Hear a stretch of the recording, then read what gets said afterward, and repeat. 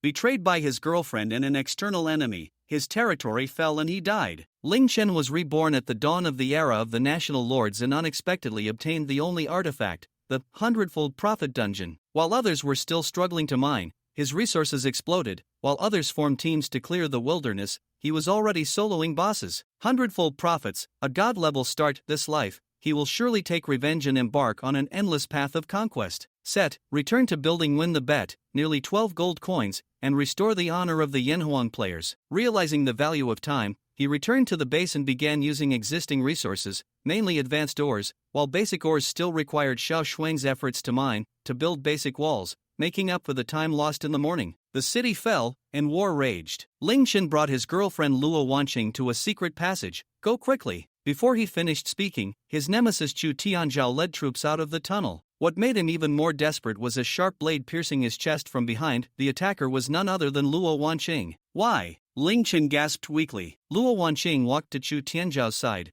her eyes full of coldness and disdain. Of course, because I can give her a better life. Chu Tianzhao sneered. Luo Wanqing crouched down and whispered in his ear, I leaked the city defense information. Thank you for these 5 years, you useful pawn. She cast a spell to bind Ling Chen, preventing even his roar. Chu Tianzhao stomped down, and before Ling Chen's vision went dark, he saw the sky and earth enveloped by a massive magic array. As his consciousness faded, a mysterious mountain stone merged into his mind. The only artifact has recognized its master and is reshaping the world. Wish you a pleasant game. Waking up again, Ling Chen found himself back 5 years ago, at the very moment the National Lords game began. The familiar checkered shirt was there, but now there was an extra stone in his backpack. Beside him, Luo Wanqing lay weakly on the ground, pitiful and delicate, just like in his previous life. Remember to learn your lesson next life. Luo Wanqing's dying words echoed in his ears. This time, Ling Chen's eyes burned with cold fury. He saw Luo Wanqing, seeing no one paying attention, stand up as if nothing had happened and walk to another area with more men, where she was accidentally knocked down again. Ah, the familiar act indeed attracted many gazes. Ling Chen pushed through the crowd, grabbed her hand before anyone else could, yanked her up fiercely, and then slapped her hard across the face. Are you crazy? Luo Wanqing screamed. Almost, Ling Chen grinned and slapped the same side of her face 3 more times, unleashing 5 years of grievances all at once. Seeing Luo Wanqing's face swollen like a pig's head, he said with satisfaction,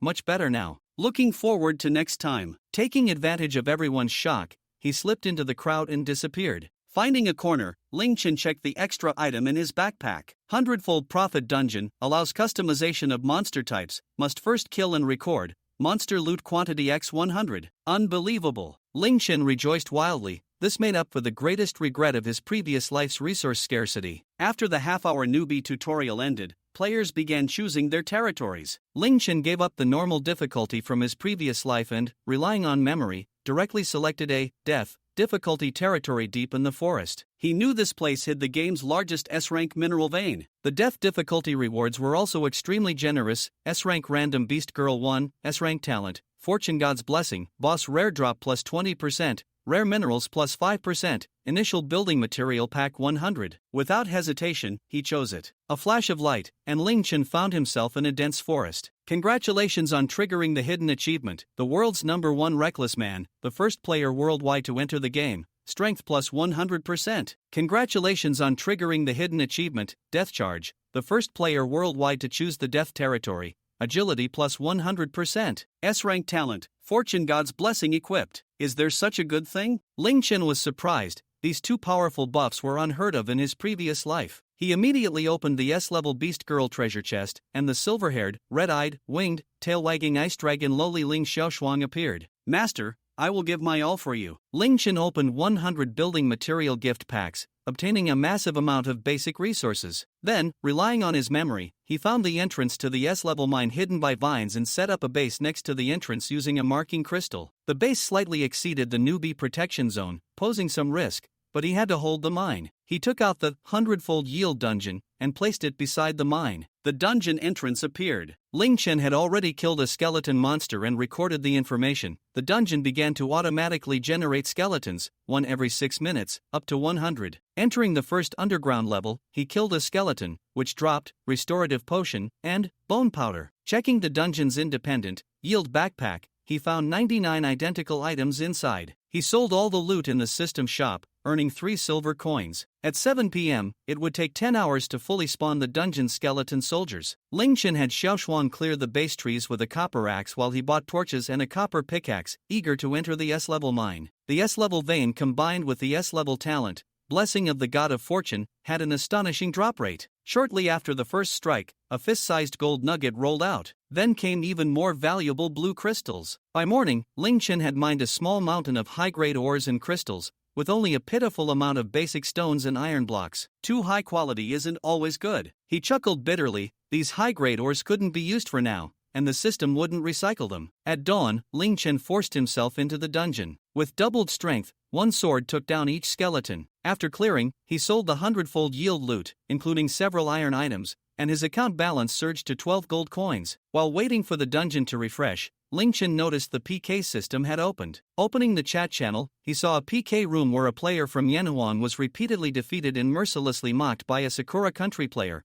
Anonymous 2401. Yanhuan people only talk big? Sick man. The insults were vile and unbearable. Ling Chen frowned. He exited the chat and built a blacksmith shop at his base, melting all his gold into the furnace to forge a set of golden light armor and several golden weapons. He also spent 2 gold coins on healing potions. After hiding his equipment's appearance, he re-entered the PK room. I'll fight you, but you have to raise the stakes. At least all your wealth, Ling Chen sent anonymously. The room erupted. 2401 was silent for a moment, then quoted a number. 23,672 copper coins. Ling Chen didn't reply and teleported directly into the arena, while the betting pool surged to 90,000 copper coins. Super double? The crowd was shocked again. 2,401's face darkened but matched the bet with all his wealth and teleported in. He opened spectator mode, determined to humiliate his opponent. The countdown ended, and 2,401 bowed in a feigned apology, then suddenly drew his blade for the Divine Dream style, secret flash, a quick draw surprise attack, aiming straight for Ling Chen's throat. However, Ling Chen, with doubled strength and agility, firmly caught the blade. His golden silk gloves were unscathed. So you're level 5, and you have this skill. 2401 was shocked, decisively dropped his sword, threw a smoke bomb, and simultaneously shot 2 darts at Ling Chen's eyes. He instantly teleported behind him and stabbed at his heart with a short blade. But with Ling Chen's doubled agility, 2,401's movements were as slow as a snail. Ling Chen dodged sideways, grabbed his wrist,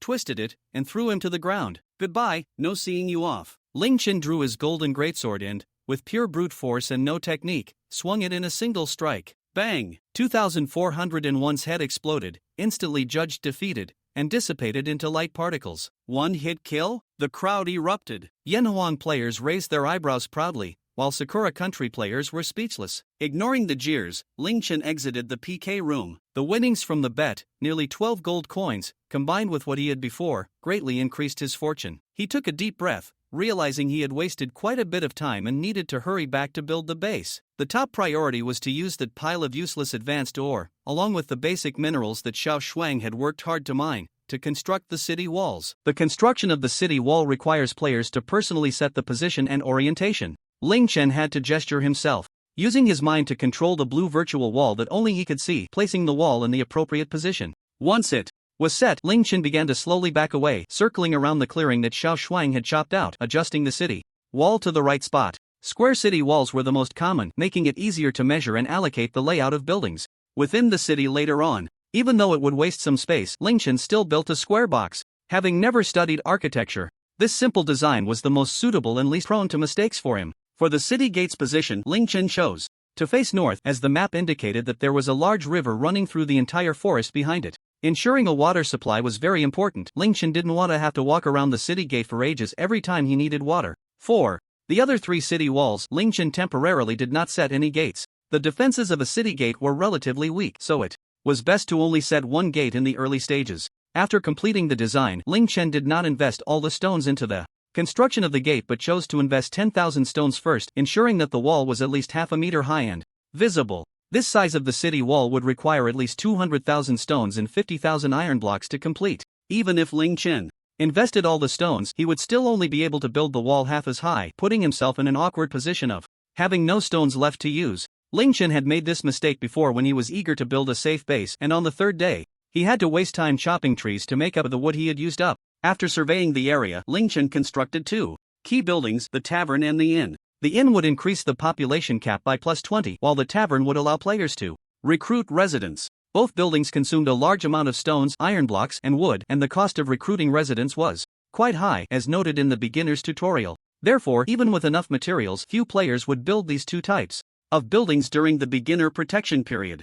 After all, the early stage could be summed up in one word: poor. Upon entering the tavern, the system's originally gray recruit interface was successfully unlocked. Recruitment had two options: refugee accommodation and elite recruitment. Refugee accommodation would significantly increase the population within the territory, depending on the territory's level. Although the cost of accommodating refugees was high when averaged out by the number of refugees, each person's cost was only slightly more than that of the lowest F-level unskilled residents. While most refugees were F-level, there was a chance that higher-level or even A-level individuals could be among them, akin to opening a blind box, making it a must-have option for a poor lord. Naturally, the wealthy Ling Chen looked down on this blind box behavior and unhesitatingly chose elite recruitment. With a limited population in the early stages, taking the elite route was the wisest choice. 2 A-level residents. Ling Chen laughed with joy. These were top-tier residents with only a 5% chance of appearing, saving a lot of training time. The recruitment function refreshed once every Monday, and currently, Ling Chen's territory was only level 1.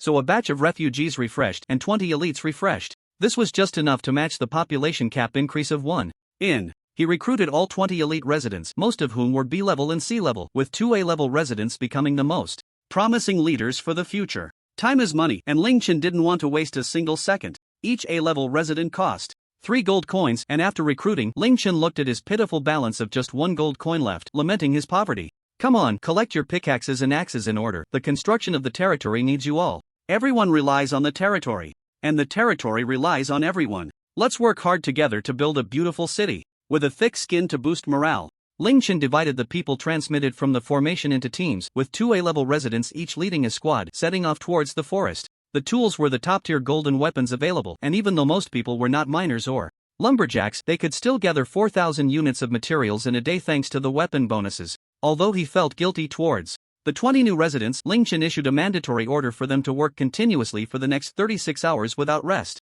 This way, by the start of the 4th day, according to Ling Chen's estimates, the wood and stone would increase by 90,000 and 120,000 units respectively. Fortunately, the loyalty of the residents recruited in the first month was forcibly locked at 100, so there would be no dissatisfaction. Otherwise, in such a heartless territory, the working class would have already sparked a proletarian movement. The happiness level dropped from 50 to 30 all of a sudden. Indeed, forced overtime is the most disheartening. Ling Chen sighed as he looked at the happiness level of the residents on the territory interface, reminiscing about the hard days of working in reality. After collecting his thoughts, Ling Chen did not rush to continue building infrastructure but headed out of the city towards the riverbank. With no extra hands available to dig a canal for water, he could only use the simplest method: filling water from the river with pre-made water tanks and then placing the filled tanks into his backpack. This way, he could quickly transport a large amount of water, but the downside was that it was time-consuming, and stagnant water could easily lead to hygiene issues, requiring a change every 2 to 3 days. Along the way, Ling Chen eagerly searched for traces of wild animals. Sheep were the best starting animals. Their soft wool could be made into mattresses and warm clothing, and sheep's milk and meat could provide a high satiety value. Upon reaching the riverbank, apart from spotting a few wild rabbits, there were no other animals in sight. This left the hungry Ling Chen in a dilemma. He wouldn't starve, as there were plenty of edible berries in the forest that could be picked directly for consumption. The food placed in the backpack wouldn't spoil, so Ling Chen would pick berries whenever he saw them along the way. However, not having any meat to eat was indeed a bit uncomfortable. I'm starting to miss the plains, Ling Chen murmured, glancing at the map. The nearest plain to Ling Chen's base was a hellish territory owned by a player named Xian Ruochang. If he crossed the forest in a straight line, it was only a distance of 40 kilometers, which could be reached in about half a day's walk. Following the river would take a much longer route, but once he built a large ship powered by magic crystals that could go upstream, it would be very convenient for trade. Secretly noting this information, Ling Chen took out 2 large water tanks, one in each hand, easily lifting them and placing them into the rushing river. With his strength doubled, Ling Chen's base strength reached an astonishing 60 points, while a normal person starts the game with only 10 points of strength. With 6 times the strength of an adult, Ling Chen was able to firmly hold onto the 2 water tanks, preventing them from slipping away in the river's current. The river quickly filled the tanks with water, and Ling Chen directly placed the full tanks into his backpack, then took out new tanks to repeat the water fetching operation. These tanks, half a person's height, contained enough water for one person to live for several days. Considering that water for bathing and laundry could be stored longer, Ling Chen Spent quite a bit of time until he filled a total of 120 tanks of water, after which he finally set off home with peace of mind. Friend of the death territory, why aren't you speaking? It's good for everyone to communicate more to survive. On the way back, Ling Chen received a private message from a nearby male player, Dong Haiwang. Ling Chen knew this person in his previous life. During the territory expansion, it was Dong Haiwang who first discovered the super mine. The nearby girls hadn't actively messaged Ling Chen, but they were chatting enthusiastically with Dong Haiwang in the local channel, truly deserving of the title Sea King. From the chat records, it seemed these girls were all university students living in the same dormitory, which is why the four of them chose to settle in the same area. Unfortunately, Ling Chen didn't recall hearing about any other lords near Dong Haiwang in his past life, so he could roughly guess their fate. Ling Chen, who was struggling to protect himself, wasn't kind enough to protect everyone, so he silently chose to ignore Dong Haiwang's private message. Aside from Xian Ruochang, who was relatively cautious and didn't reveal much about her territory's development, the other three girls leaked quite a bit of information during their chats. Not only did they disclose their territory construction progress in current levels, but they even revealed their starting rewards. This was not a wise move, as players, like bosses, had a chance to drop their items upon death. Even the most loyal pets, if their bond value was below 80, could be tamed by other players after their owner died. This kid has ulterior motives. Watching Dong Haiwang still fishing for information, Ling Chen didn't meddle further and simply sent a private message to Xian Ruochang informing her that player equipment could drop. How she understood that was her business. Xian Ruochang was the closest offline trading partner to Ling Chen, and once a market was built, they could trade with each other, so it wouldn't hurt to do her a small favor. Here, Xiao Xuan, this is a gift for you. Upon returning to the city, Ling Chen handed the fish he had unexpectedly caught from the river to Xiao Shuang. Thank you, master. A hint of softness appeared on Xiao Shuang's cold expression as she curiously poked at the river fish, not rushing to eat it, and carefully stored the gift in her backpack. I will cherish this gift. Do you have any other orders? None, just continue mining. Once we get through today, it won't be so tiring. Ling Chen took out a brand new pickaxe, and Xiao Shuang, showing no signs of dissatisfaction, obediently took the pickaxe and flew towards the mine. Forgive me, Xiao Shuang. My drop rate is too high, and I can't use the rare ores I dig up. Others have to go outside to mine stones, so I can only rely on you to mine gold, silver, copper, and iron. With his hands clasped together, he sincerely apologized to Xiao Shuang's back and opened the city defense interface. The most enticing option was the magic tower that could attack automatically, but unfortunately, building a magic tower required either a mage profession or residence with a mage profession, and the territory level had to reach level 3 to construct it. Shaking his head, Ling Chen focused on the basic arrow tower. The arrow tower needed someone to garrison it, to automatically shoot crossbow bolts at enemies. If the garrison resident was an archer or if a player personally garrisoned it, they could attack enemies alongside the arrow tower. The basic arrow tower had an attack range of only 200 meters. When Ling Chen built the city walls, he intentionally wasted some space, reducing the city area so that the entire city enclosed was exactly 400 meters by 400 meters. Therefore, by building an arrow tower at the center of each city wall, he could ensure the safety of the base with the minimum number of arrow towers. To be safe, Ling Chen didn't skimp on materials and built 4 arrow towers each, located at the corners of the city, allowing for crossfire and maximizing the attack range of the arrow towers. Due to the arrow tower being built outside the city wall, making it easier to attack enemies below, the wooden arrow tower's defenses could not meet Ling Chen's needs. Picking up a pickaxe, Ling Chen entered the mine and began to swing it vigorously. Even though the drop rate was low, Ling Chen needed more gold, silver, and copper ore, whether for upgrading the arrow tower or manufacturing crossbow bolts. A large amount of ore would be consumed. In his previous life, relying solely on 2 copper arrow towers, he easily eliminated the occasional low-level monsters, but unfortunately now it was on death difficulty. Forget about the arrow towers. Ling Chen wished that by the end of the 3rd day, the city walls would be made of pure gold. Mine, dungeon grind, mine, dungeon grind. Repeating this mechanical operation, Ling Chen's eye sockets had sunken quite a bit. After 3 days of intense labor, even with the fire of revenge motivating him, Ling Chen was starting to struggle. He buried his head in cold water, forcing himself to wake up again. It was already midnight on the 3rd day. Looking at the system time, it was 11:30 at night, and in half an hour, the newbie protection would end and monsters would appear in the territory. Although the outside forest still looked familiar, the hidden dangers had made Ling Chen unable to ignore them any longer. Xiao Shuang, go call everyone back outside, and after closing the city gate, you can go rest. Rubbing Xiao Shuang's head, Ling Chen gave the order. Xiao Shuang, relieved, dropped the nearly worn-out golden pickaxe in her hand and bounced off to find the residents who were still hard at work chopping trees and breaking stones outside. Dragging his weary body up the city wall, facing the wind, Ling Chen heard the tired cheers of the residents who had labored for a day and a half outside the city gate. I've been working for 3 days, who's going to cheer for me? Ling Chen pouted and opened the Building interface. For the past 2 days, Ling Chen had been transporting stones into the city wall, which was growing at a visibly rapid pace. After putting in the last needed 10,000 stones, the city wall quickly rose beneath his feet, ultimately forming a complete, majestic wall 12 meters high and 15 meters thick. However, the area enclosed by this wall looked quite small. Outside the wall, 8 silver arrow towers sparkled with dazzling silver light under the moonlight. The automatic crossbows equipped inside the arrow towers had all been upgraded to golden crossbows, and a large number of iron arrows were stored to fend off monsters, along with a few gold arrows for emergencies. Limited by his character level and territory level, gold items were the highest quality Ling Chen could use. Any ores better than gold had to wait until his character reached level 20 and the territory reached level 2, which made Ling Chen quite frustrated. Wait, you all wait, don't run away, I didn't tell you to keep working. Ling Chen blocked the returning residents in front of the inn, helplessly watching them reflexively wanting to run away, thinking they were going back to work. You wait, each take an arrow tower and go sleep inside. You've been living in there for the past 2 days, so you can't come out, understand? Ling Chen distributed the golden bows and arrows while reminding them, remember to keep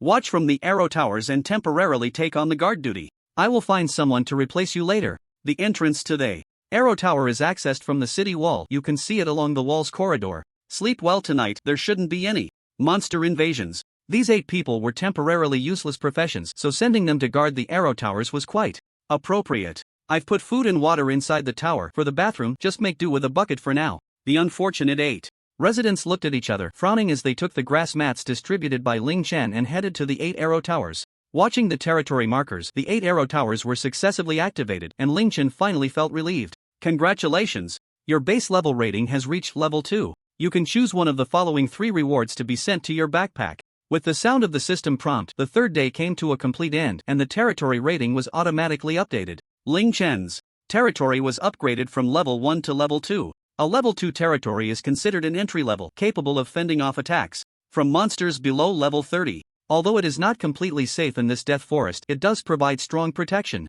To avoid attracting wild monster attacks, Ling Chen deliberately did not set up any light sources near the city walls, minimizing the chances of being attacked. Therefore, as long as the territory does not make loud noises, it can be considered temporarily safe. Reward 1. Ordinary Building Materials Package * 200 Reward 2. Random D-Class Pet * 1 Reward 3. Strengthened plus 15 Second Order Knight Set * 1. With an S-Class Dragon Lady present, Reward 2 naturally seemed quite useless. Equipment grades range from 1 to 10, with the second order corresponding to equipment levels above 10. This knight set is the best choice for many players who have not yet obtained quality equipment. However, Ling Chen did not think so and chose Reward 1 without hesitation. The building materials package from Reward 1 only had 1,000 more copper blocks per unit than the initial building materials package. For other players, obtaining copper blocks is not difficult, as D-class mines primarily produce copper and iron ores. But what Ling Chen lacked the most were the awkwardly positioned copper blocks. Ordinary stone blocks can only yield stone materials, while ores must be found in randomly generated mines, which appear randomly in each player's territory, and the system even kindly marks them on the map. In the early stages, even A-class mines yield the most copper and silver blocks. Unfortunately, Ling Chen was guarding an S-class mine, and with the talent bonus, the drop rates for stone and iron blocks are the same as for rare ores, making copper blocks only slightly better than iron blocks. A total of 200,000 copper blocks is definitely better for Ling Chen than that knight set. Only by upgrading the territory to level 3 can he unlock magical technology, allowing the rare materials in his backpack to truly take effect. In the death territory, any sudden situation or instant death could occur, and time is the most scarce resource for Ling Chen. The dungeon has also been unlocked, and many players have already teleported in to check the situation. With the experience from his previous life, Ling Chen naturally did not rush in. After setting an alarm, he lay on the grass mat and finally entered a dream for the first time in this world. The next morning, a strong and powerful system alarm echoed in Ling Chen's mind, forcibly waking him from a deep dream. People really can't stay up late. A strong wave of drowsiness swept over him, and Ling Chen's eyelids felt as heavy as lead, making it impossible to open them. He buried his head in a water tank, and the cold river water slightly cleared his groggy mind. Xiao Shuang was still in a deep sleep, having accompanied Ling Chen for 3 consecutive days of labor. Even though the dragon lady had lasting stamina, she had not yet fully recovered. Not wanting to disturb Xiao Shuang, Ling Chen moved his body slightly and walked up to the city wall to check the situation. In the open space outside the city wall, a level 23 jungle giant rat was wandering near the wall, with 2 iron arrows shot from the arrow towers stuck in its body. Clearly, monsters had attacked the base last night, but fortunately, with the protection of the city wall and arrow towers, no damage was done. A level 23 monster is not something Ling Chen can handle at the moment. He shook his head helplessly and quickly finished off the skeleton soldiers in the underground dungeon before opening the dungeon interface. Currently, the only available dungeon is Stage 1 of the Endless Icefield, with monster strength ranging from 0 to 30 levels. After clicking to teleport, Ling Chen arrived at the initial safe zone of the Endless Icefield, the Cample Camp. It was only 6 in the morning, yet the camp was already bustling with people. Those here were all players from the current 68th battle zone, and each area had its own exclusive dungeon until Stage 7, when global dungeons would be opened. By then, it would be the moment to reunite with Chu Tianzhao. Ling Chen's eyes sparkled with fierce determination as he skillfully navigated through the camp. Although it was called a camp, the area of the Cample Camp was no different from a city. Many players set up stalls along the streets, trading and exchanging the supplies they needed. The rare ores that Ling Chen had no use for in the early stages were naturally useless to other players as well. Ling Chen's target was not the players but the NPCs. There were many wooden fences dividing the roads within the camp. Ling Chen glanced at the map, expertly turned around a few corners, and after passing through an area of NPC tents, he stopped in front of an inconspicuous tent. "Is there something you need?" Without hesitation, he lifted the tent flap, and a man with a face full of flesh glared at Ling Chen fiercely. "I'm here to find bulk. My referrer is Elaru." Ling Chen spoke the secret phrase fluently, showing no fear. The man was taken aback for a moment, then respectfully bowed. After moving aside the bed on the ground, a secret passage leading underground appeared in the tent. Walking down the passage, at the end was a secret room. Upon opening the door, a dazzling array of goods was displayed inside, and a slightly short and plump middle-aged man greeted him with a smile. "Welcome, my friend. This is the underground trading post. I wonder if you are here to sell items or to buy goods." This underground trading post was different from the NPCs above. It could recycle higher-level items and sell better equipment. To enter the underground trading post, one must have a secret phrase. The phrases are randomly generated in dungeons with a fixed number of 100, and each phrase can only be used by one person. This particular phrase was one Ling Chen had noted down while reading a guide in his previous life. It had only been 6 hours since it was opened, and not to mention discovering the phrase, Ling Chen was probably the only player who knew about this place. Thus, he used it directly, though he felt a bit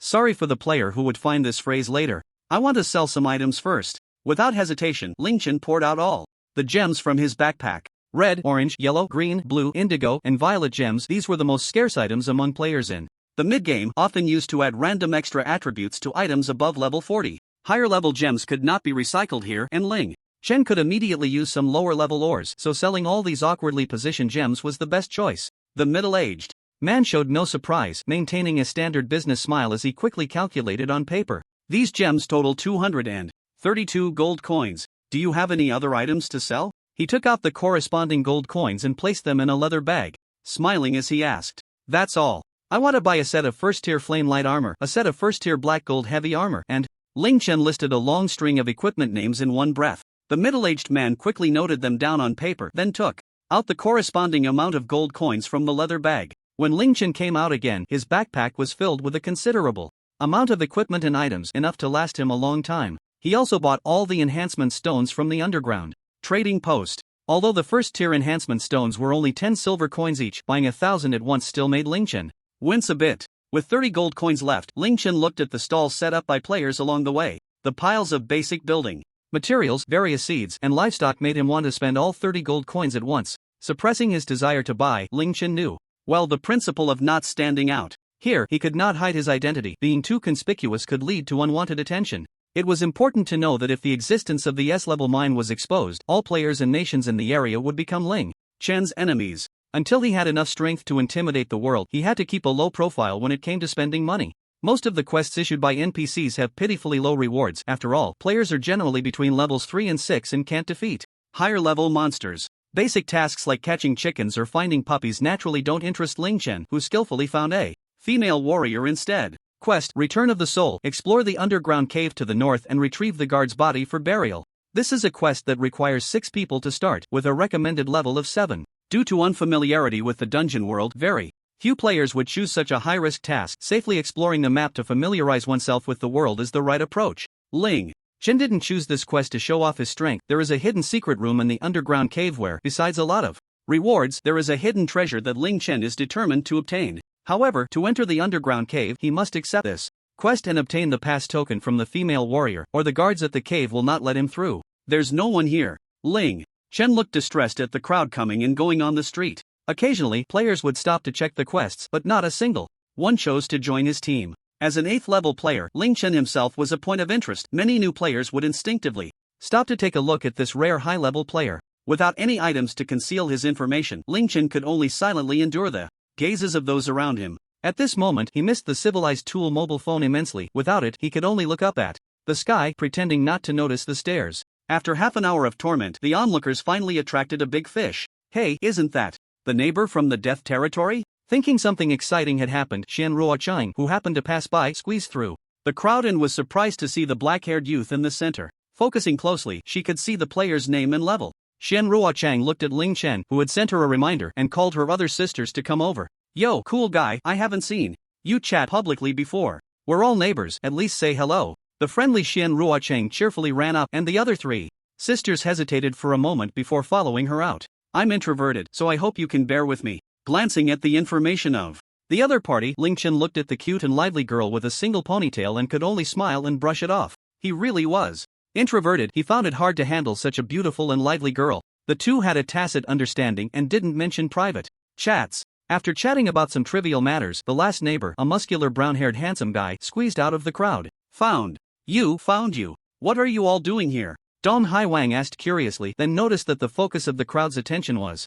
on the unfamiliar youth. 8th level, no wonder you've been ignoring me, you really are a master from the death territory. Looking at Ling Chen's level, Dong Haiwang compared it to his own level 5, and his cheeks twitched. You should know that the higher the level, the more experience points are needed. The experience required for the first 10 levels can be set to double. The experience needed for level 8 could create 12 Dong Haiwangs. They were all refreshing skeleton monsters, so why was there such a big gap? Did this guy poke the skeleton monster's nest? Or did he pick up some dying high-level wild monster? It couldn't be that he grew so fast just by eating pigs. This was not only Dong Haiwang's voice but also the voice of the surrounding onlookers. Do you want to team up with me? Without much explanation, such a divine artifact as the Hundredfold Dungeon certainly couldn't be exposed to outsiders. Ling Chen changed the subject and pointed to the quest issued by the female warrior. If you're willing to lead, I have no problem. Dong Haiwang quickly expressed his stance. Being able to level up to 8 so quickly, Ling Chen was definitely a battle maniac. Following someone like him to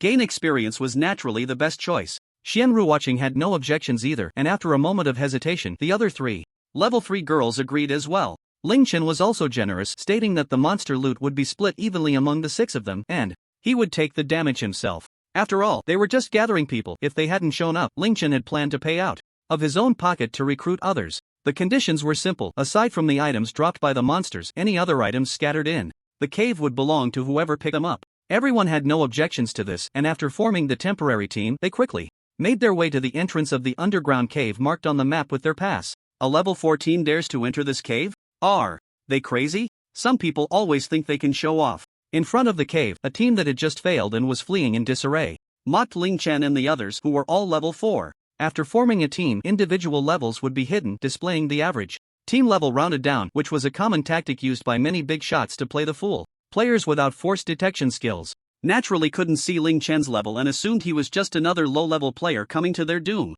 It sounds like you've cleared it yourself. Just because you can't show off doesn't mean others can't. Xian Ruochang shot back with an eye roll. What did you say? The leader of the opposing team was clearly hit a sore spot and drew his sword. In the wild, player versus player combat was usually unrestricted, and killing and looting were not uncommon. However, if there were NPCs around, the situation would be different. The guard at the cave entrance placed a hand firmly on the shoulder of the opposing player, the immense strength nearly causing him to kneel. The level 20 guard coldly stared at the player who had just attempted to attack, causing him to shiver and obediently sheath his sword. Fine, if you have the guts, don't leave. Let's settle it inside the cave. After dropping a harsh remark, the opposing team hurriedly left the cave with their subordinates. Why is it that some people just can't handle losing? The 4 girls chattered among themselves, while Ling Chen shrugged helplessly, frowning as he glanced at the IDs of the 3 players in the opposing team, not paying them much mind.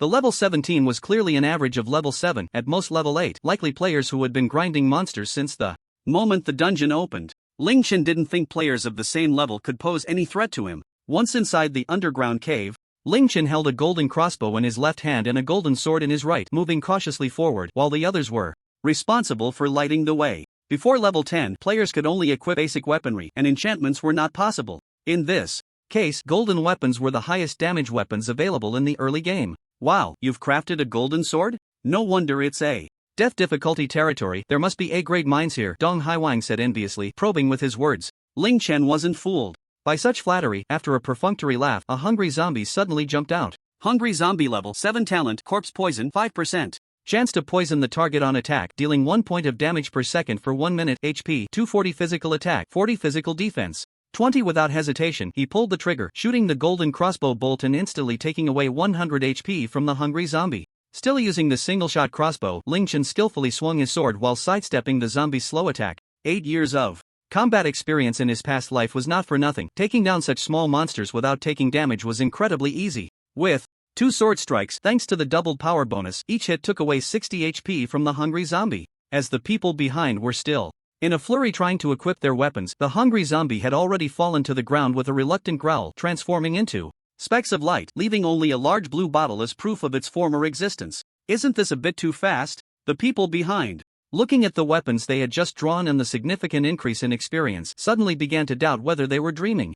As they cut through the innocent hungry zombies like chopping melons and vegetables, the level 5 to 8 hungry zombies stood no chance against Ling Chen. No wonder his level is so high. With such skilled maneuvers, he must be obsessed with grinding monsters every day. Maybe he was a martial arts master before he crossed over? Just look at his movements, so graceful. I think that's very possible. The 5 people behind him each held a light source and an iron shield, focusing on illuminating and protecting themselves while casually chatting. Dong Haiwang, who had always been the center of the small group of 5, looked forlornly at the flourishing Ling Chen, then glanced at his rapidly increasing experience points, unsure whether to feel happy or disappointed. Xianru watching was also excitedly cheering for Ling Chen, seemingly treating him like a friend. But when she bent down to pick up a fallen large blue bottle, a hint of worry and vigilance flashed in her eyes.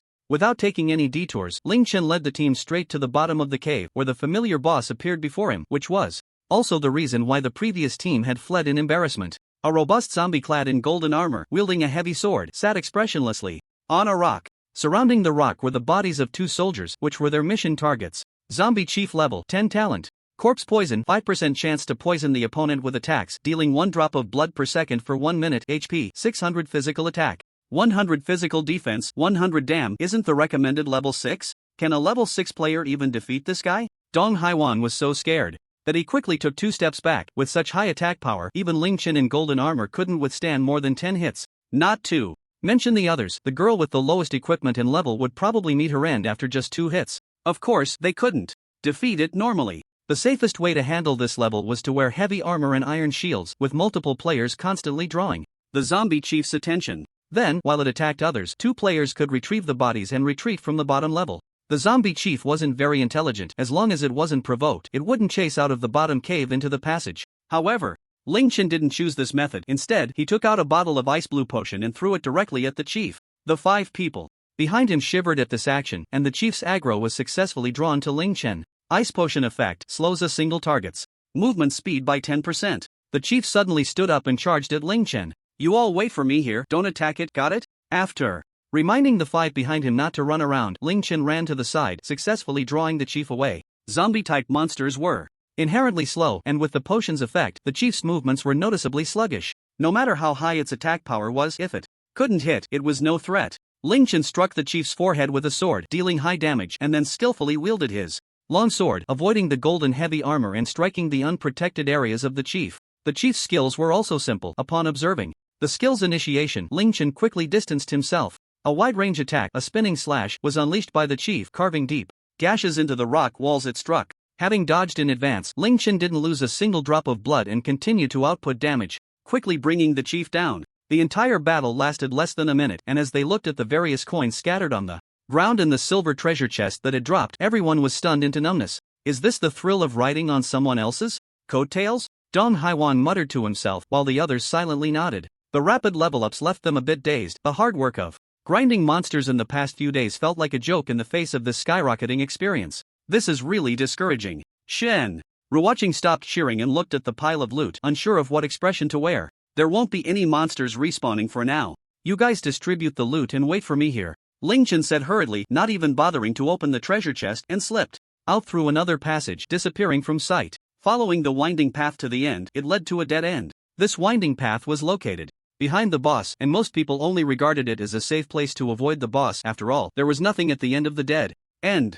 Ling Chen reached the end of the dead end, turned around, and silently counted his steps. After reaching the 15th step, Ling Chen looked at the rock wall on his left and precisely found a hidden mechanism button. After pressing it, the stone wall slowly moved aside, revealing a small secret chamber. This was the storage place for hidden rewards. Ling Chen entered the secret chamber, and aside from a large chest of silver coins in various boxes, the most important items were a mysterious scroll placed in the center of the room and a pair of stone eyes. Hidden item, Alchemist Scroll Effect. Unlock Hidden Profession Alchemist Level Requirement. 10 Hidden item, Petrifying Eye Effect. After use, the player gains a growth skill Petrify level requirement. None of the rewards in the hidden room refresh every month, but only the first person to find the hidden items can obtain them. Satisfied with the loot, Ling Chen placed the Petrifying Eye on his own eyes, and as the magical eye merged, the Petrify skill was successfully unlocked in Ling Chen's mind. Petrify Effect slows the opponent's movement speed by 20%. For every 10% difference in magic power, the effect increases by 5%, and when the slow reaches 100%, it petrifies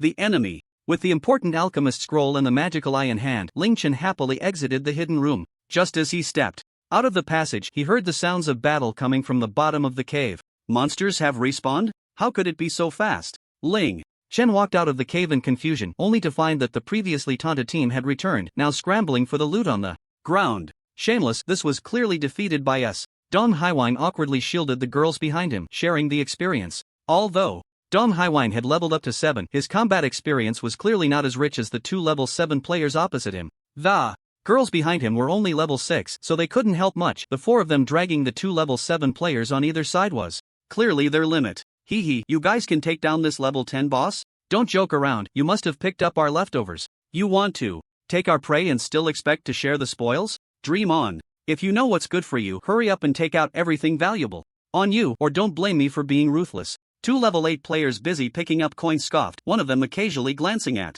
the girls behind Dong Haiwan, his eyes filled with greed. Brother Huan, look, there's another leftover over there. Another level 8 player spotted Ling Chen walking out of the cave and nudged his companion, who was still eyeing the girls. The man called Brother Huang disdainfully glanced at Ling Chen, clearly mistaking him for a scared little character hiding away. You go deal with him, just don't kill him.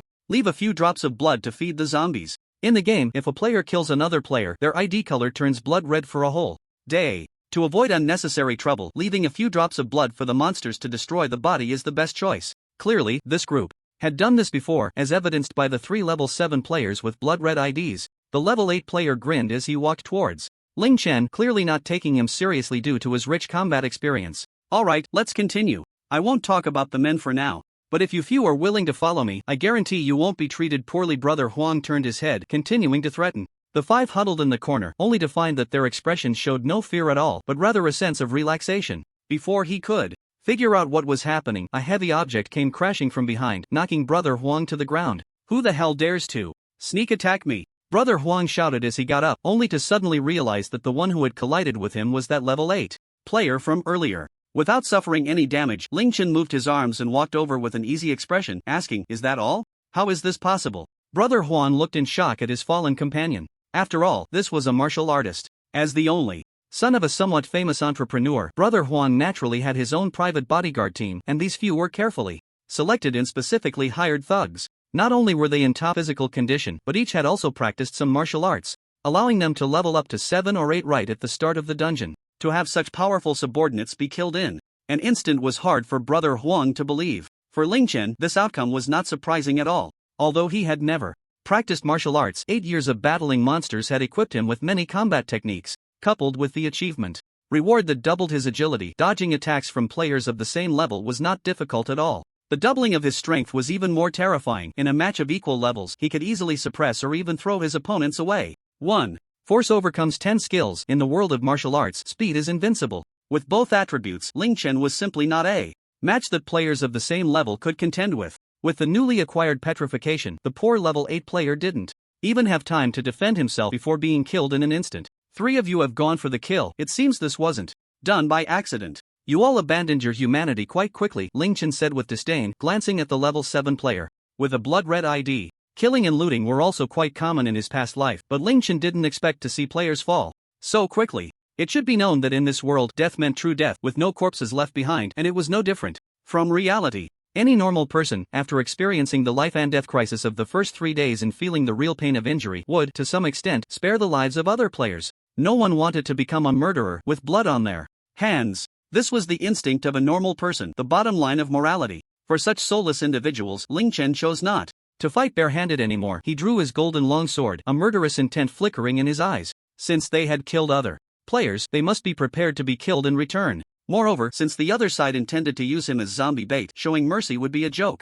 What are you all waiting for? Attack together. Brother Huang shouted angrily, and the other few subordinates finally reacted, brandishing their weapons and surrounding Ling Chen. Dodging the thrust of a spear, Ling Chen mercilessly swung his sword, piercing through one of the level 7 players with a blood-red ID. The high damage caused this player's health to evaporate by half in an instant, and the others turned pale at the sight. Wait, I surrender. I'll give you everything I have. Before this player could finish, Ling Chen withdrew his golden sword, dodged the attacks of the others, and swung his sword again with precision. Filled with fear and unwillingness, this player fell to the ground, then transformed into light points, leaving behind a large amount of loot scattered on the ground, forming a small mountain.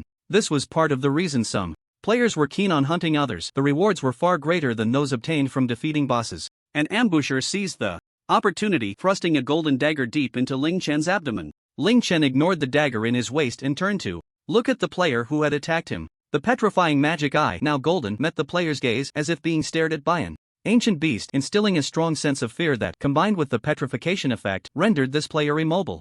After killing the ambusher in a single strike, the remaining 2 level 7 players were so frightened that they distanced themselves. Taking advantage of this opportunity, Ling Chen skillfully opened and drank a large healing potion prepared in his other hand, slowly recovering the lost health. The subsequent battle was almost a one-sided crush. Ling Chen fought with even more pressure than against the zombie boss. As long as he exposed even a slight flaw, he could deal high damage with precision. Before long, only 4 piles of loot remained on the ground. If it weren't for the level 8 player lying unconscious on the ground being careless and approaching Ling Chen without any protection, the battle might have lasted a while longer. The cunning brother Huang had quietly slipped away while directing his underlings in battle, leaving Ling Chen somewhat regretful. Without mercy, he dealt the finishing blow, and the level 8 player turned into a pile of loot. Ling Chen glanced at the 5 shocked individuals in the corner and collected all 5 piles of loot on the ground for himself. If he were to share it with them, they would probably be scared to death. Did you really cut them down? How could you go so far? 2 soft-hearted girls began to scold Ling Chen, causing Dong Haiwang to forget about acting gentlemanly and to firmly cover their mouths with one hand each.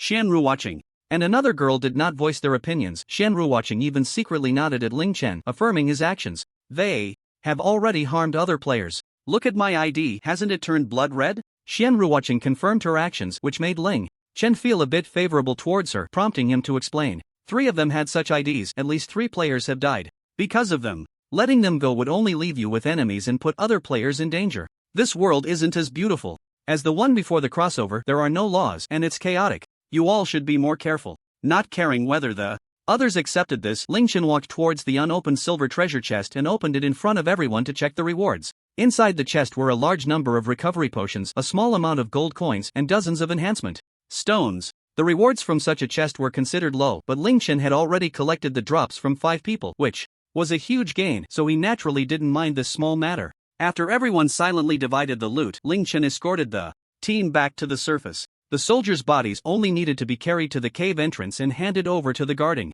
soldiers for the task to be considered complete, allowing them to directly receive their reward from the soldiers at the entrance. With the blood-red ID being too conspicuous, Ling Chen chose not to continue traveling with the others. After escorting them back to the camp and confirming that Brother Huang was not lying in ambush along the way, Ling Chen set off alone to the wilderness to hunt monsters. Brother Hai, we should have less contact with that person. He killed 5 people. Exactly, that was too extreme. He could have just knocked them out. Once Ling Chen left, the 2 previously silent girls immediately became lively, scolding Ling Chen for his immoral actions. Others were at least trying to save us. Don't speak carelessly. Dong Haiwang, however, unusually advised the girls to be cautious and not to spread this matter around. Amidst their argument, a girl with long hair, looking gentle and pleasant, approached curiously and asked, "Excuse me, do you know the person who just left? Are you acquainted with him?" Xianru watching looked curiously at the beautiful girl, who smiled slightly and answered gently, "We met a few times before the crossover, so I came to ask." After a brief exchange, Dong Haiwang and the other 4 continued to team up to take on tasks, working hard to level up and gather resources, leaving the long-haired girl alone in place, thoughtfully pondering the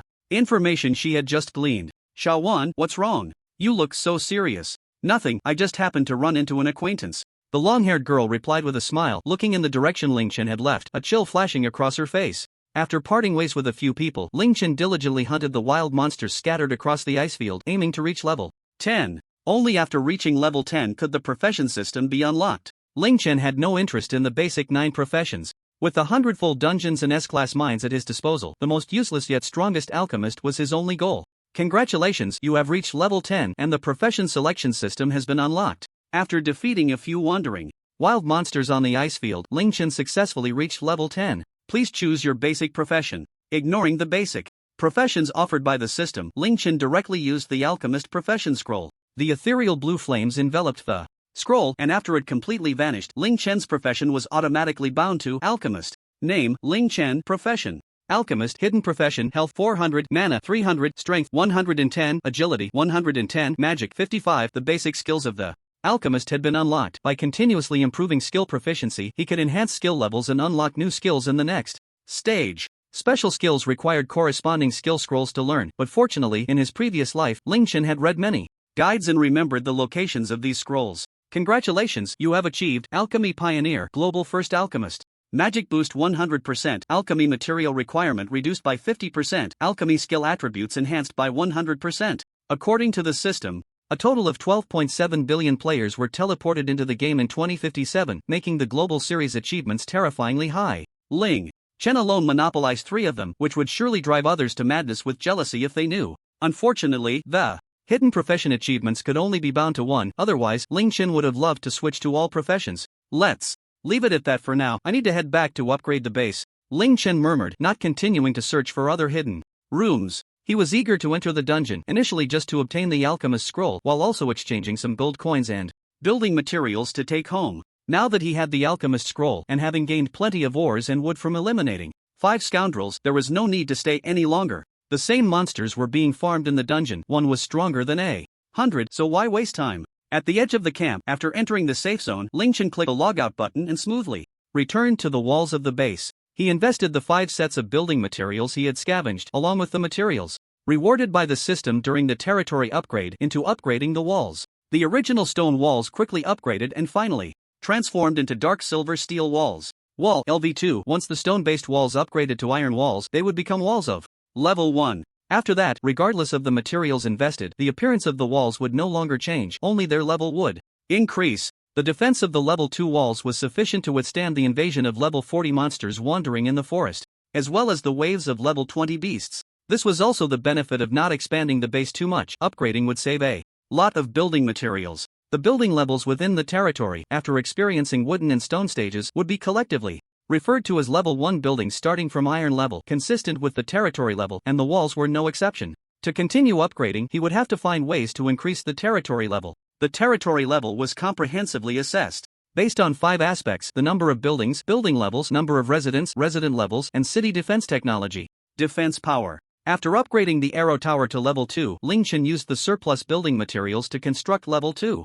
buildings, trying to fill the entire small base. After spending all the building materials, more than half of the space in the base was filled with new constructions. Do you see that? This will be your own shop in the future. Work hard, and by the end of this month, these shops will be yours. Gather all the residents within the territory, Ling Chen commanded, pointing at the rows of newly built, exquisite shops behind him, generously sketching out a grand promise. Thank you, Lord. I feel a surge of motivation. I really look forward to next month. The residents expressed their gratitude excitedly, and their happiness level rose by 10 points in an instant. With a newfound goal in life, the residents' motivation to mine increased significantly, even the least related profession. The tailor was vigorously swinging a golden pickaxe with their delicate hands. Ling Chen nodded in satisfaction. The difficulty of the death territory was no joke, and the first wave of monster tides at the end of the month would be level 30. Even with the base area reduced, the level 2 walls were still insufficient to withstand the beast tide. Ling Chen's goal was to successfully establish a level 4 territory before the end of the month. This required a large amount of gold and silver mines, as well as more residents. Ling Chen planned to open the underground city once enough minerals were gathered, allowing residents to enter and quickly level up. Finding a secluded corner, Ling Chen took out various herbs and ores, clumsily casting alchemy magic. As expected, none of the potions or puppets he crafted were successful. A series of failure messages floating in the center of the system interface made Ling Chen's eyelids twitch. This was the reason why alchemists were often referred to as a chicken rib profession. Upgrading. Professional skills required a large amount of practical experience. For example, a mage had to continuously cast spells and practice to level up. Other professions did not require such resource expenditure, but alchemists were an exception. Whether brewing potions or crafting puppets, a large amount of materials was needed for practical use to upgrade skills. The gold, silver, copper, and iron required in the early stages, no matter how large the demand, could always be managed later. The same went for basic herbs. However, the massive amounts of rare ores and low drop rate herbs needed later were truly difficult to gather.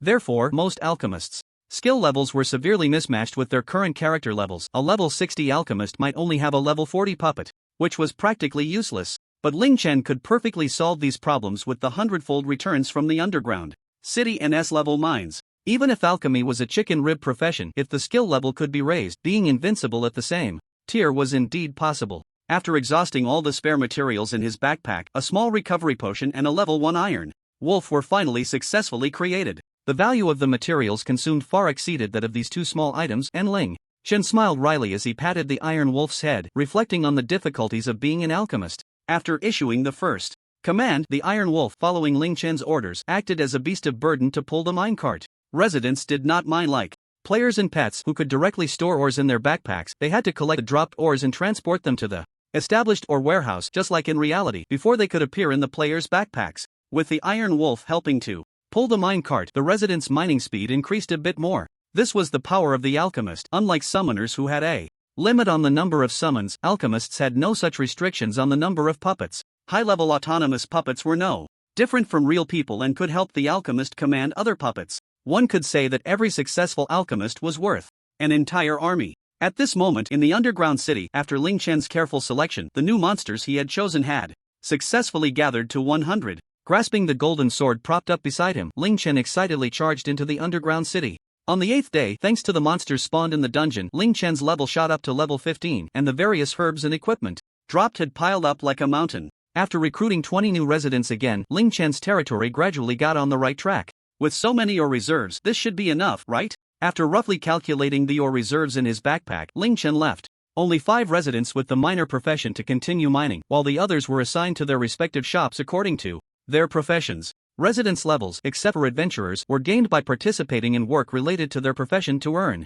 experience. For example, for chefs, the more meals they cooked and the more precious the ingredients, the more experience points they gained. Adventurers, like players, leveled up by hunting monsters. Aside from not being able to unlock hidden professions, their combat power was the same as that of normal players. The monster levels in the dungeon could be adjusted. The highest level of monsters defeated determined how high the monsters could be adjusted within the dungeon. After setting all monsters to level 1 and the drop rate to 5 hours 95 minutes, Ling Chen gathered the only 3 adventurers in the city and distributed the finest golden equipment among them. "My lord, can you really give this to us for free?" One B-level adventurer looked incredulously at the golden gear in his hands. "If you don't want it, then I'll take it back." Seeing Ling Chen reach for it, the 3 instantly vanished with the equipment. Shaking his head helplessly, Ling Chen opened the dungeon interface. Currently, the exploration progress of the entire area was only 5%, which was understandable since everyone was still busy building the territory. Without the territory, no matter how high the level, it would be cleared. In his previous life, it wasn't until the 3rd month that the final boss of this dungeon was defeated, so this exploration rate was quite normal. Ling Chen chose not to sell the low-level equipment in his backpack. Instead, he threw it all to the blacksmiths in the territory to practice with. Fortunately, there were still quite a few rare ores, and Ling Chen skillfully walked into the underground trading post, sweeping through the shop's goods that refreshed once a week. Ah, if only I could refine a self-disciplined puppet. Looking enviously at the various stalls along the street with piles of cheap basic materials, Ling Chen felt quite tempted. Unfortunately, his alchemy proficiency was still far from enough. Self-disciplined puppets required at least level 20 skill proficiency to unlock, and since his character level hadn't reached 20 yet, he could only dream. After discreetly trading gold and silver ores for a lot of basic ores, Ling Chen stopped in time and began to recall the hidden rooms on this level. Over the past few days, Ling Chen had taken time each day to exchange basic materials at different locations and search for various hidden rooms. The rewards from hidden rooms were extremely rich. Just the plus 25 enhanced flame demon armor on Ling Chen was enough for other players to work hard for a month or two. Not to mention similar sets, Ling Chen had several sets in his backpack. He had even gathered enough rare materials needed for the evolution of the petrified demon eye with 2 complete sets already. Extra, the first issue of the Extreme Cold Weekly is out, come and buy it. A few players shouting energetically caught Ling Chen's attention as he was about to leave the city. Speaking of which, the Extreme Cold Weekly did appear in the past few days. I almost forgot. Ling Chen slapped his forehead, finally remembering this matter. The Extreme Cold Weekly was a newspaper Created by a few clever players who collected various statements from players in the regional and world channels, organizing various strategy, information and gossip, which was very popular among players. Hey there, would you like a copy? It has insider information, secret location details, and the latest treasure hunter news written in it, all for just 1 silver coin. A girl with short red hair approached, enthusiastically, looking expectantly at Ling Chen as he walked by. Perhaps due to the slightly high pricing, most people chose to wait and see, and no customer had decided to make a purchase yet, which made the few entrepreneurs quite anxious. I'll take one. Ling Chen casually took out a silver coin and handed it to the red-haired girl. The red-haired girl happily accepted the silver coin and handed Ling Chen a newspaper along with a copper badge. Opening the newspaper, Ling Chen found that most of the news was already known to him, and of little use. However, the headline shocked him. Shocking. The hidden room is completely empty and a mysterious treasure hunter sweeps through the ice fields. It described the tragic experiences of several players who thought they had found a hidden room with rich rewards in the beginner's tutorial, only to find nothing left inside except for a few copper coins in the corner. This phenomenon had occurred more than once and was only happening in the 68th battle zone, which led players in the zone to speculate whether this treasure hunter had discovered the ice field map. According to the news report, players had spontaneously formed a hunter search team, trying to expose the true identity of the treasure hunter. Most players believed that this person was quite selfish, hoarding so many resources, without fear of being overwhelmed.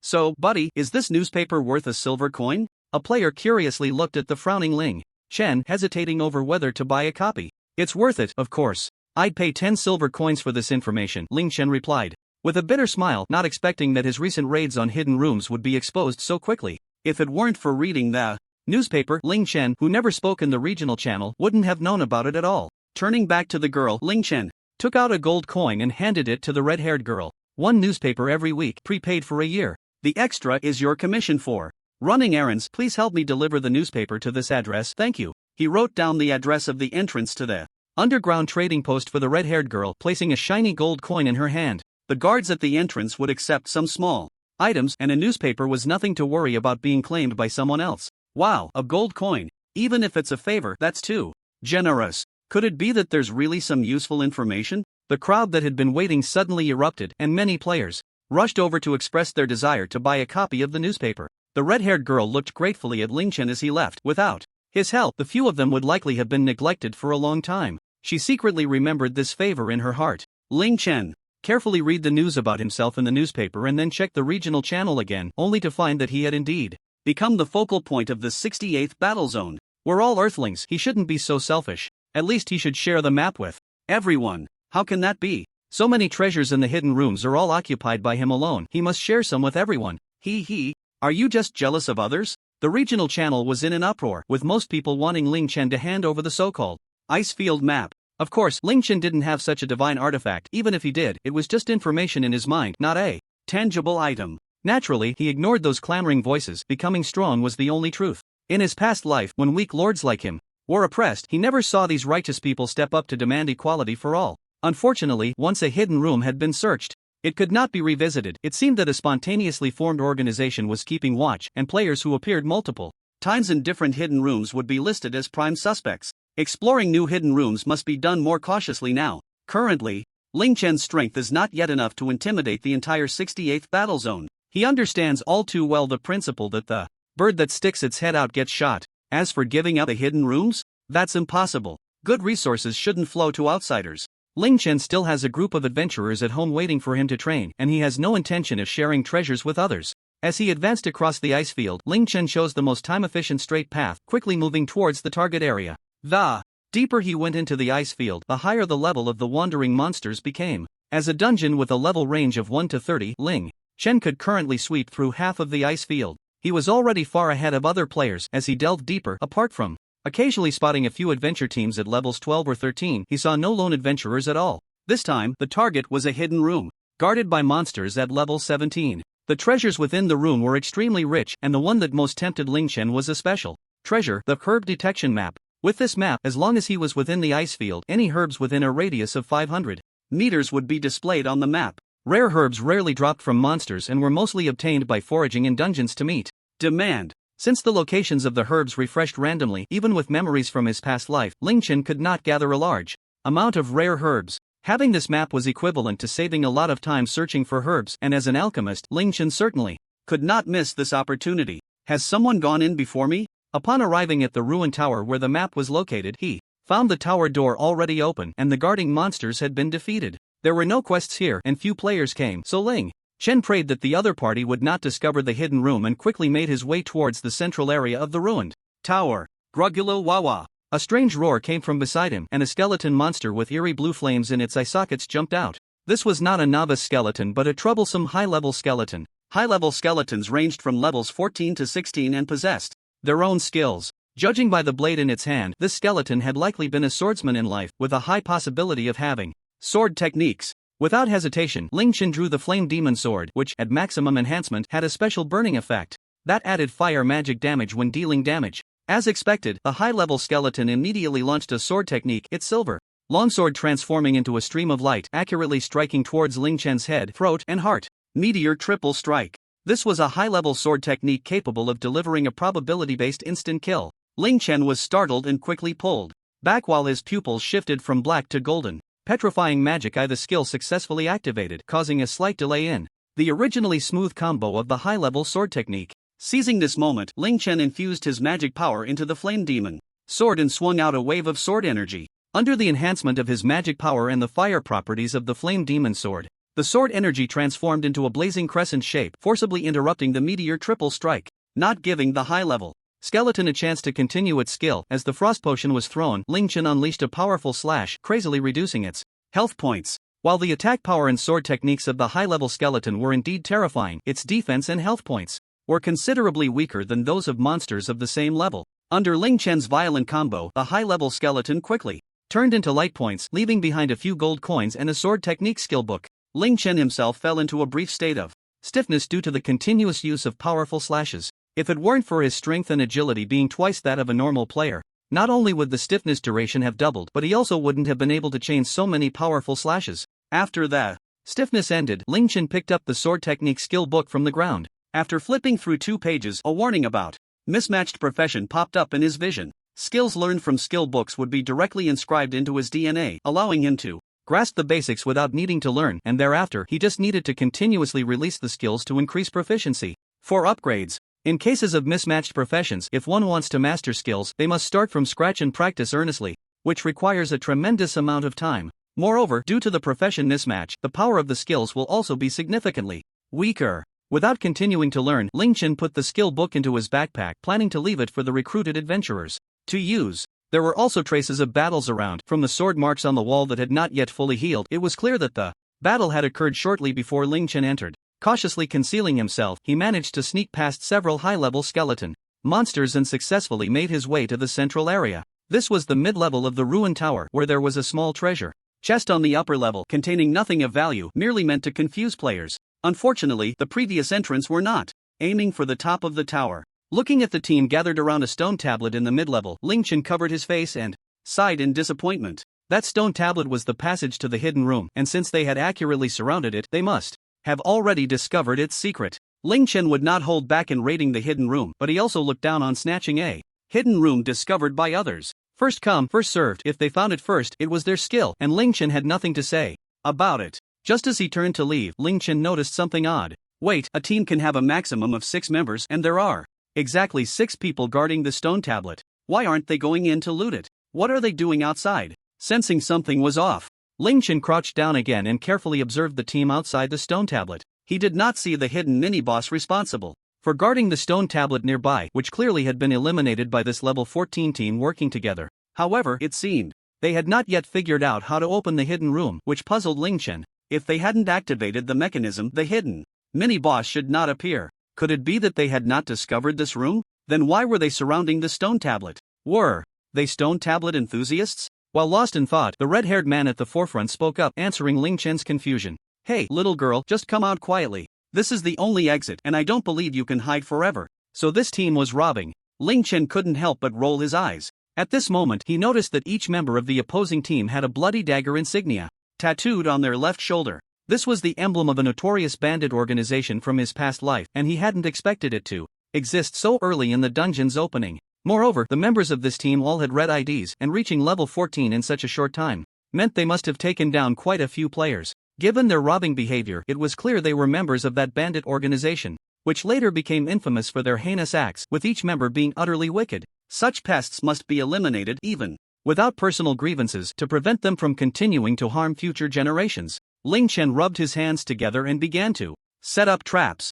Big brother, stop wasting time with her. Let's just charge in. Seeing that the shouting yielded no results, a bald man, covered in tattoos, said impatiently, "Sure, charge in. Can you break this mechanism?" The red-haired man slapped the bald man, his eyes burning with anger. He had thought it would be easy to deal with a little girl, but unexpectedly she not only refused to comply but also fled into this dangerous ruined tower. Even more fortunate for her, she had found a hidden room, and the guardian monsters that suddenly emerged sent them fleeing in panic. By the time they expended a great deal of effort to eliminate the guardian monsters, she had already retreated into the hidden room, refusing to come out. If it weren't for the fact that he couldn't figure out how to activate the mechanism, the red-haired man would have charged in long ago to capture the troublesome little girl and give her a good education. As time passed slowly, the red-haired man's team showed no signs of leaving, clearly determined to force the people in the hidden room out and wipe them clean. This actually made it convenient for Ling Chen to set up traps, even though the opponents were generally at a lower level than him. With their professional skills, the team could cooperate to achieve a level-up kill on monsters, and Ling Chen did not want to capsize in the gutter. After a while, a red projectile suddenly shot out, landing near the red-haired man's team. What is this? The bald man curiously reached out to pick up the projectile for a closer look. Just as his hand was about to touch the projectile, the red ball suddenly flickered with a blood-red light. Not good. The red-haired man reacted the fastest, instantly summoning a giant shield from his backpack. At the same time, the red projectile exploded, and the powerful blast instantly knocked over 5 nearby team members. The Qi Yan bomb. This was a one-time magical item that could produce effects similar to a grenade. Currently, players could not create such items. The underground trading market occasionally refreshed one or two, depending on luck, and the price was quite expensive, costing 70 silver coins for one. Since the damage of the Qi Yan bomb was not particularly high, mainly serving the purpose of surprise attack plus area damage, very few players would choose to buy it. It was often the item makers and thieves who could craft such items that would keep a couple on hand. Looks like almost everyone has lost half their health. Looking at his handiwork, Ling Chen nodded in satisfaction. Taking advantage of the fact that the opponents had not yet reacted, he activated the petrifying magic eye and threw out 6 bottles of ice potion. The stacking slow effect, combined with Ling Chen's astonishing magic power, made the 6 people seem as if they were frozen in time. As the icy light swept across, 2 of them, still unclear about the situation, met their demise. Who is it? The effect of the petrifying magic eye could not last long. Controlling 6 people at once consumed a tremendous amount of magic power. Having exhausted his magic, Ling Chen had to close the magic eye and retreat into the shadows of the surrounding buildings. Is it over? The remaining 3 on the ground scrambled up in panic. Ling Chen let out a cold laugh and pulled the thin line in his hand. The crossbows set up around were triggered by the thin line, and 30 golden crossbow arrows shot out from different angles, turning the member at the center of the encirclement into a pincushion. The team member who was hit the most fell, turning into a pile of loot, and before they could even see the opponent's appearance, this high-level team had already lost half of its members. From the start until now, the bald man had never suffered such humiliation. After downing a large red potion, he let out a furious roar and charged towards the stone pillar where Ling Chen had disappeared, swinging his giant hammer. Die, despicable scoundrel! Idiot, come back! Unable to stop the bald man in time, the red-haired man cursed loudly, pushing the only remaining teammate beside him, signaling him to hurry and follow the bald man. Upon reaching the stone pillar, an iron wolf suddenly lunged out, biting at the bald man's throat. Although the level 1 iron wolf's attack startled him, it could not cause any substantial damage. The giant hammer glowed with blue light and smashed down hard on the iron wolf, the force of the attack nearly doubling upon contact. Accompanied by the iron wolf's mournful howl, the level 1 iron wolf was instantly smashed into the marble floor, and the bald man, having executed a powerful attack, fell into a brief moment of stiffness. Not missing this opportunity, Ling Chen, hidden behind the iron wolf, thrust out his sword, pouring all his recovered magic power into the flame magic sword, the resulting red flames quickly engulfing the bald man completely. Aha! The bald man screamed in agony, making one last desperate effort, grabbing tightly onto the blade of the flame magic sword before his health reached 0. The companion who followed behind did not miss this opportunity. A ghostly green dagger, like a venomous snake, lunged towards the back of Ling Chen's neck. Without the slightest hesitation, Ling Chen released his grip on the blazing magic sword, summoned the dragon scale shield to block the dagger, and at the same time, a uniquely shaped short blade appeared in his left hand. Blood sacrifice.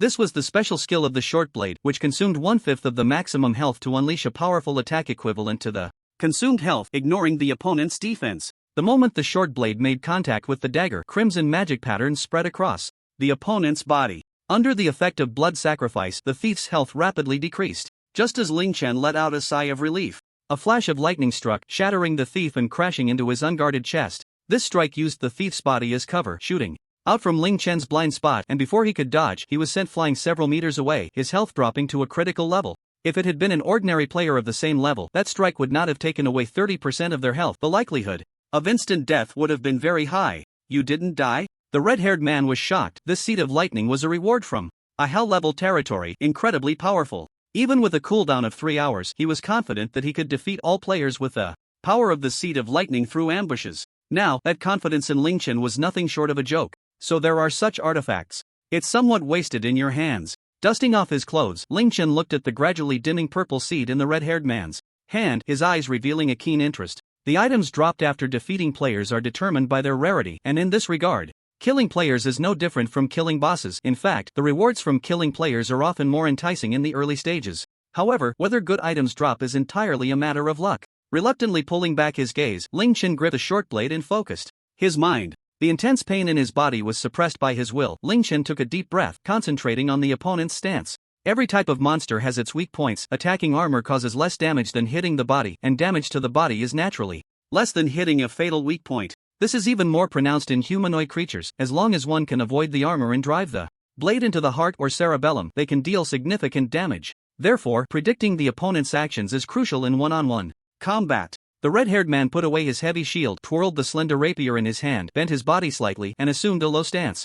Experienced Ling Chen immediately recognized this as a branch skill of the magic swordsman class, high-speed thrust. Having been a magic swordsman in his past life, Ling Chen naturally knew the weakness of this skill. Without showing any expression, Ling Chen pretended not to notice the opponent's skill and slowly moved to a position that was not easy to dodge. Got it! The red-haired man felt a surge of joy and unhesitatingly activated the skill. The moment he pushed off the ground, his figure transformed into a streak of light, instantly launching an attack. However, the tip of the rapier, which was originally aimed at the heart, pierced nothing. The moment the red-haired man showed joy and slightly lifted his heel, Ling Chen had already seen this as a sign of skill activation. After predicting the opponent's action, he only needed to jump in advance to dodge the high-speed thrust, which was extremely fast but could only attack in a straight line. At the same time, he could execute a counterattack without taking damage. As health surged back into the short blade, the moment the red-haired man rushed to his target position, the short blade, like the Grim Reaper's scythe, had already stabbed down from midair, precisely damaging the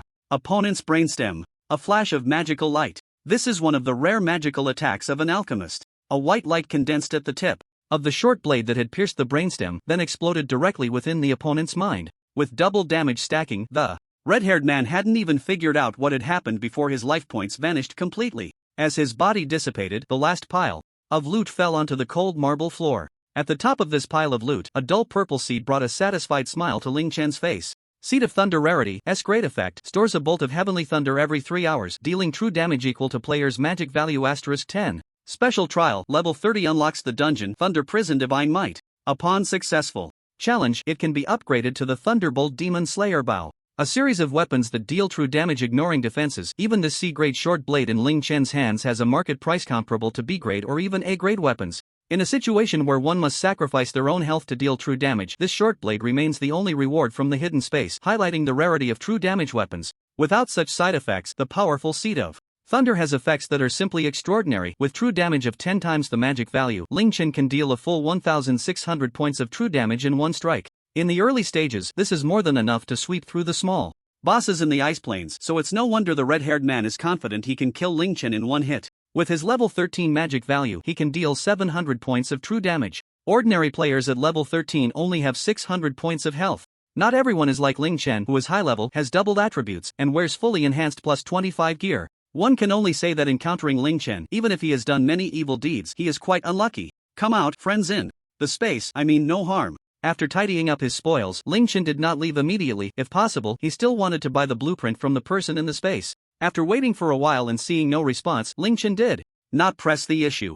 Just as he was about to leave, a private message suddenly popped up on the system interface. Xian Ruo Cheng, Lingu, is that you outside the stone tablet? Ling Chen, so it turns out you got trapped? Xian Ruo Cheng. Crying emoji, yes, they were chasing me with ill intentions, and in my panic, I somehow stumbled in here, but I don't know how to get out. Ling Chen was momentarily at a loss whether to laugh or cry. It turned out she had just stumbled in like a blind cat finding a dead mouse, completely unaware of how to exit. Fortunately, he hadn't left, otherwise she would have been trapped inside. Ling Chen, wait, I'll rescue you right away. Ling Chen didn't know how Shen Ruochang had entered. Hidden spaces usually have 2 to 3 ways to enter, and it's not impossible to break in without being stopped by the guards. The method Ling Chen used was the orthodox opening method from the strategy guide, rotating the hidden movable stones on the stone tablet and adjusting them to the correct positions one by one, after which the stone tablet gradually became transparent and a portal appeared before Ling Chen. At this moment, Shen Ruochang was pitifully squatting at the cave entrance, drawing circles on the ground with her finger, her low ponytail swaying back and forth, looking like a forgotten little puppy.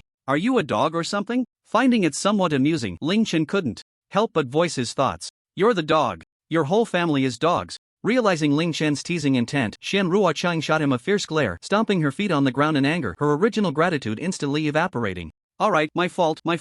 Ling Chen shrugged and looked into the passage behind her. The door to the room at the end of the passage was already open, and it looked empty inside. It seemed that despite her panic, Shen Ruochang was still merciless in her search. No more joking, let's get to business. Did you get a blueprint? Ling Chen didn't beat around the bush and directly asked. Blueprint? Is this what you mean? Shen Ruochang paused for a moment and took out a piece of pitch-black parchment. Taking it over to look, it was exactly the herb detection map that Ling Chen wanted. Through the system, he could easily know its use, and the flashing plant symbols on it were precisely the locations of the herbs Ling Chen had seen earlier. Do you want it? Well, you name a price, gold coins, weapons, items, as long as the price isn't too outrageous, I can trade with you. Ling Chen didn't hold back, sincerely informing Shen Ruochang of the value of this blueprint and its precious role in the subsequent player upgrades and development. No, stop it, are you Tang Sang? If you want it, I'll just give it to you. If I need anything in the future, remember to give me a discount. Shen Ruochang felt overwhelmed and waved her hands, urging Ling Chen to stop explaining. This is very precious for me, it's even comparable to an S-level item. Are you really going to give it to me? Ling Chen frowned. He had experienced enough of such free gifts in his past life, most of which were scams that would come with a heavy price later. What, is my life not worth an S-level item? You are my savior, I haven't forgotten that. Isn't it a traditional virtue to be grateful and repay kindness? Shen Ruochang's bright smile made Ling Chen feel a twinge of guilt for doubting her intentions. Not wanting to be overly sentimental, Ling Chen accepted the valuable blueprint and, after a moment's hesitation, sent Shen Ruochang a friend request. This blueprint is indeed very important to me.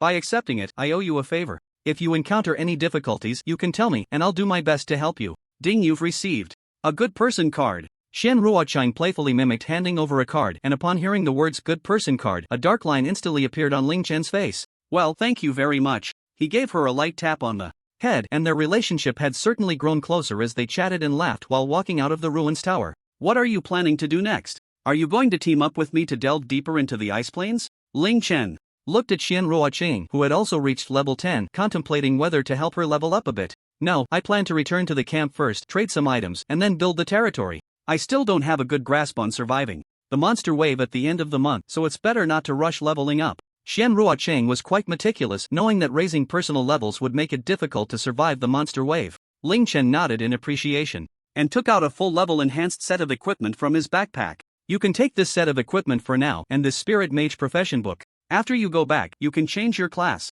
The 9 basic professions don't have high combat power in the later stages, and if you change classes again, you'll have to start from level 10. The Spirit Mage profession is both offensive and defensive, capable of fighting and taking hits. You definitely won't lose out by changing to this class. What, Lingu, are you planning to pursue me? Shen Ruochang teased, though there was a hint of worry in her eyes. The equipment is borrowed from you, and the profession book is like a loan you bought. In the future, make sure to work hard to repay me. If you want to cling to me, a billionaire, you still have a long way to go. Ling Chen shot her a glance and playfully gave her a light smack on the head. Stingy. Covering her forehead, Shen Ruochang protested by hitting Ling Chen lightly, and the worry in her eyes disappeared. Both of them began to think of each other as friends, so Shen Ruochang boldly accepted the precious items and bounced off towards the camp. After watching Shen Ruochang leave, Ling Chen summoned the dragon girl Xiaoshuan. Even if a pet does not participate in battle, as long as it is with its owner and not in a summoned state working elsewhere, it will gain the same experience points. Ling Chen had not released Xiaoshuan earlier because he was worried she would attract unwanted attention. An S-rank dragon girl is like walking Tang Sang meat. Although Ling Chen was not afraid of those bandits, the constant threat of someone plotting against him was quite distressing. Xiaoshuan, raise your guard, a fierce battle may occur next, Ling Chen said gravely. With the Seed of Thunder, he planned to delve deep into the ice field. The enemies inside the ice field were not to be underestimated, possessing many special skills. The instant death ability of the high-level skeleton monster was a prime example. Xiao Shuang nodded, drawing her dark red long knife, a weapon specially chosen by Ling Chen to maximize the dragon girl's abilities. The two raced through the ice field, one in front of the other, but for some reason, Xiao Shuang remained silent the entire time. Her personality was rather aloof, rarely smiling in front of outsiders. The residents of her territory had secretly nicknamed her Little Ice Mountain to describe her cold aura and petite figure. However, Ling Chen felt that Xiao Shuang's silence now seemed different from before. After stealthily reaching a relatively safe area, Ling Chen couldn't help but look back at the dragon girl who was brandishing her long knife in the air and curiously asked, "Xiao Shuang, are you angry?" To his surprise, Xiao Shuang showed no hesitation and coldly nodded. "Why? I don't know." Stunned into silence, Ling Chen wondered if he had been played. Given Xiao Shuang's personality, there was no need for her to deceive herself about this. Judging by her confused expression, she probably truly didn't understand why she was angry. Don't let it affect the battle, adjust your mood. Ling Chen had to remind her a couple more times. Ahead was their target location, and if they were careless, they could both die here. Xiao Shuang poked her cheek, seemingly adjusting her expression. Even though she still looked cold, the earlier feeling of anger had indeed vanished. Roar! A menacing roar echoed from afar, and Ling Chen's expression turned serious as he led Xiao Shuang deeper into the ice field. There was a small door there. Once opened, they would gain a wealth of treasures, and the next level of the dungeon would also be unlocked. Guarding the door was a massive and ferocious minotaur towering over 10 meters tall, its powerful bronze muscles rippling all over. When the giant axe in its hand struck the ground, the entire earth trembled. The lord of the ice field, the Bull King. A level 40 boss. This was Ling Chen's first time seeing the true form of the Bull King. In his previous life, the Bull King was eliminated by a united guild, and the new Bull Kings that respawned daily were only 5 meters tall. This was because the respawned Bull Kings were merely meant to provide players with corresponding materials and equipment. All level bosses had the same setting. Therefore, the strength of the original boss was far beyond that of the later respawned bosses. This was also why Ling Chen risked venturing deep into the ice field. He needed to confirm the basic information about the Bull King. Relying solely on his previous experience battling the little Bull King would definitely not be enough to defeat the monster before him. The magical energy in the space formed a turbulent flow, a distortion caused by the Bull King's reckless display of power. Thunder and fire swirled around the Bull King, shattering the small stones that were splashed up into dust. Defensive passive skill? Ling Chen cautiously observed. The frenzied Bull King in the distance, its body enveloped in a layer of smoke-like substance made of thunder and fire, something he had never encountered in his past life. Silently recording this intelligence, Ling Chen was about to move closer for a better look when he accidentally kicked a stone underfoot. Such a slight noise was surprisingly heard by the rampaging Bull King. Seeing the crimson eyes of the beast turn towards him, Ling Chen did not hesitate and decisively issued a retreat order. An iron wolf was released, darting away as bait to the other side. The moving target indeed drew the Bull King's attention temporarily, and seizing the opportunity, Ling Chen hid in the shadows, fleeing the battlefield with Xiao Shuang. Thunderflame, the Bull King unleashed a skill towards the iron wolf, propelling itself forward like a cannonball at high speed towards Ling Chen's rear. The powerful lightning mixed with black flames accurately struck the already distant iron wolf, which could not even let out a cry before it turned into a puddle of molten iron, splattering onto the ground around it.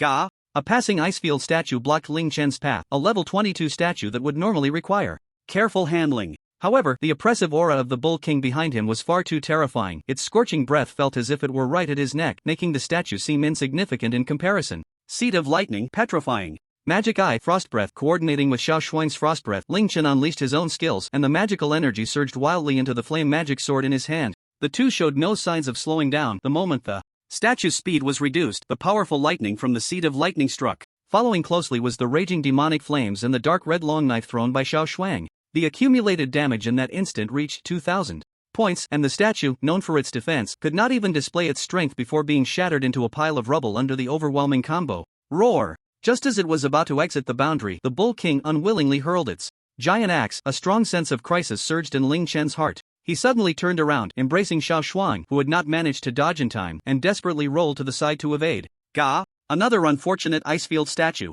appeared, and before he could even see its level, the giant axe smashed it to pieces, leaving not even a fragment behind. Taking this chance, Ling Chen pulled Xiao Shuang out of the boundary. The Bull King could not leave the area near the gate, and watching the two escape, it could only roar and rage, destroying everything in sight. After escaping back to the camp and recalling Xiao Shuang into the pet space, Ling Chen burst into the nearest tavern, ordered several bottles of draft beer, and downed them in one go, allowing his racing heart to finally calm down a bit. Powerful. This was Ling Chen's most profound impression of the Bull King. That unparalleled, extraordinary strength, the terrifying power that swept away everything around it, was not something an ordinary player could contend with. No wonder in his past life, so many level 40 players had to gather in a guild. Without a team battle, it was indeed impossible to defeat the Bull King. It was Clearly not possible to bypass the Bull King to open the room. According to past intelligence, only by defeating the Bull King would a key drop, allowing access to the room for rewards. Waiting for other players to level up and then forming a raid team according to the previous route was the safest option. However, Ling Chen did not want to share this enormous treasure with others, for the first person to enter the door would have a very special title, Lord of the Icefield. This title is not meant to show off. Aside from enjoying extra bonuses in the icy plains, what Ling Chen values most is the power hidden within this title. That is to rule the Ice Plain camp. Players who hold the title of Lord of the Ice Plains can choose whether to pay the system a hefty fee of 5 million gold coins each year. Once the payment is successful, the entire Ice Plain camp will fall under the control of the Lord of the Ice Plains. In addition to being able to build structures and lease land, they can also control all NPCs within the camp and expel or accept players. In other words, they have established their own kingdom within the Icy Plains. If players don't mind the trouble, they can even enact laws and build prisons. In the previous life, the guild firmly controlled most resources through this point. However, their focus was solely on how to exploit the lower tier players, without considering restoring order or uniting. This led to chaos in the Icy Plains in the previous life, even within the city. As long as one paid enough gold to the guild, they could rob and eliminate other players in the streets without any issues. This time, Ling Chen had no intention of handing this power over to others. Even if ordinary players couldn't solo the Bull King, it didn't mean he couldn't. With fierce determination burning in his eyes, Ling Chen organized his current intelligence. It was clearly difficult to conquer the Bull King this month. The Bull King was discovered in the 5th month after the dungeon opened, and it was successfully conquered by a guild-organized expedition in the 8th month. This means that to complete the solo feat without being disturbed, it would be best to do so within the 4 months before it was discovered. Otherwise, he might be picked off by other hidden players, and Ling Chen did not want to experience the feeling of having his kill stolen. Did you hear?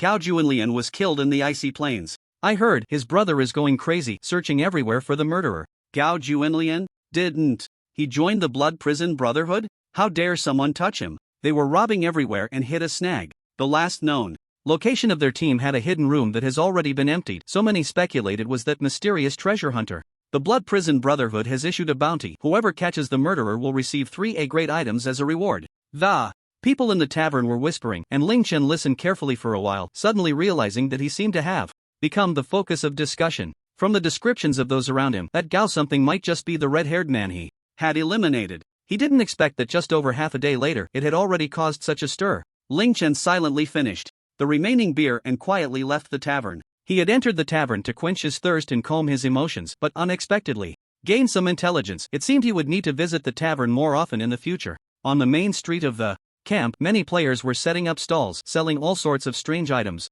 Hey, buddy, want to buy some lizard tails? They're delicious when roasted. Apples, pears, bananas, want some? Hand-drawn comics for sale, come take a look. Seeing someone selling their own drawn comics made Ling Chen smile. The low-difficulty lords in the peaceful area truly had no survival worries. Even if they were just waiting to die, they didn't have to worry about beast tides conquering their territory. One could say that those in the peaceful area were basically bored out of their minds. Even if they wanted to engage in basic construction, obtaining materials would take a lot of time, leaving them with only time for side jobs like publishing newspapers or drawing comics. Ling Chen had already packed away all his equipment, donned a mask to conceal his appearance, and looked no different from an ordinary passerby on the street. Noticing his substantial financial power, the merchants naturally did not pay much attention to him, instead trying to attract customers dressed in fine gear who looked wealthy. This provided Ling Chen with convenience, allowing him to quietly select the items he wanted without being disturbed by the merchants. The hidden rooms in the outskirts and the center had been thoroughly cleared out through Ling Chen's relentless efforts, and the few remaining catches were not particularly rare items. To explore further in, he would have to venture into the inner regions of the Ice Plains, where monsters of levels 20 to 30 were abundant. Although it seemed easy for Ling Chen to eliminate the Ice Plain statues, it nearly drained his magical power, and that was with the assistance of the Thunder Seed and Xiao Shuang. In the depths of the Ice Plains, monsters usually appeared in groups, and until he leveled up, Ling Chen did not want to risk being surrounded and beaten by high-level monsters. While forcefully exploring hidden rooms, patience is key. One must develop steadily step by step to ensure they do not encounter unexpected setbacks. He casually purchased a pitifully thin comic book and a short story, planning to take them back for the residents to study and enrich their entertainment life. Friend, would you like some herbs? As he passed a secluded path, a middle-aged man's stall caught Ling Chen's eye. Beside the middle-aged man stood a young girl in her 20s, and they bore some resemblance to each other, clearly a father-daughter pair. After all, the summoned earthlings ranged in age from 20 to 50, so it wasn't uncommon for relatives to enter together. Ling Chen was interested in the herbs displayed at their stall.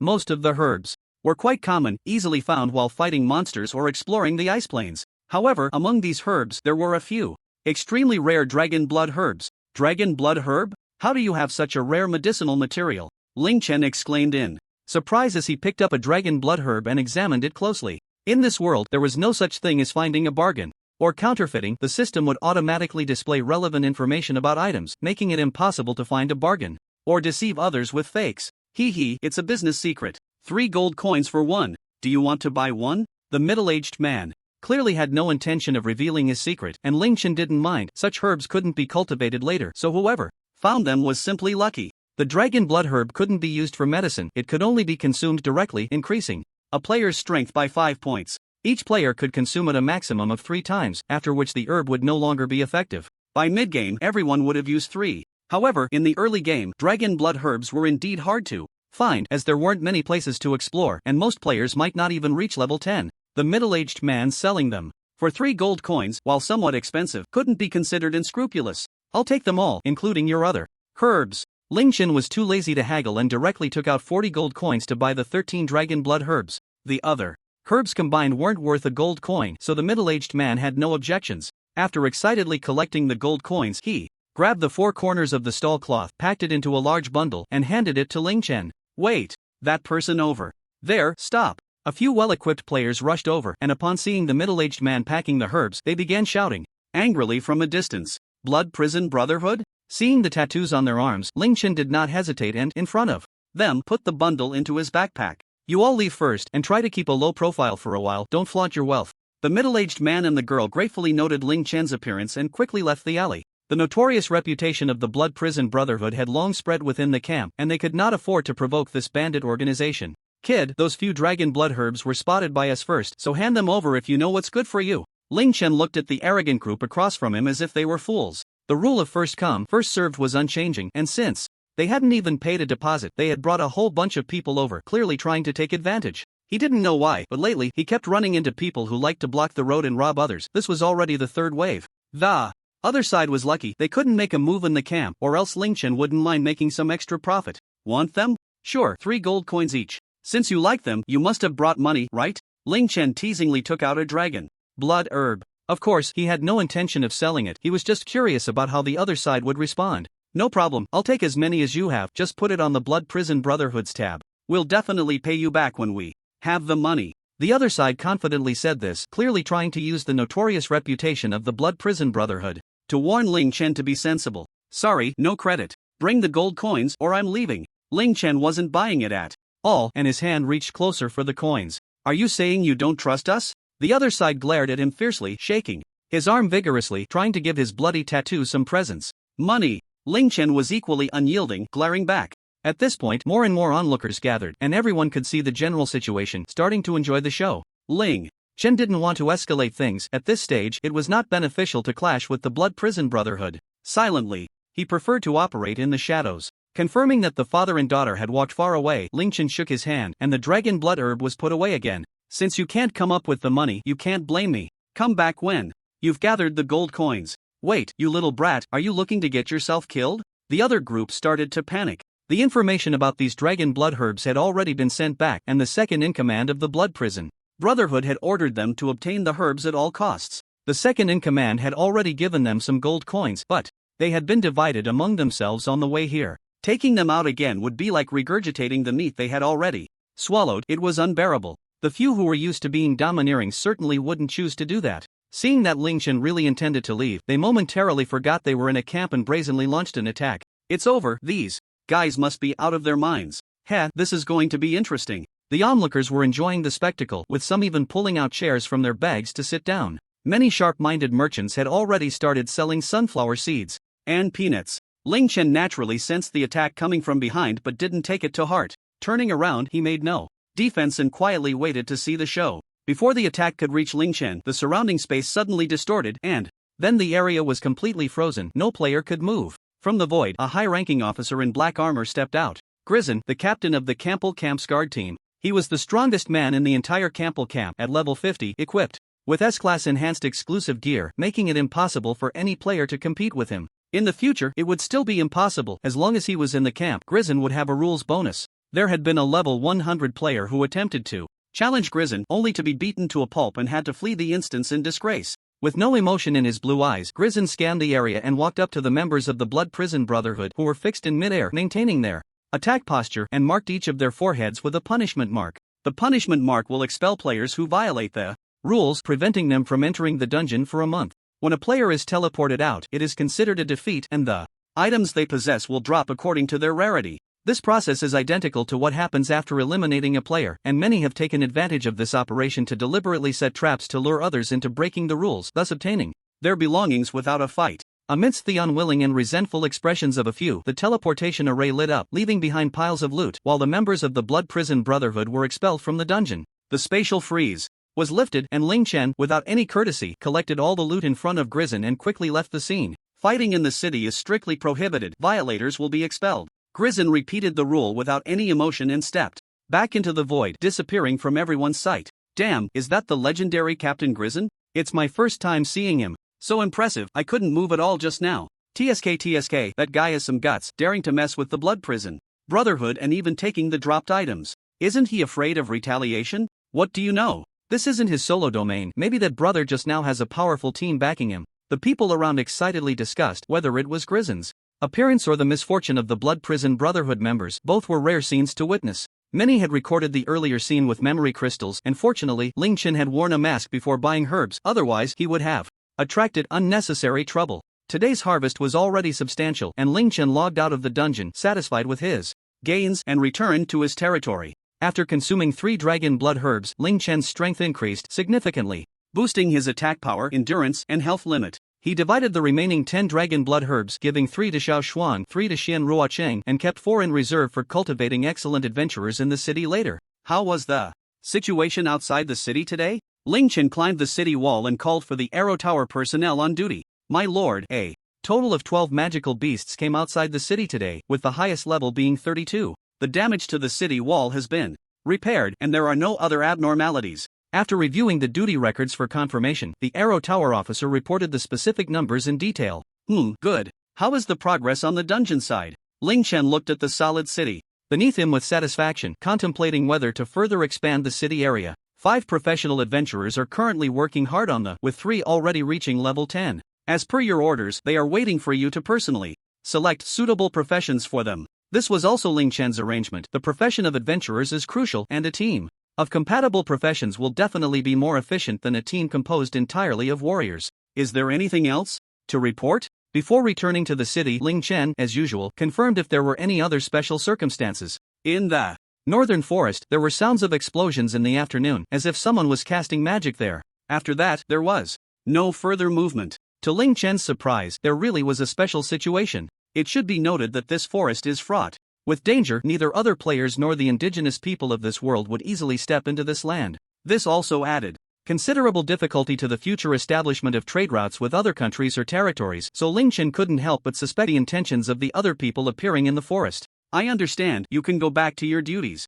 After the Arrow Tower duty officer left, Ling Chen looked solemnly towards the forest in the north. It was already evening, so it was not the right time to go out and explore the forest. The primary task at hand was still to focus on building the territory. After assigning professions to the 3 adventurers who reached level 10 first, Ling Chen tailored a set of equipment for each adventurer according to their profession characteristics. This time out, Ling Chen had harvested resources and equipment from 2 whole teams of players, and combined with the hidden rooms he had previously cleared, the equipment given to his subordinates was at least C grade. Lord, did you rob a treasure vault from some country? The leading A-grade adventurer, dressed in full B-grade equipment and wielding an A-grade weapon, felt as if he were living in a dream. Is this little benefit enough to make you so happy? Look at the blacksmith next door. He remains unfazed even with S-grade weapons in front of him. Learn some composure from others, or you'll embarrass me when you go out. Ling Chen shook his head in disappointment, completely forgetting that in his past life, he could be thrilled for half a day just holding an A-grade weapon. The blacksmith, who was called out, numbly swung his hammer. It wasn't that he had great composure, but he had seen too many of these things and had become desensitized. Since the blacksmith profession could increase the success rate of enhancements, and having the blacksmith enhance items could also raise his level. All the items in Ling Chen's backpack were handed over to the blacksmith. Let alone A-grade items, those were as common as dirt. B-grade items were more abundant than cabbages, and C-grade? C-grade was indeed rarer, but since equipment below B-grade had no Special attributes. Ling Chen let the blacksmith mess around with them to accumulate experience, numbly hammering away at S grade. Items. There was still no sign of the massive amount of enhancement stones being used up. The 3 ways of obtaining them limited. Purchases from the mall, purchases from the camp, and monster drops combined made the precious enhancement stones not much rarer than ordinary ores. Damn, blacksmith, how are you already level 24?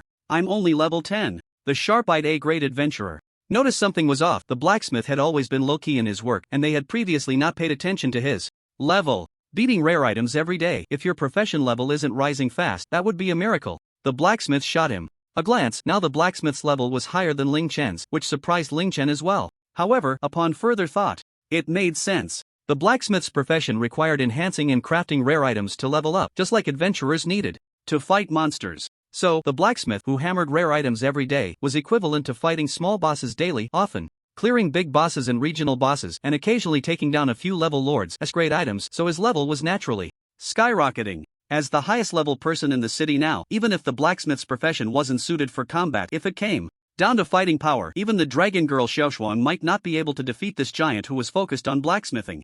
Alright, stop staring. If you're envious, work harder to grind monsters. The future town will still rely on you to protect it. After sending this group of envious adventurers into the dungeon, Ling Chen began his daily alchemist work. Now, relying on the massive consumption of basic ores, Ling Chen's puppet manufacturing skill had already risen from level 1 to level 2. Level 2 puppet technique allowed Ling Chen to create puppets ranging from level 10 to 20, and the selectable forms had expanded from a single wolf type to 5 types with more diverse functions. After choosing the most versatile wolf type and the strongest bull type, Ling Chen began his extravagant journey again, consuming large amounts of silver ore with silver liquid floating in the air, attempting to take on fixed shapes. The blacksmith beside him had long since become accustomed to it and had specifically cleared out a furnace to recycle those failed puppet creations. Thus, Ling Chen's success rate had improved significantly from the less than 1% chance it had started with. Even though it was his first time refining a second-tier puppet, Ling Chen still managed to maintain a success rate of around 15%. He continued refining until late at night, nearly dawn, successfully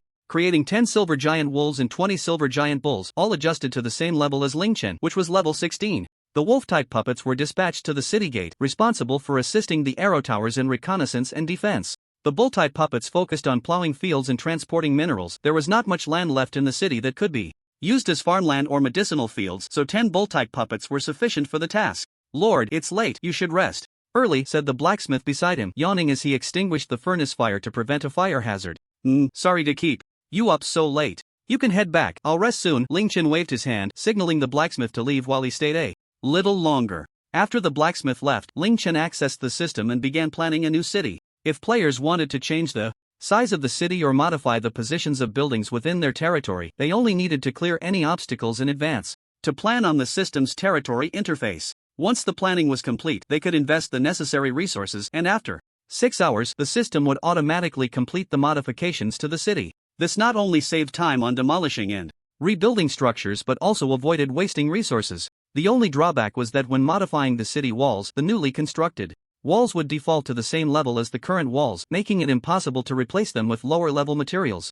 Therefore, if there were insufficient materials, expansion could not be carried out. After planning the vacant land around the city, the new city area was 4 times larger than the old one. The number of arrow towers also had to increase significantly. After calculating the required permanent population, Ling Chen did not rush to click the confirm button and temporarily saved the design plan. Without the ability to create autonomous puppets to guard the arrow towers, the population issue was Ling Chen's biggest shortcoming at the moment. It was only the 8th day, and there was still a whole week until the next recruitment of new players. Thinking about whether there was a faster way to recruit new players, Ling Chen opened the chat channel. In his previous life, he had trouble managing the recruits he had, so he naturally had not gathered any information on how to recruit additional players. Now, he could only try his luck in the chat channel. Ling Chen, what to do about the shortage of manpower? Online, urgent. Bystander 1. Recruit more. Bystander 2. Random events, try your luck. Bystander 3. Find the nearest city and recruit some locals. There was basically no useful information, and Ling Chen shook his head in disappointment. Just then, a reply caught his attention. Bystander N. You can buy some recruitment qualifications from friends. The idea that recruitment qualifications could be purchased was something Ling Chen had not considered. Bystander N suggested giving friends gold coins, allowing them to recruit people, and then ordering those recruits to come to his territory. Since the loyalty of recruited residents was at maximum, they would unconditionally obey the Lord's commands. as long as the friend issued the order for them to absolutely obey him. The transfer of recruitment qualifications could be achieved. This idea was quite good, aside from the drawback that the recruited individuals would still listen to their original owner's commands. It was nearly perfect, thus only suitable for transactions between friends. One night without dreams, the next morning, after clearing most of the monsters in the underground city, Ling Chen made a request to Xian Ruocheng to purchase recruitment qualifications. The other party readily agreed, saying that this week and next week 10 people could be allocated to Ling Chen. The cost was naturally not cheap. Regardless of qualifications, Ling Chen had to pay a handling fee of 2 gold coins for each resident. Ling Chen, wow, that's quite a high price. Xian Ruocheng, having more people isn't very useful. It's not like they are useless. Recruiting a few more to go mining is still possible. In the long run, I've lost quite a bit of minerals. Ling Chen, eye roll emoji. Alright, you win. Keep the people for me. I want elite recruitment, don't get it wrong. Xian Ruocheng, hee, thank you for your patronage. After the transaction was completed, Ling Chen decided to go out and take a look. Xian Ruocheng's territory was right north of the forest, and originally going downstream was the safest option. However, the explosion sounds that came from the forest yesterday afternoon made him quite concerned. There would be many random events in the game. Besides natural disasters and man-made calamities, there were also many rewarding events involving rare treasures. Given his current level, entering the forest was still quite dangerous, but as long as he didn't engage in combat, escaping shouldn't be a problem. Ignoring such a hidden danger wasn't a solution either, so after a simple tidying up, Ling Chen instructed Xiao Shuang to keep an eye on the house and then left through the city gate, heading towards the northern forest. Most of the wild monsters in the forest were beasts with very keen senses of smell and hearing. To avoid combat, Ling Chen took out the specially prepared ointment. This was a special ointment that could mask scents. Just a little application could cover up the smell. For the issue of footsteps, Ling Chen used a concealment spell, a limited skill obtained in a hidden room that all professions could learn. The effect of the concealment spell was quite good. Although it couldn't achieve the invisibility effect of high-level magic, it could perfectly mask all sounds within a 5-meter radius and reduce his presence. After experimenting with a nearby wild wolf, Ling Chen confidently slipped into the forest. The practical combat experience accumulated from his previous life allowed him to avoid most dangerous areas. When encountering high-level magical beasts, with the help of the ointment and concealment spell, even the level 45 frenzy tooth crocodile couldn't detect his presence. This thrilling, intense feeling of stealth reminded Ling Chen of the days before the game started.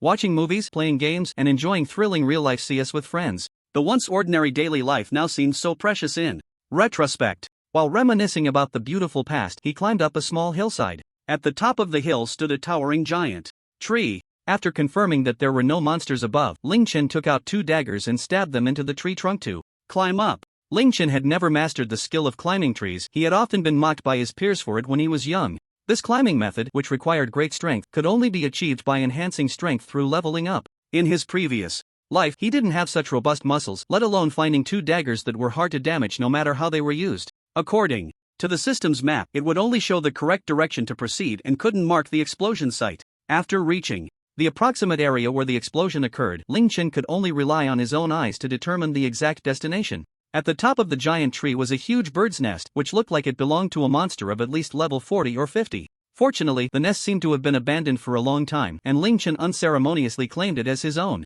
After resting for a while, he looked around from the top of the giant tree. This was indeed an excellent observation point, allowing him to take in the surrounding scenery. He had already walked quite a distance from the base, and looking down from the giant tree, the base was inconspicuous amidst the vast sea of trees. If it weren't for the map confirming the direction, he wouldn't have been able to spot his small safe zone, which was barely visible with a hint of smoke rising. Observing in other directions, apart from trees, there were still trees. Occasionally, one could catch a glimpse of a river hidden in the forest, but beyond that, there were no other anomalies. Could it be that the person on duty heard wrong? Ling Chen observed carefully, a faint sound of hooves entering his ears. The sounds heard from above were much more than those on the ground. Closing his eyes to block out other sensations, Ling Chen focused all his attention on his ears. After a while, the sound of hooves gradually became clearer. He could vaguely hear some conversations, clearly indicating that the other party was not far from him. Confirming the direction, Ling Chen clumsily leaned against 2 daggers and climbed down again. He slowly moved westward towards the source of the sound, and after about half an hour, the surrounding trees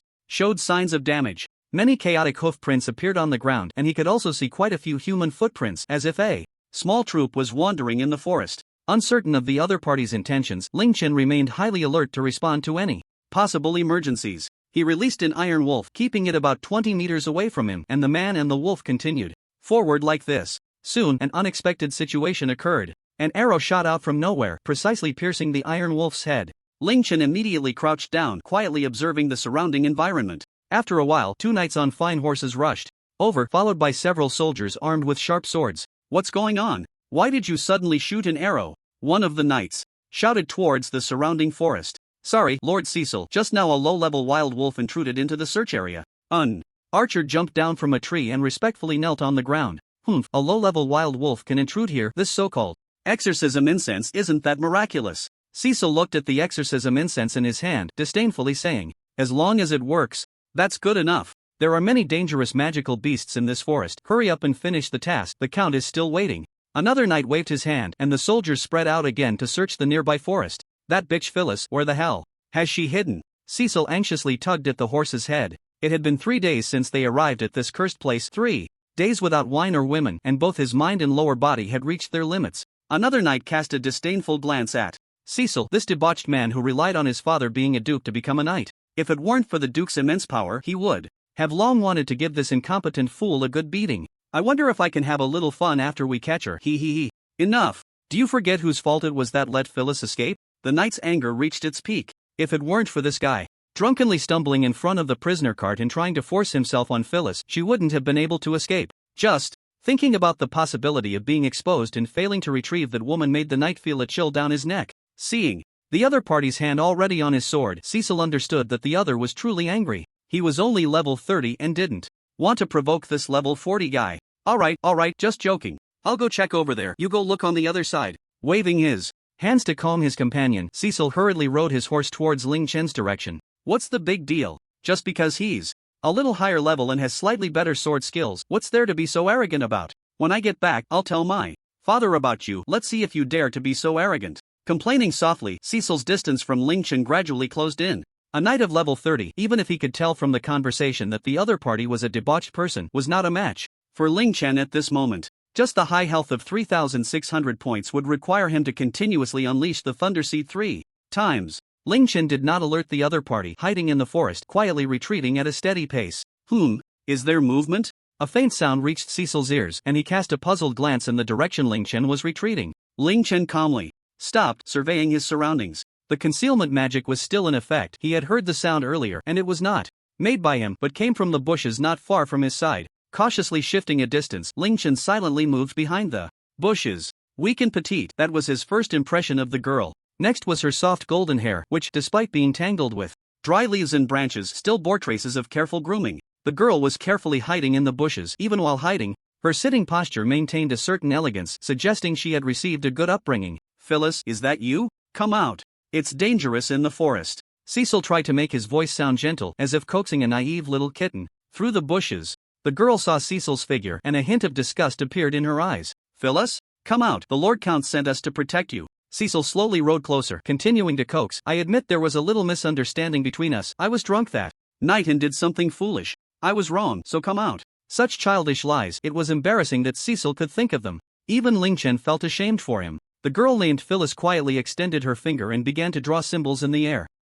Lise? By the time Cecil sensed something was wrong, Phyllis had already completed the symbol drawing. An invisible storm erupted from her petite fingertips, sweeping towards Cecil at high speed. The powerful storm lifted everything around, branches, stones, all spinning rapidly under the force of the wind, becoming deadly weapons that ruthlessly pierced through nearby trees. So strong. Ling Chen was astonished to see that Phyllis, who was only level 20, unleashed a power that definitely could not be released by someone of that level. At least, ordinary people couldn't do it, and neither could geniuses. Only those with monstrous talent could possibly master such powerful magic at this level. Unfortunately, her magical power was clearly insufficient. After releasing this attack, Phyllis attempted to get up and flee, but her overdrawn body swayed a few times before ultimately collapsing to the ground due to exhaustion. Just as she was about to make intimate contact with the ground, Ling Chen could no longer hold back, stepping forward to catch Phyllis securely in his arms. "Enemy?" Phyllis looked up in confusion at the suddenly appearing young man, coldly asking. This expression, this tone, was like seeing a version of Xiao Shuang, making Ling Chen chuckle.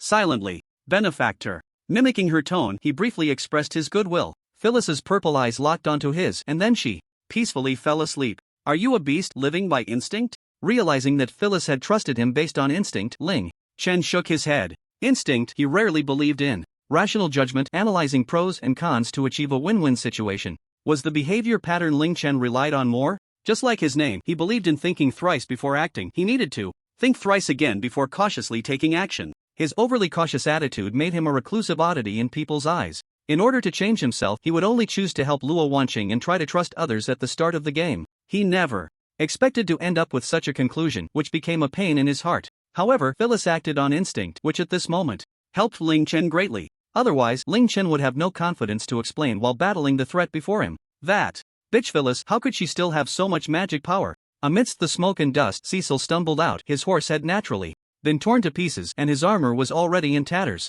That last strike was incredibly powerful, but the level gap was indeed too great. Even a sneak attack couldn't take Cecil's life in one blow. The knight's armor was rendered useless, and the only protective talisman he had was activated and could not be used again, making that strike a complete loss of face for him. Fortunately, the protective talisman had extremely strong defense, lasting a full 10 minutes, which was definitely enough to deal with Phyllis. As long as he could capture her alive, he could regain some of his dignity. Looking towards the direction of the attack, besides the familiar Phyllis, Cecil suddenly discovered that an unfamiliar man had appeared in the forest without him noticing. How could there be other people? With a belly full of questions, Cecil cautiously activated his detection skill and asked, "Who are you?" Ling Chen had no time to chat with him. Villains die from talking too much, and so do heroes. His companions were nearby, and that last strike had definitely attracted everyone's attention. If he didn't finish this quickly, Ling Chen was sure that he would be the one to die. Petrifying magic eye, the golden eyes switched instantly, and the huge level gap made Cecil only feel a slight numbness in his body.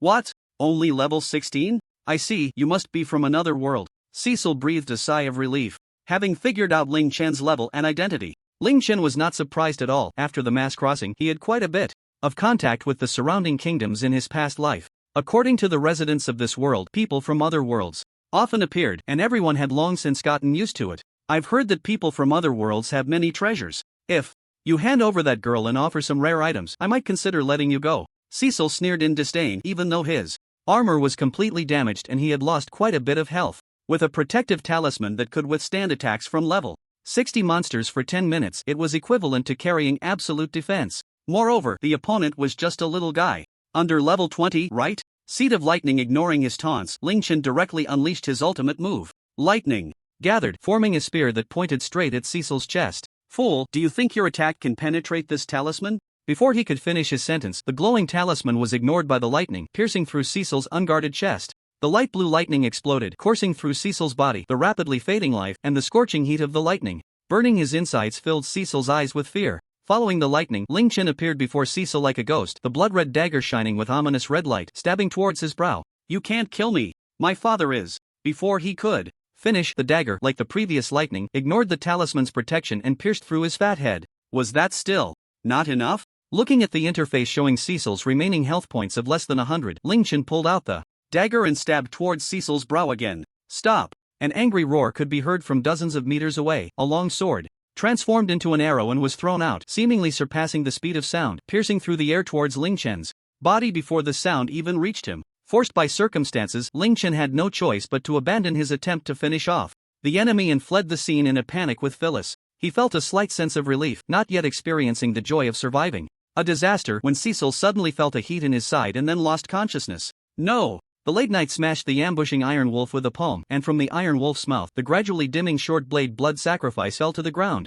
The late arriving knight clung tightly to Ling Chen, refusing to let go. Even though he was unclear about the opponent's detailed information, the fact that he had been pushed back by his own strike meant that the opponent's strength was certainly inferior to his. The short blade that had just fallen was peculiar. It seemed to be some kind of rare weapon that could ignore defenses. Even if Cecil was a wasteful drunkard, he was still the third son of the current duke. If he failed to capture the murderer, he would likely face a fate worse than death. The current duke was notorious not only for his greed but also for his infamous torture methods. Recalling the prisoners who had been tortured beyond recognition, the knight couldn't help but shiver, as if the temperature of the air around him had dropped significantly. The other soldiers lagged behind by 2 steps, and by the time they arrived, both the knight and Ling Chen had vanished without a trace, leaving only the bodies of Cecil and the Iron Wolf, along with a scene of chaos. What do we do now? Chase them? One soldier asked in a daze. Cecil was dead, and this was a major issue that would surely alarm the Duke and even the Grand Duke. The archer trembled as he took out a cigarette, lighting it with a match and taking a deep drag. As the dark gray smoke billowed out, his racing heart began to calm down. This forest is too dangerous. We should wait here. Moving around will only increase the risk of getting lost. The Night had already gone after the murderer, and with the remaining few stamina, it would be difficult to catch up. Waiting for the outcome was the best choice. Everyone found a tree to sit under, their faces filled with confusion and fear, unsure of how to proceed on the road ahead. Meanwhile, the knight was also shocked by Ling Chen's seemingly endless tactics. Puppet Iron Wolf, self-destructing weapon, petrifying magic eye, illusion crystal. Who on earth is this person? Relying on his level advantage, most of the attacks and delaying tactics were forcibly broken through by the knight. Even so, he was still delayed a bit in his advance, unable to close the distance to Ling Chen. At this moment, Ling Chen was unusually calm. The shadow of death looming over him stimulated every nerve, and the immense pressure released a large amount of adrenaline and cortisol, making his mind exceptionally clear. He felt no regret for forcibly attacking Cecil, which led to him being pursued by the knight. Cecil had already seen his true face, and their relationship was bound to be one of mutual destruction. Such a threat had to be eradicated completely, leaving no future troubles. The knight behind him had not yet caught up, so he couldn't see his information and appearance, otherwise, the considerations would not be as simple as just escaping. According to the positions marked on his map, Ling Chen threw out several silver giant wolves again, each carrying a large amount of frost potion. The low-level silver giant wolves and frost potions had little effect, only able to delay for a moment, but that was already enough for Ling Chen. Damn it, here they come again. The knight was getting anxious. If this continued, the chances of losing the trail were very high. Without considering the noise, the knight suddenly stopped, holding his spear, his body slightly crouched, assuming a sprinting posture. A large amount of magical power gathered at his feet and the tip of his spear coalescing into a substantial magical storm. Death flash as the knight activated his skill, he kicked off, transforming into a black flash that instantly annihilated the silver giant wolves that had surrounded him. Such a powerful flow of magic naturally caused quite a commotion, startling many wild creatures around, with beastly howls echoing in response.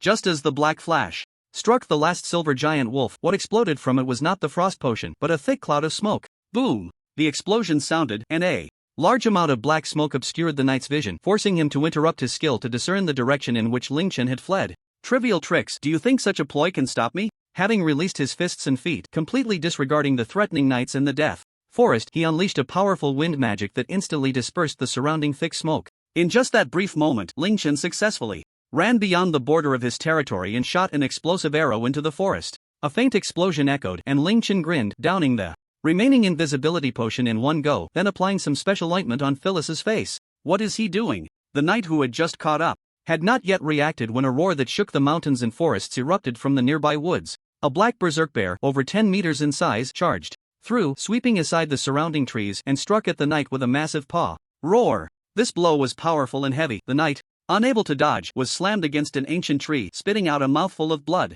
Berserk giant bear level 53 Ling Chen had stumbled upon this creature while exploring the territory, discovering it near the edge of his domain. Its den was very close to Ling Chen's territory, and inside were several cubs waiting to be fed. Therefore, Ling Chen was quite certain that there was a high probability of encountering it here. With such a commotion caused by the knight, as a mother, it was impossible for the bear not to guard its cubs. With the added effect of invisibility, the knight had also thoughtfully released a large amount of magical power to attract the attention of the berserk bear. Just as Ling Chen had predicted, the berserk bear successfully targeted the knight, who posed a certain threat. Despicable scoundrel! Amid the knight's furious wails, Ling Chen revealed a smile of triumph, quietly sneaking into the den of the berserk bear. Its cubs had just been weaned, making it the perfect time to tame them as battle pets. As rare battle pets with only a B-rank rarity, their owner would naturally not be someone as discerning as Ling Chen, but bringing them back to serve as battle pets for those adventurers would be just right. Taking advantage of the knight's delay, Ling Chen tossed a few meatballs mixed with drunken fruit, and before long, all 5 berserk bears in the den fell into a deep sleep. Unclaimed pets could be temporarily stored in the pet space. And after securing the cubs, a powerful surge of magical energy rippled out, accompanied by the mournful cries of the berserk bear. So strong? Ling Chen shivered, facing a berserk bear with a level difference of 13. The knight was actually able to injure it, and might even be able to eliminate it. He must have other lethal means at his disposal. Quietly slipping away from the battle area, Ling Chen ran wildly, disappearing into the dense forest. Not long after, the bloodied knight had slain the berserk bear and, dragging his barely alive body, returned exhausted to his companions. After briefly explaining what had happened, the knight removed the spatial ring from Cecil and turned around, his face grave as he said, "Cecil is dead. Regardless of what the count says, the murderer has not been caught, and the Duke will definitely not let us off. What should we do?" one of the soldiers asked in a panic. What to do? The knight chuckled self-deprecatingly, tossing the ring in his hand. This contains all of Cecil's belongings, enough for us to last a long time. Now we definitely can't stay in the kingdom of Kebelong. I plan to use this money to escape to another country. You can decide whether to stay or go. For those who don't plan to come with me, I won't force you. I'll share a portion of this money with him as a parting gift. The group exchanged glances, beginning to contemplate their own paths. Once back in the safe zone of the territory and confirming that no one was pursuing them, Ling Chen opened the teleportation interface. Being within his territory, not in battle or surrounded by monsters, Ling Chen could use teleport at any time to return to his base. When drawing water, this function was not used because he wanted to ensure a safe path to the water source. For this forest, Ling Chen still had many places left to explore. Usually, in order to better understand the distribution of monsters around his territory, Ling Chen would not use the teleportation function. A flash of light passed and Ling Chen successfully teleported back to the base at the other end of the territory with the still sleeping Phyllis. This place was completely opposite to the direction Ling Chen had fled, so he was not worried about being pursued. Xiao Shuang, take her to the inn, and after settling her in, inform the personnel on duty at the Arrow Tower to remain vigilant. If any unfamiliar soldiers appear nearby, contact me immediately, understood? Xiao Shuang nodded and carried the still sleeping Phyllis, who looked like a sleeping beauty. The cubs of the raging giant bear were placed in a temporarily built iron cage and entrusted to a resident with B-level beast taming skills for feeding and training. The possibility of the other party discovering their base was very small, and time was precious. Weighing the pros and cons, Ling Chen decided to head to the riverbank and use the river to reach Xian Ruocheng's base. Arriving at the riverbank, Ling Chen released his sailboat. This sailboat was equipped with special magic. After installing the magic crystal, it could not only sail as fast as an ordinary boat but also automatically avoid obstacles along the way, heading towards the destination on its own. Even more impressive was that the boat was equipped with a defensive magic array and automatic attack turrets, making it well-rounded in both offense and defense. This was much easier to control than an ordinary boat, and Ling Chen had obtained it from a hidden room in a dungeon. After placing enough magic crystals, the sailboat quickly set off towards the destination Ling Chen had set. With this sailboat, the travel time was significantly shorter than Ling Chen had anticipated. Before dawn, Ling Chen had already arrived at Xian Ruocheng's territory. Hello, Linggu, where did you get this treasure ship? It looks quite impressive, Xian Ruocheng said with a yawn, smiling and waving in front of the city gate. Xian Ruocheng had long been accustomed to Ling Chen's behavior of always having treasures and riches, and she had her own speculations about his identity. Speculations aside, Xian Ruocheng did not intend to ask directly. Everyone had their own secrets, and not interfering with each other was the best way to get along. After a brief exchange of pleasantries, Xian Ruocheng pulled up a map and shared a coordinate point with Ling Chen. Linggu, since you have a ship that can sail, are you interested in checking out this city? I could hitch a ride. How did you find it? Ling Chen was somewhat surprised. This world had many kingdoms and cities, but the area was vast, and without a map, players rarely discovered cities in the early stages. The choice of territory was usually in desolate places, and to find a city, one had to venture out of their territory to explore the world. It was only the 10th day, and with the busy construction of dungeons and bases, players generally wouldn't choose to explore outside their territories. That's the benefit of being an elf summoner. Xian Ruocheng proudly extended her small, white hand, and a green light point was summoned in her palm. This little guy is the one who told me the information. After becoming an elf summoner, I can communicate with these elves and learn a lot of useful knowledge. These elves can also conceal my information. Just watch. Xian Ruocheng tapped the green light point on her head, and a flash of green light passed. In front of them appeared a completely unfamiliar old woman, entirely different from Xian Ruocheng's image. When using the system to check, the system's introduction surprisingly showed the information and level of the unfamiliar old woman, which opened Ling Chen's eyes. After Xian Ruocheng released her transformation, Ling Chen looked enviously at the green light point. He truly didn't know about this special skill. After all, it was a rare profession, with only 1 in 10,000 people, and the lack of information was unavoidable. A city? I really haven't seen any cities around here. Ling Chen pondered for a moment. He hadn't paid much attention to the map of this area in his previous life, aside from the S-level mine information. The surrounding environment was quite unfamiliar to him. Therefore, the information about this city was quite precious.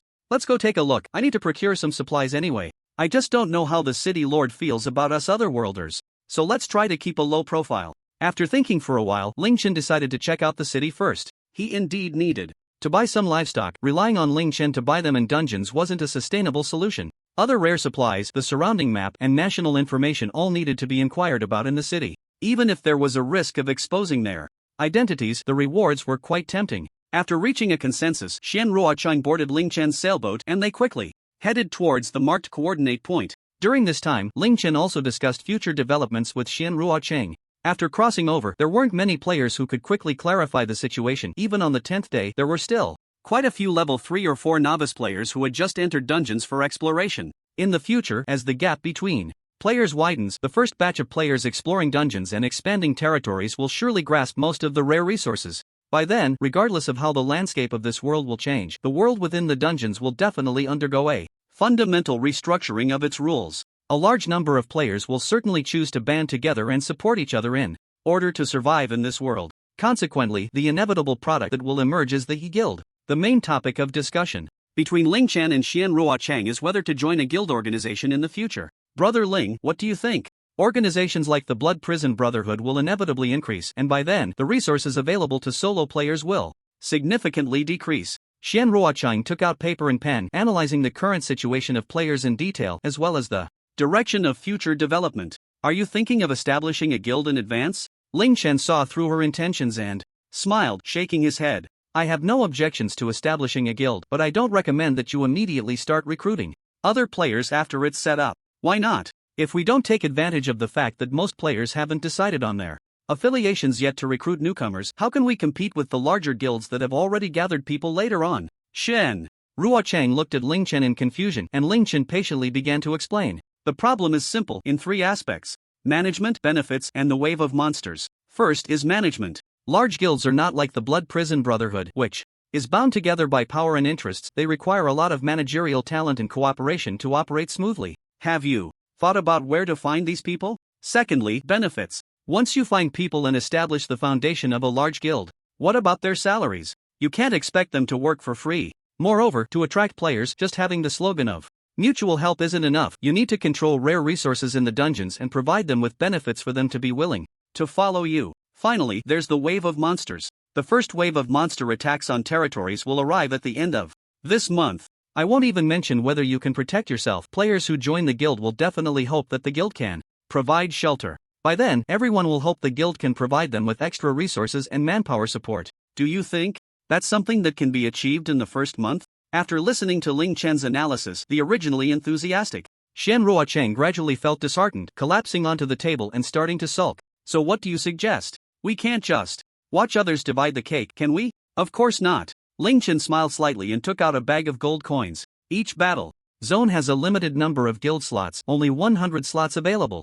After completing the procedures at the administrative center of the Campbell camp and paying 100 gold coins, one can obtain formal qualifications. Only qualified guilds can rent territory within the Campbell camp and establish a guild hall. Moreover, the ranking of guilds is not based on strength or number of members. The guild list is displayed according to the order of registration. This means that the earlier the guild registration is completed, the better the prominent position it can occupy. Here are 1,000 gold coins. I need you to register all 10 of the top guild slots in advance. The names can be changed later, so just pick something for now. The guild list displays 10 guilds, with a total of 10 slots. What Ling Chen needs to do is to buy out the entire first page. No problem, I'll go right away. Reacting a bit late, Xian Ruochang suddenly sprang up from the table, grabbing the bag of gold coins and opening it to confirm. My god, 1,000 gold coins. Which noble did you rob?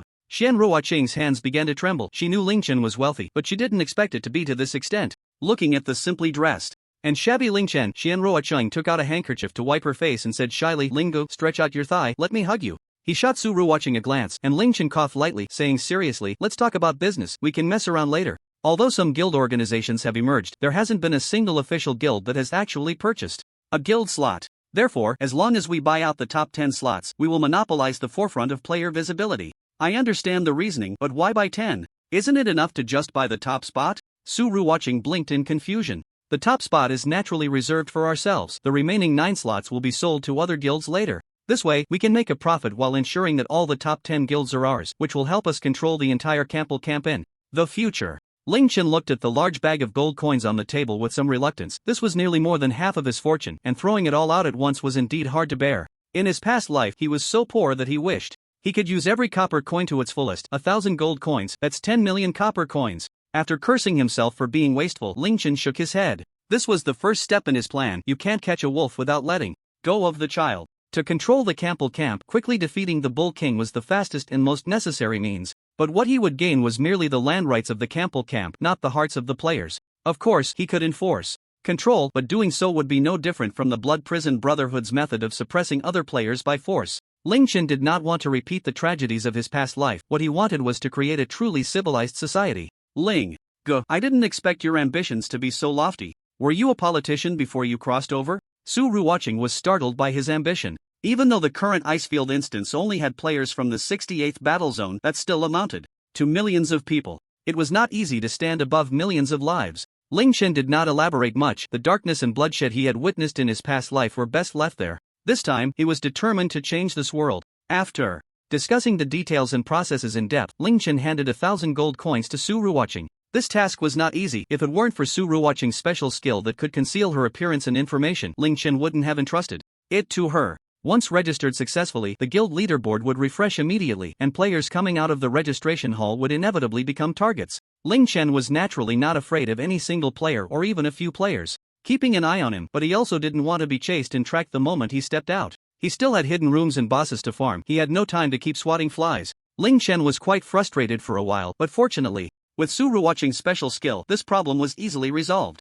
Ling Ge, aren't you afraid I'll run off with the money? After putting away the gold coins, Su Ruoqing asked curiously. Ling Chen shook his head and replied seriously, not afraid. First of all, I believe we are friends. Secondly, I owe you a favor. I don't think you're the kind of person who would repay kindness with malice. Lastly, your territory is near mine. If you run off with the money, I can reach your doorstep in no time. The last reason made Su Ruoqing roll her eyes. Ling Ge, has anyone ever told you that you're a steel straight man? Often. The conversation ender Ling Chen successfully made the atmosphere awkward, but fortunately, their destination was already in sight, so there was no need to endure the awkwardness any longer. After stowing away the conspicuous sailboat, the two confirmed their general direction and walked for less than half an hour before a magnificent city appeared before them. Halt! Do you have a pass? Following the crowd entering the city, the two slowly reached the city gate, where a guard stopped them and asked bluntly, "This is our first time here. May I ask if we can apply for a pass if we don't have one?" Ling Chen asked politely. The guard saw that Ling Chen's attitude was sincere, and his impatient expression softened a bit.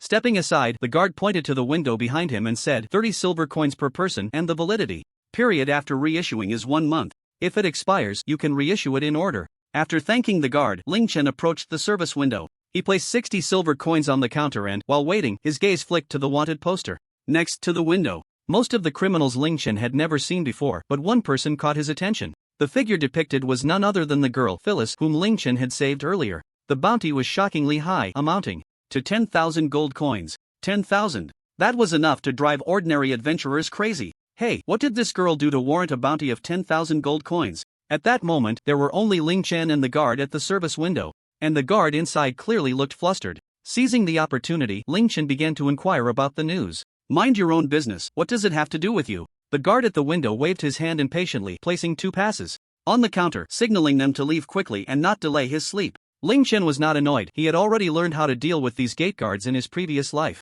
He took out 10 silver coins again and quietly placed them on the counter. The guard, who had intended to lie down, suddenly reached out and pocketed the 10 silver coins. Which girl? Let me see. After accepting the money, the guard reluctantly perked up, poking half his head out of the window. Oh, her? It's not really a secret. You're from out of town, so it's normal you don't know. She is the only daughter of the former duke. After the former duke had an accident, she mysteriously disappeared. It is said that she has clues to the former duke's secret treasury, so the current duke is looking for her. However, some say that the former duke's accident was a setup by the current duke. Additionally, some suspect that this girl doesn't have clues to any secret treasury, but rather some important intelligence, and that the former duke might have died because of it. But these are just rumors. You can go to the tavern to ask around. This matter has been quite hot lately, and people discuss it there every day. After the guard finished speaking, Ling Chen wanted to ask more about the former duke, but others had already arrived at the service window. Fortunately, this matter was quite popular, and he should be able to gather more information at the tavern. Ling Chen did not linger and walked into the city with Xian Ruoqing. So, are you interested in this girl? Xian Ruoqing smiled with a gossiping expression, poking Ling Chen in the lower back. Aren't you curious what kind of story a girl with a bounty of 10,000 gold coins has? After looking around, Ling Chen called over a guide standing by the city gate. These people made a living by guiding outsiders and providing information. For a first-time visitor to the city, Ling Chen usually hired one of these guides to quickly obtain relevant information about the city. I plan to go to the merchant guild first. Do you want to come with me? Ling Chen asked, looking back at Xian Ruoqing, who was excitedly looking around like an old lady entering a grand garden. No, I plan to stroll around for a while. Alright then, let's meet at the city gate at 8 in the evening. Don't be late. Xianru watching nodded and, like a bird released back into the wild, swiftly disappeared into the crowd, vanishing from sight.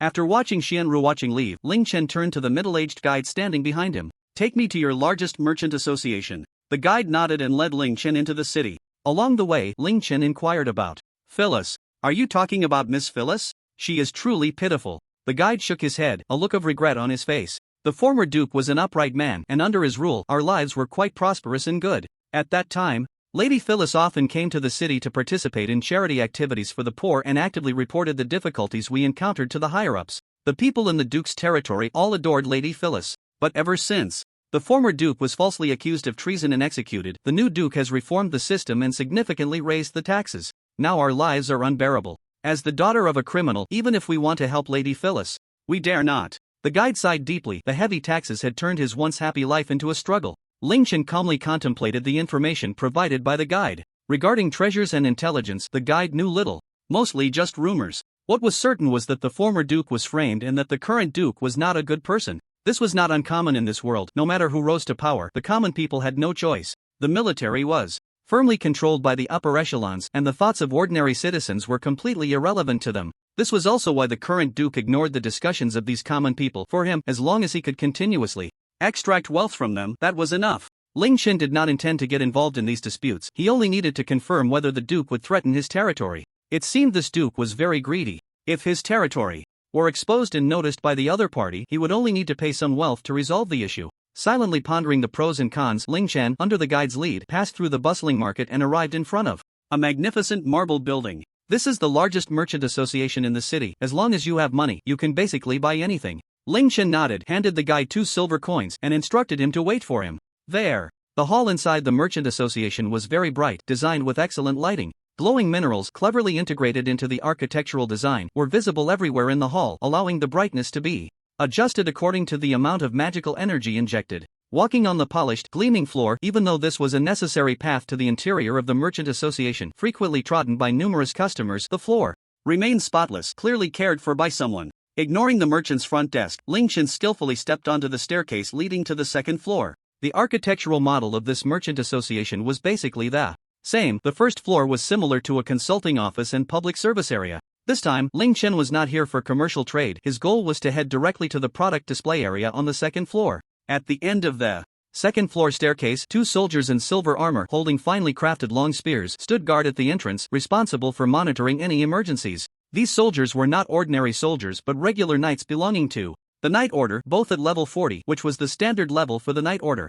Members of the Knight Order were carefully selected from the soldiers in the city, and very few, like Cecil, entered through backdoor means. Relying on their honed martial skills, each knight received a high salary. Being selected as a royal knight would be a great honor. Please stop, this is a place only members are qualified to enter. The 2 long spears slightly tilted, forming an X to block the entrance. Ling Chen was not the least bit surprised as he took out a bag containing a full 100 gold coins. This was a special procedure. The membership of the Merchant Guild was originally to be processed only after spending 50 gold coins. However, as long as one could prove their worth exceeded 100 gold coins, they could unconditionally enter places that were originally accessible only to members. The membership was designed to filter out the poor, leaving only customers with purchasing power. Being able to prove one's wealth was the strongest proof of membership for the Merchant Guild. The 2 knights clearly knew this rule as well. After sheathing their long spears, one of the knights opened the door leading to the second floor. The armor made of mithril made no sound, and from the unique blue glow emanating from it, it was likely that several defensive spells had been applied, making it a very fine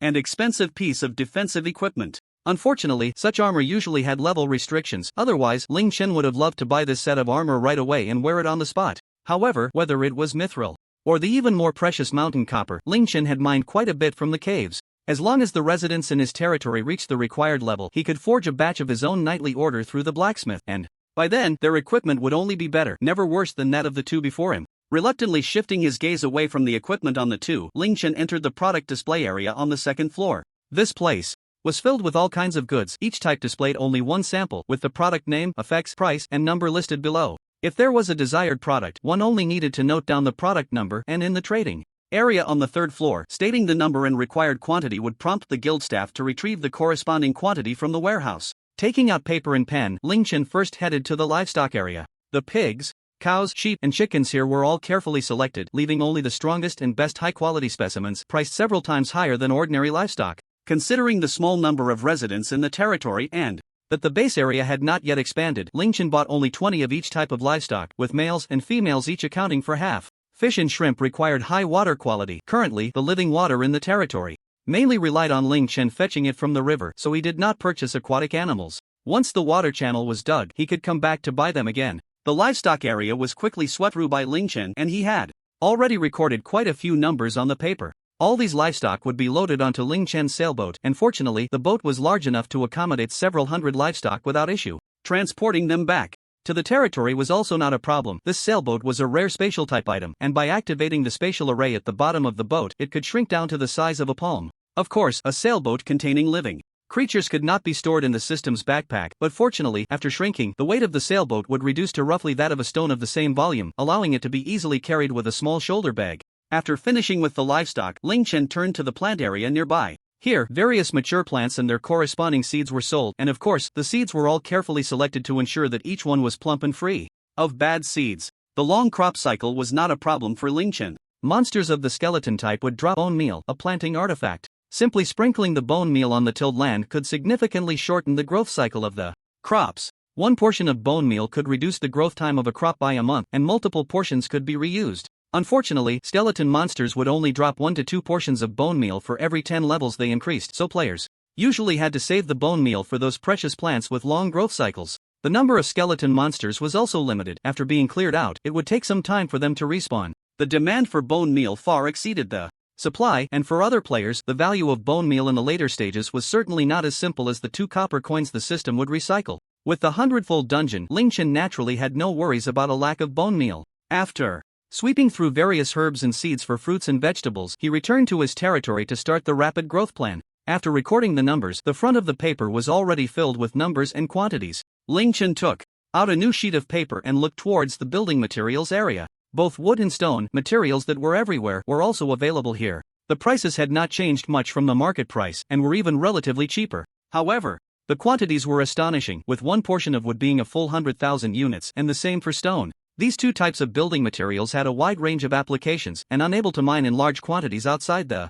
city, Lingchen naturally bought 10 portions without hesitation. After calculating the price just for wood and stone, he had already spent 100 gold coins. After deducting the 1,000 coins given to Phyllis for recruitment qualifications, the 30 coins spent on purchasing qualifications, and the 300 coins spent on livestock and plants, Lingchen's originally ample gold coin pouch now only had 600 coins left. The expansion of the city walls also required a large amount of copper and iron ore, and the current base area was already somewhat insufficient. After painfully spending another 400 gold coins, Lingchen looked at the remaining 200 gold coins in his budget, contemplating whether he should stop this reckless spending. While wandering through the product display area, aside from the 3 areas he had just looked at, he found that the equipment in the equipment area was either not to his liking or not usable. Most of the potions in the potion area could be brewed by Lingchen himself, and they were even more effective. The ones he couldn't brew were mostly obscure potions with little use. As he strolled along, Lingchen arrived at the innermost exhibition area on the 2nd floor. The information here was extremely rich, with details on people of all ages, ranging from young to old, and levels varying from 10 to 30.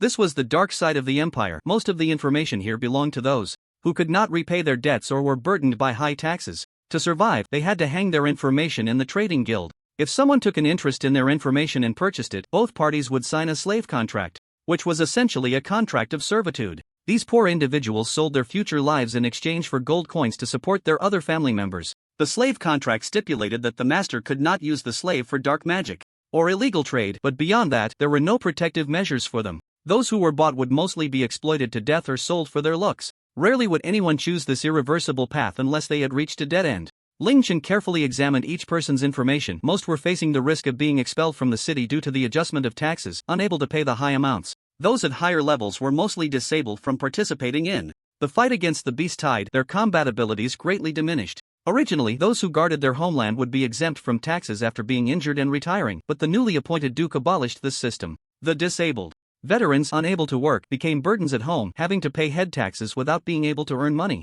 This was unacceptable to the proud veterans, and some of the poorer ones had no choice but to sell their future lives to provide a way out for their younger family members. They thought that selling their future lives would surely fetch a high price. To their surprise, the highest price was only 60 gold coins, while lower-grade disabled veterans could be bought for as little as 10 gold coins. The The price was merely that of a few cattle or sheep, yet it could buy a person's remaining life, which made Ling Chen feel fortunate to have lived in a peaceful and stable country in his previous life. Ling Chen did not intend to buy everyone. Saving this batch meant there would be another and another endlessly. To change this tragic situation, one had to tackle the fundamental system. This was akin to stirring up a wave of reform, a feat that would overturn an entire nation, something Ling Chen was not capable of at this moment. However, the lack of people in the territory was also an urgent matter. The slave contract guaranteed absolute loyalty from the other party, but Ling Chen did not plan to treat them as slaves. Once they entered his territory, they would become his subjects, and he would naturally not mistreat them. Ling Chen was not selecting goods but rather choosing employees, merely advancing a portion of their wages.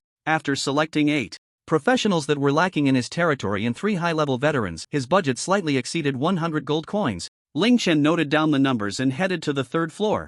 These 8 professionals could fill the vacancies in his territory, while the 3 veterans could help him better train the young adventurers. He did not have the time to guide the adventurers in combat experience, skills, and survival techniques. With these 2 veterans as instructors, it would be much easier for him. Hello, may I ask if you are here to participate in the auction or to settle your purchases? A beautiful woman at the entrance of the 3rd floor politely inquired. Settlement of purchases. The items I bought amount to 1,100 gold coins. Please call the person in charge on the 3rd floor. Ling Chen took out the 2 prepared item lists. The receptionist looked at the very young Ling Chen in surprise, clearly not expecting someone so young to spend so lavishly. I understand. Please go to the VIP room to rest. If you have any other needs, you can ring the bell at any time, and the maid at the door will assist you. The receptionist respectfully invited Ling Chen into the VIP room, which was extravagantly decorated. After serving him expensive tea, she hurriedly called over a somewhat short and plump person in single lens glasses. Hello, my name is Greg, the person in charge of the 3rd floor and the vice president of the Chamber of Commerce. I'm pleased to serve you. May I ask your name? Greg slightly bowed, revealing a commercial smile. My name is Ling Chen. Is there enough stock for the items I requested? After a simple return greeting, Ling Chen directly got to the point. Please rest assured, the products from our Chamber of Commerce are not only of superior quality but also guaranteed in quantity. The items you want, we have sufficient stock in our warehouse, Greg confidently replied, then added with a smile, however. We do not offer credit, so you may need to prepare enough gold coins in advance. The other party clearly seemed a bit worried about whether the young man in front of him could produce enough gold coins. Ling Chen did not waste words and directly took out a leather bag filled with gold coins from his backpack. Greg looked at the shining pile of gold coins on the table, and his smile grew even brighter. I wonder if my spending amount is enough to become a gold member of your Chamber of Commerce? Ling Chen reminded the other party with a smile. The other party did not speak up, clearly wanting to wait until after the transaction to inform Ling Chen about the membership levels. The highest level, the Black Gold member, requires a spending of 10,000 gold coins and must also have royal status or a royal recommendation letter to register. However, the next level, the Gold member, only requires a spending of 1,000 gold coins to meet the registration requirements. After becoming a Gold member, in addition to enjoying various chamber benefits, all product prices will be discounted by 20%. This means that Ling Chen's spending of over 1,100 gold coins after the discount would actually leave him with more than 100 gold coins to spare. This is also why Greg did not speak up, quietly earning an extra 200 gold coins, which is faster than stealing. Greg's face twitched slightly, clearly not expecting the other party to know about the membership level system. Of course, you see, I almost forgot about this. He calmly covered up his slip, smiling as he took out the ledger. The total amount you spent after removing the decimals is 1,100 gold coins, and after the discount, I will charge you 880 gold coins. The spending amount will be directly recorded in your account, and once you reach 10,000 gold coins, as long as you can obtain a royal recommendation letter or become a royal member, you will be upgraded to a Black Gold member. Since this is your first time shopping with us, as per our custom, we will give you some gifts. Greg paused and glanced at the product list. I see you don't seem to lack weapons and equipment, and you've purchased enough miscellaneous items, so giving you more wouldn't be of much use. I happen to have 2 new arrivals, both top-notch beauties, originally from a personal guard background, so they are level 30 and have decent combat power. I'll give them to you as a meeting gift. How does that sound? So generous. These 2 newcomers must have some significant issues, right? Ling Chen asked suspiciously. There's no such thing as a free lunch, and he didn't believe the other party would so kindly give him 2 big gifts. There are indeed some minor issues. Their slave march were forcibly branded. Even with the slave contract binding them, we cannot prevent them from committing suicide. Unfortunately, their training has not been very smooth. As soon as they remove their restraining clothes, they will attack others and then commit suicide. In fact, these were forcibly sold to us by the Count, and we are quite troubled by it now. If you can persuade them to pledge loyalty to you, they will be your right and left arms. It's up to you to decide. Is that all? Ling Chen did not believe there were only these flaws, but Greg innocently shrugged, insisting that the only defect was that the two had not been tamed. With a Slav fine, I'll accept it, but the subsequent handling rights are entirely in my hands. The goods you send out definitely won't have the reason to be taken back, right? Ling Chen weighed the pros and cons and still accepted the two unfamiliar girls, even if the other party was unwilling to follow him. Ling Chen did not intend to force them, as long as he issued the order to keep the territory information confidential. Letting them go to act freely was also an option. Saving the two girls casually brought no harm to him. Of course, how you want to handle it is your freedom. It will take us some time to prepare the goods. Do you need us to deliver them, or do you have a sufficiently large space item with you? It's fine, I have my own. I'll temporarily leave it with you and come back to pick it up at 7 in the evening. Ling Chen summoned the space magic he had activated, shrinking it into a palm-sized sailboat. After temporarily handing over control to Greg, Ling Chen left the trading company with peace of mind. The trading company held a very special status, disregarding nations and regions. It was a large organization outside the law. Even the royal family would try to avoid conflicts with the upper echelons of the trading company. The reason the trading company could grow so large was fundamentally due to its reputation. It would never swallow a customer's property for the sake of small profits, so Ling Chen was not worried that they would plot against him. The activation of space magic was very time-consuming. Whether shrinking or restoring to its original state, it required a casting time of up to an hour, during which it could not be attacked, or else it would be interrupted. This was also the reason why space-type items could be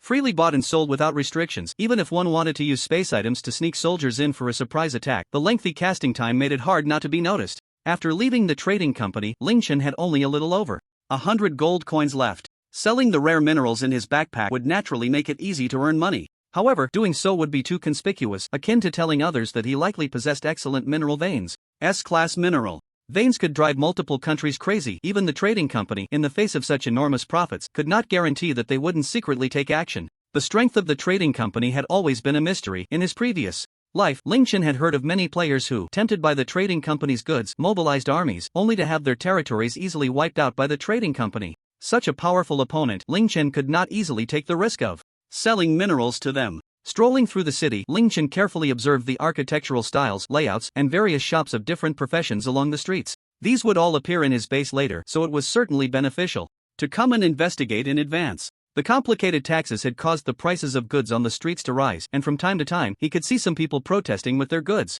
Clearly, the newly appointed duke did not understand the principle of steady progress. At this rate, it would only be a matter of time before a rebellion broke out in his territory. Turning into a clothing store at the corner of the street, Ling Chen meticulously selected outfits, planning to buy a few beautiful new clothes as gifts for the dragon girl Xiaoshuang, who always wore armor. Girls should indeed dress up, otherwise, what a waste it would be to let that pretty face go to waste. Bringing these clothes back could also provide the tailor with some style references and learn about the sewing of new garments, which was a win-win situation. Just as he was selecting, he noticed that a crowd had gathered outside, and the noisy arguments even reached inside the store. Enough! Let go! Don't be so heartless. I'm a centurion from the barracks. Play with me, and I'll make sure you have a good life. Hee. The familiar voice made Ling Chen helplessly put down the clothes in his hands. This voice, who else could it be but Xian Ruochang? Shopkeeper, I want all 30 sets of clothes and 20 pairs of shoes in every size. Pack them up. I've left the money here. If there's any extra, buy some sewing machines or threads or whatever you think is necessary. I'll come back to pick them up later.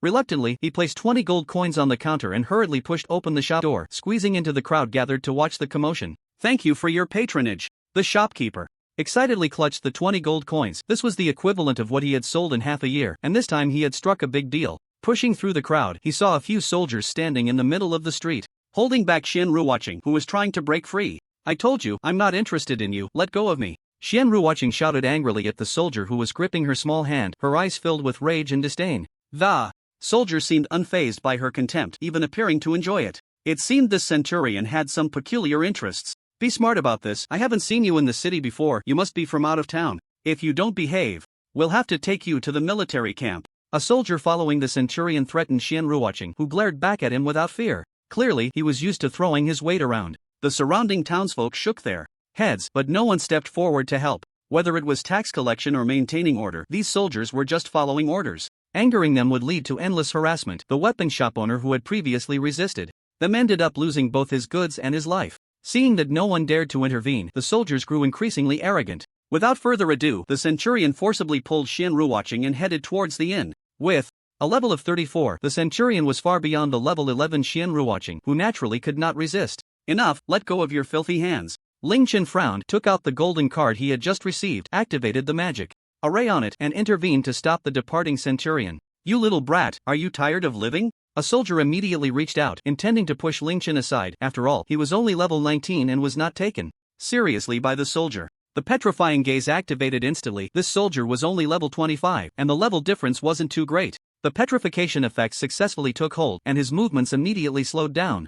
Seizing the opportunity, Ling Chen sidestepped the soldier's hand. Unlike monsters, which had significantly higher growth rates at each level, Ling Chen's doubled base attributes were not inferior to those of the level 25 soldier. Having dodged the soldier, Ling Chen coldly regarded the centurion, who still held Xian Ruoqing's wrist tightly, completely dismissing Ling Chen. Health, resistance, equipment disparity, and advanced skills were the weaknesses of the low-level Ling Chen. Even if he could catch the centurion off guard with the Seed of Thunder, he couldn't inflict fatal damage. Acting rashly would surely lead to his own defeat. However, Ling Chen's weapon was not just his own strength. His financial power could also intimidate his opponents at critical moments. "Enough! I am a valued guest of the Merchant Guild. You can't afford to provoke the people behind me. Let go of my companion," Ling Chen shouted, angrily, maintaining an undaunted attitude in front of a group of soldiers far above his level. Such a person was either foolish or truly had a background that allowed him to disregard them. The centurion felt a twinge of doubt. He had seen troublemakers before, but this was the first time he encountered someone so resolute and fearless. Yet, he genuinely liked his prey he had found, and he was unwilling to let go so easily. Nonsense. Sending out a little brat under level 20 to run errands. Who do you think is behind you? Take him down. With a wave of his hand, the remaining soldiers behind him began to laugh maliciously, surrounding Ling Chen. Ling Chen remained calm and took out a golden card, which bore the emblem of the Merchant Guild, indicating that it was issued by them. A gold membership card. This kid is truly a distinguished guest of the guild. Ha, this time they've hit a brick wall. Anyone who can obtain this card must have some serious backing. Indeed, I heard that a large amount of gold coins is required to get this card. It's an absolute symbol of wealth. The onlookers watched the centurion with glee, as his face turned red and green, clearly not expecting Ling Chen to actually produce such a card. As a centurion, he had never seen this kind of card. No one in the entire military camp possessed one. Moreover, no one dared to counterfeit the guild's cards, as they represented a power that could stand toe-to-toe with superpowers. Counterfeiting their membership cards would cost one their head. At this moment, he was in a dilemma. If he backed down now, how would he survive in the city in the future? That's fake. Get him. Take him down. After much internal conflict, the centurion gritted his teeth and decided to go all in. He couldn't believe that this weak man in front of him could truly possess such a card. Even if it was real, as long as he captured the other party, he could quietly kill him and replace his card with a fake. By then, there would be no evidence, and he wouldn't fear the guild coming after him. The soldiers surrounding Ling Chen exchanged glances, none daring to take the lead. The centurion, seeing this, became anxious, shook off the hand holding Xian Ruoqing, and prepared to step forward himself. "Stop. I'll go with you. Just let him go." This time, it was Xian Ruoqing who panicked. The other party was stepping up for her, although she didn't know where he had gotten that strange card. If this centurion took him to the military camp, even if there was help, it would be too late. Gripping the centurion's left hand tightly, she was helpless against his superior strength and was easily thrown forward, landing safely in Ling Chen's arms. "Oh, you like playing the hero saving the beauty, huh? I'll indulge you. Come with me." The centurion immediately planned to knock both of them out. It wouldn't be appropriate to kill them in public, but once they were on his turf, they would be lambs to the slaughter.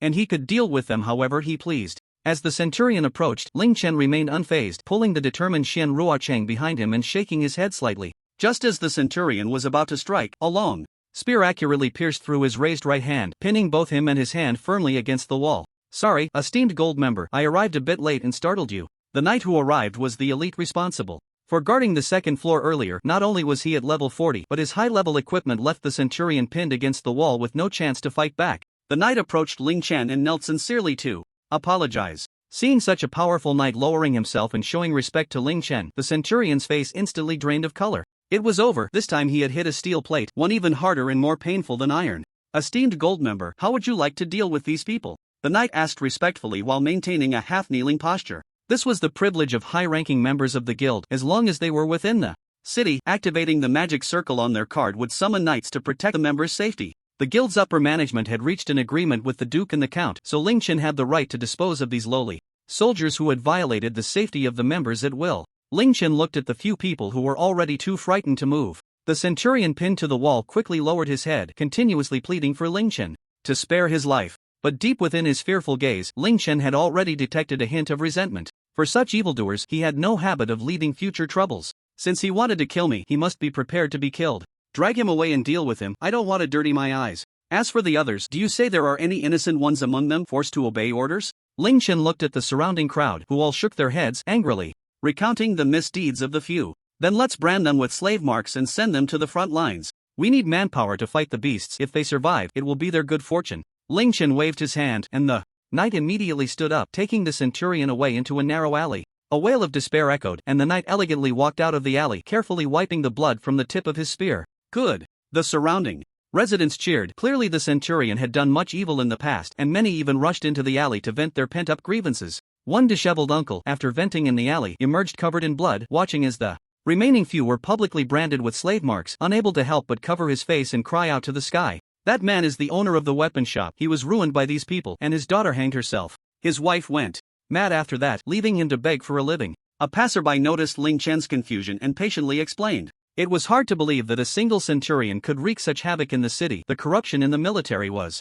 evident. Ling Chen sighed and patted the uncle's shoulder, placing a few gold coins in his arms, then pulled Xian Ruoqing away from the scene. The fate of the dispatched few wouldn't be any better once the slave marks were branded. The orders were mandatory. Ling Chen's command would have them facing the beasts at the front lines, enduring a life-and-death environment for 20 years. If they truly survived, it would be a miracle. Hey, aren't you afraid that uncle will be robbed after giving him so much money? Xian Ruoqing asked, looking back at the uncle who was following the knight to witness the others being sent to the front lines, feeling a bit uneasy. That uncle's story is well known. If someone really robbed him, it would be said to be utterly immoral and everyone would condemn them. Ling Chen shook his head, not worried at all about this issue. Moreover, the identity and means I just displayed would surely scare off the other onlookers. No one would dare to take the risk of opposing a guest of the guild. Xian Ruoqing nodded, somewhat understanding, and followed Ling Chen into the tailor shop. By the way, I haven't thanked you for saving me yet. I need to give you a token of gratitude later. Xian Ruoqing looked at the carefully packaged gifts on the ground, remembering that she had forgotten to thank Ling Chen for saving her life. Counting it, this was already the second time. If Ling Chen hadn't intervened, she would have already been prepared to end her own life. Being taken to the barracks by such a person, one could guess the outcome with just a thought. It was more terrifying than death.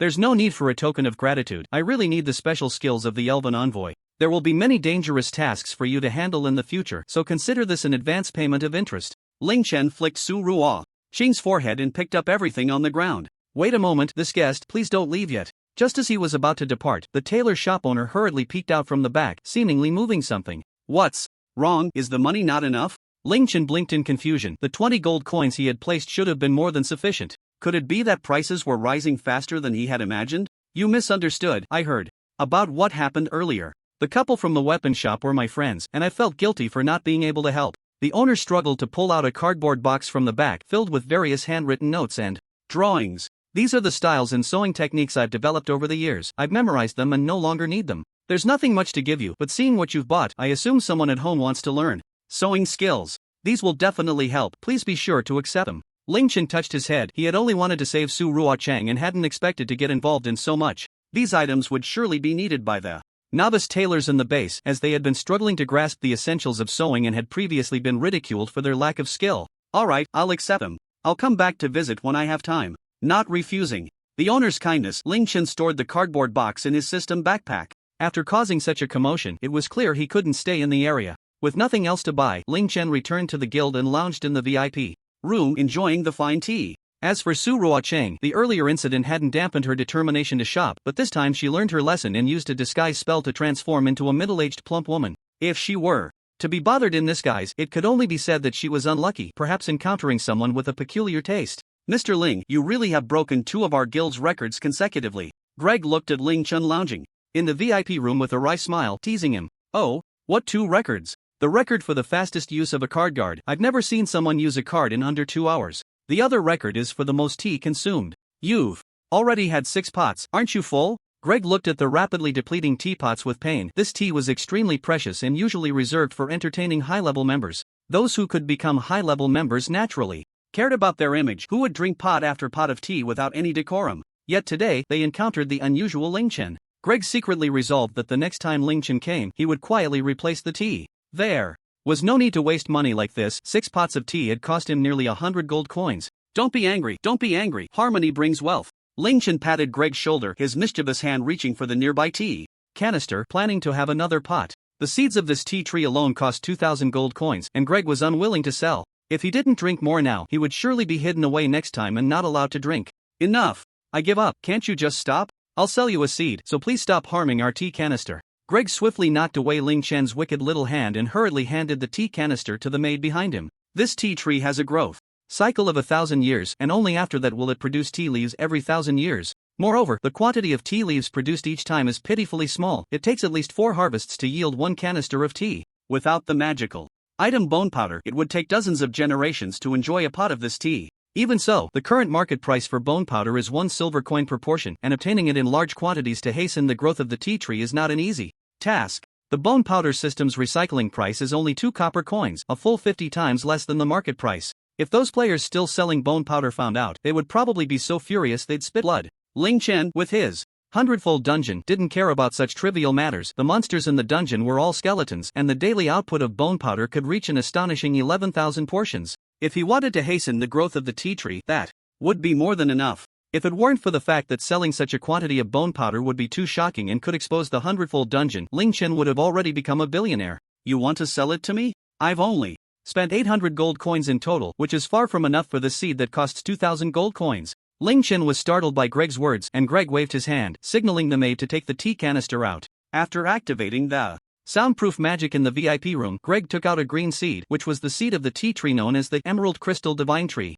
This tea is not only rare and expensive but also has the miraculous effect of slowly enhancing basic attributes. As long as one drinks a whole pot every day, it can increase strength, agility, and magic by 1 point each. Although this seems small, it accumulates into a substantial basic attribute over time. Unfortunately, only the first pot of the day is effective. Otherwise, those kings would have been drinking it non-stop for 24 hours. Ling Chen was simply enjoying it because it was delicious and free. Of course, I have conditions. First, you absolutely cannot sell the tea water, or tea tree seeds to outsiders, Greg said seriously, pulling out a contract. This contract is unique to the guild. If violated, the betrayer will be blacklisted by all guilds, and whether to send knights for endless pursuit will depend on the content of the breach. The second point is that you must settle the 2,000 gold coins within a year, and while purchasing goods, the total amount must reach 10,000 gold coins to become a black gold user. At that time, I will find a referrer for you. You just need to pay a little fee to become a black gold member. That's it? Seeing Greg stop writing the contract terms, Ling Chen asked.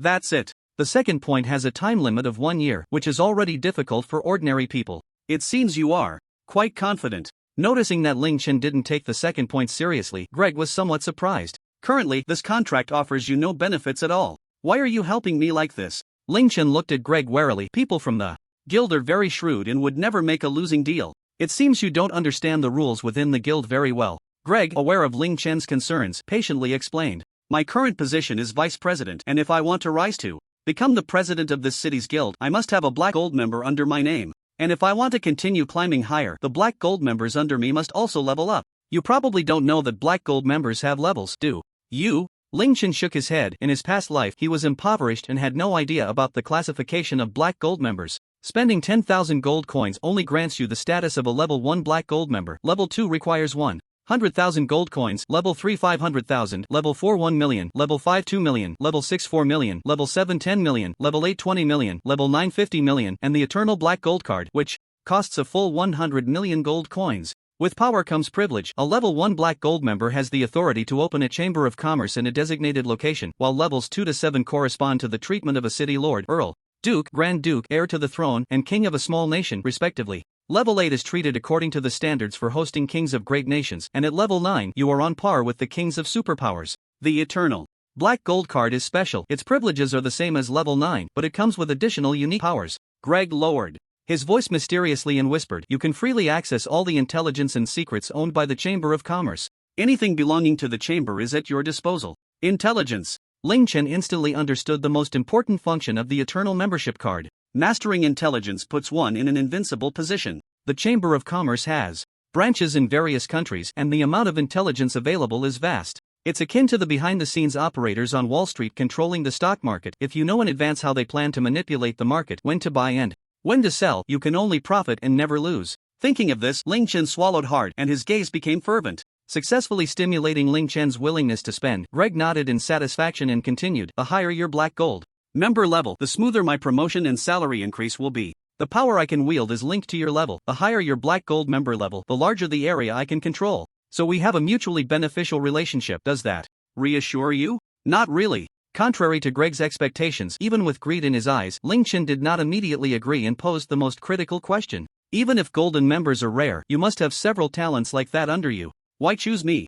Greg fell silent for a moment and removed his monocle. Once the lens was taken off, his originally gray pupils gradually turned into striking blue heterochromatic eyes. This is my secret, the eye of breaking illusions. Judging by your expression, you must already know its function, right? Ling Chen concealed his surprise and then smiled wryly. With his equipment enhanced to plus 25, it was hidden by the system, and regardless of whether they were players or others, as long as they did not use special magic, they could not see his gear. Yet, the eye of breaking illusions was one way to see through his hidden equipment. In its presence, Shenruoqing's elven disguise or any other magic would be ineffective as long as their level was lower than or equal to Greg's. Your equipment is my reason for investing in you. To enhance such low-level gear to this extent, you must possess abundant resources and financial power. If I'm not mistaken, you should be one of those otherworldly lords, and an exceptionally talented one at that. Ling Chen was not surprised that Greg knew about the players. Such individuals had appeared sporadically in this world before, but this time the numbers were a bit high. Collaborating with otherworldly lords, I believe I won't incur losses. Consider this an investment in you.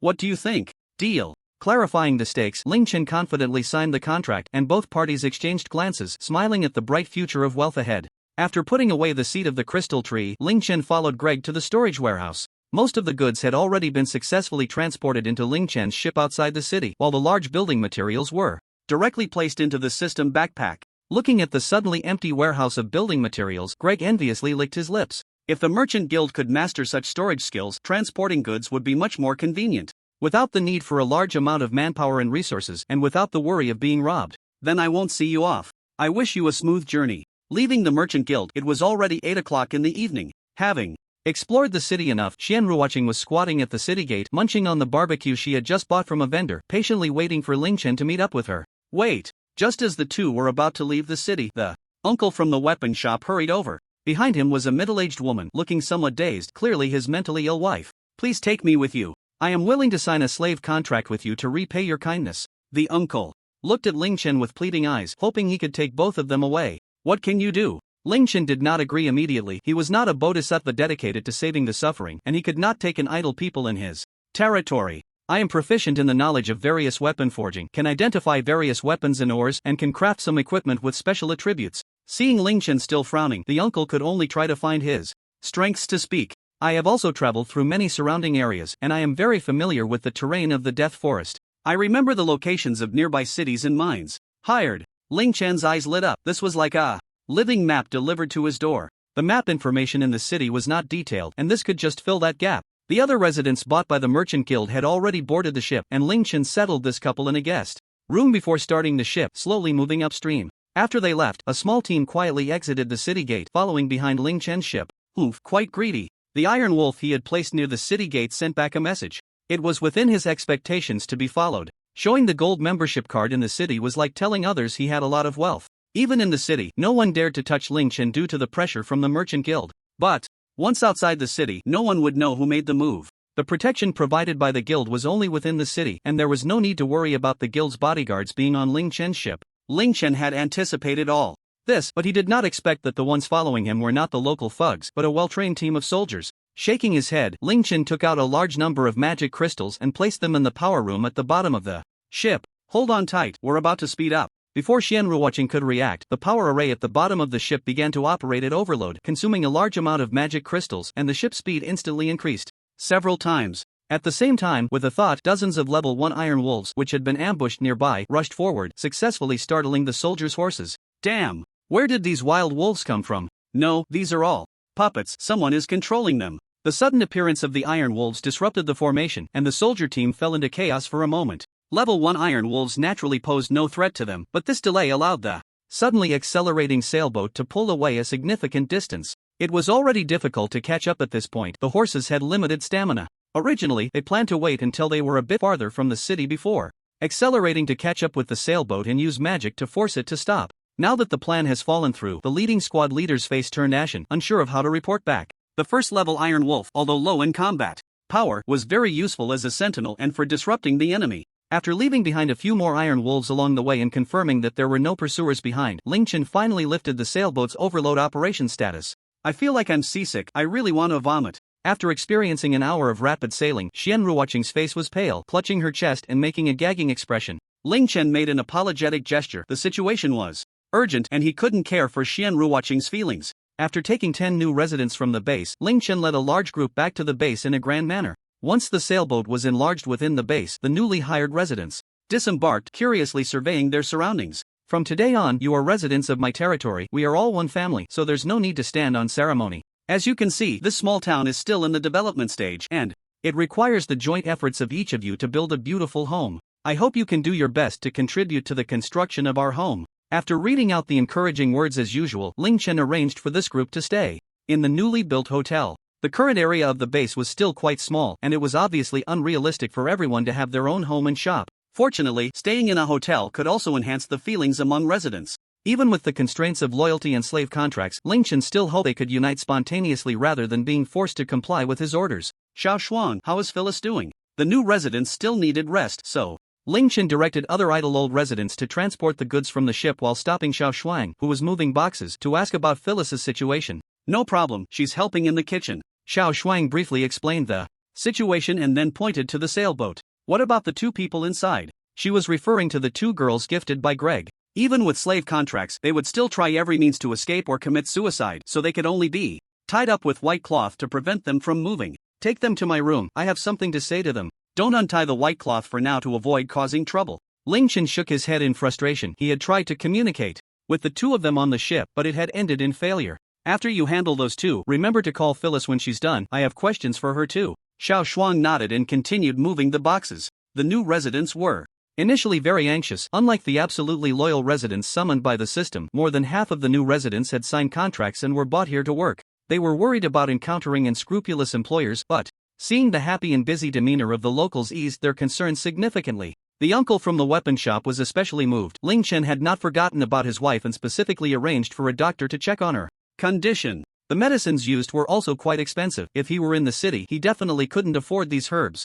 Unable to contain his joy, the uncle from the weapon shop did not rest and worked hard to help with what he could do. After handling all the items in the sailboat, Ling Chen summoned the system. The previously designed expansion plan was still there. He only needed to invest the corresponding mining materials to construct it immediately. After making slight modifications, Ling Chen did not directly expand the city walls range but retained the existing internal structure of the base, creating a new outer circle forming a shape. This way, the base was divided into an inner city and an outer city. When the base city was opened for trade in the future, the inner city would not be open to the outside, thus reducing the risk of exposing the 100-fold underground city in S-class mines. Only residents who had been issued a confidentiality order, ensuring they would never reveal the existence of these 2 artifacts, could enter the inner city for mining and exploring the underground city. Aside from adventurers who needed to engage in underground monster hunting, the remaining residents were temporarily assigned to guard the arrow towers in the outer city. Once the 3rd-level territory was opened, they would be able to build a magic tower to automatically fend off enemies.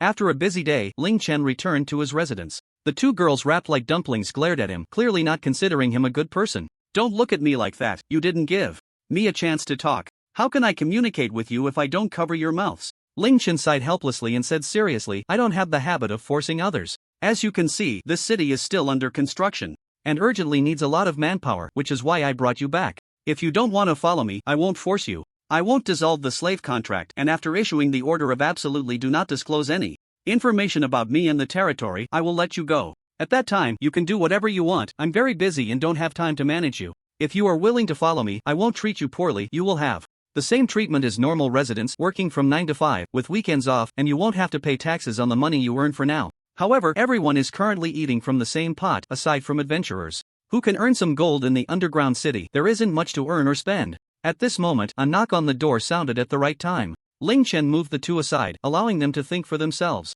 Come in. The visitor was Phyllis, who was startled by the 2 white dumplings in the corner as she entered. Don't mind them, we're having a friendly exchange. Really? Ling Chen brought over a chair, and Phyllis, not sensing any malice, believed his words. Thank you for saving me. Sitting upright in the chair, Phyllis politely bowed slightly, formally expressing her gratitude. It was just a small effort. Can you tell me what happened? Ling Chen instinctively reached for a cup of tea, only to realize he was not in the VIP room of the guild. He needed to hurry and mature the crystal tree. It felt strange to talk without good tea. While he secretly made up his mind, Phyllis succinctly summarized the events. There are bad people chasing me. That's it? That's it. The brief exchange left Ling Chen feeling helpless. The story's development had been overly condensed, and even Conan would struggle to understand it. Meanwhile, the two dumplings beside them suddenly became agitated, desperately making woo-woo sounds. Be quiet, it's not your turn to speak yet. One of them received a light knock on the head, and Ling Chen turned to continue questioning. Miss Phyllis, do you know why you are being chased by bad people? I don't know. Phyllis yawned widely, clearly tired from the work in the kitchen. As she pondered how to continue the conversation, one of the dumplings finally managed to wriggle free from the white cloth in its mouth and excitedly shouted, Lady Phyllis, is that you? Half asleep, Phyllis looked at the dumpling in confusion, clearly not recognizing who she was. No wonder, these two were wrapped in white cloth, leaving only their noses and ears exposed, looking quite eerie. Acquaintances? Ling Chen, confused, unwrapped the white cloth from the heads of the two. Zhangzi, where the girl with blue hair looked excitedly at the nearly asleep Phyllis. Lady Phyllis, it's me, your guard, Selena. I'm not asleep, I'm awake. Phyllis, answering off-topic, nodded and replied drowsily. Has she been like this for a long time? Ling Chen helplessly looked at the groggy Phyllis and asked the orange-haired girl beside him. There's nothing we can do, it's Lady Phyllis's nap time. It's hard for her to wake up if she hasn't slept for at least 2 hours. The orange-haired girl smiled awkwardly, clearly at a loss with Phyllis. The world is indeed small. These two troubles turned out to be Phyllis's personal guards, which made things much easier. At least he didn't have to worry about them continuing to act like they were dying. After untying the two, Selena carefully picked up Phyllis and placed her on Ling Chen's bed. The orange-haired girl then sat down in place of Phyllis and began to explain the situation to Ling Chen. My name is Stella, and I am one of Lady Phyllis's personal guards. Lady Phyllis was originally the only daughter of the former Duke of noble status. But the former Duke was suddenly accused of treason by the king, without even being given a chance to defend himself, and was executed by the army. As a result, Lady Phyllis became a fugitive. If it weren't for the former Duke's foresight, instructing us to take her to escape through the secret passage, she would have likely perished in the Duke's residence. The newly appointed Duke Archil did not let us off easily, sending a large number of soldiers to search the entire territory. We unfortunately fell into a trap and were surrounded. Lady Phyllis was taken to the Earl's residence, waiting for Duke Archil to come and execute her, while we were sold into slavery, and ultimately, you took us in. At this point, Stella stood up and bowed at a 90-degree angle, sincerely expressing her apologies. I previously mistook you for one of those nobles, someone who covets beauty, causing you much trouble. Please forgive me. Don't worry about it, it's just a small matter. Ling Chen waved his hand and asked the most critical question. Do you know why the former Duke was executed? Stella shook her head, and it was Selena who picked up the topic. I once heard the Duke mention some things. It was said to be related to the unique artifact and the divine communication array. As for the specifics, I think Lady Phyllis is also unclear. The Duke kept these matters very confidential. Hearing the words unique artifact, Ling Chen's eyelids twitched, recalling the glow of the array he saw before his reincarnation, pondering whether there was any connection. Are you okay? Seeing that Ling Chen did not continue the conversation, Stella thought he was contemplating the meaning of those two words, not considering the possibility that he possessed the unique artifact. I'm fine. What are your plans after this? I hope you can temporarily take us in, and in return, we are willing to help you expand your territory. What do you think? Citra casually demonstrated her magical skills. As a level 30 mage, she could use third-tier magic. After reaching level 3 in territory, the level of the magic tower that could be built was not related to the territory level but was determined by the highest level mage within the territory. Since the magic tower required the sealing of replication magic to function, with third-tier magic, Ling Chen could build a level 3 magic tower, and the level of monsters the territory could withstand would increase from level 40 to 50. This was quite safe in the Death Forest. No problem, as long as you participate in the labor, you will be residents of my territory, and I will do my best to protect my residents. Ling Chen thought for a moment. Phyllis was indeed a little bomb. Once exposed, it would definitely attract the army to attack him. However, as long as she stayed deep within the city, there was no risk of exposure. Compared to his two big secrets, Phyllis was at most just a firecracker. The three of them would not necessarily stay here for long, so out of caution, Ling Chen decided to arrange for them to live in the outer area to avoid contact with the dungeon and mines. As for the residents, as long as Ling Chen ordered a gag order, no one would leak information to the three of them, making it a win-win situation. The three had no objections to living in the outer city. There were many secrets surrounding the otherworldly lord, and keeping a distance from each other was the best choice. After resolving the troubles here, Ling Chen walked outside and went up to the city wall, beginning to plan the layout of the outer city. The half of the outer city facing the river was entirely planned as a commercial and residential area. The other half was detailed into for major areas, medicinal fields, farmland, orchards, and livestock areas. For warehouses were established in these areas, along with several well-decorated farmhouses, allowing farmers to live there without having to run back and forth between the residential area and the farmland. The orchard and livestock area were integrated, which not only expanded the activity range of the livestock but also allowed the fruits that fell from the trees and the small insects that bred to be eaten by chickens and ducks. Fences were set up around the farmland, and medicinal fields to prevent animals from entering. Specialized frogs that only ate pests were placed in the two areas to prevent pests that appeared during the breeding process from damaging the crops. The release of bone meal was automated by improved irrigation magic, allowing farmers to simply inspect and harvest mature crops on schedule and then plant new seeds. As the farmers' levels increased, the extra crop rewards they could obtain when harvesting in the future would also increase. The crystal god tree was placed in the center of the medicinal fields where precious medicinal materials were planted, so Lingchen also built a triple magic array. When outsiders entered the city in the future, the magic array would activate to prevent thieves from entering.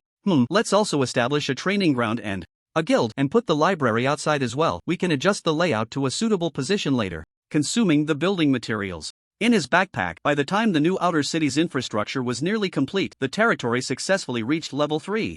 Congratulations, your territory has reached level 3 and magical technology has been unlocked. Please choose one of your rewards. Reward 1. Precious or package *100. Reward 2. B-class beast girl *1. Reward 3. Random dungeon *1. Naturally, Lingchen would not choose Reward 1. He had so many rare ores that he couldn't use them all, and adding more would only increase his troubles. With an S-class Dragon Girl, he naturally didn't care for Reward 2 either. After choosing Reward 3, a delicate small pyramid appeared in Lingchen's hand. Congratulations, you have obtained the Undead Dungeon *1. Unlike the Hundredfold Dungeon where you can choose monsters at will, the levels and monsters of other dungeons are fixed, and the speed of monster generation is very slow. Each lord can only place one dungeon.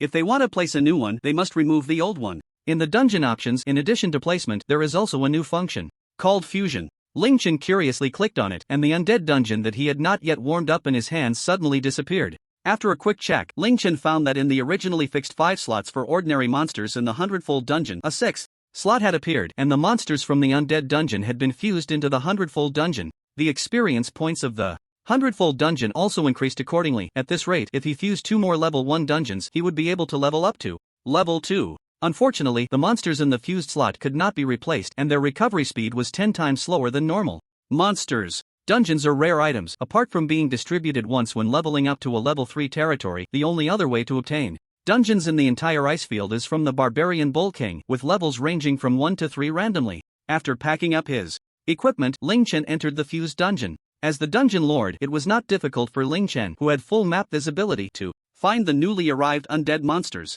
After defeating a level 7 undead soldier, the hundredfold reward triggered normally, which made Lingchen secretly delighted. Phantom Soul Crystal Ghost Grass. This time, luck was on his side. In addition to equipment, he also obtained 2 types of undead items with a drop rate of only 5%. The Phantom Soul Crystal is a rare material for crafting stealth type items and equipment, currently valued at 1 silver coin. Ghost Grass is one of the essential materials for making invisibility potions. Undead monsters are very hard to find, and with the pitifully low drop rate of items, these 2 items can often be sold for more than 10 times their price. After all, for professions like assassins and archers that require stealth equipment, Phantom Soul Crystals and Ghost Grass are crucial items that enhance their output. Satisfied, he exited the dungeon. Dealing with small monsters was best left to his subordinates while he waited for the items to come in. At this time, it was still early, but Lingchen had been working for 2 whole days. Without sleep, and drowsiness swept over him. He instructed Xiao Shuang to pass down the sealing order, found an empty room in an inn, and soon fell into a deep sleep. In the following days, Lingchen focused on leveling up, while the specific construction and operation of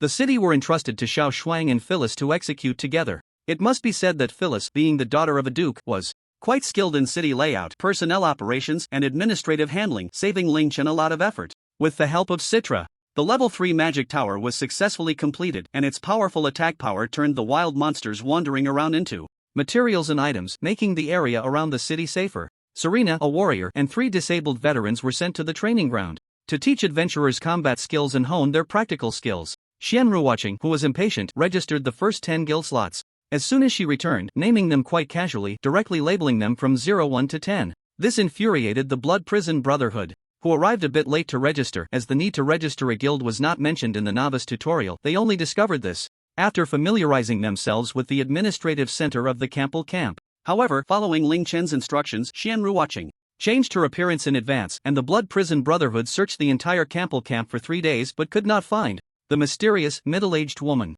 Time slowly flowed by, and as the end of the month approached, Lingchen's territory welcomed the 4th wave of elite residents. Combined with the 20 people recruited from Shinruocheng, the population of Ling Chen's territory had already reached over 70. Finally, is the beast tide about to arrive? Ling Chen, who had already reached level 27, looked regretfully at the interface that still lacked quite a bit of experience points to upgrade to a level 4 territory, his heart filled with anticipation. Shenruocheng, Linggu, how's the preparation going? Ling Chen, no problem. Shenruocheng, I'm so nervous, I don't know what the beast tide will look like. I hope it's a bit more amiable. Ling Chen, you're already at a level 2 territory. It won't be hard to get through. The two chatted back and forth from the sky to the ground, from the south to the north. Later, Ling Chen recalled that night, a time that should have been filled with tension was instead wasted like this. The moon on the night of the full moon was exceptionally bright. Without phones or computers, they could still talk until dawn. Looking back on such a waste of time in life, for some reason, he found himself unconsciously hoping that such moments could last a little longer. The next morning, fully armed residents climbed onto the city walls, and those above level 10 donned full sets of maxed-out reinforced gear, each set tailored to maximize their combat power. Residents below level 10 also wore golden battle armor, wielding golden crossbows, responsible for auxiliary attacks from the safety of the magic tower. What's wrong with you all? You look like you're on high alert. Enemy attack? Phyllis, still in her silk pajamas and slippers, sleepily approached, clutching a teddy bear made by the seamstress specially for her. I forgot to explain it to you. Ling Chen awkwardly scratched his head. Phyllis had been busy with the city's infrastructure and rarely showed her face, to the point that he completely forgot about her combat capabilities. It was already 8 in the morning when a thunderous roar erupted from the clear sky and a massive spatial rift slowly opened. A vast number of beasts poured out from it. Judging by the scale, the first wave of the attack alone had an astonishing number of 100,000 beasts. Goodness, did you poke the beast's nest? Citra had been informed in advance about the beast tide but didn't expect the numbers to be so staggering. Ling Chen's face twitched a few times. He had never seen a beast tide of such deadly difficulty and didn't expect the numbers to be so terrifying. Fortunately, most of the beasts were around level 20, with only a few level 30 monsters mixed in, and the walls of a level 3 territory could easily withstand the attack. A large number of magic crystals were placed in the magic tower, ready for Ling Chen to reactivate and launch an immediate attack. These magic crystals were obtained by Ling Chen from the Hundredfold Dungeon, and to be safe, he had Shenruocheng disguise herself and go to the Campbell camp to purchase a large number of magic crystals as backup. In hindsight, this move was definitely necessary. It's worth noting that the first wave of beasts that held difficulty only numbered around 2,000 to 3,000. Stay steady, wait for my order to attack. The veteran in charge of the southern wall stopped the newcomers, who were about to shoot arrows in panic due to fear. The walls to the north, south, east, and west had nearly 20 people guarding the north wall facing the spatial rift, while the other 3 walls each had 15 people on duty, with 3 veterans responsible for commanding each wall. The north wall, which Ling Chen was in charge of, bore the most pressure. Players were notified a week in advance of the direction the beast tide would come from, and Ling Chen had naturally made thorough preparations for it. Prepare the catapults. With Ling Chen's command, 10 catapults were pushed up. These catapults were prototypes that Ling Chen had explained the basic principles to the blacksmith and the weapon shop uncle, who then figured them out themselves. After testing, the range and power of the projectiles were quite good. Fire! One after another, huge round wooden barrels were launched, crashing into the vanguard of the beast tide. As the barrels broke apart, the slippery liquid inside caused the rushing beasts to slip, entangling a large number of them and hindering the advance of the following troops. The forest in front of the northern city wall has been developed into a large open space, with the soft ground replaced by a hard, smooth marble surface. This way, liquids would not be quickly absorbed into the soil and could remain on the marble surface for a long time. The slippery beasts that fell were constantly struggling, covering themselves in the liquid on the ground and smearing it on their companions. When this group of slick beasts was pushed to within 50 meters of the northern wall by subsequent beasts, Ling Chen personally picked up a longbow and shot a fire arrow. The moment the arrow landed in the pile of beasts, the lubricating liquid was quickly ignited, and in an instant, the pile of beasts turned into a hell on earth, countless beasts howling in pain as they began to charge around engulfed in flames. This lubricating liquid was oil that Ling Chen had purchased in large quantities from Greg. The damage caused by ordinary flames was low, but if a sea of fire was created using oil, the damage would be considerable. Activate the magic towers. The magic towers throughout the city were activated, unleashing powerful third-tier spells like wind blades, fire rains, lightning, and ice spears, bombarding the beasts approaching the city wall. Not a single beast could break through the attack net of the magic towers. In this wave of assault, nearly 20,000 beasts were directly wiped out. However, this group of beasts had no self-awareness and fearlessly forced their way through the sea of fire, relying on their numerical advantage to successfully charge beneath the city wall and launch an attack on it. Roar! Little Frost transformed into a 5-meter-tall giant dragon, flying down from the city wall and starting to clear the beasts on the ground. After reaching level 20, the S-rank dragon girl Little Frost mastered the skill to transform into an ice giant dragon. As her level increased, the size she could transform into gradually grew. Larger, Ling Chen had seen a fully leveled ice giant dragon in the Hell Dungeon, towering over 100 meters with an astonishing pressure. Ling Chen was not idle either. With a wave of his hand, over 1,000 golden wolves were summoned from the air, crashing down onto the ground. Relying on their weight advantage, the moment these golden wolves landed, they crushed many beasts that were barely surviving and had just managed to break through the magic tower's attacks. At level 27, Ling Chen was already able to use third-tier puppet techniques. Consuming all the gold ore in his inventory, these 1,000 golden giant wolves became one of Ling Chen's trump cards. Once a puppet is damaged, as long as it is recovered and resources are spent for repairs, it can be reused. Therefore, Ling Chen felt that the consumption of this wave of gold ore was worth it. The golden giant wolves crafted by Ling Chen at level 27 were naturally also at level 27. Each puppet was additionally infused with a B rank or C rank piece of equipment, giving them special effects for their attacks or defenses. This is the power of puppet techniques. By integrating a weapon or piece of equipment, the created puppet can enjoy all the attributes and special effects of that equipment. As a result, the golden giant wolves, which originally had combat power significantly weaker than beasts of the same level, could match or even surpass beasts of the same level with the enhancement of the equipment. With multiple means of support, the first wave of beasts was quickly annihilated, and aside from losing a few golden wolves, Ling Chen's side suffered no casualties at all. According to the information prompt, the wave of monsters in the normal and hard difficulty territories has ended, and many players have begun to celebrate their survival in the World Channel. The monster wave will not wait for players to regroup. Just after defeating the first wave of monsters, the second wave burst forth from the spatial rift. This time, the scale of the monster wave was much smaller, with only over 10,000 monsters, and the visual effect was significantly weaker. However, their levels had increased by one stage, with the main force shifting from level 20 monsters to level 30, and a small number of level 40 monsters mixed in. The third wave won't have level 50 monsters, right? Ling Chen smiled bitterly. It was indeed the land of death. Building a level 3 territory in the first month seemed somewhat inadequate. A level 3 territory could survive in hell difficulty for half a year. The strategy remained the same. Using a Sea of Fire tactic combined with magic towers for main output, while the Golden Wolf army was responsible for mopping up. This time, however, the residents on the walls also began to join the battle. The level 40 monsters had high health, and neglecting them would cause significant damage to the Golden Wolf army.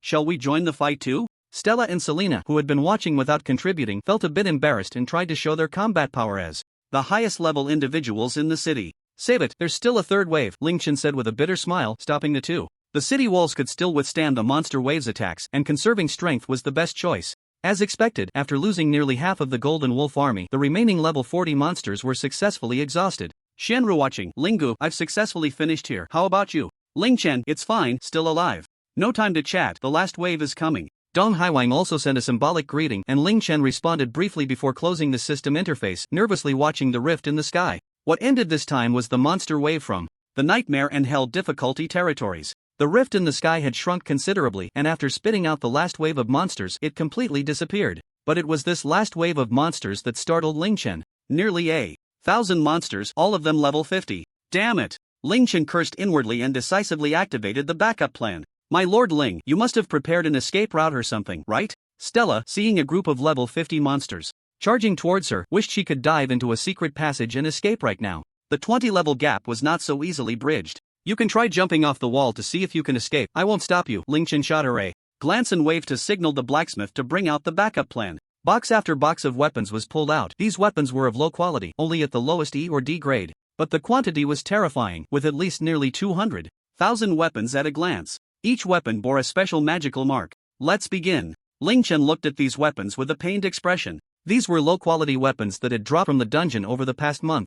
If sold, they could fetch thousands of gold coins. Now, however, these weapons had been inscribed with self-destruct runes, which was a special use for the weapons. When a weapon self-destructs, it deals real damage equal to the weapon's attack power to enemies in a small area. Sometimes, self-destructing and used low-tier weapons could yield surprising results. This wasteful tactic was rarely implemented because each player could carry a maximum of 100 self-destruct weapons in their backpack. Only the blacksmith profession could inscribe self-destruct runes, and since there was no blacksmith profession among the player choices, this wasteful tactic could only be used against monsters within the territory. Looking back, now, this tactic was quite suitable for Ling Chen's death territory. What are you still dawdling for? Throw it! Without having learned sword control techniques, they could only resort to the most primitive throwing method. Fortunately, a large number of frost potions were thrown out, combined with Xiao Shuai's frost breath, significantly slowing down the attacking speed of the beasts on the opposite side. Citra and Selena finally understood what Shang Shang meant. It wasn't about conserving magic power, but conserving physical strength.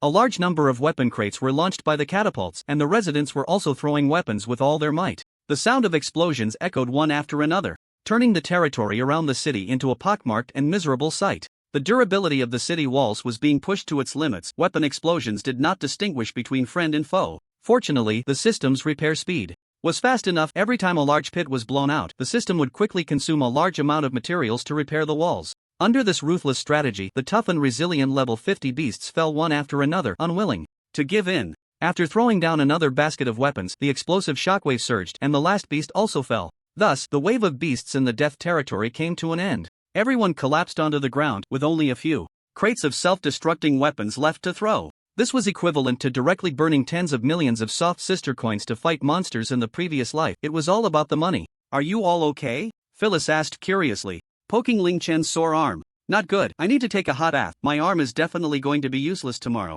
Ling Chen forced a smile. Magic crystals, weapons, gold coins, various basic building materials, all had been completely consumed. Now, apart from a pile of temporarily useless materials and a large amount of rare ores, Ling Chen was practically broke. Of course, the rewards from the system were also quite generous. "Congratulations! You have obtained an S rank. Growth weapon, Radiant Holy Sword rarity, S rank level 1 attack power, 200 special skill, Divine Radiance, summons Divine Light, consuming a large amount of the user's magic power, causing extremely strong light. Attribute area damage." Looking joyfully at the Radiant Holy Sword in his hand, the pure white blade was as crystal clear as fine snow, exuding a holy aura that made one unable to help but want to worship it. This harvest was quite good. Aside from the beast materials scattered all over the ground beneath the city walls, the value of just the S-rank weapon was beyond what gold coins could measure. After putting away the Radiant Holy Sword, Ling Chen planned to find a secluded place to test the weapon next time he entered a dungeon. The most important thing right now was to quickly collect the beast materials around. The earlier battle had already scared off the nearby wild monsters, making this the safest time to go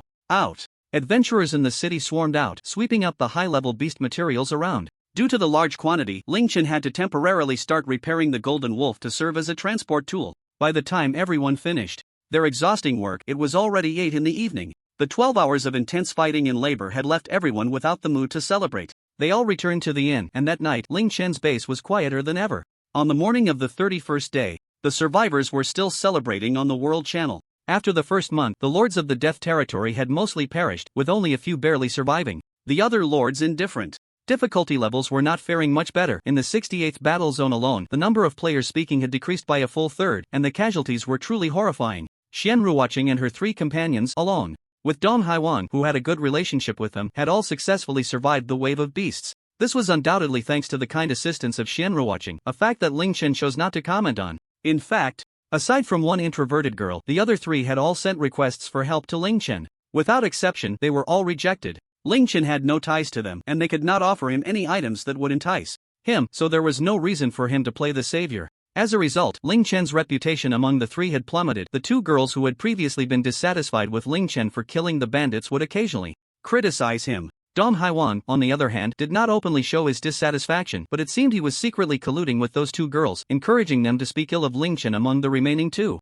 Ling Chen was completely unconcerned. They were not worthy of affecting his mood. After closing the regional chat interface, Ling Chen stretched lazily, his sore arms having fully recovered overnight thanks to the potions from the base's alchemist. After a brief warm-up and playing with the well-trained bear cub, Ling Chen opened the dungeon interface and teleported into the Campbell camp. Whether it was due to the beast tide or the early morning, there were noticeably fewer players in the Campbell camp. Everyone was still in the recovery phase, and the goods available for trade were not of good quality. After taking a quick look around, Ling Chen left the camp and headed deeper into the ice plains. After yesterday's battle, Ling Chen's level had successfully risen to 30. At level 30, he could equip the 3rd-tier gear he had long prepared but had been unable to wear due to level restrictions. These items had already been fully upgraded by Ling Chen, and the Radiant Holy Sword had also been easily upgraded to level 30. Growth-type weapons needed to devour other weapons or weapon experience books to level up, with a maximum level not exceeding the holder's current level. Ling Chen did not have many weapon experience books on hand, as these books dropped from specific monsters, and he had not included those monsters in the dungeon to collect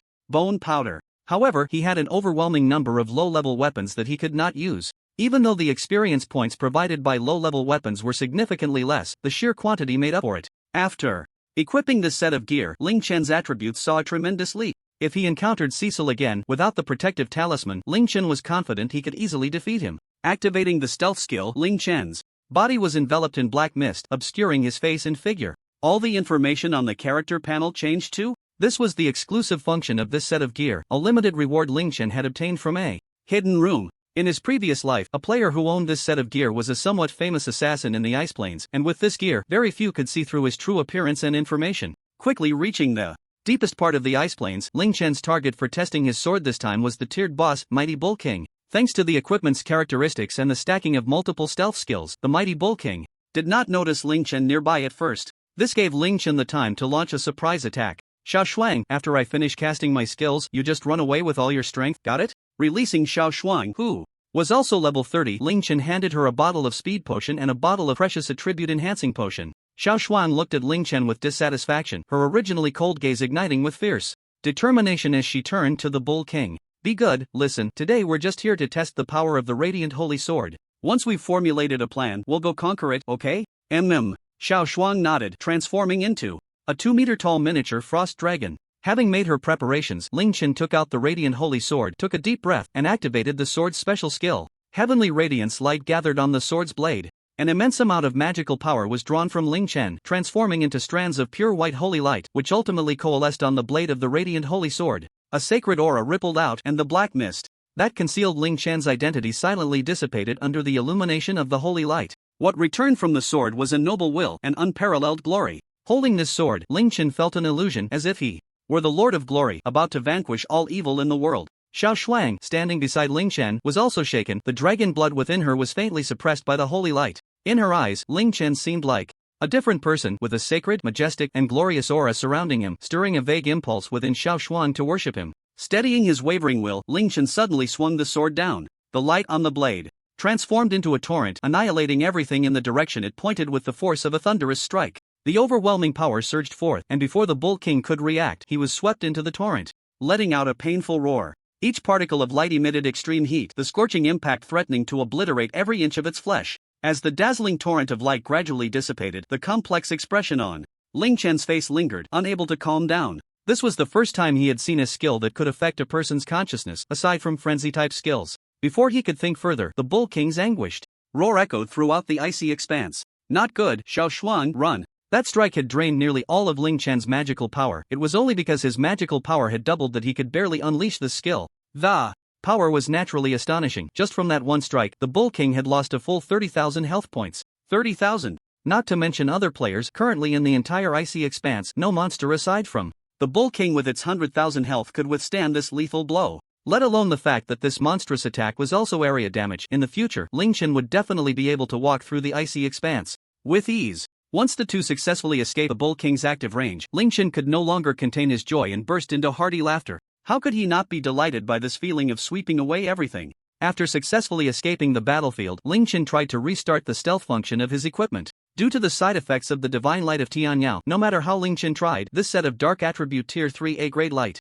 armor could not successfully activate its exclusive dark attribute skill. He never expected that the hidden effect of the divine light of Tianyao would also be effective on himself, and Ling Chen could only smile wryly. Fortunately, the light armor had not suffered any substantial damage. The skill was merely sealed temporarily. Xiao Shuang, keep an eye on the surroundings for me. Changing into another set of high defense ice blue knight armor, Ling Chen sat cross-legged on the ground, recovering his magic power. The commotion just now was even greater than he had imagined, but fortunately, there would be no one deep in the ice field, so he was not worried about being seen while unleashing such a powerful skill. With the divine light of Tianyao as his divine skill, Ling Chen and Xiao Shuang crazily swept through the hidden rooms that had previously been inaccessible. These rooms were guarded by high-level bosses of up to level 40, each possessing special skills. Ling Chen had no absolute confidence in defeating them, so he had refrained from looting. While Ling Chen was frantically raiding the hidden dungeon deep in the ice field, several high-ranking members of the Blood Prison Brotherhood were secretly gathering in the Campbell camp. What's going on? It's been so many days, and there's still no news of that middle-aged woman, one of the men in black asked angrily.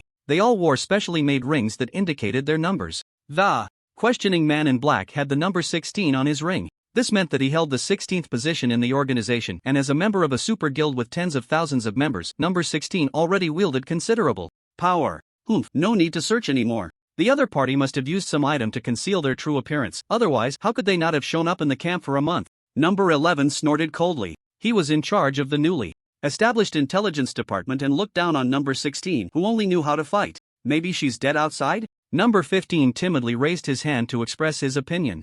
Someone who can spend money like water would die so easily? Have you poisoned yourself, silly, with your own poison? Number 11 shot him a glare and firmly concluded only a treasure hunter could have produced 1,000 gold coins within the first 10 days. A dossier was slammed onto the round table. This was the information on the treasure hunter that number 11 had been investigating since the middle-aged woman had appeared. It was hard to determine whether this treasure hunter truly existed. All rumors about him were mere hearsay. No one had ever seen his face. In addition to the collected rumors, the investigation materials also contained information about the hidden rooms owned by the Blood Prison Brotherhood. These were classified documents that individuals outside the top 10 were originally not authorized to access, indicating that number 11 had been granted permission by a significant figure among the top 10. The documents did not specify the locations of the secret rooms but merely stated the results. Among the 21 hidden rooms discovered by the Blood Prison Brotherhood, only the 2 outermost hidden rooms had first opening rewards. In all other rooms, without exception, the first opening rewards had vanished without a trace when discovered. Many rooms had already refreshed their rewards, clearly indicating that the openers had visited these places at the beginning of the game. If there wasn't an icefield map indicating the locations of hidden rooms, no one could have found all these hidden rooms shortly after the dungeon opened. The treasure hunter definitely exists, only he, after looting so many hidden rooms, could possibly have such wealth. The evidence presented by number 11 indeed proved that someone was raiding the hidden rooms within the icefield. But number 16, who was at odds with him, jumped out again. Even if you prove it, so what? Do you have a way to catch him? The 2 hidden rooms at the outermost edge, which had yet to be visited by anyone, were now being watched by the subordinates of number 16, trying to lure treasure hunters out with these 2 rooms. However, after squatting for more than half a month, apart from 2 or 3 novice players who accidentally wandered into the rooms, they had not seen any trace of treasure hunters. Of course I do. Do you think I'm like you, with a brain made of muscle? Number 11 rolled his eyes and laid out his action plan. The treasure hunters are scavenging so quickly they must have already leveled up significantly with the treasures they've collected, allowing them to continue scavenging deeper into the ice plains. We just need to filter out those players who are at a much higher level than others in the camp, or those who are deliberately concealing all their information, and make a list. Then the name of the treasure hunter will definitely be on that list. On the other hand, we also need to send a few assassins, skilled in stealth, to infiltrate the deepest parts of the ice plains. Avoid fighting with other monsters, just find a high point to observe if any players enter. At this point, number 11 grinned, revealing greed and murderous intent in his eyes. Right now, players are mostly doing tasks or farming monsters on the outskirts of the ice plains. Even our people are mostly concentrated in the middle of the ice plains. The inner area is basically a no man's land. If someone frequently enters there, it must be to look for hidden rooms inside, a treasure hunter delving deeper into the ice plains. Hearing this, number 16 snorted unwillingly and retorted, "What if we kill the wrong person? So what?" Number 11's rebuttal left number 16 speechless. If the opponent is alone, we can wear him down with numbers. If it's a small team, we can secretly take them out one by one. Isn't that what we excel at? Everyone nodded. Even if the high-level players or teams that could enter the inner ice plains weren't treasure hunters, it was still worth the risk to take a shot at them. But, no buts. This matter is entrusted to number 11 to handle entirely. Does anyone else have anything to say? The only man in a red cloak at the scene interrupted number 16's speech, glancing at the ring on his hand engraved with the character 10. Number 16 unwillingly swallowed the rest of his words, looking around and seeing no one opposing. Just as number 10 was about to conclude the meeting, a small hand as white as jade was raised from the corner. Number 20, do you have something to say? Number 10 frowned. He was presiding over this meeting, and only members of the guild ranked in the top 20 were qualified to participate. Number 20, as a newly joined member, had climbed to this position so quickly, and her ruthless methods had even reached number 10's ears. I know someone who is very suspicious and should be closely monitored. To number 10's surprise, number 20's voice sounded gentle and pleasant, completely unrelated to the word ruthless. The black cloak concealed her face, so number 10 couldn't see what she looked like. However, judging by her voice, she should be a soft and delicate girl. Who are you talking about? Number 10 asked curiously. Ling Chen. Number 20 lifted her cloak, revealing the innocent and harmless appearance of Luo Wanqing beneath. As the days of sweeping through the hidden rooms of the ice plains repeated, Ling Chen's backpack quickly accumulated various props. At this point, Ling Chen had become a personal mobile warehouse. The various props he possessed were enough to support an entire large guild. According to Ling Chen's previous plan, Xian Ruocheng successfully organized and operated a small temporary guild. Such guilds were common in the Campbell camp, formed by players who couldn't afford the guild registration fee. However, unlike other temporary guilds, the one organized by Xian Ruocheng, named Goddess of the Moonlit Night, chose not to absorb a large number of other players but instead took a boutique approach. Goddess of the Moonlit Night would not recruit players who actively sought to join, nor would it engage in publicity. Only when a player's character was recognized would Goddess of the Moonlit Night issue a special invitation letter. With Ling Chen as the backing, the conditions offered by the goddess of the moonlit night were naturally very generous. Just the fact that joining came with a complete set of C-grade equipment already put it far ahead of other temporary guilds. With the help of the goddess of the moonlit night, Ling Chen secretly recruited many talents. These individuals were all well-known figures in the Campbell camp before their rebirth, top figures in their respective fields. At this stage, everyone was still in the early game, and the guild organizations were not yet perfected, so these talents had not been discovered, allowing Ling Chen to pick up many opportunities. Xianruo Chang, Lingo, when can we officially debut? Many members of the guild have expressed their willingness to chip in and buy a guild slot. Ling Chen, who had just left the camp to continue sweeping, was taken aback for a moment, realizing that he hadn't inquired about the situation of the goddess of the moonlit night for quite some time. Ling Chen, how many people are in the guild now? Xianruo Chang, boss, you should care about the number of your employees too. There are already over 300 people. So many? Ling Chen was surprised. The admission standards for the goddess of the moonlit night were very strict. Besides the 24 people Ling Chen specifically requested, new members had to undergo a period of covert observation to confirm their character and loyalty to the guild before being issued a formal guild badge. Official members could receive a basic salary, and by completing guild tasks, they could earn contribution points, which could be exchanged for supplies or used to increase their member level for better benefits. When Ling Chen decided to officially step onto the stage and present the guild to the public, these individuals would become the first batch of members and the most important core members, the pillars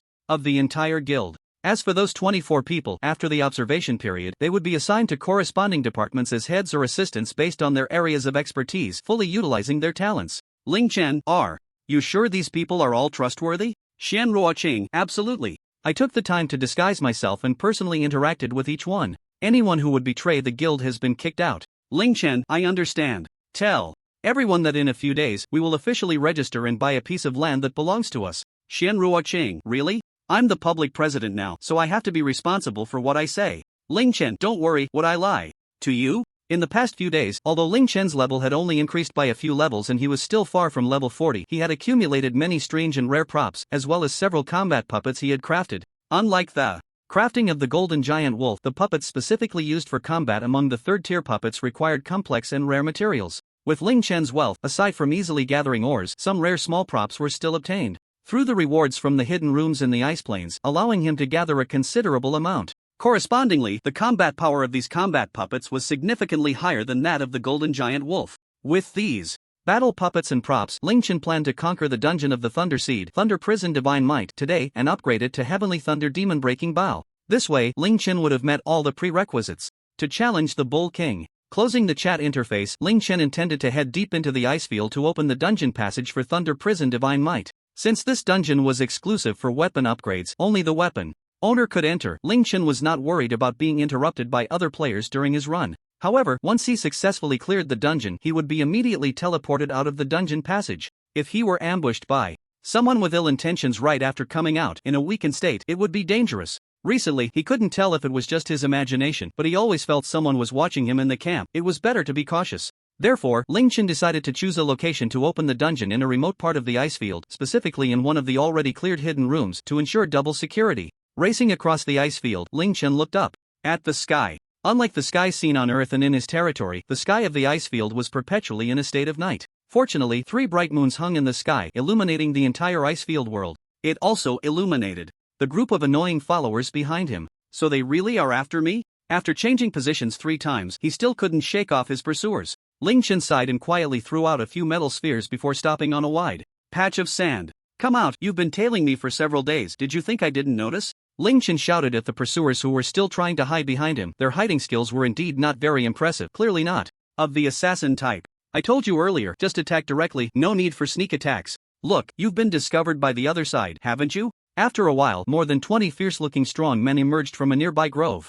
These people were all around level 25, which was considered high among ordinary players, clearly with rich combat experience. The muscular man at the forefront had even reached an astonishing level 30. Currently, players who could reach level 30 were all elites. Without top-tier equipment or concentrated training from guild resources, it was hard to achieve such heights. Blood Prison Brotherhood? Do you have something to discuss? Glancing at the ring on the finger of the leader, Ling Chen recognized it as a unique identification for high-ranking members of the Blood Prison Brotherhood. From the number on the ring, the person was ranked 16th in the guild, indicating he held considerable power, and those high-level players beside him were likely his elite team. Ling Chen had eliminated quite a few members of the Blood Prison Brotherhood who had foolishly attempted to rob him over the past month. However, he had always done it cleanly and swiftly with no witnesses, and he always wore a mask during the attacks, so he shouldn't have been discovered. Therefore, the reason for the small leader being dispatched to intercept him was somewhat intriguing. Is it not allowed to rob if there's nothing going on? 16th's assertive attitude left Ling Chen momentarily speechless.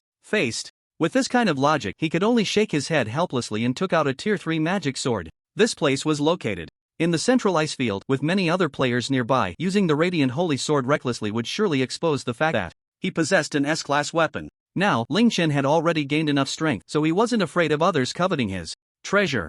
However, such a divine weapon as the radiant holy sword should still be kept hidden as a trump card to maximize its utility. Ling Chen had no interest in using all his strength against such a minor boss. Brothers, form up. To Ling Chen's surprise, he thought the opponent would choose to wear him down with a wheel battle or rush him for a group attack, but 16 actually shouted the command to form up. This meticulousness and caution formed a stark contrast to his burly, rough appearance, which piqued Ling Chen's interest a bit. 16 wasn't foolish, this operation was his unilateral decision. Firstly, he could win the heart of number 20, whose figure he had long coveted. Secondly, if they hit the jackpot and the opponent was indeed a treasure hunter, he would strike it rich, not only achieving a great feat but also reaping considerable benefits. Infuriating number 11, because it was a unilateral decision. If it failed, the consequences would surely be dire. Therefore, 16 brought his exclusive martial arts team and strictly instructed his subordinates not to be careless, treating Ling Chen as a fierce dungeon boss. Ling Chen did not interrupt the formation, he patiently waited with a sense of martial virtue. During this time, he did not deactivate the stealth effect of his equipment. After all, a group of fat sheep had come to his door, and what if he scared them away? Both sides stared at each other with looks of fools and fat sheep. 16's subordinates were well trained and quickly stood in formation, ready to begin the battle. The first to launch an attack were 3 mages in the back row. Wind magic and fire magic combined to form a firestorm, charging towards Ling Chen. Vines suddenly sprang up from the ground, tightly wrapping around Ling Chen's ankles. This combination attack was smooth and efficient, clearly indicating that the 3 had undergone cooperative training. Not bad, treating me like a boss. This caution is commendable. Ling Chen nodded in satisfaction and threw out a green crystal. Unfortunately, the power is a bit lacking. I suggest you level up more in your next life. As the crystal exploded, green smoke enveloped Ling Chen. The vines wrapped around his ankles turned into withered vines the moment they came into contact with the smoke, easily breaking into several sections and falling to the ground. The fierce firestorm, upon touching the green smoke, also transformed into pure magical light points, dissipating into the air. Sealing magic crystal. This is a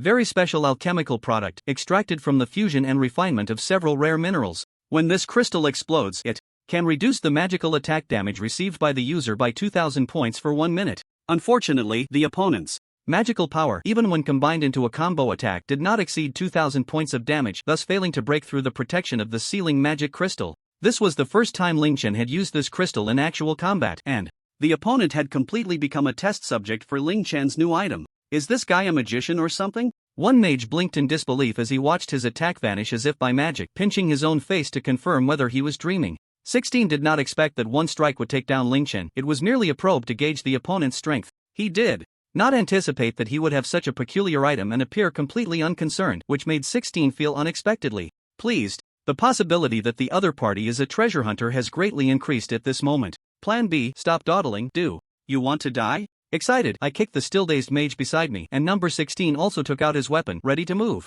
The mages, regaining their senses, began to chant spells again. This time, they were not offensive spells but supportive ones. A black smokescreen poured out from the mages' wands, obscuring Ling Chen's line of sight. Berserk magic was bestowed upon the 10 warriors responsible for the strong attack, while the gravity magic that slowed movement ignored the effects of the ceiling crystal, making Ling Chen feel nearly twice as heavy. Buried in thunder, turned to dust, stabbing the magic sword into the ground. Ling Chen chanted the liberation spell of the magic sword. When equipment is enhanced to plus 25, a small portion of it unlocks special skills, which can be supportive, offensive, or defensive. These skills are often powerful, but correspondingly, their cooldown times are exceptionally long. This magic sword possesses such a special skill. As the liberation spell was chanted, violent lightning surged from the magic sword, ignoring the laws of conduction, and a torrent of lightning spread outwards, each bolt resembling a lightning snake searching for the enemy's traces. Wails continuously emerged from the smokescreen. This strike was not fatal but could cause paralysis, rendering the opponent immobile for a short time and inflicting intense pain due to the lightning. Unfortunately, the range was limited, and the wave of lightning did not reach the feet of the opposing mages, which left Ling Chen feeling quite regretful. Let's try this. Taking out a new weapon again, Ling Chen had not yet activated the skill. when a spear silently pierced through the mist, accurately penetrating Ling Chen's chest. To be precise, it was the chest of Ling Chen's illusion. Illusory body mirror. This is an item that can create a clone identical to the user, usable only once a day. Ling Chen obtained this rare item from a player who had robbed him, and today was its first practical use. That was close. This spear actually has an instant death effect as an A-grade item. I almost let my guard down. With the concealment effect fully activated, Ling Chen, hidden in the smoke, looked nervously at the disappearing spear. The instant death effect is a very subtle skill. Even for S-grade items, the chance of instant death might be less than 1%, let alone A-grade. But when someone is down on their luck, even drinking cold water can get stuck in their teeth, and Ling Chen did not want to gamble his life on that probability. Not having seen how the spear approached him, Ling Chen sighed and decided to show some real skills for a quick resolution. A little white mouse that could threaten his name, even with a probability of less than 1 in 1,000, must be dealt with cautiously. Carefulness can ensure a ship lasts for 10,000 years. It's your turn to make an appearance. Ling Chen threw out 3 metal balls again. As the ceiling magic array was lifted, the metal balls transformed into a pool of metallic liquid, then reformed into 3 crimson humanoid armors, which quickly stood before Ling Chen, respectfully holding long swords. Bloodthirsty demon armor, level 35 special skill, Bloodthirst, can restore health by consuming blood and enhance its basic attributes, lasting for 1 hour. As the world's first alchemist, Ling Chen, with the alchemical pioneer bonus, had the base attributes of the puppets he created directly doubled. This also meant that the bloodthirsty demon armor, which was originally much weaker than players, now possessed strength comparable to ordinary players of the same level. Even more outrageous was that the equipment of these 3 bloodthirsty demon armors had been deliberately sacrificed by Ling Chen, raising their quality to A grade. At this moment, number 16 and his subordinates were still unaware that disaster was looming over them. Eliminate all the enemies around, just leave the one wearing the ring. Ling Chen calmly issued the command. This time was different from previous experiences of being robbed. The opponent's intentions were clear, and they were evidently coming directly for Ling Chen. It was necessary to interrogate who was behind them and the reason for targeting him. The bloodthirsty armored figures nodded slightly, their towering 2-meter frames moving silently, like beasts lurking in the night, stealthily approaching their prey, blending into the thick smoke. Having missed their strike and lost sight of Ling Chen did not cause panic for number 16. This smoke was not an ordinary smoke skill, it was a reward skill from the nightmare territory, chosen by the mage in the team at the beginning. Besides obscuring vision, this smoke could detect the location of all living beings shrouded within it. Since only the caster could sense the exact positions of everyone and had to be within the smoke themselves, number 16 could not discern that the earlier attack was merely an illusion. Old 7, hurry up and tell me, where did that kid hide? Number 16 impatiently asked the mage who was observing from a safe distance. The mage, referred to as Old 7, closed his eyes and carefully sensed. His people were not far apart. As long as he could sense a solitary living being, that person would definitely be Ling Chen hiding away. I found him, boss, just to the west of the brothers. I'll disperse the smoke over there. Old 7 quickly located Ling Chen, who had not deliberately concealed himself, and with a slight wave of his wand, the smoke around Ling Chen receded like a tide, exposing his vision. Alright, you stay by my side, so we don't have to find you again if he runs away. Number 16 glanced at his system panel, which indicated that the active skill of his spear still needed some time to recover. Not knowing the exact strength of his opponent, number 16 did not rashly charge forward but instead revealed a cruel smile, waving his hand to let his already enhanced subordinates encircle. They were definitely not Ling Chen's match, but engaging in battle at the cost of serious injury or even life would surely exhaust the opponent's stamina and also test his actual strength. The subordinates were unaware that their boss was planning for them to die. Under the influence of frenzy, their emotions were exceptionally high. Under the effect of frenzy, the adrenaline and dopamine secreted in large amounts made them start to lose their ability to think normally, becoming extremely excited. "Ha, you little bean sprout, die!" A burly man closest to Ling Chen shouted excitedly, swinging the heavy hammer weighing over 100 pounds, charging towards Ling Chen from the smoke. The next second, his excited roar abruptly stopped, replaced by a chilling wail that sent shivers down the spine. What happened? Even number 16, who was used to killing, was startled by this wail. He was all too familiar with this sound. It was often heard in the underground prison established by the Blood Prison Brotherhood in the icy plains, filled with fear and despair. But Ling Chen had remained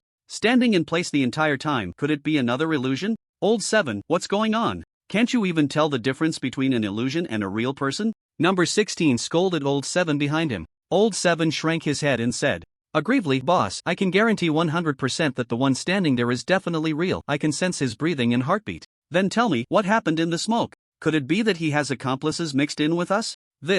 Old 7 hesitated for a long time, but still firmly spoke up. Boss, when that brother died just now, he was the only one around. What do you mean? Did he just decide to commit suicide out of boredom, or is it haunted? 16 slapped this.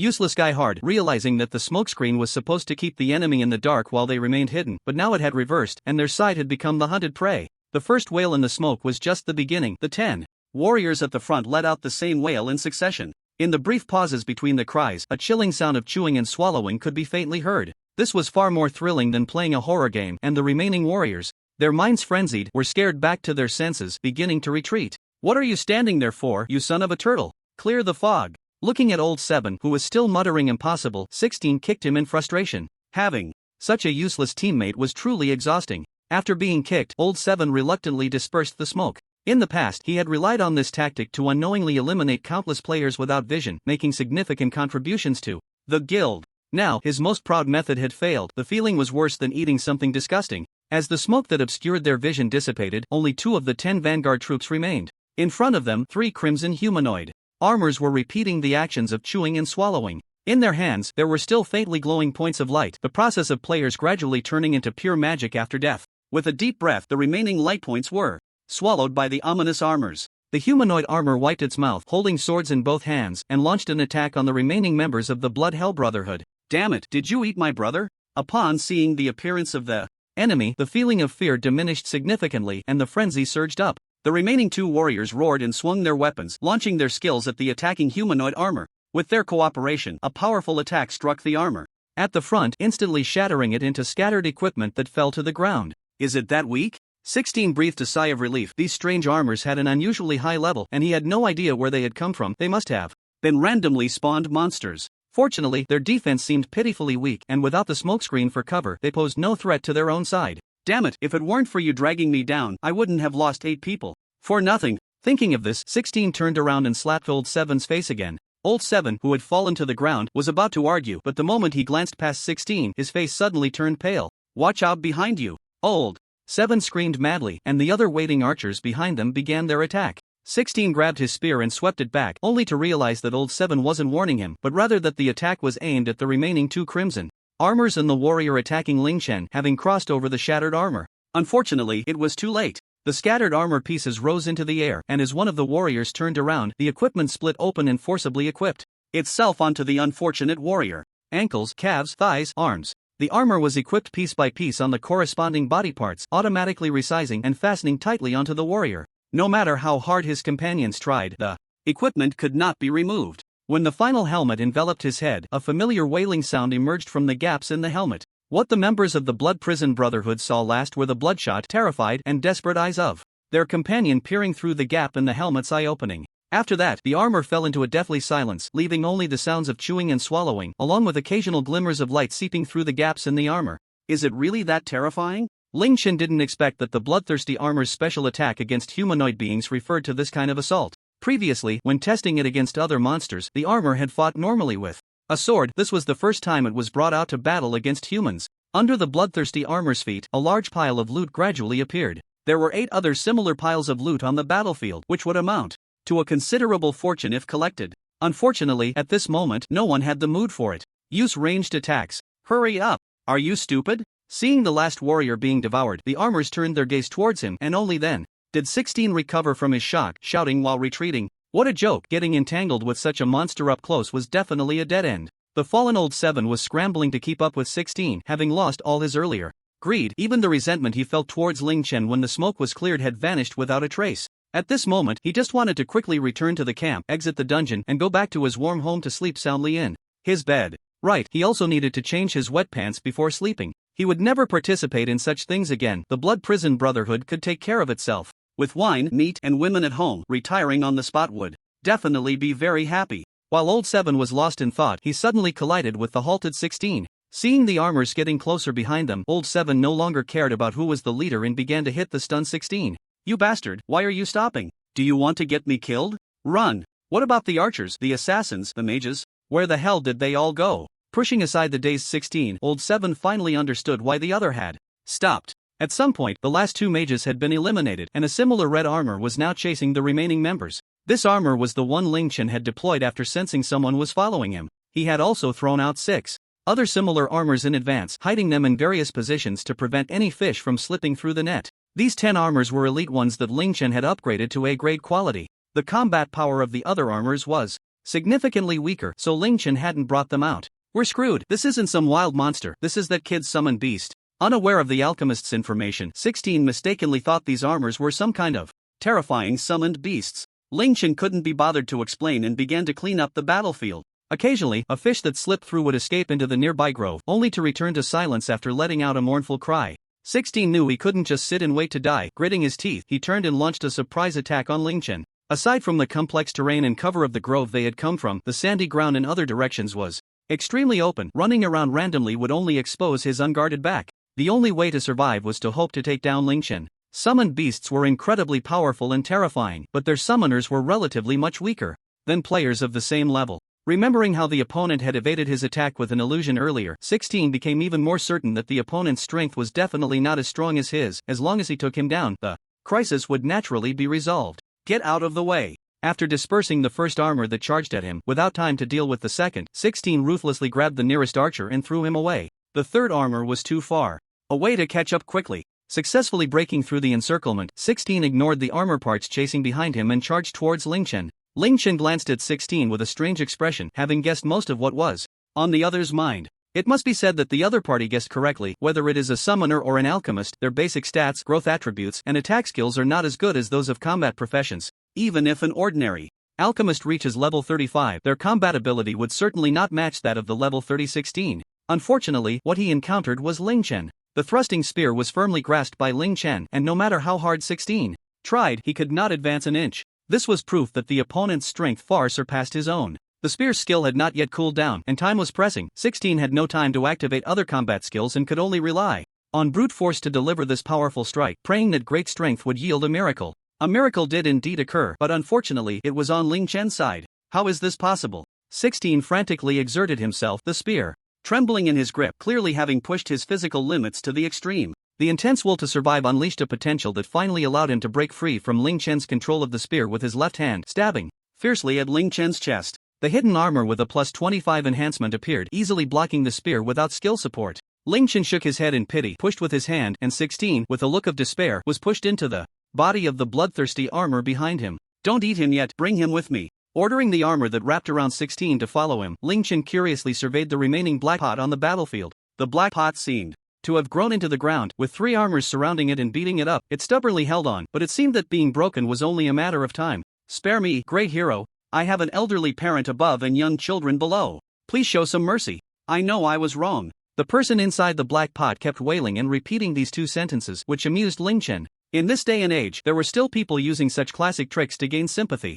Put in more effort. Once we finish him, we'll withdraw. Instructing the 3 armors to work harder, Ling Chen was about to continue cleaning up the battlefield when the person in the pot suddenly called out excitedly, "Wait, great hero, please stop. I have important information to report. I know the location of the Blood Prison Brotherhood's base, the code words, I've even worked in their archives, and I have a backup of the personnel list at home. You cowardly son of a turtle, shut your filthy mouth." 16 in the armor immediately became anxious, having just cursed a couple of times, and at Ling Chen's gesture, his mouth was firmly sealed by the armor, leaving him only able to make muffled sounds. How do I know if what you say is true? You definitely want me to let you go, but how can I be sure you won't betray me? Ling Chen stopped the armors from continuing to beat the black pot and squatted down, asking with interest. Confirming that Ling Chen would not launch a sneak attack, Old 7 trembled as he lifted the black pot slightly and handed over a piece of blue parchment. I am willing to sign a soul contract. As long as you don't kill me, I'll accept being a servant.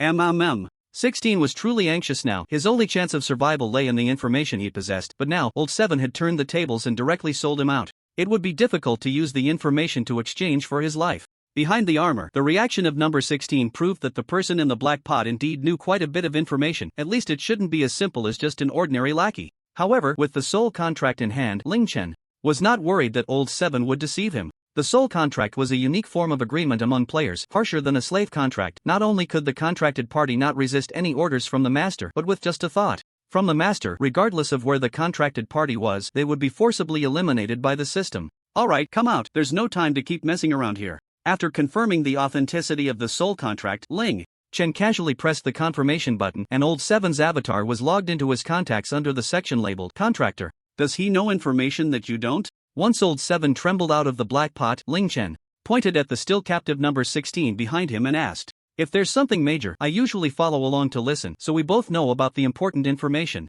As for personal matters, I'm not sure." Under the constraints of the soul contract, Old 7 could not do anything detrimental to Ling Chen, and lying was naturally impossible. Is that so? Ling Chen said disinterestedly, waving his hand. Then just eat it. Stay away from me. That wailing is creepy. Number 16 struggled desperately, truly frightened this time. He was willing to be a beast of burden, even signing a soul contract if necessary. However, for Ling Chen, one informant was enough. He had no interest in cluttering his contact list with trash. With number 16's final mournful cry, the surroundings gradually returned to calm. After confirming that there were no other players nearby, Ling Chen waved his hand, and 2 more suits of armor emerged from the forest, responsible for cleaning up any loose ends. After collecting the 6 suits of armor, Ling Chen quickly left the scene with the somewhat unsteady Old 7. A few hours later, after confirming that there were no other living beings around, a figure gradually transformed from transparent to solid. Wow, what kind of monster is that? I need to tell the boss quickly. The figure wiped the sweat from his forehead and nervously opened the system interface.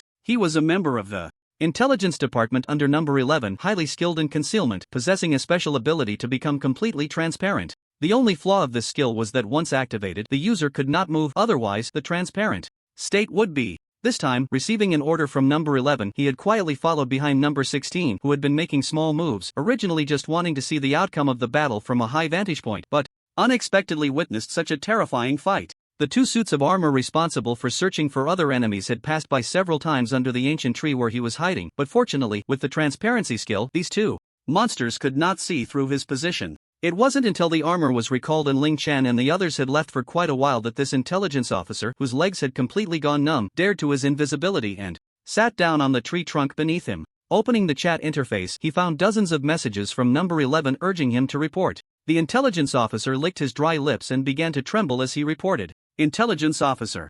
Boss, not good, something big has happened. Intelligence officer, number 16 is dead, and the one who killed them is. This sentence could not be sent out because a long sword had already pierced through his chest. Unbeknownst to him, 4 bloodthirsty armored figures had appeared around him, lurking without revealing themselves. These were the suits of armor that Ling Chen had ordered to remain hidden just in case, serving as his last line of defense to prevent any other stalkers from lurking in the forest. The fact proved that Ling Chen's cautious choice was not wrong, directly avoiding the exposure of his bloodthirsty armored trump card. Number 11, is there a big problem? What happened? Hey, respond. The intelligence officer, gradually enveloped in armor, looked at the chat interface in fear as number 11 urged himself to reply. It was already impossible to convey the information. In despair, the officer activated the self-destruct device that had long been set up in his mind. This was originally issued by the guild to prevent information leaks for officers like him, but unexpectedly he became the first user. 10 self-destruct weapons, compressed to the size of a pendant, exploded at his chest, forcibly blowing apart the armor that had already wrapped around him.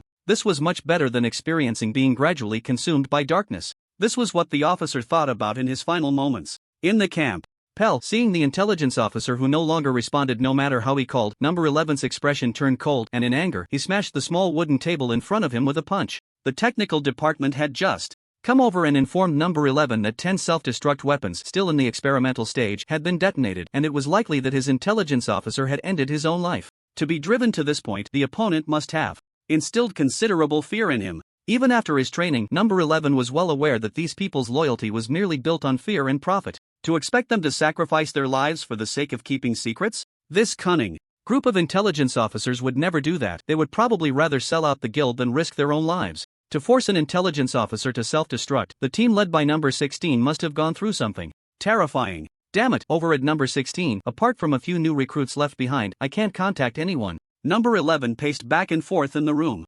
Recently, number 16 had been acting suspiciously, and he wasn't clear on the details, which was why he had sent an intelligence officer to keep an eye on him. Now, having lost one intelligence officer and with the entire number 16 team out of contact, he hadn't even caught a glimpse of the enemy's true form. After much hesitation, number 11 still opened the contact list and reported the matter to his superior in detail. Ling Chen was not aware of the situation within the Blood Prison Brotherhood. However, with someone as significant as number 16 ranked in the top 20 dead, the guild must have been in an uproar, which Ling Chen could guess. He had done his best to clean up the traces he could eliminate. According to the feedback from the armor left in the forest, the hidden pursuer had also been successfully dealt with. In this situation, if number 16 was acting alone, the risk of exposure for him would be significantly reduced. Now was a critical period for taking down the barbarian Bull King, and he didn't want to be constantly followed and harassed. Leading Old 7 to a hidden room deep in the ice field, Ling Chen took out a set of tables and chairs from his backpack. After brewing a pot of freshly harvested crystal green tea, Ling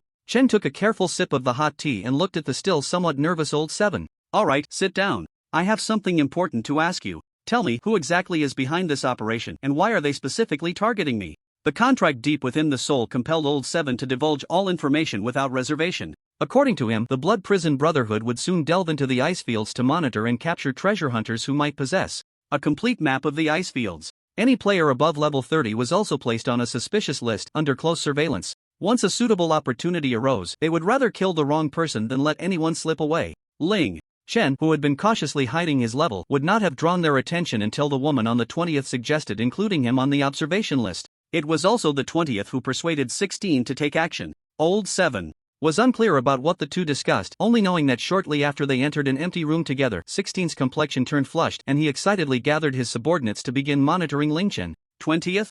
A woman? Ling Chen recalled carefully and asked, is her name Luo Wanqing? She looks quite pure and gentle, like a refined young lady? I don't know her name, but she does look quite innocent, Old 7 replied sincerely. Ling Chen sighed. He had no image of Luo Wanqing to verify with Old 7. However, aside from Luo Wanqing, whom he had beaten up, he had no other enemies to consider. I was wondering where she disappeared to. Turns out she joined a bandit organization, which suits her well. A cold light flickered in Ling Chen's eyes. He hadn't even gone looking for her yet, and she had already taken the initiative. It seemed one beating wasn't enough, he would need to give her another. After clarifying the Blood Prison Brotherhood's future actions, personnel configuration, and internal hierarchy, Ling Chen summoned Xiao Shuang, indicating that she and Old 7 would be responsible for guarding the entrance to the hidden room.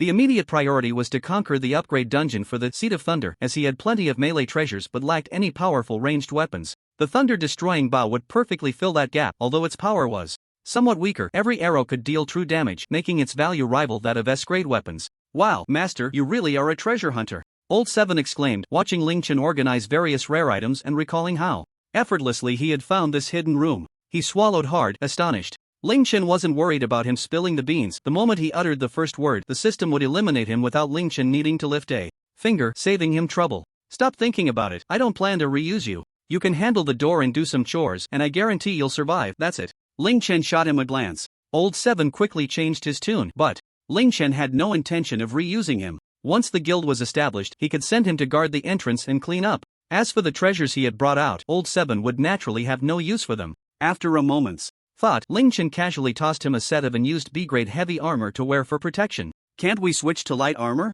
Old 7 shivered at the sight of the knight's heavy armor, which resembled bloodthirsty demon armor. It seemed the psychological shadow left by the bloodthirsty demon armor was still significant. No way. What, do you want me to help you put it on? Or do you prefer those previous armors? I'll wear it. Old 7 quickly picked up the heavy armor from the ground, tearfully retreating to a corner to change into the new gear. Wait, change your pants too, and remember to throw them outside. Ling Chen looked at the damp shorts revealed when Old 7 took off his light armor and finally understood where that faint odor was coming from. After Old 7 changed his gear and confirmed he hadn't forgotten anything, Ling Chen left behind 2 metal spheres, pressed the challenge button, and a void gate appeared out of thin air, just large enough for Ling Chen to enter. When Ling Chen entered the instance, Lao Chi looked at the sphere on the ground, feeling a deep sense of dread. He had witnessed the process of the bloodthirsty demon armor transforming into a metallic sphere, and recalling the terrifying combat style of the bloodthirsty demon armor during the battle, Lao Chi suddenly felt a strong urge to urinate despite not having drunk much water. Sister, can I switch places with you? Lao Chi shamelessly began to strike up a conversation with the obviously younger Xiao Shuang. Inside the Thunder Prison Divine Might instance, Ling Chen stepped out of the door, and all around him was a desolate landscape. The ground had been scorched by lightning, and in the overcast sky, bolts of lightning occasionally struck down, randomly hitting the barren, parched earth. In this space, there was a pile of enormous treasures of gold and silver. And judging by the principle of distance small and near large, this treasure mountain was indeed as high as a small hill. On this treasure mountain, a dark blue giant dragon caught Ling Chen's attention. Lightning surrounded the dragon's body, and electric sparks danced between its scales, exuding a mix of majesty, ferocity, grandeur, and holiness, all of which made Ling Chen involuntarily hold his breath. This was a true mature giant dragon, incomparable to the juvenile giant dragon like Xiao Shuang. What a joke, mature giant dragons are all max level, why would one appear in a level 30 instance? Ling Chen was completely dumbfounded, even feeling an impulse to turn back and jump through the door. It would be a lie to say he wasn't tempted by the Thunderbolt Demon Bow. To say he wasn't interested in the treasure mountain would be sheer hypocrisy. But no matter how rare the item, one needed to have the life to use it. Ling Chen certainly didn't think he could take on a 100-level giant dragon. He wouldn't stand a chance even against one. Mission objective: defeat Dragon Lice, obtain Thunder Dragon Blood *10. The system prompt appeared just in time, and Ling Chen finally breathed a sigh of relief, glad that he didn't have to fight the Thunder Dragon himself, otherwise he would have to give up on the Thunderbolt Demon Bow. Large dragons often preferred to reside in the world in their true forms, looking down on the weak human stature which they deemed unworthy of transformation. Over time, these dragons inevitably developed some parasites, and dragon lice were among them. In simple terms, they were just like lice on animals. To survive on a dragon's body, feeding on dragon meat and blood, these parasites were naturally incredibly powerful, often possessing levels of 30 or 40. As the mission officially began, an invisible wave spread from Ling Chen. Affected by this wave, dragon lice, each about the size of a large hunting dog, leaped down from the Thunder Dragon and charged towards Ling Chen. So that's how it is, the system is responsible for luring the monsters. Ling Chen relaxed. He certainly didn't want to climb onto the Thunder Dragon to hack away at it. If that creature woke up, he had no confidence in taking on a max-level dragon boss's attacks. However, it wasn't entirely hopeless. It was rare to see the Thunder Dragon's treasure, and these dragons were often overconfident. Aside from a large amount of gold coins, the items inside started at least from B grade. Ling Chen was naturally unwilling to leave without gaining something good. Regarding the matter of the Thunder Dragon's treasure, I already have some ideas in mind. The most important thing right now is to deal with the 100 or so dragon leeches charging towards me. Without hesitation, I unleashed all my bloodthirsty armors, totaling over 40 sets, which brandished their blades and entangled with the dragon leech army. The ferocious dragon leeches swung their sharp forelimbs, scattering the armors time and again. This was the only flaw of the bloodthirsty armors. When facing opponents of the same level, their hollow interior made them easy to break apart into pieces. It would take some time to restore them, and many dragon leeches crossed the defensive line formed by the armors, continuing to charge at me. If only they were humanoid monsters, it would be much easier. I sighed regretfully, choosing not to recklessly charge into the dragon leeches and instead summoned a gold wolf of only level 29. Thousands of gold wolves surged like a tide, easily engulfing the charging dragon leeches. Many gold wolves howled as they were effortlessly sliced in half by the dragon leeches. The level disparity made it difficult for the already weak puppets to contend with true magical beasts. Not to mention, the dragon leeches had significantly enhanced their bodies from years of consuming dragon meat and drinking dragon blood. Fortunately, the gold wolves, relying on their numerical advantage, successfully suppressed the remaining dragon leech forces. The armors, regaining their strength, leaped onto the backs of the gold wolves, transforming into wolf knights and launching a fierce attack. There's such a combination technique? This outcome surprised me. I hadn't expected the bloodthirsty armors to coordinate with the gold wolves becoming more agile wolf knights. It seemed that as their levels increased, the puppets gradually gained higher intelligence. Whenever a dragon leech was successfully eliminated, a wisp of dragon blood would drift out from its body, merging into mine. This wisp of dragon blood would slowly enhance my body before entering the system's backpack and merging with the Seed of Thunder. Due to the nature of the alchemist profession, my growth in attributes was only half that of other combat professions. Now, thanks to hidden achievements and various rare item enhancements, my base attributes were actually stronger than those of combat professions at the same level. With my formidable combat power, I decided to keep it hidden as a trump card. The greatest strength of an alchemist lies in the puppet army. Like summoners who rely on taming rare summoned beasts, the acknowledged shortcoming is their low combat power. Once an enemy closes in, the combat power an alchemist or summoner can exert is significantly weaker than that of a ranged archer. Utilizing this, when a powerful enemy breaks through the puppet army and attacks me up close, the sudden burst of strong combat power can catch them off guard. However, since there were no other people around, I naturally had no need to hide my trump card. The reason I hadn't acted was to conserve my strength for a big haul. On the battlefield against the dragon leeches, flashes of lightning could be seen from time to time. These dragon leeches were no ordinary foes, they had even mastered some lightning magic. Ordinary players entering this dungeon would surely suffer greatly at the hands of these physically strong and magically attacking dragon leeches. Not everyone is like me, able to pile up so many puppets from a large amount of or to fight on their behalf. Once my puppet army gradually eliminated the dragon leeches that had been lured over, I stopped the wolf knights from killing the last dragon leech and took out a special sleeping powder, knocking out the already weakened dragon leech. In this weapon upgrade dungeon, as long as the task is completed, the system will forcibly teleport players out of the dungeon area, and any rewards not collected in time will be sent to the system mailbox. I planned to take advantage of this special property of the system. A few of the lowest quality bloodthirsty armors mounted the gold wolves and, according to my instructions, equipped with longbows, they circled to the other side of the treasure mountain, spreading out and taking their positions. The bloodthirsty magic armor was tightly bound, leaving behind a bloodthirsty magic armor, just waiting for Ling Chen's command to eliminate the dragon. Ling Chen himself stored away the remaining golden wolves in armor, replacing them with a few iron wolves of only 1 or 2 levels, which he summoned. He applied potions and ointments that concealed their scent and form on the iron wolves, and under Ling Chen's command, each iron wolf carried a huge burlap sack, quietly lurking near the foot of the treasure mountain. At this level, the Iron Wolves were no different from dust in the eyes of the Thunder Dragon, as long as they did not disturb the treasures. On the mountain, even without deliberately hiding their forms, the Thunder Dragon would not notice them. Ling Chen also activated the effects of his equipment, enveloping himself in black mist, revealing not a trace of his presence. We can begin. At Ling Chen's command, the bloodthirsty magic armors on the other side of the mountain launched a long-range attack. Dozens of sharp arrows shot towards the Thunder Dragon's armor. This little damage was nothing in the eyes of the Thunder Dragon, which didn't even bother to lift its heavy eyelids. This was also within Ling Chen's expectations, so the arrows distributed to the bloodthirsty magic armors were specially modified. Arrows. Boom! Explosions rang out one after another as the arrows aimed at the Thunder Dragon's head exploded, creating a tremendous noise. These arrows were modified by Ling Chen specifically to attract the attention of enemies and monsters. The continuous explosions disturbed the Thunder Dragon's sweet dreams. Annoyed, the Thunder Dragon rolled over several times before finally unable to contain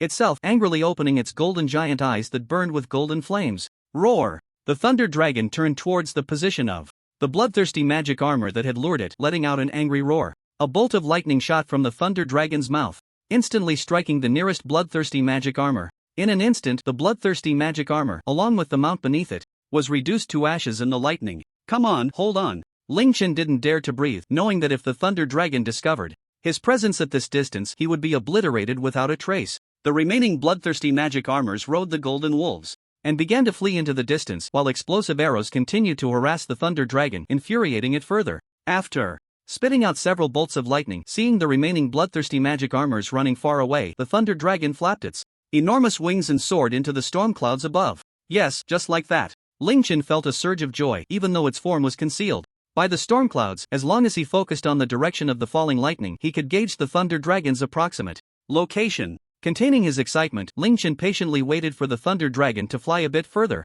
This treasure mountain was the Thunder Dragon's territory. Unlike the special items that were guarded, the treasures on the mountain could be taken without defeating the boss. However, to take these treasures, one must first collect them into a container, transferring ownership from the monster to the player so they could be stored in the backpack. Once these treasures were touched, the guarding boss would be awakened and immediately engage the player in battle, so the usual strategy was to defeat the boss first and then loot the treasure mountain. Very few players attempted to exploit bugs. It's time, charge! When only the last bloodthirsty magic armor remained, at Ling Chen's command, over 100 iron wolves lurking at the foot of the mountain rushed up the treasure mountain, heading for the summit. Ling Chen himself was not idle. One by one, golden wolves were summoned again, each receiving a burlap sack from Ling Chen's hands, and they frantically dug piles of gold coins into the sacks wherever they found a spot. Earlier, to avoid attracting the Thunder Dragon's attention, the higher-level golden wolves had not been released, but now that the Thunder Dragon had been disturbed, there was no longer any concern. The Thunder Dragon, which had already flown far away, let out its last breath of lightning, killing the detestable little bug on the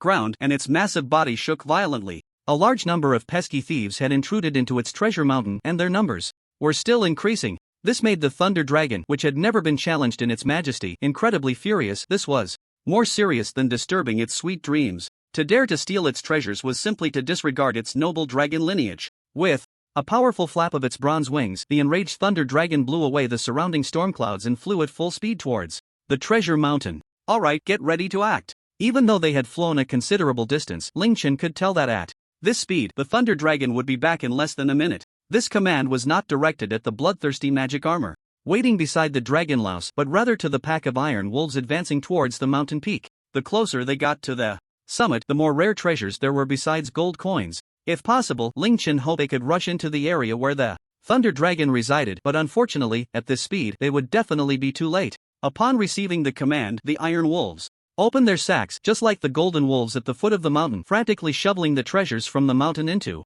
their bags. Only the 3 iron wolves at the front were ordered by Ling Chen to continue towards the Thunder Dragon's lair, hoping to take a chance and bring back some good items from inside. On the way back, the Thunder Dragon continuously spewed lightning from its mouth, trying to hinder Ling Chen and the others from digging for treasures. Unfortunately, they were positioned on the other side of the treasure mountain, so the Thunder Dragon's attacks had no effect at all. Any treasures that entered the sacks would transfer ownership to Ling Chen, even if they couldn't be immediately stored in his backpack. As long as the sacks were intact when Ling Chen was teleported out, the treasures would be sent to his mailbox by the system. Similarly, any puppets that couldn't be recalled in time would also be expelled from the instance along with Ling Chen, and damaged puppets would be sent to the mailbox as well, ensuring nothing was lost. Alright, eliminate the dragon louse. Seeing that the Thunder Dragon would arrive in just over 10 seconds, Ling Chen calmly issued the command while also taking out a sack and trying to shovel in gold coins. With a swift strike, the last dragon louse was successfully exterminated.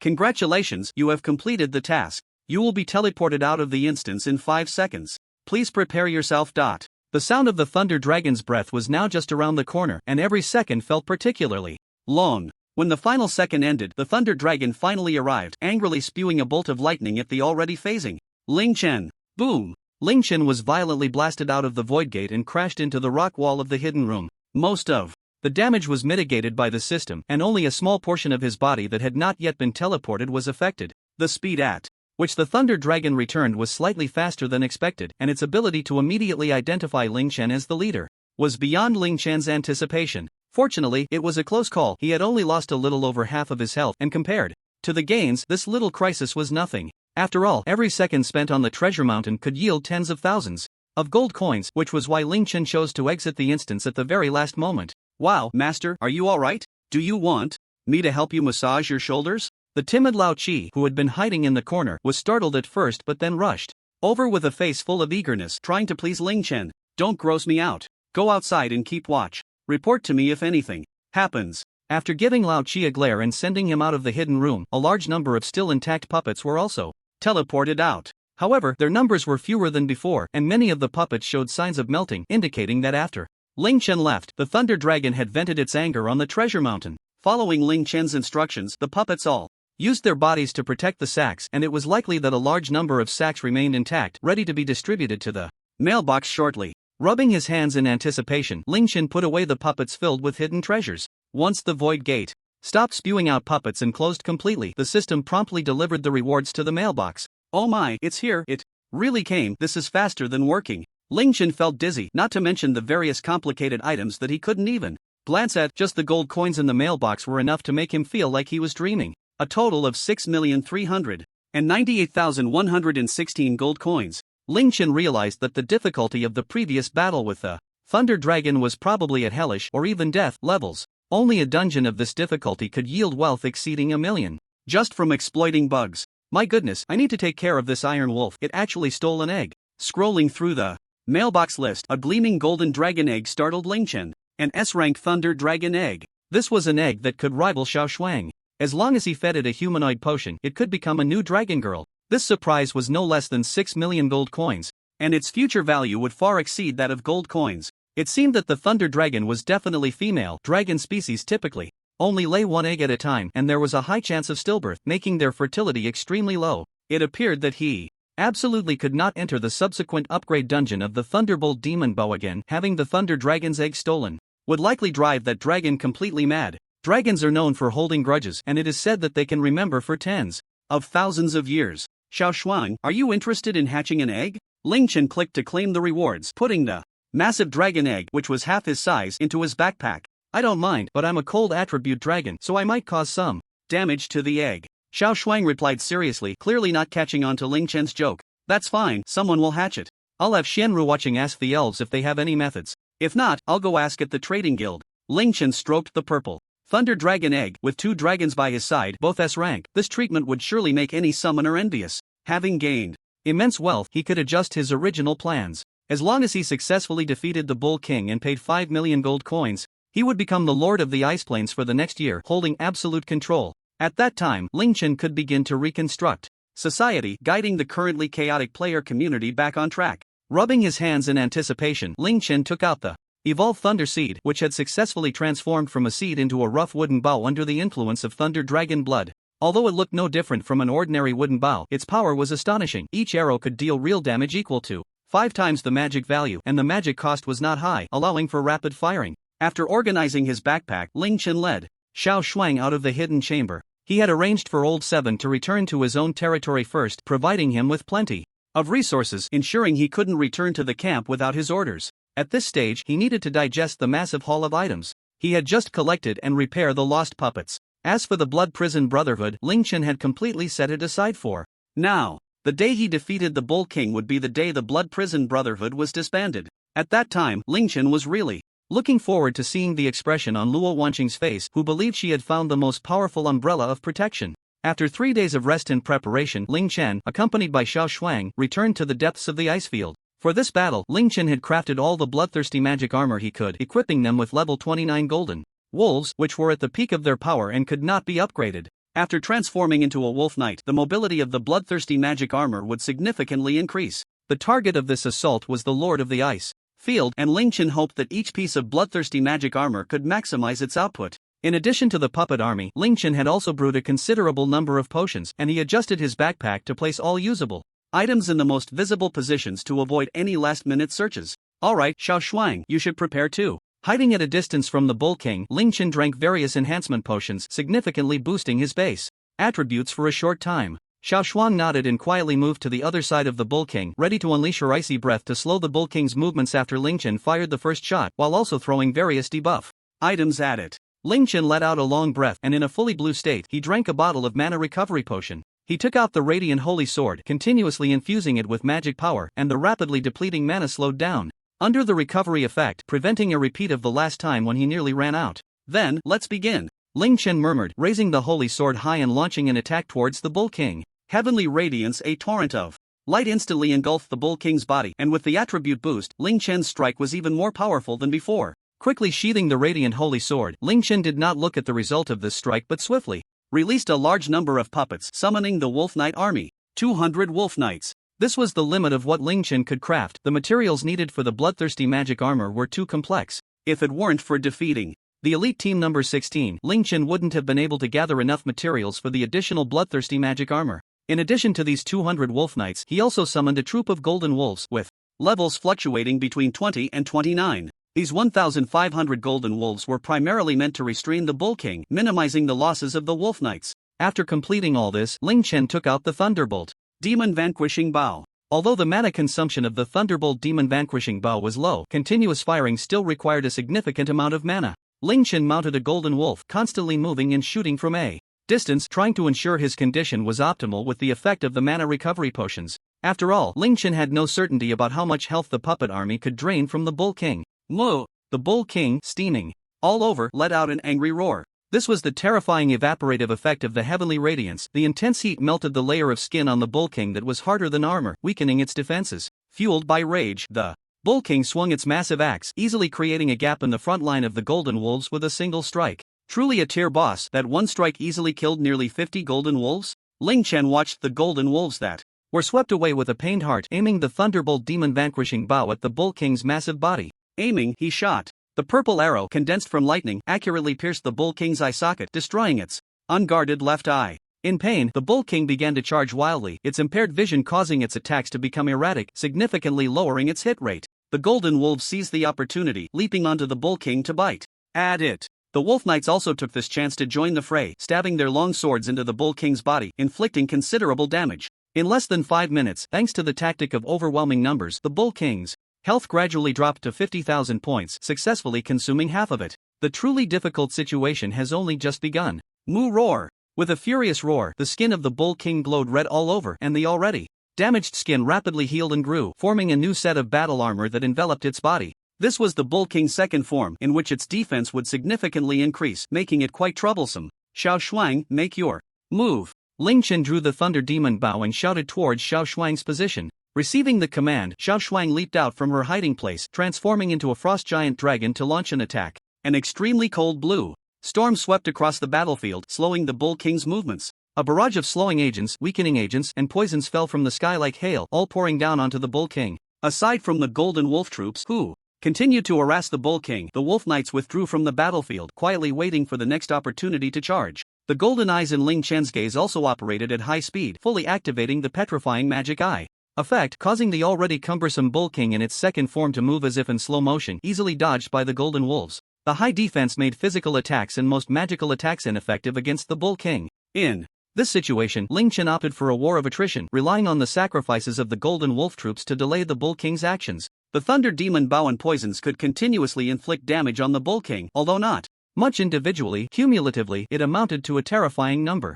Thanks to the sacrifices of the Golden Wolf troops, the Bull King was successfully delayed for a full 2 hours, and when the last Golden Wolf was eliminated, the Bull King's health dropped below 10,000. Is it finally about to begin? Ling Chen nervously swallowed, knowing that the Bull King had three forms: normal, heavy armor, and the Raging Bull form triggered when its health fell below 10,000. The original expedition team had lost over a third of its members in this form before barely managing to defeat the Bull King. Ling Chen had not participated in that expedition, so he was unfamiliar with the Bull King's third form, only knowing that it was the president of the Blood Prison Brotherhood who had used a mysterious artifact to successfully defeat the Bull King. However, Ling Chen had his own methods. 200 wolf knights began to gallop in a staggered formation, ready to launch an attack at any moment. The heavy armored skin on the Bull King gradually shed, and its bright red muscles continuously expanded and contracted. During this time, the wolf knights attempted to attack but could not inflict any damage. Even the true damage from the Thunder Demon Bow was ineffective, likely due to invincibility protection during the transformation. After nearly 20 repetitions of muscle contraction, the Bull King's transformation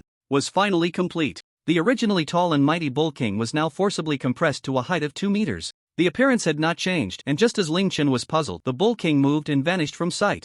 How fast? Ling Chen was taken aback. The massive slow effect was still on it, and under this negative debuff, the Bull King was actually untraceable to the naked eye. Such speed was truly astonishing. Worse still, its strength had been enhanced 2 to 3 times. The level 35 bloodthirsty demon armor was shattered by a single blow, unable to recover. This kind of power could probably kill a player in just 2 hits. No wonder the initial raid team lost a third of their forces here. Total annihilation is very possible. Ling Chen watched the wolf knights being continuously knocked away and reluctantly put away the Thunderbolt Demon Exterminating Bow. With the Bull King's speed, Ling Chen could not possibly catch its figure with the bow. The skill of the Radiant Holy Sword was still on cooldown, and Ling Chen knew it was no longer the time to worry about costs. It was time to activate the backup plan. Xiao Shuang, retreat to a safe place. He shouted loudly, letting Xiao Shuang leave the Bull King's tracking range first. Ling Chen took a reluctant glance at the battlefield and issued the final command. Self-destruct. Boom, boom, boom. The wolf knights on the field activated their self-destruct sequence, which was also a special function of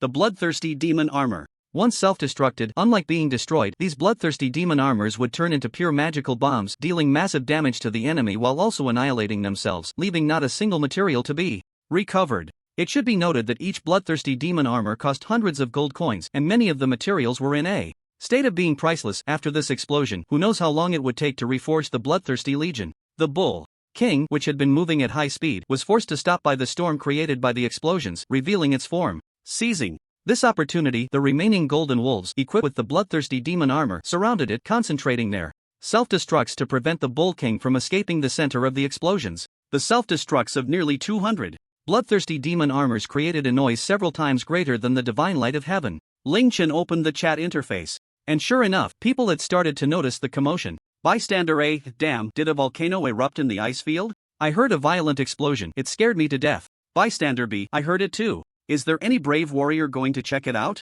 Bystander C, maybe it's better not to go. What if a powerful monster is fighting? Bystander D, but it could also be a treasure appearing. I'm going to take a look. Brothers, wait for my news. Many players were already planning to come over to see what was happening, and Ling Chen knew he had to act quickly. If someone else snatched the kill, he would have truly worked hard for nothing, becoming the strongest laborer. I hope it doesn't have too much health left. Ling Chen prayed as he donned his strongest defensive gear available. Riding the golden wolf and wielding the radiant holy sword, Ling Chen charged into the smoke. In the center of the smoke, the Bull King swung its giant axe, forcefully sweeping it, and under the powerful wind pressure, the nearby smoke was directly blown away. Fortunately, it only has 1,000 health points left. Ling Chen breathed a sigh of relief. The Bull King's third form was too fast, and most of the explosions had not been able to unleash their maximum power. Ling Chen had originally worried that if it had more than 3,000 health points left, it would be difficult to fight. The Bull King also showed signs of fatigue at this point. Continuous combat and health depletion had made it, despite its boundless strength, feel exhausted.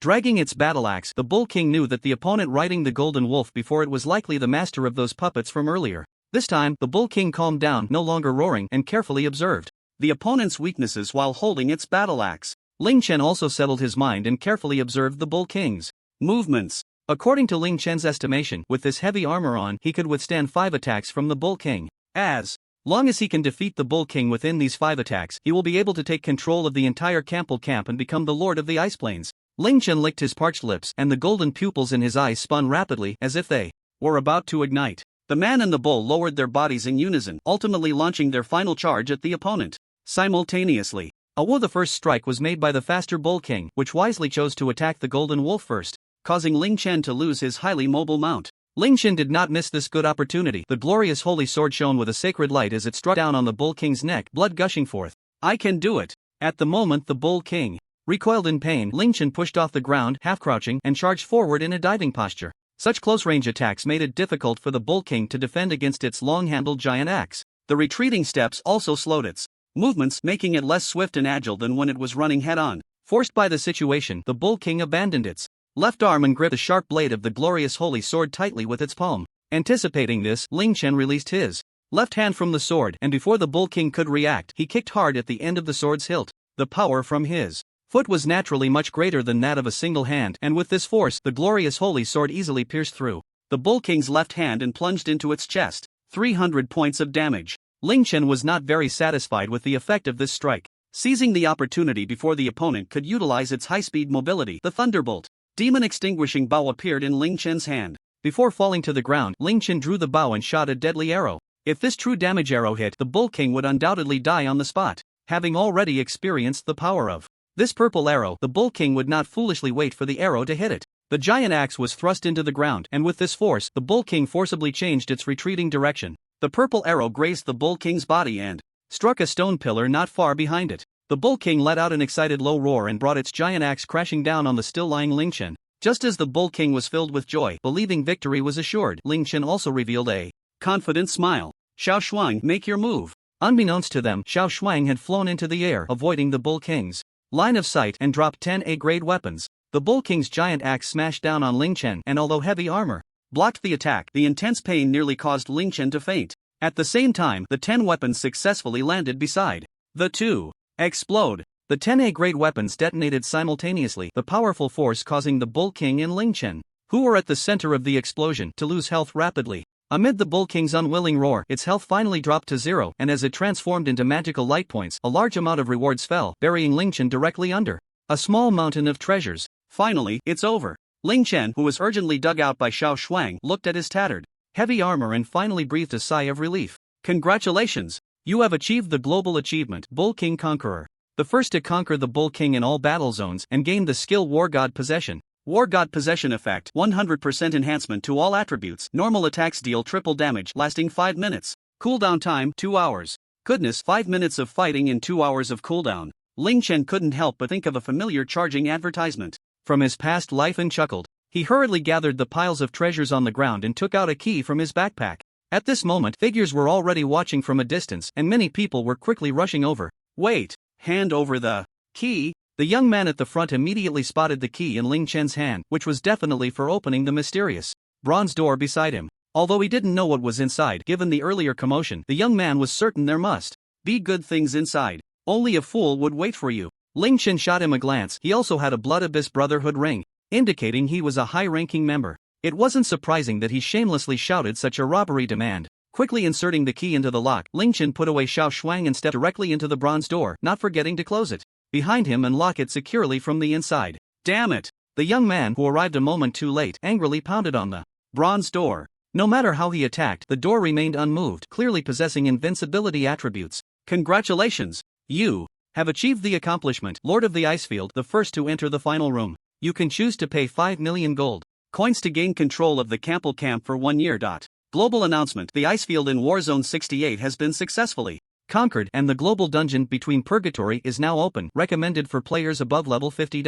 No way, there are such big shots in Warzone 68 and they've conquered the Icefield so quickly? It's only been a little over a month. I haven't even been to the depths of the Icefield. This can't just be called a big shot. This is a giant shot. No, a god shot. Worship, please take me along. The world channel instantly exploded, with many people from Warzone 68 being chased and questioned. However, they were also quite confused, as Ling Chen was the only one in the entire Warzone 68 who had seen the true boss of the Icefield. They hadn't even seen the shadow of the Bull King. But that didn't stop them from bragging to people from other war zones. As for what was happening outside, Ling Chen couldn't be bothered. After handing over 5 million gold coins, a Campbell camp interface appeared in his system panel, containing all the information and details about the guards and generals, like pets and puppets. As long as Ling Chen thought about it, these people could be summoned, of course, only within the Icefield. They couldn't be summoned in other dungeons or territories. Inside the final room, there were only 3 treasures. The first was a treasure map. If it were anyone else, they would definitely be unable to recognize the area depicted on it.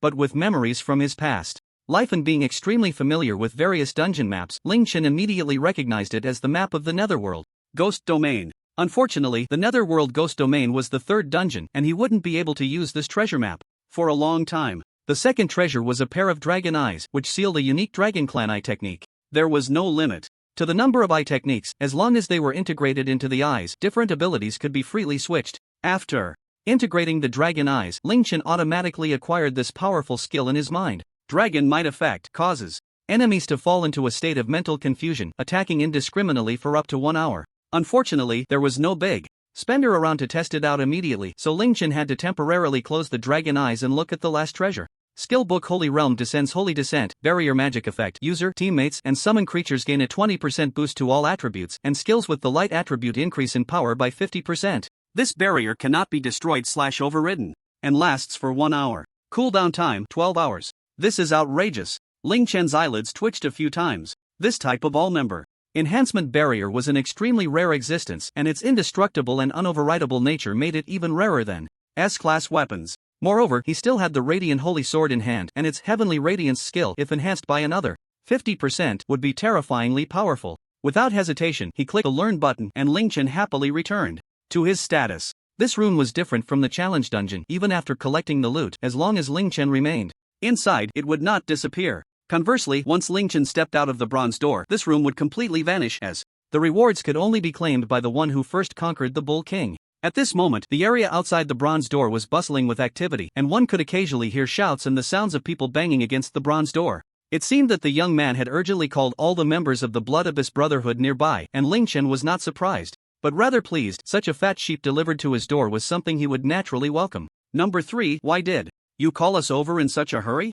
Outside the bronze door, Number 5 looked at the young man with dissatisfaction. The young man snorted coldly and pointed at the bronze door, saying, "I'm telling you, there must be good treasures inside." Not long after that person entered, the system suddenly prompted that someone had conquered the ice field. Think about it, could the timing be so coincidental? This is the deepest part of the ice field, with traces of a great battle and a mysterious bronze door. Even a fool can see that the person just now must have defeated the boss and gone in to claim the treasures. Damn, you want to rob such a badass? What if the boss comes and we can't even move? Number 5 shrank his neck in fear. Someone who could single-handedly take down the strongest boss in the ice field was definitely not someone he could defeat. Are you stupid? The opponent just finished fighting, and he must have used up most of his skills and treasures. Even if his status is fully restored, he's just a high-level player without skills to use, at most around level 45 or 46. The young man rolled his eyes at the cowardly Number 5 and continued to analyze. Now is his weakest moment. If we don't take advantage of our numbers to take him down now, there will definitely be no chance later. Should we notify the boss? Number 5 asked hesitantly. I've already contacted him. I've reached out to everyone in the Blood Abyss Brotherhood. They are on their way. Our numbers will only increase, and what can he do alone? The young man snorted, his eyes revealing undisguised greed. Thinking of the unparalleled strength of the president, Number 5 regained his confidence and directed his subordinates to push the ordinary players who had gathered nearby to watch the excitement further away. Shenru watching. Lingo, you aren't the person inside the bronze door, are you? Ling Chen, you already received the news? Shenru watching. Everyone in the 68th battle zone who was free came to watch the excitement. The Campbell camp is empty. Ling Chen couldn't help but laugh and cry at the same time. Ling Chen, you guys aren't mixed in with the Blood Abyss Brotherhood, are you? Shenru watching. No, the Blood Abyss Brotherhood has almost emptied out. The lower level members are driving other players away, and we are observing from a distance using detection spells. It seemed that the notorious reputation of the Blood Abyss Brotherhood was more useful than he had imagined, which saved Ling Chen a lot of effort.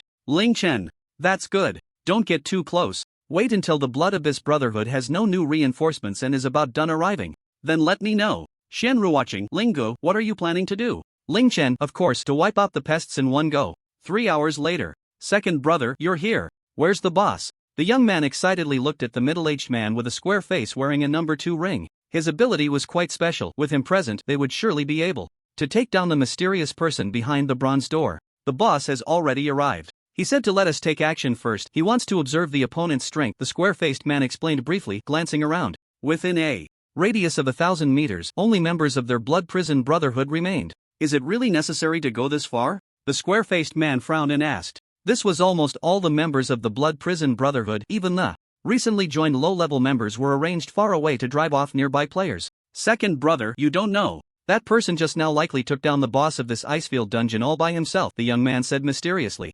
leaning closer to the square-faced man's ear and whispering, "I suspect that person inside is very likely that mysterious treasure hunter. What are the odds?" The square-faced man's eyes lit up as he asked nonchalantly. "Over 90%. Even the boss couldn't take down the boss alone without a lot of treasures. It would definitely be difficult," the young man said confidently, the brutal traces of battle nearby also proving his guess. "Alright, I'll go set things up. You keep a close watch." The square-faced man took out several runestones engraved with mysterious symbols and began to arrange them near the bronze door. "Xianru watching, Brother Ling, the Blood Prison Brotherhood members are almost all here. I haven't seen any newcomers go in." Ling Chen, "Okay, you all withdraw a bit, don't get caught up in it later." Xianru watching, "Are you confident? There are at least tens of thousands of people inside." Ling Chen, "Don't worry, I'm about 80% sure we can handle it." After closing the chat interface, Ling Chen stretched lazily. After waiting for more than 3 hours, this great battle was finally about to begin. "Look, someone is coming out." A kilometer away, the crowd using detection spells finally saw the main character, and everyone took out recording crystals, hoping for some shocking news.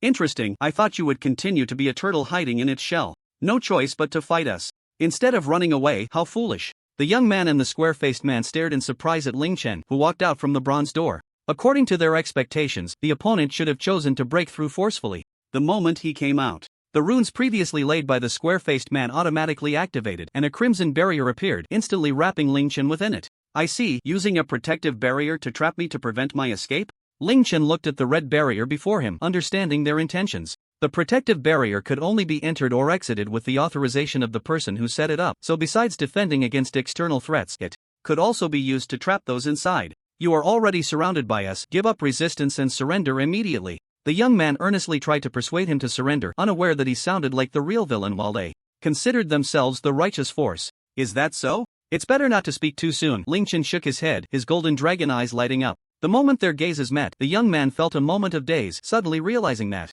there was not a single person beside him. The entire world turned gray, as if he had been transported to this deserted realm alone. What's going on? His heart tightened, and the young man cautiously pulled out a dagger, slowly feeling his way to a rock wall. Leaning against the wall, he remained alert for any enemies that might appear. At that moment, a dim light illuminated the ground around him from the rock wall behind. A mining lamp? The young man turned back in confusion, his pupils dilating suddenly. At the same time, the rock wall began to tremble, and a large amount of debris fell, raising a cloud of dust. As the rock wall cracked open, the young man saw the true face of that mining lamp. It was not a mining lamp at all, but a golden dragon's eye. A dragon? The young man's hands trembled, nearly dropping his dagger. He had only heard of such a high-risk creature in myths. Majestic, solemn, fierce, the massive body rose up. This dragon was taller than the mountains, its dark gray scales clashing together, producing a metallic sound. What a joke! This was not a species that a human could contend with. Don't come any closer. As the giant dragon's gaze shifted towards him, the young man felt his heart stop at that moment. The ground around him cracked open, and several skeleton monsters jumped out, trying to hinder his escape. The dragon let out a roar, its magnificent dragon's roar making the young man's scalp tingle. He was scared, truly scared. To hell with gold and treasures. Anyone who could summon such a giant dragon must have cheated. All he wanted was to get away from this place of trouble as quickly as possible. Don't block my way. The young man desperately unleashed various skills, taking down the skeletons that stood in his way. As an assassin, he was not suited for such open combat, but at this moment, he couldn't care less about that. Enough, calm down. A huge skeleton monster slapped the young man hard across the face, sending him flying. As the surrounding darkness gradually receded, the young man, drenched in sweat, realized he was still inside the ice field and had not been transported to any dark world. The tall and fierce dragon had also vanished, and the surrounding skeleton monsters had turned into members of the Blood Abyss Brotherhood. Many members cautiously distanced themselves from the young man as he had suddenly gone berserk and injured several brothers, leaving them with quite a psychological shadow. Such powerful eye techniques. The young man calmed down and, upon seeing Ling Chen in the barrier, smiling with his golden dragon's eye gradually dimming, finally realized he had fallen into an illusion. No wonder he's the third in command of the Blood Abyss Brotherhood. When he gets ruthless, he doesn't just hit others, he doesn't spare his own brothers either. Ling Chen mockingly clapped his hands. The control of the dragon might was indeed astonishing. Even players only 2 levels below him could be forcibly controlled. Unfortunately, the mental energy consumed was also quite staggering. Having controlled the young man for less than 5 minutes, Ling Chen's head began to ache. Fortunately, he hadn't set the range to include all enemies in sight, or the mental energy consumed would have knocked him out instantly. Despicable, you don't follow the rules of martial arts, and you sneak attacked. The young man looked at the members he had knocked down, his face flushed with anger, rolling up his sleeves and preparing to charge into the barrier to fight Ling Chen. Third, calm down. The opponent is just waiting for you to rush in. Can't you see his relaxed expression? The square-faced man slapped the young man again, having just managed to suppress the rampaging youth to prevent him from harming more members. Alright, the experiment with dragon might is over. Next, let's test the power of the barrier. Ling Chen had no patience to wait for them to finish talking. He extended a finger and gently activated the magic. Barrier magic. Holy realm descends. The holy radiance descended from the heavens, as if at the dawn of creation when Pangu split the heavens and the earth, breaking through the dark shell and bringing forth a bright vision for the world. Pure white feathers floated down from the sky, and the people beneath this icy expanse found themselves forcibly transitioned from night to day. A pristine layer of clouds enveloped the sky, emitting a faint white glow. With the arrival of the feathers and the holy light, Ling Chen distinctly felt the brilliance of the holy sword in his hand tremble with excitement, as if a fish were returning to the sea. Is there really such a high-level barrier magic? The square-faced man did not panic like the others. His ability to become the second in command was not only due to his ruthlessness and strength but also because of his unique skills. Rock World. The square-faced man revealed a cunning smile and activated the initial reward of his death domain, a powerful barrier technique that significantly increased the defense of allies within the Rock World. This group enhancement barrier allowed him, as a summoner, to exert even greater combat power and greatly improve his side's survival rate during guild wars. This was his reliance for climbing to the second-in-command position and the source of his confidence in facing Ling Chen's barrier. Magic. There was an important note in the description of barrier magic. Two types of barrier magic could not coexist in the same area. When a new barrier was activated within an existing one, both would be destroyed simultaneously. If this is your trump card, then I can only regretfully inform you that you are out. Watching the holy world being invaded by the earth-grey rock world, the square-faced man grinned maliciously. Unfortunately, his smile froze on his face the next moment. How is this possible? Why hasn't your barrier been destroyed? In the sky, the invading rock world was crumbling, yet the holy sky remained completely unaffected by the barrier conflict. Not being destroyed surpasses the annihilation rule set by the system? Ling Chen also breathed a sigh of relief. He had anticipated that the opponent would possess barrier magic. As a guild of thousands, even if barrier magic was rare, there would always be one or two individuals who mastered it. The purpose of this release was partly to verify whether the rule of the barrier not being destroyed could override the system's barrier annihilation rule. Having obtained the desired result, Ling Chen naturally had no intention of holding back. God of War Possession. Ling Chen activated the skill, and with the attributes already enhanced by the Holy Light Barrier, combined with the boost from the God of War Possession, he reached a terrifying level of 50. If the Blood Abyss Brotherhood saw this horrifying attribute panel, they would likely lose their fighting spirit and flee in panic. A full 20-level difference was not something that could be easily compensated for. With his attributes significantly enhanced, Ling Chen confirmed that Luo Wanqing was not nearby and felt a sense of relief. He did not want Luo Wanqing to die without reason. That would be too easy for her. Second brother, hurry and call the boss out. I feel like that kid's aura has turned into that of a fierce beast. The young man involuntarily shivered. Despite the presence of over 1,000 elite members of the Blood Abyss Brotherhood around him and tens of thousands within a kilometer, he felt that it was not Ling Chen who was surrounded, but rather them. The boss said he would act when the time is right. Don't panic, just keep an eye on how he strikes. The square-faced man feigned calmness and waved his hand, signaling the members behind him to form a formation. The usually aggressive square-faced man instinctively made a defensive gesture this time. Numerous mages quickly deployed defensive barriers, and a colorful shield mixed with various defensive spells soon coalesced in front of the square-faced man. A wise move, but unfortunately, the quantitative change has not yet reached the qualitative change. Ling Chen raised the glorious holy sword, and with his skills already cooled down, the next strike would be the utmost output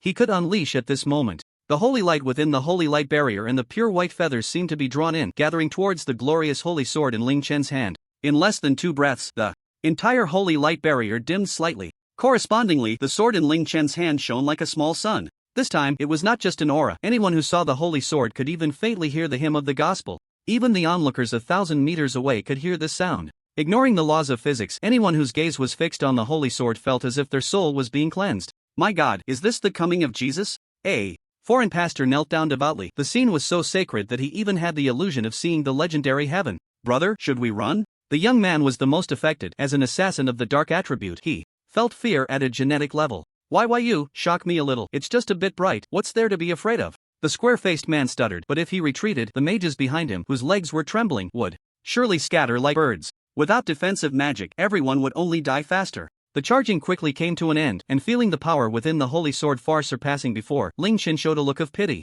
You have wantonly slaughtered other players, already straying from humanity. Now, accept the first judgment. Whispering softly, Ling Chen swung down the holy sword in his hand. Heavenly radiance. At that moment, the world dimmed.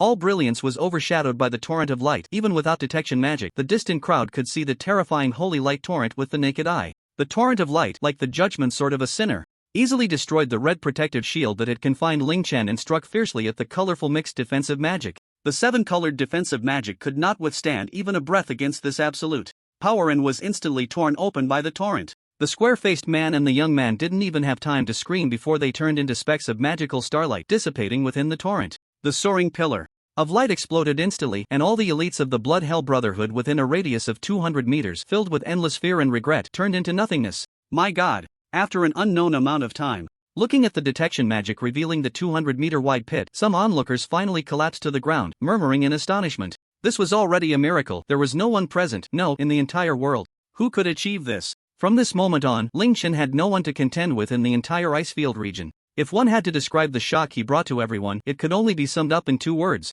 Invincible. This consumption is too great. Ling Chen held the now calm radiant holy sword, forcing a nonchalant demeanor as he stood at the center of the battlefield. In fact, that last strike had drained nearly 90% of Ling Chen's magic power. This was far from what he had anticipated. The radiant holy sword, with the increase in skill power, could autonomously and forcibly absorb more magic, making it a ticking time bomb. If one day he unleashed a powerful blow while the opponent was left with low health and his own magic power dropped to 0, it would truly be game over. However, the effect of that last strike had already taken hold. The remaining members of the Blood Abyss Brotherhood around him were either stunned into silence, fleeing in panic, or crying out and begging for mercy. Not a single person dared to approach Ling Chen for a sneak attack, not even those behind him. How is this possible? How can he be so strong? Hidden among the onlookers, Luo Wanqing, who concealed her appearance, reluctantly removed the ring from her hand. She had thought she found a strong ally, only to discover they were still a bunch of useless fools. No, it should be said that they were just unlucky to encounter such a monster. If she had known, even if she had been beaten for no reason, she shouldn't have opposed him. On the other side of the crowd, a figure in black quietly blended into the surroundings, leaving no trace. It's about time to announce that news. To the people around, Ling Chen thought, realizing that no one dared to challenge him anymore. His purpose of establishing authority had been achieved. The remaining members of the Blood Abyss Brotherhood were indeed detestable, but he couldn't be bothered to hunt them down one by one. He would leave it to the players and guards. They would take care of themselves without him having to lift a finger. It's about time. You can come out now. I've finished my business. Ling Chen turned to the void behind him and called out loudly. What greeted him was not the person he had expected, but a black longsword radiating a sinister cold light. If the radiant holy sword represented purity, evoking a sense of nobility and peace, this black sword was its extreme opposite, emanating endless fear, ominousness, and despair, which Ling Chen found extremely repulsive. At this distance, evading the strike was clearly impossible. How the opponent had managed to silently sneak up behind him puzzled Ling Chen greatly. The bloodthirsty magic armor he had brought with him automatically transformed into layers of scattered armor. In an instant, 10 pieces of bloodthirsty magic armor reassembled on Ling Chen, covering him with a brand new set of battle gear. This was also a form of adaptability for the bloodthirsty magic armor, capable of resisting enemy ambushes at critical moments. Unfortunately, this state could only be maintained for a minute. Ling Chen would not use this trick until the most critical moment. The black longsword struck fiercely against Ling Chen's armor, and to his surprise, after a strange spatial fluctuation, the black longsword ignored the armor's defense and pierced straight through, aiming for Ling Chen's heart. Ling Chen dared not let this strange black sword reach his heart. If it had any bizarre effects that could cause an explosion at that location, he was not confident he could withstand such immense damage. Humph. Just as Ling Chen was about to use another item, a cold snort came from the void, and a hand clad in light gauntlets effortlessly grasped a black sword, preventing it from advancing any further. Captain Grizzon? The onlookers were once again shocked. Why had Captain Grizzon, who never left the camp, appeared behind Ling Chen? Moreover, judging by his protective stance, he was actively shielding Ling Chen? It was known that once outside the camp, the guards would not care about the players' lives. Even if a player fell before them, as long as it did not threaten their own safety, they would never intervene. Could it be that Ling Chen was actually an NPC? As everyone was lost in their thoughts, Grizzon stepped out of the void and kicked fiercely at the air behind the unmanned black sword. A man in black was kicked out from the void, blood flowing from the corner of his mouth, clearly indicating that the previous strike had caused him significant harm. Grizzon? Why are you protecting him? This place shouldn't be under your camp's control. The man in black waved his hand, and the black long sword surprisingly vanished into thin air, reappearing in his grasp. What a strange skill. Ling Chen was taken aback. The opponent clearly possessed spatial abilities, and their mastery was even on par with Captain Grizzon. Not being able to retain the black sword, Grizzon also appeared somewhat surprised. After a moment of silence, Grizzon explained this unusual phenomenon through action. Camp Kemple, captain of the camp guard, Grizzon, pays respects to the Lord of the Ice Plains. After a long silence, the man in black first clarified the situation, his expression filled with reluctance as he re-entered the space. Your name is Ling Chen, right? We will meet again. Removing his black gloves, the man in black revealed a crimson ring, the number on it glaringly a blood red one. Is there no way to keep him Ling Chen smiled wryly, watching the president of the Blood Prison Brotherhood leave so calmly. He turned to Grizzin, who was still half kneeling on the ground. Unfortunately, my abilities are not sufficient at the moment. Grizzin shook his head regretfully. His abilities were tied to the player levels within Camp Kemple, and currently, in terms of spatial control, the man in black was clearly far ahead of players of the same level, leaving Grizzin unable to detain him. This could lead to endless troubles. Ling Chen shook his head, realizing he now had one more thing to worry about. However, the other party would definitely not seek trouble with him in the near future. As long as he was within the ice plains, Grizzin would always be by his side, so he need not fear ambushes. What was more important now was to address the significant matters at hand. Fellow players, my name is Ling Chen. I am the first to conquer the Ice Plains boss and the current lord of the Ice Plains, possessing the authority to control the entire Camp Kemple. Ling Chen cleared his throat and announced this heavy news. Starting tomorrow, Camp Kemple will officially be renamed Kemple City. I will restore the order that human society should have, and I hope everyone will cooperate. If there are any former lawyers, accountants, or architectural designers, you can submit applications at the Goddess of the Moon Guild. I will establish a new life assistance guild to provide resources and funding for such talents. Players or guilds with other specialties can also discuss joining or collaborating with the Goddess of the Moon. My goal is not dictatorship, but to hope everyone can have a peaceful city. I will not force those unwilling to cooperate. As long as you do not disrupt the order within the city, you can develop freely, and I will not suppress you. Pausing, he glanced at the many members of the Blood Prison Brotherhood who showed despair. Ling Chen thought for a moment and spoke his final words. Any new or ordinary members of the Blood Prison Brotherhood, as long as you withdraw from the guild and sincerely repent, we will designate corresponding handling plans based on your crimes, and those who turn themselves in will receive leniency. For elite and core members, it is advised to take your own life. Upon hearing this, many members of the Blood Prison Brotherhood fainted in fear. However, more ordinary members cried tears of relief, grateful to have survived the ordeal. After returning to the Kemple camp, Ling Chen began to work on creating a brand new Kemple city. The first place on the guild leaderboard was naturally renamed by Ling Chen, officially registered as the Goddess of the Moonlit Night Guild. The guild was fully entrusted to Xian Ruoqing to manage, while he took the title of vice president. According to Ling Chen's instructions, the Goddess of the Moonlit Night implemented an elite management system requiring strict scrutiny for membership, achieving a selection process that was 1 in 1,000. The second place on the guild leaderboard was renamed by Ling Chen to the Life Assistance Committee, which would accommodate top talents from various industries to reshape social structures such as law, economy, and culture. The third place on the guild leaderboard was directly brought under Ling Chen's management and renamed the Earth Chamber of Commerce. With the help of the Chamber of Commerce, Ling Chen could sell his vast amounts of rare materials without worry. As for the remaining 7 slots, Ling Chen rented them out to various temporary guilds that had unique characteristics and expressed goodwill towards him, with the Icefield Weekly being one of them. As the Lord of the Icefield, Ling Chen naturally did not need to pay any rent for the land within the camp's boundaries. However, during the upgrade of Kemple City, the construction of new buildings and walls required a significant amount of funds. With Ling Chen's wealth, paying such a large quantity of building materials and gold at once made him gasp. Linggu, the Life Assistance Committee has submitted a new bill, hoping you can reimburse it. Xian Ruoqing entered the new office of the Goddess of the Moonlit Night Guild carrying a large stack of documents in each hand, with a small box balanced on her head, stumbling in.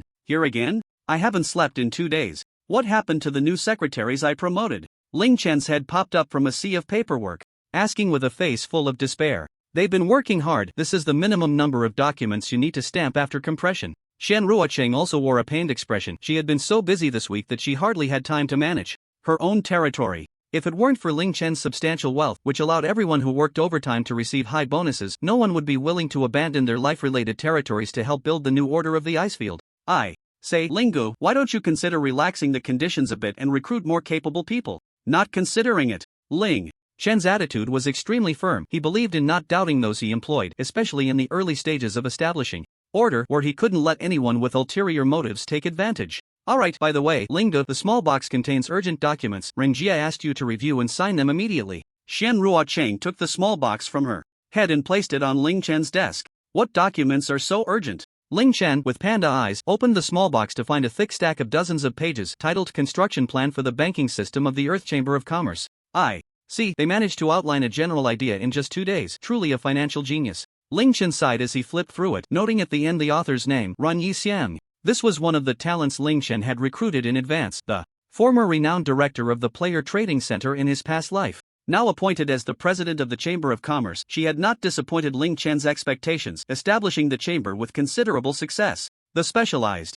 Terms regarding economic construction models mentioned in the document were beyond Ling Chen's understanding, but Rin Yixiang's character had already been recognized by everyone, and she had smoothly passed the character test during recruitment. So Ling Chen felt relatively at ease with her. The only troublesome part was the straightforward signature request at the end of the document. Applying for startup funds of 600,000 gold coins, Ling Chen's eyelids twitched. The Life Assistance Committee was like a gold-swallowing beast, having devoured 500,000 gold coins in just 1 week. Now, the Merchant Association, which was supposed to be responsible for incoming funds, was asking for money for the first time, directly surpassing the Life Assistance Committee and creating a new history. Is this what investment is? I wonder when I can break even. Ling Chen bit the tip of his pen, pondering left and right, and ultimately signed the loan approval. Help me move these loan request documents on the left to Rin Yixiang. If we got the money, we have to do something. Irritated, he handed the gold coins to Xian Ruoqing and pointed at the dozens of piles of documents beside him, asking her to make another trip. Clearly, I'm the president. Why do I feel like I'd become a tool without any feelings?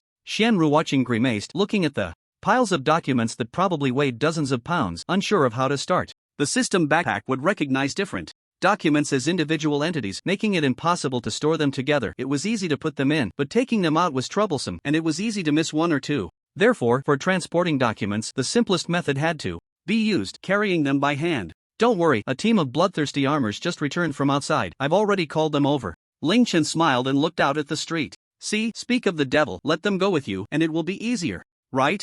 Outside the window, a team of 5 bloodthirsty armors marched orderly into the Moonlight Goddess Guild's entrance. Players on the street were already used to the sight. Due to the severe shortage of manpower, Ling Chen was reluctant to let new members run errands, so the newly refined bloodthirsty armors became the most important labor force. According to the specifications of a team of 5 bloodthirsty armors, Ling Chen had already deployed a total of 15 teams stationed in the top 3 guilds. Core members and presidents of each guild could command these bloodthirsty armors to help with tasks. Besides handling chores like this, they could also respond to rescue requests sent by players. Of course, rescue fees still had to be charged. Currently, the Life Assistance Committee and the Merchant Association were collaborating to create a magic that could log personal information and input it into the soon-to-be-established banking system. For players who couldn't afford the rescue fees, the current solution was to have them contribute equivalent building materials, which would later be recorded as identity information, allowing for a 1-month grace period. Under Ling Chen's orders, the bloodthirsty armors that had just returned from a rescue mission picked up piles of documents and, led by Xian Ruoqing, headed towards the Merchant Association on the other side of the city.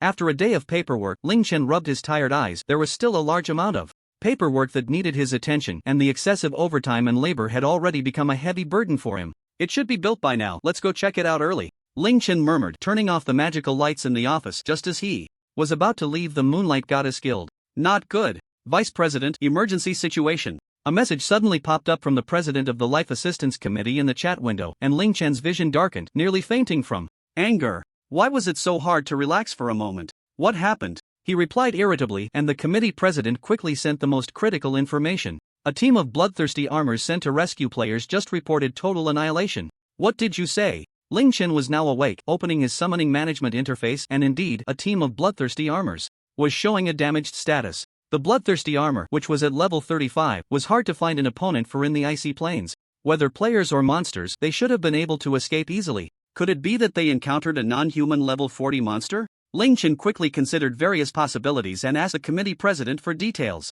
According to him, this morning, a team of elite adventurers from the Moonlit Goddess had sent a distress signal to the committee via the regional channel. The head of the rescue department immediately mobilized a spare team of bloodthirsty armors to the area mentioned in the distress signal. However, by evening, this team had still not returned. Fortunately, the rescue department had numbered tags on each bloodthirsty armor, allowing the busy committee to discover that one team had been unresponsive for over 12 hours. The status of this team had always shown as normal. If it weren't for the numbered tags, the busy committee would not have noticed the absence of a team among the identical-looking bloodthirsty armors. Just as the committee was trying to contact the players who had sent the distress signal, the status of this team suddenly switched from normal to damaged. The committee president and the head of the rescue department had witnessed the power of the bloodthirsty armors. If 5 of them couldn't solve the problem, the committee had no divine beings to rely on. Reluctantly, the committee president turned to Ling Chen, the behind-the-scenes boss, for help. Have you compared it with the map I gave you? Are there any annotations for high-risk monsters nearby? Ling Chen furrowed his brows and quickened his pace towards the city gates. The hand-drawn map of the icy plains was created by Ling Chen from memory, showing not only the general layout of the icy plains and hidden rooms but also the distribution of monsters and high-risk monsters, which Ling Chen had thoughtfully annotated. Of course, this map was classified. Apart from the presidents of the 3 major guilds and the heads of various departments, no one else had the right to view it, and leaking any information about the map was strictly prohibited. No, I checked it carefully, there should only be some ice statues around level 25 nearby, the committee president affirmed. In fact, he was currently reviewing the map repeatedly and had indeed found no annotations for high-risk monsters. Have you made contact with the players? No, since they sent the distress signal, they haven't replied to us at all. Alright, I understand. I'll go take a look myself, send me the location. After receiving the exact location, Ling Chen summoned Xiao Shuang, mounted her transformed dragon back and quickly headed towards the destination. Vice President, should I notify the War God Guild to send someone for assistance? After hesitating for a moment, the committee president showed a worried expression. The War God Guild was a powerful guild, ranked 4th after the 3 major guilds. The members of the guild were all fervent warriors, and even the mages liked to take their staffs to the front lines for some action. The president and vice president of the War God Guild were renowned battle maniacs in their past lives. Whether as a warrior or a mage, they had reached the pinnacle of their respective professions in combat. Naturally, Ling Chen had tried to recruit such talents, but unfortunately, they preferred to establish their own guild dedicated to battle rather than becoming someone else's subordinate. However, both were straightforward individuals with no ill intentions. For such talents, Ling Chen was more than happy to do them a favor. Not only did he offer them a free rental of the 4th guild's location in guild building, but he also provided financial assistance and managerial talents. The only condition was that the War God Guild and Ling Chen would become allies, helping each other to grow stronger together. In fact, the top 10 guilds are all members of the alliance, and everyone has accepted Ling Chen's goodwill, so naturally, they would not refuse. No need, this is our internal matter, I can handle it myself.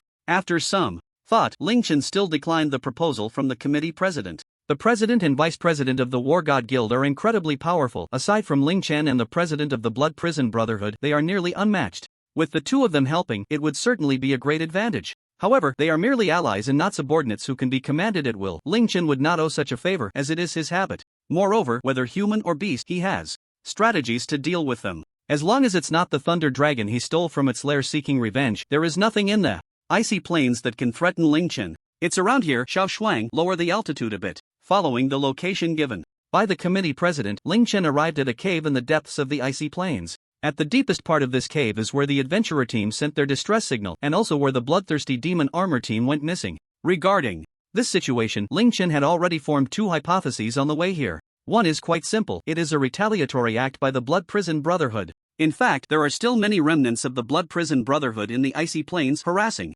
adventurers and trying to tarnish Ling Chen's reputation. If this is the case, the other members may not be aware, but the mysterious president of the Blood Prison Brotherhood is very likely to possess such power. However, with Grizzin by his side, Ling Chen is completely unconcerned about a sneak attack. Once outside the camp, Grizzin is restricted by the rules and cannot attack monsters. But he has no such limitations when it comes to players. As for the other possibility, that would be much more troublesome. Ling Chen prayed that the other party would not be so unfortunate and slowly made his way down. He arrived safely at the bottom of the cave, where he could see many battle scars that had not yet been repaired. Both the adventurer team and the bloodthirsty demon armor team had clearly been here, but no traces of either could be found. At the bottom of the cave, there are numerous intersecting passages. Ling Chen did not blindly explore. Instead, he released a large number of low-level iron wolves to conduct a carpet search. He no longer lacks materials for iron wolves, and currently he always carries 10,000 level 9 iron wolves with him, specifically for scouting and luring enemies.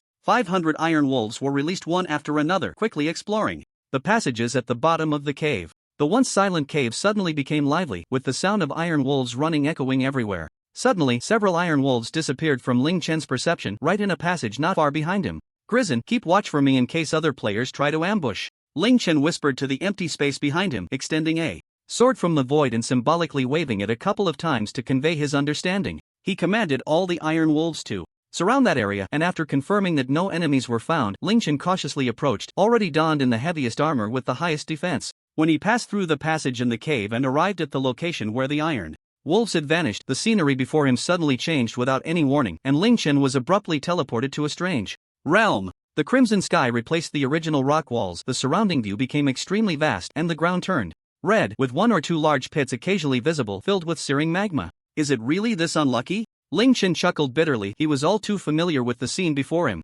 This place is the newly opened purgatory between death planes. The space behind him still had subtle traces of fluctuations. Ling Chen tried to reach out, but he could not cross back into the cave. So it really is a spatial turbulence? Ling Chen sighed in disappointment. This was a forced teleportation channel that had a very low probability of appearing after multiple large-scale instances were opened. When a person passes through such a channel, they are teleported to a random location in another instance. Since the channels are one-way, once crossed, there is no way to return. If it were in another location, it wouldn't be a big deal for players. They could send out a distress signal or return to the safe zone within the instance to leave smoothly. Unfortunately, starting from the purgatory, there are some extremely dangerous high-risk areas within the instances. In these areas, not only are there high-level dangerous monsters, but the system's chat interface is also forcibly locked, making it impossible to seek help from the outside. Right now, Ling Chen found himself in the Death Plains, which, unfortunately, was one of these rare locations. No wonder the bloodthirsty demon armor team was completely wiped out. The monsters here are around level 70, which is a whole level higher. Ling Chen quickly changed out of his heavy armor. Facing monsters that far exceeded his level, it was wiser to choose stealth and avoidance rather than increasing his defense. Carefully releasing the iron wolves one by one, he searched for traces of living beings nearby. Ling Chen was not sure if any members of the adventurer team were still alive. Fortunately, after the iron wolves searched the area, although there were many signs of battle, no loot left by dead players was found. The fragments of the bloodthirsty demon armor are in the southeast direction. Ling Chen controlled the iron wolves around him to explore southeast while maintaining a safe distance of nearly 300 meters to avoid any accidents. After advancing southeast for about half an hour, the foremost iron wolf suddenly lost contact. At the same time, a female snake demon with 4 pairs of arms and a lower body covered in blue scales, adorned with mysterious patterns, emerged from a nearby sand dune, letting out a sharp hiss. Death Mother? Ling Chen quickly concealed his presence, slowly moving to the other side while controlling the remaining iron wolves to divert the Death Mother's attention. This creature was not only level 75 but also had a terrifying passive ability of 80% magic immunity. If one did not specialize in physical attacks, it would be very difficult to defeat the Death Mother. She could be considered a nightmare for all players focused on dealing damage. Behind the sand dune from which the Death Mother emerged, there were still many fragments of the bloodthirsty demon armor, clearly indicating that the bloodthirsty demon armor had encountered this monster and had put up a fierce resistance. This also proved that the bloodthirsty demon armor team had run into the adventurer team and chose to sacrifice themselves to protect them. Otherwise, according to the orders Ling Chen had given beforehand, the bloodthirsty demon armor should have avoided combat with all their might until they found the target to rescue. With their ability to split, it was impossible for them to sacrifice nearly 3 of their kind in this place. Please don't run too far. Praying that the adventurer team would have the sense to hide and not act recklessly, Ling Chen continued to head southeast, following the traces of the fallen fragments. In a natural cave somewhere in the Death Plains, when Minghui sat on the ground with a worried expression, behind him were the 14 members he led. What should we do? Should we continue to wait for rescue, or should we venture out to scout the way? In the team, the mage Yining looked at the captain with tearful eyes, having waited for nearly 6 hours. Those 6 hours felt longer than 6 days. No, you can see how high the monster levels are here. If we encounter one, we will only face total annihilation. When Minghui decisively rejected the proposal, he knew everyone was suffering, but without a map, going out would surely lead to death. So what should we do? We don't have much potion left. The priest Xiu Ling let out a lost sigh, his eyes filled with sorrow. It's okay, the president of the Moonlight Goddess will definitely send someone to rescue us. Have you forgotten? Our vice president is the world's first super expert to conquer the Icefield boss. The archer Jiang Mingyu comforted the 2 anxious girls, while also trying to encourage herself. I don't think they'll come. How could the guild risk the vice president's safety for a few new members? The swordsman Shangguan Shirji, sitting in the corner, scoffed disdainfully, standing up with the magic sword in hand. You all saw it. The vice president's powerful puppet was no different from paper in front of that snake demon. I doubt any rescue will come, and even if it does, they'll probably die at the hands of that snake demon. I think we should leave early and find a way to survive. Have you said enough? Do you forget who got us into this mess? When Minghui angrily threw down his shield, glaring at Shangguan Shirji. If it weren't for this guy insisting on leaving to find another way when they were trapped in the underground cave, they wouldn't have stumbled into this cursed place. It was also this guy's insistence on exploring the desolate area that had stirred the snake demon. If it weren't for the bloodthirsty demon armor team arriving just in time, sacrificing themselves to buy them escape time, they would have long since turned into light points, dissipating in this strange space. Wasn't I also acting without intention? Ignorance is no crime, I was doing it for everyone's good. Shangguan Shirji showed no remorse, even failing to understand why when Minghui was so angry. The cave fell into silence, the air thick and warm, like a swamp, sticky and oppressive. Enough. You all don't understand my good intentions, I'll go seek help alone. After another long hour, Shangguan Shirji could no longer endure the atmosphere, angrily picking up the magic sword and striding toward the cave exit. Wait, it's dangerous to act alone now. Yi Ningyun quickly blocked the impulsive Shangguan Shirji, desperately signaling for Wen Minghui to help. Do you also think I'm in the wrong? Shangguan Shirji didn't notice the concern in Yi Ningyun's eyes. From the moment he joined this team, he had liked this fragile girl, and his eagerness to stand out was also to gain her attention. Unexpectedly, even she was trying to stop him. Shangguan Shiji, feeling as if he had lost his mind, forcefully pushed Yi Ningyun aside. How can you do this? Quick-witted Jiang Mengyu caught Yi Ningyun, and when she looked up again, Shangguan Shiji had already dashed out of the cave, running into the distance. Just then, a sandstorm began to blow, reducing visibility. Wen Minghui sighed deeply, sadly blocking Jiang Mengyu, who wanted to go after him. Not long after, a loud explosion echoed, startling everyone in the cave, who quickly grabbed their weapons from the ground. Help! Help! Help! The ground nearby trembled, the shaking growing stronger. Shangguan Shiji, covered in dirt and looking disheveled, rushed back, followed closely by a gray giant worm, several dozen meters tall and resembling a caterpillar. Damn! Even with Wen Minghui's good upbringing, he couldn't help but curse at such a useless teammate. The other side had already led that gray giant worm over. It was clearly impossible to continue hiding. Heavenly radiance, just as despair spread across everyone's faces, a beam of light shot in from the distance, striking the gray giant worm hard and temporarily knocking it to the ground. A young man clad in red battle armor stood majestically on the back of an ice-blue giant dragon, his posture resembling that of a war god, leaving several people dumbfounded. What are you still dawdling for? Hurry up! Seeing that the five below were still in a daze, Ling Chen couldn't help but doubt whether the membership standards of the Moon Knight Goddess were flawed. These supposed elites were reacting so slowly. Just now, through Iron Wolf, he had already discovered human footprints near this cave and intended to be cautious and approach slowly. Unexpectedly, someone had lured a burrowing worm over. Once this worm latched on, it was very difficult to shake off. With no other choice, Ling Chen summoned Xiao Shuang, who rushed over from the sky at the fastest speed. Get up! When Minghui, who had finally reacted, quickly shouted and made way for the three girls behind him to go first, while he followed at the back to prevent anyone from falling behind. Wait for me! Shangguan Shiji, who was running over in a fluster, scrambled up onto Xiao Shuang's back. After confirming that everyone was on board, Ling Chen signaled Xiao Shuang to take off quickly, while the remaining iron wolves scattered to attract the burrowing worm's attention. Xiao Shuang, fly straight northwest and do it fast. After giving Xiao Shuang various enhancement potions, Ling Chen still felt uneasy and directly cast Holy Realm Descend on the dragon's back to significantly boost Xiao Shuang's basic attributes. This area had airborne monsters. If they got entangled, it would be a dead end for them. So the wisest choice was to leave the battlefield as quickly as possible. Northwest? Why are we flying northwest? Isn't that the way we came? It would be better to continue southeast. After catching her breath, Shangguan Shiji began to voice her opinions incessantly. Did I ask you? If you don't want to follow, you can choose to go down. Ling Chen was already in a bad mood, and Shangguan Shiji's voice, comparable to the buzzing of summer mosquitoes, made his gaze turn icy. Sorry, his brain doesn't work too well. When Minghui was startled by the sudden drop in temperature around them and quickly covered Shangguan Shiji's mouth tightly. As a guardian, when Minghui's power level was higher than Shangguan Shiji's, and no matter how hard she struggled, she couldn't break free from his grip.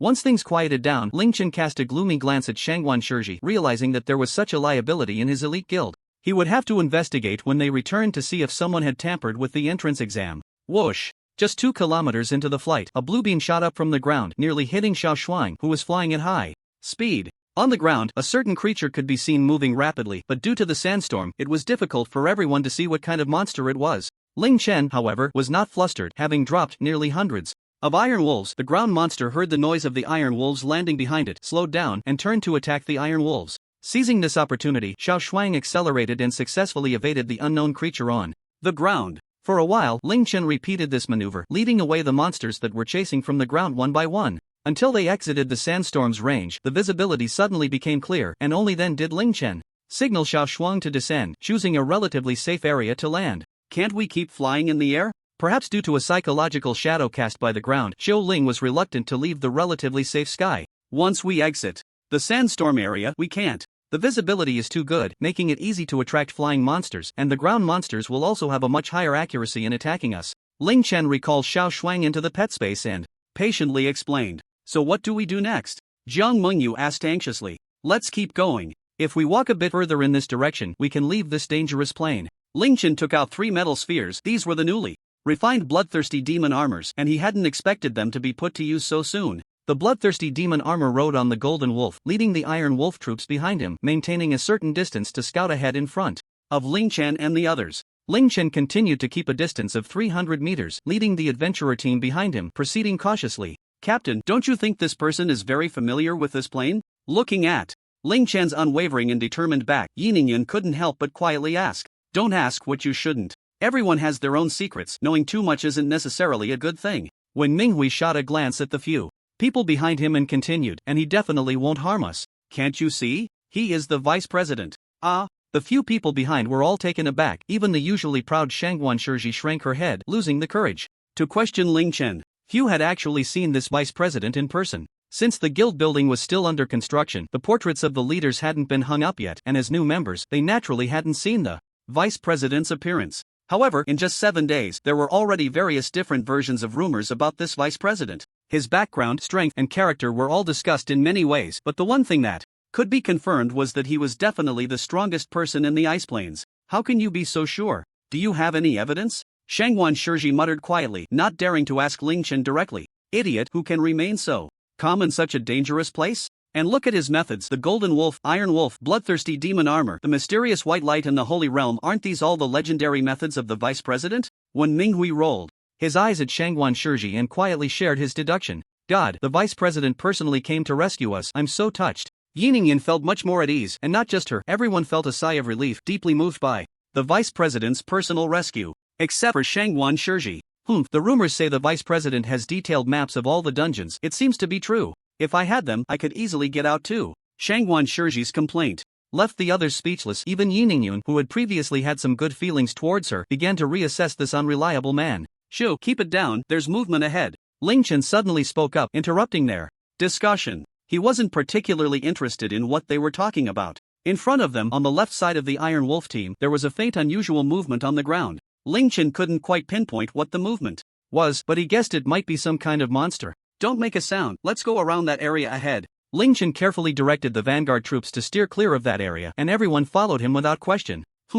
Cowardly, that place is clearly very safe. Only Shangguan Shiji remained unconvinced, suddenly standing up and running towards that area. Hey! Look, there's nothing here, come over quickly. After running onto the red ground, Shangguan Shiji confirmed with a glance around and excitedly shouted to the others. No one responded, and in Ling Chen's eyes there was a look of pity. The next moment, the red ground rose up and a gigantic turtle appeared before everyone. Dragon Tortoise. This is a unique monster in this area, with a red shell that blends well into the surrounding environment, often leading adventurers to fall victim and become the dragon tortoise's meal. Help! Shangguan Shiji clung tightly to a rock on the dragon tortoise's shell, frantically calling for help from the others. To his surprise, several people remained still, looking at the pleading Shangguan Shiji with complex expressions. What's wrong? Aren't you going to help? Ling Chen, curious, asked as he realized his teammates had no intention of rescuing him. 3 strikes and you're out. When Minghui glanced at Shangguan Shiji with a pained expression, the team had only been formed for 4 days, and he hadn't expected to say goodbye to a member so soon.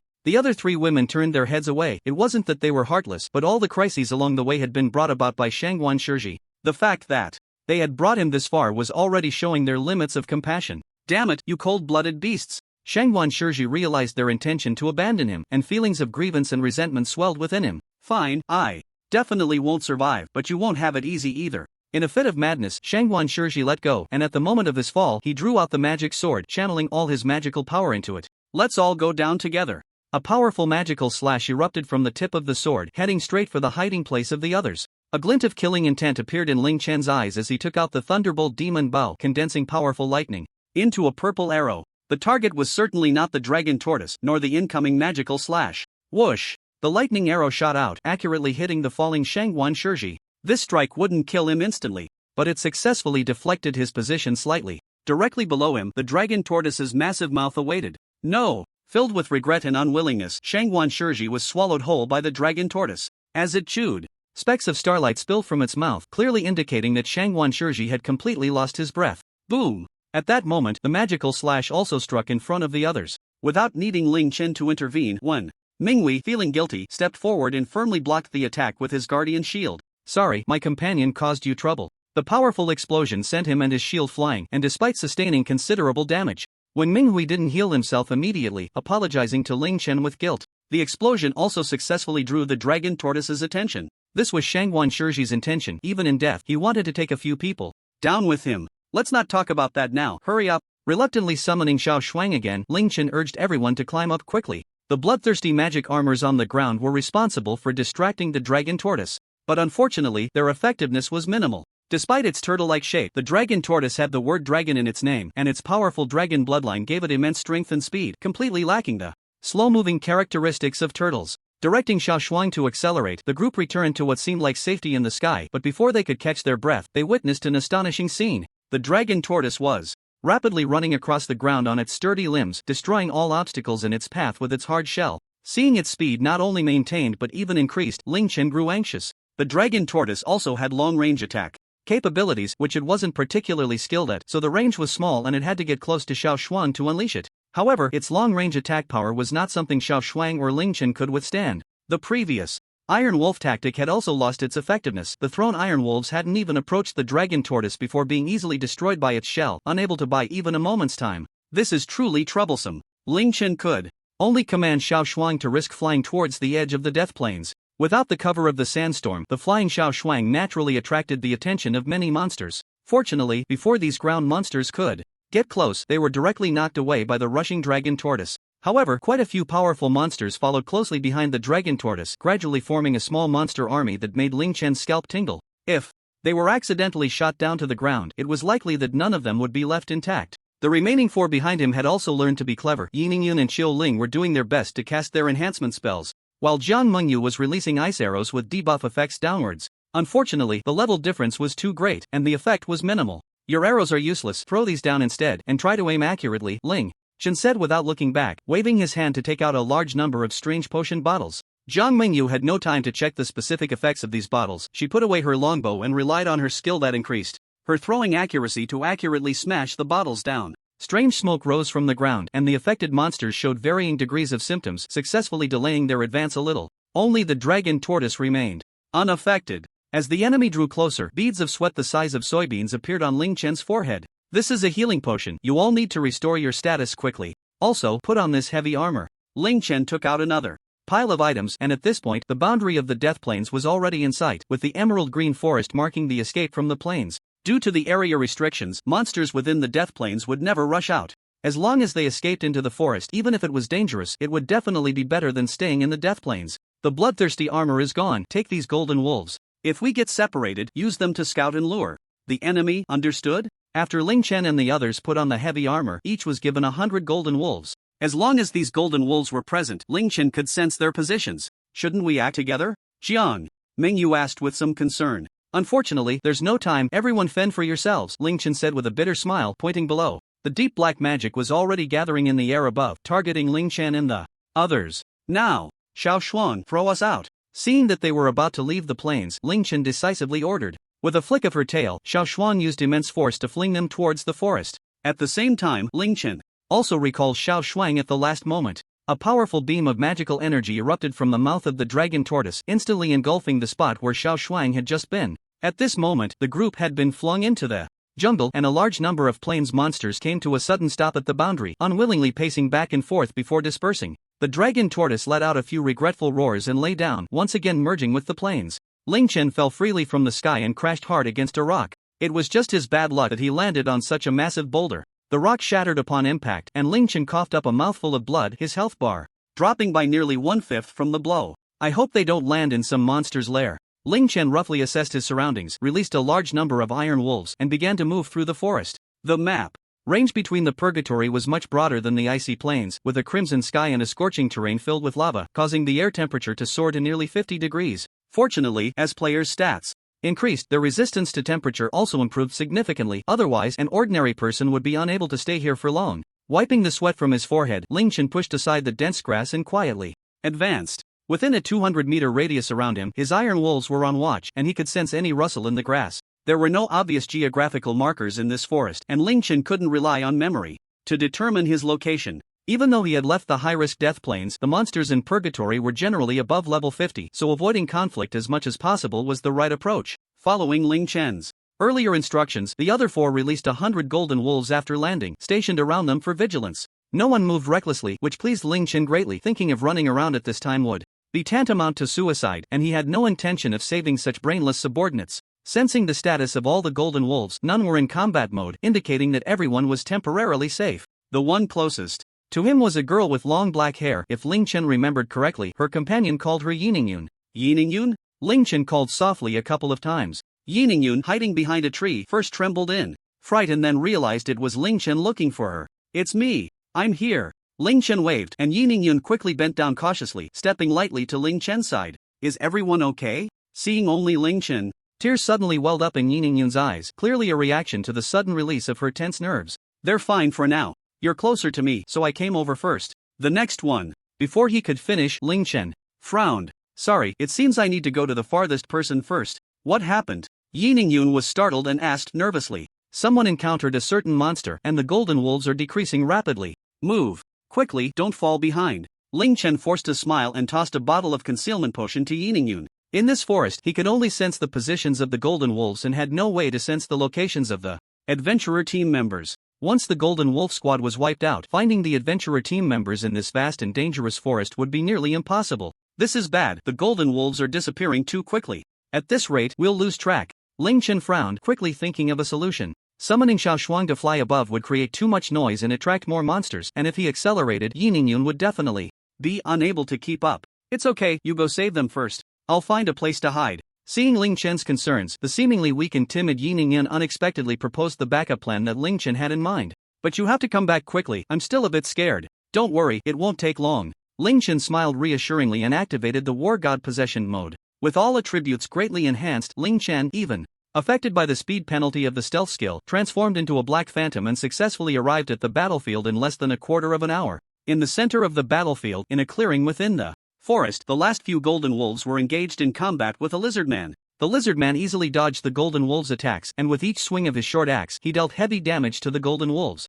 A level 29 golden wolf could only withstand 2 axe strikes, which explained why over 100 golden wolves could not delay for long. Lizard warrior? Ling Chen was taken aback, relieved that he hadn't summoned Xiao Shuang to come over from the air just now. Monsters of this level, only level 55, were not particularly strong in the purgatory and had no special skills. The trouble was that these monsters possessed a certain level of intelligence, acting in groups or hunting like primitive humans. Lizard warriors were merely the most basic ordinary soldiers. Typically, a small group would also include lizard archers, lizard mages, lizard assassins, and so on, with various classes just like players. If there was a lizard king in this group, the number of lizardmen would certainly exceed 100, and in such a case, even an level 80 player would have to avoid confrontation. Over there? Carefully avoiding the hunting lizard warriors, it seemed they did not consider the golden wolves a threat, so they did not call for their companions, which relieved Ling Chen. The last golden wolf was not participating in the battle but was hiding behind a large tree a little further away. Ling Chen cautiously approached and found a large tree hole behind the tree, where the golden wolf was hiding.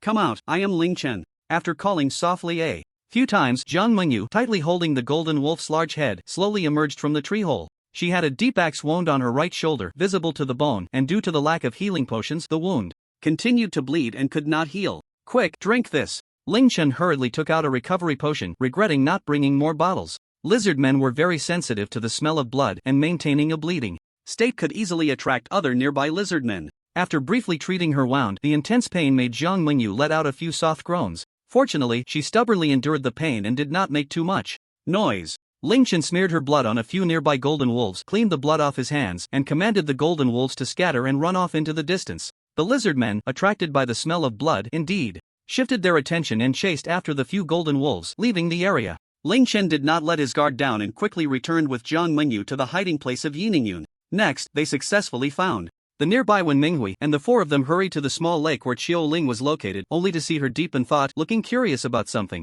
What's wrong? Did you find something? Ling Chen sensed the nearby golden wolves and found no trace of enemies. When I was falling, I saw something. After hesitating for a moment, Qiu Ling pointed to the lake and said, in the very center of that lake, there is a large black door. Black door? Ling Chen frowned. There shouldn't be any hidden rooms nearby. Even if there were, he had never heard of a black door style. Could it be that you saw it wrong? Wen Minghui calmly analyzed. Impossible. Qiu Ling shook her head, pointing to the large tree beside her. I just climbed to the top of the tree out of curiosity and looked. As long as the height is sufficient, you can see part of the black door in the middle of the lake. An undiscovered area? Ling Chen pondered carefully. Such entrances that are hidden and can only be seen under specific conditions usually fall into 3 categories: hidden rooms, reward instances, and death zones. The first option was obviously impossible. Ling Chen was confident he had memorized the locations of all hidden rooms to clear them in time. If the black door in the center of the lake really existed, then it was highly likely to be a reward instance or a death zone. Both types of small instances offered high rewards, but the difference lay in the difficulty of the monsters within.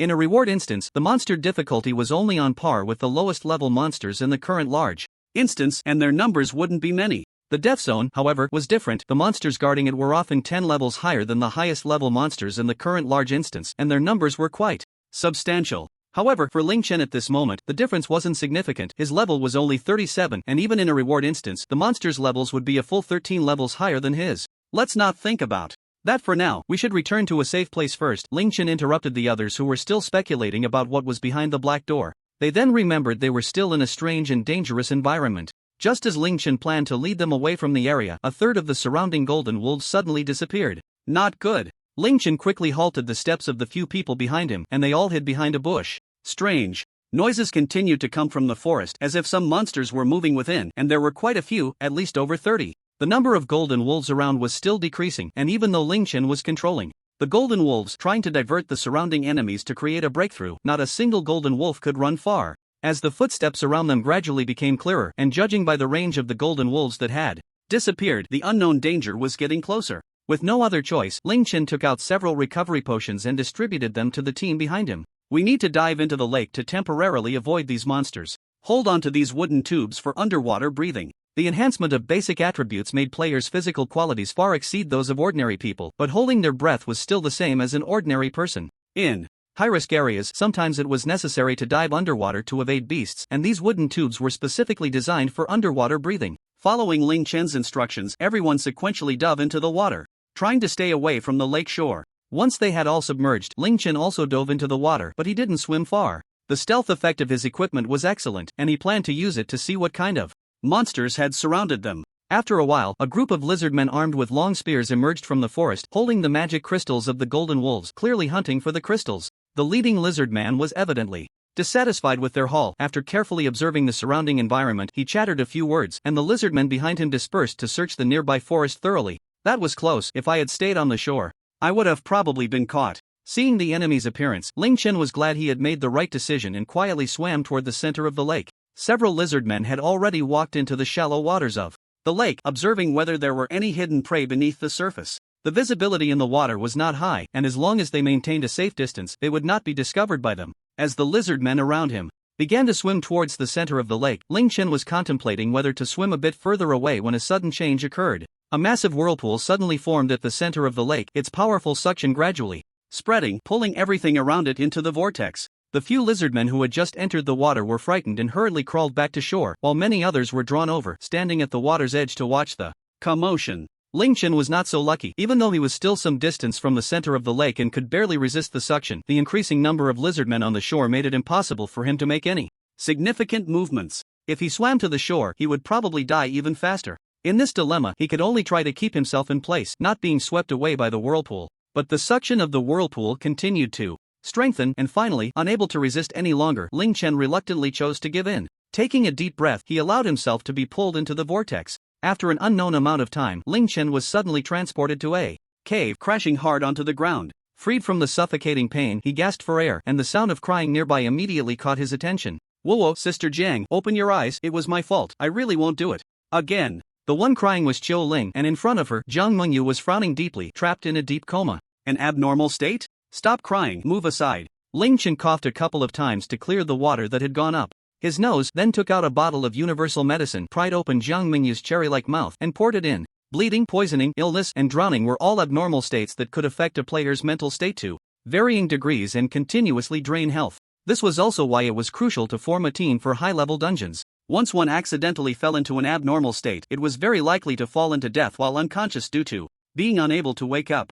Where is this? After drinking the universal medicine, Jiang Mengyu gradually regained consciousness, her gaze wandering in the unfamiliar environment beside her. "That's great, Sister Jiang, you're okay, that's really great." Qiu Ling burst into tears, tightly hugging Jiang Mengyu, who had just half sat up. "Now is not the time to relax, where did the others go?" Ling Chen frowned and looked around. This space was not large, and aside from the passage not far away, he did not see any other places to hide. Both women shook their heads, indicating they had not seen the other two. As everyone was pondering, a faint cry for help echoed in the silent cave. "Shu, don't speak." Ling Chen made a gesture for silence and pressed against the rock wall to listen carefully. As he adjusted his position, the cry for help gradually became clearer. "Help! Is anyone there? We can't hold on much longer. Don't panic, move away from the rock wall." Ling Chen calmly took out a red crystal, and after confirming that the people across from him heard his words, he embedded the crystal into the rock wall. Moving away from the wall, Ling Chen took out a regular bow and arrow and shot precisely at the crystal. The impact caused the red crystal to explode violently, creating a hole large enough for one person to pass through. Rock explosion crystal. This is a special crystal used for underground operations, and its explosion can cause damage to rocks far exceeding that of ordinary bombs. Ling Chen quickly crawled into the newly created hole and immediately saw Wen Minghui, who was pressing down on a shield with his body, blocking a small hole in the ground. What's down there? Ling Chen cut straight to the point while helping to push up. With Ling Chen's immense strength far beyond that of a normal player, the pressure on the shield was significantly reduced. Rats, all of them are as long as forearms, generally level 30, but there are too many, like a black tide, Wen Minghui said with lingering fear. Just a moment ago, he had only wanted to go down and see if anyone else had fallen nearby. But he hadn't gone far before encountering this large swarm of rats. One rat was certainly not a threat, but with hundreds or thousands in front of him, Wen Minghui had no choice but to flee. Fortunately, the hole in this cave was a small opening facing downwards, and after he came up, he immediately used the giant shield to block the tide of rats chasing from below. The rats couldn't exert force to push open the hole, which allowed him to hold on until now. Level 30, huh? Do the rats' eyes shine with a green ghostly light? Ling Chen pondered for a moment. This level was clearly abnormal in the Inferno, narrowing down the possibilities significantly. Yes, exactly. How did you know? When Minghui was taken aback, his shield hadn't been moved, so logically, Ling Chen shouldn't have seen the rats below. There had been rumors before that the vice president possessed detailed information about all dungeons, including maps, monster distributions, treasure locations, and so on. Originally thought to be mere baseless gossip from envious people, it now seemed that there was some credibility to the rumor. Just a guess. Seeing the others' confusion, Ling Chen didn't elaborate further. He couldn't exactly say he had traveled back in time. However, this also made Ling Chen breathe a little easier. According to his guess, this place was not a deadly zone but rather a rare reward dungeon. Reward dungeons have randomly refreshed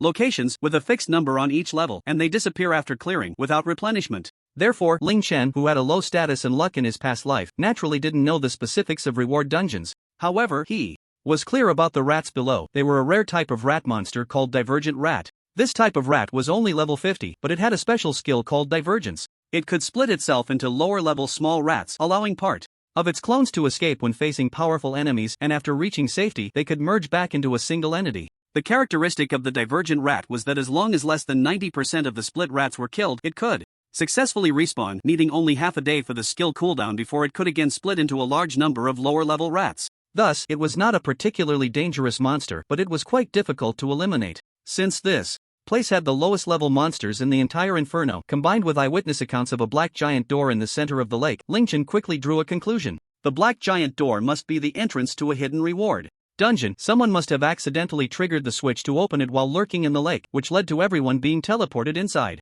This is simply the highest level of luck. You see, hidden reward dungeons are hard to stumble upon without hints from randomly generated treasure maps. According to the information I heard in my past life, reward dungeons usually contain only one or two types of monsters. As long as you find the final room and collect the treasures inside, you will be automatically teleported out.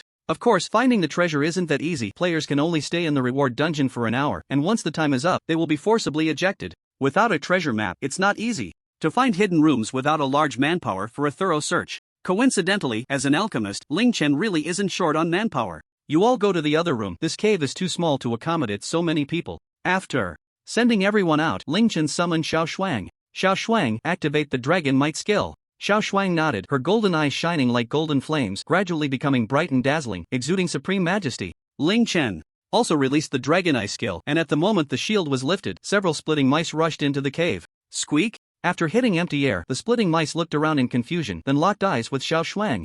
Under the effect of the golden dragon eye, the dragon's aura spread out, and the splitting mice, as if seeing a terrifying ancient dragon, squeaked in panic and frantically fled back to the small hole they came from. The other mice in the cave were also frightened and panicked by the spreading dragon aura, and soon, the black tide of mice below vanished without a trace. So this is what they mean by timid as a mouse. Ling Chen breathed a sigh of relief. The effect was even better than expected. If they had chosen to merge, dealing with the level 50 splitting mice would have been quite a challenge. Both Dragon Might and Dragon Eye can emit Dragon Aura, which greatly affects beast-type monsters. The greater the level difference between the two sides, the more pronounced the effect. Originally, a level 30 beast shouldn't be scared out of its wits. At most, it would be a bit panicked. It seems the Dragon Aura is even more terrifying to mice than seeing a cat. Is that it? When Minghui looked at the terrifying tide of mice that almost devoured him, now easily resolved by just a few glares from the two, feeling a mix of emotions. It's done. This is a reward dungeon, and I plan to find the rewards before leaving. What about you? Staying locked in this cave should be safe. Once I find the treasure, you will be teleported out with me. Ling Chen didn't hide his treasure-seeking intentions. With his influence and strength in the Ice Plains, even if the few people in front of him revealed his treasure-seeking, they would just be a few more envious but helpless people. We'll follow you, then. It's reassuring. When Minghui didn't hesitate, choosing to cling to Ling Chen's leg. A person who could scare off a terrifying tide of mice with just a glare would definitely not lead them to loss. Don't worry, we won't ask for a share of the treasure, we just want to broaden our horizons. To ease Ling Chen's worries, when Minghui added, "Do I seem like such a stingy person?" Ling Chen shot him a glance and said, "I'll only take what I want inside, the rest you can share. The premise is not to run around, listen to my commands, and don't cause trouble. And don't tell anyone when we get back, understood?" "Understood," the four responded in unison. Even if the vice president only gave them soup, it would be the kind made from bones full of meat, so they definitely wouldn't lose out. The first thing to do is to scout the way. A large number of golden wolves were released by Ling Chen. Although it was a bit unfair to Xiao Xuan, Ling Chen still had her transform into a giant dragon first and then took a large bottle of dragon blood, applying some to each golden wolf. This way, the golden wolves were infused with the aura of the dragon clan, reducing the likelihood of them being attacked by the avatars of the dividing mice. Next came a long wait, during which Ling Chen also began to refine new bloodthirsty magic armors. The 10 remaining bloodthirsty magic armors were the elite of the elite, and Ling Chen naturally wouldn't use them for scouting. The new puppet refining would take quite some time, and during this period, a large number of golden wolves continuously traversed through various caves, gradually revealing the entire layout of the underground cavern in Ling Chen's mind. After nearly 30 minutes in a certain cave, the golden wolves seemed to have made a discovery. "Have we finally found it?" Ling Chen's face lit up with joy as he threw out the 3 bloodthirsty magic armors he had just refined to scout ahead. To be safe, 5 elite bloodthirsty magic armors were also released, following behind the 5 people as temporary bodyguards. "Vice President, why do these 5 bloodthirsty magic armors look different from the others?" On the way, to dispel the gloomy atmosphere, Yining Yun cautiously asked. "Yeah, it feels like these 5 bloodthirsty magic armors, how should I put it? They look a bit more robust?" Xiao Ling also carefully examined the red magic armor beside her, comparing it to the one in front responsible for scouting. Indeed, the ones beside her looked darker in color and slightly larger in size. "At a time like this, what are you asking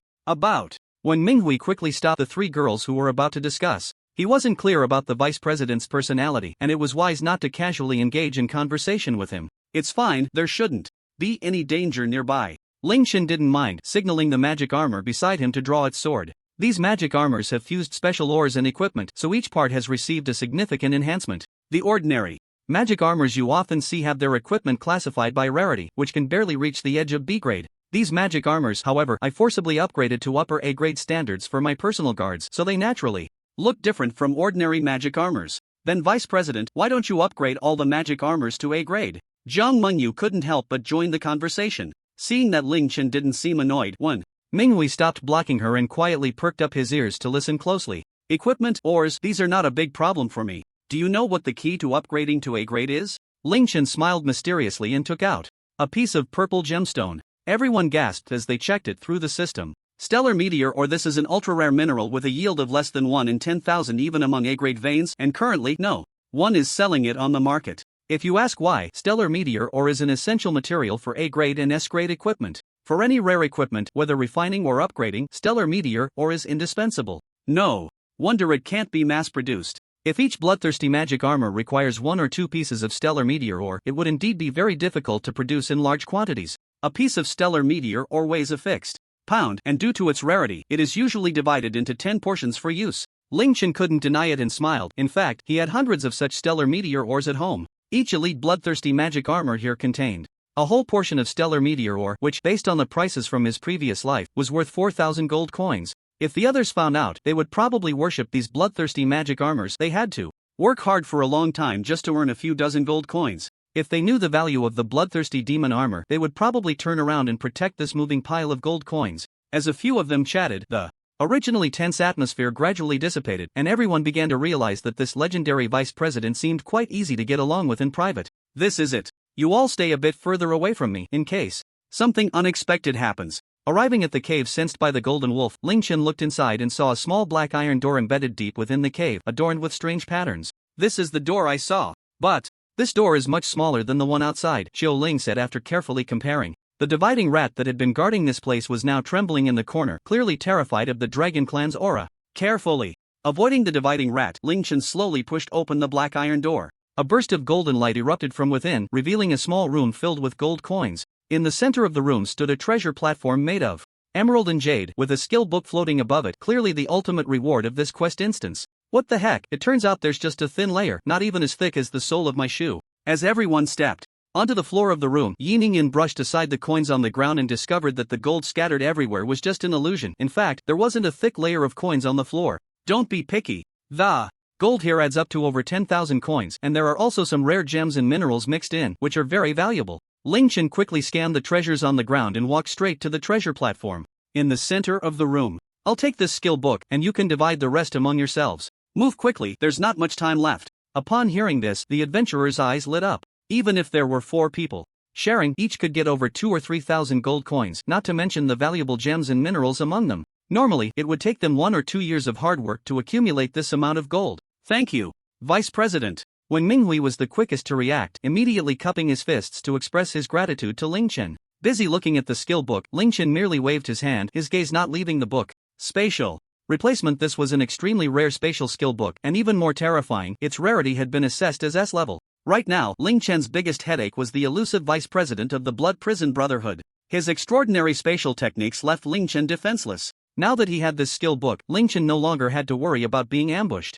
The book contained not just one type of spatial technique, but a complete set of spatial skills. One could say that the value of this book was only 1 tier lower than the 100-fold dungeon and S-level mines, making it the most precious treasure Ling Chen had obtained in the instance so far. Ling Chen temporarily put away the space skill book. Honing skills requires time, and clearly, this is not the moment for that. When Minghui collected all the treasures on the ground, planning to distribute them evenly once they returned safely. Due to his good character, which had earned the recognition of the team, the other members had no objections. The puppets outside had all been recalled by Ling Chen, and as the treasures disappeared, the scene before everyone gradually distorted, before they were directly teleported away. The teleportation point was at the location of the Black Gate that Qiu Ling had seen earlier. At this moment, the lizard men by the lake had already dispersed, making it the best time to leave the forest. The following journey went relatively smoothly. After determining the direction, Ling Chen led the team to avoid various dangers and safely returned to the secure area between the purgatories without incident. Alright, from here you can teleport back to your respective territories.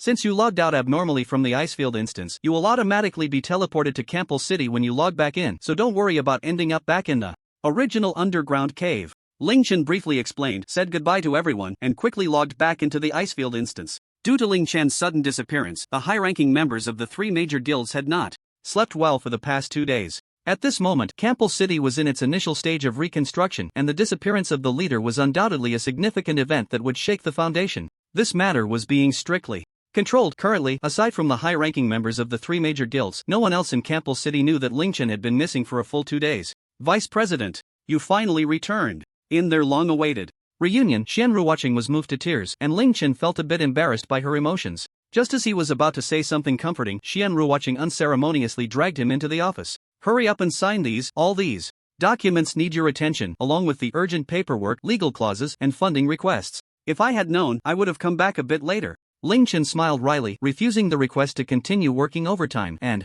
asked Xian Ruoqing to hold on for another 2 days. 2 days? Don't think that the paperwork will decrease in 2 days. The documents needing your signature will only increase. It's fine, this issue should be resolved soon. Ling Chen said confidently. After experiencing 2 level-up challenges in the purgatory, his level had already reached 39, and he would soon be able to smoothly reach level 40. Once an alchemist reaches level 40, a new puppet crafting project would be unlocked, which is doll refinement. Ling Chen naturally did not regard ordinary dolls as significant. What he aimed to craft were highly intelligent, self-disciplined dolls that were indistinguishable from real people, or even smarter and stronger. Such dolls not only required specific rare blueprints, but each doll also needed a large amount of rare ores, with Stardust Meteorite being one of them. Currently, Ling Chen only possessed blueprints for a C-grade made doll, a B-grade office doll, and an A-grade martial artist doll. The first 2 were general-purpose types which, aside from enhancing life skills, did not provide any special occupational bonuses. The A-grade martial artist doll, however, could be crafted to specifically enhance close combat martial arts, and despite its rarity being rated as A-grade, the ore materials used were enough to forge an S-grade weapon. This is also why alchemists find it difficult to rise. The consumption of large amounts of rare ores is not something everyone can bear. Alright, I'll hold on for another 2 days, but don't leave me hanging. Xian Ruoqing did not doubt Ling Chen's words. He had already created enough miracles that a few more wouldn't seem surprising. This time I came back mainly to let you know I'm safe and to check if there are any issues in the city. What issues could there be? The Merchant Guild has gradually gotten back on track. The large amount of ore you provided earlier has been used by the guild for various promotional activities. Currently, the three major guilds' leadership has been gradually accepted in the city, and the number of troublemakers has significantly decreased. Xianru, watching, looking exhausted as she flipped through documents, couldn't help but show a proud expression on her face. However, what concerns me more is the remnants of the Blood Prison Brotherhood. They had been harassing us recently, but for some reason, they have quieted down these past 2 days and there has been no activity. Quieted down? Ling Chen raised an eyebrow in surprise. These remnants were the elite of the Blood Prison Brotherhood, with countless lives on their hands. He naturally wouldn't show mercy to such soulless individuals. Knowing they couldn't show their faces in Campbell City, these remnants could only lie in ambush deep in the ice plains, waiting to attack isolated players. The two-player organized assault teams and the bloodthirsty demon armor squad that Ling Chen sent out for patrol had clashed with them, but unfortunately, the opponents were experienced and they could only catch one or two unlucky ones each time, making it difficult to wipe them out completely. They're probably planning some major operation. We need to strengthen our defenses these days. Once my new batch of bloodthirsty demon armor squads and autonomous puppets are in place, we won't have to worry about them pulling any tricks. Ling Chen snorted coldly. These pests had to be completely eradicated, as their presence in the ice plains would always pose a threat to other players. Yes, I've already arranged for the city guards to increase patrols, and new notices have been posted in the city to remind players to pay attention to their safety. There shouldn't be any issues. That's good. By the way, regarding this rescue operation, I'm quite satisfied with the elite members recruited by the Moonlight Goddess. These 4 can be promoted. Ling Chen casually took a piece of parchment and wrote down the names of the adventurer team members. The only thing that puzzles me is this person named Shangguan Shizhi. His performance does not meet the entry standards I set. If you have time, please help me investigate how he passed the entry assessment. He circled Shangguan Shizhi's name in red and handed the parchment to Xianru, watching. Let's deal with these official documents first. This will have to go through the Human Resources Department and it will probably take some time to investigate. Xianru, watching, took the parchment, glanced at it briefly, and then put it into her backpack. After chatting for a bit longer, Ling Chen exited the dungeon and returned to his territory. With the help of Phyllis, the base construction had already taken on the shape of a small city, and the new residents had been assigned to suitable positions where they could utilize their abilities, so Ling Chen didn't need to worry about it. For now, he let the adventurers exit the 100-fold dungeon, allowing the monsters inside to slowly recover so that he would have enough monsters to hunt and raise his level to 40. There were still many things he needed to do, and time was precious, but the most important thing right now was to have a good sleep in his own home. 2 days later, Ling Chen nervously stared at the alchemy interface. This was his first experiment in creating a B-level office doll. Xianru, watching, was already nearly overwhelmed by a sea of documents, and without the assistance of an office doll, she would likely drown in that sea. As mysterious golden runes were inscribed onto the doll, its body, composed of several rare minerals, gradually dissolved and transformed, ultimately solidifying into the color of human skin. Did it succeed? Ling Chen breathed a sigh of relief, took out the office uniform he had prepared in advance, and handed it to the office doll, which had not yet fully formed but was already able to move. I need to give this series a name. Naming is really troublesome. After pondering for a long time, Ling Chen decided to collectively refer to this series of dolls as Pandora. From today on, your name is Pandora, with the number 000. Do you understand? The doll, now taking the form of a beautiful girl with blue short hair, elegantly nodded, her voice ringing like silver bells as she cheerfully responded, Office doll Pandora, number 000, happy to serve you. Perfect. Ling Chen nodded in satisfaction and immediately took Pandora to the Icy Plains instance for practical training. He urgently summoned the elites from various departments of the Life Assistance Committee and brought them the basic knowledge books they had prepared in advance according to Ling Chen's instructions. Pandora demonstrated a powerful learning ability, mastering Earth's knowledge quickly with her special skill of reading 10 lines at a glance and never forgetting. Oh my god, Vice President, where did you find this genius? She passed all our questions and simulated documents with full marks, the Minister of Law said, looking at the perfect score in his hands, suddenly feeling that his job security had significantly decreased. What are you worried about? She's not a real person, she's an office doll. She can handle documents proficiently but can't adapt or create. You won't be laid off, Ling Chen said, noticing the Minister of Law's concerns, patting his shoulder to dispel his doubts. Alright, the task is done. Thank you for your cooperation, I'll take my leave. He waved his hand, and Pandora obediently stood behind Ling Chen. Just as he was about to leave, the ministers, their eyes gleaming with gold, had already surrounded him. Vice President, such a useful doll, can I borrow her for a couple of days? The law department is really busy lately, and we don't have enough office staff. The Minister of Law shamelessly pulled aside the Minister of Urban Construction, smiling broadly as he approached. Hey, you studying law, that's not fair. I came first. Our Urban Construction Department urgently needs office talent. Vice President, please be lenient. The Minister of Urban Construction, who had been pushed aside, pressed the head of the Minister of Law down and looked at Ling Chen with a pleading expression. What are you making a fuss about, Urban Construction Department? Can't you see how busy our player reception center is? We need to secure this doll. No way. Our finance department hasn't slept for 2 or 3 days. Do you think you can just take her? You must give her to us. Pandora, what do you like? Minerals, gold coins, candy? We have everything in our department. You must want to come and sit with us. Despicable. Seeing the ministers around him arguing fiercely, Ling Chen felt his head spinning. Enough. What kind of behavior is this? Everyone disperse. Before Ling Chen could speak, the presidents of the 3 major guilds arrived. Just in time, driving the disgruntled ministers away. Fortunately, you came in time. They were just about to swallow me whole. Ling Chen finally breathed a sigh of relief. Recently, everyone had been under too much pressure from documents, and seeing Pandora in that state was no different from a wolf spotting a lamb. Well, we came to save you, so Sister Lin, will head back now. There are still many documents to process. Xian Ruoqing smiled as she took Ling Chen's hand, urgently wanting to pull him back to the Moonlight Goddess Guild. Sister Xian, don't be in such a hurry. It's rare for you to come to my committee. Wouldn't it be nice to sit and chat a bit? Lin Xiujuan, the president of the Life Assistance Committee, smiled and blocked Xian Ruoqing's way, showing no intention of letting her go. You 3 can chat slowly. I won't disturb you. Ran Yexiong, the president of the Earth Commerce Association, smiled and naturally took Pandora's small hand, intending to leave through the back door. Sister Rin, sneaking away is too rude. You should stay and catch up a bit more. This time, it was Xian Ruoqing who blocked Ran Yexiong's path. The 3 women exchanged smiles and then simultaneously changed their expressions. Leave Pandora here. Oh my god. Ling Chen, caught in the center of the 3 women's battle, said with a frown, enough? Stop arguing. It's not just this one. Why didn't you say so earlier? The 3 women shouted in unison, all glaring at Ling Chen with panda eyes. It seemed the pressure from recent overtime work was indeed quite heavy. After arranging for Pandora Zero to handle his paperwork, Ling Chen hurried back to his territory and worked overtime to create 6 identical Pandora dolls. Each of the 3 major guilds received 2, one to assist the president with paperwork and the other dispatched to various departments to help handle urgent matters. With this arrangement, the rush for Pandora dolls finally calmed down a bit. However, the Life Assistance Committee still demanded 10 more Pandora dolls to alleviate the pressure on various departments. This proposal was naturally rejected by Ling Chen without hesitation.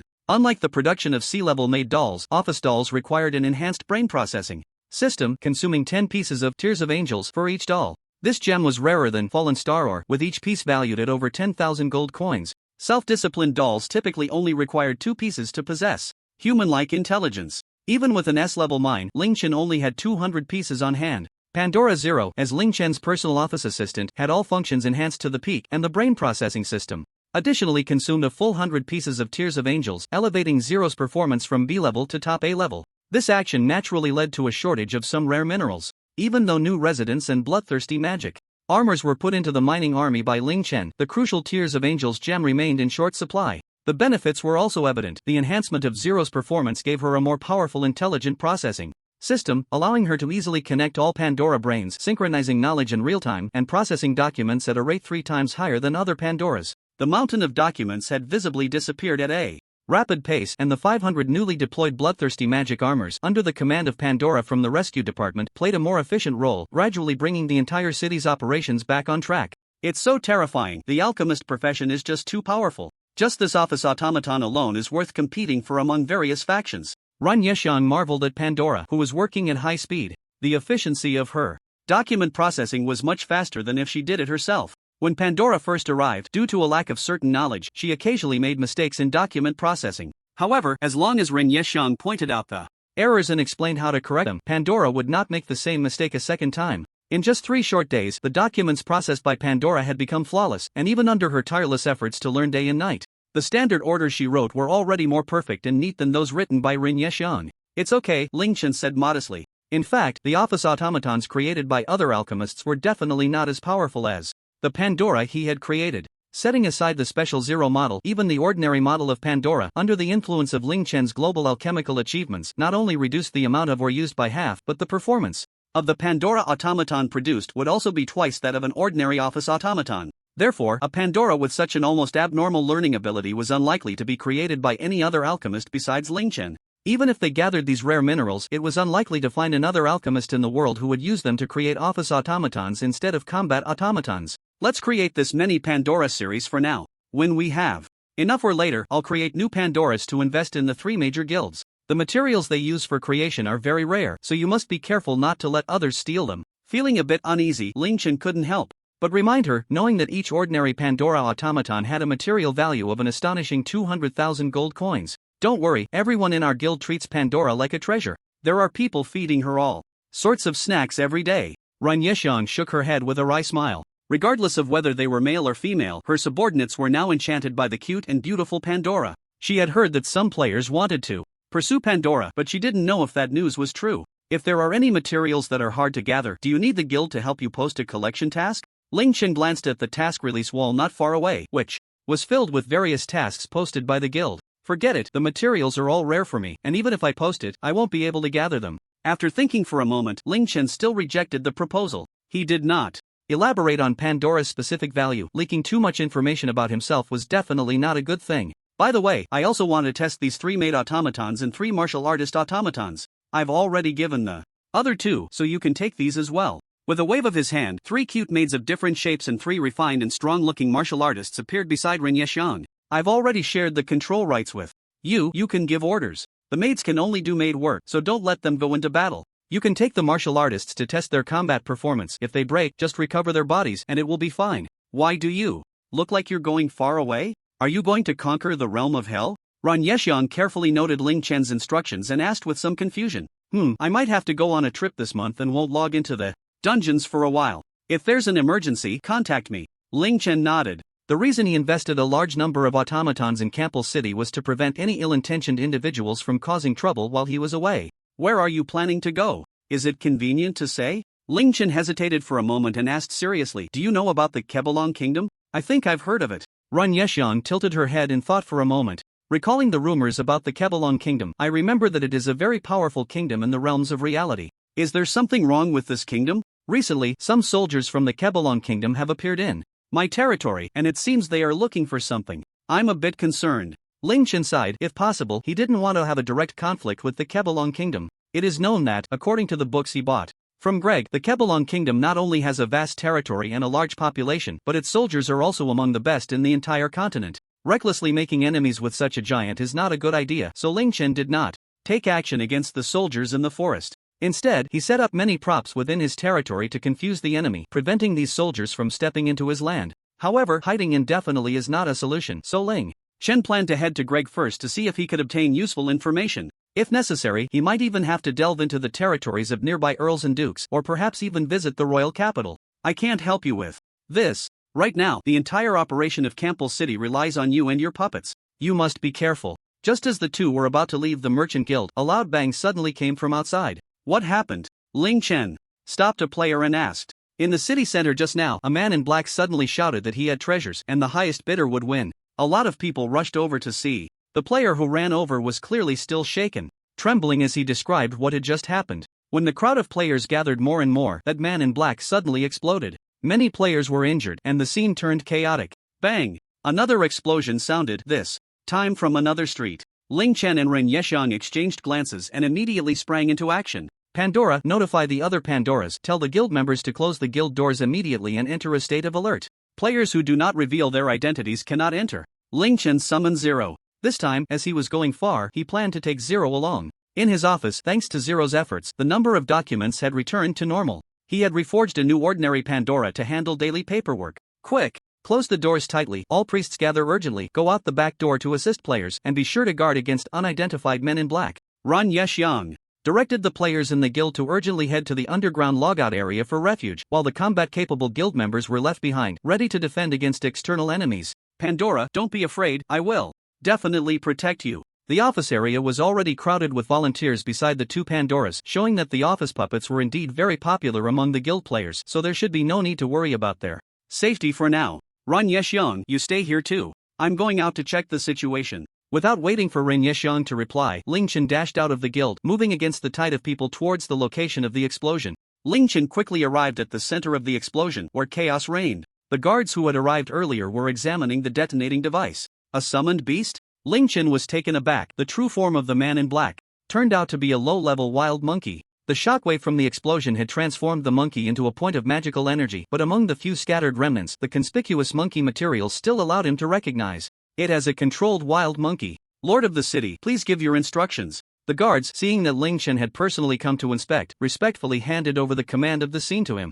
This should be a Premeditated attack. The other party must have some hidden secrets. You should notify all players in the city that they must not conceal their faces to prevent other summoned beasts from disguising themselves as humans and mingling among them. Ling Chen calmly issued orders, pondering the true intentions of the attackers. Only the remnants of the Blood Prison Brotherhood would commit such a mad act. They had made a living by robbing others, and since Ling Chen had completely cut off their source of income, they would naturally not consider the consequences when seeking revenge. But was the purpose of this explosion really just revenge? Such a simple method of attack, even if it worked the first time, would be hard to pull off again once precautions were taken. If they wanted to retaliate against Ling Chen, letting these summoned beasts infiltrate the three major guilds and then detonating would clearly have a better effect. In a confined space, not only would the bomb's power be enhanced, but the casualties would also be significantly higher. Guards, give me the city map and mark all the locations where explosions have occurred. The guards acted swiftly and soon brought him a map. The locations of these summoned beasts' explosions were all on busy streets, which was fine.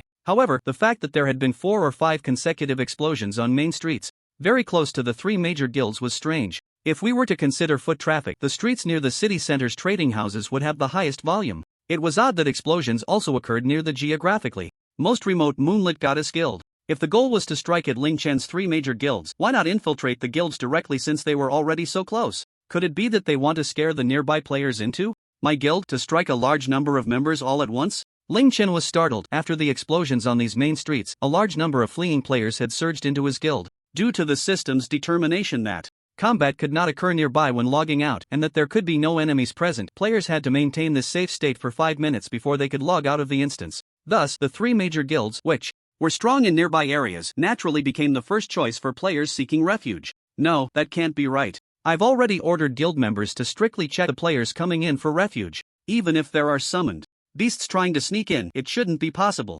Moreover, players have been concentrated and isolated in the hall, and they are forbidden from moving around. If they don't use summoned beasts, even if they brought out bombs, it would be impossible to detonate them safely. Shan Ruoqing, Linggu, the players seeking refuge have been settled. For those who couldn't get in on time, I've already sent the bloodthirsty demon armor team to escort them to other guilds for refuge. What should we do next? Ling Chen, let's wait and see. Is Lao Qi in the guild? Shan Ruoqing, yes, he came over to clean today and has been hiding in my office since the explosion. Ling Chen, ask him if there are any elite members in the Blood Prison Brotherhood who are skilled in making bombs or proficient in summoning techniques. While waiting for a reply, Ling Chen did not idle. He returned to the Earth Trading Guild, which was closest to him, and released a large number of backup bloodthirsty demon armors to remain vigilant of the surroundings. Shan Ruoqing, Old Seven, said there is such a person, but the other party not only cherishes their life greatly but also loves money excessively. This attack made such a big noise. Without a huge reward, they wouldn't participate in this matter. After learning about the other party's specific appearance from Shan Ruoqing, Ling Chen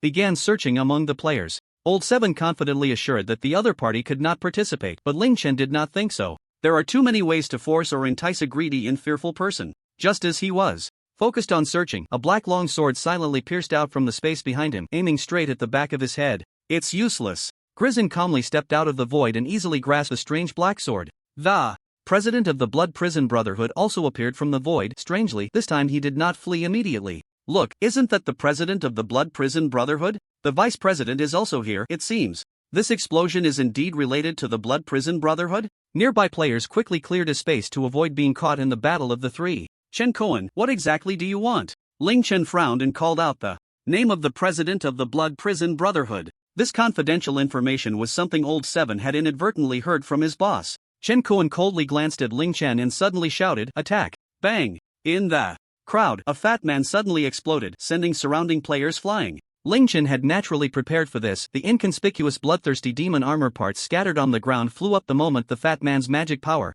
began to go awry, wrapping around him completely. A large number of bloodthirsty demon armor parts successfully absorbed most of the explosion's power, and the surrounding players were merely blown away by the shockwave, with no one suffering fatal injuries. Chen Koan, who was fighting Grizzin, looked somewhat disappointed but did not flee immediately. Instead, he continued to rely on his extraordinary spatial techniques to entangle Grizzin. What was that fat man just now? He wasn't a summoned creature, and he shouldn't match anyone the Blood Prison Brotherhood is wanted for. Ling Chen did not rashly rush forward to help. He had only mastered one aspect of the vast spatial techniques, which could only be used to gain an unexpected advantage at a critical moment. Could it be that the other party also has means of disguise? Ling Chen frowned, secretly commanding the bloodthirsty demon armor to break into smaller fragments and once again lurk in various corners of the hall. Boss, we've found her location. Upon receiving the report from his subordinate, Chen Koan revealed a cold smile and then threw out a huge crystal ball. Goodbye. Ling Chen, this is a little gift for you, cherish it well. With Chen Koan's disappearance, Grizzen also went to pursue him under Ling Chen's orders.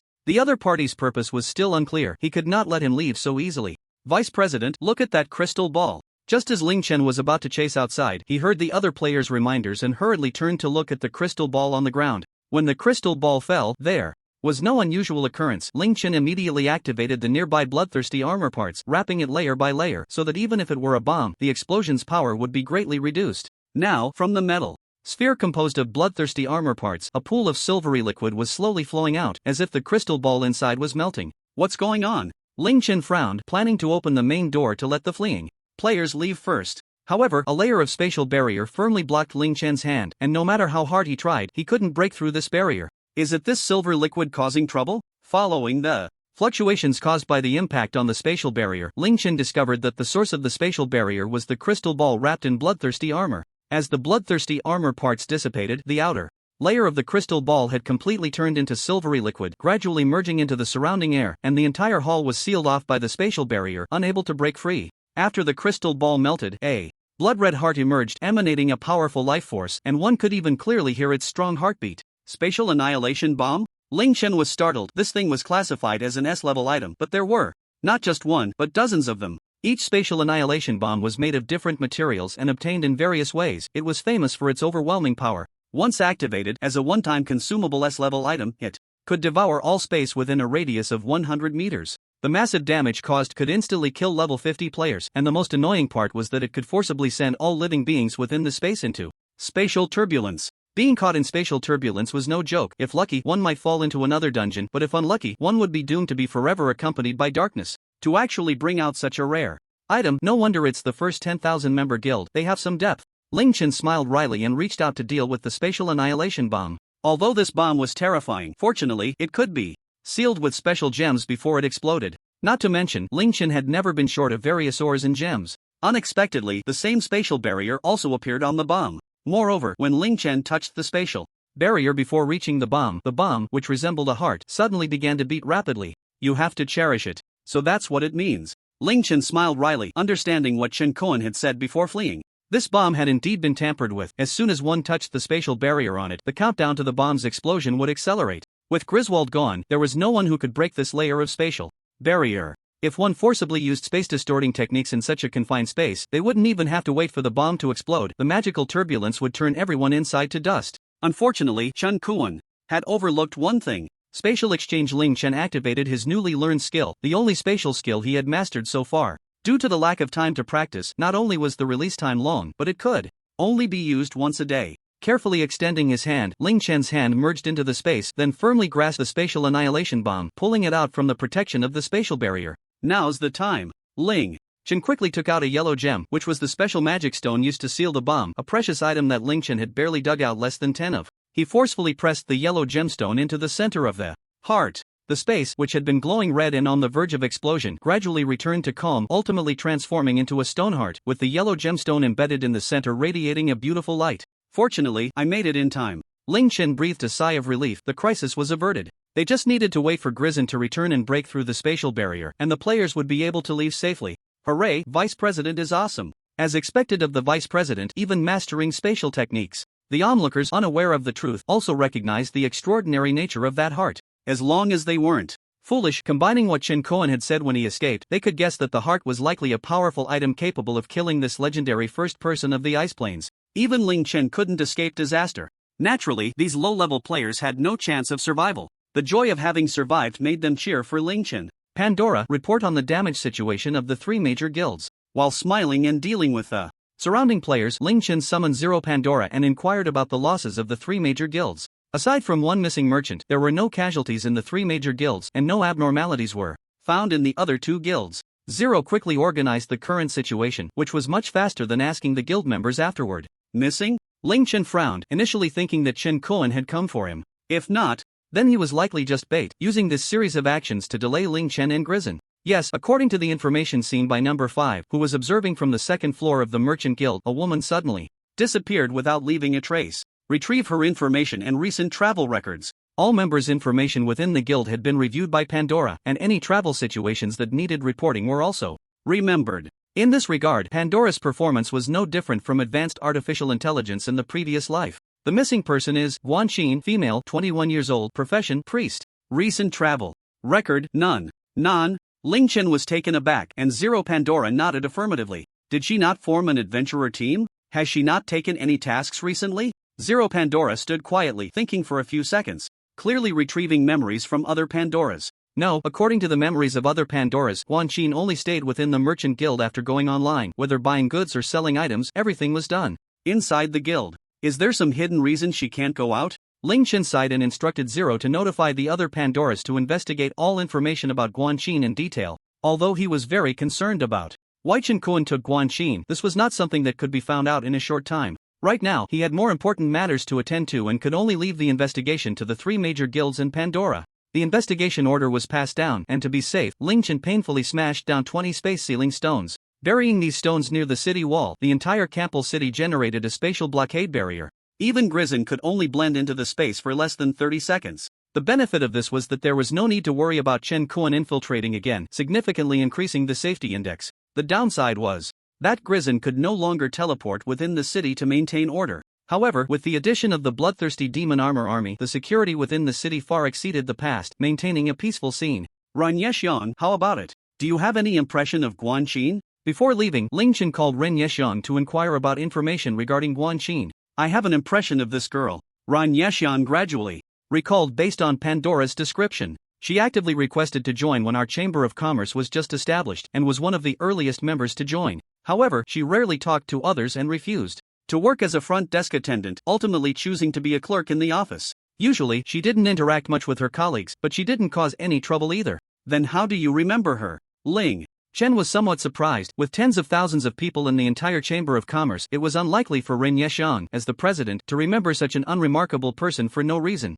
Because she's a recluse. This answer caught Ling Chen off guard. Seeing his confusion, Ren Yexiang continued to explain, she's not an ordinary recluse. Since the day she joined the guild, she has never accepted any invitations from colleagues, team requests, or guild tasks. Moreover, whenever she logs into a dungeon, she must be holed up in the Chamber of Commerce's office. Not to mention Campbell City, even the guild has heard that she has never gone out. This was noticed by one of her colleagues by chance, and gradually she became known, which is why I have a bit of an impression of her. However, she is neither a fugitive nor seems to have any bad intentions, so I didn't pay special attention to her. I didn't expect that this time the attack target would actually be her. Ren Yexiang tried hard to recall and even called in her colleagues. However, since Guanxin usually kept to herself, her colleagues were also unclear as to why she was abducted. It seems we can only conduct a long-term investigation. Let's issue an investigation order and post the related search and rescue tasks on the task board. After all, she is a staff member of the Chamber of Commerce. We must rescue her. Ling Chen waved his hand, generously offering a reward of 10,000 gold coins.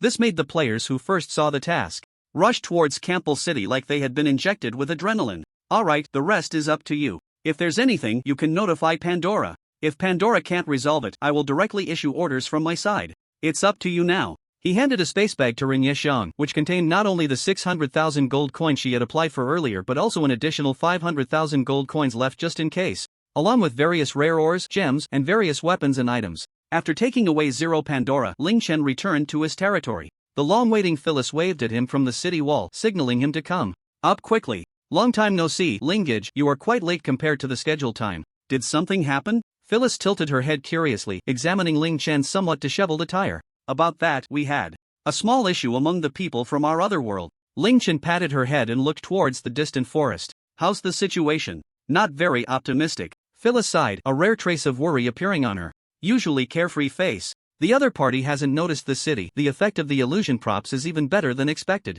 But if they keep searching like this, it will only be a matter of time before we get discovered. Don't worry, they won't find this place in the short term. I plan to go to a nearby city to gather some information. Do you want to come along? Ling Chen extended an invitation to Phyllis, which also had his own selfish motives behind it. Phyllis's magical talent was truly remarkable. Under her guidance, the proficiency he gained from practicing magic was nearly 5 times more than before. The city's administration had already been handed over to Pandora No. 1, and under Phyllis's personal instruction, Pandora quickly grasped the essential knowledge for city development, integrating it seamlessly with what she had learned from the ice planes. I should still be wanted. This appearance will expose me immediately. Phyllis sighed. Although she loved taking afternoon naps and sometimes looked lazily dazed, she yearned for the outside world. Otherwise, she wouldn't have often accompanied her father to help the common people while he was still alive. You don't need to worry about that. Ling Chen smiled and took out a mask, gesturing for Phyllis to try it on. Phyllis picked up the plain white mask, puzzled. Once she put it on, the mask quickly merged with her skin. Her originally smooth golden hair gradually turned black, and her delicate beauty transformed into that of an ordinary girl.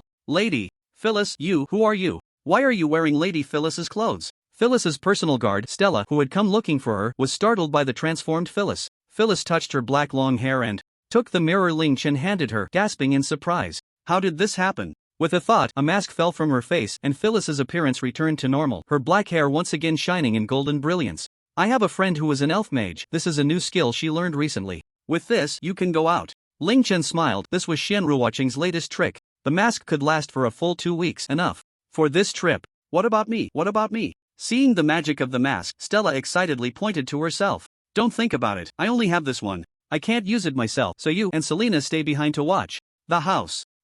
Ignoring Stella's dissatisfied huffs, Ling Chen went to the city gate, planning to set off immediately to the Merchant Association where Greg was. In such a hurry? Stella hurried back, bringing along several skirts and various daily necessities, quickly packing them into an oversized bundle and forcefully handing it to Ling Chen. There's no choice, time is tight. Those confusion-type props can only last for half a month at most, so we need to resolve things before then. Ling Chen packed the bundle into his backpack, summoned Pandora No. 0, and had her carry the frail Phyllis as the three quickly disappeared into the distance. Following the old road downstream, Ling Chen and his companions quickly arrived at the city where Greg was located. Halt! Please show your pass. The guard at the city gate dutifully stopped the two. This time, Ling Chen did not apply for a new proof but directly took out a golden card. My apologies. It turns out you are a distinguished guest of the Merchant Association. Please, go ahead. The guard was taken aback and hurriedly cleared the way. Those who could obtain this golden card were all prominent figures. Not someone like him, a mere gatekeeper, could afford to offend. What has happened to this city? Upon entering the city gate, Phyllis covered her mouth and nose in disgust, and even Ling Chen couldn't help but frown. Near the city gate, many homeless people had gathered, each holding a bowl, begging passers-by for alms. Ling Chen had not seen this scene during his previous visit. It seemed that the laws had become even harsher recently. Don't give alms just yet, we don't have time to waste here. Ling Chen stopped Phyllis, who was about to take out coins to give. There were too many refugees nearby, and once they started giving, it could become endless. Even more distant refugees might gather upon hearing the news. Phyllis, being a wanted fugitive herself, even with the special mask made by Shenruoqing as a disguise, could not guarantee that she wouldn't be seen through by special eye techniques. It was more important to focus on the task at hand. But Phyllis looked at the surrounding refugees with compassion, including women with children and elderly people on the verge of fainting from hunger, making it impossible for her to stand by idly. You can save them for a moment, but not for a lifetime. To truly save them, we must address the root cause. Ling Chen shook his head. A hint of sadness appeared in Phyllis's eyes, but she understood that Ling Chen was right.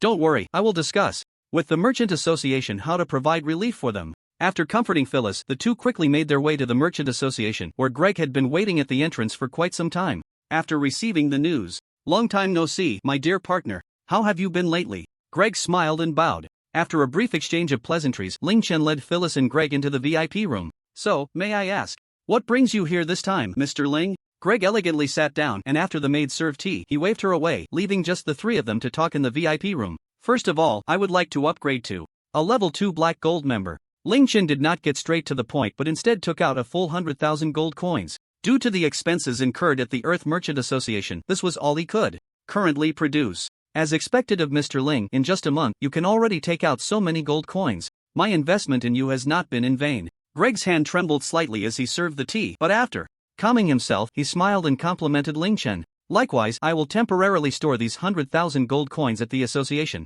When I plan to visit the territory, I will spend them all at once. Is that all right? Of course, no problem. Once I replace your black gold card, you can use it at any merchant association. Greg put away the gold coins on the table but did not rush to leave. After sipping his tea, he smiled and asked, So, Mr. Ling, would you like to discuss your business first, or shall I replace your black gold card first? As expected of Greg, not only are you well informed, but your ability to read faces is also impressive. Ling Chen raised an eyebrow and curiously asked, How did you figure it out? Mr. Ling is joking, it's quite simple. You specifically took out 100,000 gold coins but do not intend to spend them immediately. You just want to upgrade your membership level, which must be to elevate your status. You saved those 100,000 gold coins without spending them, so it must be for intelligence. After All, as a level 2 Black Gold member, your treatment is the same as the city lords and you can gather more information. Greg explained slowly, then asked seriously, Mr. Ling, may I ask what intelligence you wish to inquire about this time? Recently, many soldiers from the Kibo Dragon Kingdom have appeared in the Death Forest. Do you know the reason? With the purpose already revealed, Ling Chen no longer concealed it, and directly got to the point. The Death Forest, huh? I actually know about that. There are 2 reasons. Greg pondered for a moment and took out 2 pieces of parchment from the space ring on his hand. The first reason is that a knight fleeing from the Earl's side was captured. According to his testimony, Phyllis and her accomplices went missing in that forest after killing the Duke's 3rd son. Greg pointed to one of the parchments, which was a wanted notice for Phyllis, with the bounty amount significantly higher than before. Lady Phyllis was already a fugitive on the wanted list, and now she bears the charge of murdering the Duke's son. Therefore, the Kibo Dragon Empire dispatched a military force to conduct a thorough search around the Death Forest. Upon hearing this, Phyllis involuntarily trembled. Greg glanced at her, and the effect of the eye of delusion allowed him to see Phyllis's true appearance. You really know how to get me into trouble. With a deep sigh, Greg had already figured out many things. What's wrong? Is there a problem with my companion? Ling Chen remained calm. Testing the eye of delusion's effect was part of his experiment. Nothing, your companion is truly beautiful, which momentarily distracted me. Greg smiled, not exposing Phyllis's identity. Ling Chen was an important Black Gold member for him, and he could even become a top-tier eternal member in the future. Such a partner was not someone he would easily provoke. In a situation where their interests aligned, Greg would never betray himself. Ling Chen saw through this point, which is why he still brought Phyllis in despite Greg having the eye of delusion. Only Phyllis, who was still unaware of the situation, felt a bit nervous and uneasy. Ling Chen patted her shoulder and comforted her. Don't worry, he can be trusted. You really trust me? Greg made a surprised expression. I'm trusting myself. As long as my value far exceeds that of ordinary people, you won't betray me, will you? The 2 exchanged smiles, ending the topic of trust. You mentioned there are 2 reasons. What about the other one? Ling Chen looked at the other piece of parchment hidden beneath the wanted notice on the table. The other reason is also to catch someone. Greg removed Phyllis's wanted notice, revealing another wanted notice. Have you heard of the Heart Hunter?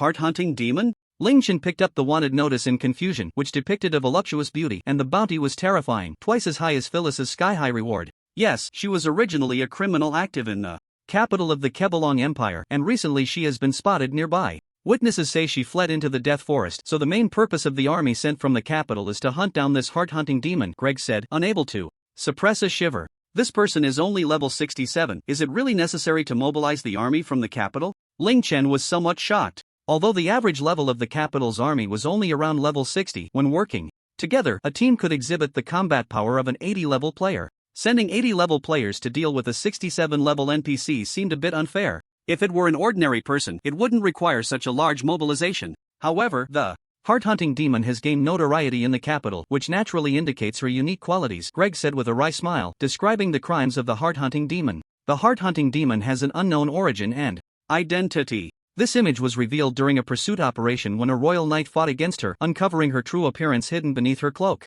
A royal knight? Ling Chen was genuinely surprised this time. A qualified royal knight would certainly be at level 80, and to escape from such a powerful enemy with rich combat experience, this heart-hunting demon was indeed not simple. She barely escaped. The heart-hunting demon excels at stealth and close combat, and it just so happened that the knight was not skilled in hand-to-hand combat, which allowed her to gain a slight advantage. Why is she called the heart-hunting demon? Phyllis couldn't help but interject, and Ling Chen was also very interested in this point. She has committed no less than 20 crimes in the capital, and in each case, the victims had their hearts taken, which is why she is called the heart-hunting demon. That truly is a name that fits the person. No wonder the capital sent out the army to search for her. Ling Chen nodded. He had no desire to get involved with such a perverse criminal with a penchant for the bizarre. No, if it were just simple crimes, the capital wouldn't mobilize the army, they could just let the Duke handle it. Moreover, most of the heart-hunting demon's cases show signs of being instigated by someone, so she is likely a mercenary taking on dirty work for a bounty, Greg explained. Such mercenaries usually seek a noble as a backer, so even if they commit crimes, they can downplay the situation.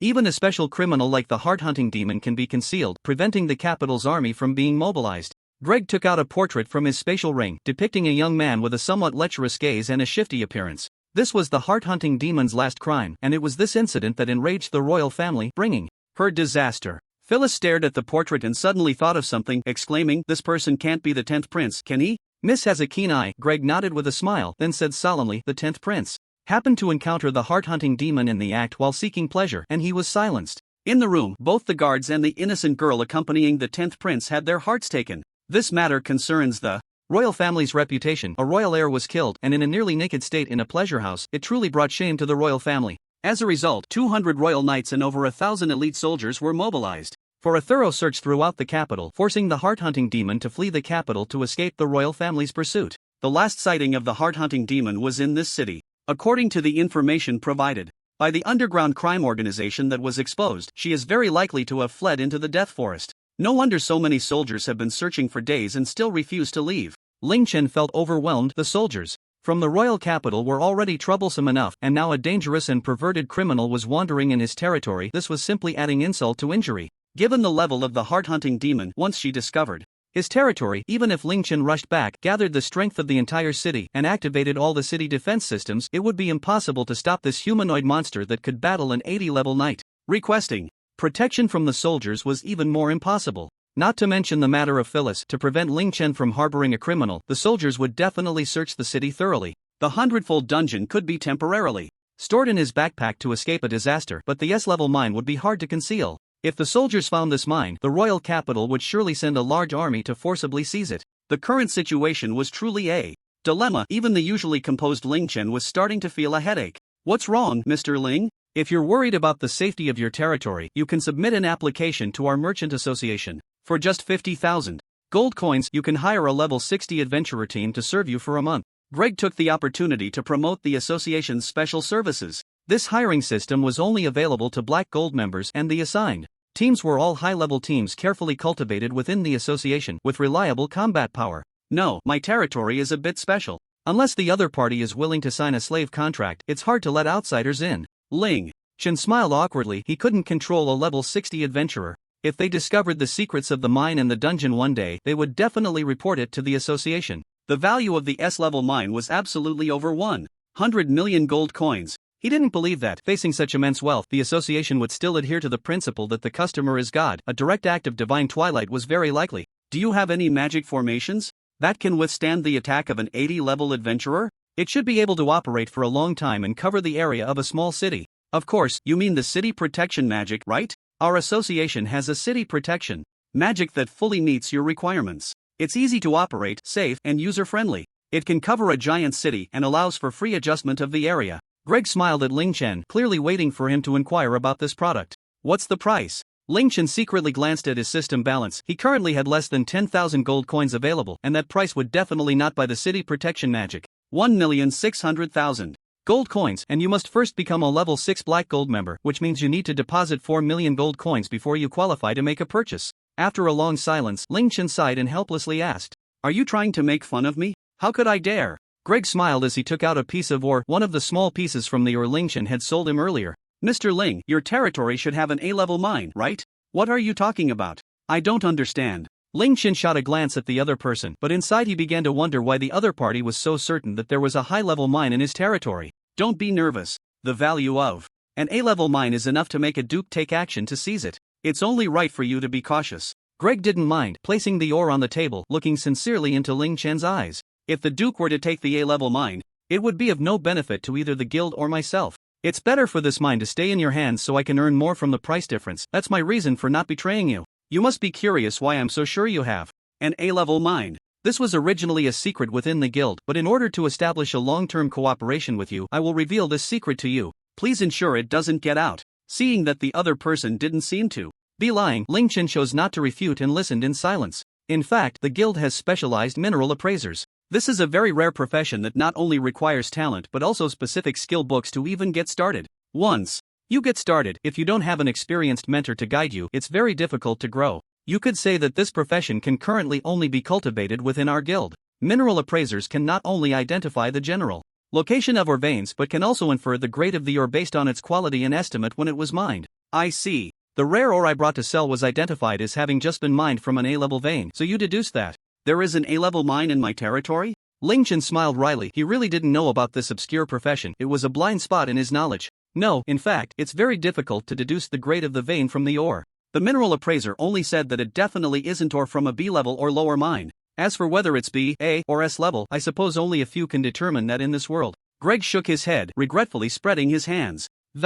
Reason I deduce it's an A-level mine is that your rise to wealth has been too rapid, and secondly, there have been mineral appraisers who have investigated the Death Forest and asserted that there must be A-level veins present. The words of the other party had a ring of truth, but Lingchen found it hard to be certain. However, if this information was said to be confidential and he was revealing it to himself, it was likely that high-level Black Gold members could also access such information. Lying about such an important matter regarding future cooperation would be harmful and of no benefit. If the mineral appraiser had already determined that this was or from an S-level mine, there would be no need to deceive him. It would be much easier to just capture him. After thinking for a long time and weighing the pros and cons, Lingchen believed that the information Greg provided should be the truth and that he was not being deceived. I understand. But what does this have to do with the city protection magic? You don't think I would carry around or worth 4 million, do you? Lingchen asked cautiously. In fact, the ore he carried was worth far more than 4 million. Of course, I don't think so. According to my estimate, if an A-level mine is mined for a month, the value of the remaining ore you have, excluding daily use, should be around 1 million, right?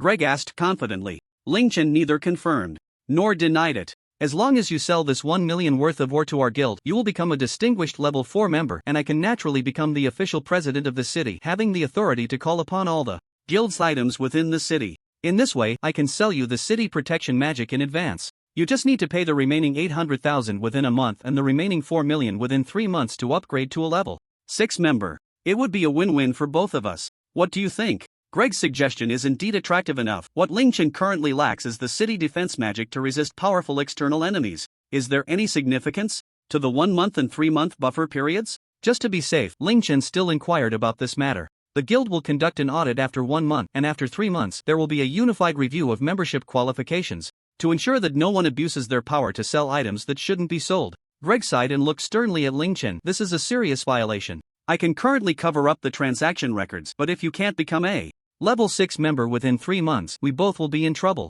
This is quite a gamble. Aren't you afraid I'll run away? Lingchen asked with a smile. Seeing you so relaxed puts me at ease. Continuous high-intensity mining in an A-level mine for 3 months will definitely yield ores worth 4 million. It's just that you'll have to tighten your belt during this time. Seeing that Lingchen was not intimidated by the huge debt, Greg secretly breathed a sigh of relief. In fact, we lords of other worlds have a special trading method. My brother is also in this world, in a remote area of the Kebelong Empire, and he is worried because he can't trade the ores in his possession. What do you mean? Greg's eyes lit up, and Lingchen did not hide it, speaking boldly. I'll take out my 1 million worth of ores first, and after 3 days, when I contact my friend, I'll bring over his 1 million worth as well. Do you have the confidence to handle it? Of course I do. As long as you coordinate with me throughout, I have the capital to directly compete for the position of president of the Stayer City Chamber of Commerce. Once I become president, I can take full responsibility for the source and destination of this batch of ores, ensuring your privacy. I wonder if you will open another membership for your brother or have it all under your name. Let's have it under my name. I'll buy what he needs on his behalf. It's more convenient to share a membership. Lingchen said calmly, and Greg had no doubts. After all, they were relatives, and this practice was common in the trading association. After the two agreed on the details, they went together to the underground warehouse. Greg specifically chose a super large warehouse at the back, where he inscribed a simple teleportation array. This teleportation array came with a password system, so only Lingchen and Greg, who knew the password, could use it. This way, they could teleport directly from the VIP room without worrying about privacy issues. The staff in the underground warehouse had been cleared out by Greg in advance. Lingchen chose a suitable spot and released a large amount of rare ores. Lingchen had already figured out the output rate of the A-level mine in his previous life, so selecting ores in quantities that wouldn't raise suspicion was not difficult. Once the released ores reached about 1 million, Lingchen stopped extracting them. Aren't you going to count them? Seeing that Greg only took a quick glance, Lingchen curiously asked. No need. I trust you. I'll count the value of the minerals here in detail in a couple of days. I need to use these ores as capital to take control of the city's Chamber of Commerce first. Greg smiled slyly and cautiously placed a secret lock on the warehouse door, ensuring that no one could open this warehouse except him. The ancestor in hand could finally be sold smoothly, and naturally, Lingchen's mood improved a lot. Since Greg still needed to bypass the current president of the Merchant Guild and directly apply for a promotion to his superiors, Lingchen's would have to wait a few more days before it could be exchanged for gold coins. By the way, Greg, why are there suddenly so many beggars at the city gate? After returning to the VIP room, Lingchen remembered the promise he made to Phyllis and asked. They are all residents who refuse to comply with the new policy. Half a month ago, a new tax increase policy was announced, and the local residents planned a resistance action, but unfortunately, it was easily suppressed in the end. Greg shook his head regretfully, brewed 3 cups of tea again, and served them to Lingchen and Phyllis. The residents who participated in the resistance have all been imprisoned in The military camp's dungeon and their properties have been confiscated. Without money, they can only end up on the streets. What will happen to those captured resistance fighters? Phyllis asked nervously. I heard they will be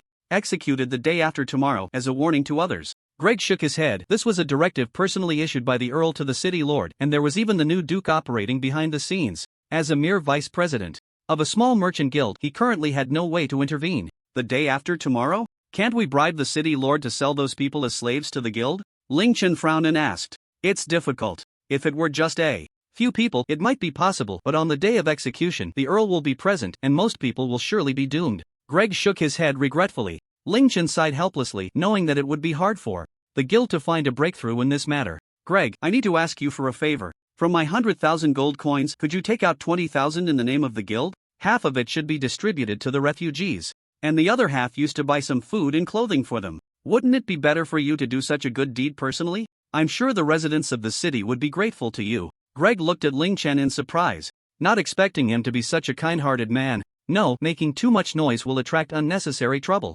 My goal is just to save people. It's better to leave the reputation to you, the soon-to-be new president. Ling Chen declined Greg's suggestion. With the Earl and Duke acting so recklessly, openly plundering wealth, and the Kebelong Empire not intervening, it was clear they were tacitly approving of this behavior. There was evidently a Grand Duke, the heir to the throne, or even the king himself involved behind the scenes, and he didn't want to be targeted as a fat sheep because of a moment of kindness. I understand. I will distribute the 20,000 gold coins in my personal name, so the current president won't benefit from it. Greg nodded, taking on the task of aiding the poor. The city defense magic required some procedures to be processed, and after a bit of thought, Ling Chen decided to temporarily stay at the high-end hotel provided by the guild. Brother Ling, you have a younger brother? Why have I never heard you mention him? In the hotel room, Phyllis asked curiously. She was not surprised at all about the existence of an A-grade mine in the territory. Although the inner city was separated by walls and she had never been inside, residents often saw various high-grade minerals while honing their professional skills, so it wasn't hard to guess that there was an A-grade mine inside. In contrast, Phyllis was more interested in the fact that Ling Chen actually had a younger brother. Yeah, my biological brother, he's far away, so I can't let you meet him. Ling Chen casually brushed it off. In fact, he didn't have a brother at all. This excuse was just for Greg's ears. Regardless of whether the other party believed it or not, their interests aligned for now, and he would never speculate on things he shouldn't. Lord Ling Chen, the city lord of Styre, wants to meet with you. After chatting with Phyllis for a while, the knight responsible for security at the door knocked and respectfully reported from outside. Lord of the city? Ling Chen pondered for a moment and signaled Phyllis to hide under the covers. Let him in. He took out some emerald crystal tea leaves from his backpack, brewed a pot of good tea, and prepared to meet this lord of the city. A nobleman dressed in a splendid gown arrogantly walked into the guest room, glanced around the room, and then fixed his gaze on Phyllis, who was hiding in bed, with a malicious smile, saying, Am I interrupting your business? I didn't expect a dignified lord of the city to make such jokes. Ling Chen calmly took a sip of tea. The lord snorted and sat directly opposite him at the small round table.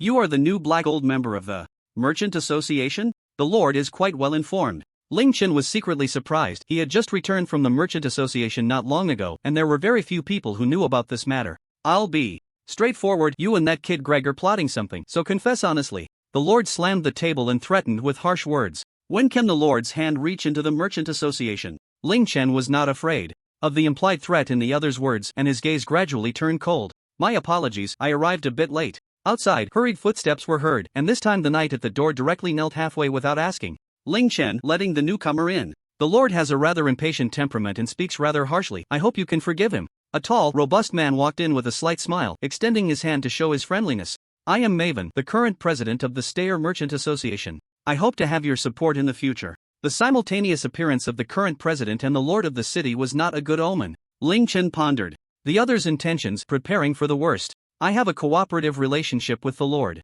Recently, I heard that Greg found a reliable business partner, and he is worried that I might be pushed out by Greg, which is why he spoke rather urgently. Stopping the lord, who was about to say something, Maven shot him a glare, causing the lord to shrink his neck and fall silent, the hierarchy immediately becoming evident. Then, President, what business do you want to discuss with me, the vice president's partner? Of course, it's about cooperation. Maven smiled confidently, taking out a piece of ware that Ling Chen had previously sold to the Merchant Association. Why do you all have this strange habit of collecting goods sold by clients? Ling Chen looked at the Earl speechlessly, roughly guessing what the other party wanted to say. I believe, Mr. Ling, or perhaps the person behind you, should own a complete A-grade mine, right? Maven did not beat around the bush and directly got to the point. So it really is about this? Ling Chen looked at the lord beside him, whose eyes were shining, feeling his head spin even more.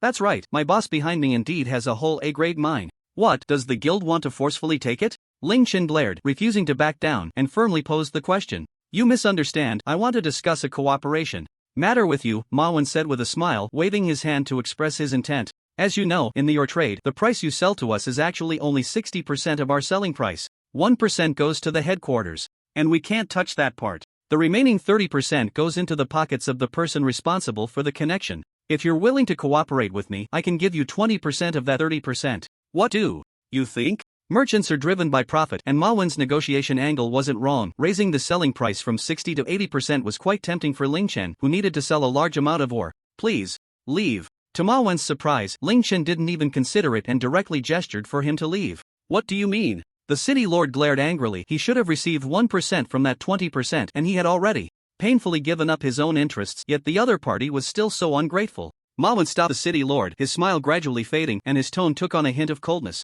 Is Mr. Ling really going to be so heartless? I don't know what benefits Greg gave you, but whatever he can offer, I can offer too. Won't you reconsider? No, I'm not interested in cooperating with others. Seeing the negotiation go nowhere, Ma Wen shrugged and left the room. With the city lord. I hope you won't regret this guild is still under my control. Leaving behind a threatening remark, Ma Wen closed the guest room door. Ling Chen thought for a moment, released an elite bloodthirsty magic armor, and quietly stood at the guest room door to prevent anyone from suddenly barging in. What a hassle, I hope Greg can handle it himself. Ling Chen sighed and took the last sip of tea. Not cooperating with Ma Wen would definitely bring a lot of trouble. The other party was not only the guild president but also had close economic ties with the city lord. This time, he had touched their cake and they would surely find a way to obstruct his or trade or even secretly eliminate him. With his current strength, Ling Chen naturally wasn't afraid of the other party's underhanded moves. He just didn't know if Greg could smoothly resolve the issue. If he couldn't even get past this hurdle, even if he trusted Greg, the lack of ability would mean their cooperative relationship could only end here.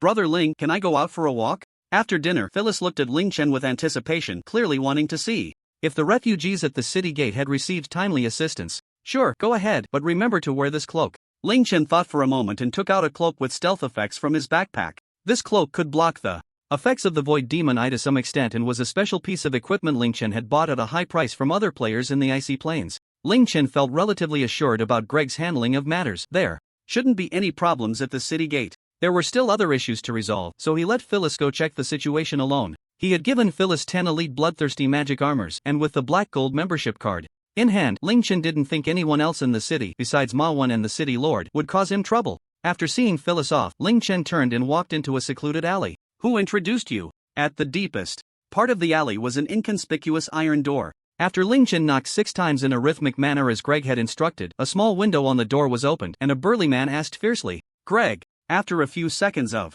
silence, the burly man opened the iron door, revealing a staircase leading underground, where numerous paths branched off. Without someone to guide him, it would be difficult to find the right way forward. Following the burly man for nearly 5 minutes, the view suddenly opened up, and a vast underground space unfolded before Ling Chen's eyes. It was almost indistinguishable from a miniature city. Such a large underground cavity would have collapsed long ago without magical support. Wait, do you have a map of this place? Seeing the burly man turn around and prepare to leave, Ling Chen hurriedly took out a gold coin and placed it in the man's palm. The burly man grinned, pulled out a crude map, and handed it to Ling Chen. This is it? Looking at the hastily drawn streets on the map and the simple boxes labeled with shop names, Ling Chen wanted to say more, but the burly man had already left the underground space. There's no helping it. I might as well go to the tavern to gather some information. Helplessly gazing at the childlike scrawl of the map, Ling Chen advanced along the complex streets toward his destination. This was the underground black market of Staya City, which Ling Chen had learned about from Greg. Criminals gathered here to trade in goods that could not be seen in the light.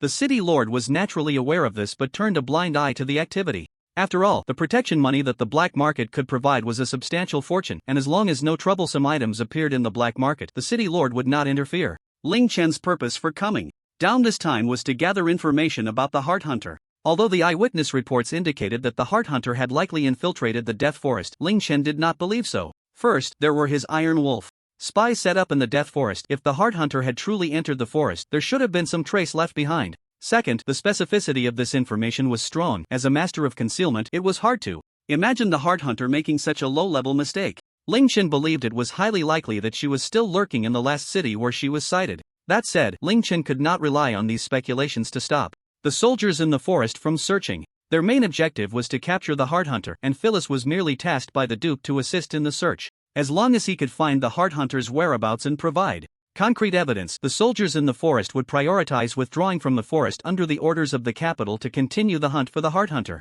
This way, the crisis at the base within the territory would naturally be resolved. The Heart Hunter? Didn't they say she ran into the Death Forest? Do you want to know who spread this news? I can't remember. Everyone is saying it, so it should be correct. After inquiring around the tavern, the information he received was largely the same. Everyone knew the Heart Hunter had fled toward the Death Forest, but no one could accurately state the source of the news. Is someone deliberately guiding this? Ling Chen sat in a corner of the tavern, gloomily taking a sip of the local fruit wine. At this rate of inquiry, he feared he might not get any results even after a month. After pondering for a while, Ling Chen decided to change his line of questioning. You asked me if there have been any mysterious disappearances or corpses recently. Inside the tavern, an information dealer pondered the intel in his mind. This was already the fifth dealer Ling Chen had approached, and still, there was no useful information. I just remembered, a mysterious force has recently emerged in this underground black market. The dealer's eyes lit up as he began to describe the rumor. You know, the underground black market is a place where there are hardly any laws.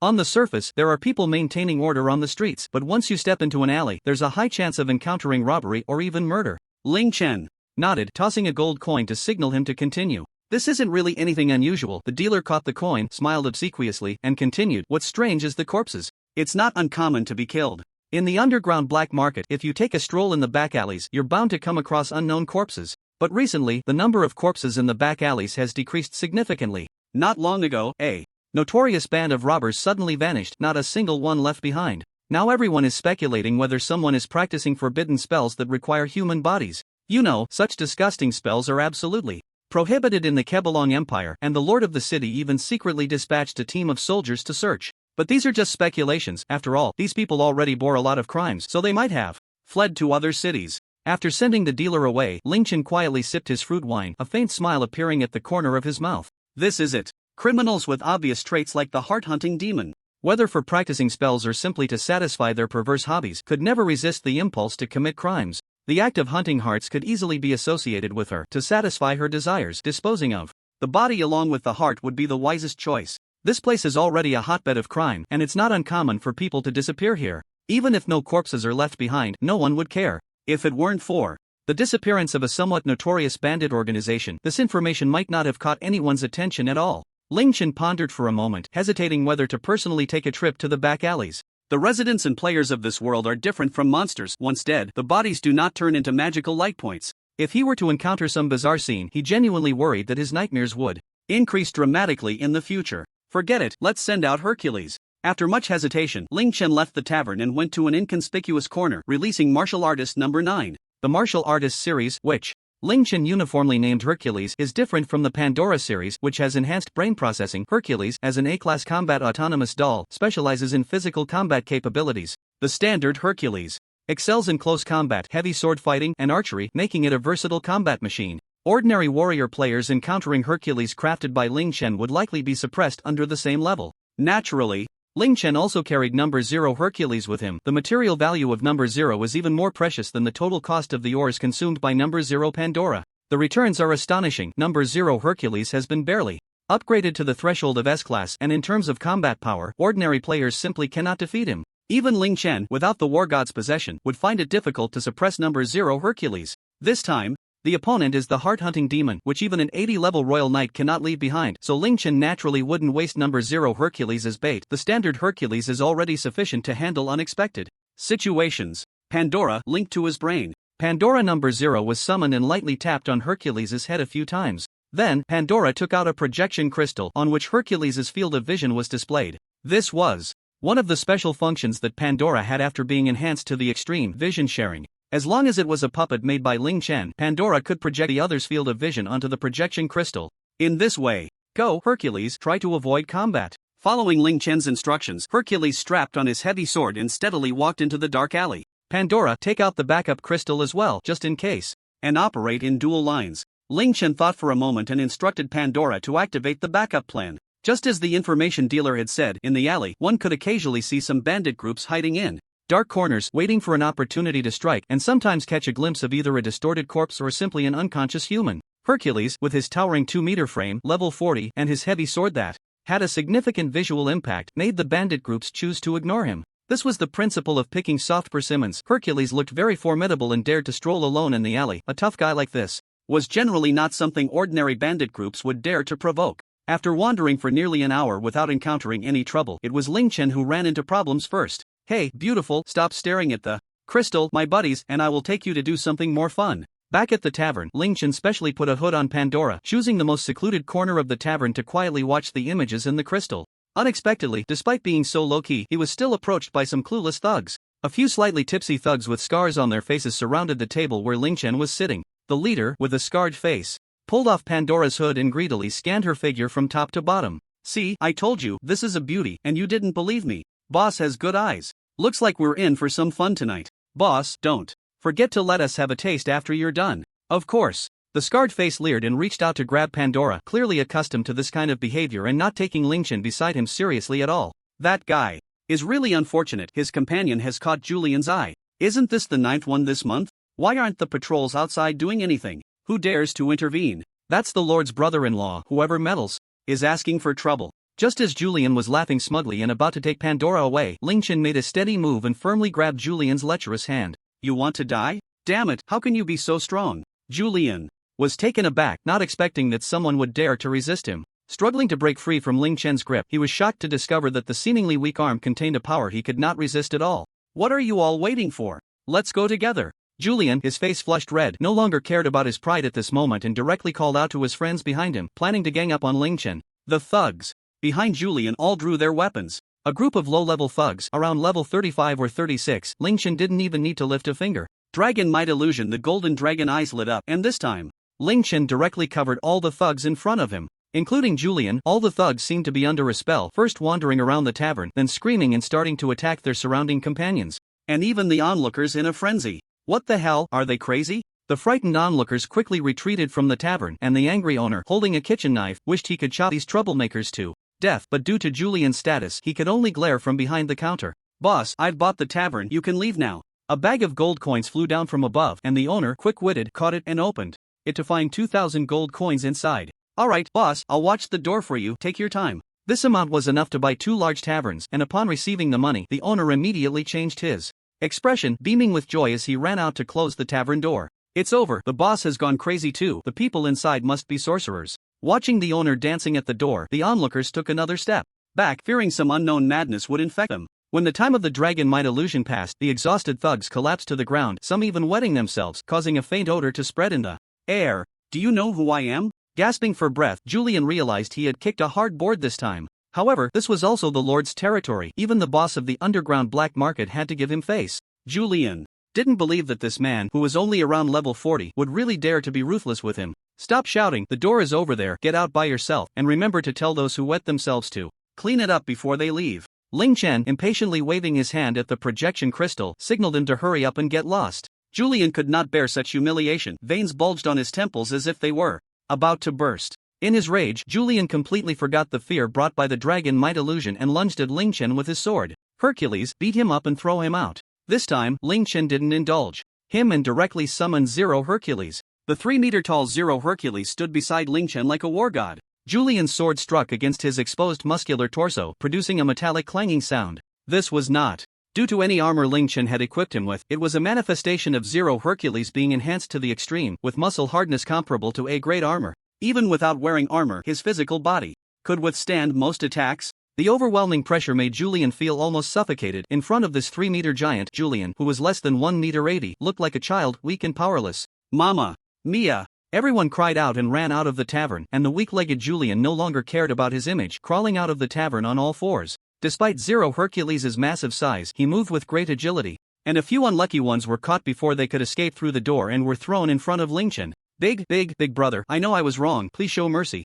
The few of them cried and kowtowed in apology, while Ling Chen covered his nose, looking impatient as he pointed at the stains on the ground and their wet pants. The few who had come to their senses immediately took out cloths from behind the counter, meticulously and earnestly wiping the floor, as if they wanted to polish the marble floor into a mirror. Thoughtfully, they lit incense, and after confirming their work was correct, they trembled as they walked out the door. Seeing that the monster behind them did not chase after them, these thugs felt as if they had been reborn. "I plan to go home and farm," one of the thugs murmured. "Does your family have extra land?" The remaining few expressed their desire to follow, and thus a new generation of farmers was officially born. Ling Chen did not put away the Zero Hercules, instead, he released 10 bloodthirsty magic armors and 2 maid dolls to manage the store and keep watch. Because at that moment, in the crystal's image, the prey had already taken the bait. "Hey there, little brother, are you interested in playing with me?" From the dark corner of the projection crystal, a charming woman walked out with a smile. Ling Chen took out the wanted poster, and sure enough, it was the Heart Hunter. Hercules glanced coldly at the other party. His intelligence could naturally make normal human thoughts and responses, but by nature he was indifferent and disliked talking to people. "You really are cold. You've hurt my feelings, you know?" The Heart Hunter smiled seductively, occasionally revealing her nearly perfect figure. Even with Ling Chen's composure, he couldn't help but swallow. "That's enough, Hercules, retreat." The evidence had already been recorded through the projection crystal, and Hercules' mission was over. Ling Chen issued the retreat order without hesitation. Hercules on the other end of the crystal nodded, drew his massive sword, and swung it violently, forcefully destroying the surrounding walls and ground, raising a large cloud of dust. Taking this opportunity, Hercules agilely retreated, quickly increasing the distance from the Heart Hunter. "You recognized me, didn't you? I see, you're here looking for my soldier." The Heart Hunter silently lurked behind Hercules. Hercules turned and struck, pushing the Heart Hunter back while embedding his massive sword into the wall of a nearby building, standing on the sword and keeping a watchful eye on the Heart Hunter below. "You are the 34th batch of bounty hunters looking for me. I wonder how your heart tastes?" The Heart Hunter smiled, licking her alluring red lips. The translucent evening gown she wore glowed with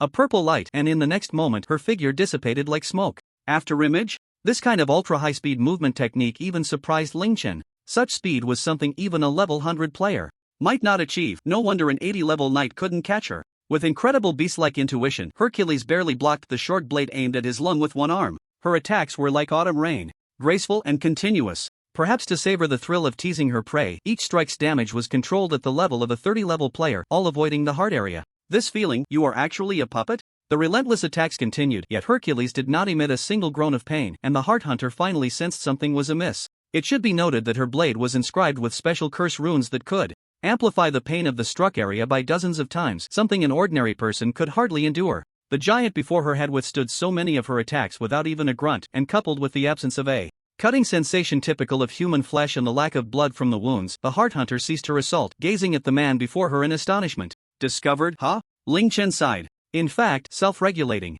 puppets could be equipped with the sensation of pain, but most of the time it was unnecessary. For the nearby Zero Hercules to enhance precise attacks, it was essential to activate the sensation of pain to feel every inch of muscle change. Reacting quickly, the Heart Hunter launched a powerful attack. She had no interest in the puppet's heart. Deliberately leaving Hercules with a breath, the Heart Hunter directly crossed over his body, her fox-like eyes smiling as they locked onto Hercules' gaze. Could it be? "Pandora, disconnect." Ling Chen suddenly had a bad premonition and hurriedly ordered Pandora to sever the connection. Unfortunately, it was too late. The projection crystal flickered a few times, and the images recorded within it were forcibly erased. What was even more terrifying was that in the empty crystal display, the Heart Hunter's beautiful eyes slowly emerged, scanning Ling Chen and Pandora from top to bottom. Careless, Ling Chen snatched the transmission crystal and smashed it hard onto the ground, the sound of shattering crystal echoing in the tavern, faintly accompanied by the Heart Hunter's light laughter. The chilling feeling in his heart had not dissipated, and Ling Chen speculated that the earlier special magic could not only forcibly erase the crystal images but had also invaded the crystal,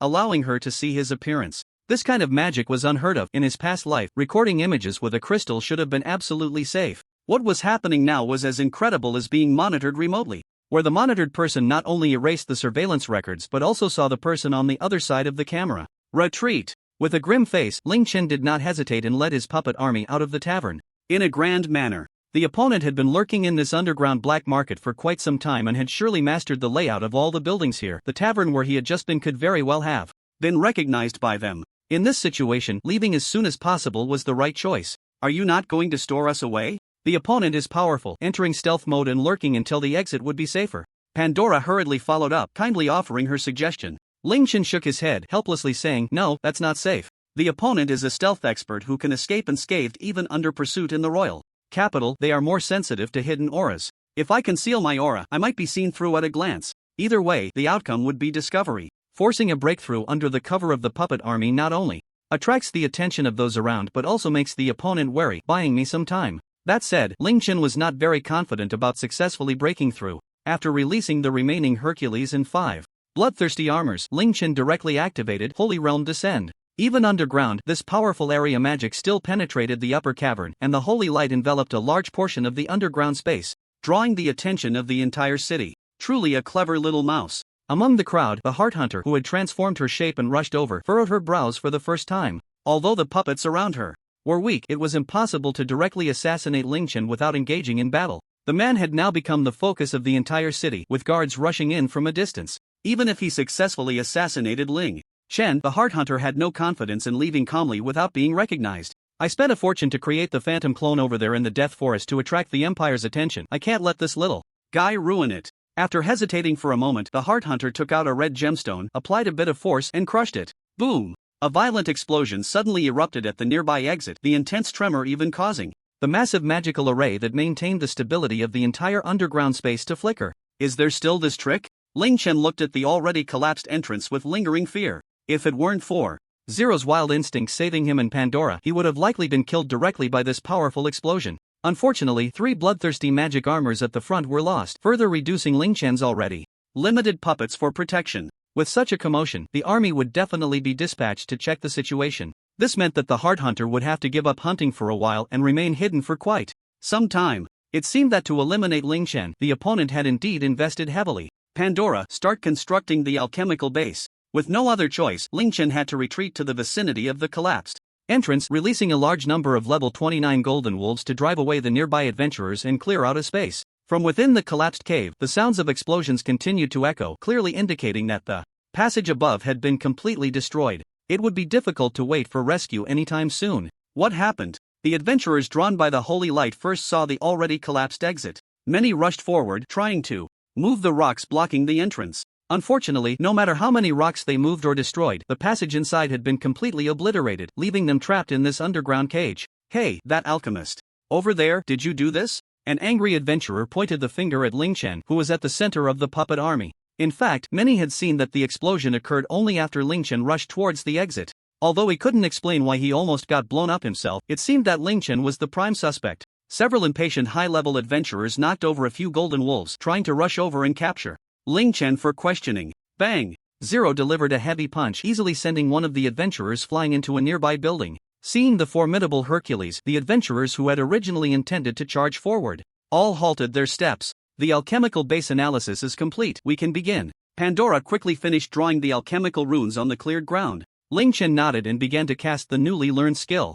Field Alchemy. This is one of the special alchemical spells unlocked after reaching level 40. By casting Field Alchemy, players can construct a dedicated territory with a radius of 100 meters. Within this special territory, players can utilize building functions exclusive to their domain, and the alchemical field enjoys various building and attribute bonuses, with the materials required for construction reduced to 1/10. Conversely, players cannot leave this alchemical field and must continuously provide a large amount of magic crystals to maintain its operation. Once a player leaves or runs out of magic crystals, the field will collapse on its own, and the buildings within will dissipate without returning the materials. A large amount of materials was recklessly consumed by Ling Chen, and a level 4 alloy wall rose from the ground, revealing a small fortress to everyone. This was the result of Ling Chen investing a significant amount of materials to upgrade the territory to level 4, with 6 magic towers rising from the ground, each sealing Ling Chen's fully unleashed skill, Heavenly Radiance. This combination is sufficient to defend against all monsters below level 60, and it works remarkably well against players as well. Unfortunately, the skills sealed within the magic towers do not benefit from the effects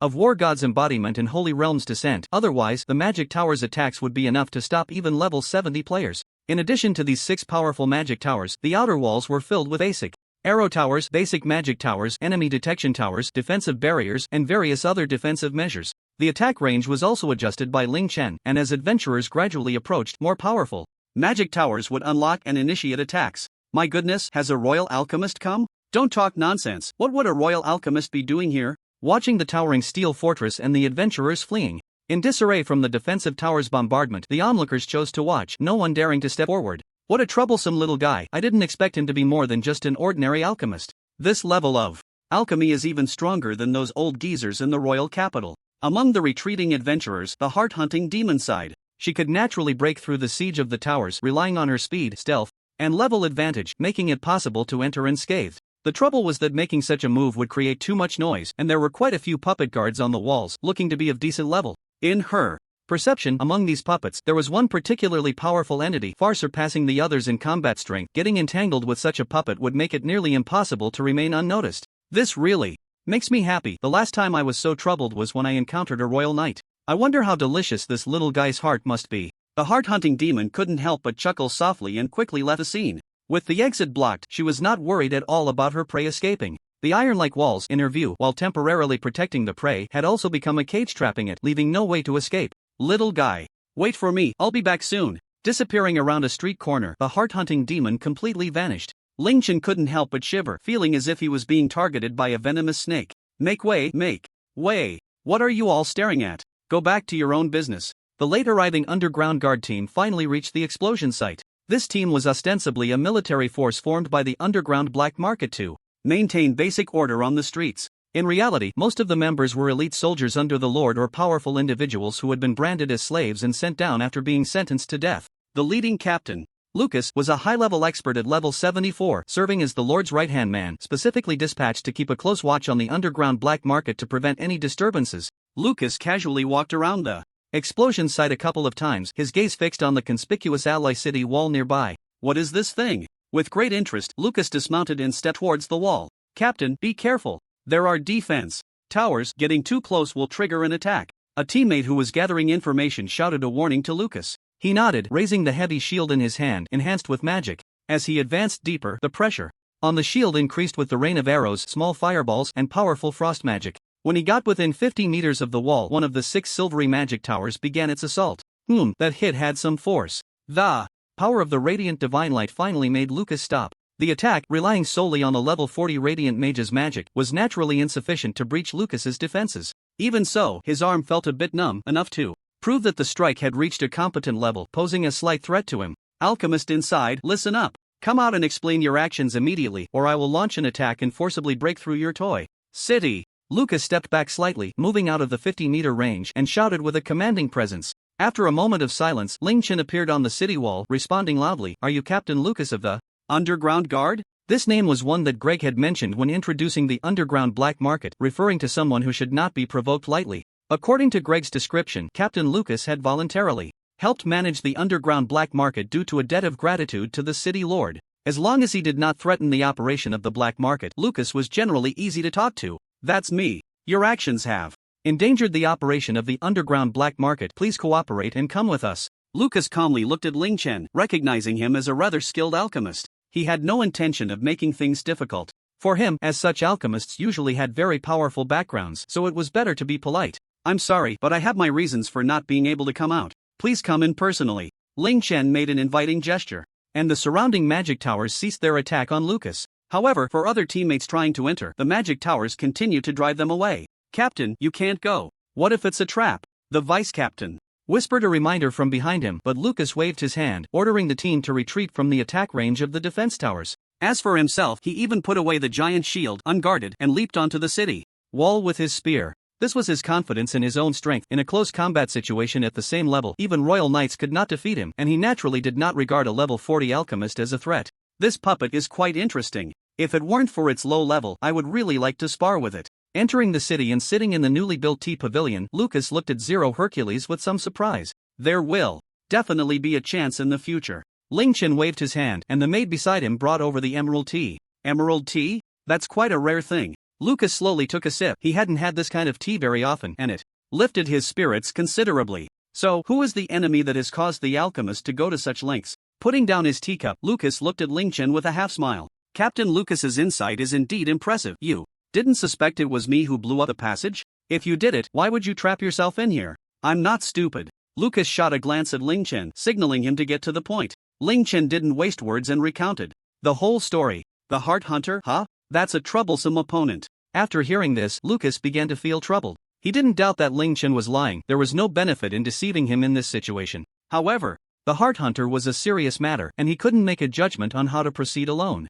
If only we had video evidence, but unfortunately, as you said, the projection crystal has been destroyed. In that case, whether the commander stationed in Styra City will believe it is hard to say. Lucas sighed. The inference about the Heart Hunter in the Death Forest was a conclusion drawn with full confidence by the commander, and there had already been eyewitness reports claiming that traces of the Heart Hunter had been found in the Death Forest. In this situation, requesting troop deployment without evidence would be tantamount to questioning the judgment of that arrogant commander. If they failed to find the Heart Hunter, the unfortunate consequences would not only fall on him, the captain of the underground guard. Depending on the situation, even the city lord could be held accountable, and he certainly wouldn't allow that to happen. Don't worry, I naturally have evidence. Ling Chen smiled as he took out a projection crystal which recorded the entire incident. Didn't you say it was destroyed? The crystal that was directly connected to Hercules was indeed destroyed, but this one is a projection crystal of the recording I made, a sort of insurance. I didn't expect it to come in handy. Ling Chen smiled awkwardly. Caution was his old habit. In his previous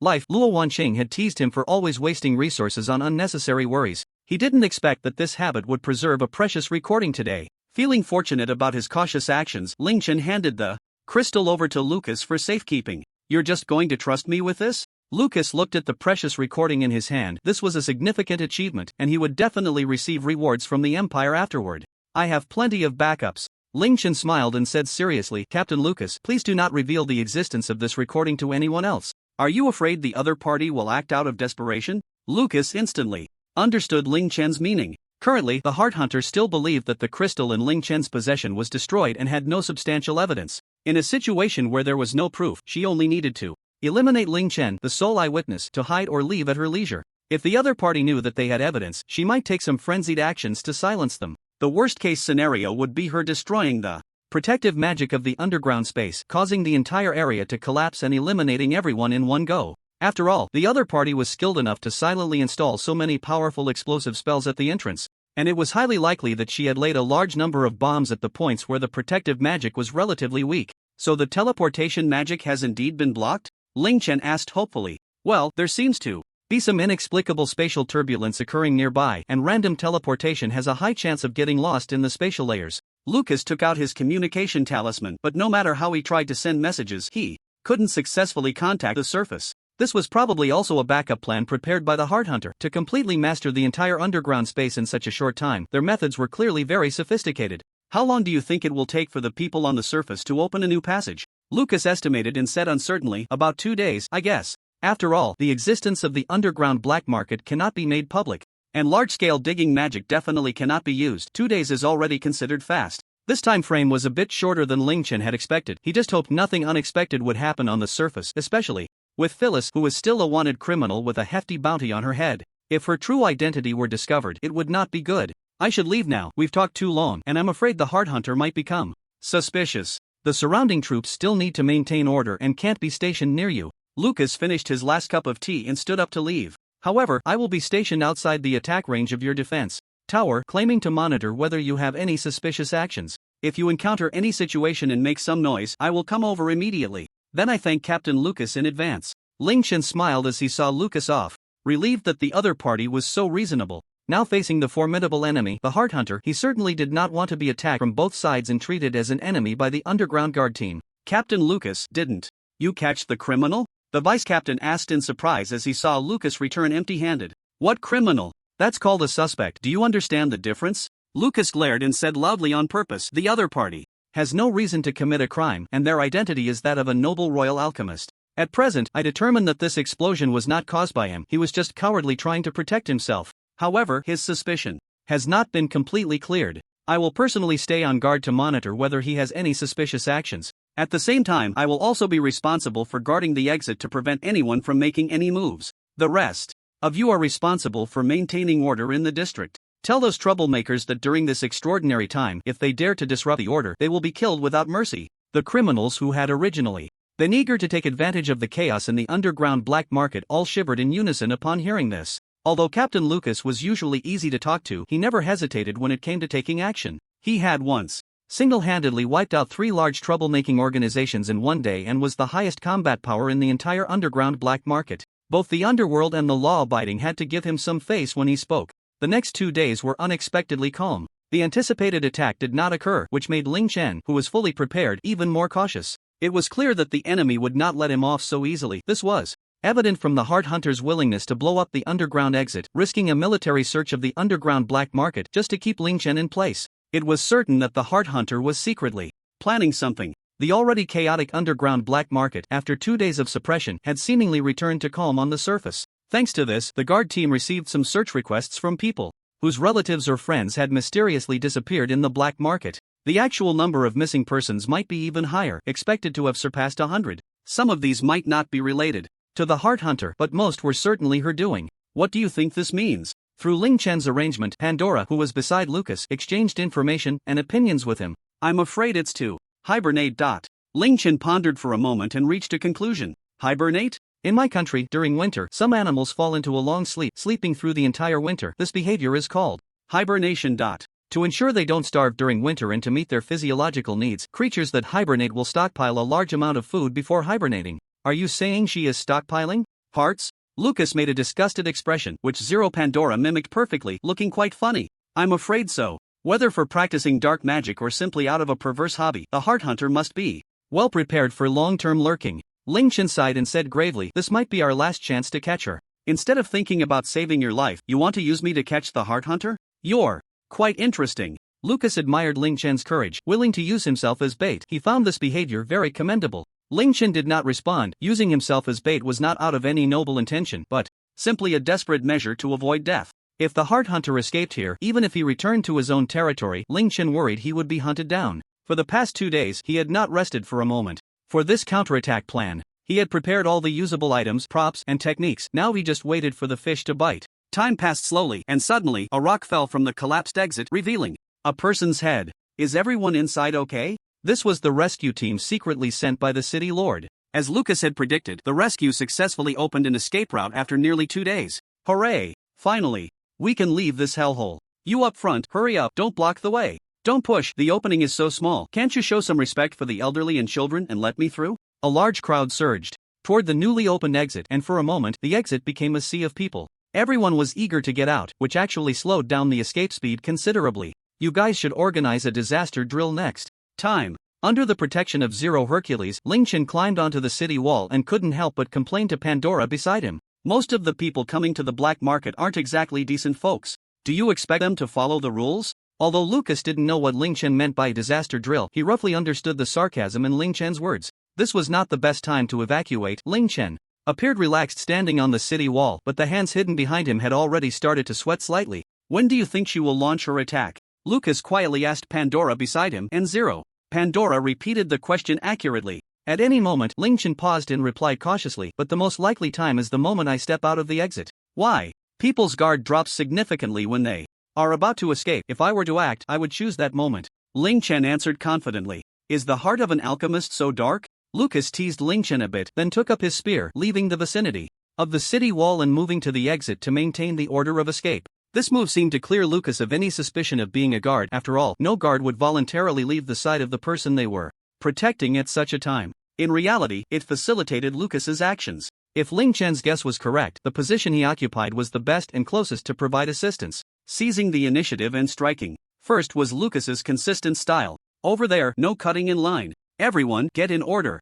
Otherwise, I'll stab him with my spear. Lucas waved his silver spear, diligently maintaining order, playing the role of a loyal guard captain. When the first batch of evacuees had all left, and only Lucas remained at the exit, Ling Chen knew the most opportune moment had arrived. Hercules, move! At Ling Chen's command, the tall and powerful Zero Hercules suddenly picked Ling Chen up, and the surrounding bloodthirsty magic armor disintegrated, transforming into armor pieces that envelop the two. In this state, Ling Chen had no blind spots, truly achieving absolute defense. With a sudden leap from the city wall, the immense force even shook the wall beneath Hercules' feet. He turned into a cannonball, propelling Ling Chen rapidly towards the escape exit. Stop! Lucas played along, positioning his spear horizontally in front of the escape passage. I am a black gold member of the Merchant Association. You can't stop me. Ling Chen cooperated fully as the critical moment had arrived. The powerful Hercules halted in front of the passage, the bloodthirsty magic armor on his chest scattered, revealing Ling Chen holding the black gold card. At the moment, both their attentions were on the black gold card. A strange middle-aged man stealthily emerged from the passage, silently appearing above Ling Chen on the rock wall, delivering a fatal strike. Oomph, a mere trick. Lucas, who had been waiting for this moment, instantly acted, his spear transforming into a nimble silver snake, firmly blocking the strike while piercing the right arm of the middle-aged man who attempted to hide into the rock wall. Hercules seized the opportunity, grabbing the middle-aged man, who was slowed by his injured arm, and slammed him hard into the ground, while his other hand slapped a prepared green crystal onto him. You all underestimate me too much. A faint, mocking laugh echoed, and a green-glowing poison dagger easily pierced through Hercules' body, penetrating Ling Chen, whom he was protecting. Goodbye, little one, I had a lot of fun. Unbeknownst to him, the heart-hunting demon who had appeared behind Hercules calmly planned to leave after delivering a fatal blow. That strike had used all her strength. The poison on the dagger was a specially crafted venom. Aside from the antidote in her possession, only 5 people in the world could cure it. Just then, a holy radiance descended, a powerful amplification enveloping Zero Hercules and Lucas, who had retrieved his spear. How is this possible? The heart-hunting demon looked in shock at the figure encased in armor within Hercules' body, realizing that the person inside had been replaced by the middle-aged man who had previously attacked Ling Chen.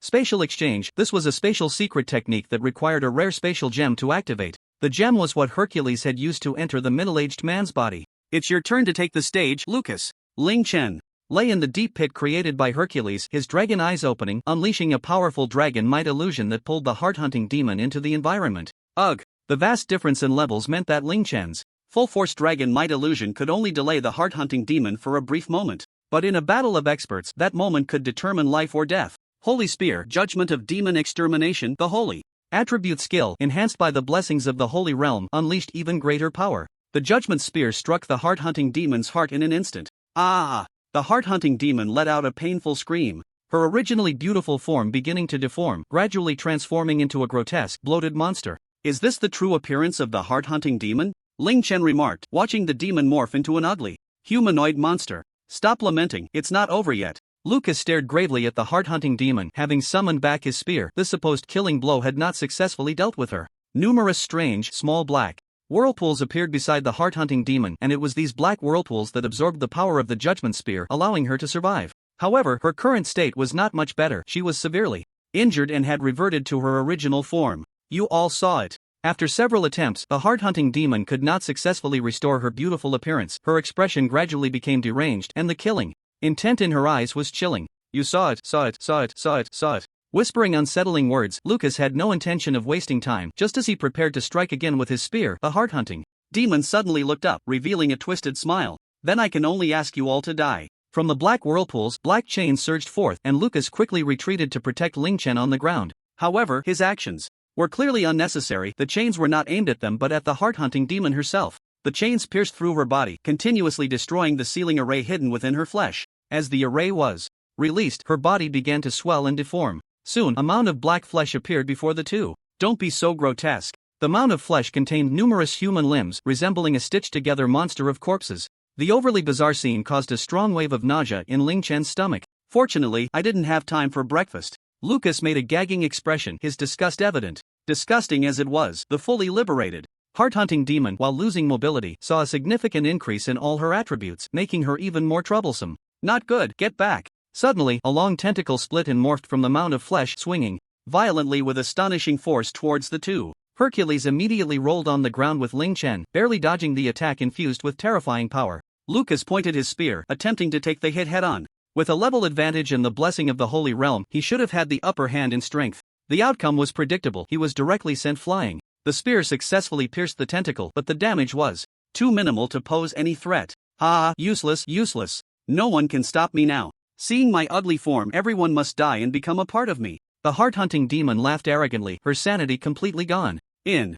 this state of liberation, even she could not control herself. Thanks to this, Ling Chen and Lucas were spared from continuously enduring the attacks of the Flesh Mountain. The previous strike was the result of the heart-hunting demon barely maintaining her rationality. Now her will had completely vanished, and the Flesh Mountain had turned into a merciless destruction machine, wildly swinging its tentacles and launching indiscriminate area attacks. Do you know what kind of monster this is? Lucas looked at the pile of Flesh Mountain that had begun to attack recklessly, asking Ling Chen beside him. Pandora, do you know? Ling Chen awkwardly scratched his head and summoned Pandora to inquire. Observation complete. According to records, this should be the demon species Flesh Mountain recorded by the Epilogue Empire. It is attracted by human presence and moves and hunts where there are many people. It really is called Flesh Mountain, Ling Chen remarked, looking at the vividly depicted monster. The name matched its appearance perfectly. Is there a way to deal with it? Lucas didn't care about these trivial matters, he just wanted to end the battle quickly. The Flesh Mountain had already begun moving towards the Black Market Center, causing immeasurable damage. The previous tentacle attack had destroyed the already unstable exit. Again, if the Flesh Mountain continued to wreak havoc, it could very well lead to the collapse of the underground spaces barrier, and everyone would die. It can only be eliminated with a wide-range attack all at once. I suggest not trying to escape to the surface. The Flesh Mountain will transform and pose an even greater threat once it reaches the surface. Pandora quickly provided the answer. Thanks to her incredible memory, Ling Chen had bought many books from this world for her to memorize the knowledge within, preparing for emergencies. He just didn't expect it to come in handy so soon. Since Pandora had given this answer, it proved that among all the methods attempted by the people of this world so far, only this one could be effective against the Flesh Mountain. It's over, a deadlock, Lucas sighed helplessly, holding his spear. Ling Chen cast a doubtful glance at his spear, having heard in his past life that spear wielders were often unlucky, wondering if this guy's bad luck was dragging him down too. Let's gather everyone underground who hasn't evacuated yet. I'll have the Golden Wolf draw the Flesh Mountain's attention. Ling Chen was not so pessimistic, he already had a plan in mind. The likelihood of this plan's success was high, although the underground guardian beside him and the lord above would certainly not like it. There were not many people left in the underground space, the vast majority had escaped to the surface with a large amount of valuables as soon as the escape passage opened. The passage behind them could not wait for the rescue team to come back and dig again. Ling Chen took out several small explosive crystals and had Hagrid dig open the passage. When they encountered hard boulders, they used the crystals to blast them apart. As the remaining people in the underground space gathered, the attention of the Meat Mountain was no longer drawn by the Golden Wolf and began to move towards the exit from the city. Is it not ready yet? Lucas looked anxiously at the passage behind him. With the sound of an explosion, Hagrid walked back from the passage. It's cleared. The taciturn Hagrid replied simply. The people around, eager to escape, surged forward, squeezing into the narrow escape exit, rushing towards the safety of the surface. Hey, they've all gone up. If this guy follows them, it'll be a big problem. You think the same, right? If this monster makes it to the surface, it will definitely cause a lot of casualties. At that point, not only you, but the city lord will likely be questioned or even thrown into prison. You definitely don't want to see that happen, right? To Lucas's surprise, the man in front of him showed no signs of panic and even began to smile with ill intent. What do you want? He looked at Ling Chen warily, feeling that he was about to be tricked. To deal with such a monster, we can only use powerful area attacks. I have them, but they lack power. You have the power, but not the range. However, isn't there a suitable attack method right here? Ling Chen grinned slyly, pointing at the flickering barrier magic above their heads. After the dual impact of the explosion and the Meat Mountain's destruction, the barrier magic was now at its breaking point, in danger of collapsing at any moment. Lucas was stunned for a moment, then quickly realized what Ling Chen meant by suitable attack method. No way! As the underground guardian, Lucas instinctively shouted this. Yes, Ling Chen said firmly, I've seen the map. The upper layer of this underground space is the river area outside the city, which basically won't cause any casualties. Do you know how valuable this underground black market is? No matter how valuable it is, you need to have your life to use it. Who do you think will be responsible for the destruction caused by releasing the Meat Mountain? Besides, the valuable things in the underground black market have long been taken away. What you're losing is just the buildings and space. Ling Chen stared at Lucas, and the latter's resolve began to waver. Just as Ling Chen said, there was no way to eliminate the Meat Mountain within the city. Once released, the result would only be worse. The approaching Meat Mountain clearly left him little time to think. Lucas sighed in tacitly. Approved Ling Chen's plan of action. After embedding 2 spatial gems into the wall, Ling Chen, under Lucas's lead, hurried towards the guard camp in the city. That was the very center of the underground black market, and the core of the guardian barrier of the underground space was there. As long as they destroyed the core, the barrier would naturally collapse. Along the way, Ling Chen continuously used the Thunderbolt Demon Extinguishing Bow to attract the attention of the Meat Mountain. The Meat Mountain, which had already begun to deform and was preparing to drill into the escape exit, successfully moved towards the city under the attraction of the Thunderbolt Demon Extinguishing Bow and the presence of the 2 living beings. Along the way, Ling Chen also scattered many special red beads. These beads were called blazing balls, and after being subjected to a strong impact, they would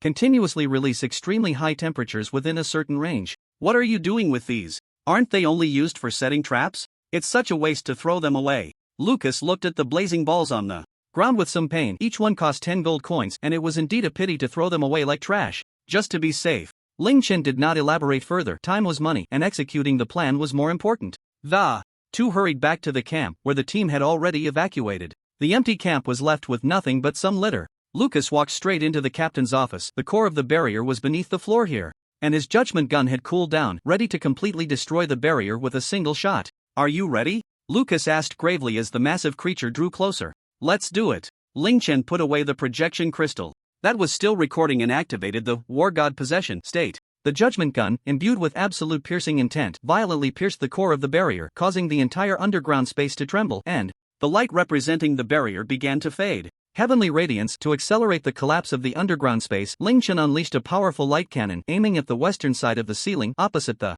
escape route. Huge cracks began to spread, and the rock wall above, just as Ling Chen had hoped, split into enormous and relatively intact boulders, crashing down towards the creature on the ground. Spatial replacement. The two swiftly teleported to the exit using the gems they had placed in advance, escaping without incident. Quick! Run faster! Without time to look back at the results, Ling Chen dashed upward. The underground space was vast and the collapse was relatively slow. Even so, to reach the surface in a short time, every second counted. On the creature's side, the massive boulders smashed it into the ground, and the blazing orbs Ling Chen had placed earlier struck. By the impact of the boulders, released extreme heat. The high temperature turned the surrounding rocks red, even melting into liquid magma that spread outward. Under the dual impact of the boulders and magma, the terrifying creature let out a painful howl. However, before it could finish its cry, more boulders fell, and the legendary heart-hunting demon finally met its end, completely perishing in this land. Did you hear that howl? Lucas, while rushing, glanced back at the passage, fearing the creature might chase after them. Do you have time to worry about that?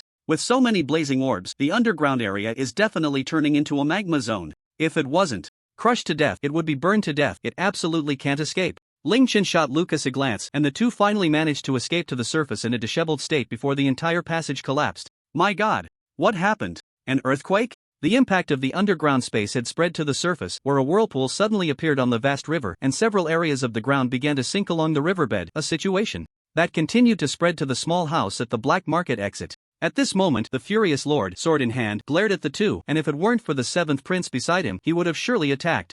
You all, can you give me a good explanation? The city lord gritted his teeth as he said this, and Ling Chen helplessly shrugged, taking out 2 projection crystals. I knew you would say that, so I already prepared the evidence. What? Evidence? The city lord blinked in confusion. The evidence that the heart hunter was right under your nose, and that she has already been eliminated by Captain Lucas and me. What did you say? The seventh prince's expression changed, and he stepped forward, reaching out to snatch the 2 projection crystals. Who are you? Ling Chen stepped back warily, and Lucas was startled, quickly supporting Ling Chen's back and whispering, Are you crazy? This is the seventh prince. The highest commander in charge of the army searching the Death Forest is the seventh prince, so I said we can't act recklessly without evidence. Hurry up and give him the crystals. Ling Chen looked at the slightly weathered man in front of him with some surprise. He looked nearly 50 years old, yet he was still a prince. Even if the heart hunter is indeed in the underground black market, what does that have to do with you destroying the underground black market? I will arrest you for endangering public order. Taking advantage of the seventh prince's time watching the projection crystals, the city lord waved his hand, signaling his subordinates to arrest Ling Chen. He had never liked this upstart, who appeared out of nowhere, and now the other party had destroyed a huge money tree for him. He couldn't imagine how much gold it would take to repair the underground black market. Just thinking about it made him feel pain. Lord City Lord, such a large underground black market was right under your nose, and you couldn't see it. I helped you get rid of it, so why are you in a hurry? Ling Chen extended his hand, and the 3-meter-tall Zero Hercules appeared in response, scaring off the surrounding soldiers. With the seventh prince present, both sides could only maintain a stalemate, neither willing to take further action. They were well hidden. I had no idea. The city lord glanced nervously at the seventh prince, who was busy watching the footage and completely ignored him. Besides, it's just about catching someone, right? Just let that level 74 guy next to you go catch him. Do you know how much trouble you've caused with this explosion? Lucas smiled bitterly. The city lord deliberately didn't mention his name, clearly afraid that the seventh prince would realize he had connections to the underground black market. Catching someone, you make it sound so easy. The heart hunter is a tricky wanted criminal that even the royal knights have failed to capture. Are you saying that the royal knights are not as good as a guard from the underground black market? Ling Chen's words landed squarely on the city lord, whose face immediately turned pale. The seventh prince's teacher was the knight commander of the royal knights, and involving knightly honor, he certainly wouldn't stand by idly. As expected, upon hearing this, the seventh prince's expression darkened immediately, casting an unhappy glance at the city lord beside him. Don't listen to his nonsense, I just misspoke. The city lord was in a cold sweat, hurriedly explaining. At this moment, the footage happened to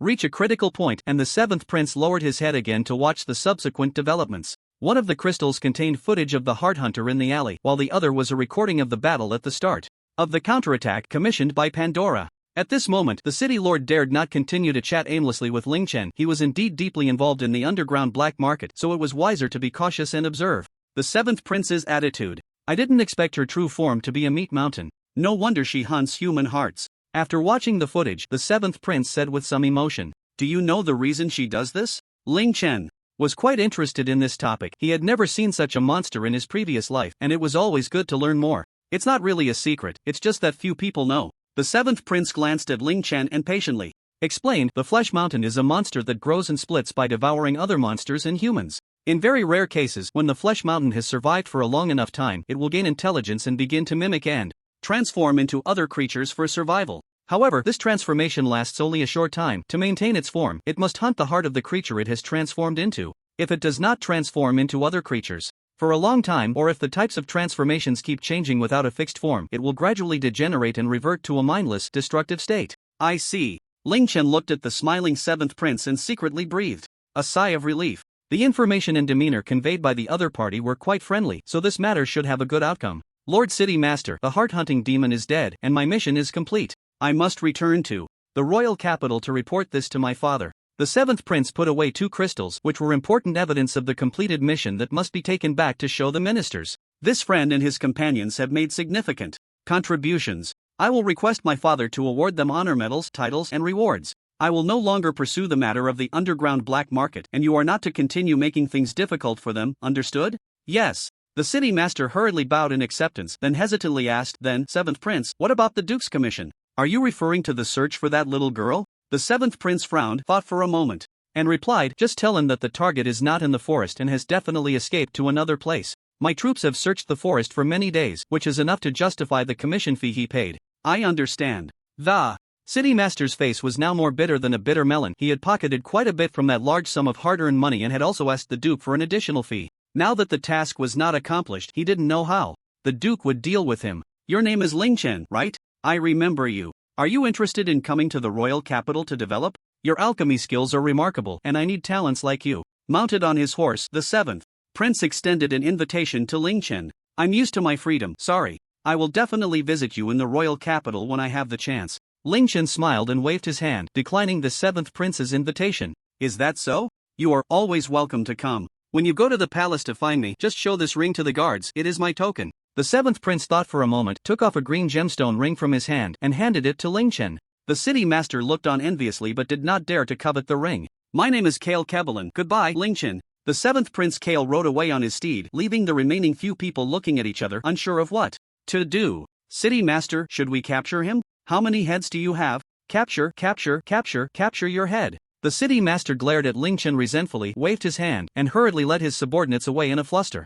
Are you not going back? Ling Chen looked curiously at Lucas, who sighed with a complex expression and slowly shook his head. I've already repaid what I owed him. I was just used to staying there. Now that the underground black market is gone, I consider myself liberated. Then how about you follow me for now? Food and lodging included. Ling Chen's eyes sparkled as he looked at Lucas. With Lucas, a level 74 expert, by his side, he could definitely walk confidently in the city. Salary is extra, 10 gold coins a day. Lucas was straightforward, making a bold demand. He had heard that alchemists were incredibly wealthy, and he wasn't going to miss out on a few extra coins. Deal. Ling Chen readily paid 10 days' worth of bodyguard fees, his generosity making Lucas click his tongue in surprise. The two hurried back to the high-end inn, where Phyllis had been waiting anxiously in the room. The moment she saw Ling Chen, she said urgently, not good, Brother Ling, something happened with the guild. Again? Ling Chen's vision darkened, nearly fainting. Recently, troubles had been coming at him one after another, and he suspected he was cursed. What happened? Ling Chen forced himself to focus, asking with a pained expression. Greg has lost contact. The guild is searching for him, saying he ran away with important assets. Now that's interesting. Ling Chen narrowed his eyes, remaining calm. He still had somewhere that he hadn't given him. Even if Greg were to abscond with funds, given his shrewd nature, it wouldn't make sense for him to choose this moment. Has Marvin been here? Yes, Phyllis nodded. He specifically asked about your whereabouts and the underground warehouse. The warehouse where the ore is stored. Ling Chen thought carefully. That warehouse had been specially vacated by Greg and seemed to have a strangely shaped lock on it. At the time, he hadn't paid attention to the state of that lock, but now, considering Marvin's inquiry, it seemed likely that there was a problem with the warehouse, and the source of the issue lay with that lock. Did you mention the teleportation array to him? Ling Chen leaned down and whispered in Phyllis's ear. No. Phyllis shook her head, and Ling Chen breathed a sigh of relief. Only the 3 of them knew about that teleportation array, and only Greg and Ling Chen could use it. It was likely that something had gone wrong with the guild's upper management, forcing Greg to hide. The so-called fleeing with funds was merely a smokescreen created by Marvin. Don't panic, Greg will definitely be fine. If I'm not mistaken, this should be the crucial period for him to take over as the guild president. Ling Chen patted Phyllis's shoulder, signaling Lucas to close the door behind them and set up a soundproof barrier. Marvin has been entrenched in the guild for years and has close economic ties with the city lord. To bring him down, one would have to bypass him and report their achievements directly to the upper management. Marvin must have learned about this, which is why he forced Greg out, trying to seize the ore in the warehouse for himself. This way, his achievements would be baseless and his promotion to president would naturally fall through. Isn't that your ore, Brother Ling? Upon hearing this, Phyllis became anxious again. That's the cleverness of Greg. I believe he must have tampered with the warehouse, making it impossible for Marvin to obtain that batch of ore. Otherwise, he wouldn't be so eager to inquire about my whereabouts. Impossible. Even if he took out the ore, the owner of that batch is still you. As long as they investigate the source of the ore and combine it with your testimony, he wouldn't be able to greedily take that batch of goods in front of the upper management investigators. Lucas shook his head, expressing his opinion. Don't forget, the city lord is also his accomplice. As long as we manipulate the accounts of the merchant guild and have the city lord forge a batch of mineral transport lists, this batch of ore will naturally be swallowed by them. Lucas fell silent upon hearing this. Such greedy actions were indeed something that the city lord, who had burrowed into the money pit, could likely do. But boss, how much stock do you actually have? Since Ling Chen was currently his employer, Lucas naturally changed how he addressed him, and Ling Chen had no objections. Not much, just over 1 million. Damn. Lucas counted on his fingers, thinking that the 10 gold coins he considered an exorbitant protection fee seemed so insignificant in light of this number. Even if he worked for 100 years, it would barely amount to half the value of this batch of goods. Boss, why not just hire 100,000 people to beat up the merchant guild? This batch of goods would be enough for them to work for a month, and at high salaries too. Ling Chen shot him a glance. For players, gold coins were mainly used for transactions within dungeons and for purchasing overpriced items sold by system NPCs. If all of it flowed into the real market, gold coins would probably become less valuable than copper coins. In his past life, many fallen players chose to lie flat, taking large amounts of gold coins to live a happy life in the Empire. However, he heard that they all mysteriously died in the end, and he didn't know the reason. So, Brother Ling, what do we do now? Should we go find Greg? No, if he can't handle this little matter, how can we cooperate in the future? Ling Chen waved his hand. Since Greg could think of manipulating the warehouse in advance, it proved he had anticipated Marvin's move and had certainly made the necessary preparations. All he needed to do was wait for good news. Lucas, do you know how long it will take for the guild's investigator to arrive? Investigators were special personnel who reviewed the promotions of internal members and audited the guild's accounts. In his past life, Ling Chen had seen that they were usually around level 60 adventurers and quite formidable. They should be arriving soon. The space here is unstable, so they can't use the teleportation array directly, so I think they will come from the nearest town. Before the guild's investigator arrives, they will release a special magic to notify the guild's person in charge in the city to come out and receive them, making it easy to identify. A clear bird's chirp echoed through the sky, and Lucas nodded excitedly, saying, Yes, that's the sound. Ha! What a coincidence. Ling Chen also looked out the window in surprise when the door was suddenly slammed open and Marvin rushed in. Mr. Ling, you were clearly here. Why didn't you respond when I knocked? Sorry, I forgot to retract the soundproofing magic. Ling Chen awkwardly scratched his head and retracted the soundproofing spell. 90%. Besides the 10% I have to submit, I won't take a single cent from the profits of all the goods you sell. And I can give you privileges in the city, introduce you to high society, and I can even give you 1 million. That's all my savings. Marvin cut straight to the point without any small talk, and from his pale face, it was clear he had been pushed to the edge of a cliff. I advise you to give up, President Ma Wen. No, I should call you the former president now. Before Ling Chen could respond, the knight guarding the entrance suddenly said with a grin, Is it your place to speak here? Ma Wen glared, but did not notice Ling Chen's strange expression beside him. Is it okay for you to be here? What about the guild's investigator? Don't worry, I've already sent someone to bring him over.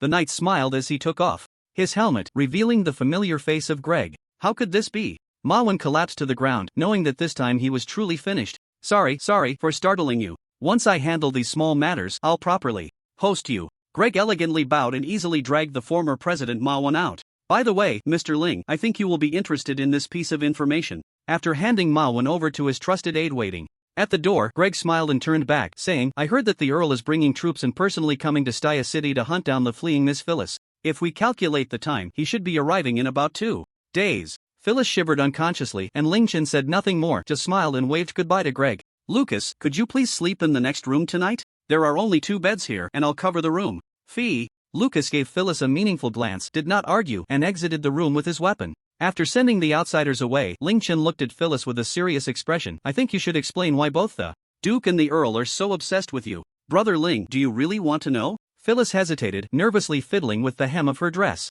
If I tell you, Brother Ling, you might also become a wanted target of the Kebelong Empire. This matter involves not just the Duke, but also the Grand Duke, the Prince, the King, and even forces from other countries. It doesn't matter, I'll judge for myself. Ling Chen smiled nonchalantly. It seemed Phyllis indeed knew some insider information, which was enough. According to Phyllis's two guards, her father, the former duke, was likely removed from the Kebelong Empire for being involved in matters concerning the unique artifact. Now that this unique artifact was in his hands, even if there was currently no risk of information leakage, there was no guarantee that problems wouldn't arise in the future. Gaining more information as soon as possible and making corresponding countermeasures was the wise course of action. I understand. Phyllis sighed, sitting on the edge of the bed, and began to recount the information she had. Brother Ling, do you know how magical beasts are produced? Not the system. Ling Chen quickly stopped himself. Even if he explained the system to the people of this world, they wouldn't understand. Magical beasts do not reproduce naturally like other creatures. Phyllis did not pay attention to Ling Chen's half-finished words and continued.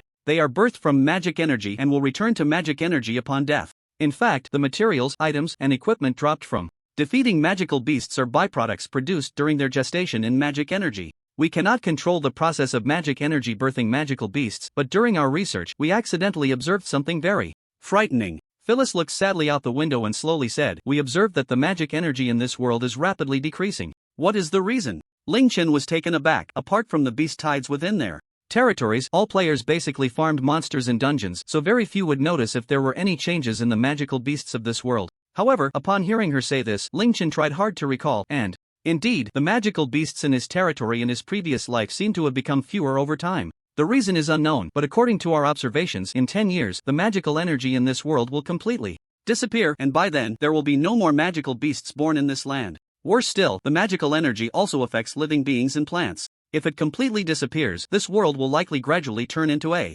land of death, barren and lifeless. This is indeed a serious issue. No wonder the information is being controlled so tightly. Ling Chen nodded and then asked, but what does this have to do with the unique artifact? I don't know. Phyllis shook her head regretfully. All I know is that according to ancient prophecies, when this land faces despair, the door to the temple of the artifact will open, and at that time, the last hope will descend upon the world. According to my father's deduction, this hope is likely the unique artifact within the temple. Is that so? Ling Chen recalled the holy white light he saw at the moment of his death in his previous life. That was probably the sign of the temple's opening. Currently, all countries are secretly researching the method to open the temple. Each country wants to seize the unique artifact first, ensuring their absolute dominance. Now you understand how dangerous this information is, right? My father must know quite a bit about the research progress of the Kebelong Kingdom. This information must not leak. Even if the possibility of me knowing is small, it's better to kill wrongly than to let go. Phyllis smiled bitterly, looking at the birds flying freely outside the window, a hint of longing in her eyes.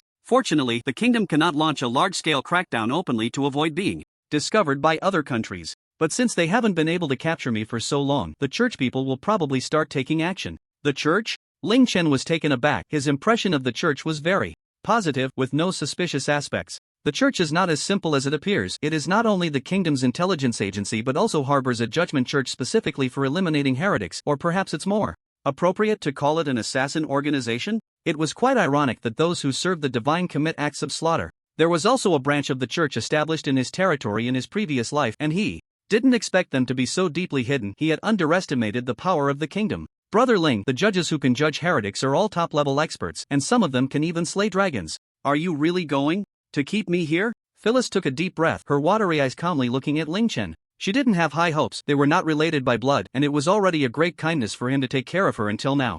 Of course, I will keep you. The residents in the territory like you so much. If I were to drive you away, they would probably turn the sky upside down for me. To Phyllis's surprise, Ling Chen appeared particularly relaxed, not taking the church's threat to heart. Besides, my interests conflict with those of the church and even the kingdom. It's probably only a matter of time. If I were to be afraid of this little threat, how could I be your lord? The repair work for the damage caused to the underground space is progressing even faster than expected. In this world, enhanced by magic, the alteration of the landscape and the speed of construction have been greatly reduced. In just one day, the deep pits and cracks on the surface have been completely repaired, and the damaged streets and buildings have also been restored. To be on the safe side, detection magic has been applied at the exits of the underground black market and at the locations of the deep pits in the river to prevent the heart-hunting demon from escaping again if it survives. Ling Chen is not worried about this. The large amount of magma formed by the fiery bombs he left behind is enough to fill all the cracks in the underground space. Even if the heart-hunting demon is neither crushed nor burned to death, once the magma solidifies, she will be sealed within the stone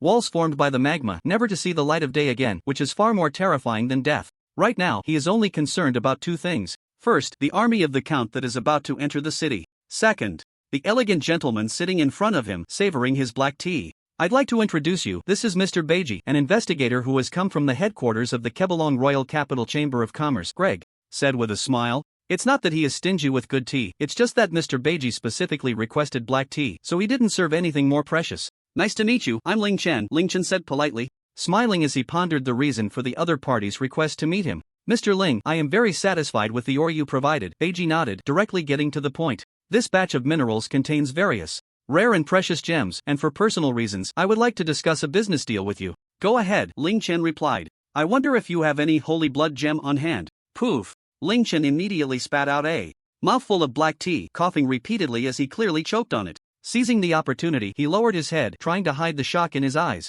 Looking at Beiji, who was splashed with tea, Greg trembled in fear. After all, this was an investigator from the Royal Capital Chamber of Commerce, whose power was even greater than that of a count. It wouldn't be surprising if someone were executed on the spot for such an offense. Beiji, however, seemed unfazed, calmly taking out a handkerchief to elegantly wipe the tea off his face, signaling Greg to clean up the stains on the table. Mr. Beiji is joking, such a rare treasure can only be produced from an S-class mine, which is not something I can possess. Ling Chen finally regained his composure and shook his head with a bitter smile. I don't care about the source, it doesn't matter if your gem was mined, stolen, or found. I only need that one gem, and only the three of us will know about this transaction. Unfortunately, a large flow of funds will inevitably attract the Chamber of Commerce's investigation, and I cannot offer you any compensation. Beiji said, unfazed by Ling Chen's response, changing out of his tea-stained outerwear and picking up a new cup of black tea. What I can offer you is my power. For the next year, you can use all my powers through me, whether it's retrieving intelligence, erasing transaction records, or mobilizing the Chamber's armed forces. I can make it happen.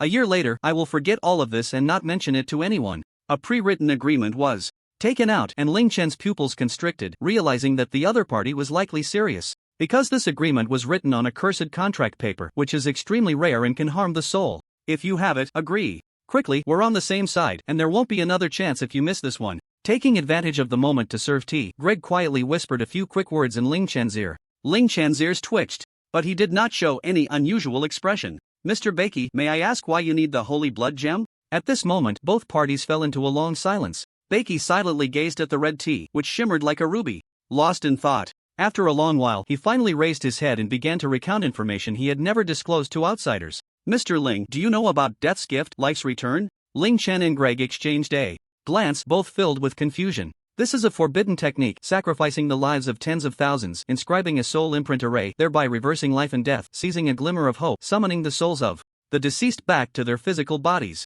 You two take your time, I'm going out for a breath of fresh air. Upon hearing this, Greg decisively set down the teapot and intended to slip away. The term forbidden technique itself represented an ominous sign, and getting involved could only lead to trouble. The moment his hand touched the doorknob, a crimson lightning bolt flared up, forcefully knocking Greg's hand away. A barrier? Greg was taken aback. This was within the Merchant Guild, and to quietly set up such a barrier was beyond the capability of ordinary investigators. You are not Beiji?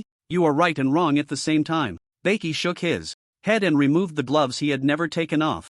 A terrifying pressure spread throughout every corner of the room, making it nearly impossible for the two to breathe. Your childhood friend Beiji died in a monster attack years ago. I borrowed this body and name to infiltrate the guild. However, I can read people's memories. For the past few years, it has been me interacting with you, and you did not notice anything unusual. From this perspective, it is not wrong to say I am Beiji. As the seal was completely lifted, Beiji's true power was fully revealed to the two. A level 100 necromancer. Ling Chen swallowed hard. A necromancer was even rarer than an alchemist, and their combat power was naturally formidable. Even in the same level, Ling Chen had no assurance of victory. Why me? Cold sweat began to beat on Ling Chen's forehead, but he still struggled to suppress his emotional turmoil and asked calmly, it doesn't matter who it is. I said, I only care if you have the gem. You have that possibility, so I came to you. Moreover, my disciple died at your hands, which proves your strength is sufficient. Disciple? Ling Chen pondered, his expression changing repeatedly. Heart Hunter? Ignoring Ling Chen's distressed face, Beiji nodded appreciatively.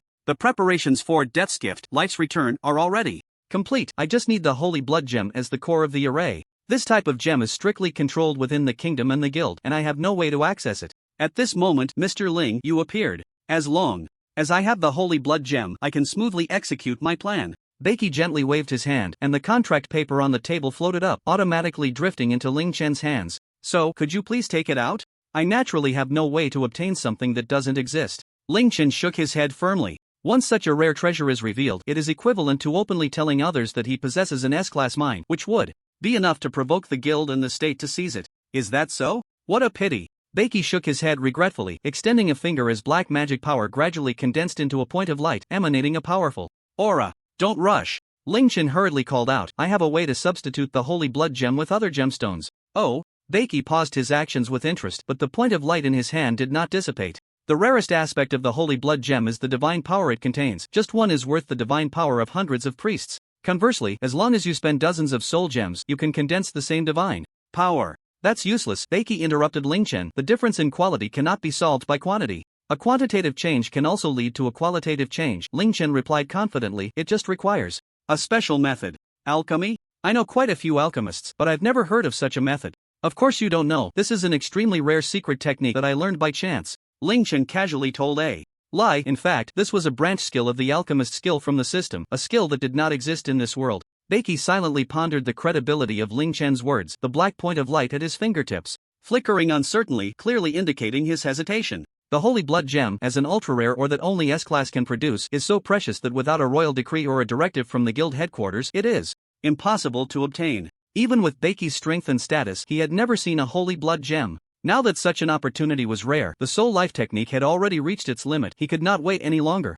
Even if it wasn't a holy blood gem, as long as it could serve the same purpose and open the legendary door to the realm of the dead, his plan would still proceed without any issues. How many soul crystals do you need? After a long contemplation, Becky finally dissipated his magic power and asked. 200. Ling Chen honestly stated the specific number. He did not lack this kind of ore and had no need to lie or extort Becky over the quantity. The value of a single soul crystal is over 10,000 gold coins, so 200 soul crystals would amount to 2 million gold coins. 600. I'll have them delivered tomorrow. You first make one for me to see. To Ling Chen and Greg's surprise, Becky didn't even blink at the mention of such a rare crystal and casually agreed. It should be noted that 6 million gold coins is a sum that only a duke could muster. Even a grand duke or a royal heir would have to think long and hard before parting with such an amount. To be safe, I can only trouble Mr. Ling a bit. In a flash, before Ling Chen could react, Becky's long hand quietly pressed against his neck. A faint black mist invaded Ling Chen's body, and a mysterious black magic array was imprinted on his neck, forming a black collar around it. I advise you not to think about escaping.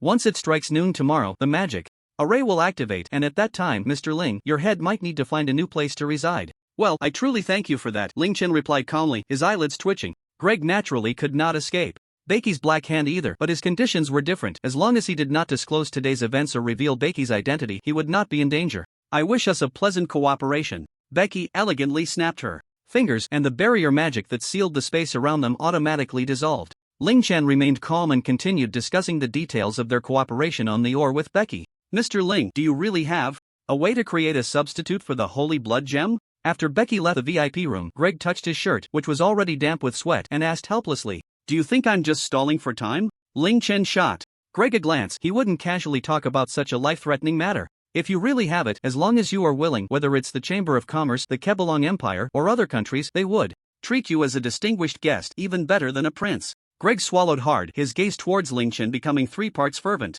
Is the holy blood gem really that precious? Ling Chen blinked in confusion. To him, it was just a somewhat rare ore, useful only for crafting equipment and upgrading puppet quality, with no other significant uses. You already have the secret technique to replace the holy blood gem, yet you don't know its true purpose? This time it was Greg who was confused. After confirming that Ling Chen wasn't joking, he patiently began to explain. The holy blood gem, aside from its rarity, has a major difference from other gems. It contains a very high purity of Holy Spirit power. This level of Holy Spirit power has transcended the realm of magic. Some even believe it to be the power of angels, or perhaps even divine power. Therefore, the holy blood gem has a special use, which is creating gods. Creating gods? This was the first time Ling Chen had heard this term. Greg nodded and said mysteriously, in fact, this is confidential information. I only heard about it by chance, so please don't spread it. As long as you endure the pain and embed the holy blood gem into various parts of your body, allowing your flesh and bones to gradually be assimilated by the holy blood gem, the magic power originally within the human body will gradually be transformed, and eventually, the magic power will be replaced by pure Holy Spirit power.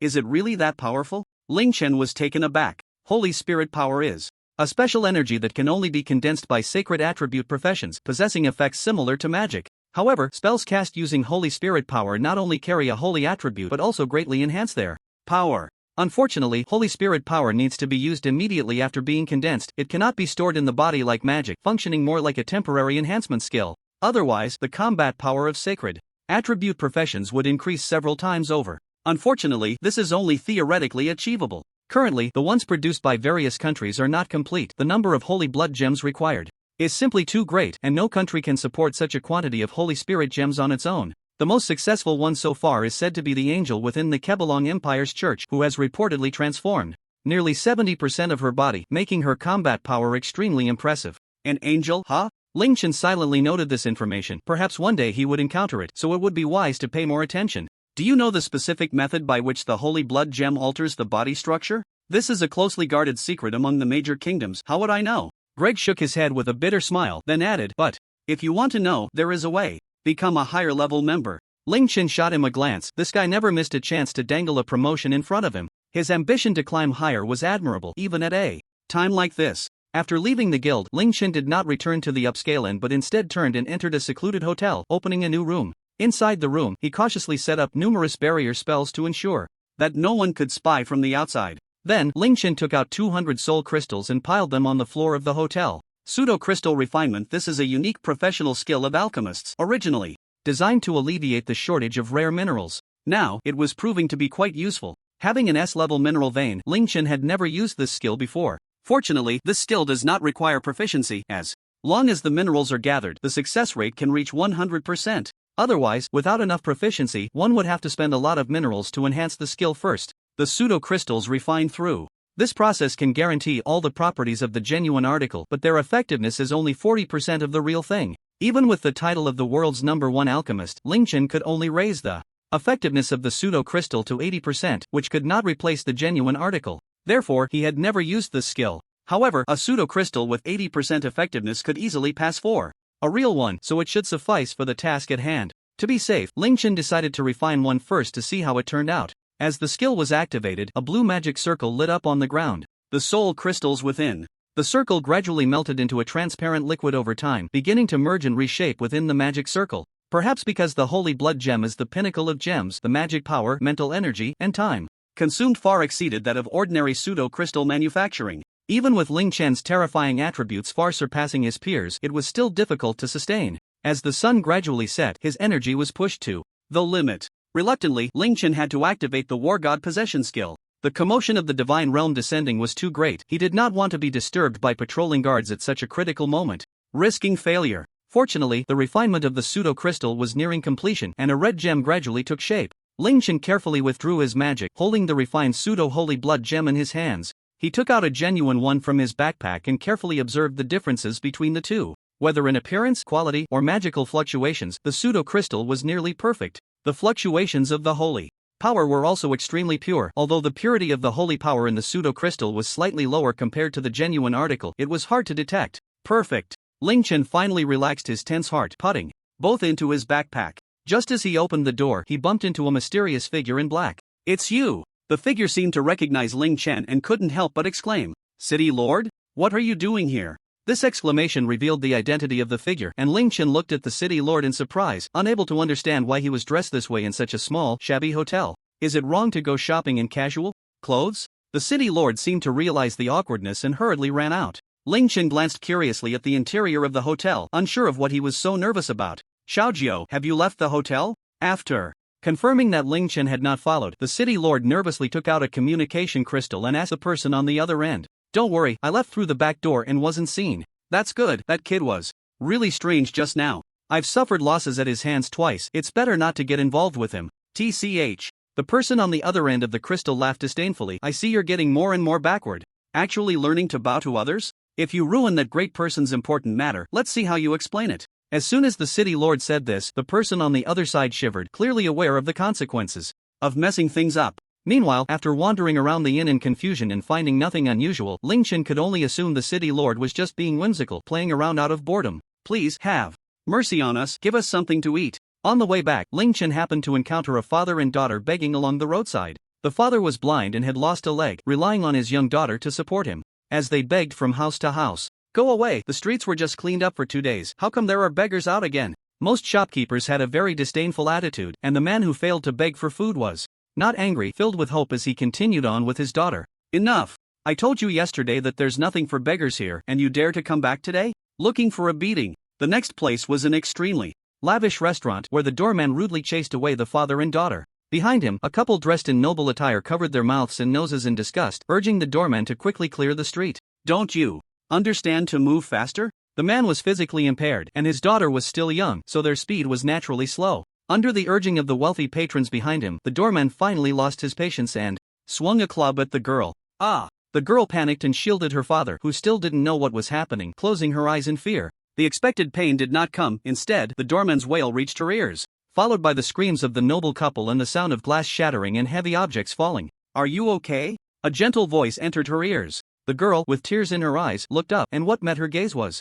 Ling Chen's warm smile. "You dare to hit me? Do you know where this place is?" The kicked doorman stood up trembling like a newborn lamb, angrily scolding. "Isn't this just a place to eat? What's so special about it?" Ling Chen glanced at the doorman with disgust, even wiping his shoes, looking as if he had just kicked a pile of dung. "Alright, you've got guts. Brothers, beat him up for me." The doorman trembled with anger. This restaurant was a royal certified high-end establishment, and everyone who entered was a high-ranking official or noble. Even so, the guests had always treated him with respect, and this was the first time he had encountered such treatment. The bodyguards in the upscale restaurant rushed out one after another. These men were all soldiers who had retired from the battlefield, each at least in their 30s, capable enough to handle the usual ruffians. Unfortunately for them, today, they encountered Ling Chen. "My leg! My waist! Stop! Stop! I surrender!" There was no need to summon puppets. Ling Chen, relying solely on his formidable physique, beat these clueless guys until they couldn't tell east from west. How is this possible? The waiter never expected that in this remote place someone would actually dare to beat up their staff like this.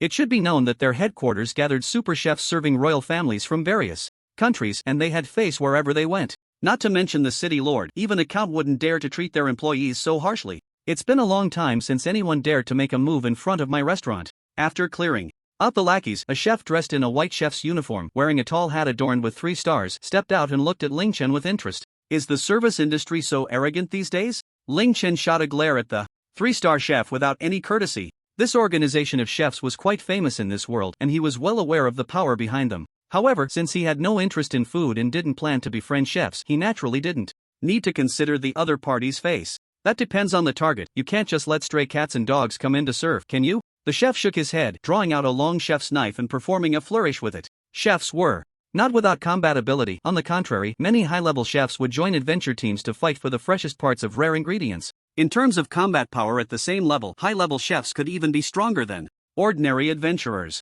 Moreover, with a level as high as 52, he naturally looked down on Ling Chen, who was only at level 40. Unfortunately for him, this time he had kicked a steel plate. The blades of the two clashed fiercely. Ling Chen did not draw his favorite glorious holy sword. He merely took out a plus 25 enhanced dagger that he had never used before and engaged in a battle beyond his level with the chef. Each clash of their weapons increased the chef's unease. Under the suppression of 12 levels, his strength surprisingly could not suppress Ling Chen, and there were even faint signs of being countered. It should be known that the chef's profession was classified under the warrior branch, and their growth in strength was relatively high. The opponent was only at level 40. Even with some invisible divine gear and professional boosts, it shouldn't be possible to cross 12 levels. This kid, could it be that he's pretending to be a pig to eat the tiger, hiding his true level? The more he thought about it, the more anxious the chef became, increasingly convinced of Ling Chen's identity. "I know who you are." After forcing Ling Chen back with a sudden burst of strength, the chef retreated awkwardly into the restaurant and shouted angrily, "You must be a mercenary sent by the Food God Society to cause trouble."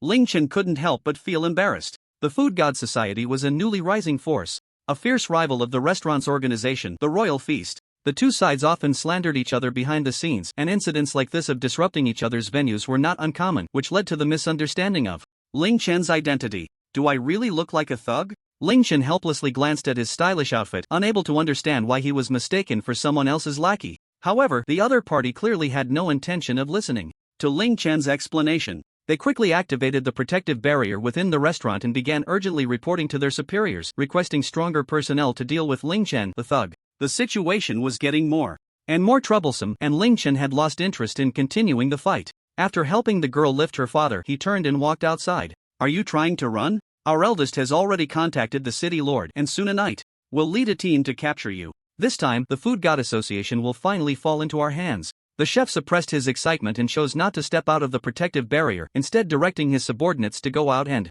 face death. After all, the Food God Association had always acted in the shadows, causing trouble without leaving any evidence. If he could capture a strong enforcer this time and extract some intelligence, his status would surely rise, and he could finally leave this impoverished place. However, he wasn't foolish. If the other side acted ruthlessly and injured or killed him, it would be a huge loss. It was more appropriate to let his subordinates delay the situation. The subordinates, unwilling but compelled, rushed out, while the forces that usually had good relations with the restaurant also took action, hoping to use this opportunity to gain favor. Big brother, they're coming. The little girl looked nervously behind her. Ling Chen shook his hand and smiled. It's fine, they can't keep me. Hercules, the summoned Zero Hercules, stood behind Ling Chen, his imposing figure intimidating the mob chasing from behind. Knock them all away. Just leave them gasping for breath.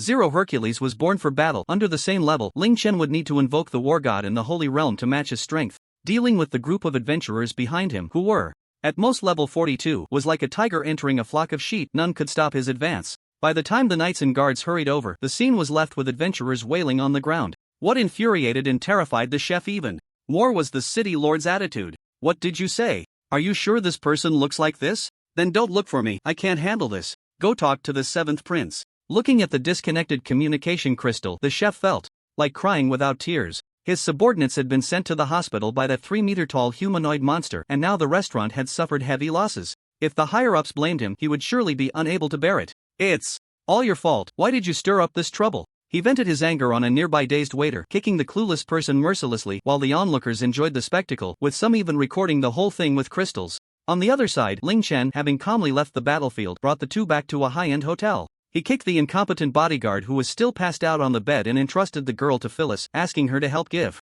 the girl a good bath and change her into clean clothes. During this time, Ling Chen began to converse with the man. Thank you, little brother. I haven't introduced myself yet. My name is Ma Cher, just call me Old Ma. Old Ma, didn't the city distribute relief food a few days ago? Why are you still begging? Ling Chen cut straight to the point. Unfortunately, my wife fell ill just a few days ago. To treat her, my daughter and I went out to gather herbs and missed that wave of relief. And your wife? Old Ma shook his head sadly and said in a low voice, I'm afraid there's no hope. The doctor told me to stay by her side as much as possible these days. If we weren't so hungry, we wouldn't be out begging. Healing is not Ling Chen's area of expertise, but fate has brought them together. He greatly admires the girl's selfless act of helping her father, and even if he cannot heal, alchemy is his forte. Old Mai, where is your wife now?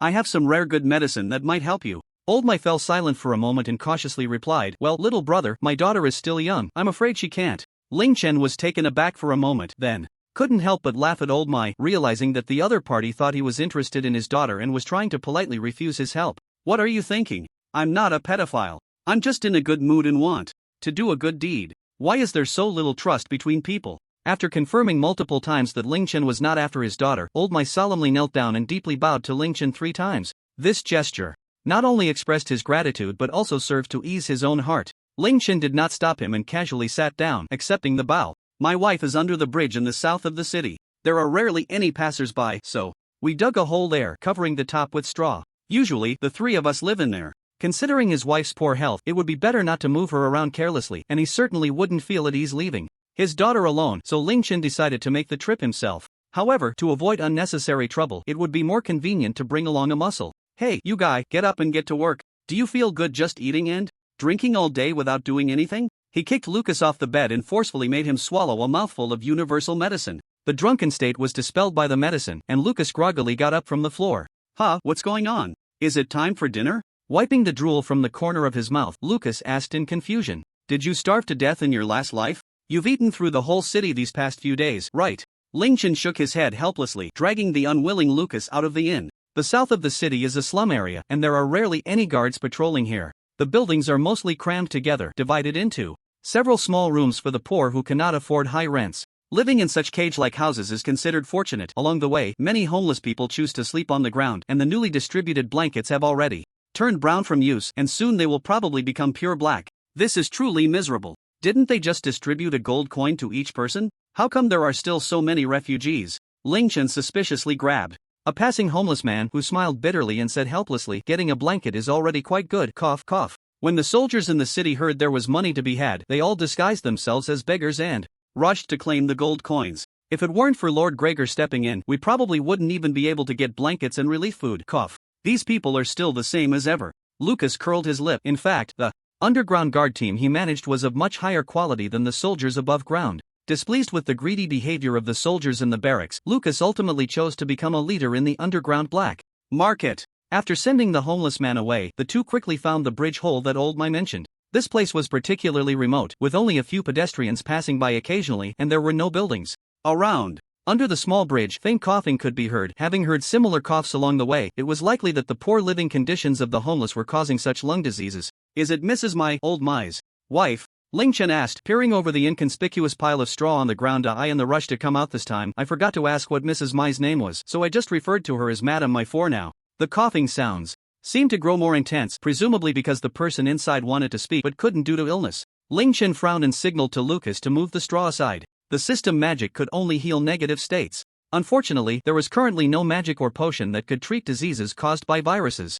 Even the precious panacea could only alleviate some painful symptoms. Ling Chen had already confirmed this in his previous life. To be safe, he took out a homemade high-concentration alcohol spray, a special tool he had commissioned from the blacksmith. The physical laws and mineral properties of this world were different from those of his previous life. Even the most common gold, silver, copper, and iron had significant differences compared to those on Earth, making it almost necessary to start technological development from scratch. Moreover, with the convenience of magic in this world, few players chose to develop the technology from their previous life in their own territories, except for special tools that needed to be customized. He activated the magic crystal placed on the sprayer, and the atomization magic was triggered, turning the high-concentration alcohol into tiny droplets, which he sprayed around for disinfection. Lucas curiously watched the new gadget in Ling Chen's hand, planning to ask what it was for later, but for now, saving people was the priority. Because from the cave entrance, besides the foul smell, there was also a strong stench of blood. "Carry her out, be gentle." Ling Chen handed a lantern to Lucas, which contained a mineral that emitted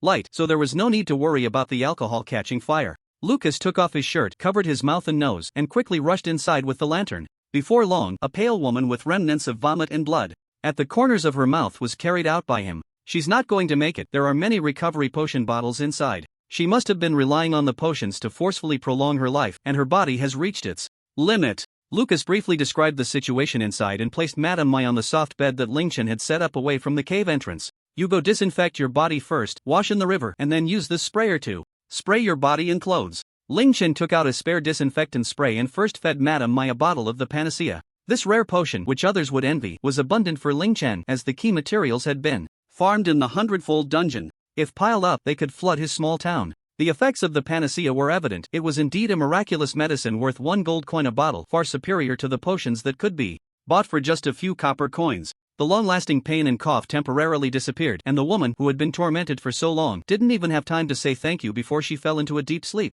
Is she cured? The soft bed was right by the river, where the air was well ventilated, helping her breathe fresh air. Lucas, who was washing in the river, didn't hear the heart-wrenching cough and curiously asked, "No, it's more complicated." Ling Chen took out a book without words and looked at the content that appeared on its pages with frustration. The Book of Breaking Illusions. This is a limited treasure hidden in a secret room in the icefield, similar in function to the Eye of Breaking Illusions, both used to view hidden information. The Book of Breaking Illusions can display the complete status of the other party, including diseases, which in his past life could directly bankrupt hospitals. Unfortunately, players in this world, under various system enhancements, rarely fall ill, making this book somewhat useless until now. According to the Book of Breaking Illusions, the disease that Lady Mai has is not recorded in the current world, hence the name section shows. The trouble is, this disease has caused Lady Mai to exhibit severe poisoning symptoms, central nervous system vomiting, and a drop in blood pressure, far from the simple illness he had anticipated. A man-made virus? Ling Chen pondered this possibility while taking simple first aid measures. He was not a professional doctor, but he could call in professional doctors for this.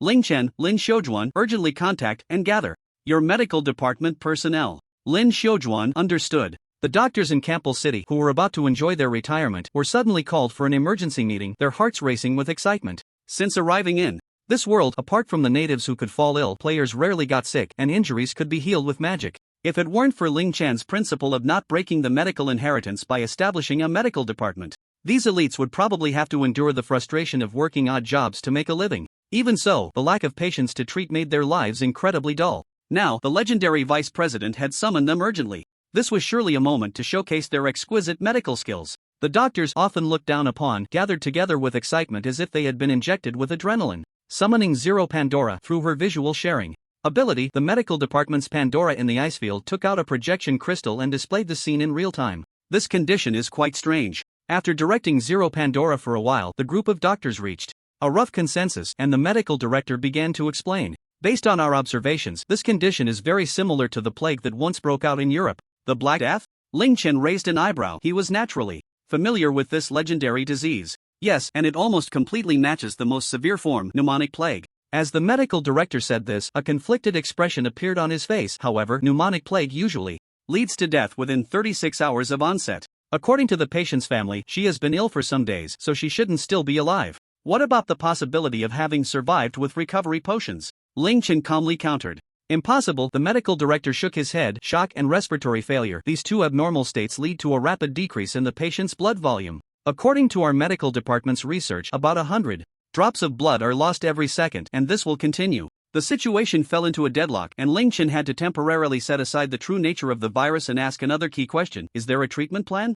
Streptomycin 1G intramuscular injection once every 4 hours, or stop, we don't have those conditions. Tell me about the treatment options in this world. Ling Chen urgently interrupted the medical director's suggestion. This group of doctors always forgot that this was no longer the original world, and they kept trying to suggest things like CT scans and antibiotics, which he had no way to conjure out of thin air. The Minister of Health scratched his head awkwardly and offered his suggestion. First, isolate the patient, disinfect the entire body with alcohol and lower the temperature. If there is a high fever, use ice packs to cool down, then feed them high-quality recovery agents and universal medicine to alleviate symptoms and restore blood volume. Finally, provide more nutritional supplements to condition the body. Is that it? After waiting for a while without further explanation, Ling Chen asked in confusion. That's it. Given the current conditions, we can only observe for now and take it one step at a time. It's best to prepare lightning magic with a power level around 6 for cardiac resuscitation. The Minister of Health was also helpless. This was indeed all they could do for now.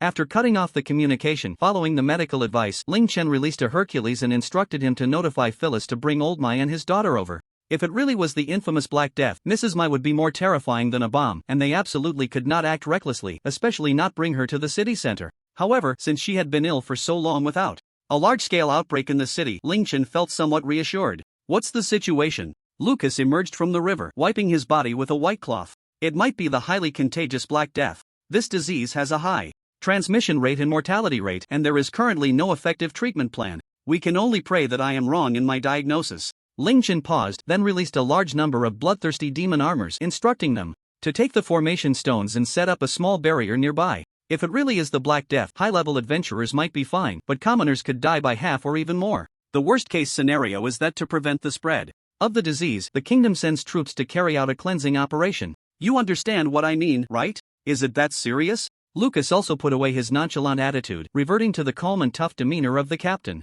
of the guard from the underground black market. I haven't heard of the Black Death. Are you sure? Not sure. In my previous world, there was an outbreak of this virus, and it killed a total of 25 million people. However, Mrs. Mai's symptoms are slightly different from the Black Death, so we need to observe further. 25 million. Lucas swallowed hard. He knew Ling Chen's identity as a lord from another world, which was not uncommon in this realm, so he did not doubt his words. But the number 25 million was still shocking. Lucas had experienced the largest war, which totaled only about 200,000 people, not even reaching 1%. The image of a mountain of corpses and a sea of blood came to mind, magnified 100-fold, and a hell on earth directly appeared in Lucas's mind, darkening his expression and even adding a hint of killing intent to his gaze towards Mrs. Mai. There's no time. If you really want to end it all, you'd have to slaughter everyone in the city and then set a great fire to burn everything clean. Ling Chen saw through Lucas's thoughts and directly stated the situation. Lucas sighed and silently took his spear to patrol the area. The Count's troops, Beiji's trade, the suspicious actions of the city lord, along with the Black Death, one thing after another piled up together. Ling Chen was seriously contemplating whether these past few days were his period of bad luck.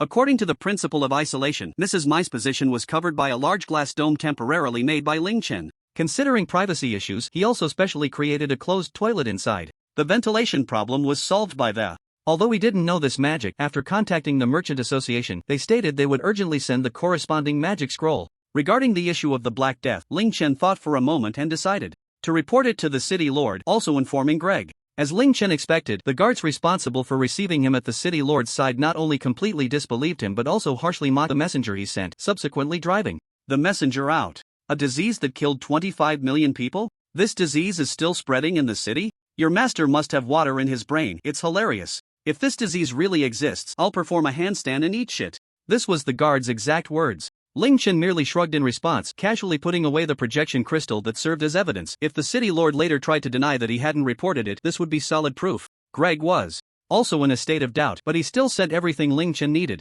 What's going on? What's going on? Look over there, I don't know what these rich people are up to, they've even come to the slums. Haven't you heard? A kid from who knows where is treating a cold like a terrifying infectious disease. I heard it's some infectious disease that killed over 20 million people, right? This guy is talking nonsense without even a draft. How could such an infectious disease exist in the world? It's hilarious. Ling Chen was busy running around, naturally attracting the attention of those idling in the slums. The confidential information that should have been kept secret was turned into a joke by the city lords, guards, and those around who heard it laughed uncontrollably, not one of them taking Ling Chen's words seriously. Your psychological quality is really strong. If it were me, I would have beaten this group of people first. Lucas waved his spear a couple of times, scaring the onlookers nearby to step back a few paces. If it really is the Black Death, if I don't save them, 9 out of 10 will probably die. Is it worth it to argue with the dead? Ling Chen glanced at a few people who were laughing the loudest. They'll have something to cry about then. They're laughing so happily now, but they'll be so sad later. What if it's not the Black Death? Then we'll take advantage of the dark night and quietly give them a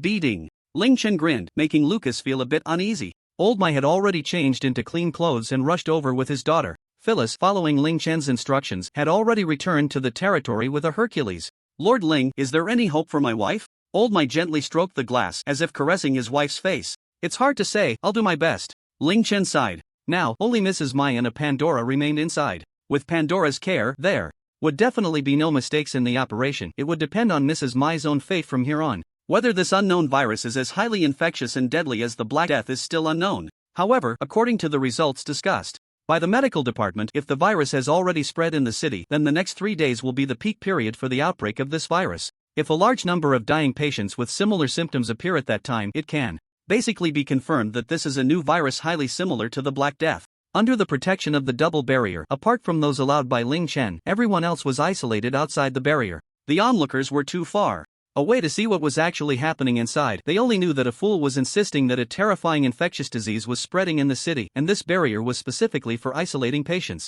It was hard to see clearly, and, naturally, the fun was greatly diminished. By the time the sky gradually darkened, apart from a few scattered homeless people with nothing to do, most were mocking Ling Chen's foolishness while heading home to end their tiring day. Be good. Don't move, let me check. Inside the barrier, Ling Chen did not dare to be careless and carefully examined Old Mai and his daughter Xiaomai with the broken illusion book. As expected, both had already contracted this unnamed new infectious disease, but fortunately, it was discovered early and they had not yet entered the onset stage. This world also had medicinal herbs that could be used normally. Currently, there were no other methods, and without equipment, Western medicine treatment was impossible. Fortunately, the medical department still had a few traditional Chinese medicine practitioners who provided some alternative herbs that could treat the plague. According to the list of herbs Ling Chen wrote, the guild specifically sent a pharmacist to transport a large quantity of herbs. I think this is just a common lung disease, perhaps just mutated, so your magical identification book couldn't recognize the disease type. There's no need to make such a big fuss about it. After a simple examination, the pharmacist confidently gave his suggestion.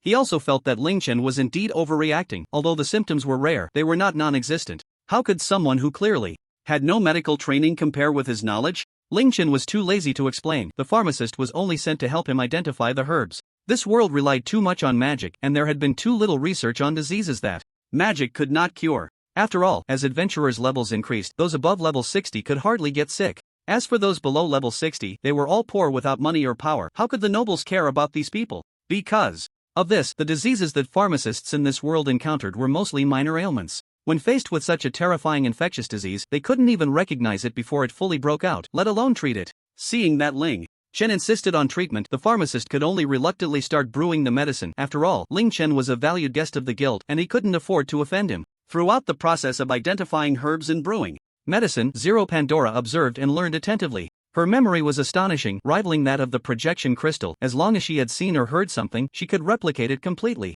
Little girl, why are you messing around? This set of brewing equipment is very expensive if an outsider touches it carelessly. When they reached the third batch of medicine, Pandora took the spare brewing equipment from the cart and skillfully began to replicate the pharmacist's actions. The pharmacist was about to speak up to stop her, but Pandora's technique, which was not inferior and even more skilled than his, shocked him so much that he forgot what he was going to say next. Mr. Ling, you have such an amazing pharmacist. Why do you still need me here? Are you trying to humiliate me? The pharmacist angrily found Ling Chen, who was cooking. He was certain that the little girl was a remarkably skilled pharmacist. Brewing medicine must have taken her at least 3 years of study, just like himself. Ling Chen glanced at Pandora, who was seriously brewing medicine, and helplessly shrugged, saying, she really just learned it on the spot. Otherwise, why would I call you here? Impossible. Do you know how much effort I put into studying pharmacology? If she can learn to brew medicine after just 2 readings, I would be willing to work like a horse for her. Ling Chen thought for a moment and pointed at Pandora, saying, why don't you try teaching her some skills? She can replicate anything after just one look. The pharmacist, seeing that Ling Chen still wouldn't admit it, angrily walked over to the carriage and casually took out a novel. The latest publication, which he was sure Pandora had never seen. This page, I'll give you a minute, then recite it back to me. The pharmacist glanced at Ling Chen, who shrugged, signaling Pandora to comply. After Pandora merely glanced at it for a second, she smoothly recited the content of the page word for word, leaving the pharmacist utterly shocked. A genius. After trying a few more books and even teaching some of his unique grinding techniques and herb handling methods, Pandora perfectly replicated everything, and the pharmacist completely lost his temper. From her appearance and behavior, Pandora was indistinguishable from a real person, so it was understandable that the pharmacist mistook her for one. Ling Chen patted his shoulder, signaling him to continue working. According to their previous agreement, the pharmacist had completely calmed down and willingly followed Ling Chen's instructions, occasionally patiently teaching Pandora some pharmacological knowledge that couldn't be found in books. Unfortunately, Pandora found it difficult to think flexibly. She could only record and reproduce knowledge but couldn't create or adapt.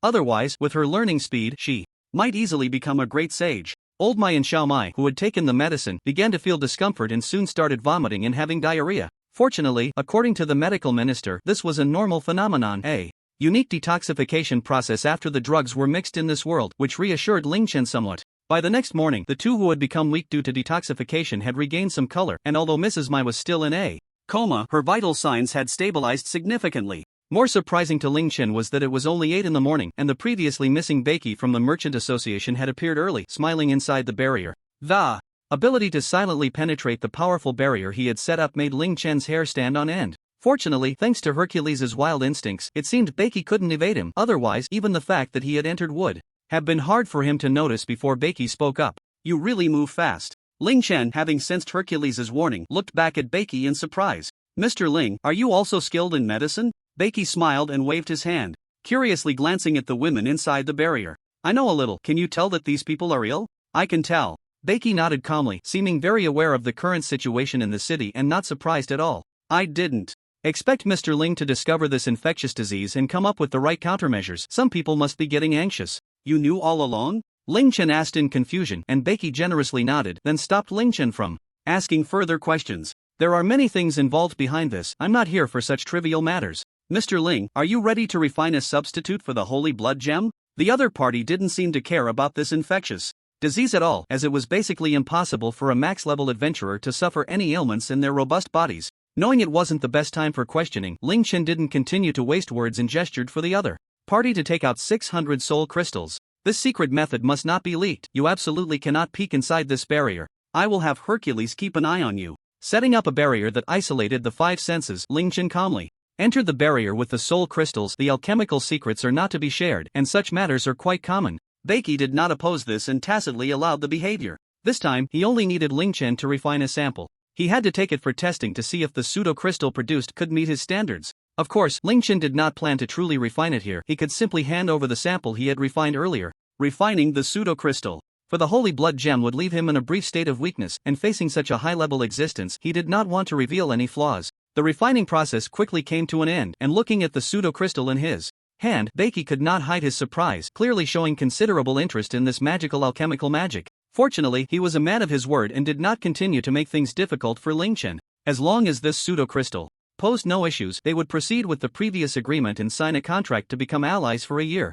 Mr. Beiki, do you know any insider information about this infectious disease? Seeing Beiki turn to leave, Ling Chen hurriedly called out to him. Beiki coldly glanced at Madame Mai and elegantly shook his head. I recommend that you, Mr. Ling, do not delve too deeply. Saving these insignificant civilians is inconsequential if it disrupts certain people's plans. And one day you disappear without a trace, I wouldn't be surprised. The only thing I can reveal to you is that these people were merely collateral damage. The intentions of the people behind this are not focused on these civilians, and the plan is already more than halfway complete. You can rest assured to treat these people and be a savior. Before Ling Chen could ask further questions, Beiki vanished within the barrier, clearly having left. Do the people behind this have other intentions? Ling Chen sighed. With insufficient information, he could only take one step at a time. Fortunately, with the help of the medical department, along with the infectious disease samples sent to Xian Ruoqing's territory, it was estimated that a corresponding special medicine formula could be developed in the next few days. The medical technology of his previous life far surpassed the medical standards of this world.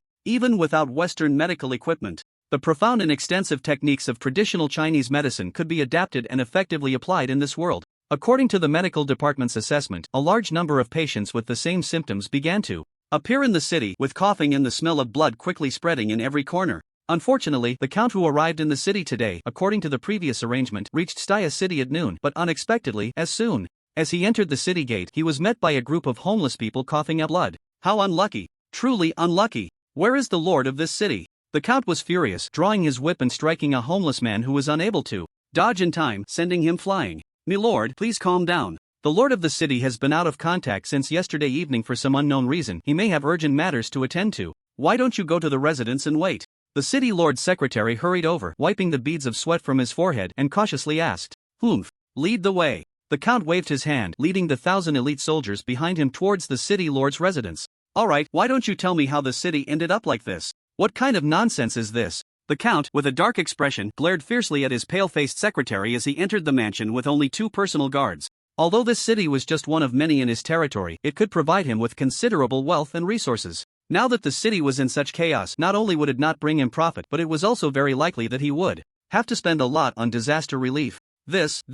The secretary was also confused. The mysterious cough illness in the city had suddenly erupted today, and the new recruits in the military camp were all affected, currently in a state of panic and disarray. Oh, in fact, someone maliciously poisoned the city, which led to the sudden appearance of this strange illness. Poisoning? The count sneered. "Then tell me, who did it?" "The man by the river in the south of the city is the culprit. He came yesterday saying there was a terrifying infectious disease spreading in the city, definitely just to scam money. We didn't believe him, so he took action today." The secretary casually mentioned, having heard this from the guards. Regardless of the other party's identity or intentions, he just wanted to shift the blame onto someone else for now. Well, quick action, huh? You already know who the culprit is." The count sneered twice, and just when the secretary thought he was in the clear, the count slammed the table, startling him so much that he fell to the ground. "You know who the culprit is and still haven't gone to catch him? Are you waiting for me to run errands for you?" "Yes." The secretary, with a whimper, scrambled out of the reception room. Really, in a small place like this, a bunch of useless people, they can't even manage the commoners who bring in wealth.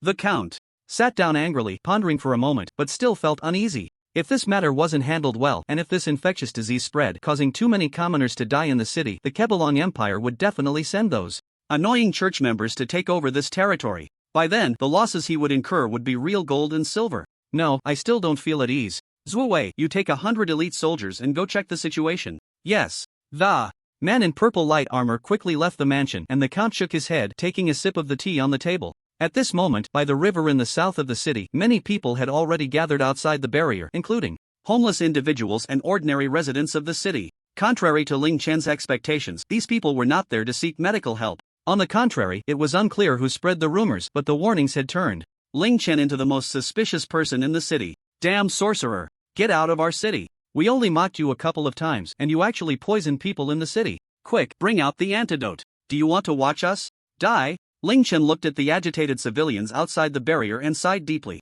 Perhaps there were still some who harbored doubts, and some who genuinely sought medicine, but under the instigation of those with ulterior motives and busybodies, they all followed the crowd, believing the angry shouts around them. After all, the timing was too coincidental. Ling Chen had just mentioned a terrifying infectious disease, and the next day, a large number of civilians had indeed collapsed in the city, making it hard not to suspect that he was secretly up to something. TSK, good intentions not rewarded, feeling sad? Lucas looked at the excited civilians outside the barrier, seemingly unfazed by the outcome. "Not really." Ling Chen did not show any particular disappointment. "I was just trying to save Lady Mai. Warning them was just a side note. If they seek death, I won't stop them." "I thought you wanted to be a saint." Ling Chen shot Lucas a glance. He wasn't a bodhisattva saving the suffering, and he had no interest in using his warm face to stick to the cold buttocks of those who were not related to him. Fortification formation to be on the safe side. Ling Chen activated the territorial magic he had previously used in the underground black market. Fortunately, the area he had previously enclosed with the barrier was large enough. Even if he expanded the formation to its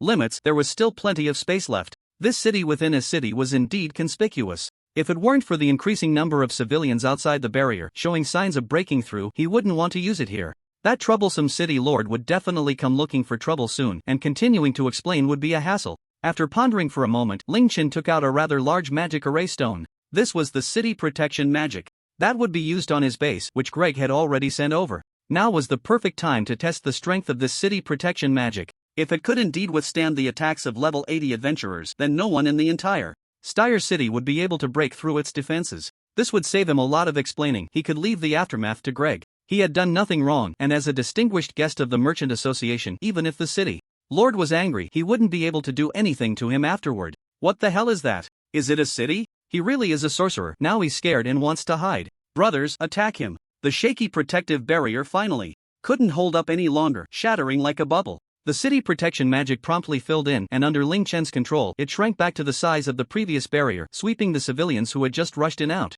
like trash. Ah, don't step on me, cough, cough, my foot. Don't push from behind, there's a barrier in front. Damn it, why is this barrier so much tougher than before? Our attacks are completely useless. In an instant, cries of despair rose from outside as people picked up their weapons, trying to break through with brute force like before, only to find their attacks hitting the barrier with no reaction at all, like a cow sinking into the sea. Boss, how much did you pay for this barrier? I can't break it. The impulsive Lucas gradually increased his strength, eventually using all his might, but the barrier didn't even tremble, let alone break. The defensive power left him dumbfounded. Not too expensive, just over $1 million, I think. Oh, just over $1 million? Get me one too. Wait, gold coins? Thinking it was copper coins, Lucas was a beat slow, staring blankly as he touched the barrier in front of him, feeling as if he were touching a wall made of gold coins. This isn't an ordinary barrier, this is city protection magic, so the price is justified. Ling Chen looked at Lucas with a half-smile. Do you want me to get you one? No, you enjoy it yourself, boss. Lucas quickly shook his hands in fear. Just as the two were chatting on the city wall, a group of soldiers from the city pushed through the crowd, fully armed and standing outside the barrier. Listen inside, we now suspect that the infectious disease in the city is related to you. Come out and confess immediately, or we will launch a strong attack. The leading secretary shouted arrogantly, and the soldiers behind him took up offensive stances. Sure, all the strong ones in the city have been brought over by him. Looking at nearly 50 soldiers outside the city, all at level 60, Lucas whistled. More than that, I'm more curious why the city lord hasn't come over. Ling Chen ignored the secretary's shouting, frowning as he searched the crowd. In such a major incident, the city lord, who had a grudge against him, should have taken the lead to jump out. As expected, the city lord has sent someone to capture him. Did he really poison her? Damn it, how could he make my wife suffer so much? The discussions around him gradually gave the secretary confidence, and he even began to believe in his own hastily concocted theory. After shouting for a while, seeing that Ling Chen on the city wall paid no attention to him, the secretary gritted his teeth and, in the absence of the city lord, unilaterally issued the attack order. Everyone, step back, step back. We are going to launch the city siege magic. The crowd around the city protection magic retreated like a tide, fearing that the aftermath of the magic would affect them. All the soldiers stood in formation, well-trained, and initiated the combination magic in the order of elemental generation. Huge fireballs gathered in the sky, and the wind magic that followed blew these fireballs apart and recombined them, gradually transforming into a surging firestorm. That guy plans to use this level of magic in the city. The later Iding Zhuowei cursed under his breath. It was too late to stop it now, so he could only urgently order the formation of a simple protective magic before the firestorm completely erupted. Boom! The powerful firestorm slammed into the city protection magic, and a semicircular fire shield appeared within the city, with strong whirlwinds constantly swirling inside, causing the flames on the shield to leap like fish in a pond. Boss, can this barrier really hold? Watching this siege-level magic made Lucas's scalp tingle, even though it was just a group of level 60 soldiers using it. The power of the combination magic was enough to instantly kill 80-level royal knights. No problem, as long as we keep providing magic crystals, it can hold. Glancing at the slightly trembling core array, he was relieved that aside from the rapid consumption of magic crystals, the amplitude of the array's vibrations was not too large, indicating that this attack was still within the bearable range, which made Ling Chen very happy. The people inside were unharmed. Instead, those standing outside the city protection magic suffered. As the powerful firestorm swept over the city protection magic, a lot of hot winds were rebounded back, and due to the close casting distance, the first to suffer were the secretary and the soldiers. You idiots! Why didn't you remind me to stand further back? The secretary, burned and howling, retreated in embarrassment, and the soldiers beside him were also quite helpless. In recent years, there had been no wars in this area, and they were unaware of the precautions when releasing such siege magic. The hot winds continued to sweep into the city, with the city wall blocking them. If this continued, a large number of storms rebounding back could even lead to a major fire in the city. Healing wind heavenly dew. After withstanding the first wave of hot winds, Zhuowei immediately commanded his subordinates to launch area magic in time, which extinguished the hot winds within the southern part of the city, preventing the disaster from spreading. Even so, many innocent homeless people in the south of the city still suffered varying degrees of burns, and many wooden buildings caught fire. Enough! Leave this to me. You take these useless fools and go put out the fire. Furious, Zhuowei slapped the secretary to the ground. As the right-hand man of the count, the secretary naturally did not dare to say much and awkwardly took his soldiers to go put out the fire. Fortunately, the count sent me to check the situation. This group of freeloaders, Zhuowei spat, turning to look at the gradually subsiding firestorm. Even for Zhuowei, who came from a royal knight background, it was hard to admit that he could withstand such a powerful city defense magic. What surprised him slightly was that this strike had not broken through the opponent's barrier. It seemed that this barrier had indeed reached the level of city defense magic. Lord Zhuowei, what should we do next? Should we continue the attack? His respectful adjutant asked from behind. Zhuowei pondered for a moment, but before he could respond, a messenger rushed over. Wait, there's a misunderstanding. The one inside is a distinguished guest of the merchant guild. The lord of the city cannot act recklessly. The messenger ran over, panting, and only after delivering the message did he look up to find that the one leading this group of elite soldiers was not the familiar lord of the city. Oh, a distinguished guest of the merchant guild?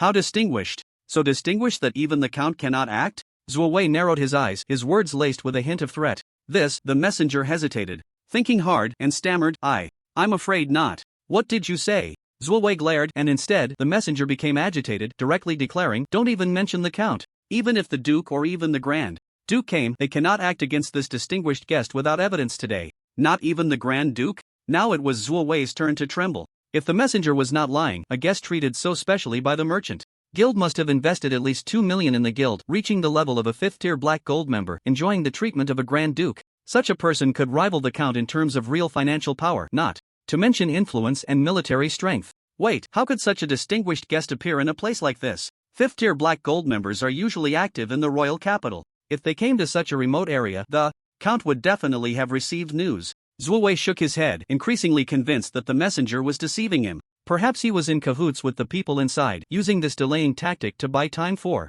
them to escape. Daring to deceive me, seeking death. What do you want? A cold glint flashed in Zhuowei's eyes. Before the messenger could react, he was firmly held down by the soldiers behind him and bound tightly. You will regret this. The messenger could only shout one last time before being knocked unconscious by the soldiers. Take action, bring the people inside out. Zhuowei did not take the messenger's words to heart. With a wave of his hand, the soldiers behind him quickly formed a new formation. These were elite soldiers carefully selected and cultivated by the count, each with a strength of level 70, and Zhuowei himself was a master from the royal knight background at level 80. Moreover, they had years of experience battling magical beasts, and many veterans had participated in real wars, making their siege tactics far superior to those of the secretary's soldiers. All the soldiers formed a triangular formation, with 10 soldiers at the very front holding a siege weapon made of fine steel, resembling a nail. Each soldier activated a linking magic among themselves, a rare spell that allowed them to share and concentrate their powers in one place. Once all the soldiers completed the link, their strength gradually gathered at the forefront of the triangular formation. This magic could not last long. The best way to break the barrier was to use brute force in the shortest time possible, making it the optimal method for close-range siege. Hey, boss, do you know these people? Lucas asked in confusion as the flamestorm outside the barrier dissipated, revealing the unfamiliar faces that had suddenly replaced the secretary's soldiers. I don't know them, but they are definitely enemies, not friends. Look at their formation. They probably want to concentrate their power at one point to break through the city protection magic in one go, Ling Chen said, frowning. Compared to the area attacks like the flamestorm that dispersed power, this method had a significantly higher chance of breaking the city protection magic. It was clear that the opponent was a seasoned warrior, making the situation a bit tricky. Attack! As Ling Chen expected, when the enemy launched their first attack, the formation trembled violently and the entire city protection magic began to flicker, ominously, at risk of being breached at any moment. At this rate, just 2 more hits would surely break the city protection magic. There's no choice, Ling Chen sighed, his gaze gradually turning as cold as an ice cave. Attack! The second attack was launched under the command of the left guard, but this time, their assault did not hit the barrier.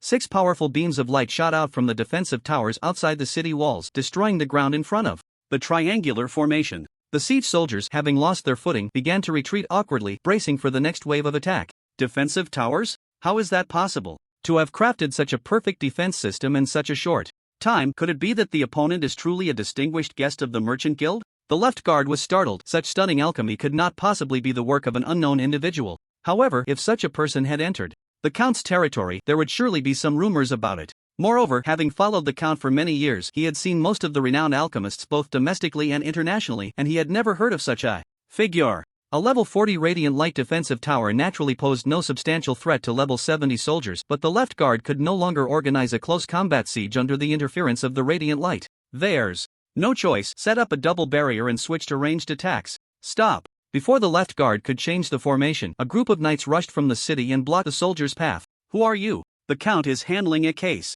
Unauthorized personnel, step back quickly. Ha? A count? Since when can a mere count ignore the messenger of the merchant guild and treat the guild's distinguished guests however he pleases? Greg, with a dark expression, questioned sternly from behind the knight squad. Don't think that just because you became the president of the Stayer City Merchant Guild you can do as you wish. The count has long known about your collusion with those inside. You probably want to use the name of the guild's higher-ups to protect your cash cow. The left guard snorted coldly. Every city had its spies for the count, and they were well aware of such significant intelligence regarding changes in the guild's leadership. In his view, Greg was clearly resorting to such tactics to preserve his position. Oh really? If you don't believe the words of the branch president of the guild, then do you not believe mine either? From behind Greg, Bezzy, who concealed her level, elegantly stepped forward and cast a cold glance at the left guard. Although the opponent's level was not higher than his, the left guard felt as if that glance pierced deep into his soul, sending chills down his spine. Who are you? The intelligence only mentioned that the guild had sent investigators over, but there were no descriptions of the investigators. Due to her special identity, Beiji habitually concealed most of her whereabouts. Therefore, apart from the guild-related personnel, the intelligence agents also failed to clearly see Beiji's appearance, which led to Zhuo Wei not recognizing her identity in time. Me? I'm not a big shot, just a mere investigator for the guild. Beiji lightly snapped her fingers, and the guild's exclusive emblem appeared before Zhuo Wei. This was a special identity magic for guild investigators, engraved within their flesh, impossible for others to imitate. Zhuo Wei maintained a calm facade on the surface, but the shirt on his back was already soaked with sweat. This time he had really stumbled. He hadn't expected the other party to be a distinguished guest of the guild. If he didn't handle it well, he might be sacrificed without hesitation by the count. Get out! Just as both sides were at a standstill and Beiji was about to say something more, a stone flew from afar and landed on the grass not far from him. A ragged child, tears in his eyes, clutched a pile of stones, mustering all his courage, trembling as he threw the stones towards the guild's knight squad. Lord Greg, are you really going to stand with that despicable sorcerer? Among the onlookers, some were moved by the child's bravery and stepped forward to question. With a leader emerging, the crowd gathered again, most of whom were homeless. This sudden outbreak of an infectious disease had plunged their loved ones into dire straits, and without money for treatment, they were more anxious than ordinary residents and nobles. Before Greg could explain, Zhuo Wei's eyes darted, and he suddenly shouted sternly, "Despicable Greg, the person inside is very likely the sorcerer spreading the infectious disease. If we can capture him and interrogate him, the people in the city can be saved. The count cares for the people so much, yet you stand in my way. Are you going to abandon these suffering residents for some underhanded financial deal protecting the sorcerer inside?" This statement directly placed Zhuo Wei and his subordinates on the side of justice. Regardless of the truth, the surrounding people no longer cared. In their eyes, as long as they could capture the most suspicious Ling Chen, their loved ones could be saved, and that was enough. What evidence do you have? The day after he mentioned the infectious disease, this mysterious disease broke out in the city. It must be that you spread the virus to profit from it. If we wait for the proper procedures to investigate, it would take several months, and the people in the city would have already perished by then. You are now blocking me from capturing and investigating. Isn't that just to delay time and eliminate evidence? This argument had no logic, but for the panicked people around, it was already enough to become the truth. Boss, we're in trouble. No matter if you save the people or not, the other side has a reason now. Lucas knew how terrifying this kind of inciting rumor could be. Ling Chen sighed and made a shocking move. He personally shut down the city protection magic at that moment. Boss, what are you doing? Lucas was taken aback and quickly shielded Ling Chen. It's nothing, I know what I'm doing. Ling Chen smiled calmly, standing at the very front of the city wall, looking down at the crowd. Damn sorcerer! Hand over the antidote now! Someone in the crowd shouted, and soon angry accusations echoed all around. In response, Ling Chen smiled indifferently and drew the radiant holy sword. What? The left guard, reacting a beat too late, hurriedly waved his hand, and the well-trained soldiers behind him quickly unleashed a combination spell, creating a massive illusory city wall in front of everyone. Following this, Ling Chen unleashed the divine light of heaven. Boom! The war gods, manifestation and the descent of the holy realm were both invoked, and at this moment, Ling Chen was enveloped in holy light, releasing a light cannon that resembled divine punishment descending from the heavens. Even the left guard, whose level was twice that of Ling Chen, felt a surge of worship at this moment. The powerful divine light of heaven, under numerous enhancements, although far less powerful than the Legion magic, was no less imposing, even more so, evoking awe. After the dazzling holy light, the illusory city wall gradually crumbled, and the homeless and residents protected by the wall had long lost their previous anger and arrogance, leaving only reverence and fear. What are you doing? Ling Chen coldly glanced at the left guard below the wall, casually waving his hand, and thousands of golden wolves, a phalanx of bloodthirsty armored soldiers, and towering, mighty Hercules emerged, orderly lining up beneath the wall, forming a military formation. You may have misunderstood, I have no interest in your lives. Whether you live or die has nothing to do with me. Ling Chen raised his hand, and the puppet army below the wall immediately assumed an offensive stance. The sickness in the city has nothing to do with me. If you insist on trampling my goodwill, I won't mind letting you wash your sins with blood. The holy demon. This was how the people around felt about Ling Chen, regardless of right or wrong. Anyone who obstructed his progress would be ruthlessly crushed by him. Bluffing. Do you think these toys can threaten me? The left guard swallowed hard, a hint of mockery on his face. Then how many people will die in the city before you eliminate these toys? Do you dare to bet with me? At this, shock rippled through the crowd. It's over, this person is insane. Someone in the crowd murmured, unconsciously starting to retreat. Faced with such a madman, they couldn't possibly confront him with their flesh and blood. However, this made the voices doubting Ling Chen much weaker. No explanations, showing strength and directly subduing those who refused to comply. That was Ling Chen's way of dealing with rumors.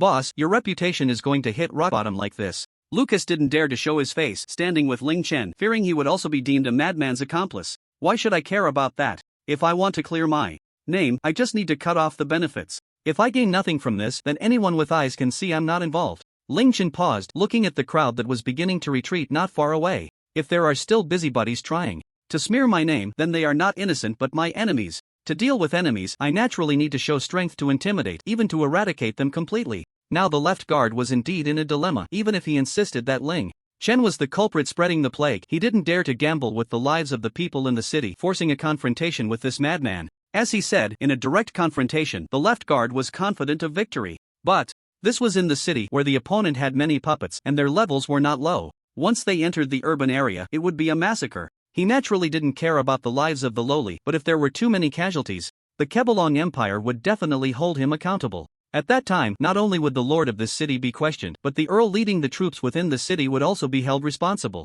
You're ruthless. Fall back. Seeing the other side truly beginning to wave their hands to command the puppet army to disperse, Zhuowei dared not gamble that they were just bluffing and hurriedly led 100 elite soldiers to retreat quickly. The remaining 900 elite soldiers were in the north of the city, first evacuating this area and mobilizing all troops over. By then, Zhuowei would have absolute confidence in taking down Ling Chen. As for the reason, Zhuowei didn't care. The other side had already made a move, and even if there was a merchant association protecting him, he could forcibly arrest them on the charge of endangering public order. Mr. Ling, this move of yours isn't very clever. Beiji clapped his hands, smiling politely as he looked at Ling Chen on the city wall. It's fine, they never intended to let me go anyway. It's better to drive them away first. With a wave of his hand, the surrounding puppet army was all stored away in his backpack. The hard-built position was also dismantled by Ling Chen. Looking at the now empty southern border of the city, Beiji knew that this kid probably planned to run away. I thought Mr. Ling had some powerful backup. I do, but there's no need to use it in a place like this. Beiji and Ling Chen exchanged glances, their insincere smiles hiding their own calculations. If I let you run away, I would be very sad, Beiji said with a smile, his words laced with a hint of threat. This time, the area isn't sealed off and there are so many people nearby, you wouldn't be rude, would you? Ling Chen extended his hand and quietly cast part of a spatial magic in a place only the two of them could see. Watching Ling Chen's fingers vanish into the void, Beiji raised his eyebrows in surprise and the smile on his face finally disappeared. Spatial magic. This was one of the most difficult and rare types of magic to learn, and he didn't expect that Ling Chen, as an alchemist, was also proficient in spatial secrets. In this case, Beiji truly had no confidence in being able to keep him. Mr. Ling has an old injury on his neck. It wouldn't be good to leave like this, would it? Beiji whispered, and Ling Chen touched his neck, shrugging indifferently. I didn't intend to breach the contract, it's just that the earl in the city wants to capture me, and I have no choice but to plan a run for my life. If you don't trust me, after this old injury flares up, will you really be able to find a substitute? After a brief silence, Beiji grinned, revealing a strange yet beautiful smile.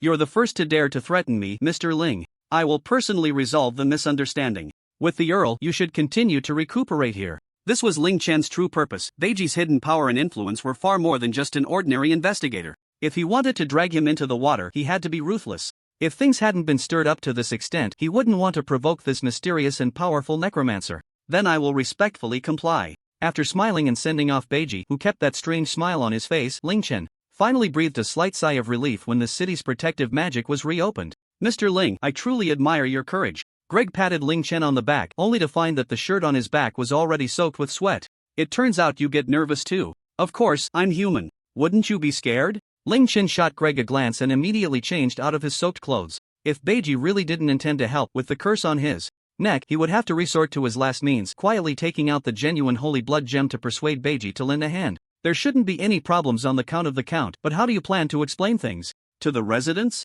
After this incident, the people in the city will definitely see you as an enemy. Greg wiped the sweat from his forehead and asked with concern. Well, Ling Chen scratched his head. As for releasing the divine light, he had naturally calculated that the left guard would block this attack. He released the divine light to serve as a deterrent. However, it was hard to say how many people in the city could see through Ling Chen's intentions. It doesn't matter. I never cared about the opinions of the people in the city. I won't stay here long. I'll eventually go to a bigger city. That's true, but I still hope Mr. Ling can put aside past grievances and try to help the residents of the city through this tough time. Regarding your reputation, the Merchant Association will mediate, so please don't take it to heart. Greg forced a smile. Over the years, he had been stuck in this small city, and while it was regrettable that he couldn't showcase his talents, he had built quite a few friendships with the residents. After the outbreak of this infectious disease, several of his old friends had unfortunately been affected. If Ling Chen were to be driven away by the residents, even though he was now the president of the Merchant Association, he wouldn't have a good way to save his old friends.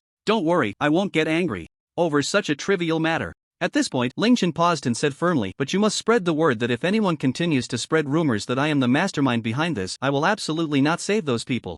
Greg quickly agreed. This was already Ling Chen's greatest tolerance towards the residents of the city. He wasn't foolish enough to pay for the actions of those brainless individuals. At this moment, in the Lord's mansion, the Count looked at Beiji in terror. No, he was no longer Beiji's appearance. This time he did not disguise his rank and appearance, presenting himself in his true form before the Count. No, how could you be here? The Count spoke in fear, and as soon as he uttered a word, he quickly changed his tone to a respectful one. Beiji did not give him a chance to continue speaking, simply and brutally pinning down the utterly defenseless Count, and placing the same curse on him that was on Ling Chen's neck. Once the Count was covered in curses, Beiji snorted and threw him aside. Having not been threatened for a long time, his mood was naturally not very good, and his methods towards the Count were much more brutal. Mr. Ling, it's that one from the south of the city. Don't interfere with that matter anymore. If you cause trouble for him and ruin my plans. Beiji clenched his hand, demonstrating part of the curse's power, and the Count immediately fell to the ground, howling like a dog that had its tail stepped on. This room had been sealed by Beiji's magic, and the Count's cries did not leak out in the slightest. After toying with him for a while, Beiji finally released his grip. I believe you've guessed the outcome. If you don't leak my affairs and don't disturb Mr. Ling, you'll be fine. After saying this, Beiji glanced at the door. Hurried footsteps were approaching, clearly indicating someone was about to enter. Just like this, don't let me down. Before the Count could react, Beiji vanished like a ghost. Lord Count, the suspect from the south of the city is a powerful alchemist. I want to request some troops. The left guard burst in, intending to borrow soldiers from the Lord Count, only to see the Count lying on the ground with his face buried. Lord Count? What happened to you? Isn't it okay to exercise? Hurry up and get lost. The Count roared, not wanting his subordinates to see his disheveled face smeared with snot and tears, a sight unfit for anyone to behold. What about borrowing troops? Borrow your big head. I've had enough of this wretched place. We're leaving immediately. We're going back right now. The Count angrily covered his face and threw a chair beside him with force. What's wrong with you? What about Miss Phyllis? Didn't you plan to capture her and take her as a concubine? We offered so many treasures just to persuade the Duke to agree to this matter. Mentioning Phyllis calmed the Count somewhat. Unlike others who wanted to capture Phyllis for various reasons, he simply coveted her beauty. With life and beauty at stake, the Count began to waver. Forget it, it doesn't matter, we'll talk about this later, let's leave. Immediately. Remembering Beiji's true identity, a god of death, someone he could not provoke, the Count's fear ultimately overcame his lust. He waved his hand decisively, issuing a retreat order. Then, my Lord Count, before we set off, can I take care of some personal matters? Zhuo Wei recalled Ling Chen's arrogant attitude and mustered the courage to ask another question. Going to the south of the city? Yes. To find that alchemist? Yes.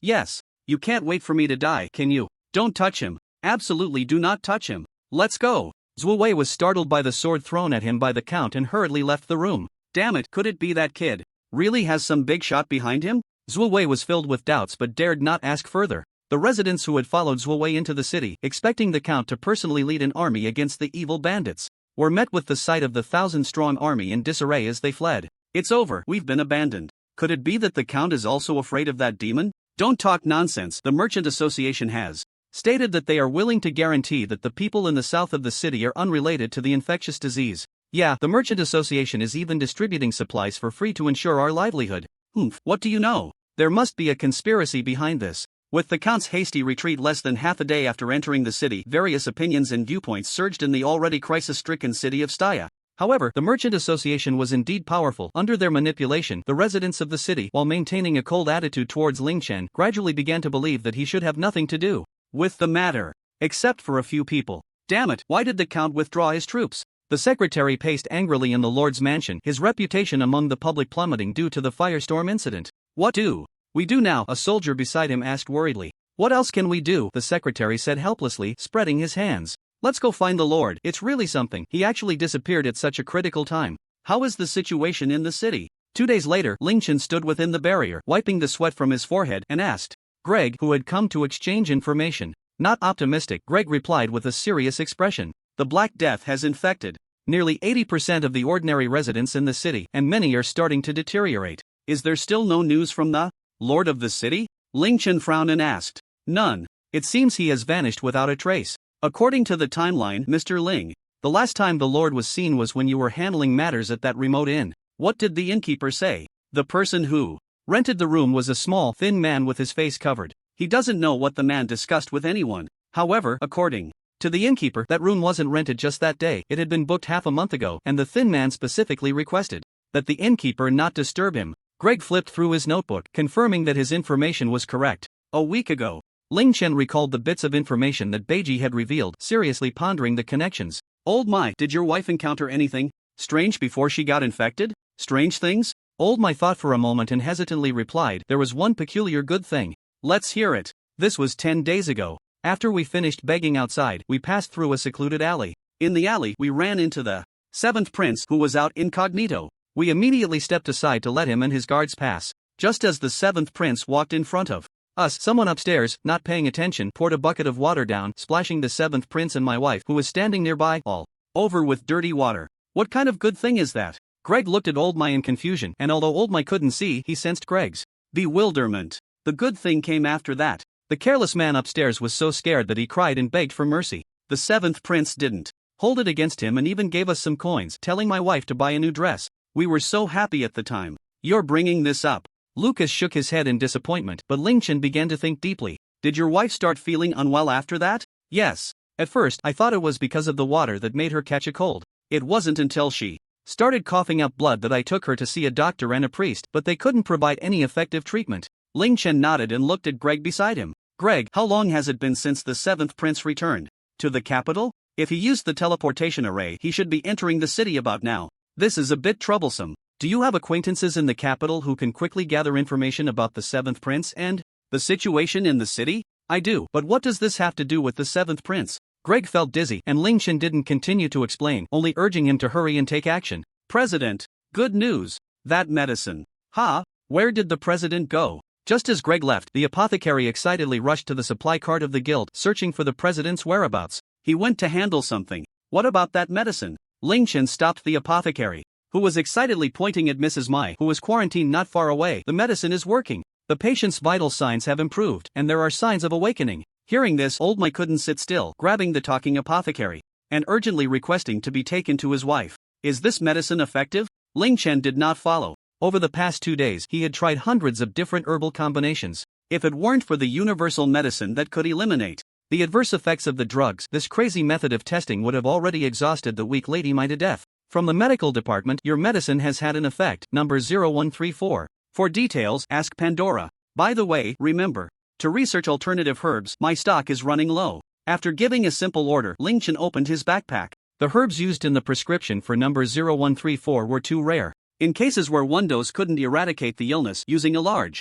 quantity of medicine meant that Ling Chen's reserves could only save 2 or 3 people at most. This is really troublesome. I hope the medical department can come up with a replacement prescription. Sighing, Ling Chen quietly left the barrier. There was nothing more for him to intervene in here. He would leave the rest to the medical department. Compared to this, he was more concerned about the situation with the 7th prince. If he guessed correctly, this outbreak of the Black Death was likely a terrorist attack aimed at the 7th prince. Look, it's that alchemist. He actually dares to come out of the barrier. He did such a thing to us, it's really despicable. Can't anyone catch him? Ignoring the whispers around him, Ling Chen walked straight into the headquarters of the Merchant Association. The people here were already familiar with Ling Chen. He was a distinguished guest of the association. Regardless of how the townspeople viewed Ling Chen, the association members treated him with great respect. Where is Greg? Ling Chen went up to the 3rd floor to Greg's office, but he was not there. Only Greg's exclusive maid was present, responsible for receiving guests and cleaning. The president just went into the underground warehouse looking very pale. I don't know what happened.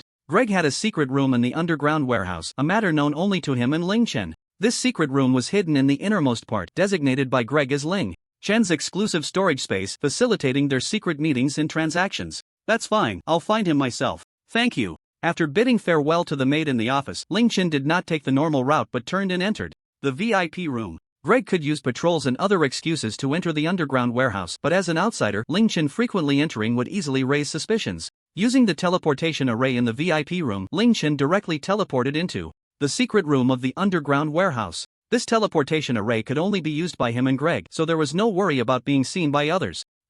Greg was startled by the suddenly lit teleportation array, dropping the communication crystal in his hand. Only after realizing it was Ling Chen did he breathe a sigh of relief. What happened, Greg? Is there something wrong on your side? It's nothing, I have something urgent to attend to. I'll contact you later, be careful. After hanging up the communication crystal, Greg looked at Ling Chen with a pale face. Not good, Mr. Ling. Something big has happened in the royal capital. What happened? His Highness the 7th Prince has been placed under house arrest. Under house arrest? Ling Chen asked in surprise. How could it happen so quickly? No matter what, he is still a prince, right? The problem lies here. Greg anxiously paced back and forth in the secret room, gradually revealing the details of the situation. Not long after His Highness the 7th Prince left the capital, a famous astrologer in the capital suddenly predicted that the 7th Prince would bring endless disasters to the capital, labeling him as an ominous person. Is there anyone in the capital who dares to say such things about the prince? Ordinary people certainly wouldn't dare. Greg turned the space ring on his hand and took out a booklet that detailed the intelligence of the major forces in the capital. Flipping to a page, Greg pointed at a drawing of an old man with a gloomy expression, looking like a withered tree, and said, "But he dares." Occam Julian, identity. Royal astrologer? Ling Chen was taken aback. Astrologers were not uncommon, but royal astrologers were different. Such influential figures who could sway a nation's fate were limited to no more than 3 in a country. That's right, he is Occam, one of the 3 royal astrologers of the Epilogue Empire, the actual power holder of the Julian family, and a staunch supporter of the first prince. Currently, the most likely candidates for the throne in the capital are the first prince, the 5th prince, and the 7th prince. If His Highness the 7th Prince cannot resolve this matter in a short time, he may very well lose his chance at the throne. No, this is such an obvious frame-up. Leaving aside the citizens, how could the current king of the Epilogue Empire not see through it? Ling Chen shook his head. The interests were too obvious. Anyone who wasn't foolish could guess that the first prince was behind the scenes. Mr. Ling, you misunderstand 2 points. Greg sighed and said. Seriously, first, the king has never prohibited underhanded tactics. If he can't overcome such difficulties, how could he become the heir to such a powerful kingdom? The second point is the evidence. Before the 7th prince returned to the city, there were no abnormalities in the capital. But since His Highness the 7th Prince returned to the capital, strange occurrences have been frequent: ominous beasts that kill, bizarre shadows in the alleys, and even a celestial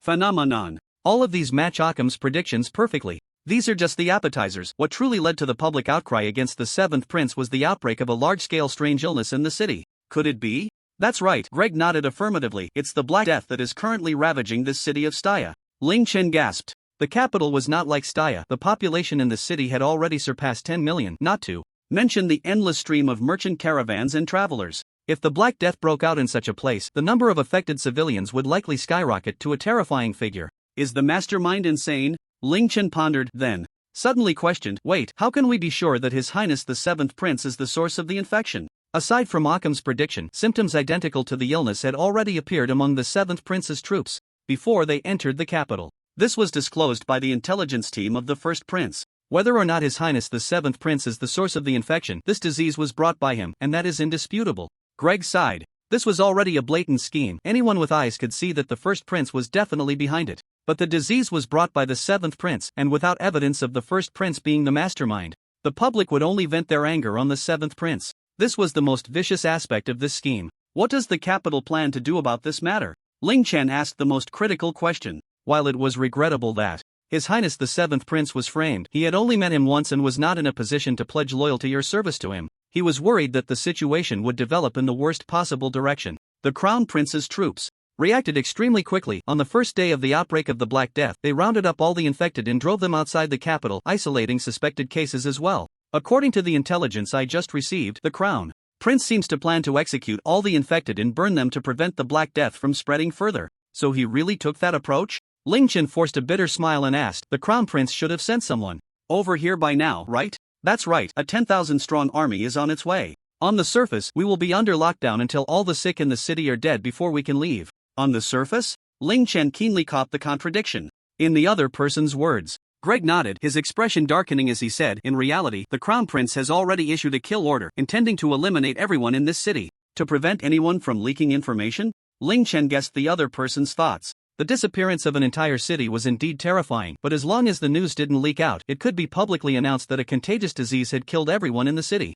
This way, there wouldn't be anyone like Ling Chen who could deduce part of the truth from mere clues. If he wasn't mistaken, the water that had splashed on the 7th prince and Madame Mai probably contained the pathogen of the infectious disease. This also explained why Madame Mai showed symptoms much earlier than the others. In this case, the person who poured the water must have been preparing for a long time and to grasp the movements of the 7th prince, so clearly, it was likely that the missing city lord was involved in this matter as well. What should we do, Mr. Ling? Investigate the truth or escape now? Which do you think is more appropriate? Greg anxiously paced back and forth. Ling Chen thought for a moment and rejected Greg's proposal. It's useless, we definitely can't gather evidence in a short time. As for escaping, we might be able to get out, but what about the residents in the city, the members of the merchant guild, and all these supplies? How can you take them with you? Then what do you suggest we do? Greg simply gave up, unwilling to abandon the territory he had painstakingly managed for many years. Take the initiative and prepare for both options. Ling Chen slightly curled his lips, already formulating a rough plan in his mind. However, the success or failure of this plan ultimately depends on whether we can develop the antidote in time. Ling Chen reached into his bag and pulled out the prescription numbered 0134. Has the antidote been successfully developed? Greg took it and, seeing it was a prescription, his eyes lit up. I can only say it's half successful, Ling Chen said regretfully. Greg examined it carefully and understood Ling Chen's meaning. It would be fine for treating a few patients, but the herbs listed were too precious, and using them in large quantities was simply unrealistic. Next, it depends on whether we can produce the antidote first or if the enemy's army arrives at the city first. You first send this prescription to the 7th prince to alleviate the urgent cases, and make sure to conceal that the prescription came from us, understood? Impossible, you say the antidote has been developed? In the royal capital, the crown prince smashed the finely crafted glass cup in his hand, causing the spy who had come to deliver the news to tremble in fear, burying his head deeply and not daring to make eye contact. Yes, His Highness Carlyle has already begun purchasing the necessary medicinal materials at a high price and is using them on the dying patients outside the city.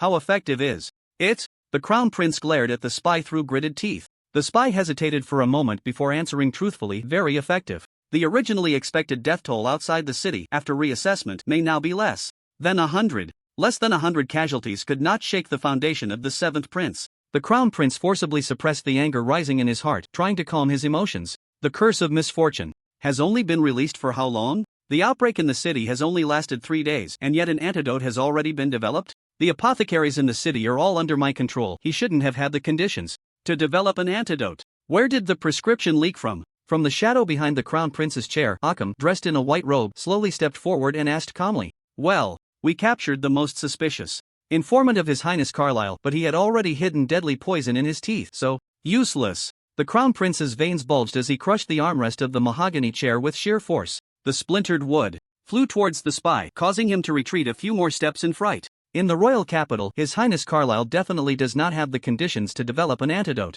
Even we, with the antidote we possess, cannot eradicate the curse of misfortune. How did he manage to do it? Alchemy gently placed his hand on the crown prince's shoulder, signaling him to calm down. The crown prince snorted coldly but did not dare to lash out at Alchemy. The problem probably lies in Staya City. The outbreak of the curse of misfortune there occurred much earlier than in the royal capital, so they might have had time to research an antidote. Gently stroking the cross around his neck, Alchemy had a rough guess in his mind. Have the members of the Secret Star Society sent to Staya City returned? They are already at the church branch in the city, waiting for your orders at any time. Bring over the person in charge of managing Staya City. I have a few questions for him. After pondering for a moment, Alchemy leaned down and whispered in the crown prince's ear, tell Kate to speed up the march. But since there is already an antidote, if we continue with the city destruction plan, we will be caught by Carlyle. If I'm not mistaken, the problem definitely lies in Staya City. There might be a powerful hermit inside, or a recently emerged lord from another world. As long as we silence everyone inside, there won't be any issues.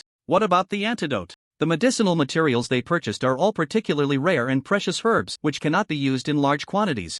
This is just a delaying tactic by His Highness Carlyle and the mysterious person behind him. Before they produce a real antidote, let Kate lead the army to clean them out.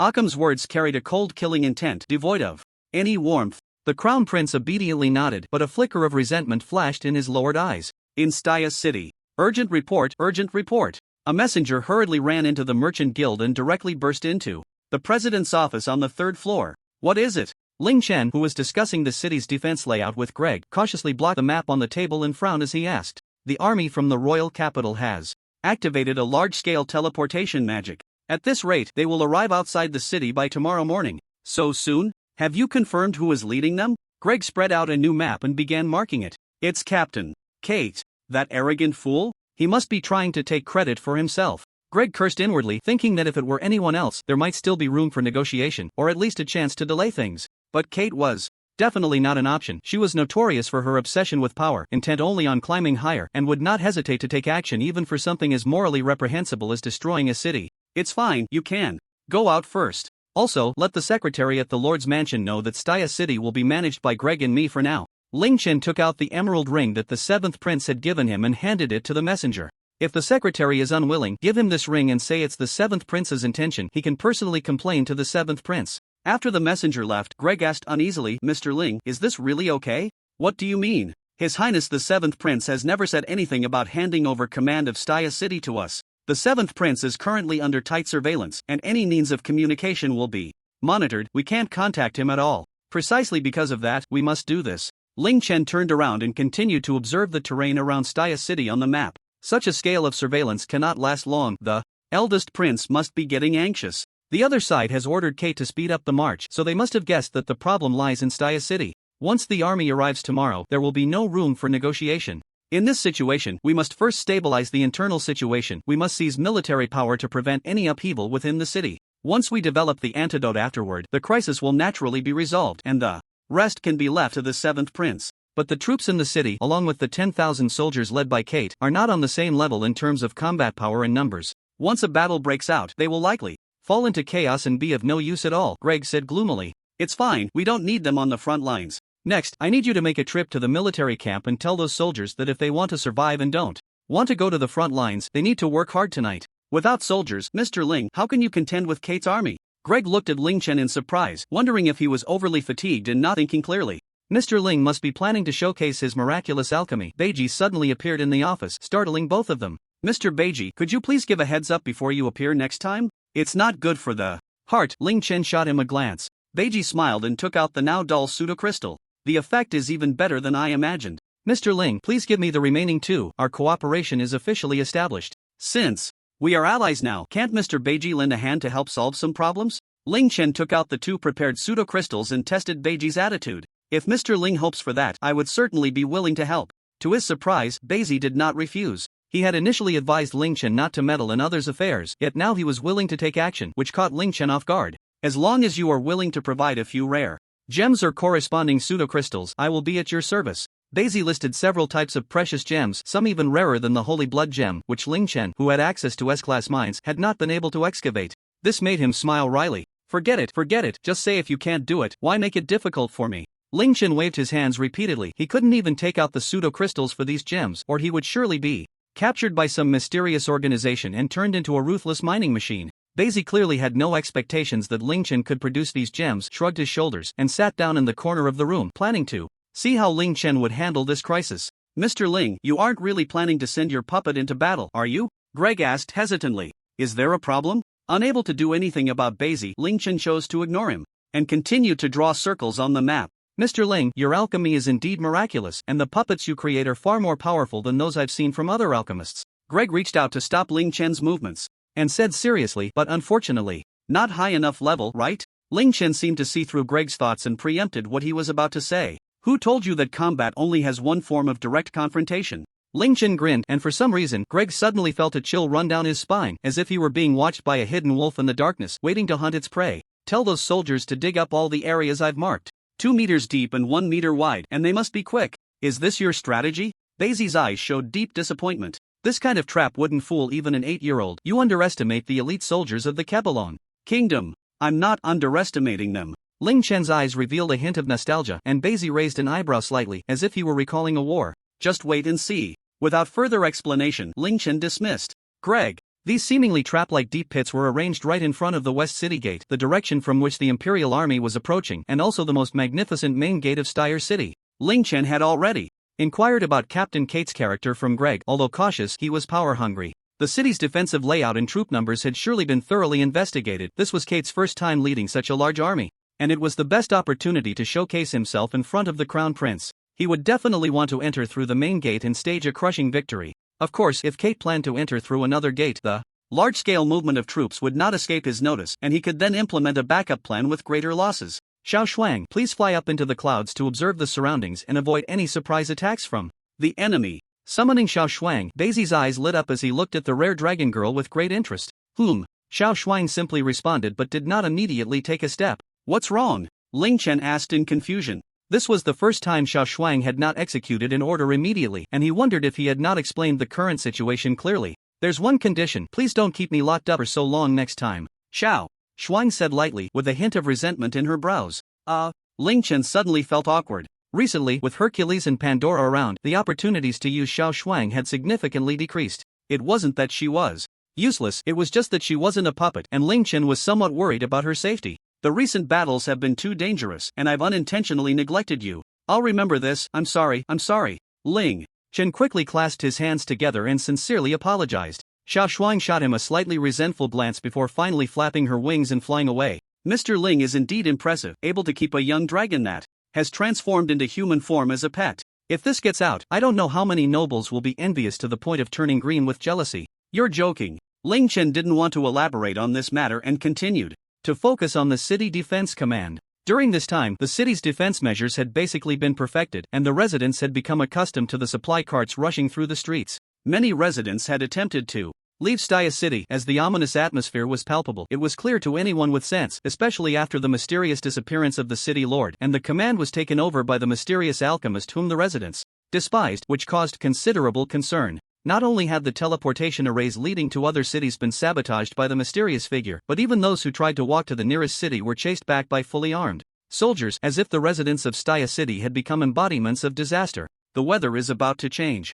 An elderly man suffering from a serious illness murmured to the sky, while the medical staff from the merchant guild helped him up and fed him the latest experimental antidote. Don't worry, it won't happen. The owner of the tailor shop in the next bed, despite being gravely ill, still energetically proclaimed Ling Chen's deeds to those around him. This was also one of the results of the merchant guild's propaganda, making Ling Chen's image in the city become vague and uncertain. Otherwise, with his previous reputation, the residents would have already launched a rebellion. Before dawn the next day, taking advantage of the darkest hour of the night, a massive army quietly appeared at the western city gate. At the forefront was a phalanx of infantry holding heavy shields, followed by a cavalry unit poised to strike. The soldiers clad in black armor moved silently towards the western city gate like a tide. Is this Styre City? A colossal object descended from the sky, resembling a whale swimming through the clouds. This was a rare airship from the Kebelong Kingdom. Although it had no substantial offensive capability, it was quite suitable as a mobile command center. Looking down at Styre City from the sky, Kate, dressed in military uniform, put on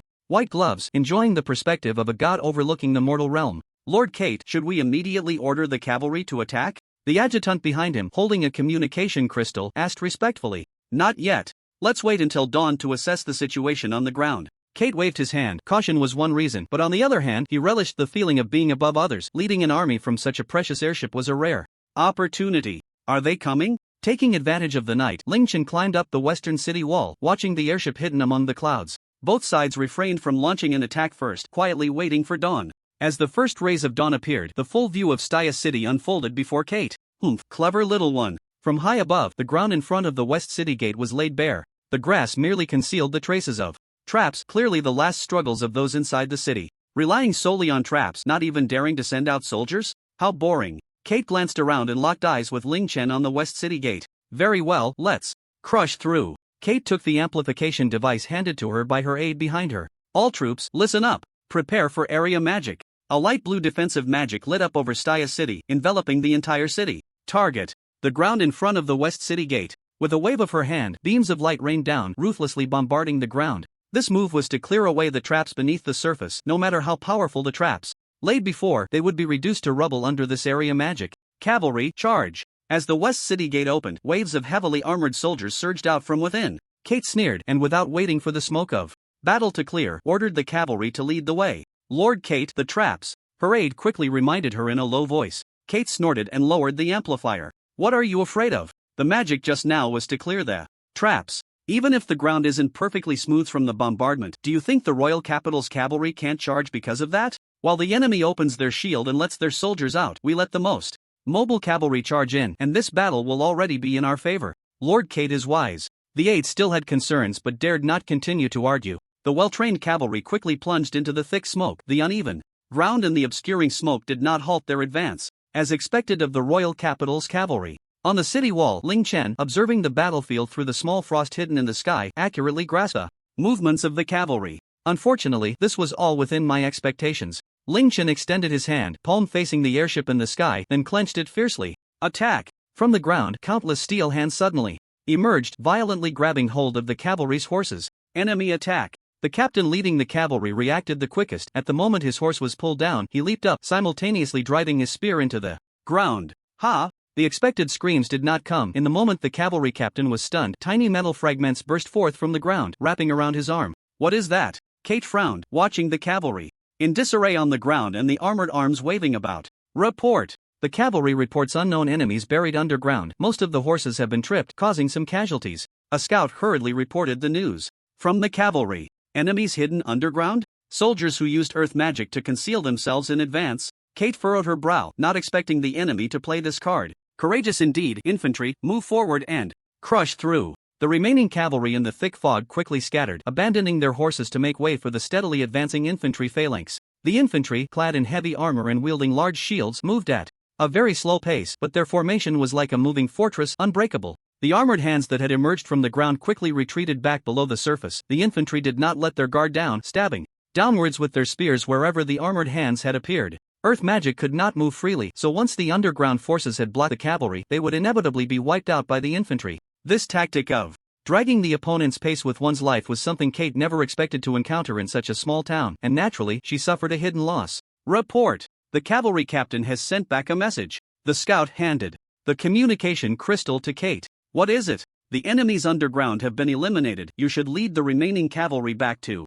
Lord Kate. The ones underground are not living people. What did you say? Before Kate could react, Ling Chen on the city wall slightly raised the corner of his mouth. Come forth, bloodthirsty armor. Countless tiny metal fragments surged from the ground, wrapping around the feet of the infantry formation. This was a mutated bloodthirsty armor, which had abandoned all offensive attributes, enhancing its splitting degree in toughness. Initially capable of splitting into large chunks of armor fragments, it had been strengthened to split into metal fragments the size of fish scales and could freely combine in change forms. An alchemical product? Kate's eyes widened. The scale of alchemy was something he had never seen before. The infantry formation that was entangled stirred slightly, but soon these well-trained soldiers regained their composure. The bloodthirsty armor could not inflict any substantial harm on them, as long as they spent some time using fire magic to deal a certain amount of damage. They could quickly clear away these armors. Mr. Ling, this can only delay for a few minutes. It's useless. Greg, who had climbed up the city wall, shook his head repeatedly at Ling Chen's so-called strategy. What's the rush? The good show has just begun.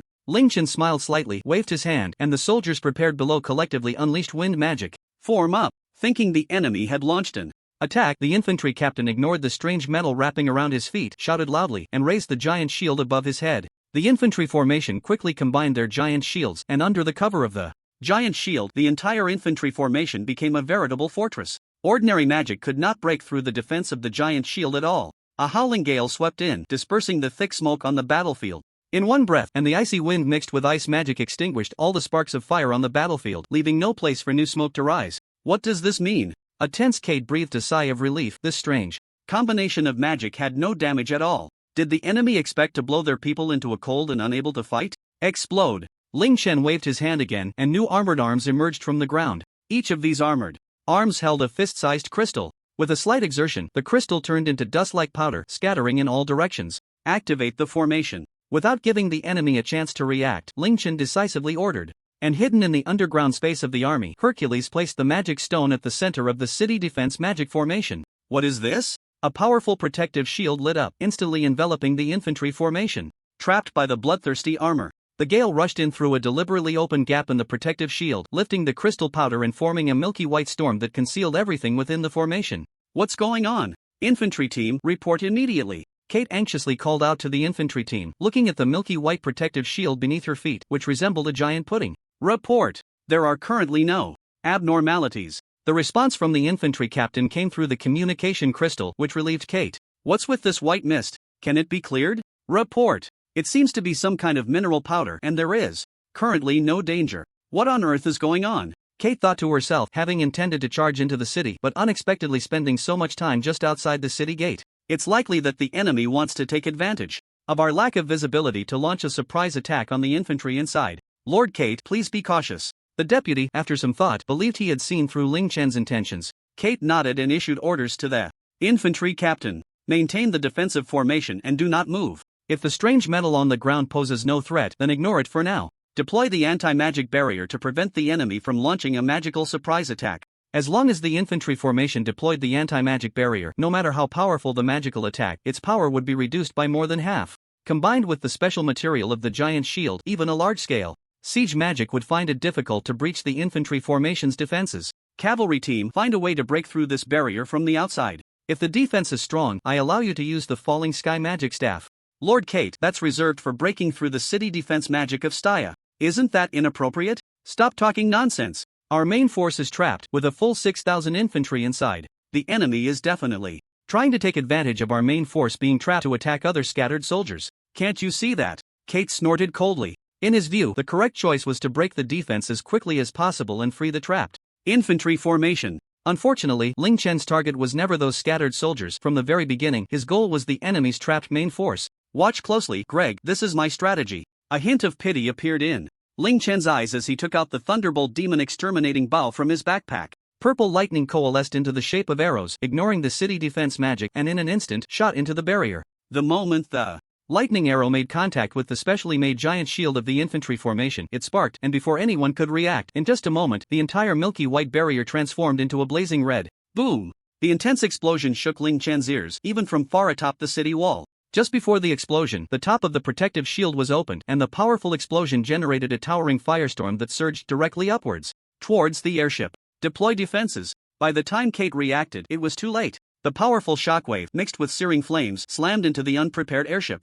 The people on the airship panicked, hurriedly maneuvering the damaged vessel for an emergency landing. The infantry inside the protective shield fared even worse, as the scorching flames continuously burned their bodies. The armor that once protected them had now become a cage trapping them. This attack was not a magical attack but rather a dust explosion, and the resulting high temperature could not be mitigated by the anti-magic barrier. Even if they wanted to escape, the reclosed city defense magic would block them again, preventing them from escaping this hell. Mr. Ling, this move of yours is indeed somewhat terrifying.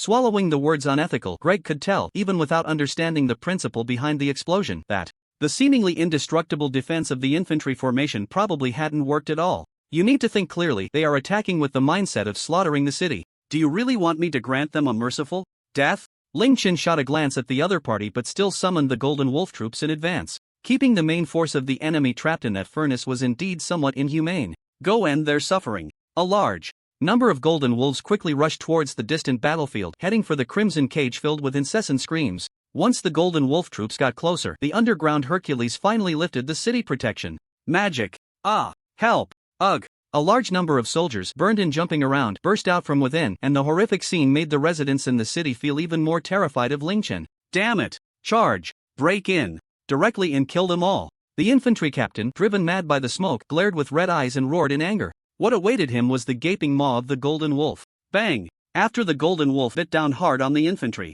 captain, the specially made gem bomb strapped to him was activated. The sound of explosions echoed across the battlefield. The infantry, already pushed to their limits by flames and blasts, were now terrified to see the self-destructing Golden Wolves and began to retreat in panic, wishing to escape this terrifying battlefield immediately. How is this possible? That's an infantry formation capable of defending against siege magic. How could this happen? Crawling out from the wreckage of the airship, Kate frantically grabbed his face, unable to understand why they couldn't defend against the enemy's attack while watching their main force fleeing from the pursuing Golden Wolves. No, we still have hope. We can't run everyone back. Continue fighting. Grabbing the loudspeaker that had fallen beside him, Kate roared angrily, swinging his sword to pierce a fleeing infantryman, trying to intimidate the surrounding deserters.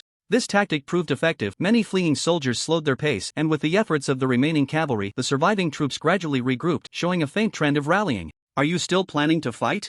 Ling Chen shook his head. If the enemy wasn't relying on their soldiers' higher levels and the puppet army forged from a large amount of ore, he could have single-handedly trampled them. However, this situation was also within his expectations. Xiao Shuang, that's enough, let it rain down. A large number of blazing fireballs fell from the sky, raining down like hail without restraint. The moment the fireballs touched the ground, the powerful impact caused them to explode, and the troops that had just managed to gather were instantly engulfed in high temperatures and lava. Release the freezing magic, where are the mages? Kate frantically commanded the troops behind him, and the remaining mages trembled as they raised their staffs, but before they could cast their spells, sharp arrows pierced through their palms, knocking their staffs to the ground. Lucas slowly lowered his bow. Behind him gathered the city's most elite underground guard and over 1,000 wolf cavalry formed from bloodthirsty magic armor and golden wolves. It's time to end this. Ling Chen drew the radiant holy sword and sounded the horn of attack. Heavenly radiance. With the holy light cannon as a signal, Lucas took the lead, and the 1,000-strong army behind him launched a grand charge. The holy realm descends. The divine phenomenon appearing in the sky intensified the panic among Kate's troops. They didn't even realize that most of the charging army consisted of low-level puppets. God, is this a holy war? Have we really made a mistake? Watching the sacred light shining upon the enemy, Kate's forces completely collapsed. No matter how Kate swung his sword, no one feared him anymore, and they all fled towards the distant plains. How could this be? How could this be? Kate wanted to slay the fleeing soldiers, but a long spear, glinting coldly, was already aimed at his unguarded heart. Lord Kate. The cavalry captain couldn't save him in time and could only watch helplessly as Lucas's lethal spear pierced through Kate's heart. The holy cross lit up, transforming into pure white light, enveloping Kate and forcefully repelling Lucas's silver spear. The holy cross of the church? Lucas was taken aback, stepping back 2 paces to block the delayed attack from the cavalry captain. Ha ha ha ha ha ha ha. You can't kill me, you're finished. At this moment, Kate also noticed that the enemy's 1,000-strong army was merely an illusion to intimidate. As long as he created distance and regrouped, even if the remaining troops numbered no more than 4,000, it would be more than enough to breach the city of Stya. Lord Kate, let's retreat for now. The cavalry captain also saw a glimmer of hope. Piercing a fleeing cavalryman with his spear, he mounted his horse and pulled Kate onto the saddle, planning to escape directly. Not good, boss. The enemy commander has the church's holy cross. I can't break through its defense in a short time. Lucas anxiously followed behind their horse, relying on the defensive radiance of the holy cross. The cavalry captain completely ignored Lucas's attacks and galloped away. It's fine, leave it to me. Ling Chen squinted, confirming the enemy's health, and once again drew the thunderbolt demon-breaking bow. God of War possession this time, Ling Chen held nothing back, forcefully shooting 3 arrows in quick succession, emptying all his magical power in one go. Useless, useless. Ha ha ha ha. Kate paid no attention to the attack launched by the enemy's commander. In his view, it was merely a dying struggle. The Holy Cross was known for its absolute defense, with only about 10 produced each year, and it would activate when receiving a fatal blow. Even the Empire's top-level 100-ranked experts could never break through the Holy Cross's defense in one strike. Unfortunately, he encountered Ling Chen. The true injury effect activated. The first lightning arrow stubbornly pierced through the radiance of the Holy Cross. Following closely was the second lightning arrow, which directly blasted a gap in the Holy Cross's light. Good opportunity. Lucas unleashed all his magical power, his silver spear like a dragon, aimed straight for the enemy's head. Dream on. The cavalry captain was no ordinary foe. He turned around and with one thrust slightly deflected Lucas's attack trajectory. Just that slight deviation prevented the spear from piercing through the gap, returning empty-handed. However, the third lightning arrow had already cut through the sky, shooting straight into the gap before it disappeared, accurately hitting the Holy Cross rune on Kate. As the rune shattered, the impact knocked Kate off his horse, crashing hard to the ground. No, no, don't come near me. As Kate, dazed and confused, looked up again, he was met with an emotionless wave of demonic armor. The low-level bloodthirsty demonic armor, taking advantage of Kate's extreme weakness, transformed into countless fragments, wrapping around him layer by layer. No matter how he struggled or resisted, the increasingly numerous fragments of demonic armor ultimately engulfed him. When the last piece of demonic armor covered his despairing eyes, this battle was completely declared over. Did we win? The soldiers in the city looked at each other in confusion. They were the elite of the Empire, trained far beyond what the soldiers of this small town could compare to. Even such elite troops couldn't deal with that demon? Clearly one of their own. For some reason, Ling Chen's reputation in the city had declined a bit. Looking at the devastated scene outside the city, the people inside felt a chill of fear. I actually cursed such a demon. What demon? This is a god of death in the flesh. Lower your voice. What if someone hears you? Despite the great victory, the rescued residents showed no joy, which left Ling Chen speechless. As expected of Mr. Ling, to have defeated the enemy's main force without using magic is truly impressive. In a corner of the city wall, Beiji clapped his hands and stepped out, his gaze towards Ling Chen filled with pure admiration, not at all thinking that Ling Chen's tactics were cruel or inappropriate. Just a little trick. If it were Mr. Beiji, you probably wouldn't need these tricks to deal with this army, right? Ling Chen replied with a forced smile. The necromancer was one of the 3 strongest professions capable of commanding a legion of undead, which could be even more terrifying than his alchemical army in some respects. It's rare to have so many materials. I should go down and take a look.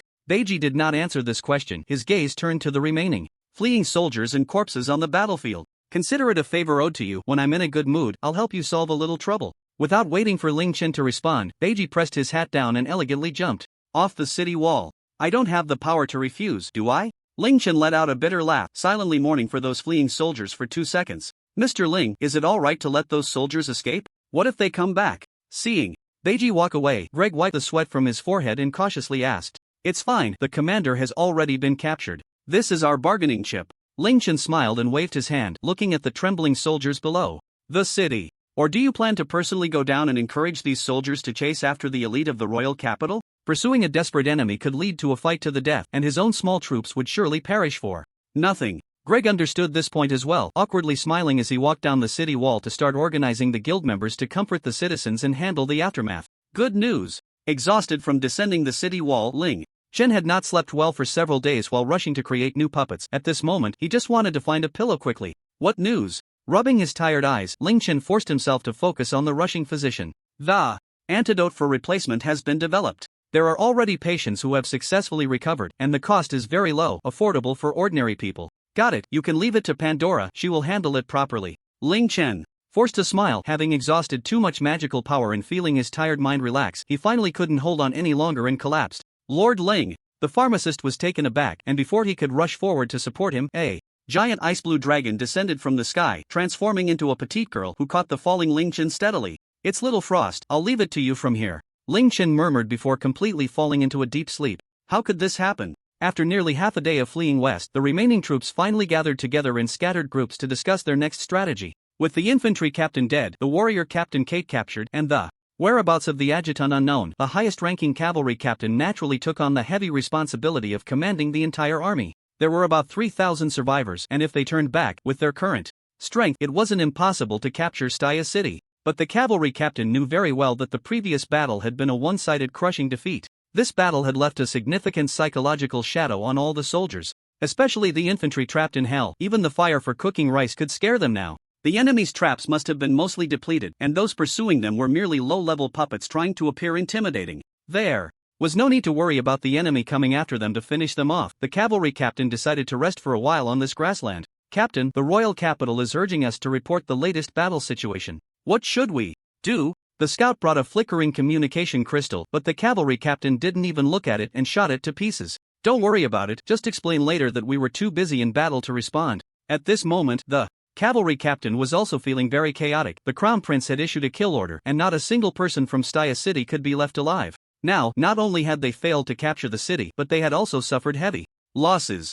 The cavalry captain did not want to return as the highest commander bearing the blame. Damn it! Should I take the risk and try to fight back? The cavalry captain muttered when a dark shadow stepped out from his own shadow and leaned down to whisper in his ear, There's no need for that. Who are you? The cavalry captain was startled and suddenly turned around to fire a shot, only to find that he had pierced a heart exposed to the air. How is this possible? Looking down at his empty chest, the cavalry captain struggled to turn back and see the true form of the shadow that had attacked him. How could you be here? With wide, terrified eyes, the cavalry captain coughed up his last mouthful of blood and fell to the ground in fear. Alright, eat up, clean them out completely. The shadow snapped its fingers elegantly, and the black shadow spread from beneath its feet, swallowing the shadows of all nearby soldiers. Countless black shadows emerged from the now pure black ground, devouring all the surrounding soldiers. By the time the mysterious figure retracted the surrounding shadows back into its body, restoring the plane to its original appearance, the remaining 3,000 elite troops from the royal capital had quietly disappeared from the grassland. Burp! The mysterious figure elegantly wiped its mouth, constantly changing forms, and finally transformed into the appearance of Beiji, whom Ling Chen and Greg were very familiar with. It's been a long time since I've eaten so well, I must thank Mr. Ling. Looking towards the direction of Staya City behind, Beiji smiled slightly, revealing a sickly anticipation in her eyes. I wonder if he can become the next hero. I'm really looking forward to it. Licking her lips, Beiji hummed a little tune and leisurely walked back to Staya City. Captain, we caught a few wild boars tonight. Four cavalrymen who had sneaked out of the temporary camp to hunt in order to please the cavalry captain hurried back on their war horses. What greeted them was an empty camp. The bonfire was still flickering, and freshly cooked rice was steaming with a delicious aroma. But apart from these sounds, there was not a single trace of life in the camp. Not even the sound of insects could be heard, as if this place had turned into a forbidden zone for life. This eerie scene would be unforgettable for the four who had narrowly escaped death. Still no contact with Kate? In the palace, the crown prince smashed his wine cup against the wall with such force that the fragile glass left a small crack in the surface. It had been a full 2 days, and with 10,000 elite troops at his disposal, this was the maximum he could call upon privately, yet there was not a single word from them. He was on the verge of losing his mind. Please calm down. The surrounding maids were so frightened that they all fell to the ground. In these 2 days, the crown prince had already injured and killed countless servants out of impatience. If it weren't for the slave contract restricting their freedom, no one would dare enter the crown prince's room to serve this death god who was in a rampaging state. Damn it! The crown prince suddenly drew his sword and swung it at a nearby maid. The petite blonde maid shut her eyes tightly, praying for a miracle from the heavens. Your Highness, you look unwell. Why not come with me to your room to rest? A heavy sword skillfully blocked the crown prince's strike. A burly man with a full beard calmly protected the blonde maid, and with a flick of his wrist he easily sent the crown prince's sword flying. Antoine, who allowed you to come in? The crown prince's eyes were bloodshot as he angrily shouted at the current captain of the Royal Knights. I called him here. Brother, you are unwell. It would be better to calm down for a while before dealing with other matters, the 7th Prince, Carlyle, said with a smile as he stepped through the shattered door. Carlyle, are you up to something? The crown prince was about to make a move, but Antoine showed no mercy, delivering a kick to the crown prince's abdomen that knocked him out cold.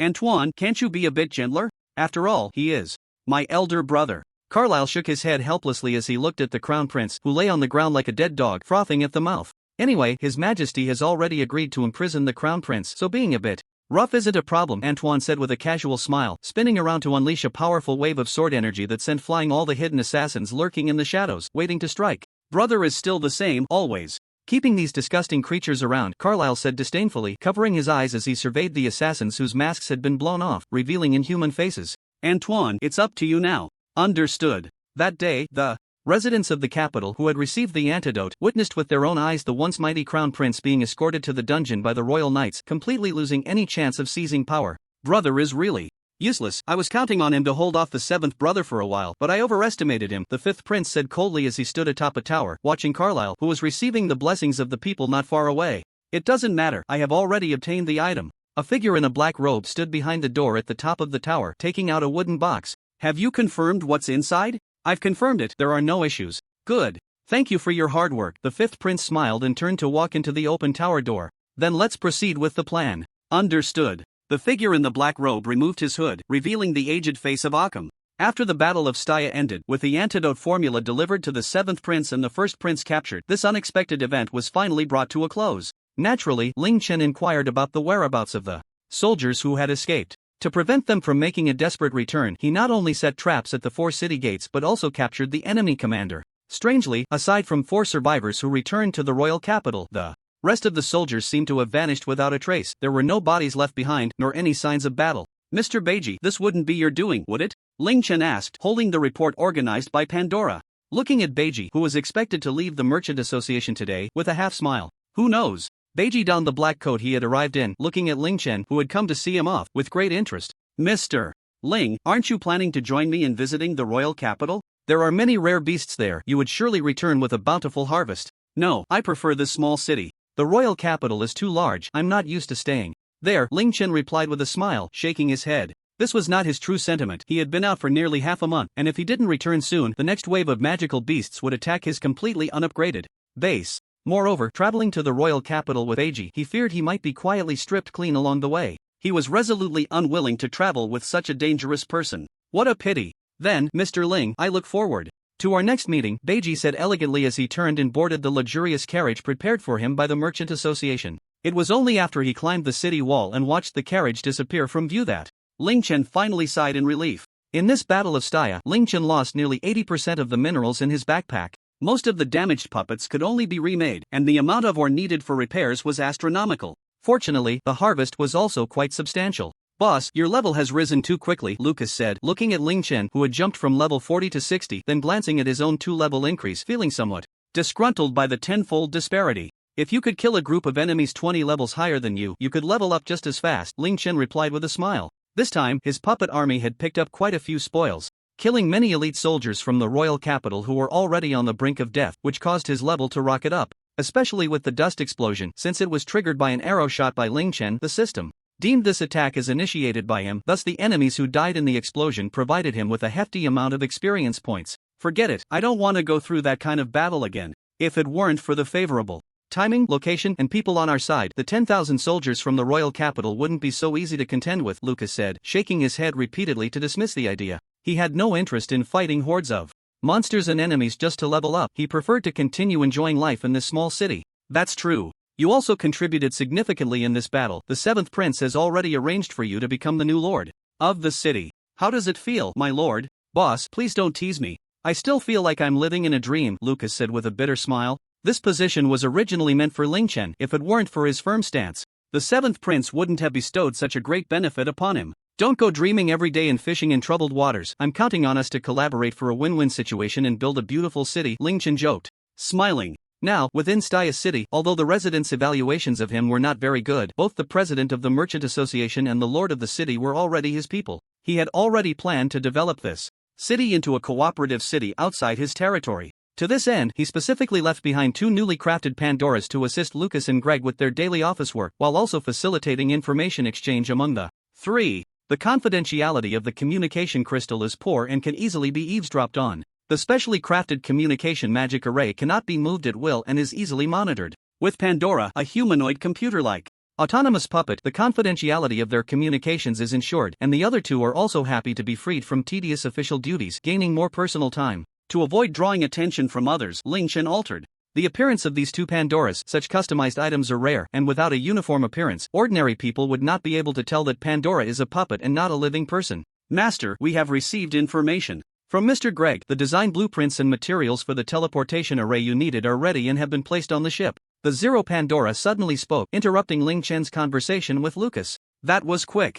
Has the array stone for the city protection magic been repaired? Ling Chen turned from the city wall, surprised. It has been repaired, and at the master's request, an additional slowing magic has been added. The 0 Pandora nodded affirmatively. These matters had already been confirmed by the Pandoras on the Merchant Association side. Don't you need the townspeople to see you off? After all, you are a great hero who saved the residents. It wouldn't be too much for them to send you off? Lucas hesitated to ask, looking at the streets that were gradually returning to their former state. I don't like crowds, so don't make it difficult for those people. Let's go, I'll come back to see when the teleportation array is fixed. Ling Chen leaped down from the city wall gracefully, and the prepared Little Frost transformed into an ice dragon, carrying Ling Chen and the 0 Pandora, soaring over half of Staya City and directly landing on the treasure ship by the riverside. The boss misses home too. Watching Ling Chen leave in a hurry, Lucas shook his head with a smile, taking out the pipe Greg had sent him and lighting up his first smoke since taking office. Little Frost, you keep watch. Pandora, you steer the ship. Unless it's something important, don't disturb me. After hastily giving the order to set sail, the treasure ship roared to life, heading upstream towards the territory, speeding across the wide river surface. Ling Chen sat alone in the bedroom, excitedly opening the system's skill interface. The speed of this upgrade was indeed fast, allowing him to catch up on the levels he had fallen behind. A large number of new alchemical skills dazzled Ling Chen, and he needed to sort out which skills were usable and which were not. Among these skills, Ling Chen was most delighted with the simple yet powerful exclusive skill, Puppet Advancement. I originally thought it was too much of a pity to give up the bloodthirsty magic armor, but this skill has helped me solve that problem. Ling Chen murmured, repeatedly browsing through the details of this skill. Before level 40, the puppetry technique produces puppets that cannot break through level restrictions. For example, the Iron Wolf, as a product of first-tier puppetry, cannot reach level 10 no matter how much it is strengthened. Similarly, the most powerful puppet in third-tier puppetry, the bloodthirsty demon armor, also cannot exceed level 40. The skill, Puppet Advancement, exists for this reason. By activating this skill, 3 puppets of the same level can be fused, forcibly advancing the puppet's level by 10. This means that 3 level 39 bloodthirsty demon armors can be fused into 1 level 49 bloodthirsty demon armor, and so on, to finally create a max-level bloodthirsty demon armor. 2187 level 39 bloodthirsty demon armors are needed. Unfortunately, puppet levels are restricted by the player's level, otherwise even at a great cost, a level 100 puppet would be quite worth it for Ling Chen to fuse. Autonomous puppets are not limited by the level of puppetry, as the blueprints and materials used are extremely precious, and the level cap for autonomous puppets is the player's current level. The bloodthirsty demon armor possesses powerful special attacks against humans and a unique splitting nature. If it reaches level 100, according to the description, it will undergo a special evolution, meaning it will gain an additional trump card against humans after reaching level 100. This is really something to look forward to. Ordinary alchemists cannot afford such massive mineral consumption. Many alchemists who can form a 1,000-person team are considered wealthy, and those who possess autonomous puppets are even rarer. Therefore, this skill is rarely used by alchemists. However, Ling Chen, as a wealthy and unconventional existence, cannot be compared to them. The Lord has returned. After nearly half a day's journey, Ling Chen returned. to his familiar territory. The guards at the watchtower announced this good news loudly, and the residents in the city put down their work, crowding at the city gate to warmly welcome Ling Chen's return. Lord, this is freshly picked fruit, you should try it. What's so good about fruit, my lord? I've developed quite a few new desserts based on the recipe you gave me before. You must come to the shop to try them. Xiao Shuang, I have new clothes made, you must remember to come and try them on. Ling Chen smiled and greeted the residents until he walked into the newly built lord's mansion, at which point everyone reluctantly dispersed. This small city had only about 70 people when the first month's beast tide had just ended. Now, after more than half a month, the population of the city reached 3 digits after recruiting 40 new people and nearly 30 more from Xianruoqing. Phyllis, thank you for your hard work and for running to Xianruoqing's territory. Have the new residents' accommodations been arranged? Closing the mansion door, Ling Chen smiled at Phyllis, who was slowly walking out of the bedroom, still looking half asleep. No problem, everything is taken care of. Phyllis scratched her belly, rubbing her sleepy eyes, and answered drowsily. According to the master's instructions, the new luxury inn has been completed, and the standalone residences needed for special professions have also been built. Pandora, who came out of the study, supported the swaying Phyllis and reported the latest information about the territory seriously. How is the progress in the mine? The basic expansion structure has been designed, and the reinforcement magic has been applied. Large-scale mining can begin at any time. Ling Chen nodded in satisfaction. Currently, the small population in the city has slowed down the mining progress more than expected. That said, without slave marks or residents with full loyalty, Ling Chen did not consider placing them in the inner city. In this situation, using puppets for mining naturally became the best choice. After reaching level 60, Pandora's performance has also improved significantly. Mining is a meticulous task that requires precise control over each puppet. Before the upgrade, the level 40 Pandora could only control up to 100 mindless bloodthirsty armors for mining. After the upgrade, a level 60 ordinary Pandora could manipulate 100 puppets. As more tiers of angels were invested in the Zero Pandora's upgrade, the ordinary Pandora also received a performance boost, which pleasantly surprised Ling Chen. If all were replaced with highly autonomous Hegelus for mining, the individual efficiency would naturally increase several times, but the value of 100 bloodthirsty armors was equivalent to 1 Hegelus. In comparison, it was more cost-effective to have Pandora control a large number of bloodthirsty armors for mining. Let the residents in the mine step back and return to their professional posts. I will invest some bloodthirsty armors in the next couple of days to see how it goes. Understood. Do we need to arrange for the miners to change professions? Ling Chen thought for a moment. Changing to other professions would cause the residents' rarity to drop 2 levels, stopping at the lowest F level. That would be somewhat wasteful. The miner profession not only provided mining bonuses but also increased the drop rate of rare ores as their level rose, as long as they had the corresponding skill books. A-level miners could even learn the skill to find low-level veins. Let them stay inside, we aren't short on people to that extent yet. Ling Chen paused and continued. Have Hegelus, Pandora, and the maid puppet Cinderella walk around the streets more, tell the residents about their strengths, and see if they can help alleviate the manpower shortage. As long as the bloodthirsty armors in the mine could successfully complete the mining tasks under Pandora's command, then in the future, whether it was mining or logging, Ling Chen could accomplish everything solely with puppets. However, this would turn into a city of puppets, a city devoid of human presence, which he did not like. These puppets ultimately served a supportive role, enhancing the residents' happiness and speeding up the accumulation of basic resources. I understand. Do you have any other arrangements for the dungeon? Pandora recorded everything in her mind and asked the final question. How many professional adventurers are currently working there? A total of 32 people, all ordinary professions. The highest level has reached 47 and the lowest is already at 21. One could only imagine how hard the level 47 adventurer must have worked. Calculating the number of monsters that needed to be farmed, even Ling Chen couldn't help but feel a bit embarrassed. After defeating the Bull King, the small dungeon that dropped had been invested into the 100-fold dungeon. Besides the new monster slots, since the drop dungeon was a level 2 dungeon, Ling Chen's 100-fold dungeon also successfully upgraded to level 2. A level 2 dungeon could accommodate monsters up to level 40 and maintained the same 7 monster slots and 3 boss slots as the first level, significantly increasing the number of monsters refreshed daily in the dungeon. I'll go take a look myself. It's been a while since I've moved my muscles and bones, and I should experience the feeling of battle again. Ling Chen nodded, changed into a set of low-key clothing, and hurried towards the dungeon.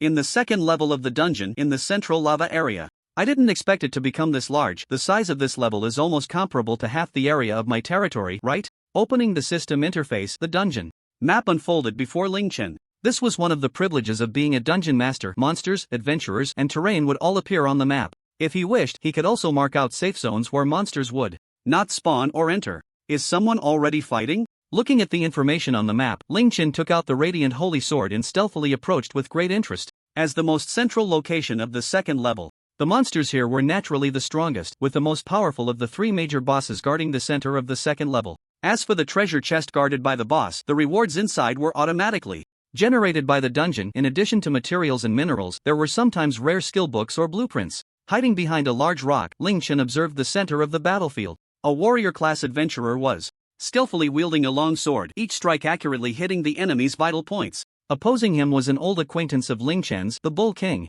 This was not the lesser Bull King that was automatically generated. After the original Bull King was defeated in the Icefield dungeon, which had less than half the strength of the original but the genuine article with no decline in power whatsoever, even though the adventurer was 7 levels higher than the Bull King and dealt full damage, she still couldn't gain the upper hand in a one-on-one fight. Ugh! The adventurer made a small mistake and was hit hard in the abdomen by the Bull King, the powerful force, instantly shattering her armor and sending her flying. A girl? Ling Chen recognized that the adventurer in front of him was the fastest leveling adventurer in his territory, now at level 47. However, he didn't expect that. When she was knocked back, the helmet that fell off revealed a delicate and beautiful face, which also bore a hint of determination. Hercules. Seeing the Bull King swing his giant axe, Ling Chen thought to himself that it was bad. There were no safety restrictions in the dungeon, and it was truly possible to die here, a fact that even the dungeon master Ling Chen was not exempt from. Hercules stepped forward, instantly moving in front of the Bull King, and caught the Bull King's attack with one hand. The originally 3-meter-tall giant Hercules appeared like a child in front of the 10-meter-tall Bull King.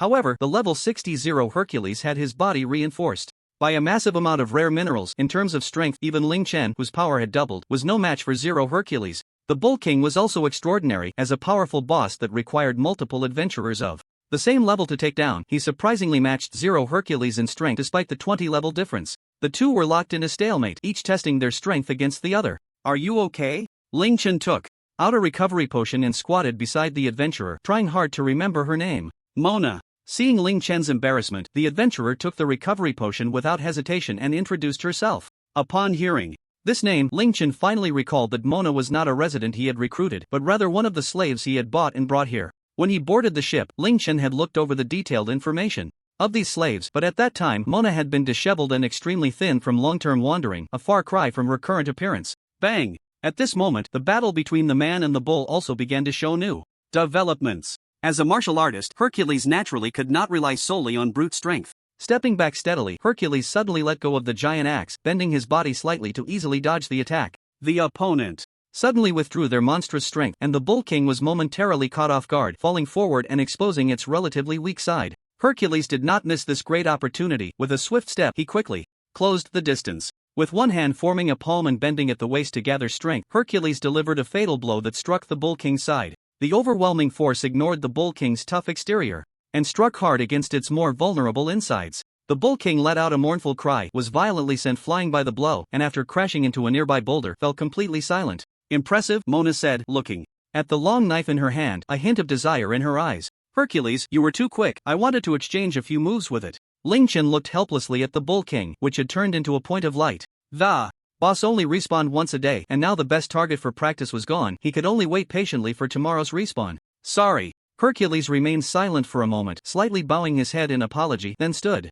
silently like a rock behind Ling Chen. "Seriously, you and Pandora are both self-disciplined puppets, yet you both act almost like machines. Please take me as your disciple, master." While Ling Chen was still complaining, Mona suddenly struggled to stand up from the ground, adopting a pleading attitude and respectfully bowing to Hercules. "Ha!" Not only was Ling Chen taken aback, but even the usually taciturn Hercules was confused, tilting his head slightly. "Your battle posture must have been honed through countless trials and life and death battles. I want to become as strong as you. Please take me as your disciple." Mona sincerely kept her head down, ignoring Ling Chen's objections, refusing to get up from the ground. With Hercules' strength and skills, he was indeed qualified to be Mona's teacher. Even Ling Chen himself often battled with Hercules to gain combat experience. "Miss Mona, we understand your intentions." Ling Chen shook his head helplessly and asked in confusion, "But why are you so obsessed with becoming stronger?" "I want revenge." After a moment of silence, Mona answered firmly. "My parents, my brother, were all driven to death by the Lord, the Count, and the Duke. I must personally send those three to hell." The hatred in her eyes burned like a raging fire, which made Ling Chen recall the night he had just been reborn. "What do you think?" Since it was for revenge, Ling Chen naturally would not stop her, but Hercules also had his own will. If he did not want to take on a disciple, Ling Chen would not force him. "After passing the test, it can be done." Hercules thought for a moment and gave a brief reply. "Not a problem. Mona joyfully stood up from the ground, and after the two exchanged simple bows with Ling Chen, they exited the underground city, one after the other. I feel like my presence has diminished. Watching Mona, who was constantly asking Hercules about the details of the test, Ling Chen sighed and began to search for other bosses within the underground city. In the days that followed, Ling Chen did not rush to conquer the next dungeon, instead focusing on his own territory, crafting a puppet army while also upgrading the level of his domain. The Abyss, being a high-difficulty dungeon, required players to be at least level 50 to survive while farming monsters within. Even though the Abyss was accessible to all players in the region, globally, there were less than 1,000 players above level 40 and probably only a handful above level 50. In this situation, Ling Chen, who held the top rank globally, naturally had no worries about the resources in the Abyss being claimed by other players. Finally gathered 1,000 bloodthirsty armors, he said, feeling immense satisfaction after crafting the last bloodthirsty armor. These were no ordinary armors, each had been upgraded to level 59. Each bloodthirsty armor was formed by merging 9 basic bloodthirsty armors, making the value of this armor army reach an astonishing 10 million gold coins just in terms of cost. Leave 3,000 in the mine, 1,000 for logging, 2,000 for city defense, 2,000 for the ice field, and keep 2,000 on me. Perfect. Ling Chen meticulously calculated and allocated the destinations for all the bloodthirsty armors. He also gathered 100 of each type of the 3 self-disciplined puppets, with 20 in his territory, 60 in the ice field, and 20 of each type kept on himself. The 3 self-disciplined puppets had become the most popular among the 3 major guilds, their popularity even spreading throughout the entire ice field. Among them, the most favored by adventurers was the gentle and adorable maid, Cinderella, as she often handled the reception of adventurers visiting the guild, making her the puppet with the most contact with the outside world. Hercules was loved by those focused on adventure. Although the standard version of Hercules was not as exceptional as the Zero Hercules, his skills and techniques were sufficient to guide the vast majority of ordinary close combat players. Of course, the most sought after was still Pandora. Even though Ling Chen's policy of equal distribution prevented the 3 major guilds from fighting over Pandora's slots, once allocated to the guild, internal departments engaged in a silent battle for them. Lin Shoujuan, Lingu, can't you craft 300 or 400 more Pandoras? Ling Chen, isn't 20 enough for your guild? Lin Shoujuan, not nearly enough. You don't know, just because we got one more Pandora. The head of the medical department almost fought with the head of the legal department in the hall over it. Both of them were considered prominent figures in the ice field. If they really started bickering in public, tomorrow's headline in the ice field daily would be guaranteed. Ling Chen, the Life Assistance Committee has many departments, but it's only 20 Pandoras. Surely each department can get one. That should be enough for office use. Lin Shoujuan, you don't understand. Pandora is like a computer. You can't tell me that one department only gets one computer, right? Such a convenient puppet. I wish I could have one for everyone. Ling Chen, no problem. Cost price is 30,000 gold coins, cash on delivery. Lin Shoujuan, goodbye. After sending away Lin Shoujuan, who had come to negotiate about Pandora for the umpteenth time, Ling Chen looked at the bloodthirsty armors coming in and out of the mine like diligent ants, contemplating what to do next. With only 3 days left until the end of the month, continuing to craft spare bloodthirsty armors or focusing on Hercules as the main combat force would also be good. However, Ling Chen decided to first take a trip to the Abyss. To upgrade his level 4 territory to level 5, he needed to meet construction standards and prepare several special materials for the city wall upgrade. Other rare ores were manageable, but the most crucial material could only be found in the Abyss. Sticky silk. Don't be fooled by the simple name of this material. It is a very special spider silk that can only be found in the nests of the communal blood poison spiders, which are of level 65, located in the Abyss. Currently, with only a level 60, Ling Chen naturally wouldn't risk venturing deep into the blood poison spider's nest. If he were surrounded, even level 80 players would find it hard to escape. His goal is to visit the underground trading post hidden within the safe zone of the Abyss, hoping to get lucky and see if anyone is selling this material. After all, if luck is on his side and he manages to buy some sticky silk, his territory could be upgraded to level 5, allowing it to withstand attacks from level 60 monsters. This way, in addition to the city protection magic, there would be an extra layer of solid defense. For some reason, Ling Chen felt uneasy about the second wave of monster tides, which should have been a sure thing. Therefore, having an additional layer of protection would give him more peace of mind. No, you need to exert force from your waist. You should swing the sword like this. As soon as he stepped out of the Lord's mansion, Ling Chen saw Mona training on the lawn under the guidance of Zero Hercules. Yes, sweat was visible all over Mona, clearly indicating that she had repeated the simple sword-swinging training countless times. This perseverance impressed Ling Chen greatly. Legs slightly bent, Zero Hercules was extremely strict, holding a wooden stick he had picked up from somewhere, ready to strike the corresponding position if Mona made a mistake. She really seems more human now. Is she imitating? Or is she growing? Ling Chen silently watched their training. This time, he was only going out to procure supplies and had no plans for battle, so he could leave Zero Hercules at home. Over the past few days, Ling Chen was surprised to find that Zero Hercules' expressions had become more varied, no longer resembling a stone statue as before. Whether this was good or bad, Ling Chen found it hard to judge. However, since self-disciplined puppets could grow, if Zero Hercules could successfully develop an independent personality, it would be easier for Ling Chen to send him out to handle tasks alone in the future. Not wanting to disturb their training, Ling Chen quietly left the mansion and found Zero Pandora, who was outside learning new knowledge. This was to prepare for unexpected situations. Zero Pandora's performance was outstanding, whether for communication or handling emergencies. "Master, are you going out?" Just then, Xiao Shuang, who happened to pass by, glanced at Pandora standing obediently behind Ling Chen, her brows furrowing slightly. Ever since Xiao Shuang protested last time, Ling Chen had basically given her freedom and no longer kept her in the pet space. Thanks to the shared combat experience, Xiao Shuang's level had also reached level 60, making her a formidable force. "Yes, I'm going to a dungeon to buy some things and will be back soon." "I understand. Safe travels." Seeing that Ling Chen had no intention of taking her along, Xiao Shuang nodded lightly and turned to leave. As the teleportation array lit up, when Ling Chen opened his eyes again, the surrounding scenery had been replaced by the landscape of the Abyss. Safe Zone, City of the Abyss.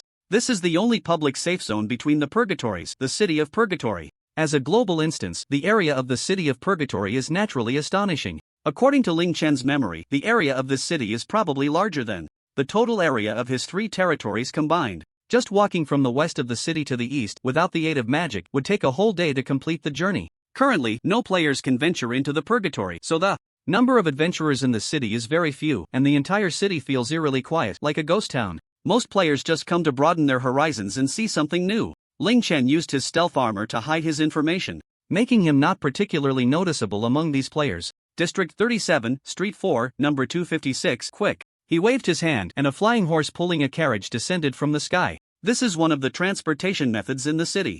Using a flying horse allows for quick travel between various areas, but the price is, of course, the most expensive among all transportation methods. 20 gold coins. The driver sitting on the flying horse didn't waste any words and directly stated the price. Most players would decisively leave upon hearing this price. It was so expensive that it felt like being robbed. Ling Chen, who was financially robust, didn't mind and directly took out 20 gold coins, placing them in the driver's hand. The high price had its reasons. Besides the top-notch comfort, the speed of the heavenly horse was also astonishing. If a customer was in a hurry, the heavenly horse could dash like a shooting star, instantly crossing large areas. In the Purgatory, teleportation magic could not be used at all. If one wanted to travel quickly, apart from special spatial magic, they could only rely on these creatures to traverse the Purgatory. Damn, I must be seeing things. There really is a fool willing to ride a heavenly horse. A passing player stared in disbelief at Ling Chen boarding the carriage. Could it be on sale recently? Another passerby quickly called for a heavenly horse, only to run away. In defeat, 20 gold coins was already more than half of his wealth at just level 25. In less than 10 minutes, the heavenly horse arrived at the destination, which was far from the player's initial teleportation point, almost at the edge of the city, where no players could be seen. Knock, knock, knock. Following the method he remembered, Ling Chen rhythmically pulled the door knocker and knocked 3 times in front of the building at number 256. No one responded. What the hell? The method should be correct, right? He knocked again seriously, and finally, a sound came from inside. With anticipation in his eyes, the door was suddenly yanked open, and a shiny bald head peeked out, angrily cursing. What the hell? Didn't I tell you to suspend operations? Suspend. Bang. The door was slammed shut again, the gust of wind blowing against Ling Chen's freshly frozen smile, giving it a rather desolate feel. Hidden task, rescue little me. The system's automatic prompt brought Ling Chen back to his senses. The bald head from earlier was the owner of this building and also a merchant in the underground trading market. When Ling Chen entered here in his past life, the merchant's attitude was not like this. It seemed this matter was related to the hidden task. Task objective: find the merchant's lost cat Little Me and return it to the merchant. Task reward: unlock the underground trading market and receive a permanent membership card. Task deadline: 3 days. Note: after activating the task, if the task fails, the merchant will permanently close the underground trading market due to excessive sadness. What a scam! Ling Chen was instantly dumbfounded. In such a large city, how could he find a cat? What was the difference from searching for a needle in a haystack? Such tasks usually have preliminary tasks as hints through various fragmented clues, leading to the discovery of the kitten's trail and the hidden underground trading post, thus unlocking hidden missions. However, Ling Chen had directly and accurately found the door, equivalent to cheating to start the mission. He had no idea what the prerequisites were, as they were not mentioned in the strategies from his previous life. This is bad. There are still many good things waiting for me to buy in the underground trading post. No, I need to find the time machine. Ling Chen fell into a brief confusion, and after fruitlessly searching for the time machine, he sat dejectedly at a desk he had unearthed from who knows where, lamenting his misfortune. No, I can't just sit here and wait. There are 3 days left, and I must resolve this within 3 days. Ling Chen made up his mind and once again frantically knocked on the merchant's door. Didn't I say no? Professional cat finder, guaranteed return in 3 days. Ling Chen took the initiative, and a furious roar startled the bald man into a shiver.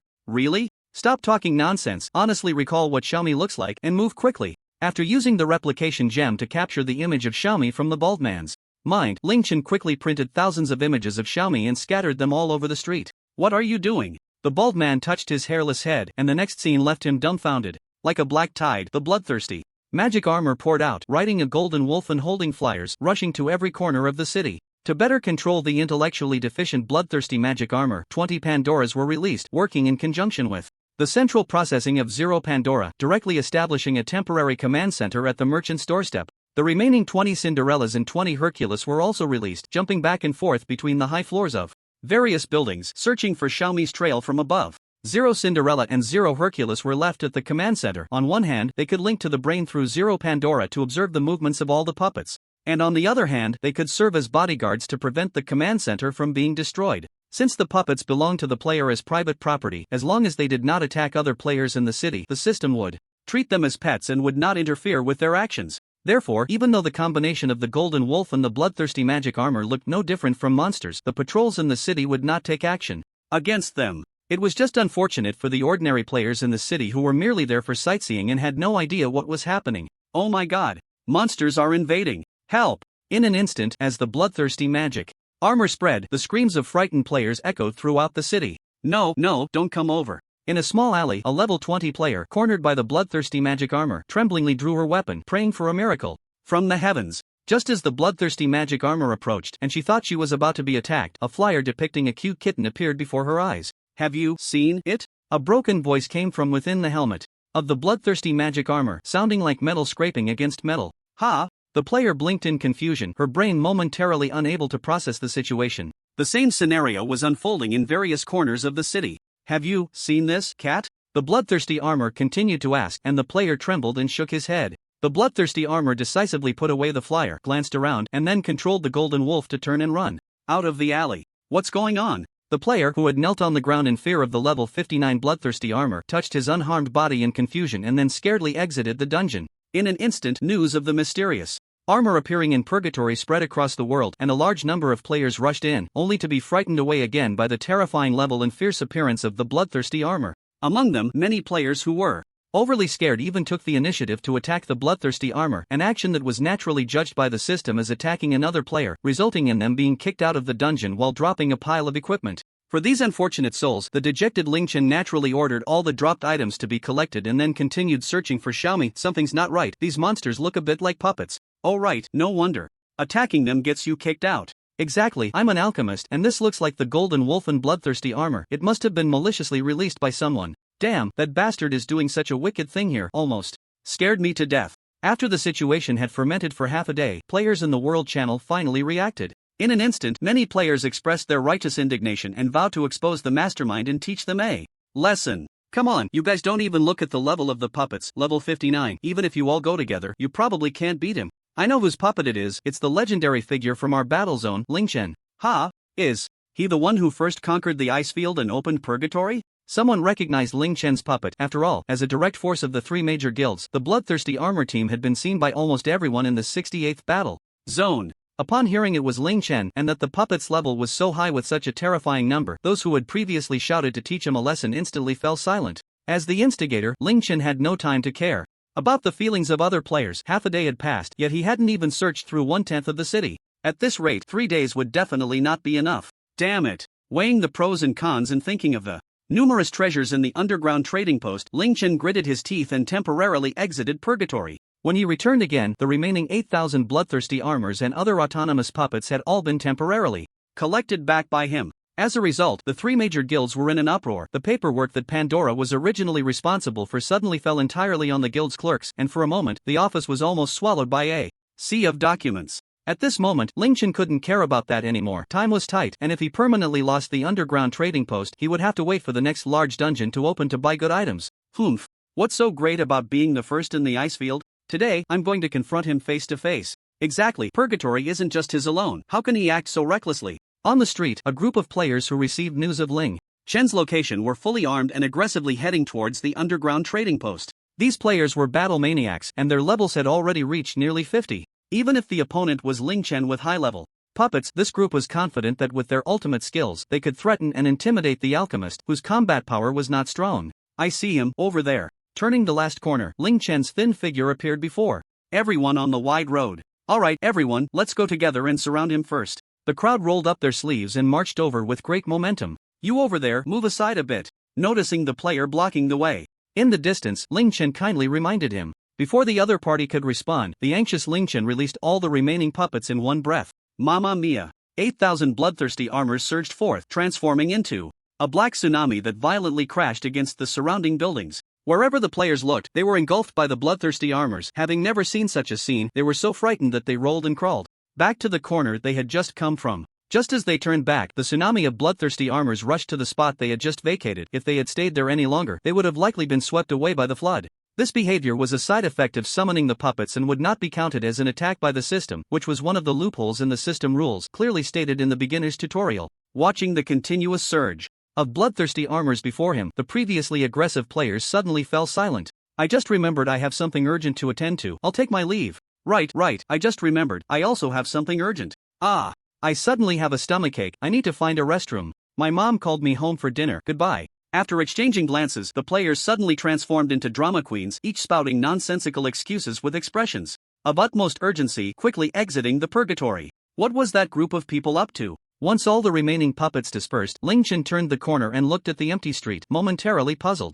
Under the onslaught of the massive bloodthirsty armors, the search speed had increased fivefold. At this rate, they would only need to wait one more day to search the entire city. If it weren't for that deceitful bald guy who claimed he had no memory of when or where Xiaomi had gone missing, he wouldn't have needed to create such a huge commotion, causing a stir throughout the city. Search of District 16 completed. Search of District 18 completed. District 27. One search report after another was compiled by Pandora. These areas had all been thoroughly searched, and all the players and NPCs that could be questioned had been asked. With the first day completely gone, only 2 days remained until the task ended and the tide arrived, and thanks to the terrifying human sea tactics, good news finally came back. That white cat, I've seen it. I remember it was in a tavern in District 4, right? An NPC, drunk out of his mind, mumbled in response to Cinderella's question. After waiting a whole day, there was finally good news, which lifted Ling Chen's spirits after a sleepless night. All units, raid District 4 and the nearby Districts 5, 3, and 12, move quickly. In the underground of District 4, the illegal pet smuggling center. Hey, do you feel the ground shaking above us? A worker transporting a newly caught flame lion brushed off the dust that had fallen from the ceiling onto his head. It's just your imagination, right? Another worker paid no mind to such trivial matters. As a low-level member of the smuggling group, he just wanted to get the last batch of goods back to the base as soon as possible and then go home for a good sleep. How is it? Have you found anything? Arriving at the center of Area 4, Ling Chen frowned and asked the nearby Zero Pandora. In Area 4 and its surrounding areas, no trace of the target has been found. Zero Pandora shook her head and then added, however, Hagrid has gathered some intelligence. Let's hear it. Ling Chen sighed helplessly. If it were just a simple case of getting lost, it wouldn't require a series of preliminary tasks to unlock the hidden mission of the underground exchange. It seems he still had to follow the rules and take it step by step. According to the intelligence gathered by Hagrid, there is said to be a criminal organization in this fourth area that specializes in smuggling various pets. Since selling pets requires relevant procedures and high taxes, a lot of fees can be saved through underground transactions. Moreover, this organization not only captures wild pets outside the city to transport them inside but also engages in the trafficking of pets that already have owners within the city. If a pet is particularly rare, they might even lie in wait outside the city to forcibly snatch it before selling it. System prompt: you have triggered a side quest. Side quest: investigate the smuggling group's whereabouts. So there really is a preliminary task? Ling Chen sighed. The white cat lost by the merchant looked quite valuable, and it seemed it had been abducted by this group for resale. Have you pinpointed the specific location? Unfortunately, we have not yet obtained accurate information. Pandora shook her head, which was within Ling Chen's expectations. There must be preliminary tasks serving as hints before this mission, and it might even take several days just to find the smuggling group's trail, having inadvertently triggered a hidden task. And a countdown. Ling Chen was not in the mood to waste time looking for preliminary tasks. There's no other way. You all stay here, and I'll be back soon. Ling Chen sighed and waved down a Pegasus. This time, his destination was the Lord's mansion in Area 49. I'm sorry, no appointment, no entry. After the Pegasus landed, a senior guard responsible for security blocked Ling Chen's path with his sword. Please inform them that I have an important transaction and need to speak with the Lord. Ling Chen didn't waste words. He reached out and summoned a huge sack filled with gold coins, nearly half his height. Please wait a moment. The guard had never seen so many gold coins. His initial refusal was instantly swallowed. He couldn't afford to ignore such a large transaction of gold coins. This is the advantage of cash power. Otherwise, just queuing for an appointment would take half a month. After a short while, the guard returned running, followed by a personal maid of the Lord. Lord Clate has approved your meeting request. Please follow her inside. The guard opened the heavy iron door and the special defensive magic on the door was lifted. Ling Chen put away the gold coins and stepped in behind the maid, entering the Lord's mansion. This was Ling Chen's first time inside. In his past life as a powerless and penniless nobody, even after reaching level 100, he had never glimpsed the Lord of the City of Purgatory. Rather, he had never had any business with the Lord, so there was naturally no need to meet. Following the maid into the mansion. Contrary to his expectations of a resplendent scene, the interior was exquisitely decorated but not extravagant. The vases and wall paintings used for decoration seemed to be cheap goods. Lord Clate is waiting for you inside. You may go in. After following the maid up to the second floor, she stopped in front of the study door, bowed slightly, and then turned to leave the second floor. Knock, knock, knock. Come in. Ling Chen opened the study door, and a man with graying hair and small round glasses was sitting upright at the desk, handling the stacked documents on the table. I am the lord of this city. I heard you brought a lot of gold coins and want to discuss something with me? Clay put down the feather pen in his hand and took a sip of the red tea at the table. His long formal attire, due to this movement, showcased the strong muscles hidden beneath, looking quite powerful, contrasting sharply with his graying hair. I want to temporarily buy the search rights for Area 4. Ling Chen, secretly admiring the other's muscular build, was momentarily taken aback, only then recalling the purpose of his visit. Search rights? Clay's eyes behind the glasses narrowed slightly as he coldly asked, how do you know about the search rights? Search rights are a very special privilege within the city, allowing players to temporarily possess the right to thoroughly search a specific area through a document personally signed by the Lord. It seems rather useless, but players with search rights cannot be obstructed from entering any place within the area during the effective time of the power, and they can even engage in aggressive actions against other players in the same area without being punished by the system. This power is quite useful for exploring special areas or attacking players within the area, but of course, the cost is extremely high. Forget it, it must have been leaked by some loose-lipped black market dealer. These people are just tired of living. How many times have I told them not to leak information? Adjusting his glasses, Clade was not polite and casually pulled out a special document from the drawer. 1,012 hours, pay up. 12 hours is simply not enough time for an individual to explore an area thoroughly. Therefore, in the past life, very few players would buy this special right. Deal. Ling Chen waved his hand decisively and 100 sacks instantly filled the entire study. Next time, remember to bring a space ring. Clate shot him an unhappy glare and didn't waste any more words, signing his name on the document. The moment the last stroke was written, the document automatically took effect, and the bloodthirsty armored army, ready to move in Area 4, instantly turned into fragments of armor, beginning to infiltrate every corner of the area. This method of searching would invade private residences within the area and could even harm NPCs and players. Only after obtaining the search rights did Ling Chen dare to use such a rough method. Wait, don't rush to leave. Just as Ling Chen was about to leave after finishing his business, Clay called out to him. The strange armor in each area before was created by you, right? I have mountains of complaint documents here, and you just delivered yourself to my door, saving me the trouble of coming to catch you. A golden barrier unfolded, enveloping the study, and Ling Chen quietly tested the space magic, receiving no response. Although surprised, Ling Chen was not flustered. If the other party truly wanted to act, they would have captured him when he sent the bloodthirsty armored troops rampaging through the city. There was no need to wait until now. He thought the other party would demand compensation, but judging by the current situation, Clay didn't seem to intend to ask for money. What does the lord of the city mean? Just call me Mr. Clet. Clet appreciated Ling Chen's calm demeanor, yawning as he took out a commission letter from a drawer on the other side of the desk. In the red desert between the realms of purgatory, a group of vampires has recently been spotted. Vampires? Aren't they afraid of sunlight? What are they doing in the desert? Ling Chen frowned. He hadn't heard of this task before. I don't know, and I'm not interested. Clet crumpled the commission letter into a ball and tossed it directly to Ling Chen. But they stole a pendant from me, which I quite liked. If you get it back for me, the disturbances in the city will be settled.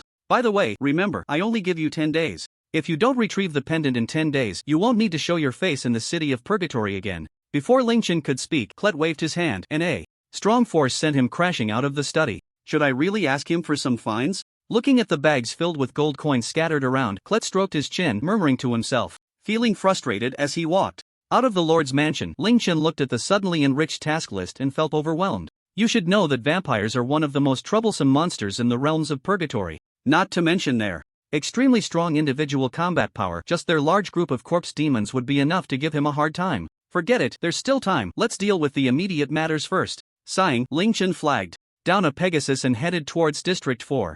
Meanwhile, in the surging tide of armor within District 4, new discoveries were also being made. What is this? Deep in the sewers, in a hidden smuggling organization base, a worker curiously watched as sheet metal fell from the darkness. Before he could react, more metal surged in through the gap at the entrance, wrapping around him before he could call for help, forming a massive metal sphere. Moments later, the sheet metal on the sphere gradually fell away, leaving behind a humanoid armor. From the gap in the helmet of the armor, the terrified eyes of the worker who had been drained of blood by the bloodthirsty magic armor were revealed. The metal gathered at the entrance, silently corroding the hidden door, and Pandora walked in with a cold expression, glancing at the worker dragged into the shadowy corner. Don't say a word, or you'll lose your life. Crouching beside the worker, Pandora gently tapped, and the metal binding his mouth automatically released, allowing him to speak again. I understand. Nervously swallowing, the worker cautiously lowered his voice and replied softly, "Have you seen this white cat?" Pandora first took out a picture of the little cat, and the worker desperately tried to recall, ultimately shaking his head helplessly.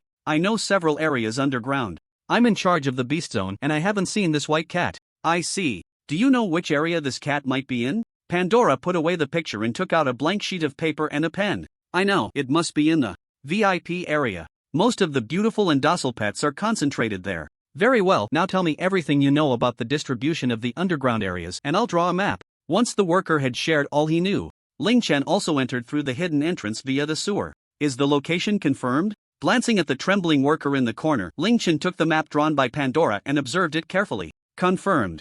It should be in the VIP area. Further ahead, there are detection spells, making it impossible to sneak in." Pandora nodded and pointed out the location of the VIP room on the map. "It's not too far. Are there any experts with levels over 80 inside?" "No, the person in charge of this area is only level 72. "I see." Ling Chen put away the map and looked at the dark army of magic armor behind him, attack fiercely. Heavy siege weapons were taken out by Pandora from the space ring. This was the latest magic cannon crafted by the blacksmith at Ling Chen's request, inscribed with the magical circuit of Ling Chen's heavenly radiance, which could perfectly reproduce the power of heavenly radiance with a large consumption of magic stones. Of course, the amount of magic stones consumed was also astonishing. It required enough magical energy to release heavenly radiance 10 times to fire the cannon once. Fortunately, with the 100-fold dungeon currently available, Ling Chen's backpack was filled with an endless supply of magic stones. If it weren't for the long cooldown time of the magic cannon, which prevented it from being used continuously in a short period, he could have turned the magic cannon into a magical Gatling gun.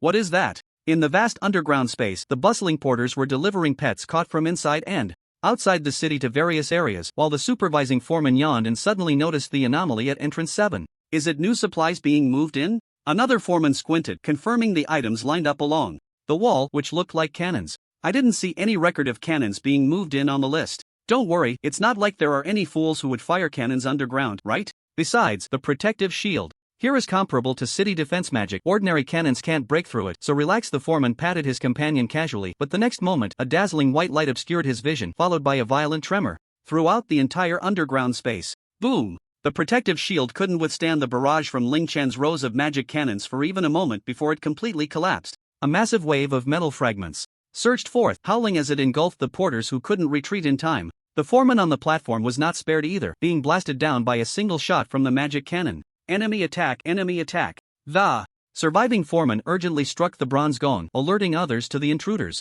In fact, the entire underground space, even the surface, could feel the intense tremors. Before reinforcements could rush in from other entrances, the Hercules troops began to lift giant stones and throw them at all other exits in the cave. "Damn it, did that guy Crike discover our whereabouts? Retreat, retreat immediately." The leader of the smuggling group responsible for Area 4 jumped up in fright from his bed, disregarding the treasures and rare beasts below, and dashed out of the room towards the exit. "Boss, only the beast zone has been invaded, it might be someone else?" A follower hurriedly followed the leader, confused. "You fool, didn't you see so many people through the monitoring crystal? Who else would gather thousands of people to cause trouble in this underground space? It must be Crite. Planning to go to war with us? I don't want to be cannon fodder." Hastily storing the treasures in his space ring, the leader fled the underground area like a startled bird, under the astonished gazes of his subordinates.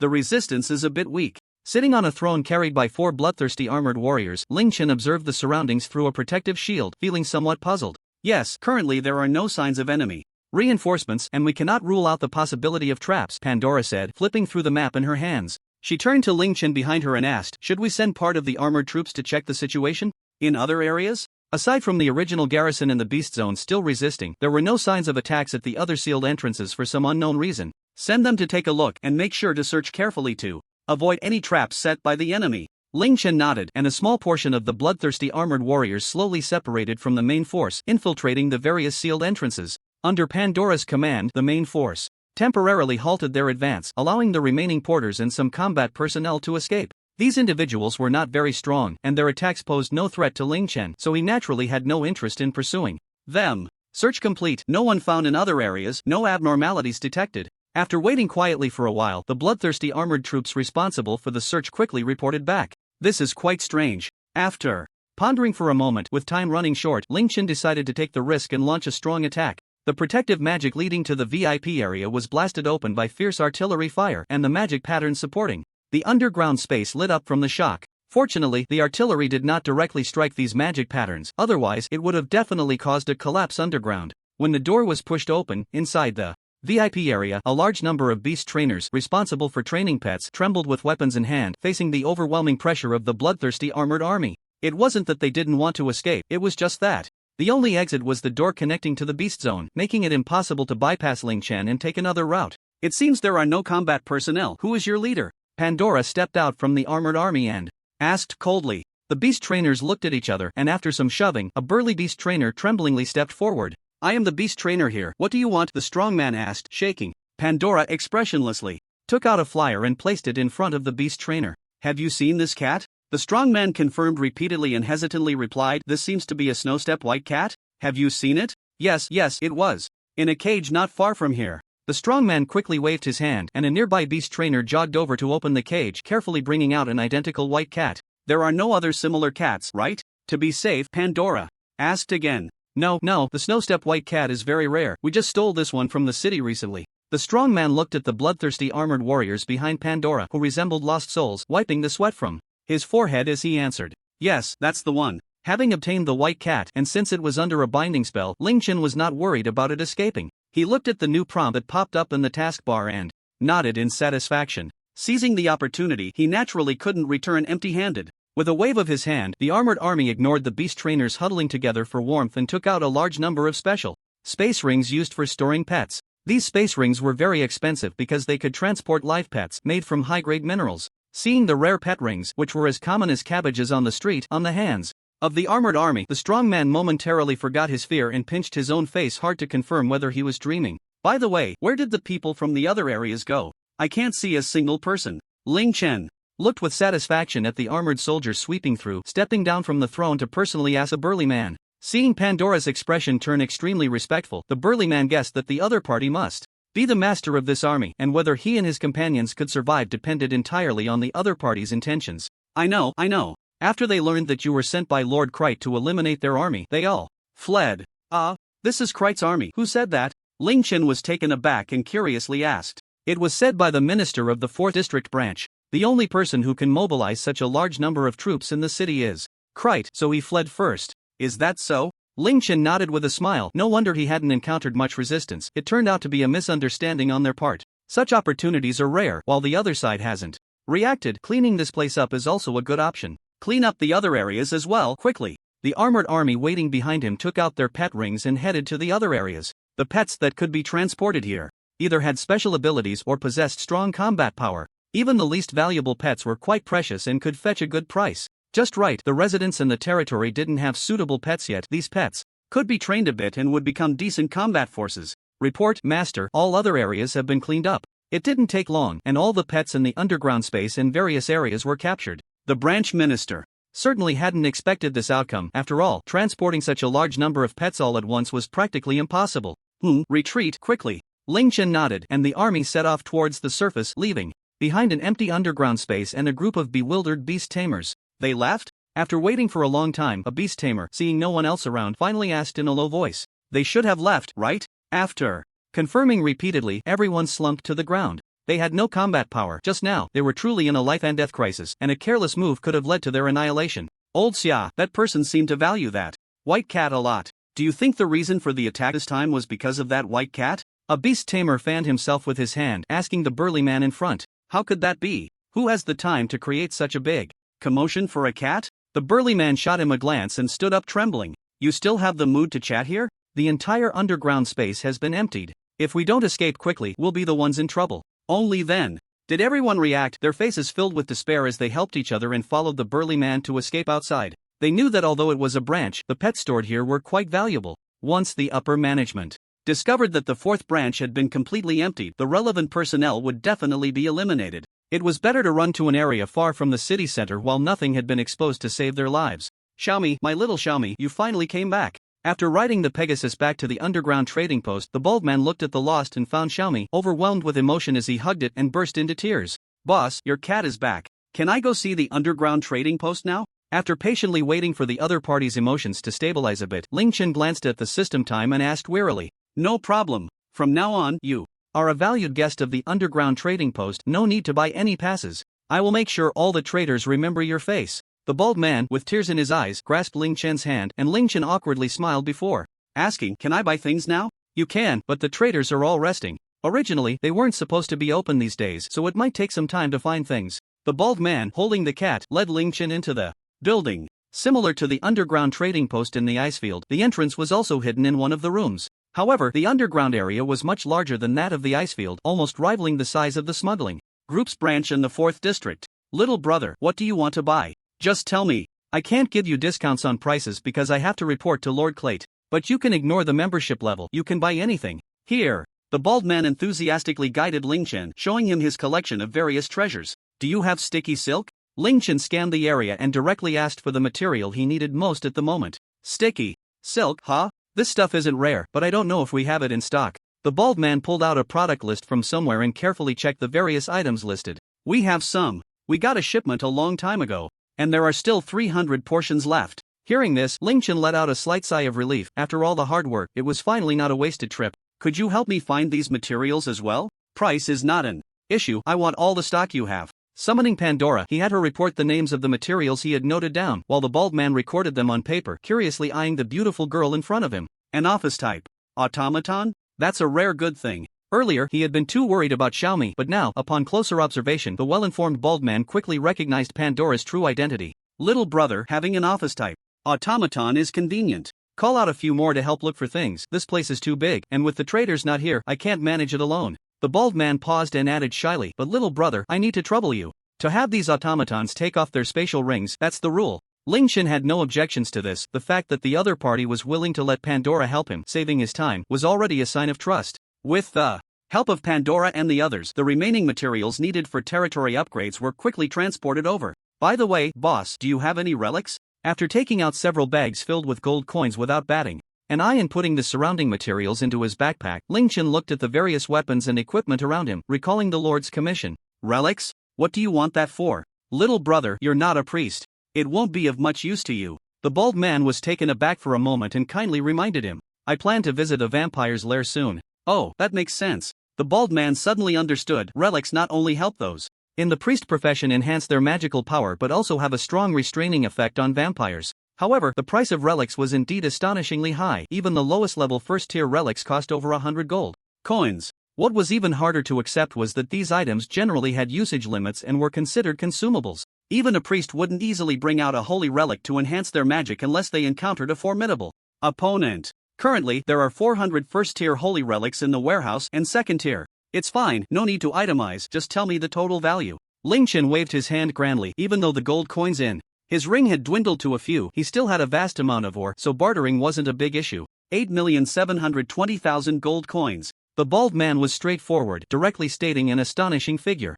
The other holy relics aren't considered valuable. The total for those below 5th tier is only 2,720,000 gold coins. Noticing Ling Chen's surprise, the bald man showed him the list. However, the 6th, 7th, and 8th tier holy relics are out of stock, and there's only one unsold 9th tier holy relic left, valued at 6 million gold coins. 9th tier? Ling Chen was taken aback. 9th tier holy relics were already quite rare, usually only dropping from level 100 dungeons, and the difficulty had to be above hell to yield even one or two. Such a rare item, even valued at 6 million, should logically have been bought by someone. It's a one-time use. The bald man's explanation instantly made Ling Chen understand why the 9th tier holy relic was unsold. Spending 6 million at once would be painful for anyone. So, what do you think, bro? Are you buying? Seeing The chance to sell his old treasure. The bald man's eyes sparkled. Although this task was dangerous, it was merely infiltrating a vampire lair to retrieve an item, not exterminating them all. Using a 9th tier holy relic was indeed extravagant. However, holy relics had a remarkable effect on vampires, and he wasn't unaware of the special usage method for the 9th tier holy relic.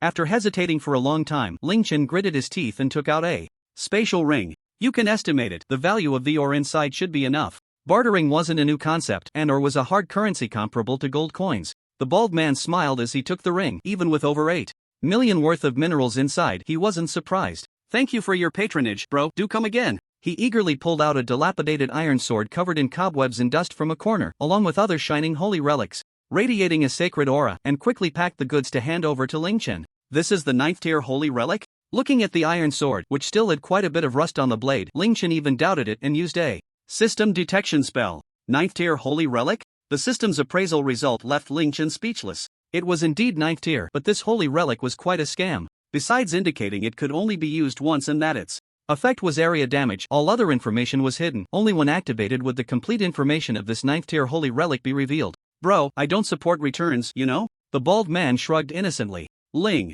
Chen rolled his eyes at him and collected all the goods on the ground. At least it was a 9th tier holy relic. With this treasure, in case of any unexpected events, he would at least have another means to confront his enemies. Leaving the underground trading post, it was already evening. After tomorrow, the second wave would arrive. That said, running around the city for 2 consecutive days had left Ling Chen feeling a bit exhausted. Forcing himself to stay alert, he returned a certain number of Pandora and bloodthirsty armor to the icy Campbell city, then ignored the chattering inquiries of the guild members, tiredly exited the dungeon, and collapsed onto the soft bed in the base, falling into a deep sleep. Is your brain made of mush? In the space between hell, in District 52, the head of the 4th District branch lay on the ground, wishing he could sink into it. In front of him, a silver-haired man in a priestly robe, holding a Bible, suddenly turned around, grabbed a nearby vase, and smashed it hard against the branch head's head. The entire 4th branch has been emptied, and you didn't even get a good look at the enemy before running off so quickly? I told you to run, to run, to run. It wasn't until he had smashed all the decorative vases on the surrounding tables that the silver-haired man's anger slightly subsided. Blood dripped from the branch head's head onto the ground. The fragile vase in the silver-haired man's hand could unleash such powerful force, indicating that his strength had reached a terrifying level. The branch head was grateful that he had bribed the cleaning staff in advance to remove the harder objects from the temple, otherwise he would have been in a much worse situation than just bleeding a little. The person monitoring Clay has reported back. There are no major movements over there. The attack on the 4th branch was likely by those otherworldly lords that recently appeared in the city. Slightly calming down, the silver-haired man snorted and sat down on a nearby bench. The branch head naturally did not dare to get up, obediently keeping his face pressed to the ground, silently listening to the silver-haired man's seemingly self-talking words. According to the revelations, as long as this group of otherworldly lords continues to pour in and can break through the next layer of barriers, we will have a chance to leave this damned place. So you mean we won't pursue it anymore? After all, we still need them to help us open the barrier. The branch head cautiously turned his head slightly on the ground and asked with his face sideways. That's 2 different matters. The silver-haired man kicked the branch head, sending him flying against the temple wall. This position was more comfortable to lie in, so the branch head simply pretended to be seriously injured, lying flat on the ground. Even if that otherworldly lord is powerful and has touched my cake, I can't just let him go like that. There are so many otherworldly lords, we don't lack for one. The silver-haired man naturally knew that the branch head, groaning in the distance, was pretending to be injured. However, for some reason today, there were no handy tools to smash around. Even the iron rod that used to be in the corner had been cleaned away, otherwise he would have gone over to beat the branch head again. Enough, stop groaning, it's annoying. You get back to District 4. Until you catch someone or retrieve the goods, wear this on your head first. Before the branch head could refuse, the silver-haired man picked up a silver ring from the altar in front of the statue. With a flick of his hand, the ring accurately slipped onto the branch head's head, then continuously changed shape, ultimately tightening around the branch head's neck. I'll give you a month. If you haven't found a single person or item, you can go meet God. I'll miss you. Wait, chief. At least you should set a range for the goods. It's unrealistic to recover everything. The branch head cried with a mournful face, crawling over and desperately clutching the silver-haired man's ankle, crying and shouting with snot and tears. Enough, how can a grown man cry like this? Alright, enough said, not a single item can be missing from the VIP area, and also, I need you to find Medusa for me, that one is of great use. With no way out of the situation, the silver-haired man impatiently circled a range. The branch minister wanted to say something more, but the silver-haired man directly kicked him, sending him flying like a shooting star, instantly disappearing within the temple. Amen. Listening to the continuous banging sounds coming from the damaged door, the silver-haired man held a cross and muttered a phrase. Director, the one who attacked the fourth branch this time is an old acquaintance of mine. Could you please send me over to assist him in capturing the criminal? From the shadows, Chen Koan, dressed in church robes, stepped out. He was no longer the leader of the Blood Prison Brotherhood. Through certain transactions, he had successfully joined the church. Moreover, for some unknown reason, his level had astonishingly reached 90. On his neck and at various joints of his body, the church's divine patterns were engraved. These patterns were quite peculiar, resembling paintings, yet every stroke was composed of countless tiny, dense characters mixed together. With Chen Koan's breathing, these tiny characters even slowly drifted, as if they were living words. Not for now, the divine revelation on you hasn't been fully inscribed. Leaving this temple for more than 12 hours will cause big problems. The silver-haired man decisively rejected Chen Koan's request without any hesitation. The characters on him were crucial to his plans, although there were other alternatives. The one with the best compatibility was still Chen Koan. He certainly didn't want anything to happen to him at this time. Can't we use mobile church? Absolutely not. Seeing Chen Koan's unwillingness, the silver-haired man dug at his ear and impatiently said, "Go and clear all the monsters we need to farm today, level up to max as soon as possible, and I will grant you a certain degree of freedom." Nodding silently, Chen Koan turned and melted back into the darkness. By the way, Director, if you really want to catch the criminal, I advise you to provide him with some support. A mere branch minister cannot capture my old acquaintance, even if the other party comes to him. I will consider it. The silver-haired man waved his hand, and Chen Koan noticed that the other party didn't take his advice to heart at all. With a cold snort, he completely disappeared into the darkness. The spatial magic has indeed improved quite a bit. It seems it will come in handy. The silver-haired man patted his clothes and turned to look at the statue. It's almost time, just a little longer, and I can break free from this cage, he murmured, quietly kneeling in front of the statue, beginning his routine prayer. The branch minister, who had been kicked to the outskirts of the church, was carried back to the 4th district by his subordinates while in a state of unconsciousness. Boss, what should we do now? By the time the 4th branch minister woke up, an entire day had already been wasted. Go, bring back all the beast tamers who escaped. They must have seen that person's appearance. The minister groggily sat up from the bed and called out to the subordinate who was about to carry out the order. Also, just to be safe, go to other branches and try to buy back pets that are exactly the same as those in the VIP area. And notify Sarah he's back in action. On the last day of the month, as the morning sunlight streamed through the window, Ling Chen slowly opened his eyes, comfortably sitting up in bed and stretching. Is it tomorrow already? He murmured as he confirmed the system time, then opened the territory building interface to check the situation around the base. The traps and weapons were mostly prepared, and the direction of the beast tide had been determined. Under Ling Chen's prior arrangements, the bloodthirsty armors had cleared the trees in the southern gate direction, freeing up a large area. After investing all the materials needed for the territory upgrade into the system interface, a flash of golden light appeared, and the familiar celebratory music played, signaling that the territory had successfully upgraded to level 5, unlocking corresponding buildings and technologies. Congratulations! Your territory has upgraded to level 5. Please choose your reward. Reward 1, Precious or Package * 1000. Reward 2, A-Class Beast Girls * 2. Reward 3, Random Dungeons * 3. Without hesitation, he chose the random dungeons, and 2 level 4 and 1 level 3 small dungeons appeared before Ling Chen. After investing his 100-fold dungeon, a massive amount of experience points directly raised the originally level 2 dungeon to level 4, successfully unlocking the 3rd and 4th dungeon spaces. The 3rd level could accommodate monsters up to level 60, while the 4th level, however, did not increase to level 80 and could only hold monsters up to level 70. Will there be a limit on level increases in the future? He had originally thought that unlocking the 5th level would allow for maximum level monsters, but it seemed he had been overly optimistic. However, successfully unlocking 2 new levels meant that the number of monsters the dungeon could accommodate had more than doubled. He temporarily filled the 3rd and 4th levels with level 30 monsters to help the adventurers in the city level up. Ling Chen then opened the building upgrade interface to raise the levels of the city walls and magic towers again. A massive amount of ore was invested, and with a slight tremor of the ground, the forms of the city walls and magic towers began to change continuously. Fortunately, the residents of the city had been notified in advance and did not panic. The upgraded level 5 city walls could now withstand monsters up to level 60. Currently, there was no threat to his territory within the entire Death Forest. The second wave of beast tides would theoretically only feature monsters up to level 60, as clearly stated in the system rules.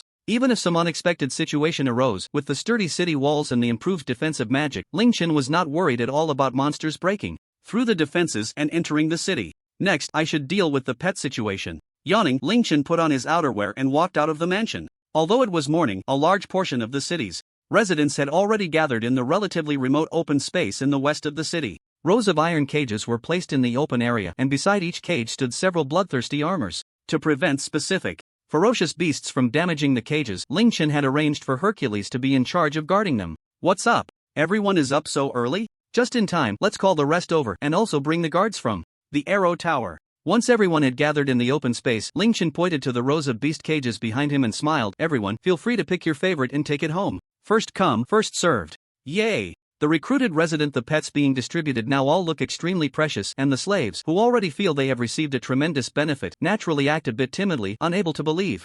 This is real. What's wrong? Don't be shy, it's fine to take a few more, Lingchen reassured the remaining residents. Aside from the rare class of summoners who have no limit on the number of pets, others, including the native residents of this world, are restricted to signing contracts with only 5 pets. However, there aren't many people in the territory to begin with, and even if each person takes the maximum of 5 pets, there will still be a large number left over that they won't know how to handle. My lord, can we really? One of the old soldiers rubbed his hands together, hesitating to voice his question. You are all my subjects. Do you think I treat you differently? Lingchen noticed the other's doubts and smiled, saying, Go ahead, it won't cost you anything, it's free. With the lord personally saying this in front of all the residents, the remaining residents finally relaxed and hurriedly joined the throng to grab pets. You must remember to train them well once you take them home. Some pets are not fully trained yet, so don't force a contract just yet. Seeing that everyone was satisfied with their chosen pets, Pandora directed the bloodthirsty armor to move the selected pets out of the iron cage array according to the residents' names. These pets naturally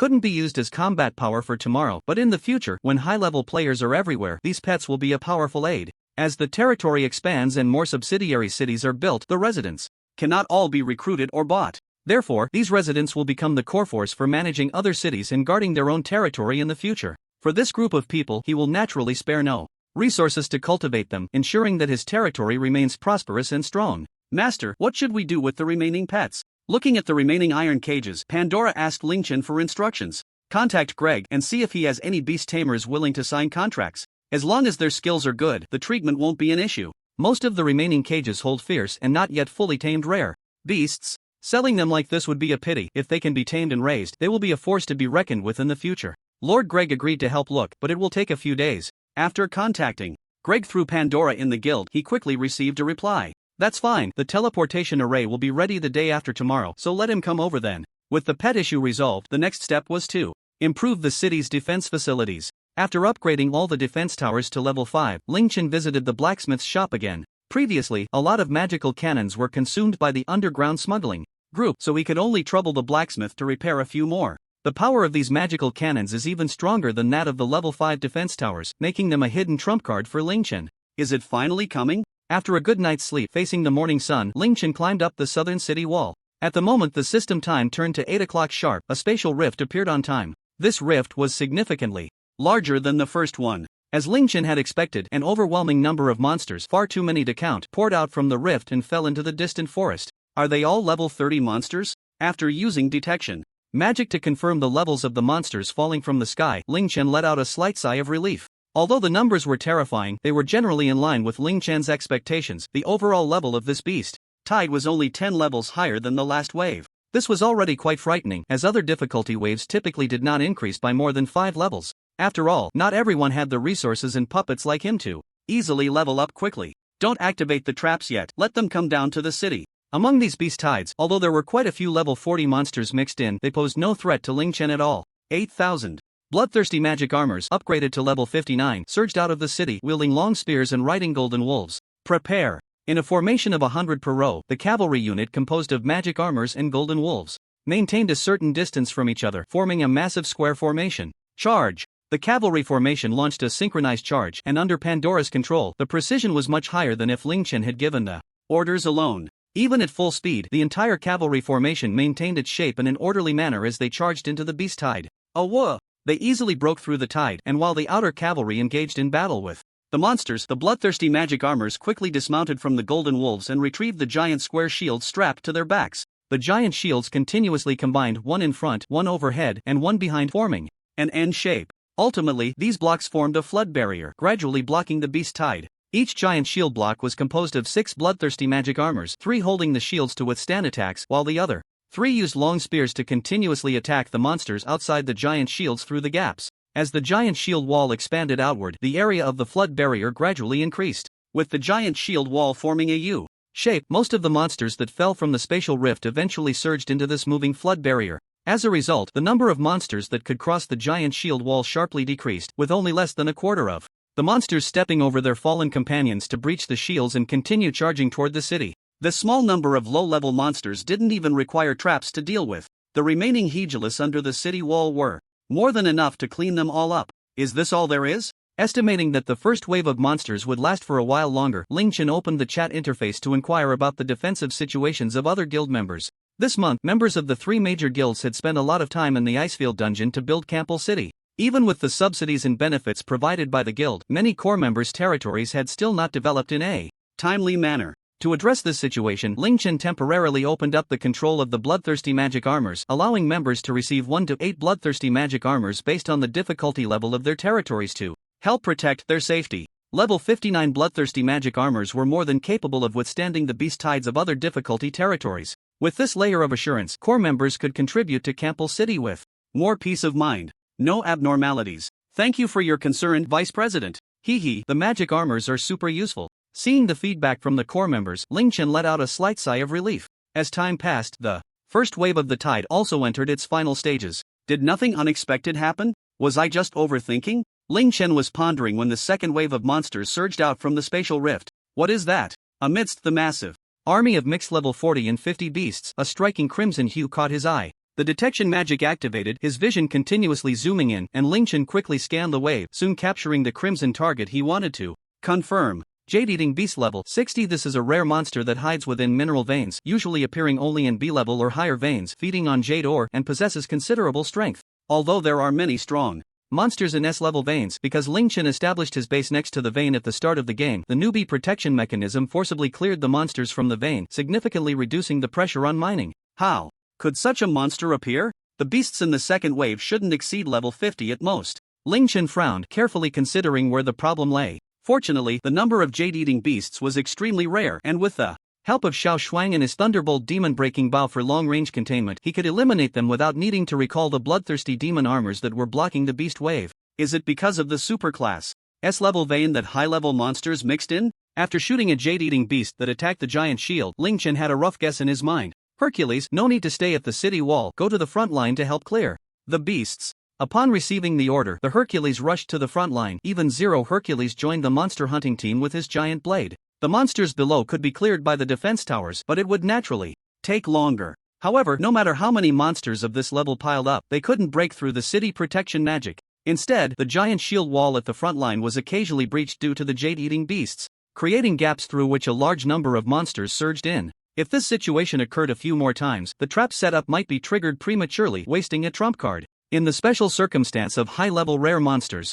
appearing, the third wave of attacks might also undergo changes. The traps originally intended for the second wave now seemed better to be triggered during the third wave to maximize their effectiveness. With the addition of the powerful Hercules troops, the pressure on the front line was significantly alleviated. If a jade-eating beast attempted to charge the giant shield wall, the Hercules behind the wall would immediately jump out, usually entangling with 3-2. For Hercules in battle, and the situation of the giant shield wall being breached no longer occurred. This continued until the afternoon. As the sun that had been high overhead began to tilt, the second wave finally entered its concluding phase. At this time, across the world, the waves in other regions had gradually ended, leaving only the Lords of the Death territory still struggling, waiting for the arrival of the third wave. It's time, now. All troops retreat. Under Ling Chen's command, the bloodthirsty magic armors within the giant shield wall took out the jade stones sealing the protective magic and threw them outside the wall. This protective magic was an experimental product created by the rune masters in the city for practice, made from a large amount of ore. A colorful barrier lit up. Although the levels of these protective magics were not very high, their sheer number was overwhelming.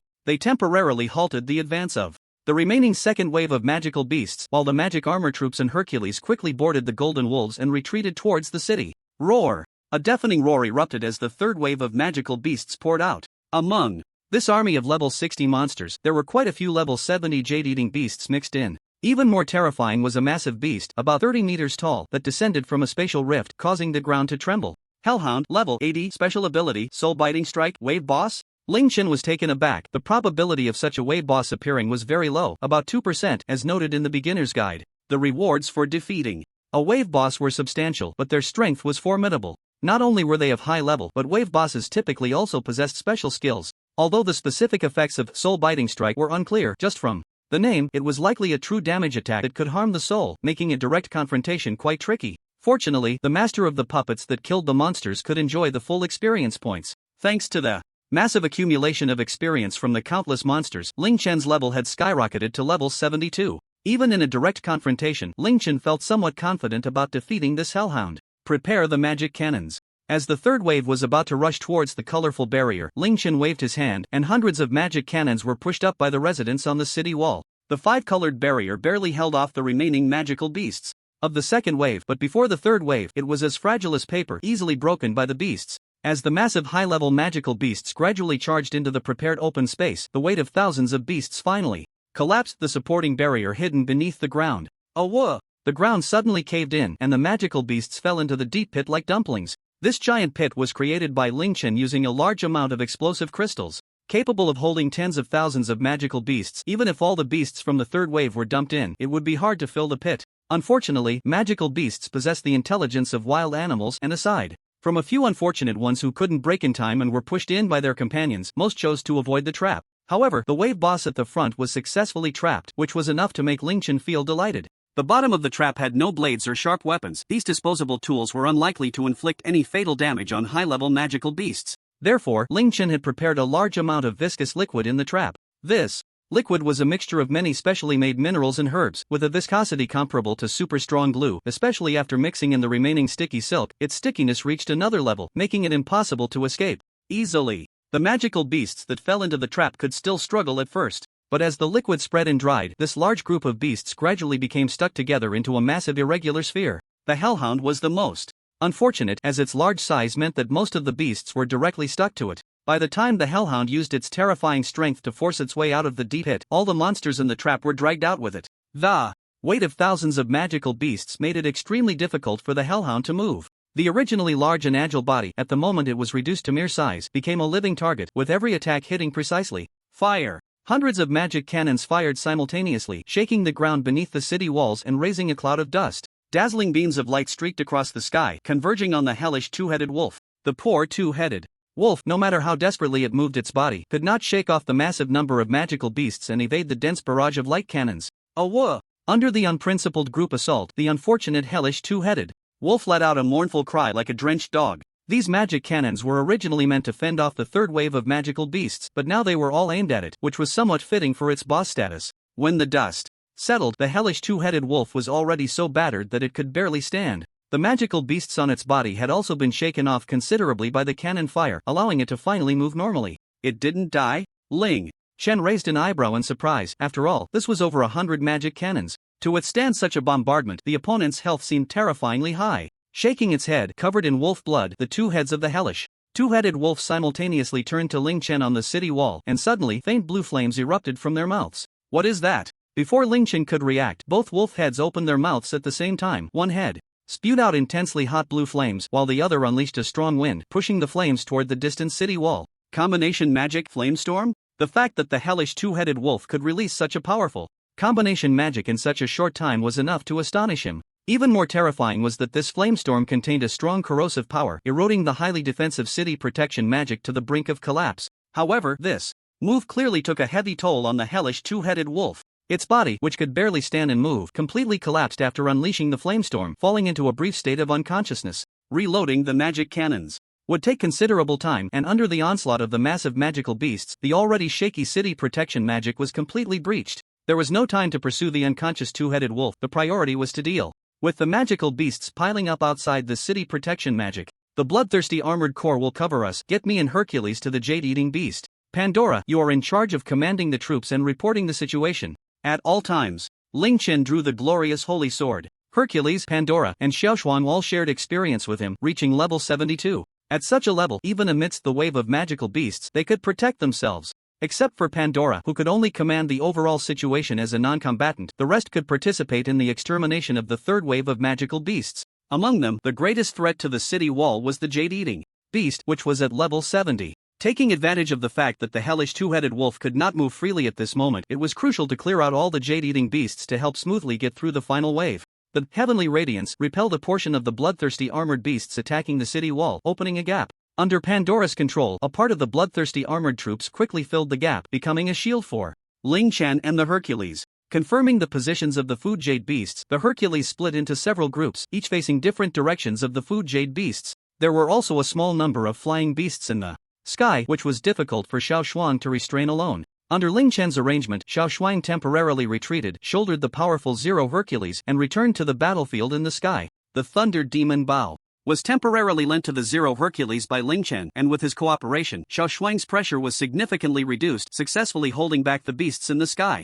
This isn't looking good. The loss of puppets is too fast. After fiercely plunging the radiant holy sword into the heart of a food jade beast and taking it down, Ling Chen sensed the overall number of his puppet army and frowned slightly. Roar! A beast resembling an oversized gorilla took advantage of Ling Chen's distraction, leaping up and breaking through the defense of the bloodthirsty armored squad, swinging its massive fist down towards Ling Chen's head. In its eyes, this small human could not possibly withstand such a powerful blow. The beast's instinct led it to choose this human over the nearby, seemingly strong Hercules. Unfortunately, its instinct was not very accurate. Pandora, how long until the magic cannon is fully charged? Ling Chen easily caught the gorilla beast's attack with one hand, relying on level suppression and the effect of doubled strength. He didn't even need to activate the Holy Realm or the War God transformation. He suppressed the attack of the level 60 beast purely with his physical strength. This feat could only be accomplished by a berserker known for their strength, but Ling Chen's profession was that of an alchemist, which had weaker strength growth. If other players saw this, their jaws would likely drop in shock.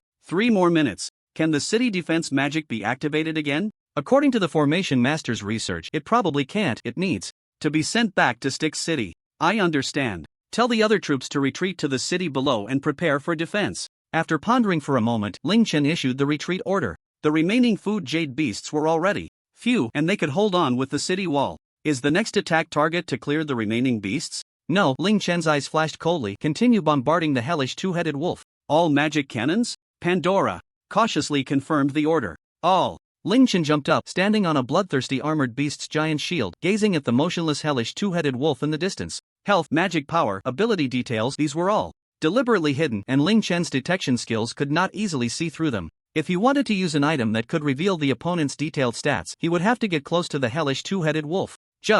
Its unexpectedly bizarre combination of magic had already put Ling Chen on alert. Even though the opponent seemed to have fainted at that moment, he had no intention of approaching this giant creature. Wasting 100 cannon fire was, for him, much more reassuring. Holy Realm descends. The time-limited area enhancement magic was released by Ling Chen, strengthening the abilities of the puppets within it. Under Pandora's control, they quickly retreated. Below the city wall. Fire! At Ling Chen's command, the 100 magic cannons on the city wall roared again, shaking Ling Chen as if an earthquake had occurred. At the moment the magic cannons fired in unison, the previously fainted hellish two-headed wolf suddenly leaped up, desperately dragging the beasts on it and shifting a certain distance to the side. What a guy, pretending to be dead over there. The cunning intelligence of the two-headed wolf made cold sweat break out on Ling Chen's back. If he had rashly approached the two-headed wolf's range of movement just now, the opponent would definitely have launched the soul-devouring bite in an instant, and in the worst-case scenario, he could have fallen on this battlefield. Even though he had moved away, many light cannons still struck the hellish two-headed wolf, reducing its health, which made Ling Chen breathe a little easier.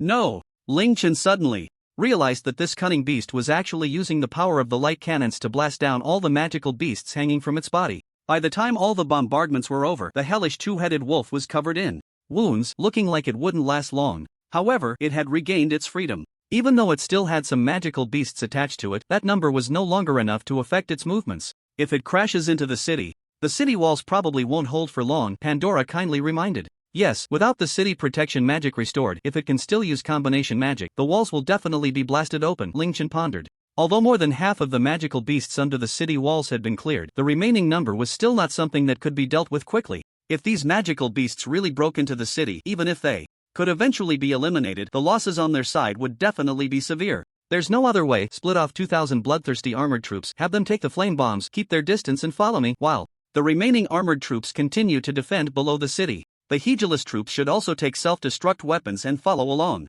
The opponent is agile, and throwing from a distance probably won't hit, so let them take 5th-tier B-grade weapons and strike precisely when the opportunity arises. The magical beasts in the sky had been cleared, and Ling Chen summoned Xiao Shuang down, swapping positions with Zero Hegeless. The ground troops would be led by Zero Hegeless, while the remaining Hegeless would focus on containment and damage. The bloodthirsty armored troops would keep their distance, quietly following not far behind, clearing the surrounding injured magical beasts. After all, the opponent was a way boss, and with insufficient information, Ling Chen decided to ride Xiao Shuang and launch an attack from the air to prevent being approached by the opponent. Awu the hellish two-headed wolf and Zero Hegeless were entangled in battle, and with superb martial skills, Zero Hegeless displayed astonishing reflexes, dodging all of the opponent's attacks despite being weaker in strength. In contrast, due to its massive size, the hellish two-headed wolf was unable to respond quickly in close combat and was left dazed by Zero Hegelus's strikes. The self-destruct weapons thrown by the other Hegulus kept exploding on it. Even 5th tier B-grade weapons at levels 50 to 59 could only deal limited damage against the terrifying wave boss with high health and defense.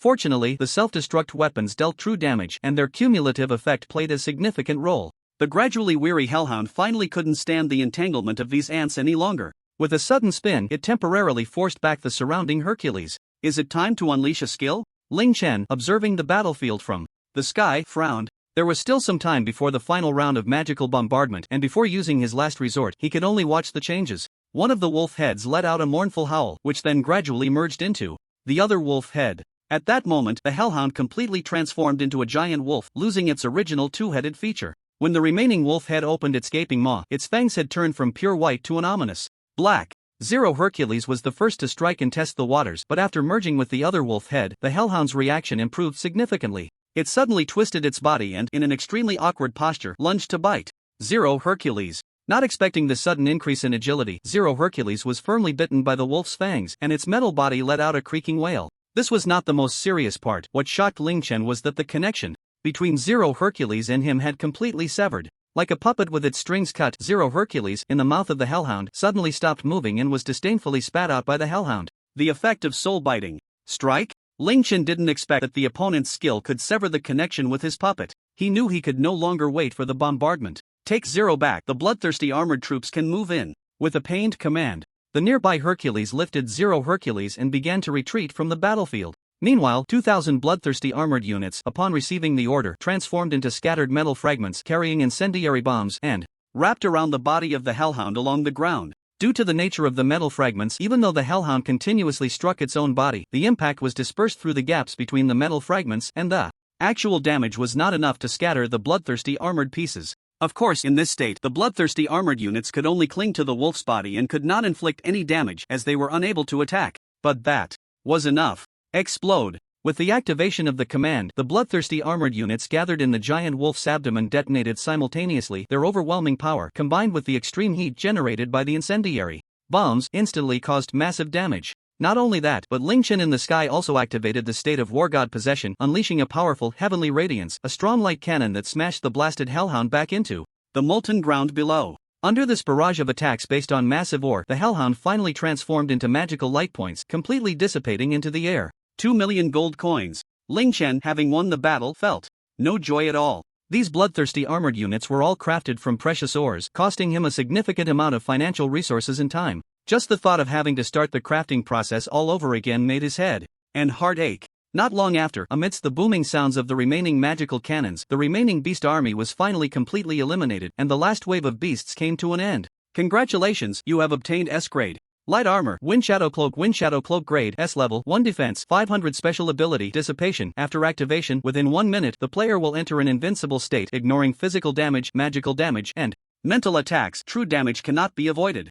Congratulations, you have defeated the hidden wave boss. Special rewards issued. Special reward, Wolf Conqueror effect, special attack against beast attribute monsters, damage increased by 100%. The attribute bonus for special attacks is indeed a rare reward. Especially the beast attribute special attack. One must know that in the wave of magical beasts, about 60% are primarily of the beast attribute. Even in dungeons, most minor monsters and a small portion of bosses are also of the beast attribute. It can be said that the application range of this special attack is extremely broad, and its value is not inferior to that of S-class weapons. As for the Heavenly Wind Concealment Armor, it is also an outstanding S-class armor. Although the light armor focused on concealment does not have the defensive power of heavy armor, its concealment effect is exceptional. In addition to perfectly eliminating shape and scent and concealing player attributes, its 1-minute invincibility effect greatly enhances Ling Chen's survival ability. Not bad, the effort has finally paid off. With a slight sigh of relief, looking at the precious materials scattered on the ground, Ling Chen waved his hand, and the remaining magical armors quickly swept the battlefield like locusts.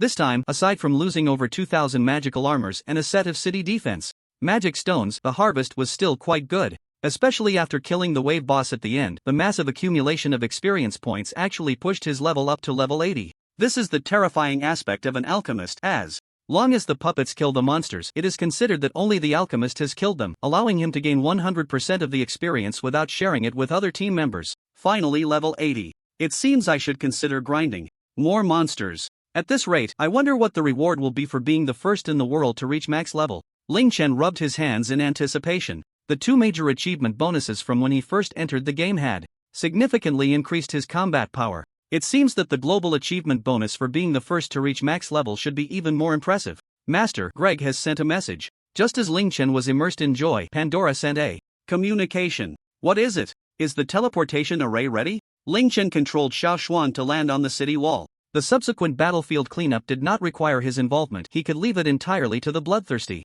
magical armors. No, the teleportation array will still take 2 more days. Lord Greg wants to warn you that this wave has caused quite a stir and has attracted the attention of many travelers. So, it is likely that the royal capital will send priests within the next half-month. Registering as a subordinate territory? Ling Chen frowned. The matter of otherworldly lords is not uncommon in this world. At least according to the historical records of the Kebelon Kingdom, there have been 3 instances of otherworldly lords appearing collectively in the past 500 years. Therefore, various countries have developed relatively complete management methods for otherworldly lords. The Kebelon Kingdom's approach is registration and monitoring. Registration means that players must swear loyalty to the Kebelon Empire and become subjects. In return, the kingdom will grant players titles and recognize the legitimacy of their territories. Monitoring means that the Kebelon Kingdom will send church members to the player's territory, both to spread the faith and to secretly monitor the player's territory to ensure that the player does not engage in rebellious behavior. Of course, the kingdom looks down on weak lords. Until players develop their territory to level 6 or their town reaches a population of over 100,000, the empire usually won't pay attention to them, and naturally, there's no need for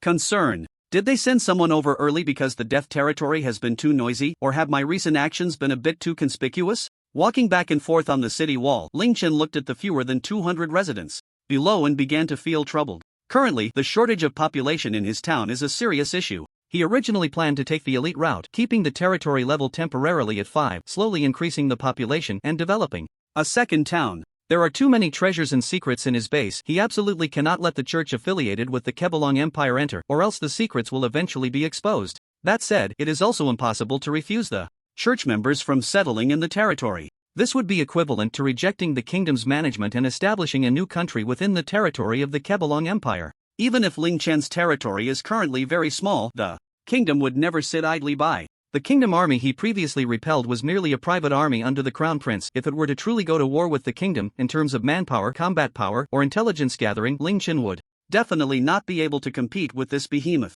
A hidden base, is there no time? The other party could arrive at any moment within half a month, and even if he temporarily hides his base, it is very likely to be seen through. There's no other way. Let's proceed with the previous plan and accelerate the expansion and construction of the outer city. Sighing, Ling Chen decided to manage the base by dividing it into inner and outer cities as planned. This way, even if it seems suspicious, the other party would find it difficult to easily investigate the inner city. Have Greg contact the 7th prince as well. This favor will come in handy. Even the priests sent by the church have factions. If the priest sent is from the 7th prince's faction, relying on the favor he previously sold to the 7th prince, it would definitely not cause him any trouble, at least not delve into the situation of the inner city. I understand. Pandora nodded and conveyed Ling Chen's message to Greg. In the next 2 days, aside from repairing various city defense losses and puppets, the area of the entire base was also rapidly increasing. When the area of the base was forcibly expanded to the size of Staya City, the minerals in his backpack were just enough to barely support the last bit of wall construction.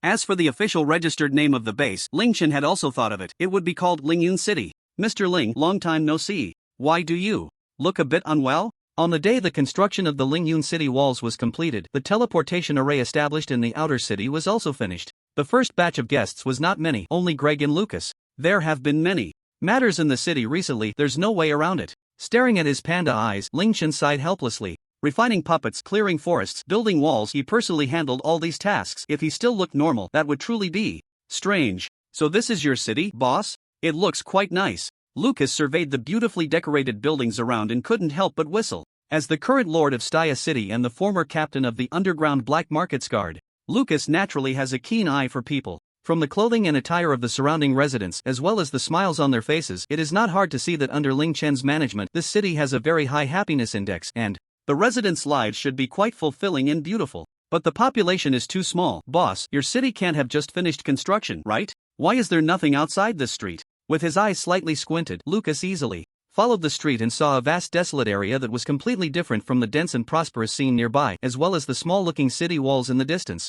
There's no helping it, I originally planned to take the elite route and carefully cultivate each resident. Ling Chen shrugged helplessly. If it weren't for Greg saying that the royal capital would send priests, I wouldn't have suddenly expanded the city area. I see, no wonder Mr. Ling wanted me to secretly transport some poor people willing to sign slave contracts, Greg realized, having puzzled over why Ling Chen needed so many slaves. However, Mr. Ling, I must remind you not to collect too many slaves. Gathering a large number of slaves can easily be seen as having rebellious intentions, and a city made entirely of slaves is unheard of. I know. Ling Chen nodded. If it weren't for his many secrets, he wouldn't need to gather so many slaves to act as his most loyal subjects. These slaves, along with the recruited residents, would be trained and assigned to various positions within the city, serving as a key force to monitor the church and maintain order in the city. You can choose the location of the merchant guild yourself.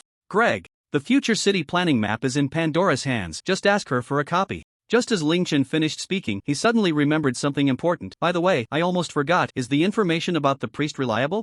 Reliable. The 7th Prince has confirmed that Mr. Ling's territory has indeed been included in the registration list of the Royal Church, and he should arrive at your territory with the appointment letter by mid-month. The appointment letter is already prepared? What title did they grant me? Ling Chen raised his eyebrows in surprise. The appointment letter is usually assessed by the priest first, confirming the player's territorial strength before reporting and applying for the corresponding title. According to the rules, you should have been granted the lowest title of Baron, but the 7th Prince spoke highly of you, and it seems that the appointment is for an Earl. Starting from Earl, this is the treatment of an 8th level territory. It seems that as one of the first otherworldly lords to take the plunge, he can still reap quite a few benefits. At least with a title, he wouldn't have to rely solely on a merchant guild black card to get things done. What about a priest's appointment? Ling Chen asked the most critical question, not wanting the church to interfere too deeply in his territorial affairs, which he had already conveyed to the 7th Prince. He just didn't know if he could help him resolve. Don't worry, this time the 7th Prince saw through the 1st Prince's conspiracy and made great contributions in resolving the plague in the city, so mobilizing the personnel sent by the church is also easy to handle. A total of 200 church members will come this time, led by a priest who was once the 7th Prince's teacher, and the other members are also the 7th Prince's subordinates. They have already been informed in advance, and aside from official business that needs to be handled publicly, they won't cause any trouble for your territory. 200 people, this was even more than the total population of Ling Chen's current territory, which made him twitch his mouth slightly. Fortunately, these people were all from the 7th Prince. Although they couldn't be completely trusted, they were better than other church members. Moreover, he still had other vampire issues to deal with, so it would be great if this matter could be resolved smoothly.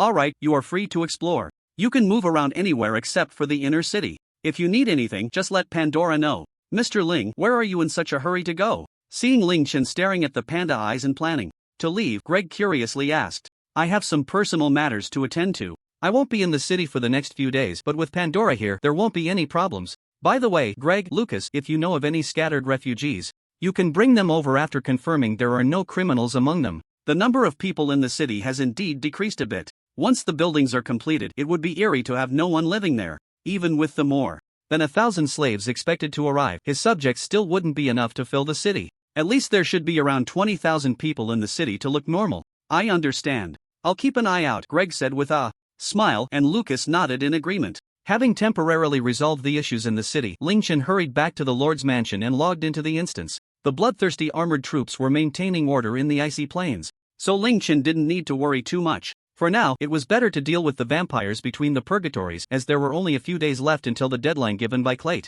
In the purgatory, within the Red Desert area, it took Ling Chen a whole day to get here, and that was with the complete map of the purgatory in his mind. The purgatory was much larger than the icy plains. If it weren't for his memories from his past life, he would have had to shamelessly ask Clayt for a map. Vampires, where are you? Looking at the endless desert, Ling Chen scratched his head in frustration. The clues Clayt provided were very limited, only mentioning that they were roughly in the eastern desert area. Even with the direction narrowed down, searching the entire eastern desert would still be a time-consuming task. There's no other way, I guess I'll have to use a human wave tactic. He released the newly repaired 3,000 bloodthirsty armored units. To avoid alarming the vampires, the armors transformed into metal fragments, hiding beneath the desert and slowly moving towards the distance. Taking this opportunity, Ling Chen rushed towards a treasure cave he remembered existed in the northern desert. There were still 4 days left until the deadline given by Clayt, and excluding 1 day for returning to the city, 3 days was enough for him. It would be a waste to just wait around. Although the treasure cave in the northern desert wasn't as rewarding as hidden rooms, since he was here, he naturally wouldn't let it go.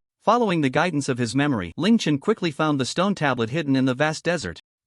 Before he could get close, an arrow shot from the direction of the stone tablet, grazing past Ling Chen's cheek. Someone's already here? That can't be right, the player's levels shouldn't be deep enough to reach here. Ling Chen immediately activated the effect of the wind shadow cloak and threw down a smoke bomb. Bang! Taking advantage of the thick smoke that obscured the opponent's vision, Ling Chen quietly slipped out from the left side, using the cloak's effect to stealthily approach the stone tablet. Once he had quietly hidden to the left side of the stone tablet, the person who had attacked him from behind the stone tablet gradually came into view. It was a knight clad in heavy armor stained with blood. It seemed that the knight belonged to the exclusive armed forces of the church within the city of Purgatory, the Paladins. The level of a paladin was usually around level 80, similar to that of a royal knight. However, their strength was generally not as strong as that of royal knights of the same level. Only when facing monsters with the dark attribute did the paladins enjoy a class bonus, making them stronger than royal knights. Behind this paladin was a blue-haired girl who appeared to be in a fainted state. It seemed the paladin was attacking Ling Chen to protect her from approaching recklessly. Wait, don't attack. I'm someone who came from between the purgatories. After hesitating for a moment, Ling Chen still tried to shout out. It wasn't that he had a sudden change of heart, it was just that these two were blocking the entrance to the treasure cave behind the stone tablet. From their demeanor, it was clear they had no intention of leaving anytime soon, and he didn't have the time to waste with them here. Humph, damn vampire. Do you think I would fall for such a low-level trick? The temple knight snorted coldly, warily drawing his bow and searching for the source of the sound. A vampire? Ling Chen was taken aback. This was truly a case of stumbling upon something unexpected. His magic armor troops were still searching for the vampire lair, and here was a direct clue. However, how to convince the other party of his identity was quite a headache. Starting from sea-level vampires, they were no longer particularly afraid of sunlight. A-level vampires were even unaffected by it. The appearance and aura of vampires were indistinguishable from ordinary people, and one could not tell them apart just by looking. If he wanted to use specialized testing magic, he would have to get close. The other party's voice sounded somewhat weak, and fresh blood was continuously flowing from the gaps in the armor, clearly indicating serious injuries. In this situation, the other party would definitely not let him get close. Proving his identity had become a difficult problem. With no other choice, Ling Chen had to painfully take out a 5th-level holy relic, which was the highest-ranked relic he had aside from that troublesome 9th-level one. I have a 5th-level holy relic, you can use it on me. Wouldn't that prove my identity? I can have a puppet deliver it to you, what do you think? Upon hearing it was a 5th-level holy relic, the temple knight was taken aback, a glimmer of hope igniting in his eyes. When a holy relic is forcibly detonated using special magic, it can unleash unique effects, causing significant damage to vampires. A 5th-level holy relic explosion would be unbearable for any vampire, except for S-level ones, as it would scorch their very souls. Alright, send it over. Without relaxing his vigilance, the temple knight maintained his bow-drawn stance, ready to attack at any moment. To avoid raising suspicion, Ling Chen deliberately took out a long-unused 9th-level iron wolf. This low-level puppet posed no threat at all, and the temple knight cautiously observed the slowly approaching iron wolf until he received the 5th-level holy relic from its mouth, at which point he let out a slight sigh of relief. After waiting for a while and confirming that the holy relic in his hand was genuine, his expression finally softened. Come out, there's no need to waste the holy relic. No vampire would carry around their most hated item. To be safe, after Ling Chen approached, the temple knight still cast a detection spell, confirming Ling Chen's human identity before removing his heavy helmet. I'm truly sorry, I didn't expect to encounter other living beings in this desolate place. Please forgive my rashness. Beneath the helmet was a middle-aged knight drenched in sweat and blood, looking extremely fatigued. There was a deep knife scar over his left eye, which had robbed him of his sight in that eye, explaining why his earlier arrow had failed to hit the unguarded Ling Chen. I am a Knight Templar belonging to the church, Hobart. It's a pleasure to meet you here. Please, you must help us escape this desert. Hobart took the recovery agent that Ling Chen handed over, noting that its quality was much better than what the church provided, which made him even more curious about the mysterious young man before him. I was commissioned by the lord of the city to deal with the vampire situation in the desert. Can you tell me what exactly happened? He took out the crumpled commission letter that Clater had thrown to him earlier, which bore his signature. The wrinkled style of the document was indeed something that the casual lord would do. Hobart smiled and, while accepting Ling Chen's treatment for his left eye, began to recount their ordeal. We originally set out from the city to collect holy water for the baptism, which is why we crossed this red desert to reach the distant holy spring for the collection. At the start, there were 10 Knights Templar and 1 holy maiden responsible for gathering the holy water. But just as we finished collecting the holy water and were preparing to return to the city of Purgatory, we encountered a group of vampires in the northern part of this red desert. I remember that Knights Templar have attribute bonuses against vampires, right? How could you end up in such a sorry state? After cleaning the blood around his eye and rinsing the injured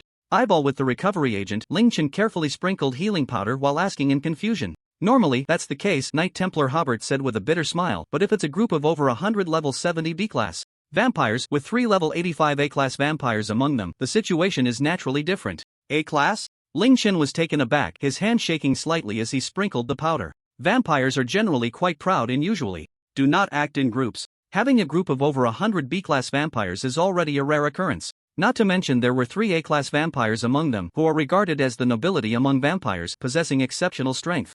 And having over 10,000 undead minions. Yes, they seem to be looking for something and just happened to run into us. Since there were no undead, I was able to barely escape with the Holy Maiden, but the others, it was also their bad luck. It was said to be nighttime, and the vampires were not restricted by sunlight, otherwise, with the strength of the Knights Templar, they should have been able to kill a few more. After that, I hid here with the Holy Maiden. There are quite a few undead sent out to search for us nearby, which is why I was so tense and mistook you for a vampire. After bandaging Hobart's left eye, knowing that such organ damage would take time to heal, his vision would not recover smoothly in the short term. Ling Chen, harboring doubts about Hobart's words, carefully sensed the messages returned by the bloodthirsty armored troops and looked at Hobart in confusion. You said there are many undead searching for you nearby? Yes, what's wrong? Hobart asked, touching his freshly bandaged eye and tilting his head. That's strange. I sent out many puppets to search for the vampire's traces. But over an hour has passed, and not only have I not found any vampires, but I haven't found a single one of the many undead you mentioned. How is that possible? Hobart completely did not believe what Ling Chen said, but the other party had no reason to deceive him. After hesitating for a moment, he gritted his teeth, picked up the still unconscious blue-haired girl, and headed northwest towards the stone tablet. That was where they had fought the vampires 2 days ago. It should not have been long enough for the traces of battle to be covered by the yellow sand. The area had already been searched by the bloodthirsty armored troops, and Ling Chen was certain there were no traces of vampires or undead. As for the traces of battle and the corpses, these are not within the scope of the search command. The intelligence of the bloodthirsty magic armor itself is not high, and without Pandora's assistance, it can only search for specific targets. Now is the best opportunity to enter the treasure cave. From the fact that the opponent did not hide inside the treasure cave, it is clear that Hobart only thought that the cave behind this stone tablet could temporarily conceal him, unaware of the method to open the treasure cave through the stone tablet. After hesitating for a moment, Ling Chen quietly released a Pandora and 10 Hercules. An 80-level Hercules is enough to sweep through the monsters in this treasure cave. If any unexpected situation arises, Pandora can also handle it in time. For now, the clues about the vampire are more important. Following closely behind Hobart, the 3 quickly arrived at the location where the battle occurred the day before yesterday. Just as Ling Chen had said, there was not a trace of the corpse demons along the way. If it weren't for the corpses scattered everywhere, proving that a fierce battle had taken place, Hobart would have doubted whether he had remembered the location incorrectly. How could this be? No. Turning over the corpses on the ground one by one, Ling Chen quickly understood what Hobart was searching for. The corpses of his companions. What remained here were all withered, turned into mummified corpse demons, among which were mixed some white ash, clearly the remains of dead B-class vampires. However, the bodies of the 9 temple knights had vanished without a trace. It was impossible for them to escape. Before Hobart led the Saintess out of the vampire encirclement, several temple knights had already perished at the hands of the vampires. Yet now, their bodies had disappeared, leaving only some blood-stained weapons and fragments of armor, proving the grim reality of their fate. Damn it, were they taken away and assimilated? Hobart flipped over the last mummified corpse, pounding the ground in frustration. Indeed, the physical bodies of the temple knights are rare materials for vampires. Just by mixing in the blood of an A-class vampire, the possibility of a temple knight transforming into a B-class vampire far exceeds that of an ordinary person. Compared to the mindless corpse demons, A-class vampires are more willing to increase their vampire companions. He had long anticipated the possibility that the bodies would be taken away, he just didn't want to face it.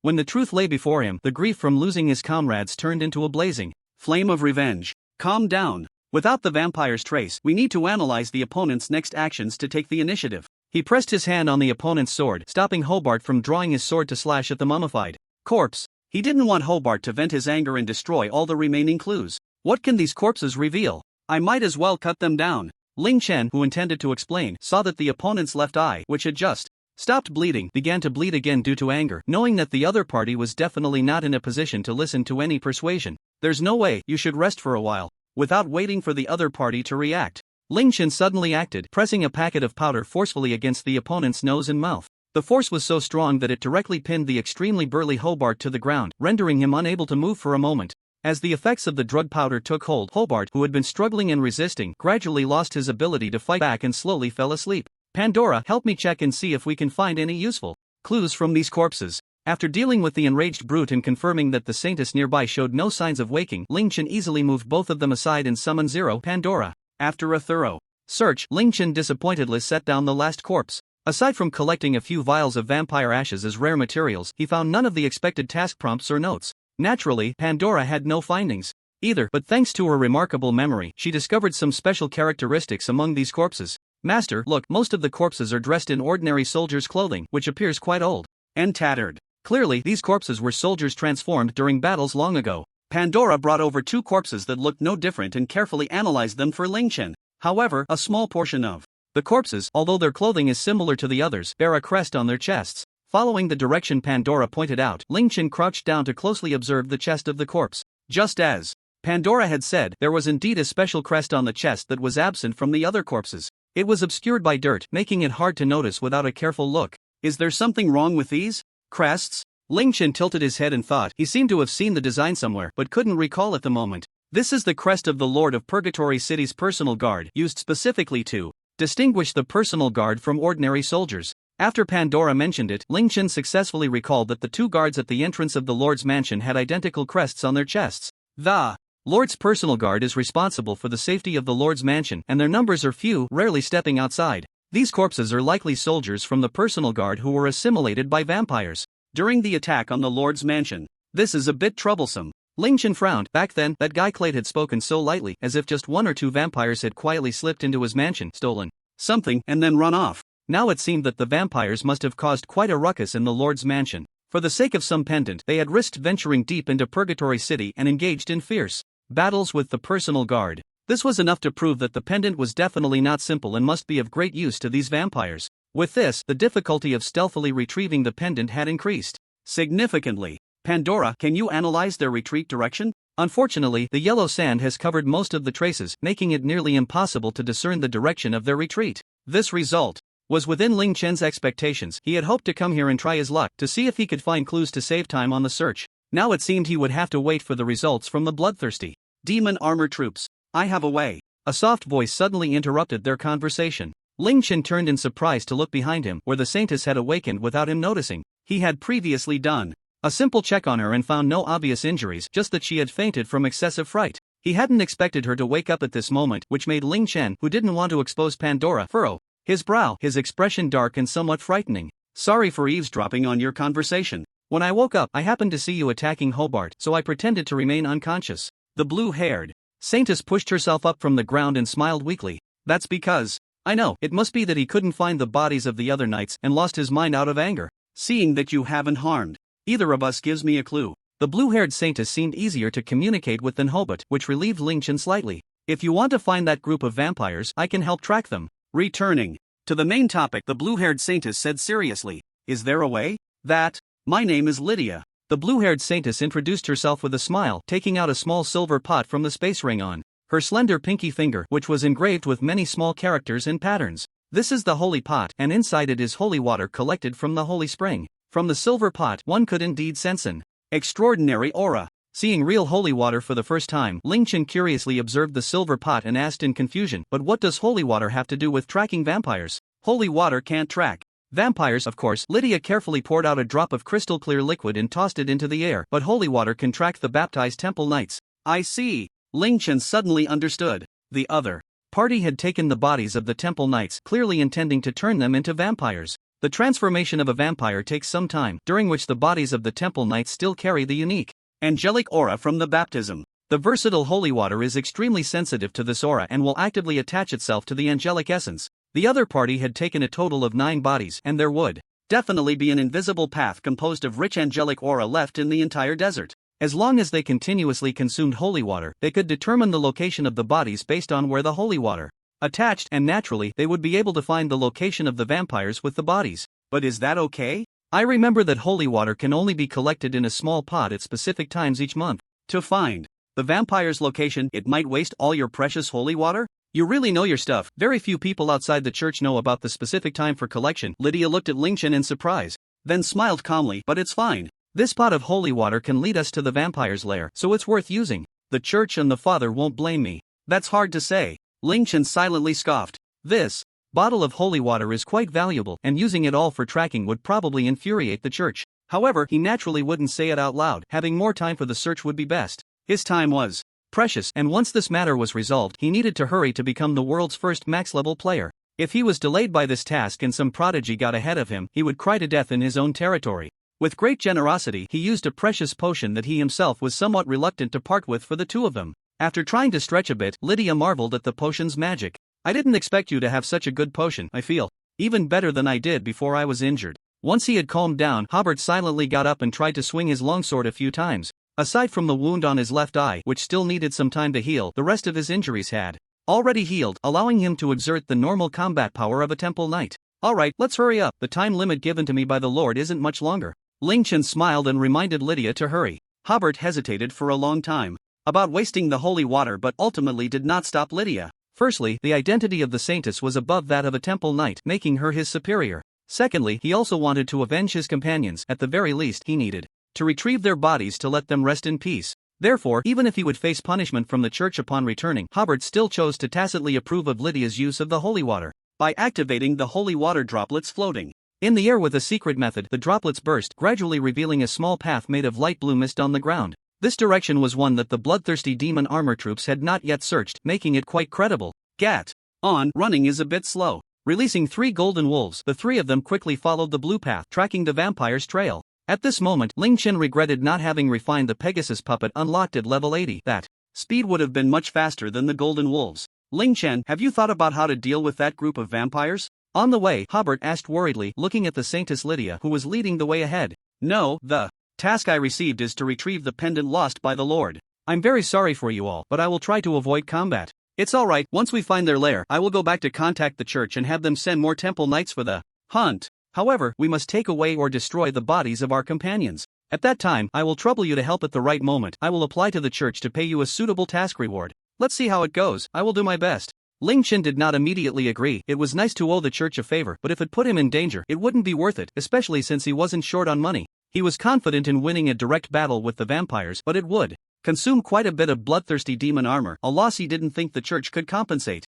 In the end, they might just give him a little bonus along with a banner and a good person card to make up for the loss of his puppet, which Ling Chen did not want to be. Hearing this, Lydia, who was at the front, slightly turned her head to glance back at Ling Chen, seemingly pondering something. After traveling for nearly half a day, Lydia suddenly pinched the golden wolf's ear, which was the method Ling Chen had taught her to stop the golden wolf. What's wrong? Looking at the blue path still extending into the distance and the vast, unchanging desert scenery, Ling Chen asked in confusion. I sensed it, there are already the auras of corpse demons nearby. Lydia frowned, carefully looking around. It was only 5 in the afternoon, and the sun wouldn't set for another 2 hours. The corpse demons, which feared sunlight, should be hiding in some dark corner and wouldn't show themselves. The Saintess is extremely sensitive to this kind of dark aura. When we previously encountered the group of vampires, it was the Saintess who warned us in advance, preventing the vampires from successfully ambushing us. Seeing Ling Chen hesitate, Hobart quickly explained. The bloodthirsty magic armor troops that were summoned back had not yet returned. Advancing recklessly without knowing the enemy's specific location could easily expose their own position, putting them in a passive state. That said, waiting idly was not a good solution either. Once night fell, without the constraints of sunlight, the abilities of vampires and ghouls would increase, making it very difficult to move silently over long distances. Do you have a way to determine the enemy's specific location? No, there are too many enemies around. The deeper we go, the denser the aura becomes, making it impossible to distinguish accurately. Seeing that the two indeed had no better solution, Ling Chen sighed, knowing it was time to use the backup plan. Is there a way to determine the location of the Holy Knight's corpse from the air? Yes, after activating the holy water with a secret method, it can directly guide the direction in the air without showing the specific form of the holy aura. However, after using this method, it will be difficult for simple levitation spells to keep up with the speed of the holy water tracking the holy aura. If we don't have a fast enough means of transportation, you don't need to worry about that. Let's retreat a distance first. After walking back for about 10 minutes and completely sensing no evil aura, Ling Chen waved his hand, and a giant ice blue dragon appeared before the 3 of them. Xiao Shuang, please take us flying through the air.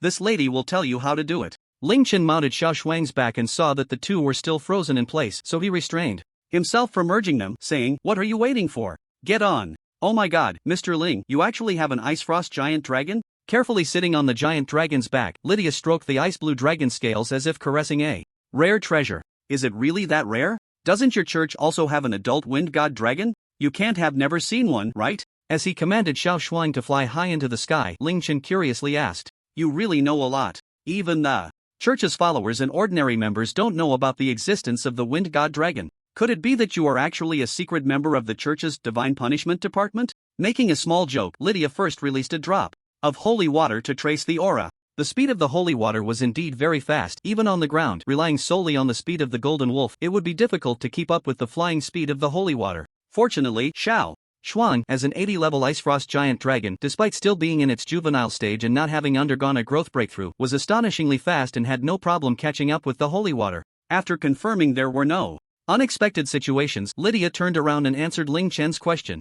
Ice Frost giant dragons, thunder dragons, and wind god dragons are the three most powerful ancient dragons among the dragon race. In terms of rarity and combat power, they cannot be compared to other dragon species. Therefore, these three types of ancient dragons are also the royalty among the dragon race, exerting a natural bloodline suppression effect on other dragon-like creatures. You should be aware of this, right? Ling Chen's face flushed. In his past life, he had never had the opportunity to come into contact with such ultra-rare pets. He couldn't even afford a regular earth dragon, and he truly knew nothing about the dragon race. And within this purgatory, due to incompatible attributes, historically, no Ice Frost giant dragon has ever appeared. If this Ice Frost giant dragon of yours is discovered by the people in the city, I guarantee you will become famous overnight. Indeed, due to the intense concentration of fire elements in the purgatory, the ice element monsters that oppose them have completely vanished, and even water element monsters are rarely seen. In contrast, in the icy plains, there are also no fire element monsters. Thinking about it, the rarity of Xiaoshuang in the purgatory indeed far exceeds Ling Chen's expectations.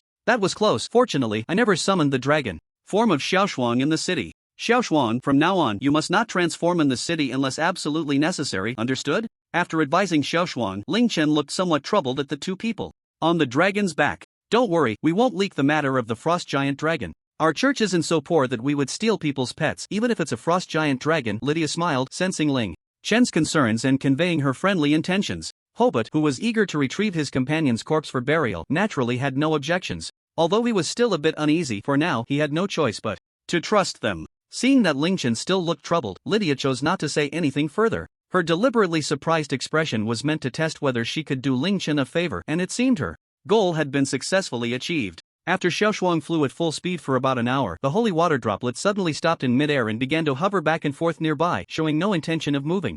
Elsewhere, Xiaoshuang, who had accidentally flown past, turned her dragon head slightly upward and looked down at the irregular circle drawn by the holy water droplet. It's right below us. We have less than an hour until sunset. Let's hurry and try to find their exact hiding place before then. Lydia put away the nearly empty holy vessel and called to Hobart, who was sitting on the dragon's back with his eyes closed, preparing to use levitation magic to slowly descend once Xiaoshuang lowered to a certain height. Wait, the presence of living beings is too obvious to vampires. If what you said is true, even during the day, B-class and A-class vampires wouldn't be sleeping very deeply. Going down recklessly could easily disturb them. Ling Chen calmly stopped the two, signaling Xiaoshuang not to lower her altitude. No, if we don't go down, how can we find their hiding place? They must have established their base underground, using detection magic from high above. We can't see anything. Have you forgotten that I'm an alchemist? Ling Chen helplessly gestured for the excited Hobart to be quiet and took out an ordinary Hercules. Hobart was startled by the sight of the tall and powerful giant exuding a dangerous aura. In his perception, although Hercules' combat power was not as strong as his, it was still a very dangerous presence. Moreover, this was just a puppet, and he couldn't see any signs that it was a puppet at all. Such advanced alchemical puppets were rarely possessed. Even by alchemists within the church, he didn't expect that the mysterious young man in front of him could casually take one out. Hercules has a high combat value, and since it is made of metal, it won't disturb vampires sensitive to the presence of living beings. Let him scout ahead. The images will be transmitted to the projection crystal by Pandora. After equipping Hercules with light armor that had concealment effects and applying some scent masking ointment, Ling Chen finally felt at ease to order Hercules to jump down. Seeing how thoroughly prepared Ling Chen was, Hobart could only suppress his excitement, sitting quietly and staring intently at the projection crystal in Pandora's hand. As the descending Hercules was about to land, the pre-prepared levitation magic was activated, and the massive body that had been plummeting rapidly gradually slowed down, finally hovering steadily above the desert before slowly landing on the ground. After landing, Hercules scanned the surroundings and quickly discovered a cave entrance not far to his left, covered by yellow sand and difficult to spot from above. Moving silently with a unique gait, Hercules slowly entered the cave without disturbing anyone. Inside, there were clear signs of artificial excavation. Not far from the entrance, around a corner, two guarding corpses were sleeping on the ground. If a living person approached, these corpses would awaken, although concealing his presence could temporarily evade their detection.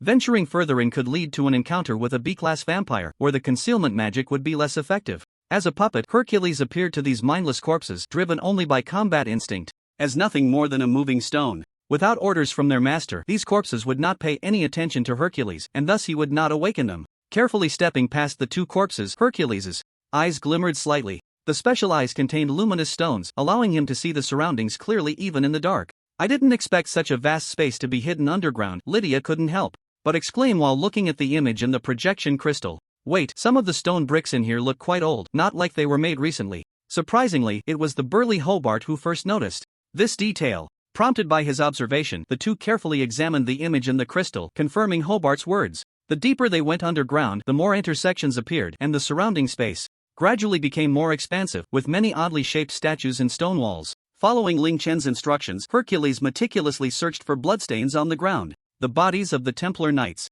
were covered in wounds, surely leaving some traces behind. Following these traces, Hercules navigated the complex underground space without getting lost and successfully arrived at a cave at the deepest point. Upon entering the cave, the space was as large as a football field. Inside, a vast number of coffins were neatly arranged. Most of them were uncovered, with only a few tightly closed, leaving the contents unknown. Even if he could successfully retrieve the bodies of the 9 Templar knights from these closed coffins, the sun was already setting, and there wouldn't be enough time for Hercules to return. If he were discovered by the awakened vampires along the way, not only would it be difficult for Hercules to escape, but it would also complicate future attempts to use puppets for surprise attacks. I'll have Hercules continue exploring deeper. He can just find a coffin to hide in, and will act when dawn breaks tomorrow, understood? Although Hobart was somewhat reluctant, he knew it wasn't the best time and could only acquiesce to Ling Chen's decision.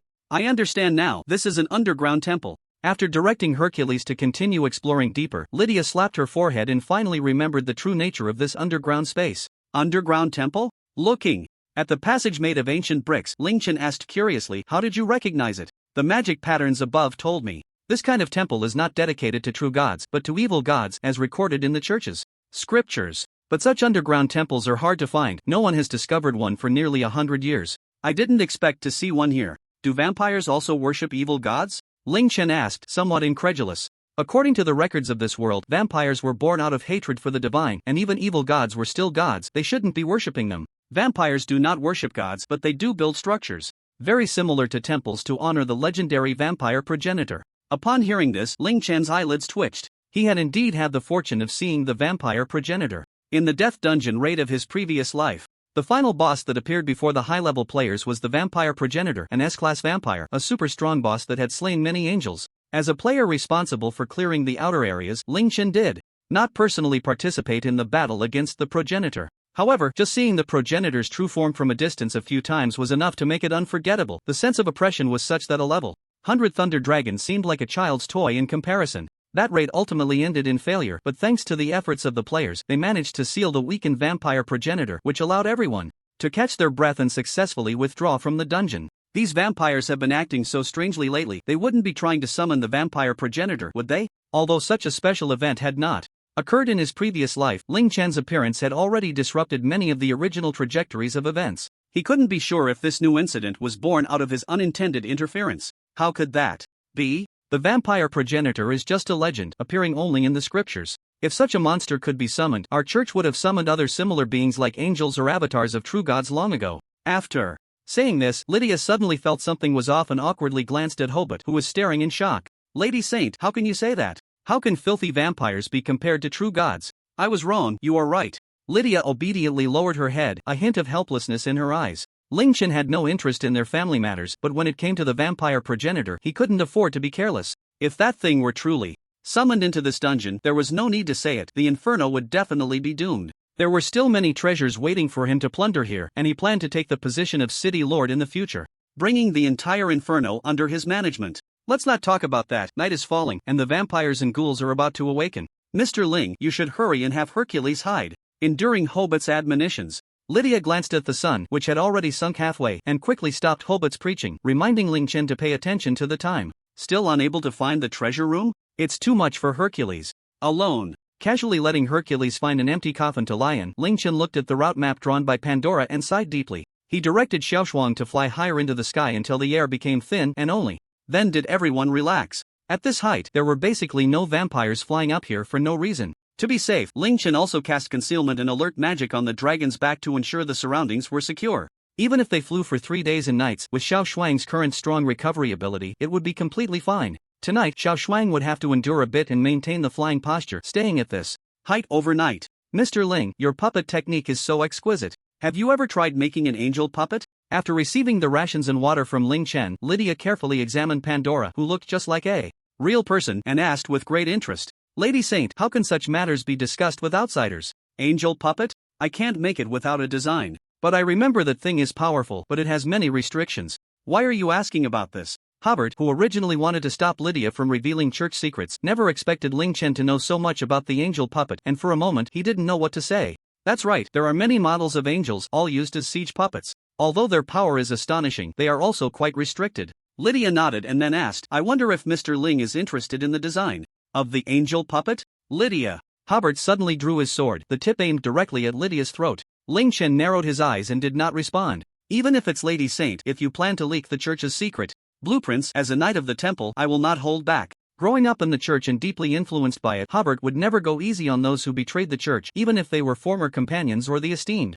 Lady Saint. Seeing this situation, Lydia shook her head in disappointment. Hubbard, think carefully. How could the church not have received intelligence about vampires? The holy water collection should have been scheduled earlier. Why were we delayed by 2 or 3 days for no reason? And the desert is so vast. Why did we happen to encounter a group of vampires just as we were returning? Now that the papal election is approaching, all 11 of us sent out, including me, are loyal followers firmly supporting Lord James. There have been frequent cases of supporters of Lord James mysteriously disappearing in the city. Do you really think this is a coincidence?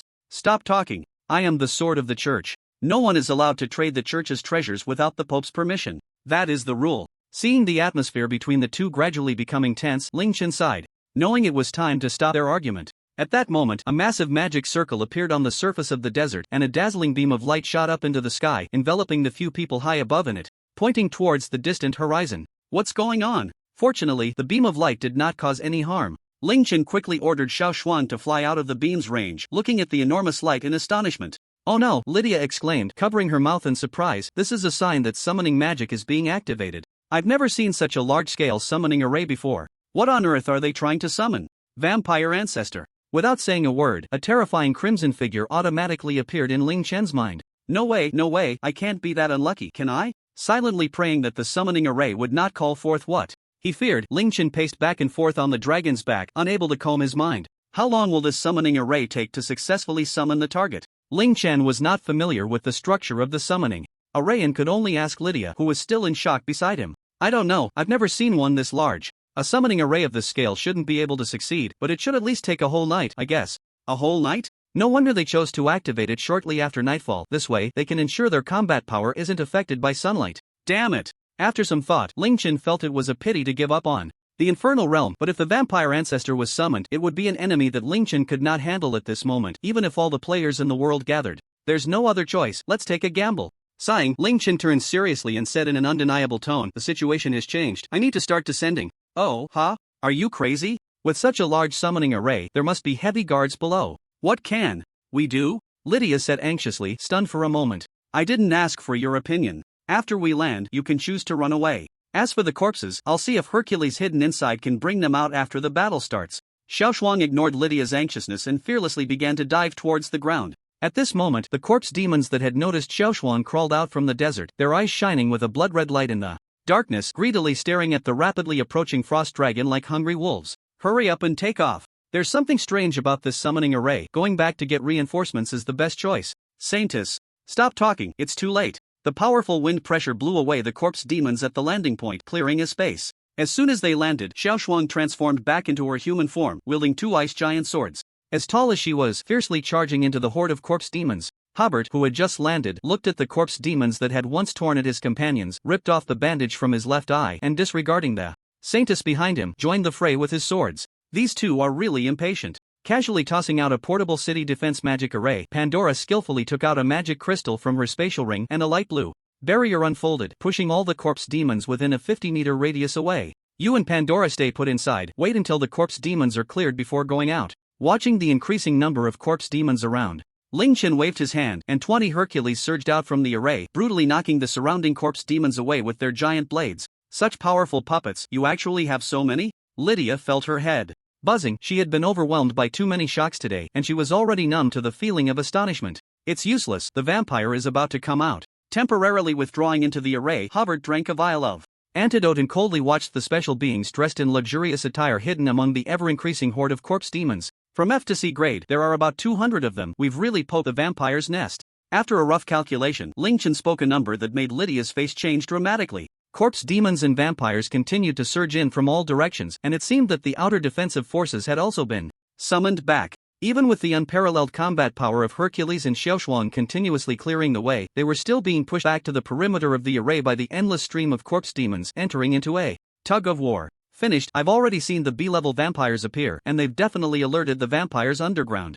Now we are completely surrounded and can't get out. After nearly 2 hours, Lydia looked at Hobart and Xiaoshuang, who had been forced back into the barrier, and sighed deeply. Yeah, we're surrounded. Ling Chen glanced at Pandora, and after she nodded affirmatively, a cold smile appeared at the corner of his mouth. But it's them who are actually surrounded. Ha! Lydia looked at Ling Chen in despair, wondering if he had gone mad. Just then, the ground beneath them began to tremble slightly. In the next moment, a wave of metal surged from the feet of the corpse demons, enveloping all the enemies outside. The bloodthirsty armored troops. Since changing direction and moving would take time, Ling Chen took the initiative to act as bait to attract all the corpse demons' attention so that the bloodthirsty armored troops far from the protective line could follow the last wave of corpse demons and completely surround the enemies. The human target attack was launched, and all the corpse demons and vampires were devoured by the bloodthirsty armor. Holy Realm descends without hesitation. He activated the domain skill, and the empowered bloodthirsty armors, despite generally being of lower level than these corpse demons and vampires, managed to suppress all enemies firmly with their unique skill of devouring and their numerical advantage. What are you still dawdling for? Finish it up. Drawing the glorious holy sword, Ling Chen simply thrust it out, piercing through the gaps in the armor and striking the corpse demon inside. The corpse demon's health plummeted and was easily devoured by the bloodthirsty armor. The bloodthirsty effect activated, and the enhanced attributes of the bloodthirsty armor rose again, devouring other corpse demons that were still struggling and trying to escape from within the armor. Hobart's eyes lit up as he switched to a western sword and skillfully fought his way out of the formation. Quick! Go notify the Duke, an army has broken in. A B-level vampire that had narrowly escaped desperately held back the frenzied bloodthirsty armors around, forcing a bloody path and sending another B-level vampire out. This overwhelming battle ended in less than half an hour. The 3,000 bloodthirsty armors suffered almost no damage and even gained enhancements after devouring a large number of corpse demons. However, the next battle would definitely be led by B-level and A-level vampires, and it wouldn't be so easy to devour corpse demons to replenish their durability. Let 1,000 armors disperse and scout ahead. The underground structure is complex. We need to find the specific location of the summoning array quickly. With that, Ling Chen waved his hand, and a bloodthirsty armor automatically attached itself to Hobart, startling him. It will guide you to the room where the bodies are stored. Let's split up here. At this moment, the sound of explosions could be heard underground, indicating that the dispersed armored troops had already confronted the vampires that had come to reinforce them. Now is not the time for debate. Their combat power would hardly be of any help to Ling Chen, and this was clear to them after seeing the puppet army surrounding them. Hubbard nodded gratefully and, following the guidance of the magical armor, quickly led the Saintess deeper into the area. They had thought it was just a matter of stealing a pendant, but they never expected it to escalate to this extent. At this moment, Ling Chen regretted even more not bringing out more bloodthirsty magical armor. If it were during his peak, with 10,000 magical armors buried underground, combined with hundreds of Hercules, the sheer terrifying military strength would have been enough to flatten the underground. Alright, we should set off too. Sensing a message returned from one of the teams, Pandora handed the updated map to Ling Chen. There was a treasure chamber where the stolen pendant might be hidden. After all, it was an important mission. Before finding the foundation of the summoning array, it would be safer to retrieve the pendant along the way. With the strongest combat power under Ling Chen, Xiaoshuang, and Zero Hercules clearing the path, they smoothly arrived at the location of the treasure chamber. Although the door to the treasure chamber was still tightly closed, many bloodthirsty magical armors had already successfully invaded the interior through the cracks in the rock walls. According to the feedback received, there were only 2 people stationed inside, but their strength was exceptionally powerful, and the bloodthirsty magical armors were no match for them. Blasted open. With a wave of his hand, 2 magic cannons were pushed out. Bang! Bang! 2 consecutive shots from the magic cannons shook the surrounding rock walls, causing small stones to fall. Hercules raised the giant shield he had prepared in advance, easily withstanding the explosive winds from the magic cannons. As the thick smoke cleared, 2 ragged vampires coughed awkwardly, clearly not expecting the door to the treasure chamber to be violently blown open. Damn it, are these the dogs sent by Krite? Both vampires were A-class, level 85, which explained why such a large treasure chamber only needed 2 guards. Under the same level, the A-class vampires' astonishing recovery ability and terrifying strength made it difficult to completely eliminate them without 3 or 4 players of the same level ganging up on them. Unfortunately, they had encountered the monster that was Ling Chen. What is this? Not good. Hold your breath. The two vampires who were about to launch an attack suddenly felt something was wrong with their bodies. The minor injuries that should have healed immediately were now being eroded by a mysterious force, preventing them from successfully absorbing the lost blood. The experienced A-class vampires quickly identified the source of the problem: the silver dust floating in the air mixed with the dust. Relic powder? Did you mix relics into the cannonballs? They had never expected their opponent to use such underhanded tactics. Before the battle even began, the strength of the two vampires was already significantly restricted. Without giving them a chance to breathe, Zero, Hercules and Xiao Shuang charged forward, each entangling one A-class vampire. Even though their levels were lower than their opponents, with the blessing of the Holy Realm and the relic powder weakening the opponent's recovery ability, both sides fought fiercely, unable to gain the upper hand. Ling Chen did not move, holding the glorious holy sword firmly occupying the only exit. He could see that the two vampires had already begun to contemplate retreat. It was likely that as soon as he moved, the opponents would use some self-harming spell to force their way out. This was also one of the tricky aspects of A-class vampires. As long as a tenth of their body managed to escape, they could regenerate. The two vampires were not anxious. The relic powder in the air had already decreased significantly. If they continued to fight and delayed for time, their strength would gradually recover, and at that point, the advantage would still be on their side. Want to delay time? You are thinking too beautifully. Ling Chen's lips curled slightly as he snapped his fingers. The A-class vampire battling Zero Hercules suddenly noticed several pure white light spots illuminating the area around his opponent's chest. Not good. Before he could use his secret technique, an explosion erupted from Zero Hercules' chest, deep silver liquid bursting forth as if it had a life of its own, precisely enveloping the vampire engaged in close combat with Hercules. Holy relic bomb? Another vampire, without hesitation, sacrificed an arm to instantly distance himself from Xiao Shuang, launching a long-range attack with deep red blood. The holy relic bomb is a bomb created by fusing holy relics with secret techniques and rare minerals, capable of transforming the sacred aura contained within the relics into liquid to strike nearby evil beings with precision. The formula for the holy relic bomb had disappeared from the inferno for several hundred years, which is why the A-class vampire did not expect such a tactic from the opponent. Even though the explosion occurred at close range, severely damaging Zero Hercules, the A-class vampire he was fighting, fell completely, a case of self-inflicted damage of 1,000 to harm the enemy 10,000. The remaining vampire was naturally no match for Hercules and Xiao Shuang, not to mention the continuous onslaught of bloodthirsty magic armor fragments surrounding them. By the time the last vampire was literally worn down to death, Ling Chen sprinkled a handful of holy relic powder over his ashes to ensure nothing was amiss before finally breathing a sigh of relief. Master! Xiao Shuang, ignoring the need for rest, approached Ling Chen, who was inspecting Zero Hercules' damage, and abruptly tore off her outer garment. Why didn't you detonate the holy relic bomb on me as well? I almost got ambushed by the vampire just now. Well, Ling Chen awkwardly scratched his head. Xiao Shuang, you are a girl after all, a flesh and blood being, not like a puppet. Master! I am your blade. If you do not use me and merely leave me sheathed, that is the greatest humiliation for me. Xiao Shuang shook her head in disappointment, her face showing a pleading expression as she gently held Ling Chen's hand, which bore the wounds from the attack while preventing the vampire's escape. Please do not hold back. I am merely the sword that carries your anger, sweeping away all enemies for you. Looking into Xiao Shuang's sincere eyes, Ling Chen felt his face flush, realizing he had underestimated the will of this girl. As a proud dragon, even with the system's influence, Xiao Shuang acknowledged Ling Chen's status as her master. As a master, failing to trust her abilities was the greatest insult to the dragon race. Such an explosion, even if it could injure her, would not pose a fatal threat given the dragon race's formidable physique. I understand, it was my fault.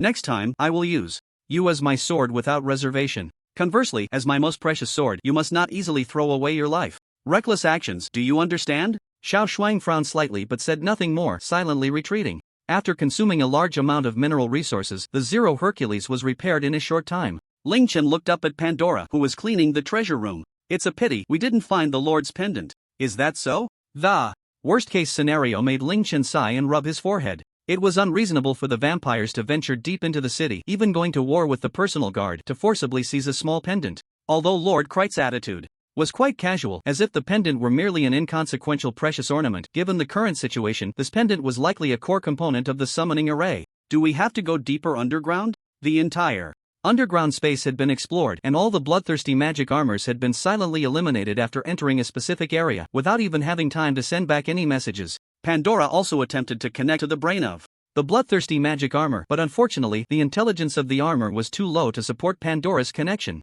Let Hercules explore a bit. After ordering the remaining bloodthirsty magic armors not to continue exploring, Ling Chen looked at the blank space on the map's deepest point, fell silent for a moment, and decided to sacrifice a Hercules to give it a try. The projection crystal was quickly connected, and as Hercules delved deeper, when it turned the last corner, an enormous underground cavity appeared in the projection crystal. In the center of the image, a massive summoning array and light column stood out prominently. Beneath the light array, countless vampires were densely packed. The space around the summoning array had been cleared, and from Hercules' perspective, only a vague silhouette could be seen quietly standing in front of the light column. The image ended there, and over 100 high-ranking vampires attacked together. Even though Hercules reacted astonishingly, it still couldn't withstand the intense magical bombardment for more than 10 seconds. An S-class vampire? Ling Chen was not foolish. Vampires of the same rank would not submit to one another unless ordered by a higher-ranked vampire. Otherwise, how could they remain obediently underground without any vampire acting on their own? As the most pure-blooded nobles, S-class vampires had a natural bloodline suppression over those below S-class, making it impossible for them to resist the orders of S-class vampires. Are they all holed up underground, planning to wait until the summoning ends? This was the worst-case scenario.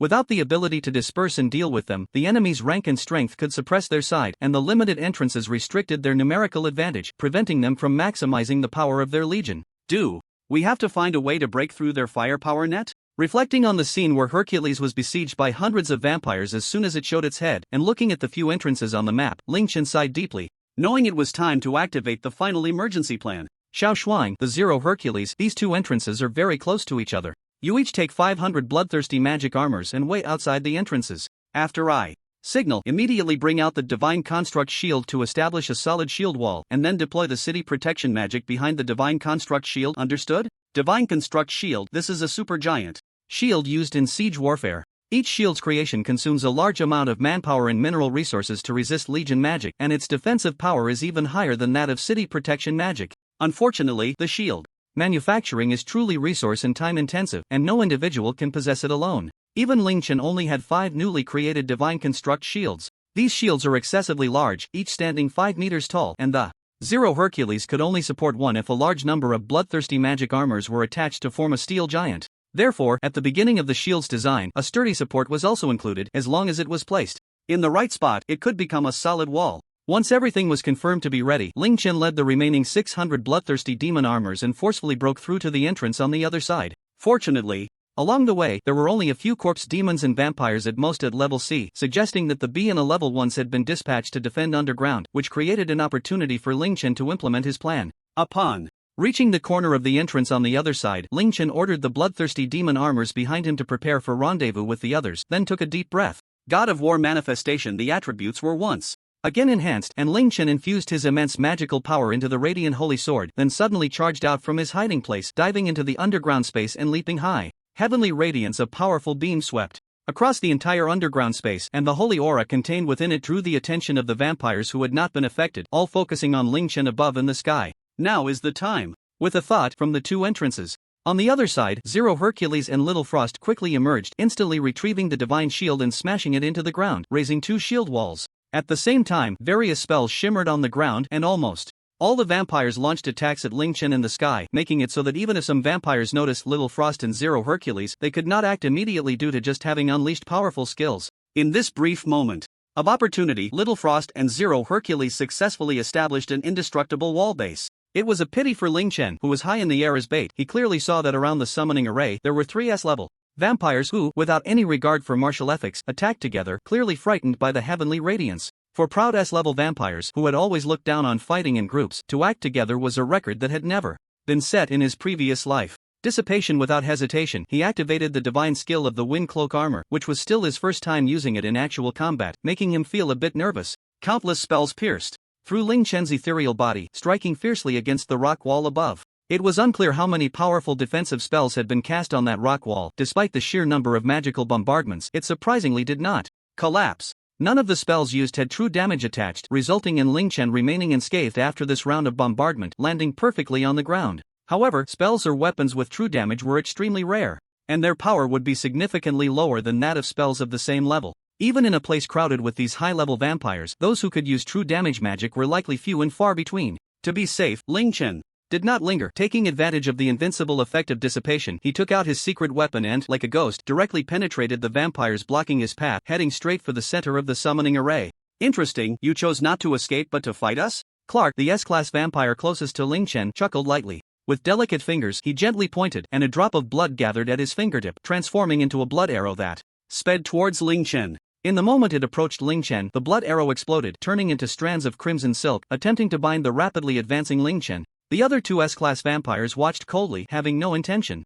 of intervening again. The dispersal effect triggered. No matter how the blood strands wrapped around him, they could not truly touch Ling Chen's illusory body. Is he hiding his true form in another space? Clark, experienced in combat, pondered for a moment and arrived at a relatively plausible conclusion. Hiding one's true form in another space could indeed achieve immunity to attacks. The concept of invincibility was exceedingly rare, and it was understandable that he hadn't thought of it. Enough, step aside, let me handle this. Seeing Ling Chen almost reach the center of the summoning array in an instant, another young S-class vampire could no longer hold back and stepped forward, intending to seal the space. Are you trying to steal my prey? Clark's crimson eyes shifted, and without mercy he threw 3 flying knives, piercing the opponent's hands and heart, nailing them to the stone pillar at the center of the summoning array. So what if I steal it? The opponent's body transformed into a mist of blood, escaping the constraints of the flying knives. The tension between the two sides thickened instantly, ready to erupt into a fight at any moment. Stop it. The ancestor is about to descend, we can't let him ruin our plans.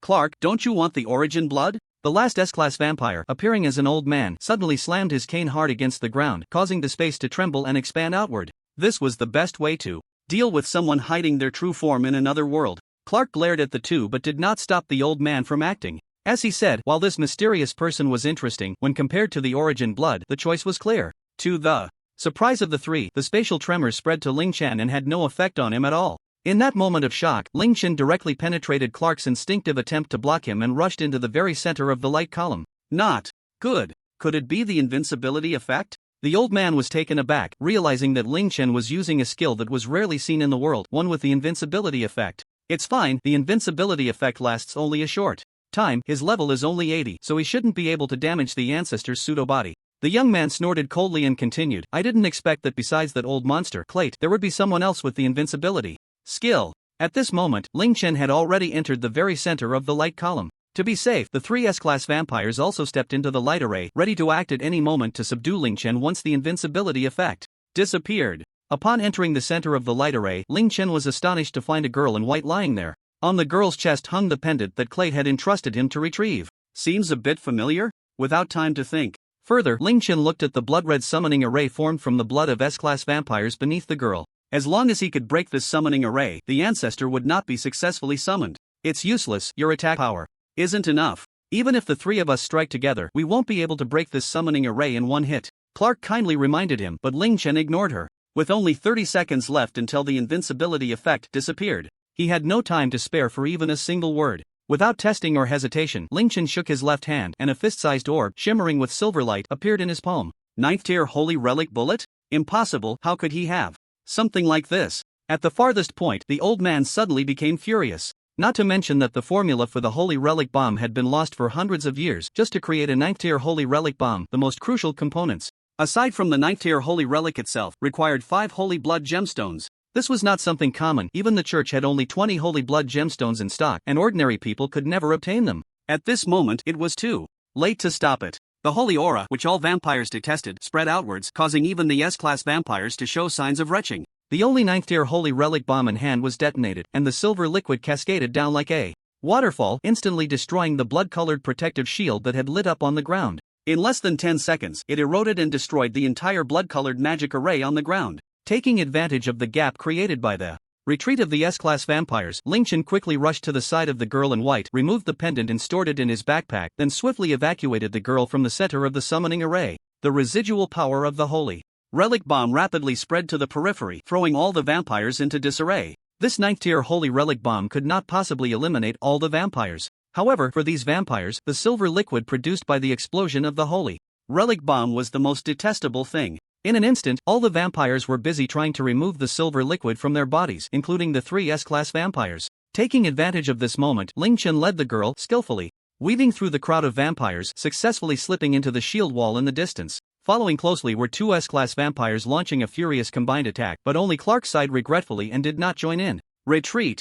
Retreat immediately! After issuing the retreat order, Ling Chen collected all the puppets around, leaving only 2 severely damaged Hegelis to hold the rear, and quickly fled to the ground. The 2 remaining Hegelis continuously threw bombs containing holy relic powder through the gaps in the shield wall. Although these bombs were not as powerful as the holy relic bomb, they could still suppress the vampire's abilities and cause extreme nausea. To describe it, it was like being covered in excrement. All the vampires in the cave were furious, their veins bulging, but they retreated from the vicinity of the shield wall, only daring to bombard from a distance. Xiao Shuang, take off immediately. Time was of the essence. The flying speed of the S-class vampires was said to be slightly slower than that of the Pegasus. If they couldn't create distance immediately, there would be no hope of escaping back to the City of Hell smoothly. Before leaving, Ling Chen released 100 bloodthirsty magic armors riding golden wolves, scattering in different directions to disrupt the enemy's pursuit. At the cave entrance, Ling Chen arranged for 10 bloodthirsty magic armors to carry 10 magic cannons, ready to bombard one by one as soon as the vampires chased out. Outside the cave, there were also 10 vampires holding 5th-tier holy relic bombs. As long as the magic cannon defense line was breached, these 10 holy relic bombs would be thrown into the cave, together temporarily sealing the entrance with silver liquid. After doing all this, while the vampires underground had not yet surged out, Xiao Shuang carried Ling Chen and leaped into the air, disappearing into the sky like a streak of light. What kind of person is this? Did he rob a church somewhere? Why are there so many holy relics? By the time the two S-rank vampires burst out from underground, an hour had already passed. The closer they got to the exit, the more traps with holy relics there were, and the bloodthirsty magic armor along the way would self-destruct, making them feel utterly disgusted. The most detestable moment was when, after finally enduring the damage from the magic cannon and breaking through the bloodthirsty magic armor's defenses, just as they were about to rush out of the cave, the moment those 10 holy bullets detonated together, a large amount of silver liquid mixed with collapsing rocks buried them alive. It was no different from being thrown into a cesspit and buried deep. Even though the two S-rank vampires did not suffer fatal injuries, the psychological trauma would likely take 100 years to heal. I told you to earlier, why rush so fast? Clark said leisurely as he walked out surrounded by a group of vampires, covering his nose with a look of disgust. Don't come near me, you're filthy. The faces of the young man and the old man turned red and pale. After living for so many years, it was their first time fighting such a disgusting battle. In their hearts, Ling Chen had already made it onto their kill list. Ignoring Clark's mocking remarks, the two each used their unique skills to search for Ling Chen's whereabouts. Two fools. Clark shook his head regretfully and without hesitation transformed into a cloud of black mist heading straight towards the city of Purgatory. Humph, a big-chested, brainless woman, how could she possibly catch someone with such an obvious escape route? The young man scoffed, turning his cloak and chasing in the completely opposite direction from Clark. So young, they don't even know how to track someone by scent. Today's youth, the old man said, watching the S-rank vampires chase off in opposite directions, his nose twitching slightly as he decisively headed west, where the scent of the white-clad girl lingered. Only the east was left unpursued. Each of the three had their own reasons, but little did they know, their thoughts were completely within Ling Chen's expectations. The east was precisely where the treasure cave was located, which was also arranged by Ling Chen. Otherwise, it would have been faster to return to the city of Purgatory from the west. Pandora, who had been left there in advance, had already sent back intelligence that under the crushing force of 10 Hercules, the precious items inside the treasure cave had been completely cleared out. Even more interestingly, outside the cave entrance, they discovered two old acquaintances. Lydia? Why are you and Hobart back here again? The two, looking disheveled and covered in numerous wounds, had clearly gone through several battles in the underground temple. There was no choice. Who would have thought that 3 A-rank vampires would be sleeping in the place where the corpses were stored? Just as I sealed away the body of my companion that hadn't fully transformed, I ended up fighting them, Hobart said with an awkward smile, continuing, of course, I couldn't win against the Saintess in them, so I could only fight while escaping. And now, we've been chased back this way. Fortunately, for some reason, those 3 A-rank vampires suddenly changed their expressions and hurried back, allowing us to escape. But since we've already come this far, Hobart suggested we rest here for a bit. If we're lucky, we might even reunite with you. Lydia took over Hobart's words, looking in surprise at the secret cave entrance that had just opened behind them. The sudden opening of this entrance had startled both of them quite a bit. If they hadn't recognized it as Ling Chen's puppet, the two, already on edge, would have likely run far away. There's no time for nostalgia. Since we've run into each other, let's escape together. S-rank vampires will probably react soon. I'm heading this way, Ling Chen said, pulling the two onto the dragon's back, collecting the puppet on the ground and tossing some recovery potions to them. His recovery potions were of much better quality than those provided by the church, and the two, having run low on supplies, naturally did not hold back and quickly began to treat their wounds. A few bloodthirsty magic armors discarded along the way had not yet sent back an alarm, proving that the 3 vampires had not reacted yet, which made Ling Chen breathe a little easier. To the north, where the path led straight to the city of Purgatory, and to the completely opposite south, there would definitely be vampires considering a chase, so he naturally didn't need to expend effort in those two directions. The key was the western position. Since the treasure cave was in the east, he had to avoid any vampires chasing in that direction. After hesitating for a moment, Ling Chen took off the white robe from the girl and put it on a bloodthirsty magic armor, letting it ride the golden wolf and flee westward. Vampires had very keen senses. If any of the three vampires were particularly suspicious by nature, they would surely deduce from this faint scent that it was a slip left by Ling Chen in his hasty escape. The development of events was just as Ling Chen had anticipated. According to the images transmitted back by Hercules left near the cave entrance, the three vampires not only acted separately but also none of them pursued him. However, the speed of the golden wolf was far inferior to that of an S-class vampire. Not to mention the other two, the old man chasing after the white-robed girl would definitely realize that Ling Chen's true escape direction was to the east. Before that, he needed to quickly create distance. The sensing range of an S-class vampire was too broad, and as long as there were any traces left behind, they could be tracked down. However, as long as the distance was increased and he could delay until daytime, although sunlight had no effect on the strength of S-class vampires, it could limit their sensing abilities, thus significantly increasing the chances of escape. Just as he had predicted, the old man caught up with the bloodthirsty magic armor draped in the white robe. Looking at the clothes in his hand that exuded the fragrance of the girl, the old man's dry, withered face turned slightly red with anger. What a clever little brat, I underestimated you.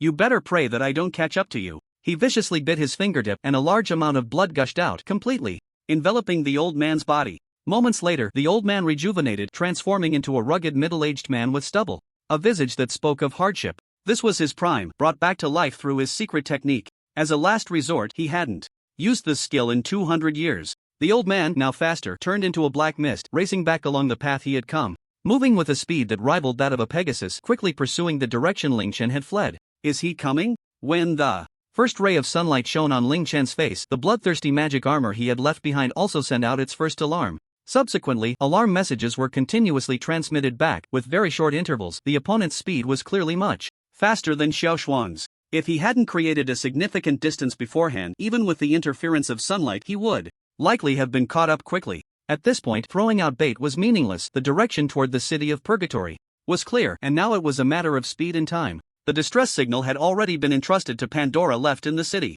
to inform the city lord, but that guy, Krite, was unwilling to leave the city, only agreeing to help Ling Chen when he entered the 1-kilometer range of the West City Gate. He had been frantically stacking various buffs for Xiaoshuan for nearly half a day. Just as he caught sight of the shadow of the West City Gate, the black mist behind him had already caught up. The old man, transformed into a middle-aged figure, struck out in anger, his blood-red spear aimed directly at Ling Chen's chest on the dragon's back. Rule-type skills? Xiaoshuang tried to slightly change direction, but unexpectedly, the blood-red spear also shifted its position. This was clearly a stance that would not relent until it pierced through Ling Chen. Such rule-type skills cannot be escaped from unless a more powerful force shatters them. Until the rule is completed, one cannot evade the pursuit. With just this strike, even an S-class vampire's vengeful blow could not instantly kill Ling Chen, who was fully equipped. The trouble was, if this spear hit, its power would inevitably affect Xiaoshuang beneath. At this critical moment, even a moment's delay would allow the pursuing vampire behind to seize the opportunity and catch up instantly. War God Possession, Holy Realm Descent, Heavenly Radiance, Holy Relics.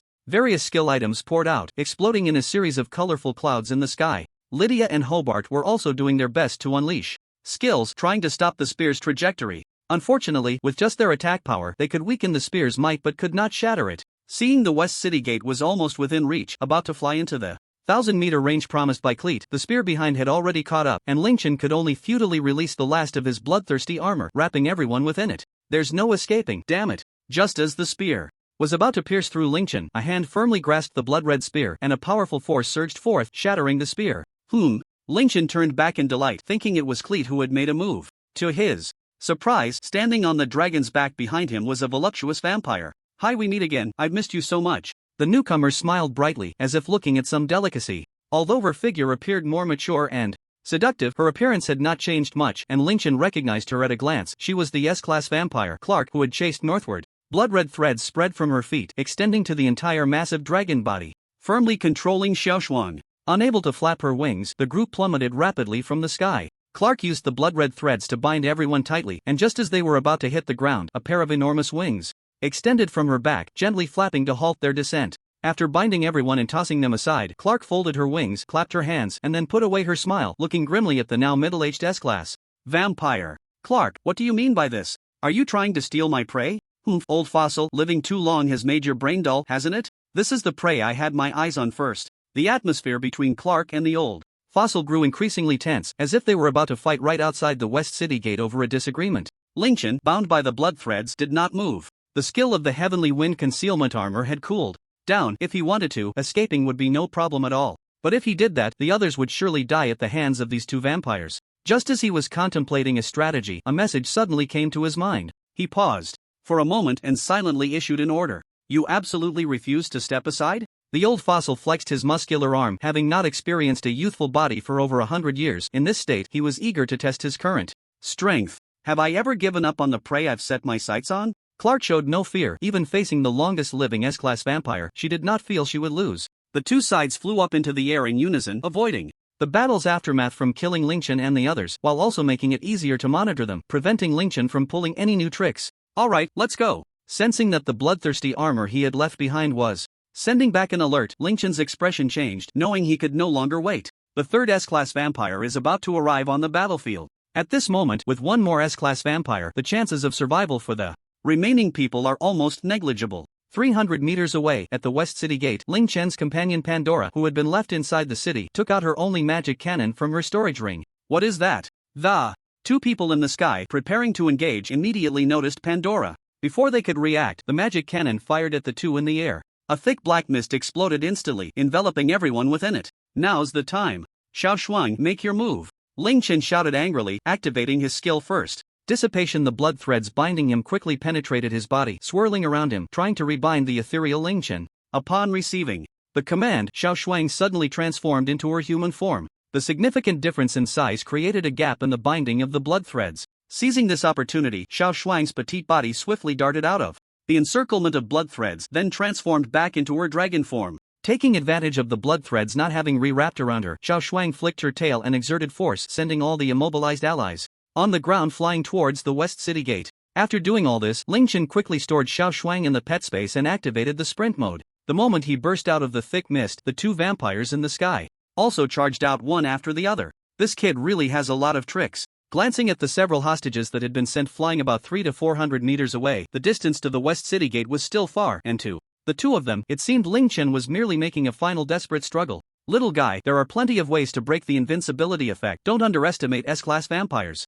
Clark reached out, and from behind her, a crimson linen strip surged forth, rushing towards the ground-bound Lingchen. Ancestral shroud? You actually got your hands on something like this? The old immortal glanced warily at the linen strip. Its function was extremely singular, only having the ability to bind, yet because of this, it was very tricky to deal with. As a strip that had once wrapped around the remains of the ancestor, it even bore many dried, completely absorbed ancestral blood stains. This transformed an ordinary strip into a divine artifact, capable of ignoring all defenses and binding the target firmly. The way to break it was through sheer brute force or an attack infused with powerful holy attributes. Although Lingchen did not recognize what it was, he knew that this strip could definitely break his invincibility state. Otherwise, Clark, who already knew he had activated his invincibility, wouldn't be looking so relaxed. However, for him, the goal was about to be achieved. He just needed to advance a little further, and victory would be his. Just as he had anticipated, the ancestral shroud indeed was unaffected by the invincibility effect, accurately binding his left hand. Clark revealed a confident expression, preparing to exert force to pull Lingchen back when a tremendous force came from the other end of the ancestral shroud, forcibly yanking her down from the air. God of War Possession Holy Realm descends. According to the old rules, the two major enhancement spells were cast on Lingchen, and with the achievement bonus that doubled his strength, Lingchen at this moment was not at all inferior to a berserker of the same level. Moreover, he was in a berserk mode. He never expected that Lingchen, as an alchemist, would possess such immense power. Clark was actually dragged to the ground by him and pulled along for quite a distance. Which warlock has such outrageous strength? This operation left not only Clark but even the old immortal watching from mid-air dumbfounded. Little guy, if you're too naughty, people won't like it, you know? Realizing the situation, Clark quickly exerted force and forcibly restrained Lingchen, who was at the other end of the ancestral shroud. Struggling to stand up from the ground, spitting out the sand in his mouth, Clark's gaze had already turned somewhat cold. Unlike the fiery intensity from before, being dragged along and having her face rubbed against the ground was certainly not a pleasant experience for her. Unfortunately, she had no chance to take revenge for this humiliation. Clate. Lingchen tightened the ancestral shroud and let out a furious roar to the sky. A dagger gleaming with a chilling light descended from above, precisely severing the ancestral shroud and freeing Lingchen from his restraints. Seeing this, both Clark and the old immortal were taken aback, their expressions immediately tense. How is this possible? Aren't you unable to leave the 500-meter restriction? Watching Clate approach from a distance, the old immortal instinctively took a step back. That was many years ago. Your rejuvenation spell has also extended your lifespan quite a bit, hasn't it? Clay licked his lips, his hands shaking his eight. Daggers slid out from his sleeves, gripped tightly like razor-sharp claws. Alright, monsters, want to come in for a fight? I don't mind if all three of you come at me together. The last arriving youth shivered and turned to run. Without hesitation. Back when he was young and impulsive, he had nearly been torn apart by this madman in a one-on-one duel. That wasn't the most important thing, after all. Eliminating an S-class vampire wasn't something that could be done in a short time. But during that battle, Clay's frenzied, life-for-life fighting style left him with a significant psychological shadow. Over the years, the youth often pondered who the real monster was, himself or Clay. The expressions of the other two were also quite grim. As S-class vampires, their dignity did not allow them to team up. But to go in and face Clay one-on-one? The two shared the same psychological trauma as the youth. Recalling Clay's blood-soaked, heavily injured figure still laughing maniacally while dealing damage, neither dared to step within that kilometer radius. Kid, consider yourself lucky. You better pray I don't catch you outside the city. After lingering outside for a long time, the old immortal huffed and left first. Clark looked longingly at Ling Chen, who was so close. Such talent, if converted into a vampire, would surely help her complete that plan. Clay, our previous agreement is still valid, right? Of course. Clark remained silent for a moment before stepping into the kilometer range. Even with Ling Chen's mindset, witnessing this scene made his eyelids twitch. Fortunately, Clark did not attack him but walked straight to Clay's side. A sheepskin scroll was taken out. Without even looking at it, she dripped her blood onto it. Clay glanced regretfully at the sheepskin scroll and also dripped his blood onto it. As the scroll automatically ignited, the contract was established between the two. Don't worry, I allow her to enter the city. Is that even possible? Staring in disbelief at Clark, who was considered a monster. As she cheerfully walked into the city, Ling Chen felt his worldview being updated. You must know, that is an S-class vampire. Letting her into the city is no different from letting a tiger into a flock of sheep. Without hesitation, he threw the pendant to Clay, and with a cold face, Ling Chen quickly walked into the city's safe zone. Ignoring Lydia's pleas behind him, he directly logged out of the instance and returned to his territory. So she really is a lord from another world? Watching Ling Chen disappear, Clark nodded in satisfaction from a distance. Lord, why did you let that woman into the city? The church will definitely protest. The vice-captain of the guard behind Clay asked anxiously. The church? Clay snorted disdainfully. Am I not clear about their internal situation? They can't even protect themselves, and if they have the leisure to manage this trivial matter, I would be impressed. But, enough, I have my own judgment on this matter. Not being able to fight, Clay felt a bit gloomy, tossing the pendant that Ling Chen had just run over with back and forth in his hand. Lord Clay, this can't be. The vice-captain, noticing the appearance of the pendant, gradually turned pale. Oh, you mean this? It was stolen earlier, and I asked that little guy to help me get it back. Isn't this the city protection space stone? The vice-captain stammered, pointing at the pendant, certain that this was indeed the city protection space stone. This thing is the core of the protective magic that safeguards the entire Hell City. With this stone, the protective magic can be activated, transferring all incoming attacks to another space. This means that for some time now, the protective magic has not been activated at all, and the entire Hell City has been exposed to the dangers of the abyss, with any attacks landing directly within the city. Realizing this, the vice-captain was nearly scared to death. No wonder the Lord had been preventing others from approaching the core of the protective magic array these past few days. It was to keep them from discovering that the city protection space stone was missing. I told you not to panic. Nothing has happened, right? Clay glanced around nervously, thankful that the captain was not nearby, otherwise, he would have to listen to him nag for half a day. He thought he would have to mobilize the captain of the guard in the end, but unexpectedly, this little guy actually completed the task, which surprised him. This matter must not be leaked. Only you and I know, understood? Also, keep an eye on this Ling Chen lord from another world. Gather all information and movements about him in the city for me. The vice-captain sighed deeply at the capricious lord and nodded in agreement. Meanwhile, in the forest far from the abyss, a group of vampires sat on the ground, chattering about something. Sitting in the center were a young man and an old immortal. That bitch Clark is actually mingling with humans? There's no mistake, I saw him enter the city with my own eyes. Both the old immortal and the young man's faces were very grim. To them, depending on humans was an insult to their vampire identity, an unforgivable betrayal. List her as a traitor, notify all vampires not to obey her orders, and once she leaves the city, inform us immediately. The old immortal coldly issued the decree, traitors must not survive in this world. After a day of fatigue at the base, the next morning, Greg knocked on the Lord's mansion door without hesitation. Mr. Ling, I heard you have returned, please open the door quickly. Ling Chen, groggy from sleep, opened the door and looked dazedly at Greg, who was dressed in formal attire. Are you going on a long trip?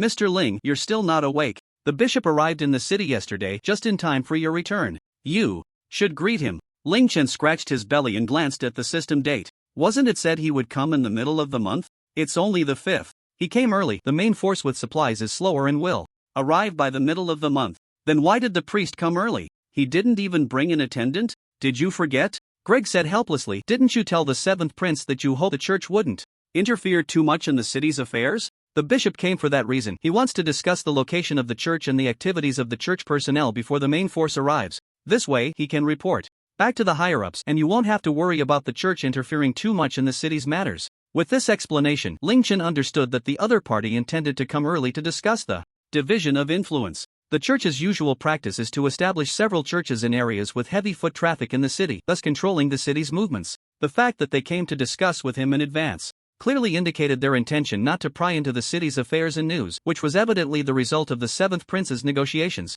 Alright, bring him over in an hour. I'll tidy up the room and prepare some things. Yawning, Ling Chen agreed to meet the bishop. The preparations were not extensive. He simply got a few sheets of parchment and quills ready for signing agreements and made a map of the territory, completing the basic preparations. The decorations in the mansion were not luxurious, but thanks to the daily cleaning by the Cinderellas, it was quite clean and tidy, not embarrassing in front of outsiders. After preparing tea and snacks, he had Zero Pandora change into secretary attire in the reception room, and everything was ready. An hour later, the doorbell rang on time. When the door opened, 2 rows of Cinderellas in beautiful maid outfits bowed respectfully, welcoming Greg and the bishop, who followed closely behind. Please come this way, the master is already waiting for you in the reception room. One Cinderella led the 2 to the reception room, knocked on the door, and Pandora opened it for them. Welcome, priest from the royal capital. I am Ling Chen, the lord of Lingyun City. With a smile, he gestured for them to sit down, and Greg and the priest took their seats in turn. After serving tea and snacks, the Cinderella bowed slightly and exited the room, leaving the 4 of them in the reception room to discuss the church's influence. Hello, Lord Ling, I have heard a lot about your deeds. From His Highness Carlyle. I am Sharp Brady, the Cardinal. Ha! Greg's hand trembled while serving tea, his eyes wide as saucers. Cardinal? Ling Chen scratched his head. It seemed that the religious system in this world was passed down from the other worldly lords long ago, not much different from the previous world. However, having lived 3 lives, he had little involvement with the church and very limited knowledge of it. If I say, Red Cardinal, would Lord Ling understand a bit more? Cardinal Sharp smiled slightly, and Ling Chen finally realized that this was a significant figure, second only to the Pope. Red Cardinals usually reside in the capitals of various super-large territories domestically and sometimes in foreign capitals for inter-church exchanges. In Ling Chen's impression, there should be no more than 30 cardinals in the entire Kebelong Empire. The appearance of such a prominent figure in his remote territory was both a blessing and a curse, and Ling Chen couldn't grasp it for a moment. The other party looked like a kind-faced old man with white hair, although there was a scar on his right eye. He exuded a harmonious aura, completely unlike a high-ranking cardinal. Noticing Ling Chen's confusion, Cardinal Sharp was not angry. He chuckled and stroked his grizzled beard, waiting for Ling Chen to ask questions. After calming down, Ling Chen thought for a moment and did not directly ask Cardinal Sharp why someone of his high status would deign to come to such a poor and remote place. According to the procedure, he first took out the city map and the territory map. This is the city map of Lingyun City. Unfortunately, the inner city area is not allowed for outsiders to enter. Besides that, no churches can be established near the military camp and the guard station. Of course, aside from the inner city and the military camp, other places allow clergy to enter, and I will not interfere with the church's normal life and work in the city. Depending on the situation, I will also grant you certain privileges. I have no objections. Due to the kingdom's strict regulations, the capital within the territory must establish at least 5 churches. I see. After briefly flipping through the city map, Cardinal Sharp quickly pinpointed the locations for the churches. How about near the 4 city gates and the main street next to the Lord's residence? These locations were quite sensitive, but conveniently avoided the vicinity of the inner city, which seemed to express a bit of goodwill from the other party. With this layout, the Pope and the kingdom's higher-ups would likely find it inconvenient to say anything negative. No problem. As for the style of the churches and the required items, Cardinal Sharp, you can discuss it with Pandora. We will be responsible for the funding and construction. Then thank you, Lord Ling. In the presence of Greg, both parties signed the relevant agreements, and things progressed much more smoothly than expected, which put Ling Chen in a good mood. After the formalities were completed, the 3 chatted for a while. As the meeting approached its end, Cardinal Sharp cleared his throat and asked a question. I wonder if Lord Ling has any exorcism grass on hand? Exorcism grass? Ling Chen frowned. This item could not be cultivated artificially, nor could it be dropped by monsters. It only grew in specific environments and was an extremely rare herb. Its effects were also very singular, specifically treating soul damage caused by the possession of evil spirit-type monsters. However, since the other party was a cardinal, it was unlikely that he couldn't obtain such a rare herb. I'm afraid I don't have that herb at the moment. I wonder how much you need, and what it's for. Ling Chen deliberately emphasized the word now, and Cardinal Sharp's eyes brightened, realizing there might still be hope. This matter is a long story, Lord Ling. Do you know about Soul Eaters? The Soul Eater, a monster with only a level 30, was something Ling Chen, who had read countless monster manuals, naturally knew about. Despite its low level, it possessed an extremely rare skill that directly harmed human souls. This damage was very similar to true damage, and once hit, it was basically impossible to defend against. Even more disgusting was that the Soul Eater would entangle itself deep within a person's soul, constantly devouring it. If the possessed person remained in that state for more than 100 days, their soul would be completely consumed, leaving them as nothing but an empty shell with no possibility of revival. Fortunately, Soul Eaters were extremely rare if it weren't for a level 100 player who had tragically died after being possessed, leading to its documentation in the monster manual. Ling Chen might not have known about this monster at all. I once read a bit about this monster in a book, but looking at your complexion, Bishop Sharp, it doesn't seem like you've been possessed by such a creature? Bishop Sharp was slightly surprised that Ling Chen knew about the Soul Eater. However, this saved a lot of explanation time. Lord Ling, you truly are well informed. This time, it is not I who has been possessed, but my only daughter.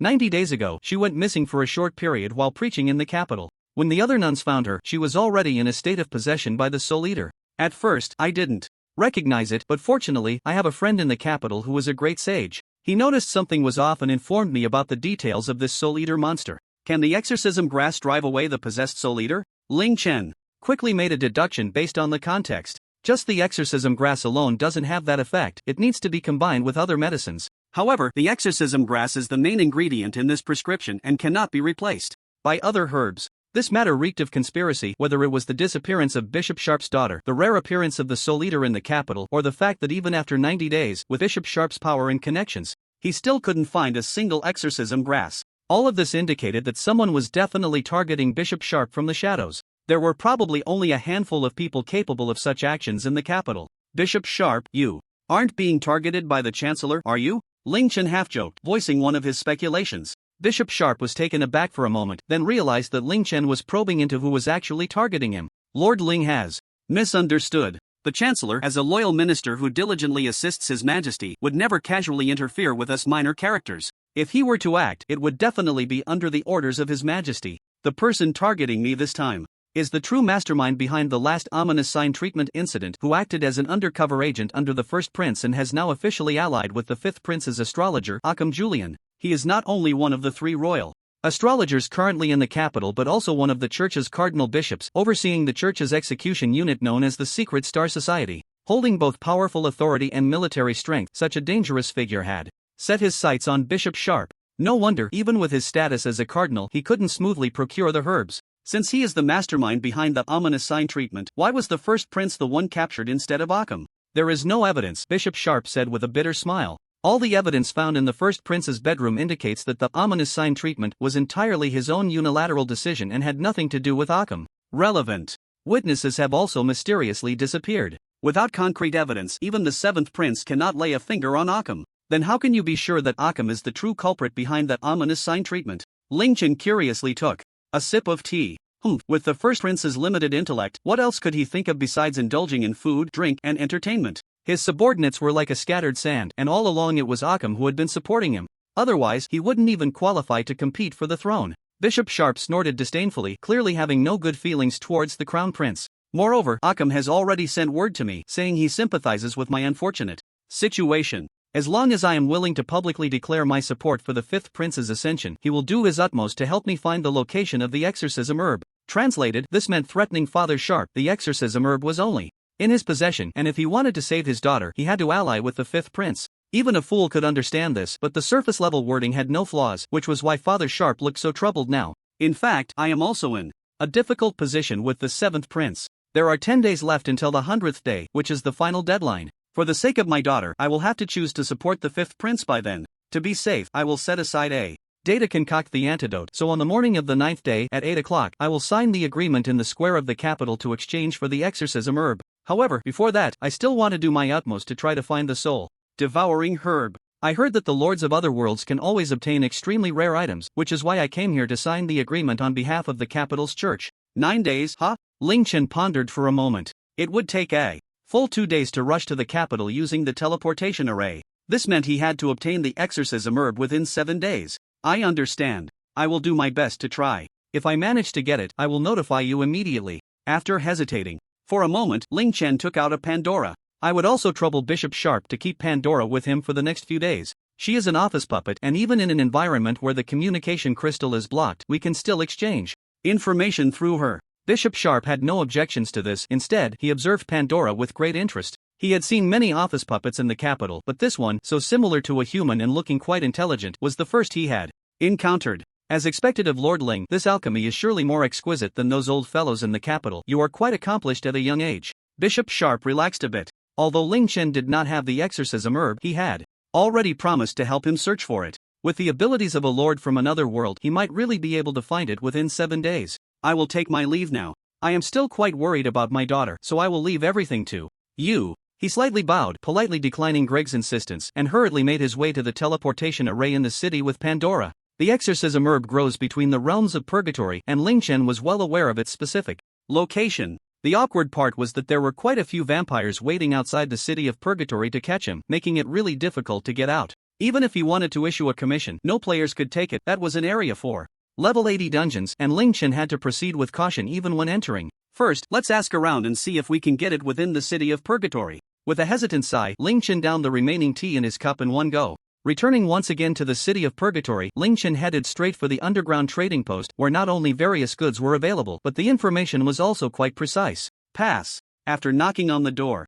According to the rules, a trader mechanically opened the door and said coldly. When he saw Ling Chen's face, his eyes widened in surprise, and he leaned back to look behind the door, confirming it was indeed him, before quickly changing to a respectful demeanor. So it's Mr. Ling, please come in, please come in. Ling Chen entered the door with confusion, glancing at the thing posted behind it. It was a portrait of Ling Chen, with the words VIP, no pass, required highlighted in red ink below. Can't you get me a permanent pass? Ling Chen's face flushed. The portrait made it look like a wanted poster. The boss was quite the genius to come up with a method that allowed Ling Chen to enter just by showing his face. However, he had long since gotten used to being watched and quickly calmed his emotions. The boss had specifically instructed that if Ling Chen arrived, he would personally receive him. Therefore, the trader did not stop at other counters and directly led Ling Chen to the innermost office. Oh, isn't this my good brother Ling Chen? Welcome, welcome. The bald man was sitting in the office, engrossed in petting a cat. Upon seeing Ling Chen, he smiled and lifted his face from the cat, greeting him warmly. Do you have any exorcism herbs?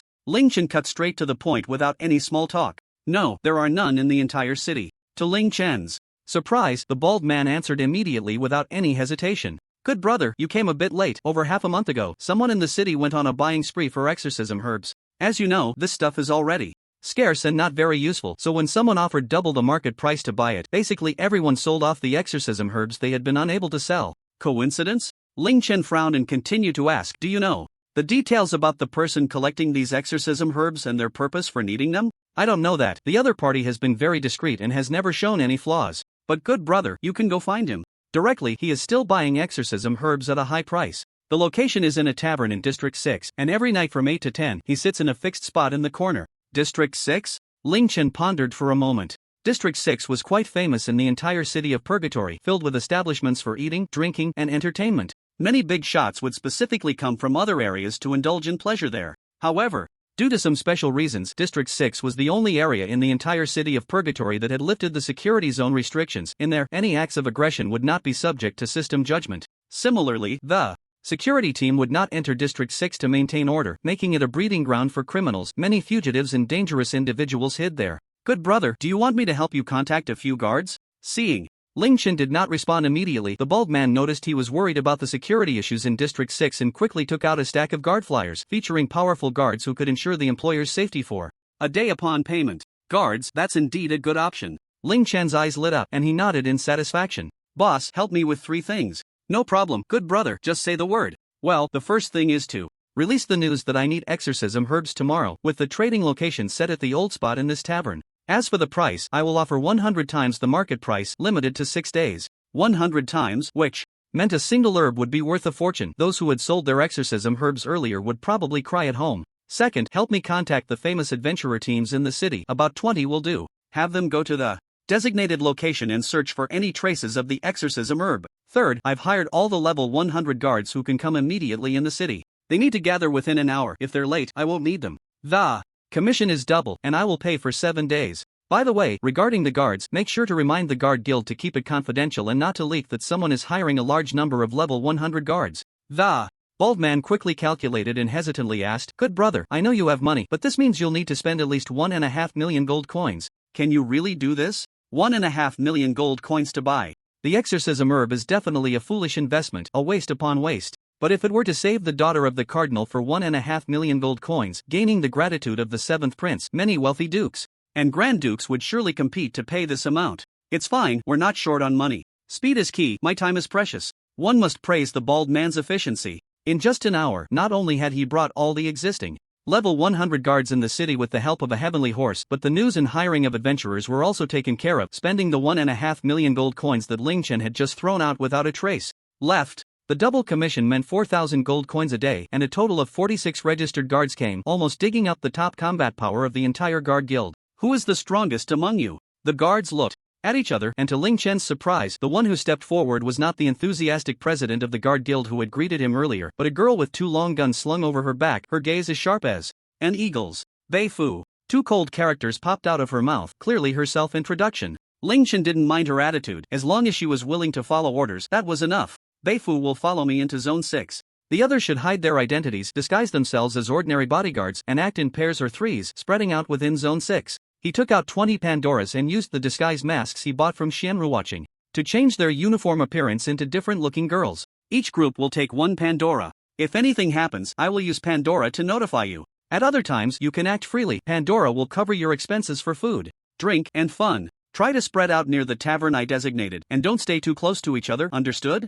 Upon hearing this, the faces of the crowd lit up with joy. In this day and age, it's rare to find an employer offering such good treatment. With these 40 level 100 guards accompanying them, if something really happened, it could be resolved in minutes, with almost 0 working time, making it no different from a vacation. After confirming that everyone had no objections following Ling Chen's instructions, the guards clustered around Pandora and eagerly headed to Zone 6. Good brother, it's just to meet someone. Do you really need to bring so many guards? The bald man watched the escort team leave one after another, and couldn't help but curiously ask. Bei Fu silently sat on the ground, wiping her long gun, but her ears twitched slightly, clearly showing some interest in this extravagant employer. To be able to buy back a certain kind of herb that no one wants at a high price in the fixed area of Zone 6, and not be robbed by others, do you think such a person wouldn't have someone backing them? Ling Chen smiled and continued, moreover, I urgently need the evil-repelling herb. Once the news of high-priced purchases of the evil-repelling herb spreads tomorrow, even if I change the transaction location to another safe place, there will definitely be many people insisting on changing it to a transaction in Zone 6.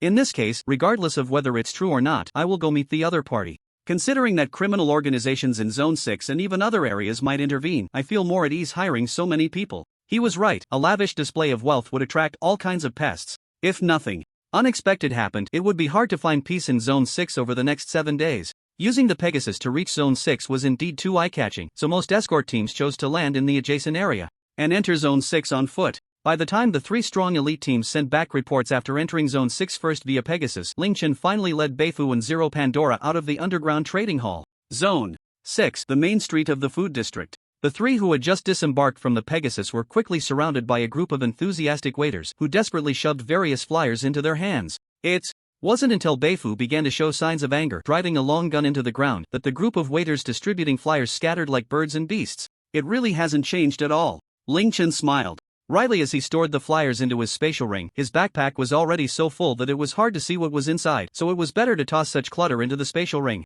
Having learned from past experiences, Bei Fu simply held both guns in her hands, exuding an aura of "don't come near me," which forced the nearby flyer distributors to retreat. Aren't you going to eat something? Just as she breathed a sigh of relief, her employer returned with a large pile of food, and behind him, Pandora was silently gnawing on a skewer of grilled meat. Unbeknownst to them, a small, cold-faced girl holding fried skewers had appeared, likely a pet of the employer given her tail. No need. Bei Fu sighed deeply. Working out here was either about killing or being harassed by wealthy employers. Encountering such a group of foodies was a first for her. Ling Chen offered a bite of fried rice to the newly released Xiao Shuang, which was made with strange fish meat and was not to his taste, but Xiao Shuang seemed to enjoy it. Relax, we won't go to the tavern until after 8. Before that, we just need to stroll around the area and remember the terrain nearby. Boss, bring me 5 more servings of grilled meat. Subtly distancing herself from her greasy employer, Bei Fu anxiously looked at the dual guns in her hands, praying they wouldn't pick up the smell of grilled meat. Although this food street was long, it only took about an hour to walk from one end to the other. If it weren't for Ling Chen occasionally going into shops to buy some food, the time spent walking would have been even shorter. Pandora, draw a map. As soon as they exited the food street, Ling Chen immediately led the group into a small alley.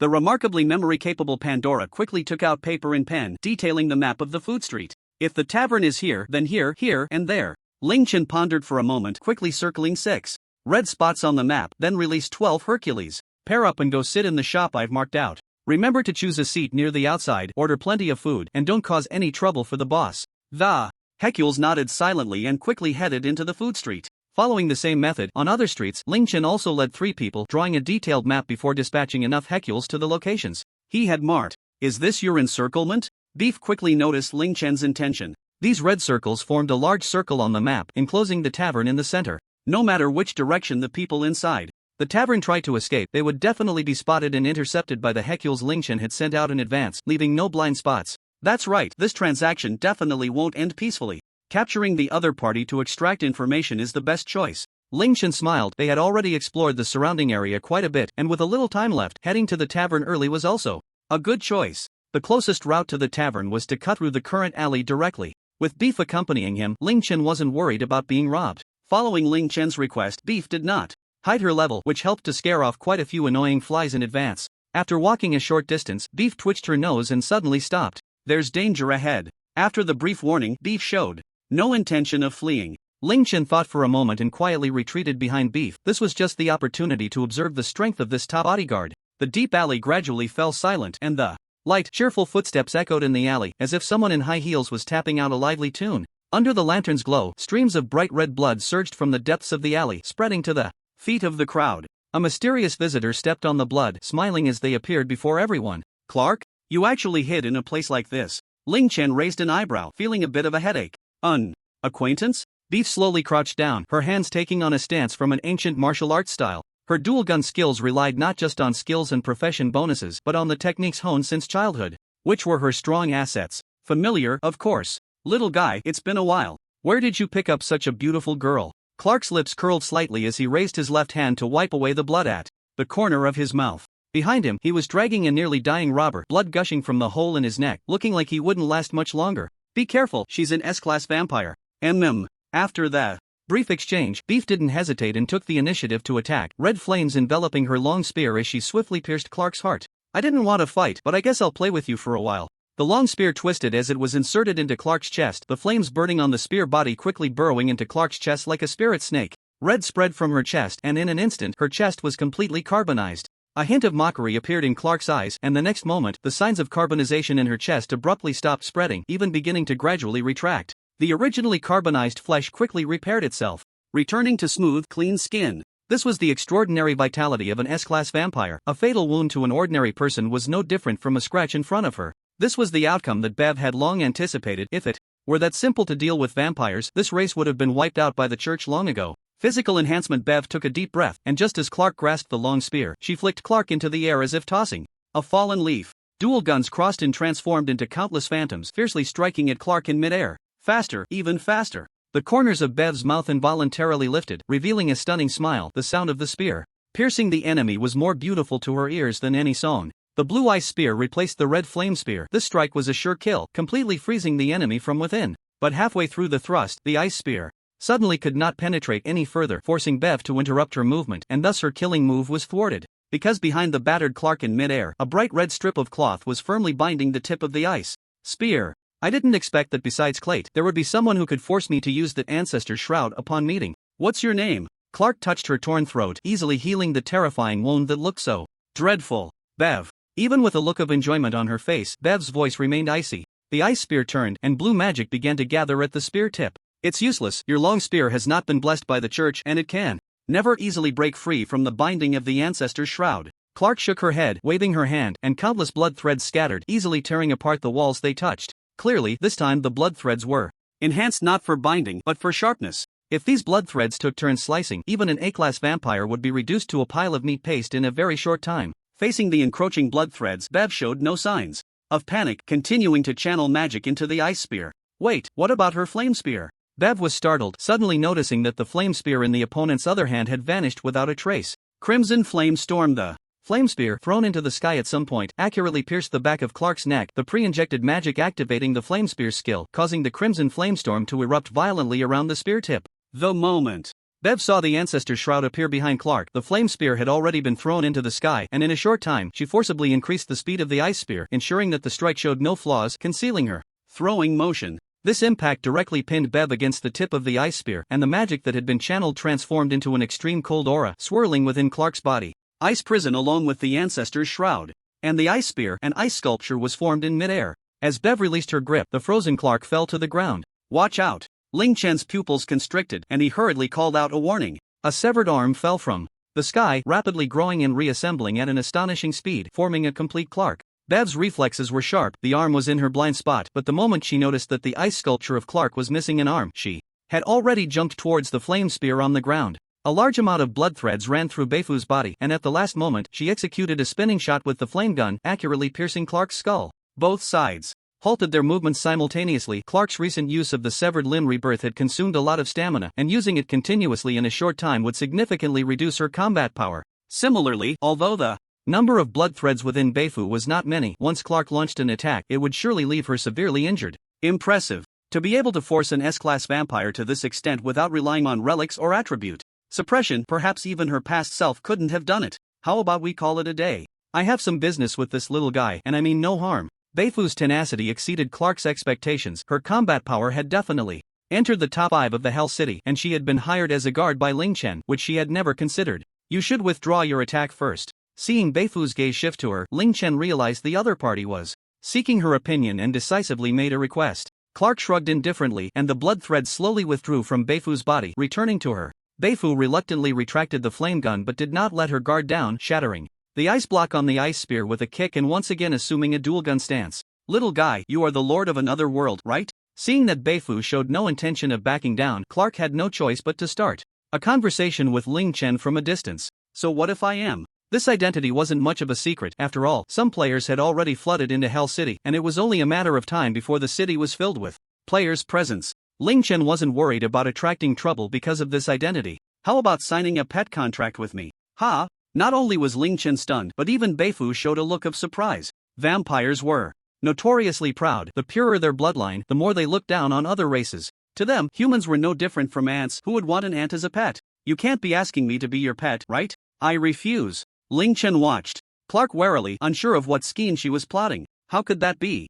Of course, you would be my master, but there are conditions. What conditions? Hearing that there were conditions, Ling Chen relaxed a bit. If she said she wanted to be her pet without any conditions, it would definitely be suspicious, and he would never accept that. I want the body of the ancestor. Clark's words startled Ling Chen. The ancestor was a super strong boss that tens of thousands of level 100 players couldn't defeat back then. Wanting his body meant they would have to kill him, which was as difficult as conquering the entire hell right now. You should have a way to enter the closed space where the ancestor is, right? Clark squinted slightly. She wasn't sure if this little guy could fulfill her wish, but she was confident she could tell if someone was lying just by looking into their eyes. There is a way. Ling Chen scratched his head awkwardly, and Clark's eyes lit up. She realized that Ling Chen was not lying to her with that statement. But I can't defeat him either. Rather, I would say that even if you and I teamed up, we wouldn't be able to win. I didn't say you had to give me the ancestor's body right now. Just get it done while you're still alive. Clark was completely unconcerned. For her, 100 years was merely a fleeting moment. Before that, you can't just die on me easily. The pet contract is just a convenience for me to save you. This level of contract can't really restrain me. Your sister, you know? This statement wasn't wrong. The pet contract could only ensure that Clark wouldn't do anything harmful to Ling Chen. With the powerful recovery ability and strength of an S-class vampire, she could forcibly break the contract and, after spending decades to recuperate, return to her peak strength. After some careful thought, Ling Chen indeed found the strength of an S-class vampire quite tempting. Even if the other party wasn't that easy to tame, they could still be of great use in critical moments. Forget it, it's not convenient to talk here. Let's change places and continue our discussion at the tavern, shall we? Of course. Clark chuckled lightly, stepping aside and making a gesture of invitation. With this delay, quite a bit of time had passed, but fortunately, the tavern wasn't far. Ling Chen quickly led the 4 women to the already bustling tavern filled with people. With Pandora, who looked like a delicate beauty, the cute lowly Ling Xiaoshuang, the cold and tall beef, and the perfectly sexy Clark, Ling Chen and his 4 beautiful companions became the center of attention as soon as they entered. What are you staring at? Never seen beautiful women before? Go on, shoo. Ling Chen puffed out his cheeks and glared at the crowd that had gathered around them. Finally, when he was pushed to the point of being unable to move, just before Beef lost her temper, Ling Chen promptly summoned Hercules Zero. Make way. Hercules, nearly touching the ceiling, instantly scared off the surrounding crowd and even caught the attention of the security at the entrance. However, Hercules didn't cause any trouble, he merely pushed the people aside. The two security guards exchanged glances and decided to remain silent for the time being. With half an hour left until 8 o'clock, in a corner of the tavern, a wooden table displayed a sign that read reservation. Clearly the location for the mysterious person's transaction of the exorcism herb, as mentioned by the bald man. After paying the owner and explaining that he was a guest for the transaction, the owner removed the reservation sign and served everyone the tavern's fine wine. Xiaoshuan, Hercules, you two keep an eye on the back door. Beef, could you and Pandora guard the front door? After sitting down at the table with Clark, Beef frowned, seemingly a bit uneasy. However, the employer's words were absolute, and she couldn't say much more. She could only silently ready her gun and stand in the shadows at the bar's entrance. Just now, Hercules had already attracted everyone's attention, and knowing that these girls were with the big guy, no one approached to strike up a conversation. Gaining a moment of peace, Lingchen sat down first and poured himself a glass of special beer. We still have some time, let's continue our earlier discussion. Can you tell me why you need the ancestor's body? Downing the cold beer in large gulps, Lingchen comfortably squinted his eyes and asked his question first. Isn't it unchivalrous to pry into a girl's secrets? Clark sat down with a smile, her white fingers gently rubbing the rim of her glass as she pondered how to start this topic. Little guy, how much do you know about the ancestor? Not much, just that according to the church's records, all vampires are born from the blood distributed by the ancestor, and that he is very powerful. That's about right. The world's records on the ancestor probably only include these details. Even vampires don't know much more about the ancestor than you do. Clark poured herself a glass of red wine, swirling the blood-like liquid in the glass, gradually sinking into her memories. However, S-class vampires are different. What do you think are the two biggest differences between S-class vampires and A-class vampires? Bloodline purity and strength? Lingchen hesitated for a moment and gave the official answer. Wrong, the first is the way they are born. We S-class vampires all consumed the blood of the progenitor to transform into vampires. As long as one is S-class, they must have consumed the progenitor's blood in human form to reach this level. Once transformed into a vampire, the rank will be fixed. Even if one consumes the progenitor's blood afterward, it will only enhance strength and recovery, but will never change the rank. This was something Lingchen was hearing for the first time. After all, vampires, as proud wild monsters, could never be tamed, so they naturally knew little about internal information regarding their race. So, you want to enhance your strength or even replace the progenitor by devouring their physical body? This relates to the second difference, Clark said with a bitter smile. The second difference is that S-class vampires cannot be killed. How is that possible? Lingchen was shocked. Even though S-class vampires were powerful and had exceptional recovery abilities, they had still been killed by players, and he was very sure of that. I've said it before, S-class vampires are transformed after consuming the progenitor's blood in human form. Therefore, the life of an S-class vampire is actually tied to the progenitor. As long as the progenitor is alive, no matter how many times we are killed, we can resurrect. Of course, resurrection comes at a cost. One must endure a year of loneliness in a void state to resurrect at a random location within 10 kilometers of the death site. Don't think that just because it's only a year you can't move, can't eat or drink, can't see or hear. Spending a year in such a closed state, no one can endure it. Trying to imagine that state of being worse than death, Lingchen couldn't help but shiver. Of course, other S-class vampires have secret methods they can use to erase this memory, maintaining their normal personality without breaking down. This is also why other vampires can live for thousands of years without getting tired of it. By directly erasing unnecessary memories, they won't feel weary of living. That's a good method. Lingchen nodded in agreement, but seeing Clark's expression, the bitterness on his face deepened. It is indeed a good method, but I can't use it. Because when I was still in human form, my strongest talent was immunity to all mental attacks. This was simply adding insult to injury. Not only was he transformed into a monster, but he also couldn't erase his own memories. With so many negative memories accumulated, it was a miracle that Clark could still converse normally with people. Then do you still want to devour the progenitor's physical body? Do you want to gnaw on their corpse to vent your grievances? Clark couldn't help but roll his eyes at Lingchen, making a disgusted expression. I don't have any special hobbies. Don't say that, I just want to seek death. Want to die? Clark gently tapped his wine glass and then downed the red wine in it. That's right, I want to die, I want true death. According to records, the progenitor can only be temporarily destroyed, just like an S-class vampire can be reborn. He will definitely revive again. Before that, I just need to extract my soul fragments from his body, and my life will no longer be connected to him. I can finally welcome the long sleep that I should have received hundreds of years ago. As an S-class vampire, the bloodline's restrictions should have made her loyal to the progenitor, and she shouldn't have thought of such rebellious acts. It seems that hundreds of years have completely changed her spirit, even allowing her to break free from the control of the progenitor's bloodline, which is akin to a human who has been transformed into a vampire regaining their human form through their own will, a feat few in history have accomplished. No wonder you can talk about signing a pet contract. The sense of incongruity in Lingchen's heart finally dissipated. According to the restrictions of the vampire bloodline, it was impossible for her to become a human's pet, which clearly was also a result of her spirit being honed to an exceptionally strong level. As long as she signed the pet contract, with the system's suppression, the restrictions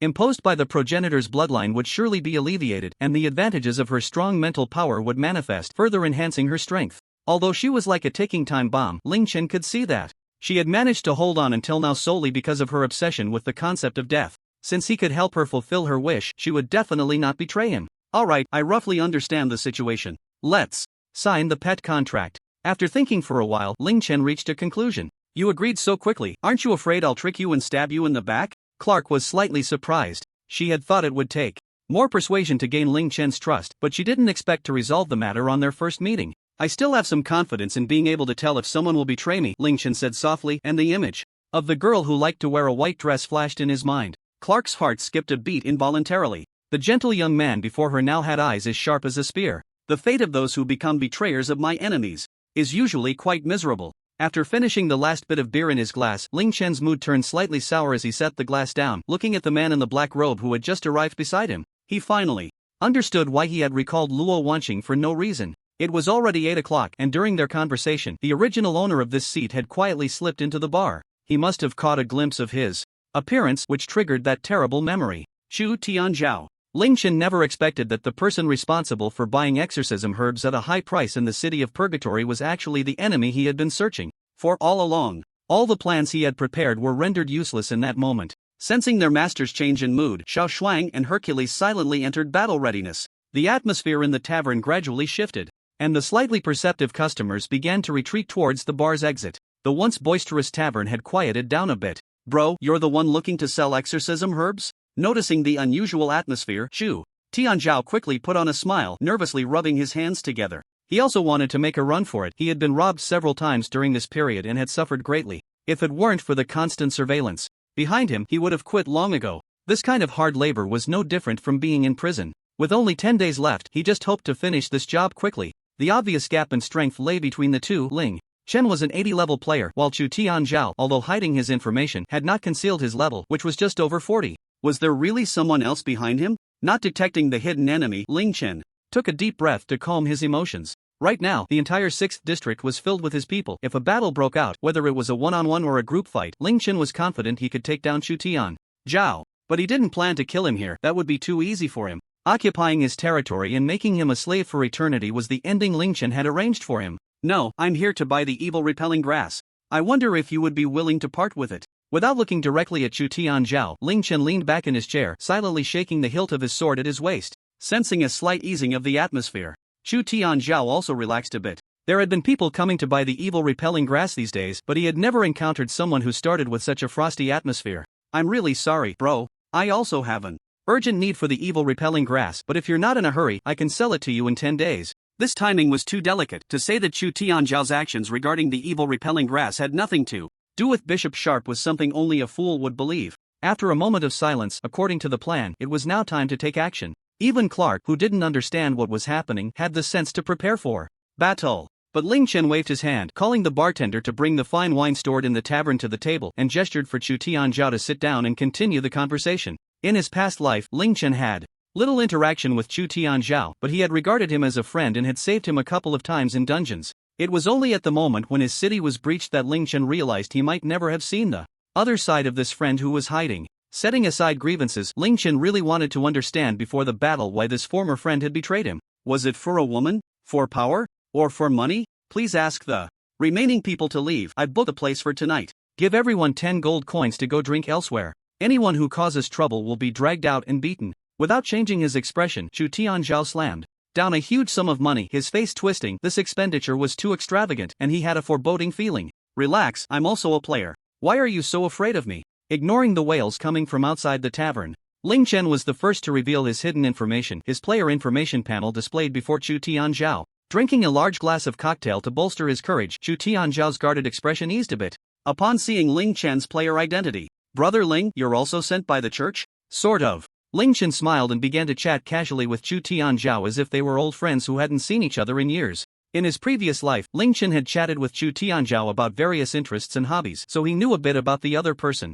Based on these topics and under the stimulation of alcohol and music, Chu Tianzhao's mood gradually lifted, and he even started boasting to Ling Chen about how impressive he was before his reincarnation, how wealthy his family was, and so on. Clark was no stranger to such occasions and smiled as he proactively poured wine for Chu Tianzhao. With such a sexy and enchanting girl by his side, Chu Tianzhao became even more elated. This was also Ling Chen's intention. It didn't matter how he taught, he just wanted to see the essence of Chu Tianzhao, so the conversation never strayed towards exorcism, herbs, or the church. Without prying into these confidential matters, they only discussed life and interests on Earth before the reincarnation, which gradually eased Chu Tianzhao's guard, making him feel lucky to encounter such a wealthy fellow countryman in a foreign land. Old Chu, I have a dilemma lately. Since you were a prominent figure in your past life, you should be able to help me with this, Ling Chen said. What's the problem? Just tell me, Lingu, I'll tell you. Heck, I've interacted with many celebrities, my perspective is quite impressive. Chu Tianzhao confidently patted his chest, the flush on his face indicating he was somewhat drunk. Making money in business, gaining power in politics, or living in seclusion with the girl I love, what do you think I should choose? This was indeed a dilemma for someone like Ling Chen, who had both strength and wealth. Chu Tianzhao didn't hesitate and answered immediately. Power, definitely power. Why? Ling Gu, you see, you don't understand this. The wealthy can't compete with those in power. With power in hand, you have territory and military strength, and soon enough, wealth will come rolling in. And what about the girl you love? Ling Gu, I'll say something unpleasant. Women are like clothing. Once you have power, beautiful women are yours to choose from. Trust me, old Chu, power is the most important. At this point, a naked desire shone in Chu Tianzhao's eyes. In his previous life, he had always spoken of friendship and true love, crafting an image of an extraordinary good man. Ling Chen glanced at him and knew it was time to end this banquet. One last question. Go ahead. Did the alchemist send you? The atmosphere froze at that moment. The topic shifted so abruptly that the life philosophies and social experiences Chu Tianzhao had prepared were suddenly stuck in his throat, unable to continue. After 2 seconds, Chu Tianzhao suddenly flipped backward, rolling away from the table and quickly fleeing towards the door. 2 cold glints shot through the air, aimed directly at Ling Chen's chest. They were daggers blessed by the church, imbued with powerful holy energy. Members of the Secret Star Society, hidden in the ceiling, jumped out, 3 in total, all level 100 experts, who had been lurking as guards beside Chu Tianzhao. Earlier, the crowd in the bar had concealed their presence in forms. After Ling Chen cleared the unrelated personnel from the venue, even though the 3 members of the Secret Star Society were trying their best to hide their presence, they had long been noticed by Beef and Clark. Without Ling Chen needing to act, Clark, beside him, flicked her hand, and the primordial shroud easily deflected the dagger. This was her future master. Even though they hadn't signed a contract yet, she couldn't let him get hurt in front of her. Taking advantage of the moment when Clark was entangled with one of them, another member of the Secret Star Society used a life-for-a-life tactic, temporarily pushing back Beef and the others stationed at the door, allowing the last member of the Secret Star Society to escort Chu Tianzhao out. It's time to close the net. Pass their whereabouts. To all the guards in District 6, don't let them escape. Ling Chen calmly instructed Pandora. An invisible net has already been laid here. Trying to fly out won't be that easy. Do you have a grudge against him? Just relying on the ancestor's shroud to entangle the members of the Secret Star Society. Even with the church's blessing, such death warriors, as disposable pawns, inherently lack combat power and pose no threat in front of her. It's a personal grudge, one that hasn't happened yet. Is there some kind of romantic tension? Clark's eyes lit up. He didn't expect her to be into that. He almost choked Lin Chen with the mineral water he had just handed her. Cough. Cough. This is called having inside information. Clark pouted slightly in disappointment, clearly uninterested in the inside scoop. Just a friendly reminder, it might not be that easy to catch them. Why? Lin Chen, who was getting up to leave, paused. How could 3 level 100 death warriors possibly take on over 40 level 100 guards? I don't know what tricks you have up your sleeve, little guy. Clark waved his hand, clearly not planning to go out to see the outcome. But these people are not just ordinary church members, they can also use demonic magic and should have sacrificed their own souls. That's quite a tricky point. Before he finished speaking, the member of the Secret Star Society entangled with the ancestor's shroud seemed to receive some kind of instruction. In the next moment, he plunged the dagger in his hand directly into his own heart, as if triggering a mechanism centered around his heart. This member of the Secret Star Society actually condensed into a blood bead, flying outward, and even the ancestor's shroud couldn't hold it back. Pulling this kind of stunt, Clark frowned in disgust and urged, "You should hurry out, you might still have time to say goodbye to your enemy." Doubtfully, Lin Chen rushed out of the tavern, leaping onto the rooftops. In the distant square, 12 arriving level 100 guards had surrounded Chu Tianzhao in the center of the square but could not advance an inch further. Beside Chu Tianzhao lay the corpse of the Secret Star Society member who had brought him out of the tavern. Near his corpse, 2 blood-red beads hovered in the air, forming a crimson magic circle. A faint red light kept all people and attacks outside the magic circle. This seemed to be a protective magic that transferred attacks to another world, and the guards couldn't easily break through it for a moment. Was it a step too late? Lin Chen sighed. If all the remaining guards had arrived, they could have broken this magic circle in a very short time, but unfortunately, it was too late. As the magic circle was completed, a giant red hand suddenly reached out from the circle, firmly grasping Chu Tianzhao in its palm, then retracted back into the circle, taking the 2 blood beads and the corpse along, disappearing from the square. At this moment, Lin Chen finally understood why the Lord World, not connected to the Instance World, could allow members of the Secret Star Society to enter. It must be through this method, entering the purgatory after transferring through the Demon World. Unfortunately, no body or image was left behind, making it impossible to prove the connection between the Secret Star Society members and the demons. Otherwise, this could have been a trump card to bring down Alchemy. It is truly ironic that those who claim to be messengers of the divine use the spells of demons. Clark continued to pour himself a glass of red wine. Living outside the city for years, it wasn't easy to enjoy such a drink. You noticed it long ago? Why didn't you stop it? Ling Chen's expression was slightly angry. If Clark had mentioned it earlier, perhaps he could have thought of a way to prevent the teleportation summoned by Chu Tian. Why was he involved with Alchemy? This was currently Ling Chen's biggest question. In his previous life, he was certain that the other party had no ties to the Kingdom Church. If he could have kept him here just now, not only could the issue of the exorcism grasp be resolved, but the question of his collusion with the church could also be answered. It couldn't be stopped. The spell was already activated while you were chatting. I only noticed it after they initiated it. It seems that regardless of whether your conversation was pleasant or terrible, the other side intended to forcibly send away that person named Tian Zhao. At this point, Clark curiously examined Ling Chen. How did you get involved with that kid Kebelong and his Secret Star Society? That's not easy to deal with. Just a personal matter. Wait. Ling Chen suddenly realized, catching the key point from their earlier conversation. How do you know about the Kebelong Empire? In the Instance World and the Lord World, although players could teleport, the people and monsters in the Instance could not possibly teleport to the Lord World without player interference. You underestimate me too much. How long have I lived? What scenes have I not seen? If they can come in, I naturally have a way to go out, but not for long, unlike you other worldly lords who can travel freely. Ling Chen looked at her deeply. It seemed that the value of the information in her mind might be even higher than her combat power. What connection does this world have with the Lord World? After hesitating for a moment, Ling Chen sat down again. After the earlier commotion, the crowd that had gathered at the door had been scared away by the terrifying combat power of a few people, and now the entire tavern was finally cleared. The quiet environment also facilitated further conversation, but the trouble was that the owner and the bodyguards had also run away. With no other choice, Ling Chen had to summon 2 Cinderella dolls to serve drinks and dishes. What do you think is the connection between this world and the Lord World? Clark asked with a smile.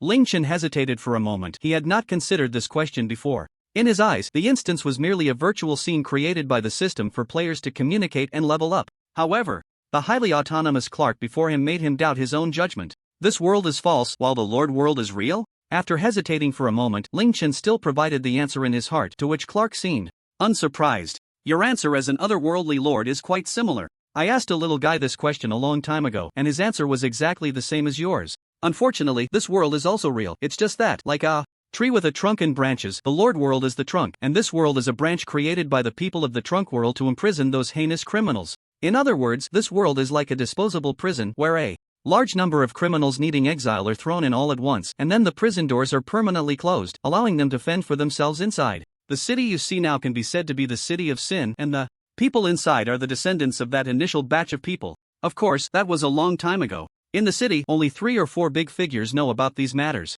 Breaking apart a piece of dried squid, Clark tore off a small strip from it and savored it carefully. So, does that mean the people from the Lord's world can freely open a passage to the prison? Then why do they still need to use this blood sacrifice method to send people in and out? Ling Chen furrowed his brows and raised his question. It has been said that it is permanently closed. In such a large space, those who can be locked inside are all extremely powerful criminals and monsters. They essentially weld the prison door shut to prevent the possibility of escape. Therefore, for thousands of years, apart from you otherworldly lords who appeared for unknown reasons, no one has been able to freely traverse these different small worlds. But just now, the people from the Secret Star Society were able to forcibly send someone out using the blood sacrifice method, right? You also mentioned that you have been to the Lord's world. How does that work? Ling Chen continued to question. Regarding this issue, Clark chuckled and pointed at Ling Chen. Did I not say that only otherworldly lords can freely traverse? Whether it's the church or me, to move between 2 places, we must rely on the otherworldly lords. Because I became a vampire, I was able to be taken out as a pet by the otherworldly lord. The church members must have used secret methods to temporarily fuse part of their souls with the otherworldly lord to enter here and construct a simple prison gate. Of course, this gate can only be entered and exited by the otherworldly lords. To be safe, they also transferred through the demon world, which is another small world that hasn't been completely sealed and is closer to other small worlds, reducing the risk of transportation. Silently digesting the information in his mind, Lingchen posed his last question for the night. We haven't signed the pet contract yet. Why did you tell me such valuable information so easily? Valuable is relative. Some people see it as a secret not to be passed on, but to me, it's just casual talk. Clark lightly flicked, and the glass wine cup instantly had a notch burst out. The fragments fell, reflecting a hint of gloom in her eyes. Living too long, everywhere is a prison, no difference. Lingchen scratched his head and took out a sheepskin scroll, imprinting it with the system's exclusive pet contract. Dropping his blood on it, the contract immediately took effect, and Clark was successfully registered in Lingchen's pet section. With the matter settled, Clark stood up and stretched. The night was still long, and she planned to wander around some more. The pet contract allowed her to return to the pet space at any time, so Lingchen wasn't worried about getting lost. Unlike Xiao Shuang, she could even control her timing of entering and exiting the pet space, indicating that her strength was indeed much greater than Xiao Shuang's. Hey, Clark! At the very end, Lingchen called out to the S-class vampire who was about to walk out of the tavern door. I don't care whether you seek death or have other motives, Lingchen said softly, but if you are solely pursuing destruction, it will only bring me unnecessary trouble. I will bring you the body of the ancestor. Until then, just stay alive. Clark said nothing and did not turn back. She gazed at the night sky, which she had looked at countless times, seemingly lost in thought. In the end, she waved her hand and walked into the street without looking back.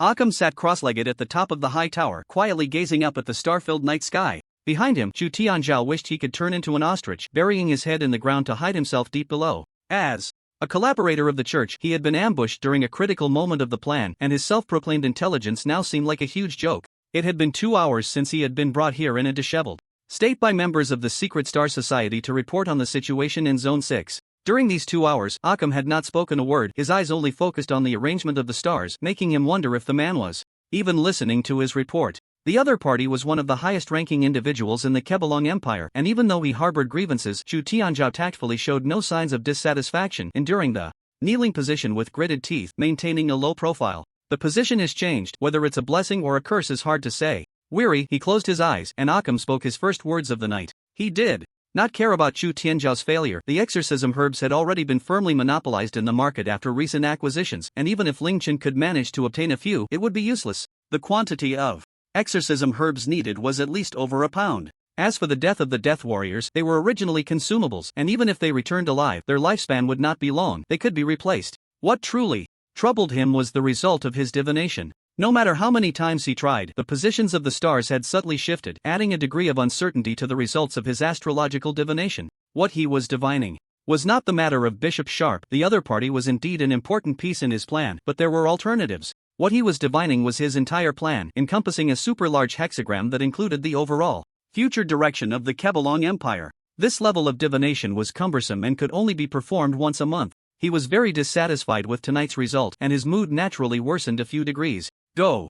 Gather information on the person who disrupted the acquisition plan. It would be best to find out the specific location of his territory. If he is within the country, I will arrange for someone to deal with him. What if he is not in the country? Chu Tianzhao asked cautiously. Alchemy sighed. He originally had a high regard for this little fellow, whose thirst for power mirrored his own in youth. Unfortunately, his mind was not as sharp, and he couldn't even think through such a simple question. Go look through the history of the Secret Star Society and see what happened to those who fled abroad. Impatiently waving his hand, he had exhausted his patience for the night, and had no desire to continue the conversation with Chu Tianzhao. It's rare to see the esteemed royal astrologer, the current president of the Secret Star Society, unable to hide his emotions. Once the other idle people had retreated, the fifth prince leaned against the wall in the dark passage, mocking him slightly. People grow old, it's inevitable. Alchemy did not continue to look up at the sky but lowered his gaze to the capital beneath him. He stood at the highest point of the stargazing tower in the entire capital, with no buildings obstructing his view. The brightly lit city unfolded before his eyes in the night, appearing full of vitality.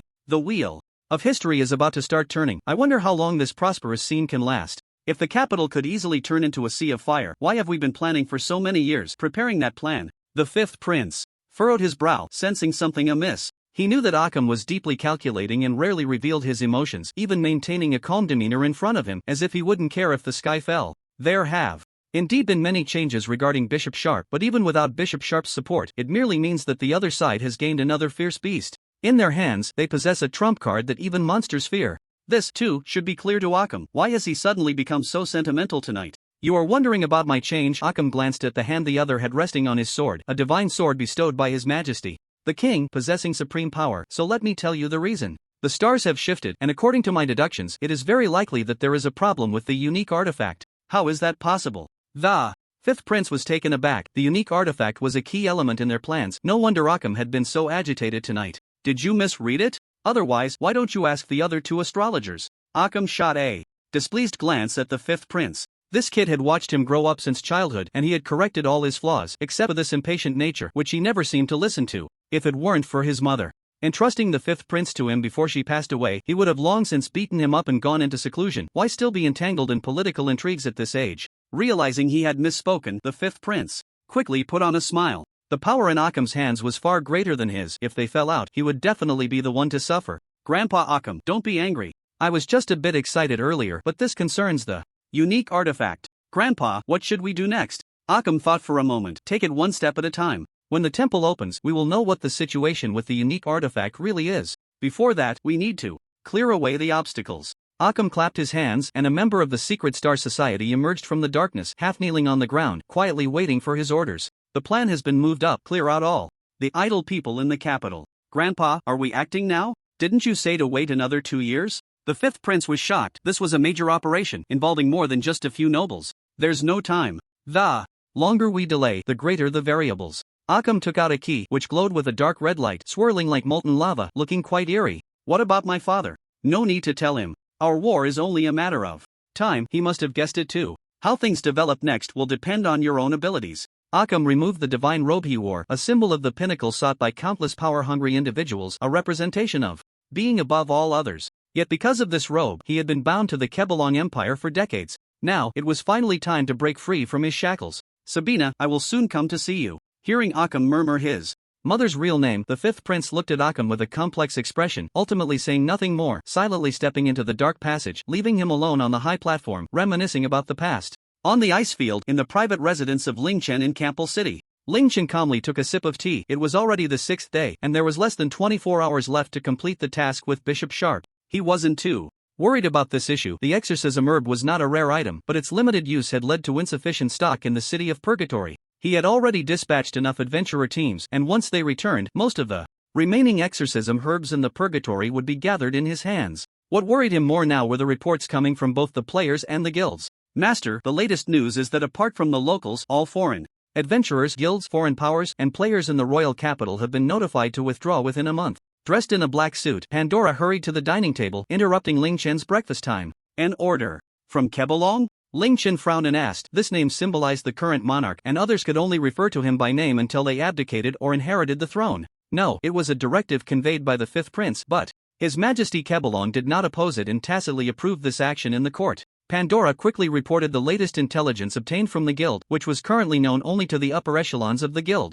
A few princes and a small number of dukes. Ling Chen had managed to obtain this precious information from the guild thanks to Bei Qi. What on earth are these people in the royal capital up to? Ling Chen tapped the table, pondering their intentions. Such a major event had not occurred in his past life, clearly due to his active involvement, which had altered the course of history. What information do we have from the seventh prince, Karl? Lord Karl seems to want to have a private meeting with His Majesty, but he was refused. For safety, he has temporarily moved to the Royal Knights garrison to avoid any underhanded tactics from Occam and the fifth prince. There's a feeling that a storm is brewing. Ling Chen thought for a moment, realizing that he still lacked sufficient intelligence to deduce the conspiracy behind the kingdom. Regardless, what he needed to do was very clear: develop his territory and strengthen his power. This was the simplest method of self-preservation. Originally, with 5 years of memories, I thought I could enjoy peace for a long time, but it seems I can only implement some riskier plans now.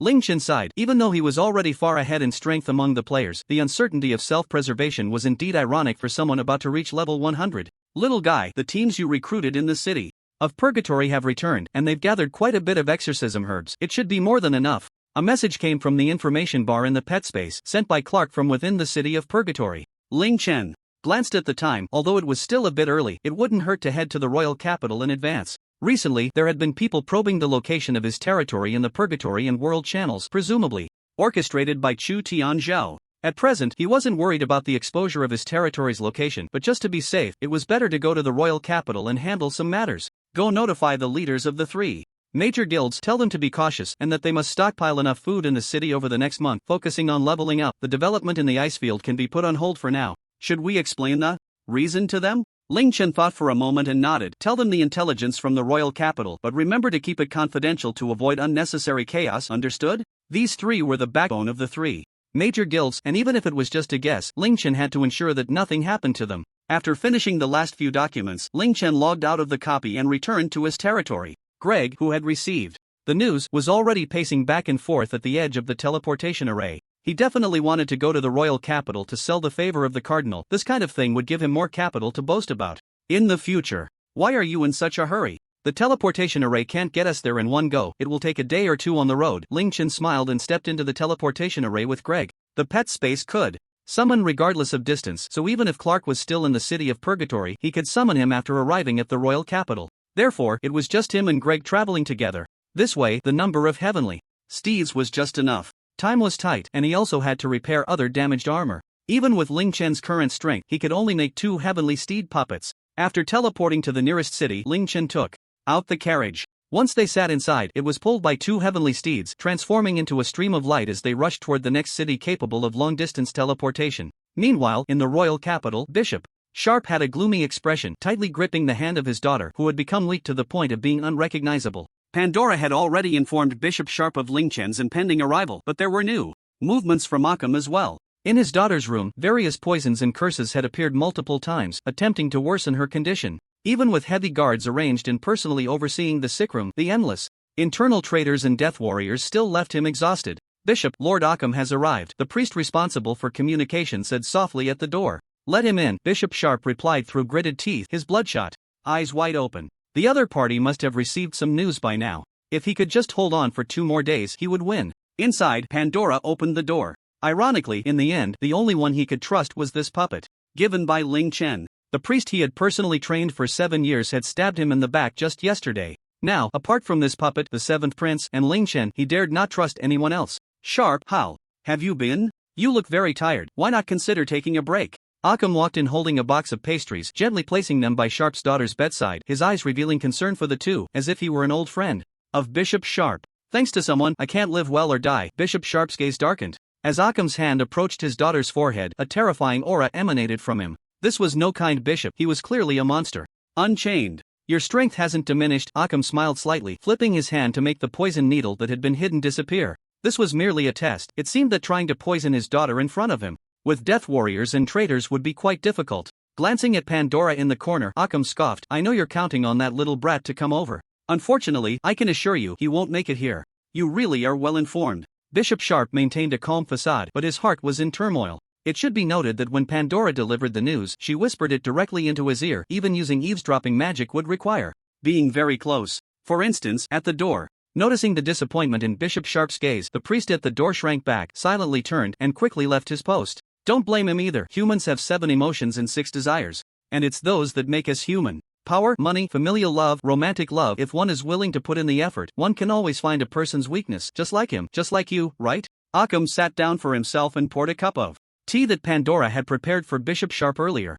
Aren't you the same? For a dead person, you've been bound to this moment. Is it worth it? Bishop Sharp spat, having once held some respect for Occam for making such sacrifices for love. But over the years, his methods had become increasingly radical, reaching a shameless level, which pained him greatly. Touching on his own sore spot, the always calm expression on Occam's face showed a subtle change. Sharp, I've tolerated you for a long time. Fine wine, beautiful women, jewels, power, I've shared plenty with you over the years. Why do you force me to oppose you? Occam, you're drunk, quite drunk. A hint of sorrow appeared in Bishop Sharp's eyes. Perhaps I shouldn't have brought you to the capital with me. This place is like a wine pot made of power and profit. Too many have drowned in it, and you are not far from that. Both sides fell silent, and outside the room, the church was empty. Members of the Secret Star Society, dressed in royal guard uniforms, controlled the main door, making it impossible for anyone to enter or leave easily. Perhaps you're right. After a long silence, Occam sighed deeply. This is my final ultimatum, Sharp. I hope to see you in the square the day after tomorrow to sign the contract with me. From now on, no one will act against you, but absolutely no one can enter from the outside without my permission. Patting his robe, Occam stood up, and a cold gleam flashed as the poison needle precisely pierced Pandora's heart, where the magic crystal furnace served as the power core. The hard mineral skin and protective magic were easily corroded by the silver light of the poison needle, creating a small opening. As the poison needle entered the magic crystal furnace, the intricate power system was destroyed, and Pandora could only send out a warning message before completely losing her ability to move. You shouldn't keep such little Trinkets, I've already stationed heavy troops around the teleportation array, so don't harbor any illusions. How could that be possible? How would His Majesty allow such a thing? That's why I say you're getting old. It's better to join my side sooner. After it's all over, take your daughter and leave the capital. This is my final leniency towards you, my old friend. Without waiting for Bishop Sharp to respond, Occam left the room and 2 death warriors quickly secured the door, forcing the worried Bishop Sharp to stop his pursuit. Have you got a handle on the opponent's movements? Occam walked down the street. Perhaps due to the issuance of political orders, many outsiders had gathered in the streets to protest against the Fifth Prince's policies. We've got it under control. We've already set up eyes in the surrounding cities, and the capital's teleportation array has been adjusted for one-way transmission. As soon as they teleport over, they absolutely won't be able to escape. The vice president of the Secret Star Society appeared silently behind Occam. He was the strongest assassin in the society, and no one in the entire capital could surpass him in the profession of assassination. As Occam's shadow, he had spent these years eliminating dissenters and was naturally well-versed in such matters. Well, how's the preparation for the divine summoning array? It has been prioritized for repair according to your instructions, and the current success rate is 70%. Tell them to hurry up. According to the star signs, the best time to activate it is in 3 days. If we miss it, we'll have to wait another 5 years. I understand. The vice president disappeared behind Occam again. He was reliable in his work, and Occam felt assured that there wouldn't be any issues. The Holy Light Demon Extermination Array, quite a grand move to deal with a little guy, isn't it? Turning a corner in the depths of the alley, a slightly lazy middle-aged man waved at Occam, signaling him to come and sit down. Boss, add 2 bowls of rice noodles and 2 eggs. Sure thing. The vendor nearby wiped the sweat from his forehead and responded with a smile. Although it was against the rules to set up a stall, it wasn't time for the guards to patrol yet, so the vendor wasn't in a hurry to take down his stall and began preparing breakfast recipes passed down from a long ago lord of another world. The noodles here taste great, but unfortunately, the vendor is from out of town. He probably won't be here next month, so take the chance to try more. When the rice noodles were served, the middle-aged man didn't care about Occam's status and began to eat heartily without any restraint. The vendor, having finished serving, instinctively moved away from their table. After years in the capital, he knew that the less one knew, the longer one could survive. As a highly respected royal astrologer, Occam usually wouldn't eat this kind of street food, but today, he surprisingly picked up his chopsticks and began to eat slowly. Not bad, I should consider letting him open a shop on the street. Wiping his mouth with a handkerchief, Occam commented on the simple breakfast. With his abilities, he could easily give away a shop in the capital that ordinary people would work a lifetime to afford. That won't do. Where would I eat then? The middle-aged man shot Occam a glare, signaling the vendor to bring out some snacks. At this time, there would usually be guards patrolling, and other vendors would be bustling about. But today, not only were there no guards, but the other vendors had also vanished, leaving only 3 living souls in the entire alley. The vendor, having navigated the capital for so many years, didn't show any signs of unease even when the situation felt off. He stubbornly brought out new snacks. The star signs have changed, so I moved the plan up. We agreed that at this stage, you still can't make a move. Not continuing to eat, Occam stared intently at the middle-aged man, speaking each word seriously. I'm not planning to make a move. I'm here to kindly remind you not to underestimate the little guy you're preparing to ambush. Be careful not to capsize in the gutter. The middle-aged man pulled out a dagger and sharpened a disposable wooden chopstick into a toothpick, meticulously picking at the food stuck in his teeth, looking no different from an ordinary uncle. Thank you for your advice. Occam elegantly stood up, bowed slightly, and left the alley. Still so stubborn, you really haven't taken my words to heart. The middle-aged man scoffed, dropped a gold coin, and stretched as he walked out of the alley. Your Majesty Kebelong, it's time to return to the palace. Outside the alley, a muscular man quietly reminded him. Yes, let's go back. Remember to keep an eye on him. I'm quite curious about what happens next. A glint of sharpness flashed in the middle-aged man's eyes. At that moment, he was no longer the seemingly ordinary uncle in the alley. A commanding aura emanated from him, as if a slumbering dragon had awakened. Mr. Ling, when did you become interested in the history of the Kebelong Empire? Greg, still half asleep, sat up in the carriage, yawned, and glanced at the unchanging sky outside. It's always beneficial to understand the local culture. Ling Chen smiled, flipping through the pages of a book, carefully examining the development history of the Kebelong Empire. Reading history books is the most tedious, and he certainly wasn't genuinely interested in the kingdom's history. What he cared about was the person known as His Majesty Kebelong. Since its founding, the Kebelong Kingdom has had a history of over 400 years. During these 400 years, the Kebelong Kingdom expanded at an astonishing speed, maintaining a prosperous scene under the wise leadership of 9 successive Kebelong monarchs. Strangely, according to historical records, the policies of the 9 Kebelong monarchs were extremely similar, and none of them liked to show their true faces. Not a single monarch left behind a portrait after ascending to the throne. Even stranger, according to some unofficial historical accounts, the dates for the succession of the Kebelong monarchs were fixed at every 50 years, always chosen on the same day. After taking office, the new Kebelong monarch's close acquaintances before their ascension would mysteriously disappear or meet a tragic end. The credibility of these unofficial histories is low, as they mostly record hearsay, but recalling what Clark had said earlier, Ling Chen gradually felt a hint of doubt in his heart.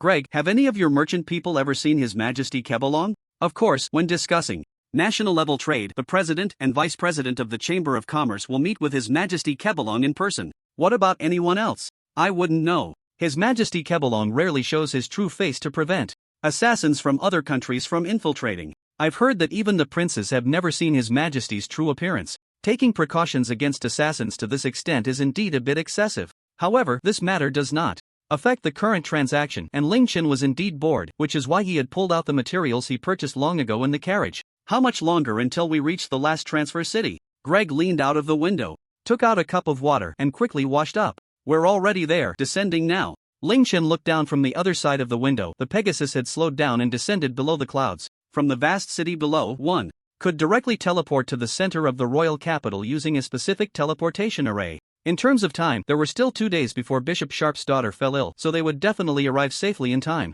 When the two got off the carriage, they had already dressed meticulously, and aside from a slight odor on their bodies, they showed no signs of travel fatigue. The members of the Chamber of Commerce who had received the news hurriedly rushed over from the city, with the leading member looking quite disheveled, his head damp. Sorry for being late. We've already received news from the 7th prince. What do you think? Should we set off now or take a short rest? The leading chamber president took out a handkerchief, awkwardly wiping the droplets from his head. Let's go to the accommodation first. I want to take a shower before we set off with the teleportation array. Ling Chen paused and curiously asked, "What's that on your head?" I apologize for the embarrassment. The weather is really strange today. It drizzled a bit on the way here, and I forgot to bring an umbrella, so I ended up like this. Ling Chen glanced at Greg behind him, who awkwardly coughed, pretending to admire the scenery. Alright, lead the way. We're in a hurry. By the way, is there any news from the royal capital? Don't worry, there are no abnormalities. Look, there's a group of travelers heading to the royal capital over there. Recently, quite a few people have been going to the royal capital. They must want to take a look before it closes. Looking at the travelers heading towards the city in the distance, Ling Chen nodded and followed the president into the luxurious guest room prepared by the guild. I'll wait at the door. If you have any other needs, just let me know at any time. After tactfully exiting the guest room, Ling Chen looked out the window. The orientation of this room was completely opposite to the location of the teleportation array, so he couldn't see what was happening over there. Mr. Ling, can I go wash up now? Seeing Ling Chen leaning against the bed, seemingly admiring the view outside, Greg cautiously asked while holding his bathing supplies. You go ahead. Ling Chen waved his hand, his gaze subtly glancing down. 3 people. This was the number of people Ling Chen could compare, watching from his window. Perhaps there were others hidden in different places, but he couldn't openly observe to avoid alarming the snake. Our movements have indeed been late. Ling Chen sighed. Not long after setting off, communication with Pandora in the capital was lost, and the last warning message only mentioned the name Alchemy. It was likely that Alchemy had intervened and destroyed that Pandora. In this situation, being monitored was naturally to be expected. Next, it would depend on whether there would be any issues with the teleportation array. Among the crowd entering the city, a burly man was leading a beautiful girl, paying 2 gold coins to the guards at the city gate, which was the entry fee for those without a resident permit. Once inside the city, the two did not hesitate for a moment and quickly headed towards the teleportation array. These two were none other than the simply disguised Pandora and Hercules. Before entering the city, while still in the air, Ling Chen had cast a levitation spell on them and then dropped them in the suburbs outside the city, creating distance from Ling Chen. Once the two were monitored in the inn, the two outside would then calmly enter the city according to plan. With Ling Chen responsible for attracting the other party's attention, those secretly monitoring would surely be less vigilant about the teleportation array. As Ling Chen had anticipated, the two encountered no obstacles along the way and soon arrived near the teleportation array. Where to? The soldier in charge of registration asked impatiently. There were a total of 12 teleportation arrays here, each leading to different areas, and only when a teleportation array had gathered between 20 to 40 people would it activate to send them away. The capital, Hercules said softly, placing the 2 gold coins on the table. No, the teleportation array to the capital is currently closed. Only those with a pass can enter. I'll send you to the nearest city to the capital, and you can walk from there. The guard waved his hand impatiently, pointing to another teleportation array, where quite a few people were already standing. Can't you make an exception? Pandora secretly took out a small bag of gold coins. The soldier's eyes brightened, but then dimmed again, and finally he angrily shouted, "No, absolutely not. Even if the prince came, it wouldn't work without a pass." The two exchanged helpless glances, silently relaying the message to Ling Chen, and then, according to plan, stepped onto the other teleportation array recommended by the guard. As the light of the teleportation array flashed by, the connection between the two and Ling Chen instantly became vague. Aside from being able to send very simple messages and sense life and death, no other operational commands could be delivered. Fortunately, Pandora and Hercules were both autonomous puppets with self-awareness. Ling Chen had already explained the plan to them in detail beforehand, so even if something unexpected happened, they would likely be able to handle it themselves. The more pressing issue at hand was how to get through the current crisis. The president of the Merchant Association was guarding the front door, and there were numerous surveillance personnel at the windows. It was not an easy task to slip away quietly. How's the situation? Greg had just finished his bath and walked out, drying his hair. The room had been set up with a tight multi-layered barrier, perfectly isolating it from any eavesdropping magic, so Greg was not worried about being overheard. There's a problem with the teleportation array. The one leading to the royal capital has been blocked. Without a passage permit, we can't use it. The president of the Merchant Association didn't tell us this. I didn't expect him to betray us. Greg shook his head regretfully. In such a large city, the benefits must be substantial. He couldn't understand why the other party would betray the Merchant Association and become a lackey of Alchemy. Backup plan A has already been activated. We should prepare backup plan B as well. Ling Chen paused, sniffing the scent on himself. But let me take a shower first. Not long after, a cleaned-up Ling Chen and Greg walked out of the guest room, looking quite relaxed. Quick, take us to the teleportation array. Bishop Sharp is waiting for these herbs to save lives. We can't delay. Alright, we'll set off now. Seeing the two in a hurry, the president of the Merchant Association felt secretly pleased and quickly led them to the carriage that had been prepared at the inn's entrance. They rushed to the location of the teleportation array, and upon seeing the Merchant Association's emblem on the carriage, the soldiers immediately became tense, driving everyone around the teleportation array aside. For a moment, the air was filled with noise and complaints. We don't mind sharing the teleportation array with others, Ling Chen said with a frown. This was a good move to cover up the voices of those complaining about not being able to enter the royal capital's teleportation array. This is the order of the seventh prince. We're afraid there might be assassins among the crowd, and we will provide compensation discounts for them, so please don't worry. The president of the Merchant Association stopped the carriage in front of the royal capital's teleportation array. Ling Chen and Greg didn't say anything further and silently stood on the teleportation array. The teleportation array activated, and amidst the president's relieved smile, the two's vision changed, and the surrounding scenery was instantly replaced by the magnificent center of the royal capital's teleportation array. However, the once bustling teleportation array was now devoid of anyone except for a group of members from the Secret Star Society dressed in deep blue robes. Activate the magic array. The vice president of the Secret Star Society waved his hand, and the surrounding members quickly infused magic power into the magic patterns on the ground. Thousands of light points lit up in the air, locking onto the two in the center of the teleportation array from all directions. To the vice president's surprise, Ling Chen and Greg did not panic. They seemed to have rehearsed for this moment, each taking out an enormous shield to completely cover their bodies. The divine shield? The vice president's expression darkened. He hadn't expected that a small lord from a remote area and a Merchant Association branch president he had never heard of could produce such a rare treasure, even in the royal capital. The Holy Light Exorcism Array was powerful but had a special characteristic. Against magic, the divine shield, strictly speaking, was a sacred artifact, and the attack from the Holy Light Exorcism Array would even lose some of its power when hitting the divine shield. The divine shield, which was already much harder than city defense magic, would be even more difficult to break in this state. That said, the vice president did not dare to easily deactivate the Holy Light Exorcism Array. This formation focuses on a continuous attack. Once activated, it will continuously generate powerful beams of light to bombard the enemy. If it is forcibly stopped midway, restarting it will not be so easy. Even if our side has the advantage in numbers, we cannot guarantee that the opponent does not have some strange skills to escape. Right now is the crucial moment to capture Bishop Sharp, and we absolutely cannot afford any accidents. Fortunately, the opponent cannot easily move. It will only take a whole day to break through this shell. Taking a deep breath, the vice president ordered more members of the Secret Star Society to come and support, continuously injecting magical power into the Holy Light Demon Extermination Array. Quite a few tricks up your sleeve. Alchemy smiled slightly. Upon receiving the news, this little surprise was within his expectations. The fact that the opponent would so easily walk into his trap indicated that they were not someone to be taken seriously. Bishop Sharp, why don't you take a look at the projection crystal yourself? That little one has already been trapped. I advise you to give up soon, lest your daughter continues to suffer. He tossed the crystal to Bishop Sharp in the room and casually brought a chair to sit down at the door. Surrounded by the death warriors of the Secret Star Society, this was originally prepared to prevent Ling Chen from being deceived and sneaking in from elsewhere, but it seemed unnecessary now. As long as the Holy Light Demon Extermination Array has a supply of magical power, it will never cease its attack on the enemy unless a stronger attack can break the entire formation in one go, otherwise, escape is impossible. But the ones he sent were all elites of the Secret Star society, meaning Ling Chen must defeat all these elites in an extremely short time, which is simply impossible. No one in the entire Kebelong Empire could achieve that. Unless he could summon a deity or an ancestor-like existence, such beings had not appeared on this land for over 1,000 years, making such an unexpected event impossible. Bishop Sharp looked at the scene in the projection crystal with a complex expression. He never expected that someone as shrewd as Ling Chen would foolishly step into such a trap. As a high-ranking member of the church, he was well aware of the power of the Holy Light Demon Extermination Array. His heart was now filled with despair. If it weren't for his hatred towards Alchemy and his loyalty to the 7th Prince still supporting him, he might have already bowed his head and joined Alchemy's camp of the 5th Prince. With less than 2 days left, his daughter would be completely devoured. No matter what, he still had 24 hours to consider. Before that, he could only pray for a miracle to occur.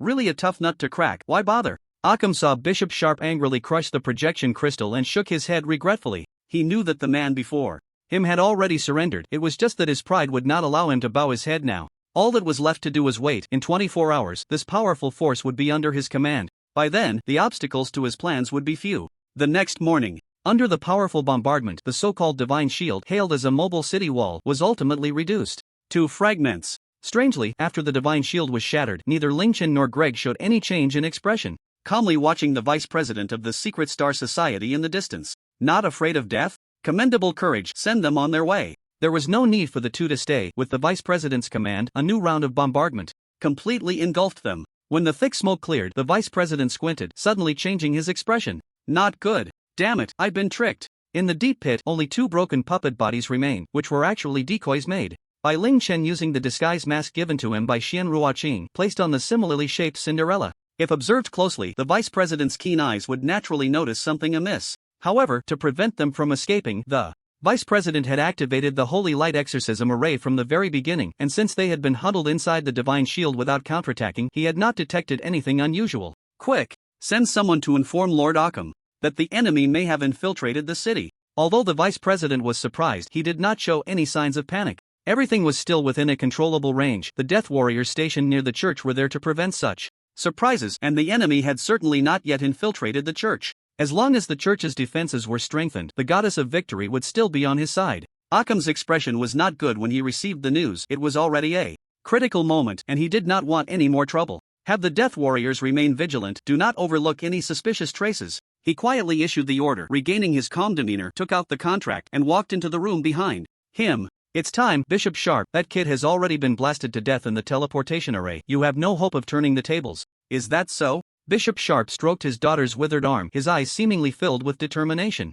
A terrifying aura emanated from him. Even the death warriors outside the church could sense this astonishing presence. It felt as if a lamb was being targeted by an evil dragon, sending chills down one's spine. The trident crackling with purple arcs was gripped in Bishop Sharp's hand, and the protective magic array that had been pre-placed under his daughter's bed automatically unfolded. This magic array could not be maintained for long, but it had astonishing defensive power comparable to the Divine Shield. What do you mean by that? Alchemy frowned, taking a small step back. In terms of combat power, he could not match this killing god. Alchemy, have you forgotten how many years we've known each other? You think I wouldn't notice your little tricks? Taking an aggressive stance, Bishop Sharp's expression turned mocking. The aura of the surrounding death warriors is not diminishing but increasing. If that little brat were truly killed by you, you wouldn't have summoned the other death warriors. Your perception of aura is still annoyingly sharp. Alchemy shrugged. He had thought that the fatigue of the past few days would dull his senses, but it seemed he had underestimated himself. But this is useless. That little brat definitely can't break through my defenses. There are over 100 death warriors around. Do you think he can reach you before your daughter's protective magic array fails?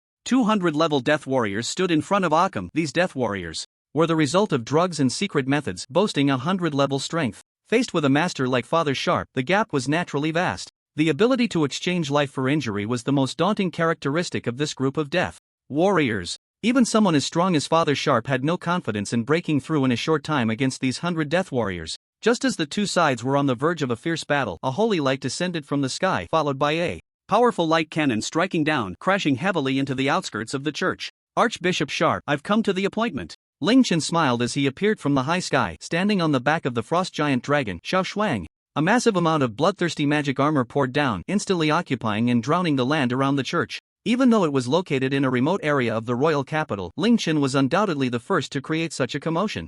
Although the death warriors were of a much higher level than these bloodthirsty magic armors, they were at a disadvantage in numbers. Combined with the bloodthirsty magic armor's special attack against humans, the battlefield fell into a stalemate. with neither side able to suppress the other. Humph, clever little tricks, but you should know whose territory this is. Alchemy ignored Ling Chen, who had descended from the sky. In his view, such behavior was akin to suicide. Under the cover of the Death Warriors, he calmly retreated to the outskirts of the battlefield, observing the changes in the situation. Alchemy himself was not weak, and getting entangled with him could easily expose fatal flaws. Archbishop Sharp hesitated for a moment but ultimately did not pursue. Meanwhile, reinforcements from the Secret Star Society had already arrived. The summoned Clark chuckled softly, simultaneously using blood threads and ancestral shrouds to hold back all the elite members of the Secret Star Society, including the Vice President. Father Sharp retreat into the protective formation. Landing on the ground, with no time to explain, Ling Chen waved his hand, and the bloodthirsty magic armors gathered around the room, forming a wall of armor. Seizing this opportunity, Ling Chen threw out several smoke bombs, enveloping the entire church in thick smoke.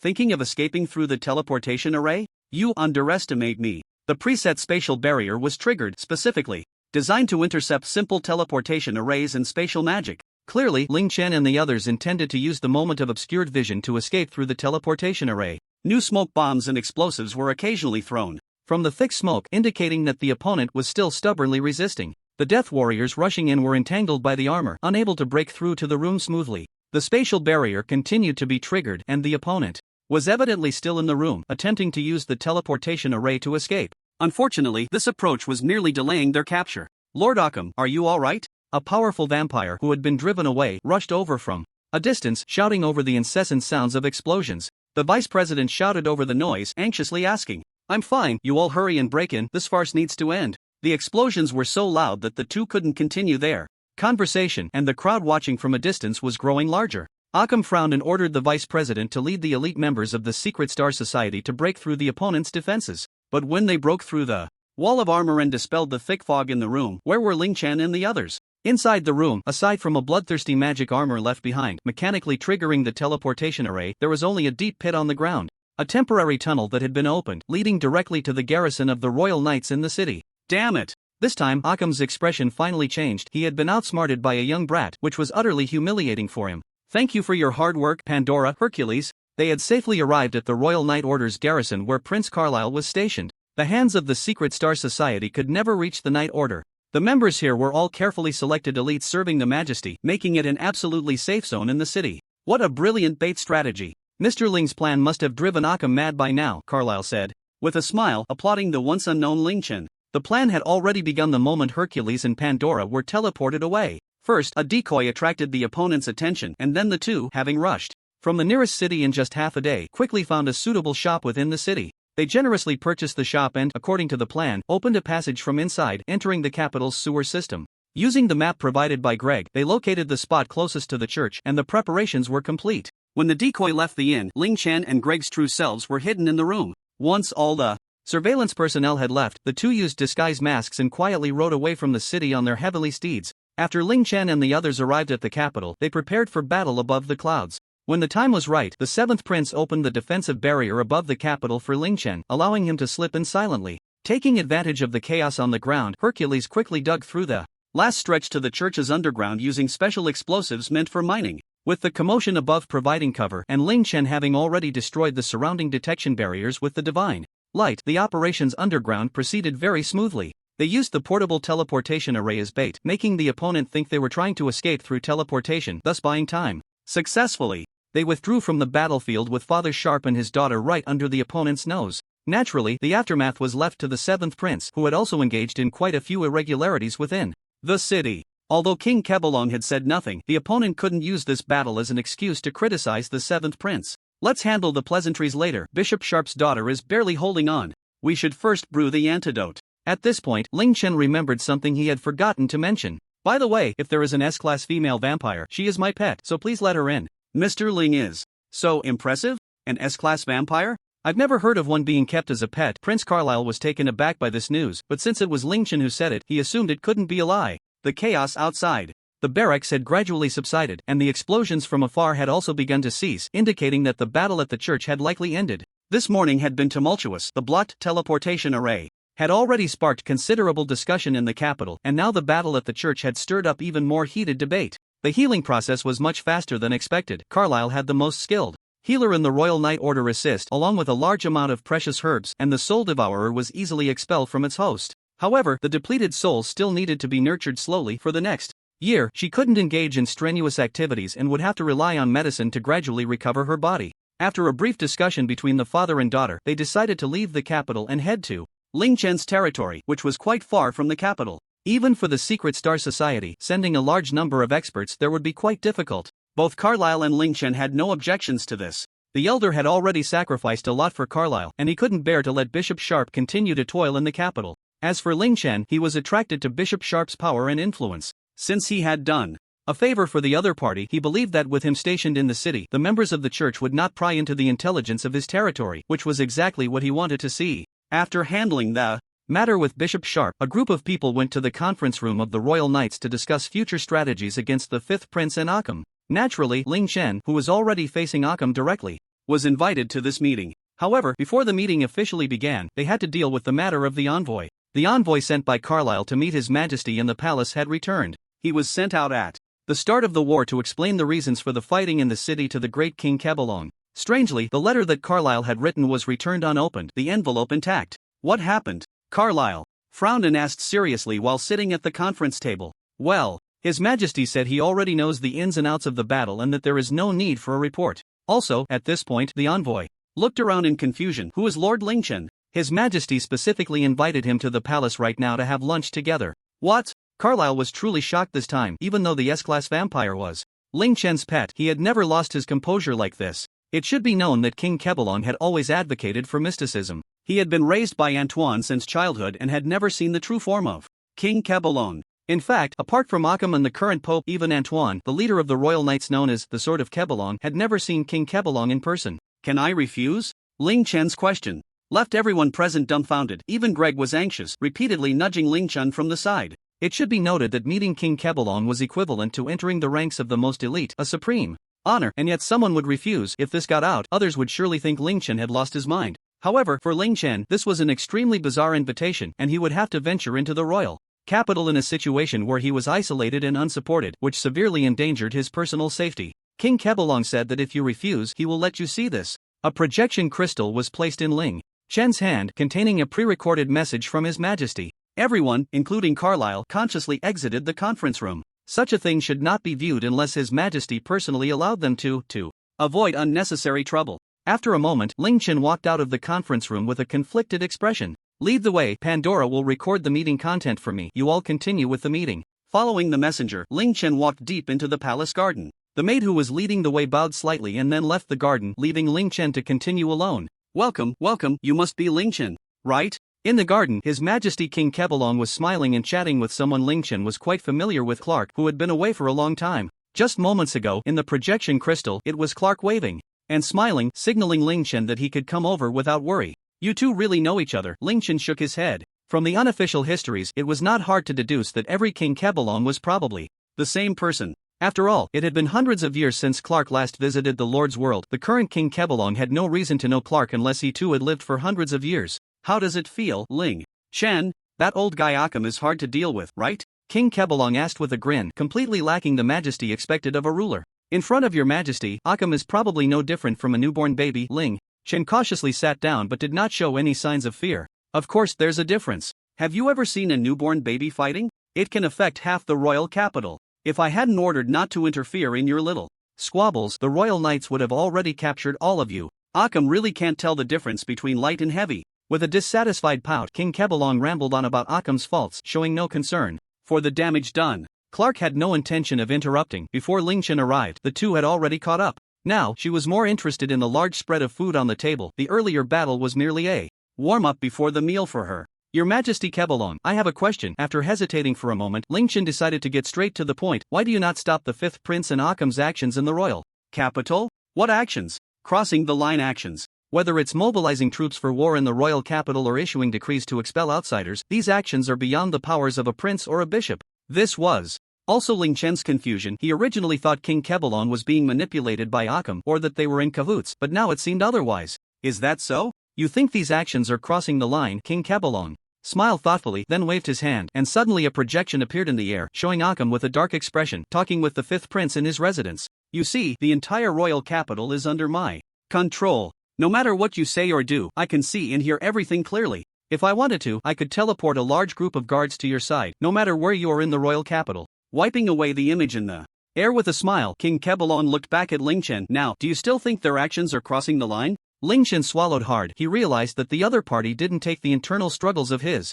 subordinates seriously at all. To him, it was merely a pastime to alleviate boredom. Of course, I'm not so lenient with everyone. Even if it's a prince who has inherited my bloodline, randomly issuing decrees would indeed make me very unhappy. Picking up a piece of pastry again, King Kebulon patiently explained, however, I originally intended to issue this decree, so it doesn't count as overstepping, right? After a long silence, King Kebulon looked up in confusion. What's wrong? Aren't you curious about what I plan to do? Curious, Ling Chen answered honestly, but knowing too much isn't necessarily a good thing. You are already deeply trapped in this situation, so it's better to know a bit more for your own protection. His Majesty King Kebulon smiled as he took out a map, on which several marks were circled. One of the marks was familiar to Ling Chen. It was the location of his territory from his previous life. Do you know about the unique artifact? I know a little. Well, I've heard that that girl, Phyllis, disappeared near your territory. It seems she was indeed hidden by you, but it's not a big deal. Knowing this will make it easier for me to continue. His Majesty King Kebulon did not care about the whereabouts of the fugitive Phyllis and continued. To obtain the unique artifact, the Divine Summoning Array must be activated. The purpose of the Divine Summoning Array is to open it at a specific location, and once activated, the summoned Spirit Temple will descend into our space. When the Spirit Temple descends, at the right moment, a soul must be sacrificed, and that soul will enter the Spirit Temple to retrieve the unique artifact. The reason I allow Alchemy to act freely is that only he knows when the best moment is. At that time, he will stand within the Divine Summoning Array in the royal capital and sacrifice his own soul to bring the unique artifact back to this world. Hearing this, Ling Chen finally understood what the mysterious white light in his territory was before he died in his previous life. It must have been the Divine Summoning Array set up by the church members who infiltrated his territory. By a twist of fate, his soul had entered the temple first and obtained the unique artifact, but whether the unique artifact was still in the temple when he crossed over was hard to say. The unique artifact is the hope to save this world, which is on the verge of losing its magic. This time, the preparation for the Divine Summoning Array was a bit rushed, but according to Alchemy, now is the best time. The originally scheduled time 5 years later has a lower success rate due to changes in the stars.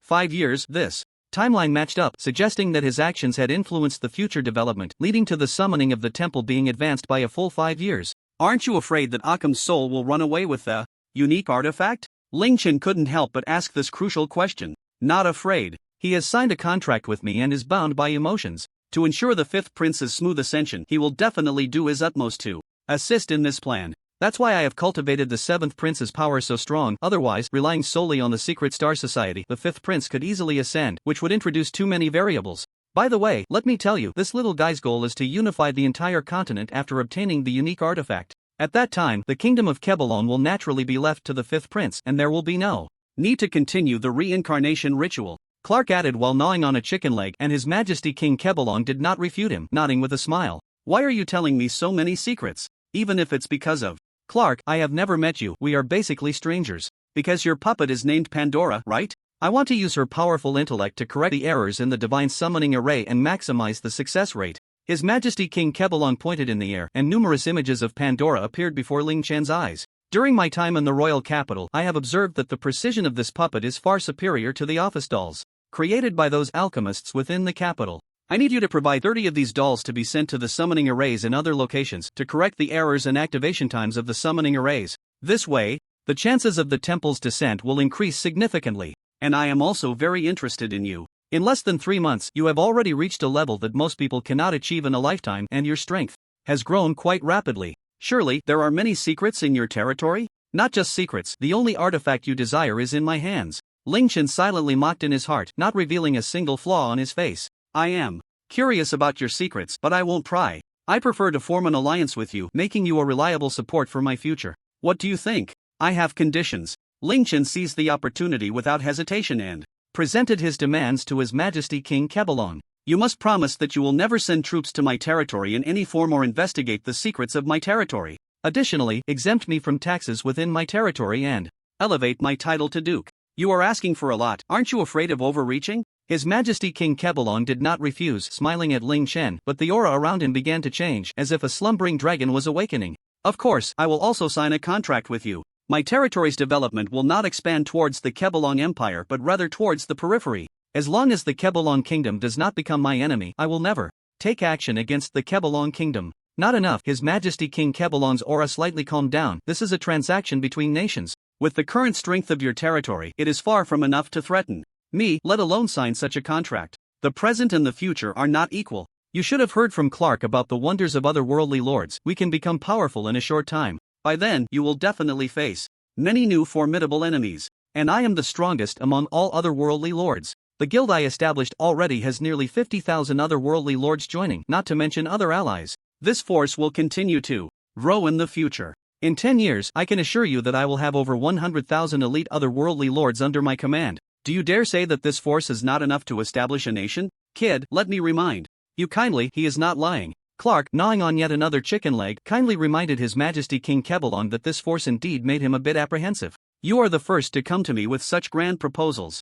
After thinking for a while, His Majesty King Kebelong transformed back into that cheerful middle-aged uncle, laughing with Ling Chen as if they were old friends. Alright, I accept this condition. What kind of contract do you want to sign? A national fortune contract and a soul contract. His Majesty King Kebelong's eyelids twitched. The national fortune contract could only be signed by a ruler, while the soul contract would bind his soul. Taking both precautions was indeed cautious. However, considering the significant increase in the chance of obtaining the unique artifact and gaining substantial support from other worldly lords, and that he was not giving up much after much hesitation, His Majesty King Kebelong still took out 2 specially made pieces of parchment. Kid, this time you hit the jackpot. The matter of elevating you to Duke and dividing the territory will be discussed after the summoning of the unique artifact is over. However, I won't get involved in your issues with Alchemy. If there are others who are jealous of you and take action in secret, I won't stop them. I only guarantee that I will never participate in anything detrimental to you in any form, but I never said I would help you stop it. After signing the contract with a hint of annoyance, His Majesty King Kebelong reminded Ling Chen to avoid using himself as a pawn.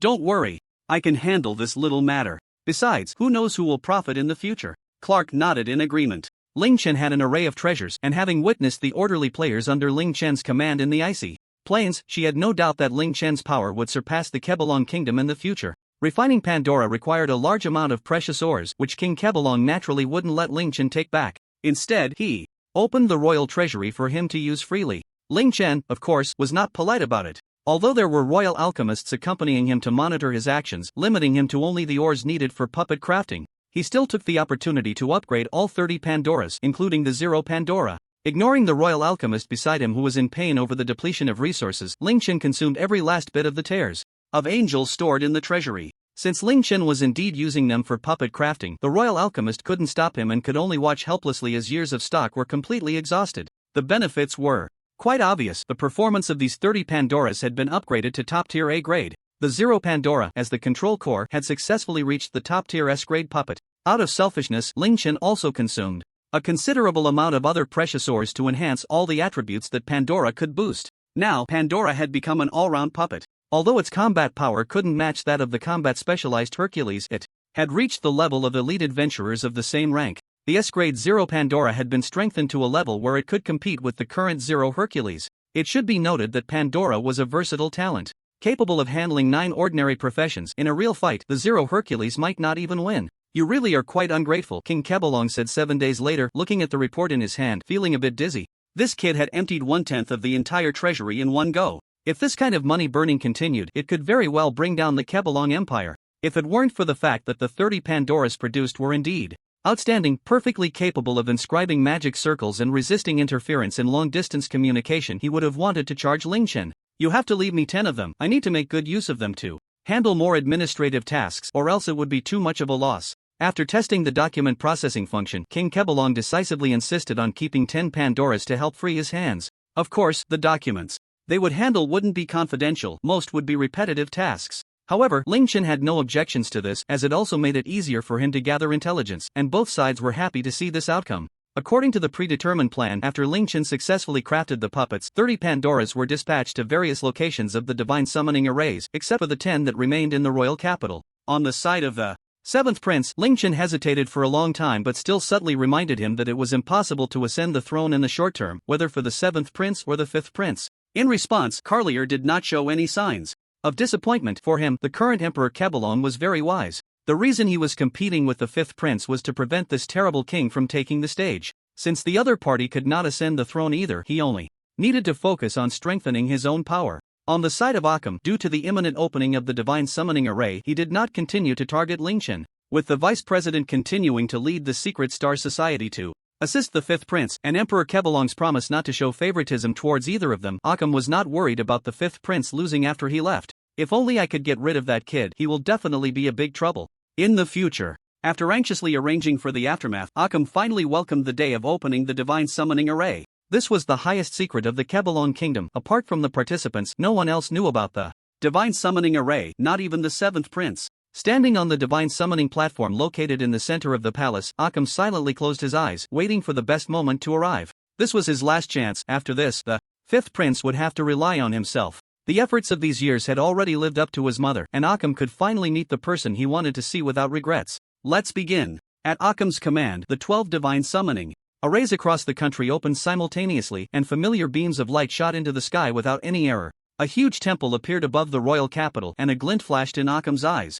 He timed it perfectly. At the moment the temple's entrance aligned with the royal capital's divine summoning platform, he plunged a specially made dagger into his own heart. The deadly poison instantly took Alchemy's life, and a ball of light flew out from his body, summoned by the temple, gradually entering the temple's entrance. It worked! At this moment, Emperor Kebelong showed a look of joy, not expecting things to progress so smoothly. Next, he just needed to wait for Alchemy to bring out the only artifact in hand. It over to him. However, after waiting for a long time until the temple completely disappeared from the sky, the ball of light barely managed to escape from the temple, weakly drifting down. No artifact. This was the last sentence left by Alchemy, and then his soul, reinforced by secret methods, completely dissipated into the air. The expressions of those present turned extremely grim, and Lingchen also tried hard to feign shock, avoiding revealing any flaws. The matter of the Divine Summoning Array could not be hidden from other countries. Such a huge commotion was impossible to cover up. If the temple had not been summoned, it would have just been a failed summoning, and other countries would only complain that the Kebelong Kingdom was not honorable for quietly doing such a big thing.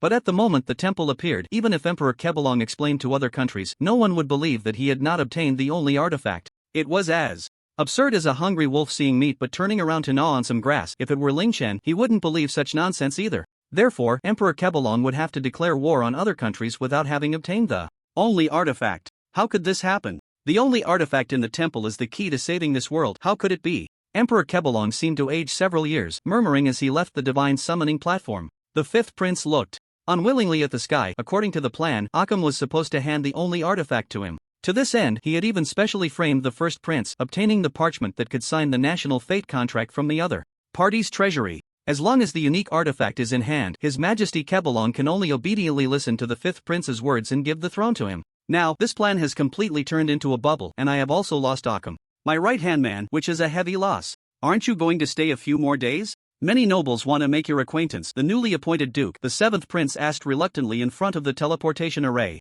Over these days, Lingchen had helped him a lot and even left behind a high-performance Pandora to assist him with administrative matters, so he truly owed a great deal of favor. No, I still need to pay more attention to my territory, but my land always welcomes you as a guest, Lingchen said with a smile, waving his hand. A total of 12 high-performance Pandoras were left in the royal capital, 10 in the palace, 1 beside the seventh prince, and 1 in the city that opened a shop, which was enough for him to grasp the movements of the royal capital. During his time in the royal capital, with the help of the level 100 rare monsters provided by His Majesty Kebelong for leveling, Lingchen's level had risen to 87. The reason he was in a hurry to return was twofold. First, the end of the month was approaching, and the wave of magical beasts was about to arrive. Second, the rare monsters for leveling were originally secretly cultivated only within the royal capital, but unexpectedly, they could successfully log in and generate in the hundredfold dungeon. Unfortunately, the highest level monster that the dungeon could accommodate was only level 70, but with the accumulation of massive experience from the monsters, he believed he could successfully push his level to 100 by the time the end of the month arrived.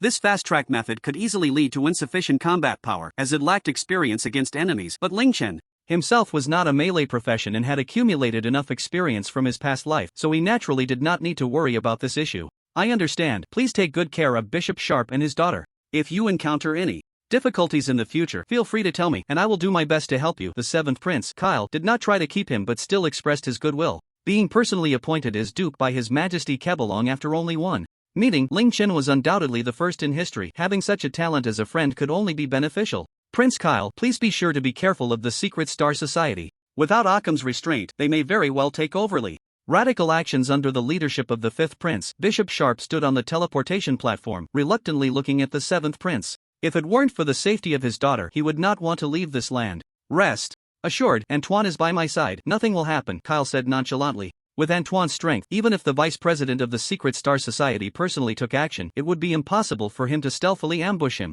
With many specialties and rare slaves purchased from the royal capital, as the light of the teleportation array flashed, Ling Chen led the large group and began the journey back. After 4 days of travel, everyone returned safely to Lingyun City. Congratulations, you have achieved a hidden achievement, Global First Max Level Player Achievement Bonus, all attributes increased by 100%. Congratulations, you have achieved Global First Alchemist Achievement Bonus, Puppet Crafting. Material consumption reduced by 50%, alchemy effect increased by 100% on the 3rd day of the 4th month. After experiencing the beast tide and accumulating a large amount of experience from monsters, Ling Chen successfully broke through from level 99 to level 100. That exceptionally long experience bar finally reached max level. The increase was also terrifying. Ling Chen didn't need any enhancement magic and could easily suppress a berserk warrior in close combat, while his ranged magic was significantly stronger than that of magic profession players. The enhancement from alchemy allowed Ling Chen to use only a quarter of the materials to craft a puppet 4 times stronger than a normal one, resulting in a comprehensive evolution of his puppet army.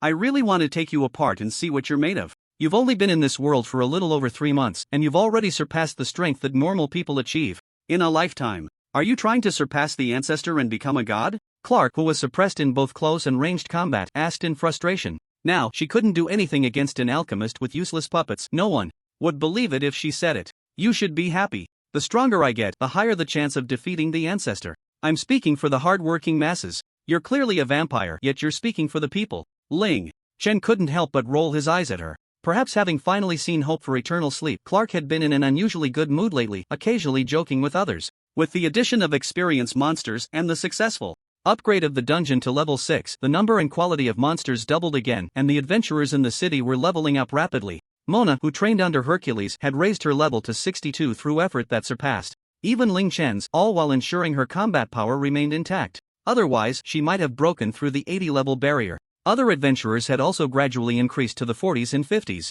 Currently, the number of adventurers registered in the city, completely loyal to Ling Chen and who would never betray him, had reached over 200. Among them were not only humans but also orcs, elves, succubi, and other races. Ling Chen didn't care about the differences in race. Under the constraints of the contract, as long as they didn't betray him, everyone could coexist harmoniously. Master, it's time. Outside the newly built arena, Pandora transformed into a human-shaped alarm clock, reminding him precisely. I know, have Hercules bring over today's holy blood gem. Ling Chen wiped his sweat and nodded. This method of body tempering with holy blood gems was a gift from His Majesty King Kebelong. At the time, Ling Chen had only asked casually, not expecting King Kebelong to hand it over as if giving candy to a child. After all, holy blood gems were strictly controlled, and King Kebelong probably didn't expect that this kid had an S-class mind producing rare ores continuously, and it was a super giant one at that. With this body tempering secret method, in just 10 days, Ling Chen's body had begun to undergo angelization. If he didn't actively suppress his aura, Clark would be restrained by this holy aura when facing him, further reducing her strength.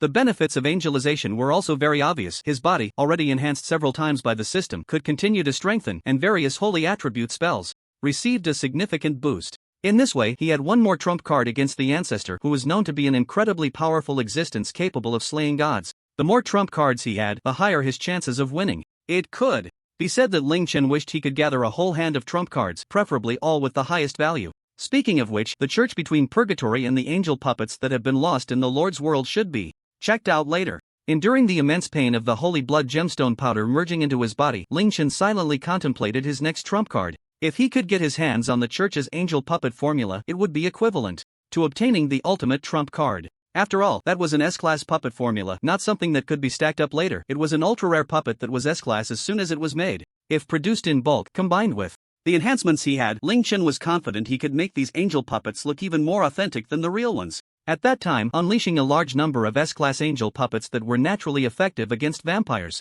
Even the progenitors would find it hard to withstand the righteous group assault of these angel puppets. However, the method for making such puppets was certainly a closely guarded secret of the church. To obtain it, money alone wouldn't suffice, and he would have to think of other ways. For example, targeting the Saint Lydia he met in the desert would be a very good choice. It's time to establish a force in the city of Purgatory. With the long fusion process coming to an end, Ling Chen took a quick shower, and the aura of Holy Spirit power on him became even more intense. Currently, the city was still implementing an elite policy, divided into the inner city, middle city, and outer city, and new cities were already in preparation. Only residents recruited by Ling Chen could enter the inner city, and the right to reside there was rare. Apart from a few miners allowed to live in the mines, only Ling Chen and his pet resided in the inner city. The middle city was the territory for slaves and recruited residents, from which one could access the entrance to the inner city and enter the hundredfold underground trial. Of course, identity checks were extremely strict, with multiple Pandoras confirming identities and various hidden surveillance formations constantly emerging. The regulation in the outer city was much looser, mainly composed of homeless refugees, with a few lively slaves also residing there, and of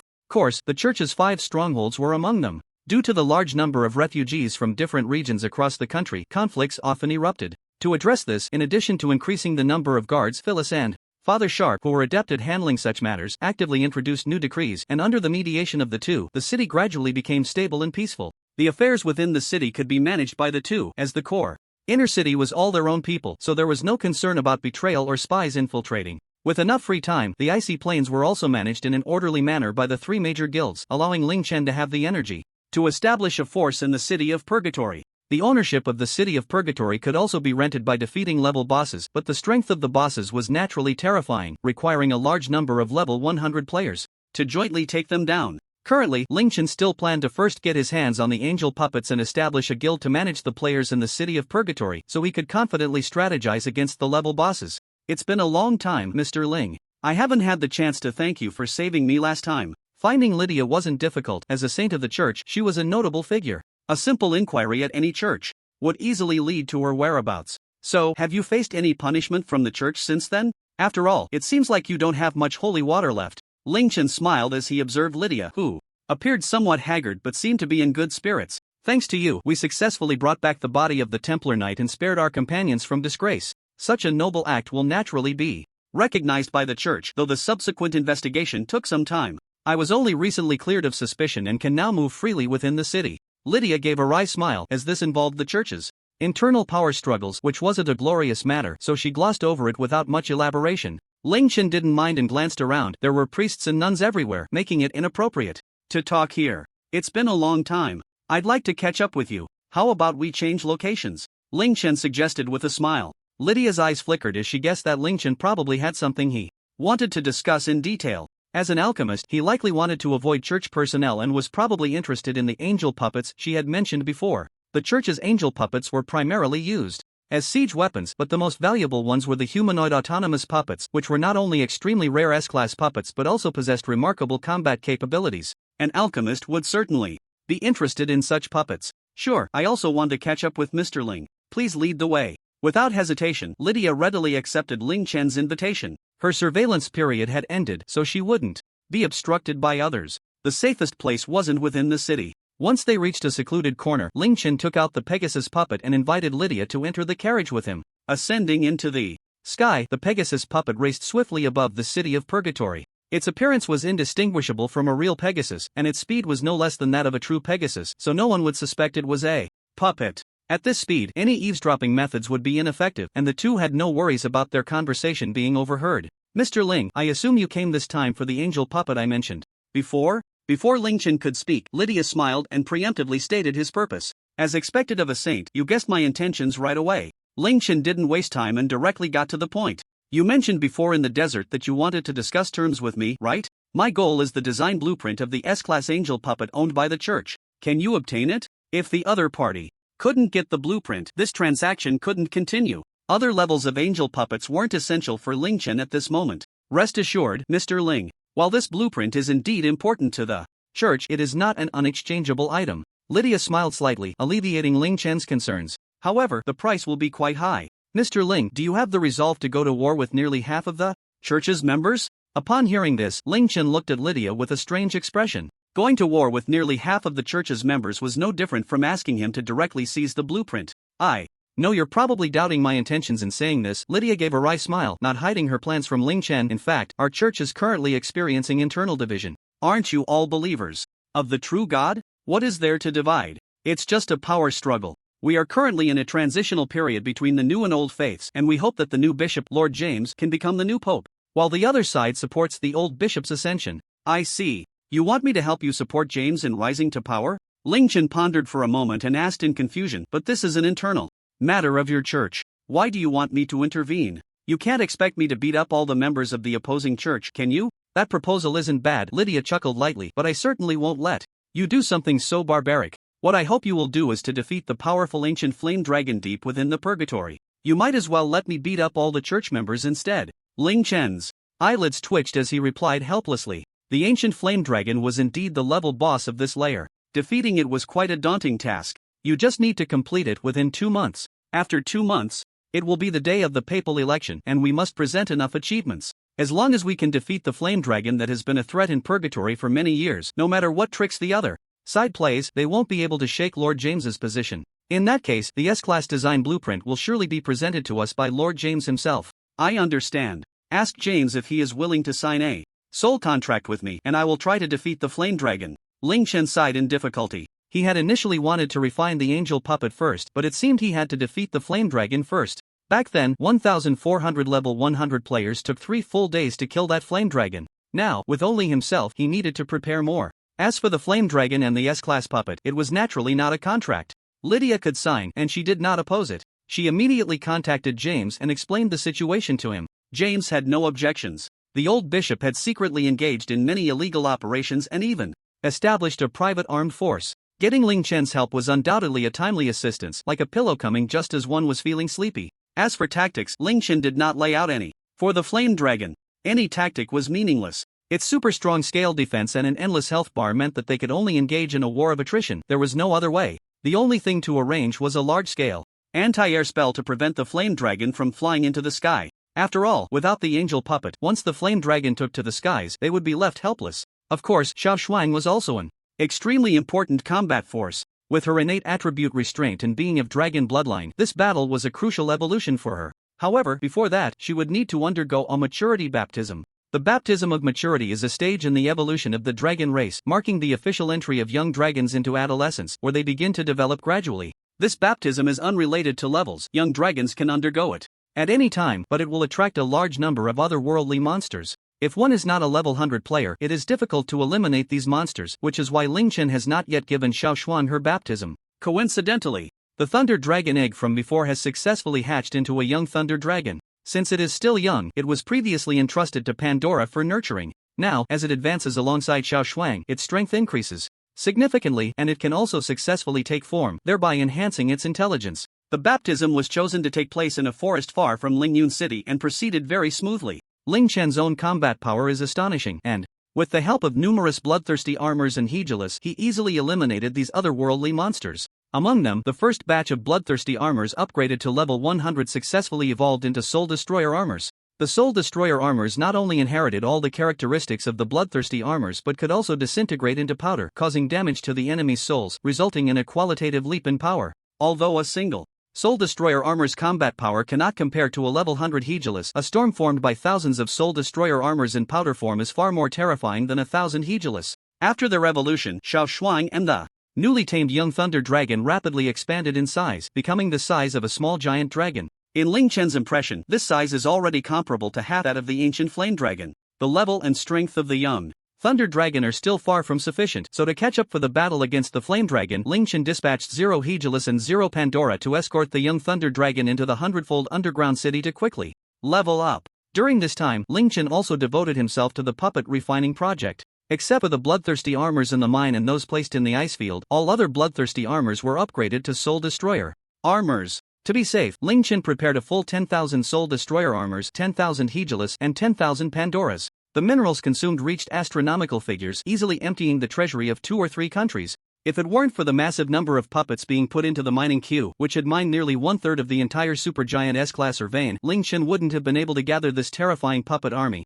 In the case of not being able to gather some core minerals, Ling Chen also sold a large number of various items obtained from the 100-fold underground city, which not only emptied the players' inventories of gold coins but also swept away various key minerals from the guild and the kingdom. The happiest one was definitely Greg. Ling Chen's frenzied spending not only propelled his own black gold membership level to a soaring level 8 but also elevated Greg's status in the guild. With Greg providing cover and Ling Chen's own identity as a noble, naturally, no one dared to have designs on him. Even if someone truly had the audacity to target Ling Chen, Bishop Sharp and the 7th Prince could block them, and even His Majesty King Kebelong wouldn't mind doing him a favor. Of course, with Ling Chen's current strength, sweeping through the entire Kebelong kingdom is not impossible. With Hegelus and 2 S-Class giant dragons engaging in close combat to hold back the flame dragon's movements. The soul destroyer armors took the opportunity to transform into a powder storm, inflicting continuous damage on the flame dragon's body. As for ranged attacks, that was entrusted to Pandora, who could act as both a mage and a priest. They could not only maintain the supergiant anti-air magic circle but also unleash a large number of combination spells, amplification spells, and healing spells,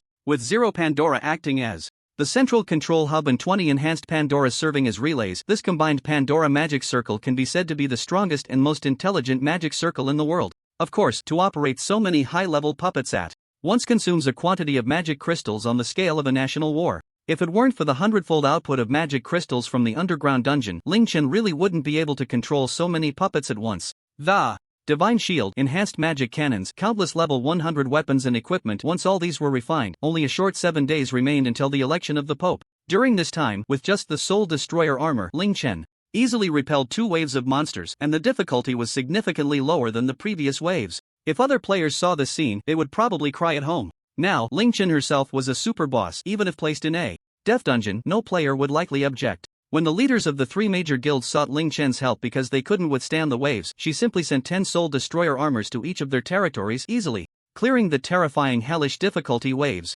This feat had already left an invincible impression of Ling Chen in the minds of players worldwide. Of course, Ling Chen herself didn't have the time to deal with these trivial matters. All the private messages requesting her to guard territories were blocked, and she focused entirely on the strategy to conquer the Flame Dragon. When these 30,000 puppets were summoned near the Flame Dragon's territory, the shocking scene would have made His Majesty Kebelong doubt whether Ling Chen intended to declare herself queen. After all, these 30,000 puppets were all of level 100 strength. Flattening a country was not a difficult task. The unfortunate Flame Dragon, under this unprincipled sneak attack and righteous group beating, didn't last a day before being beaten to death, turning into a pile of materials, and was included in the boss output catalog of the 100-fold dungeon, waiting to be automatically refreshed once the level 100 tier was opened. As for Ling Chen's side, the battle losses were astonishingly in single digits. Apart from a few unfortunate Hercules being destroyed, basically no puppets were damaged. And all that was needed was to invest enough minerals to replenish their durability. After this battle, many A-level vampires hiding in the dark, along with 2 S-level vampires, silently retreated to the most remote areas between the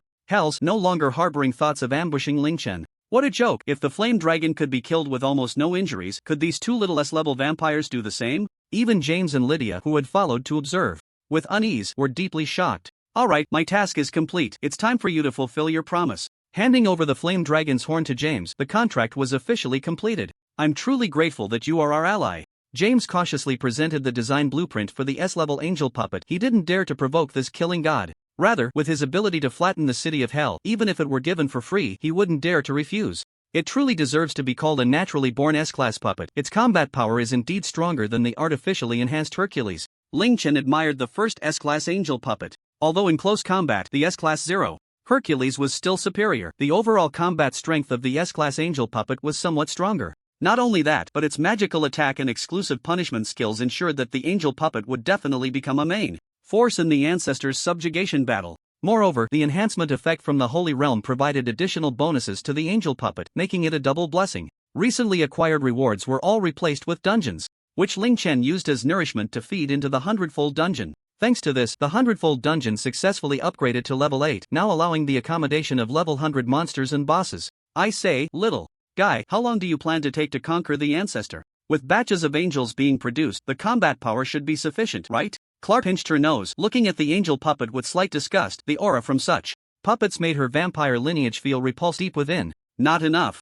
This kind of puppet, no, let's call it Valkyrie. At least 2,000 Valkyries would make me feel at ease. Ling Chen answered without hesitation. Moreover, he also planned to increase the number of Soul Destroyer armors to 2,000. After all, the players who initially conquered the Death Dungeon where the Ancestor resided were all elite players, and those who directly participated in the battle against the Ancestor were all equipped with S-class items, including many world-class rule-type S-class items, which even Ling Chen had yet to obtain. With so many bug-level characters having failed to defeat the Ancestor, Ling Chen felt uneasy unless he pushed his trump cards to the utmost limit. Besides these puppets, he also planned to gather all S-class items he could collect from the Abyss and select the most suitable ones to fully arm Xiao Shuang, Xiao Lei, and Clark. This way, relying on the combat power of the 2 ancient dragons and the S-class vampire, they should be able to confront the Ancestor head-on. No way, I still have to wait? Clark said with a bitter face, letting out a helpless sigh. Stop complaining. Isn't a single success better? You wouldn't want to wait another year because of a failure, would you? Ling Chen shrugged helplessly. The same death dungeon would only open once a year. If they hadn't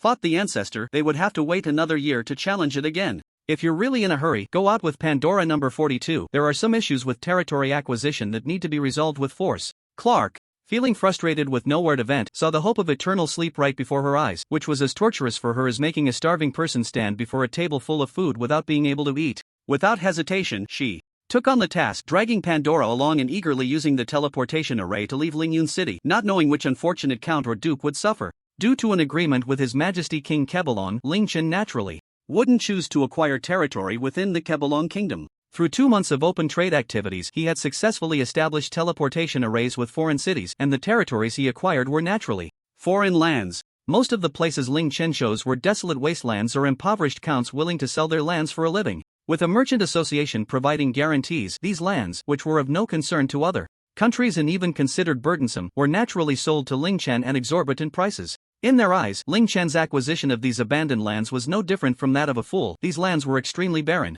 lacking any specialties or minerals, and even if some lands had residents, they often clashed with their lords due to their inability to pay taxes, being seen as troublesome commoners. Ling Chen secretly chuckled to himself. He certainly wouldn't act on these lands without reason. Each of these lands contained A-grade mines, even S-grade small mines, but they were buried deep and would only be discovered in 2 or 3 years. In his past life, he had even rented out high-level miners from his territory to help others mine in these places, so he naturally remembered the locations of most rare mines. Over the past 2 months, he had developed 12 A-grade mines and 4 A-grade supergiant mines, and even 6 S-grade mines. If the kingdoms that sold off their territories found out, they would probably be so envious that they would be willing to go to war with the Kebelong Empire just to reclaim these lands. To prevent such occurrences, Ling Chen was particularly cautious. He not only built a triple structure city above the mines, similar to Lingyun City, but also secretly mined within the inner city while allowing the middle and outer cities to operate normally. 2. Avoid raising suspicion. Ling Chen also planted and raised a considerable amount of crops and livestock on these territories, allowing Pandora to conduct on-site assessments and actively improve the local agricultural level, making it seem as if he truly intended to develop the territory well. With the exceptionally intelligent Pandora handling matters, none of the acquired territory showed any signs of abnormality. However, there were always those who were blind to the situation. Even if the barren land improved, they would still be envious. In such cases, Ling Chen would usually send high-level puppets to suppress them directly to avoid being harassed later on. In the territory that Clark went to, there was an oblivious count who kept harassing the local residents and Pandora. The Soul Destroyer armor stationed in the city couldn't easily leave the entrance of the mine, so it was just right to leave it to Clark to handle. A few days later, Ling Chen received news that a certain count had inexplicably gone mad. This count had taken pleasure in oppressing the residents, and after going mad, it was said that the local residents celebrated without exception. That was a bit too much. Ling Chen shook his head. He had only intended for her to scare the other party, not to take it this far. However, this was just a small matter, and Ling Chen didn't take it to heart. With multiple mines being developed simultaneously, the minerals in Ling Chen's backpack were growing and depleting at an astonishing rate. At the same time, because Pandora was indeed skilled at handling local governance and developing the territory, the local residents successfully escaped poverty and began living a happy, moderately prosperous life. For a time, praises for Ling Chen spread across various countries, and in many places, statues were spontaneously erected in honor of Ling Chen and Pandora. 2 months later, Ling Chen's terrifying puppet army was quietly completed. A total of 20,000 Valkyries, 20,000 Soul Destroyer armors, 10,000 Pandoras, and 10,000 Hercules. Among them, the 0 models of Valkyries, Pandoras, and Hercules had all been pushed to the extreme, even incorporating one of the extremely rare World Rule Stones, of which there were only 6 in the entire Inferno, into each of the 3 0 models. World Rule Stone, a super rare item specifically used to create world-class rule equipment, can only be fused with 1 stone for each piece of equipment. The remaining 3 stones were respectively fused into the Radiant Holy Sword, the Thunderbolt Demon-Slaying Bow, and the Wind Shadow Stealth Armor by Ling Chen.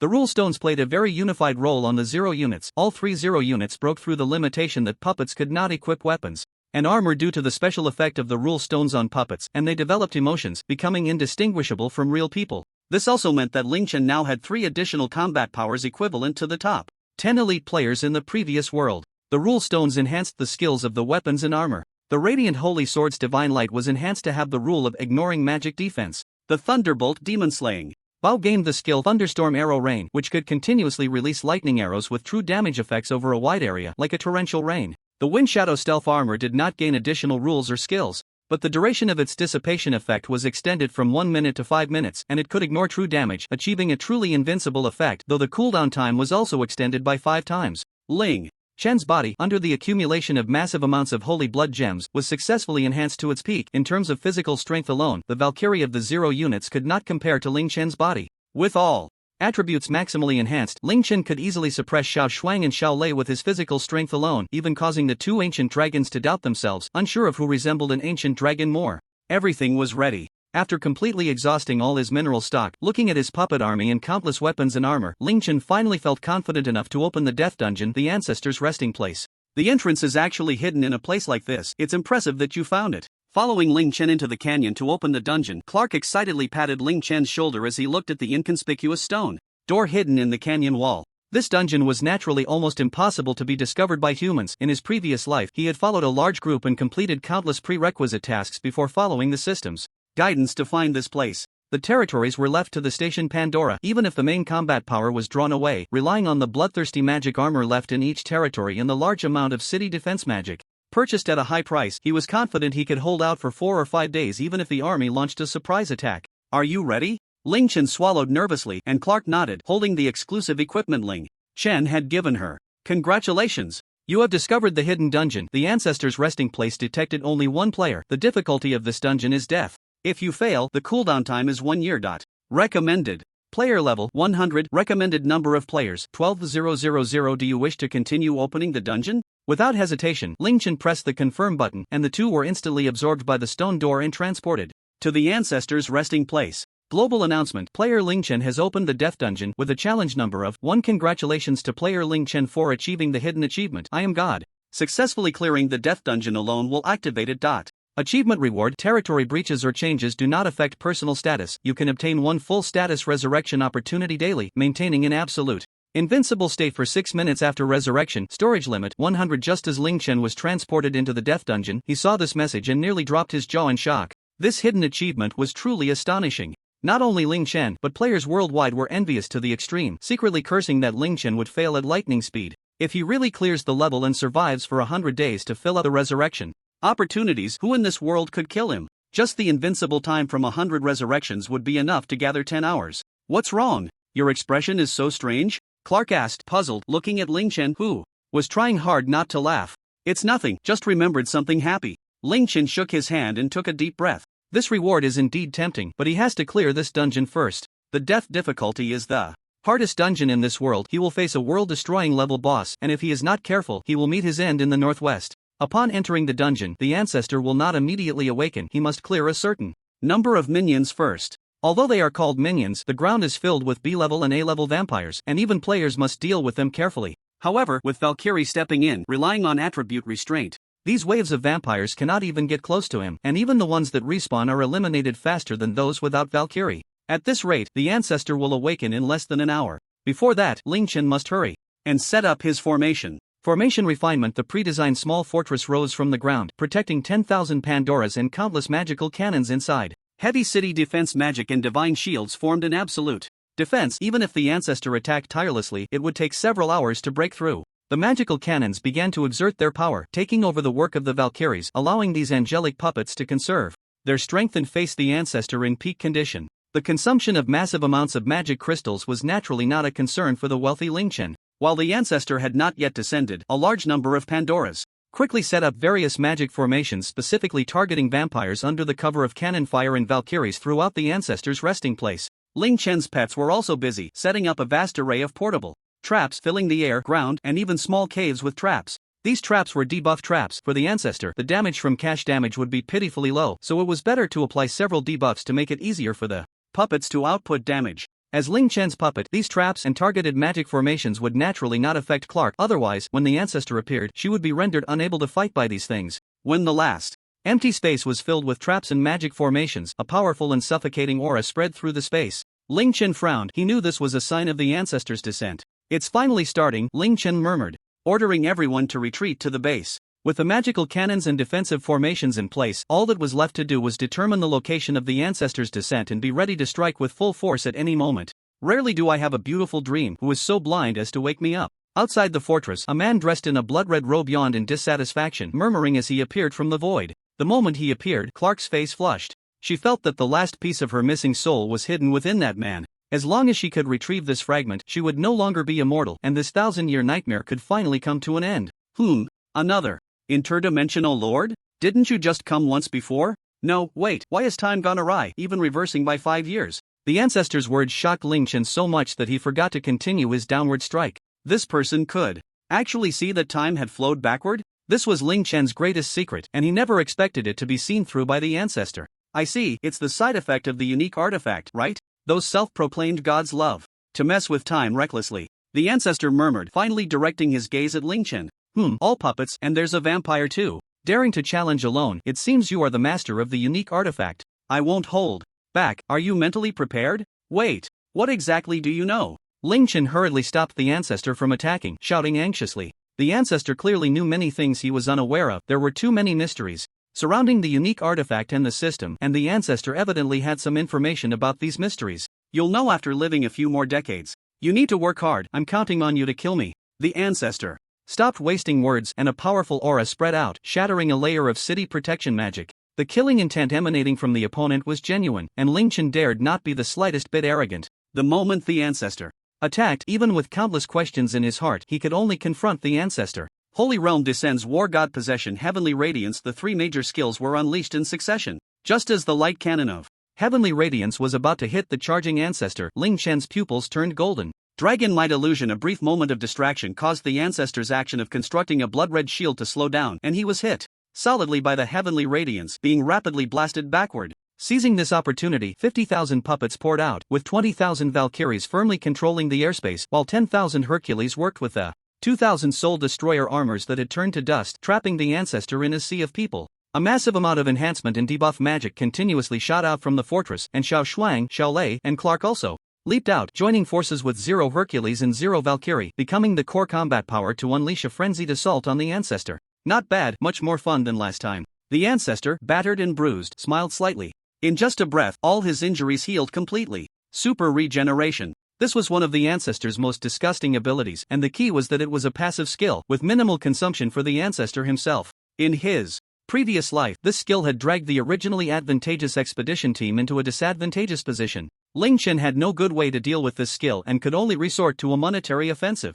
Pandora, fire the holy relic shells. All the magic cannons were replaced, and specially made magic cannons were rolled out, each adorned with the church's silver cross. Every magic cannon had been blessed and enhanced by the church. Loaded within were 9th-tier holy relic shells, a stockpile gathered by emptying several countries, and it was estimated that neighboring countries and the Kebelong Empire could only sprinkle holy water in the face of high-level monsters for a short time. As the silver dust exploded in the air, a rare look of shock appeared on the ancestor's face. Even he had never been bombarded by so many holy relic shells in his life. Clark decisively withdrew from the battlefield. Even with the specially designed protective suit, she did not want to engage in combat under the bombardment of the holy relic cannon. It was simply too disgusting for her. The ancestor was clearly not in a much better state, as the speed of its regeneration was noticeably restricted, and its wounds were not healing as quickly as before. Thus, a long war of attrition began, and just like the strategy used against the ancient flame dragon, dealing with the ancestor could only rely on a massive army of puppets to slowly wear down the opponent's health. During this time, Ling Chen did not directly participate in the battle, occasionally using the Heavenly Radiance and Heavenly Thunder arrows to annoy the ancestor, while quietly observing its combat style and focusing on accumulating power, waiting for the best moment to strike. Angel puppets, I didn't expect you to make so many. Did you plunder resources from several countries? After nearly a day of attrition, under Ling Chen's detection skills, the ancestor's seemingly endless health bar was finally brought into view. Of course, the cost was extremely heavy. Out of 50,000 puppets, the ancestor had single-handedly destroyed 30,000, and even 0 Hercules had been beaten to the point of immobility, forcing Ling Chen to retrieve it helplessly. Forget it, little one, be careful. This is your only chance to clear the level. If you can eliminate me, then go ahead. The ancestor suddenly expanded and then exploded, turning into a cloud of blood mist that rapidly spread outward. Finally reached this point, Ling Chen was not the slightest bit flustered. In his previous life, this very move had caused their expedition team to suffer a crushing defeat. This blood mist could be considered the ancestor's tiny avatars. If they could not be eliminated in a short time, the ancestor would revive in full condition. Elsewhere, naturally, Ling Chen was already prepared with a countermeasure. Pandora, push that thing out. Ling Chen drew the Heavenly Thunder Demon Exterminating Bow and first unleashed the skill Heavenly Thunder Arrow Rain, a wide area true damage bombardment that poured down, successfully slowing the spread of the blood mist. A supergiant magic cannon, 10 times larger than a conventional magic cannon, was pushed out. This was one of Ling Chen's trump cards. The 10th tier Holy Relic Cannon. This thing was not something the church would sell. After all, a 10th tier holy relic was equivalent to the remains of a saint, a part of the true form left on earth by the true God of the church's faith. If used well, it could even summon the true God's remnant. Of course, this was not something that could be bought with money. Ling Chen had released a full 10,000 Valkyries for this, and with the descent of the Holy Realm and his own Holy Spirit aura, he had managed to borrow this 10th tier holy relic from a certain superpowers church through a mix of coaxing and deception. Naturally, it was impossible to return it, having been turned into a disposable item. There was nothing left to return. He could only try to compensate others, but this was still used on the righteous path of subduing the true God's enemies, so even if there were truly divine beings, they probably wouldn't blame him. Fire! The roar of the cannon shook the entire land. The moment the 10th tier holy relic shell exploded, it was as if a miniature sun appeared in the sky, dazzling enough that Ling Chen had to close his eyes, while Clark was so frightened that he hid back into the pet space. The effect was naturally astonishing. The blood mist, under the brilliance of the holy relic shell, quickly dissolved into the air like the first snow meeting the sun, forcing the true form of the ancestor out in a disheveled state, spitting out a mouthful of thick black blood, looking severely injured. Taking advantage of the holy relic shell's effect not yet fading, the war god's possession effect was added to Ling Chen, triggering dissipation. The 5 minutes of invincibility allowed Ling Chen to choose to engage in close combat with the weakened ancestor. Good boy, you actually managed to forge a holy body? I really don't know which one of us is more like a monster. The ancestor, who had been quite confident in his close combat abilities, found himself completely at a disadvantage in the first round of their encounter. Ling Chen didn't waste words. The invincibility effect lasted only 5 minutes, and he had to seize the opportunity for a fatal strike during this time. After the end of the previous life's expedition war, players had engaged in intense discussions on the World Channel, deeply reflecting on the issues of battle and summarizing strategies. Whether it was the previous human sea tactics, the traps and magic circles spread throughout, or the current holy relic shell strategy, all were experiences summarized by the players at that time. The most crucial point was how to completely eliminate the ancestor. Ling Chen had obtained 2 10th tier holy relics. One was made into a 10th tier holy relic shell, specifically for dealing with the blood mist. The other was entrusted to Bishop Sharp, who crafted a holy nail based on ancient holy relic forging methods. According to the intelligence gathered by the players, after sorting through various side quests and stories circulating in the Lord's world, only by nailing this 10th tier holy relic made holy nail into the heart of the vampire ancestor at the moment his health reached 0 could he be completely eliminated, with no chance of resurrection. Holy nail? The ancestor, engaged in close combat, immediately recognized the holy object Ling Chen took out with his left hand. However, he did not show any fear. Over the years, countless people had tried to kill him with holy nails, but none had been able to accurately drive the holy nail into his heart at the moment his health reached 0. Xiao Shuang, make your move.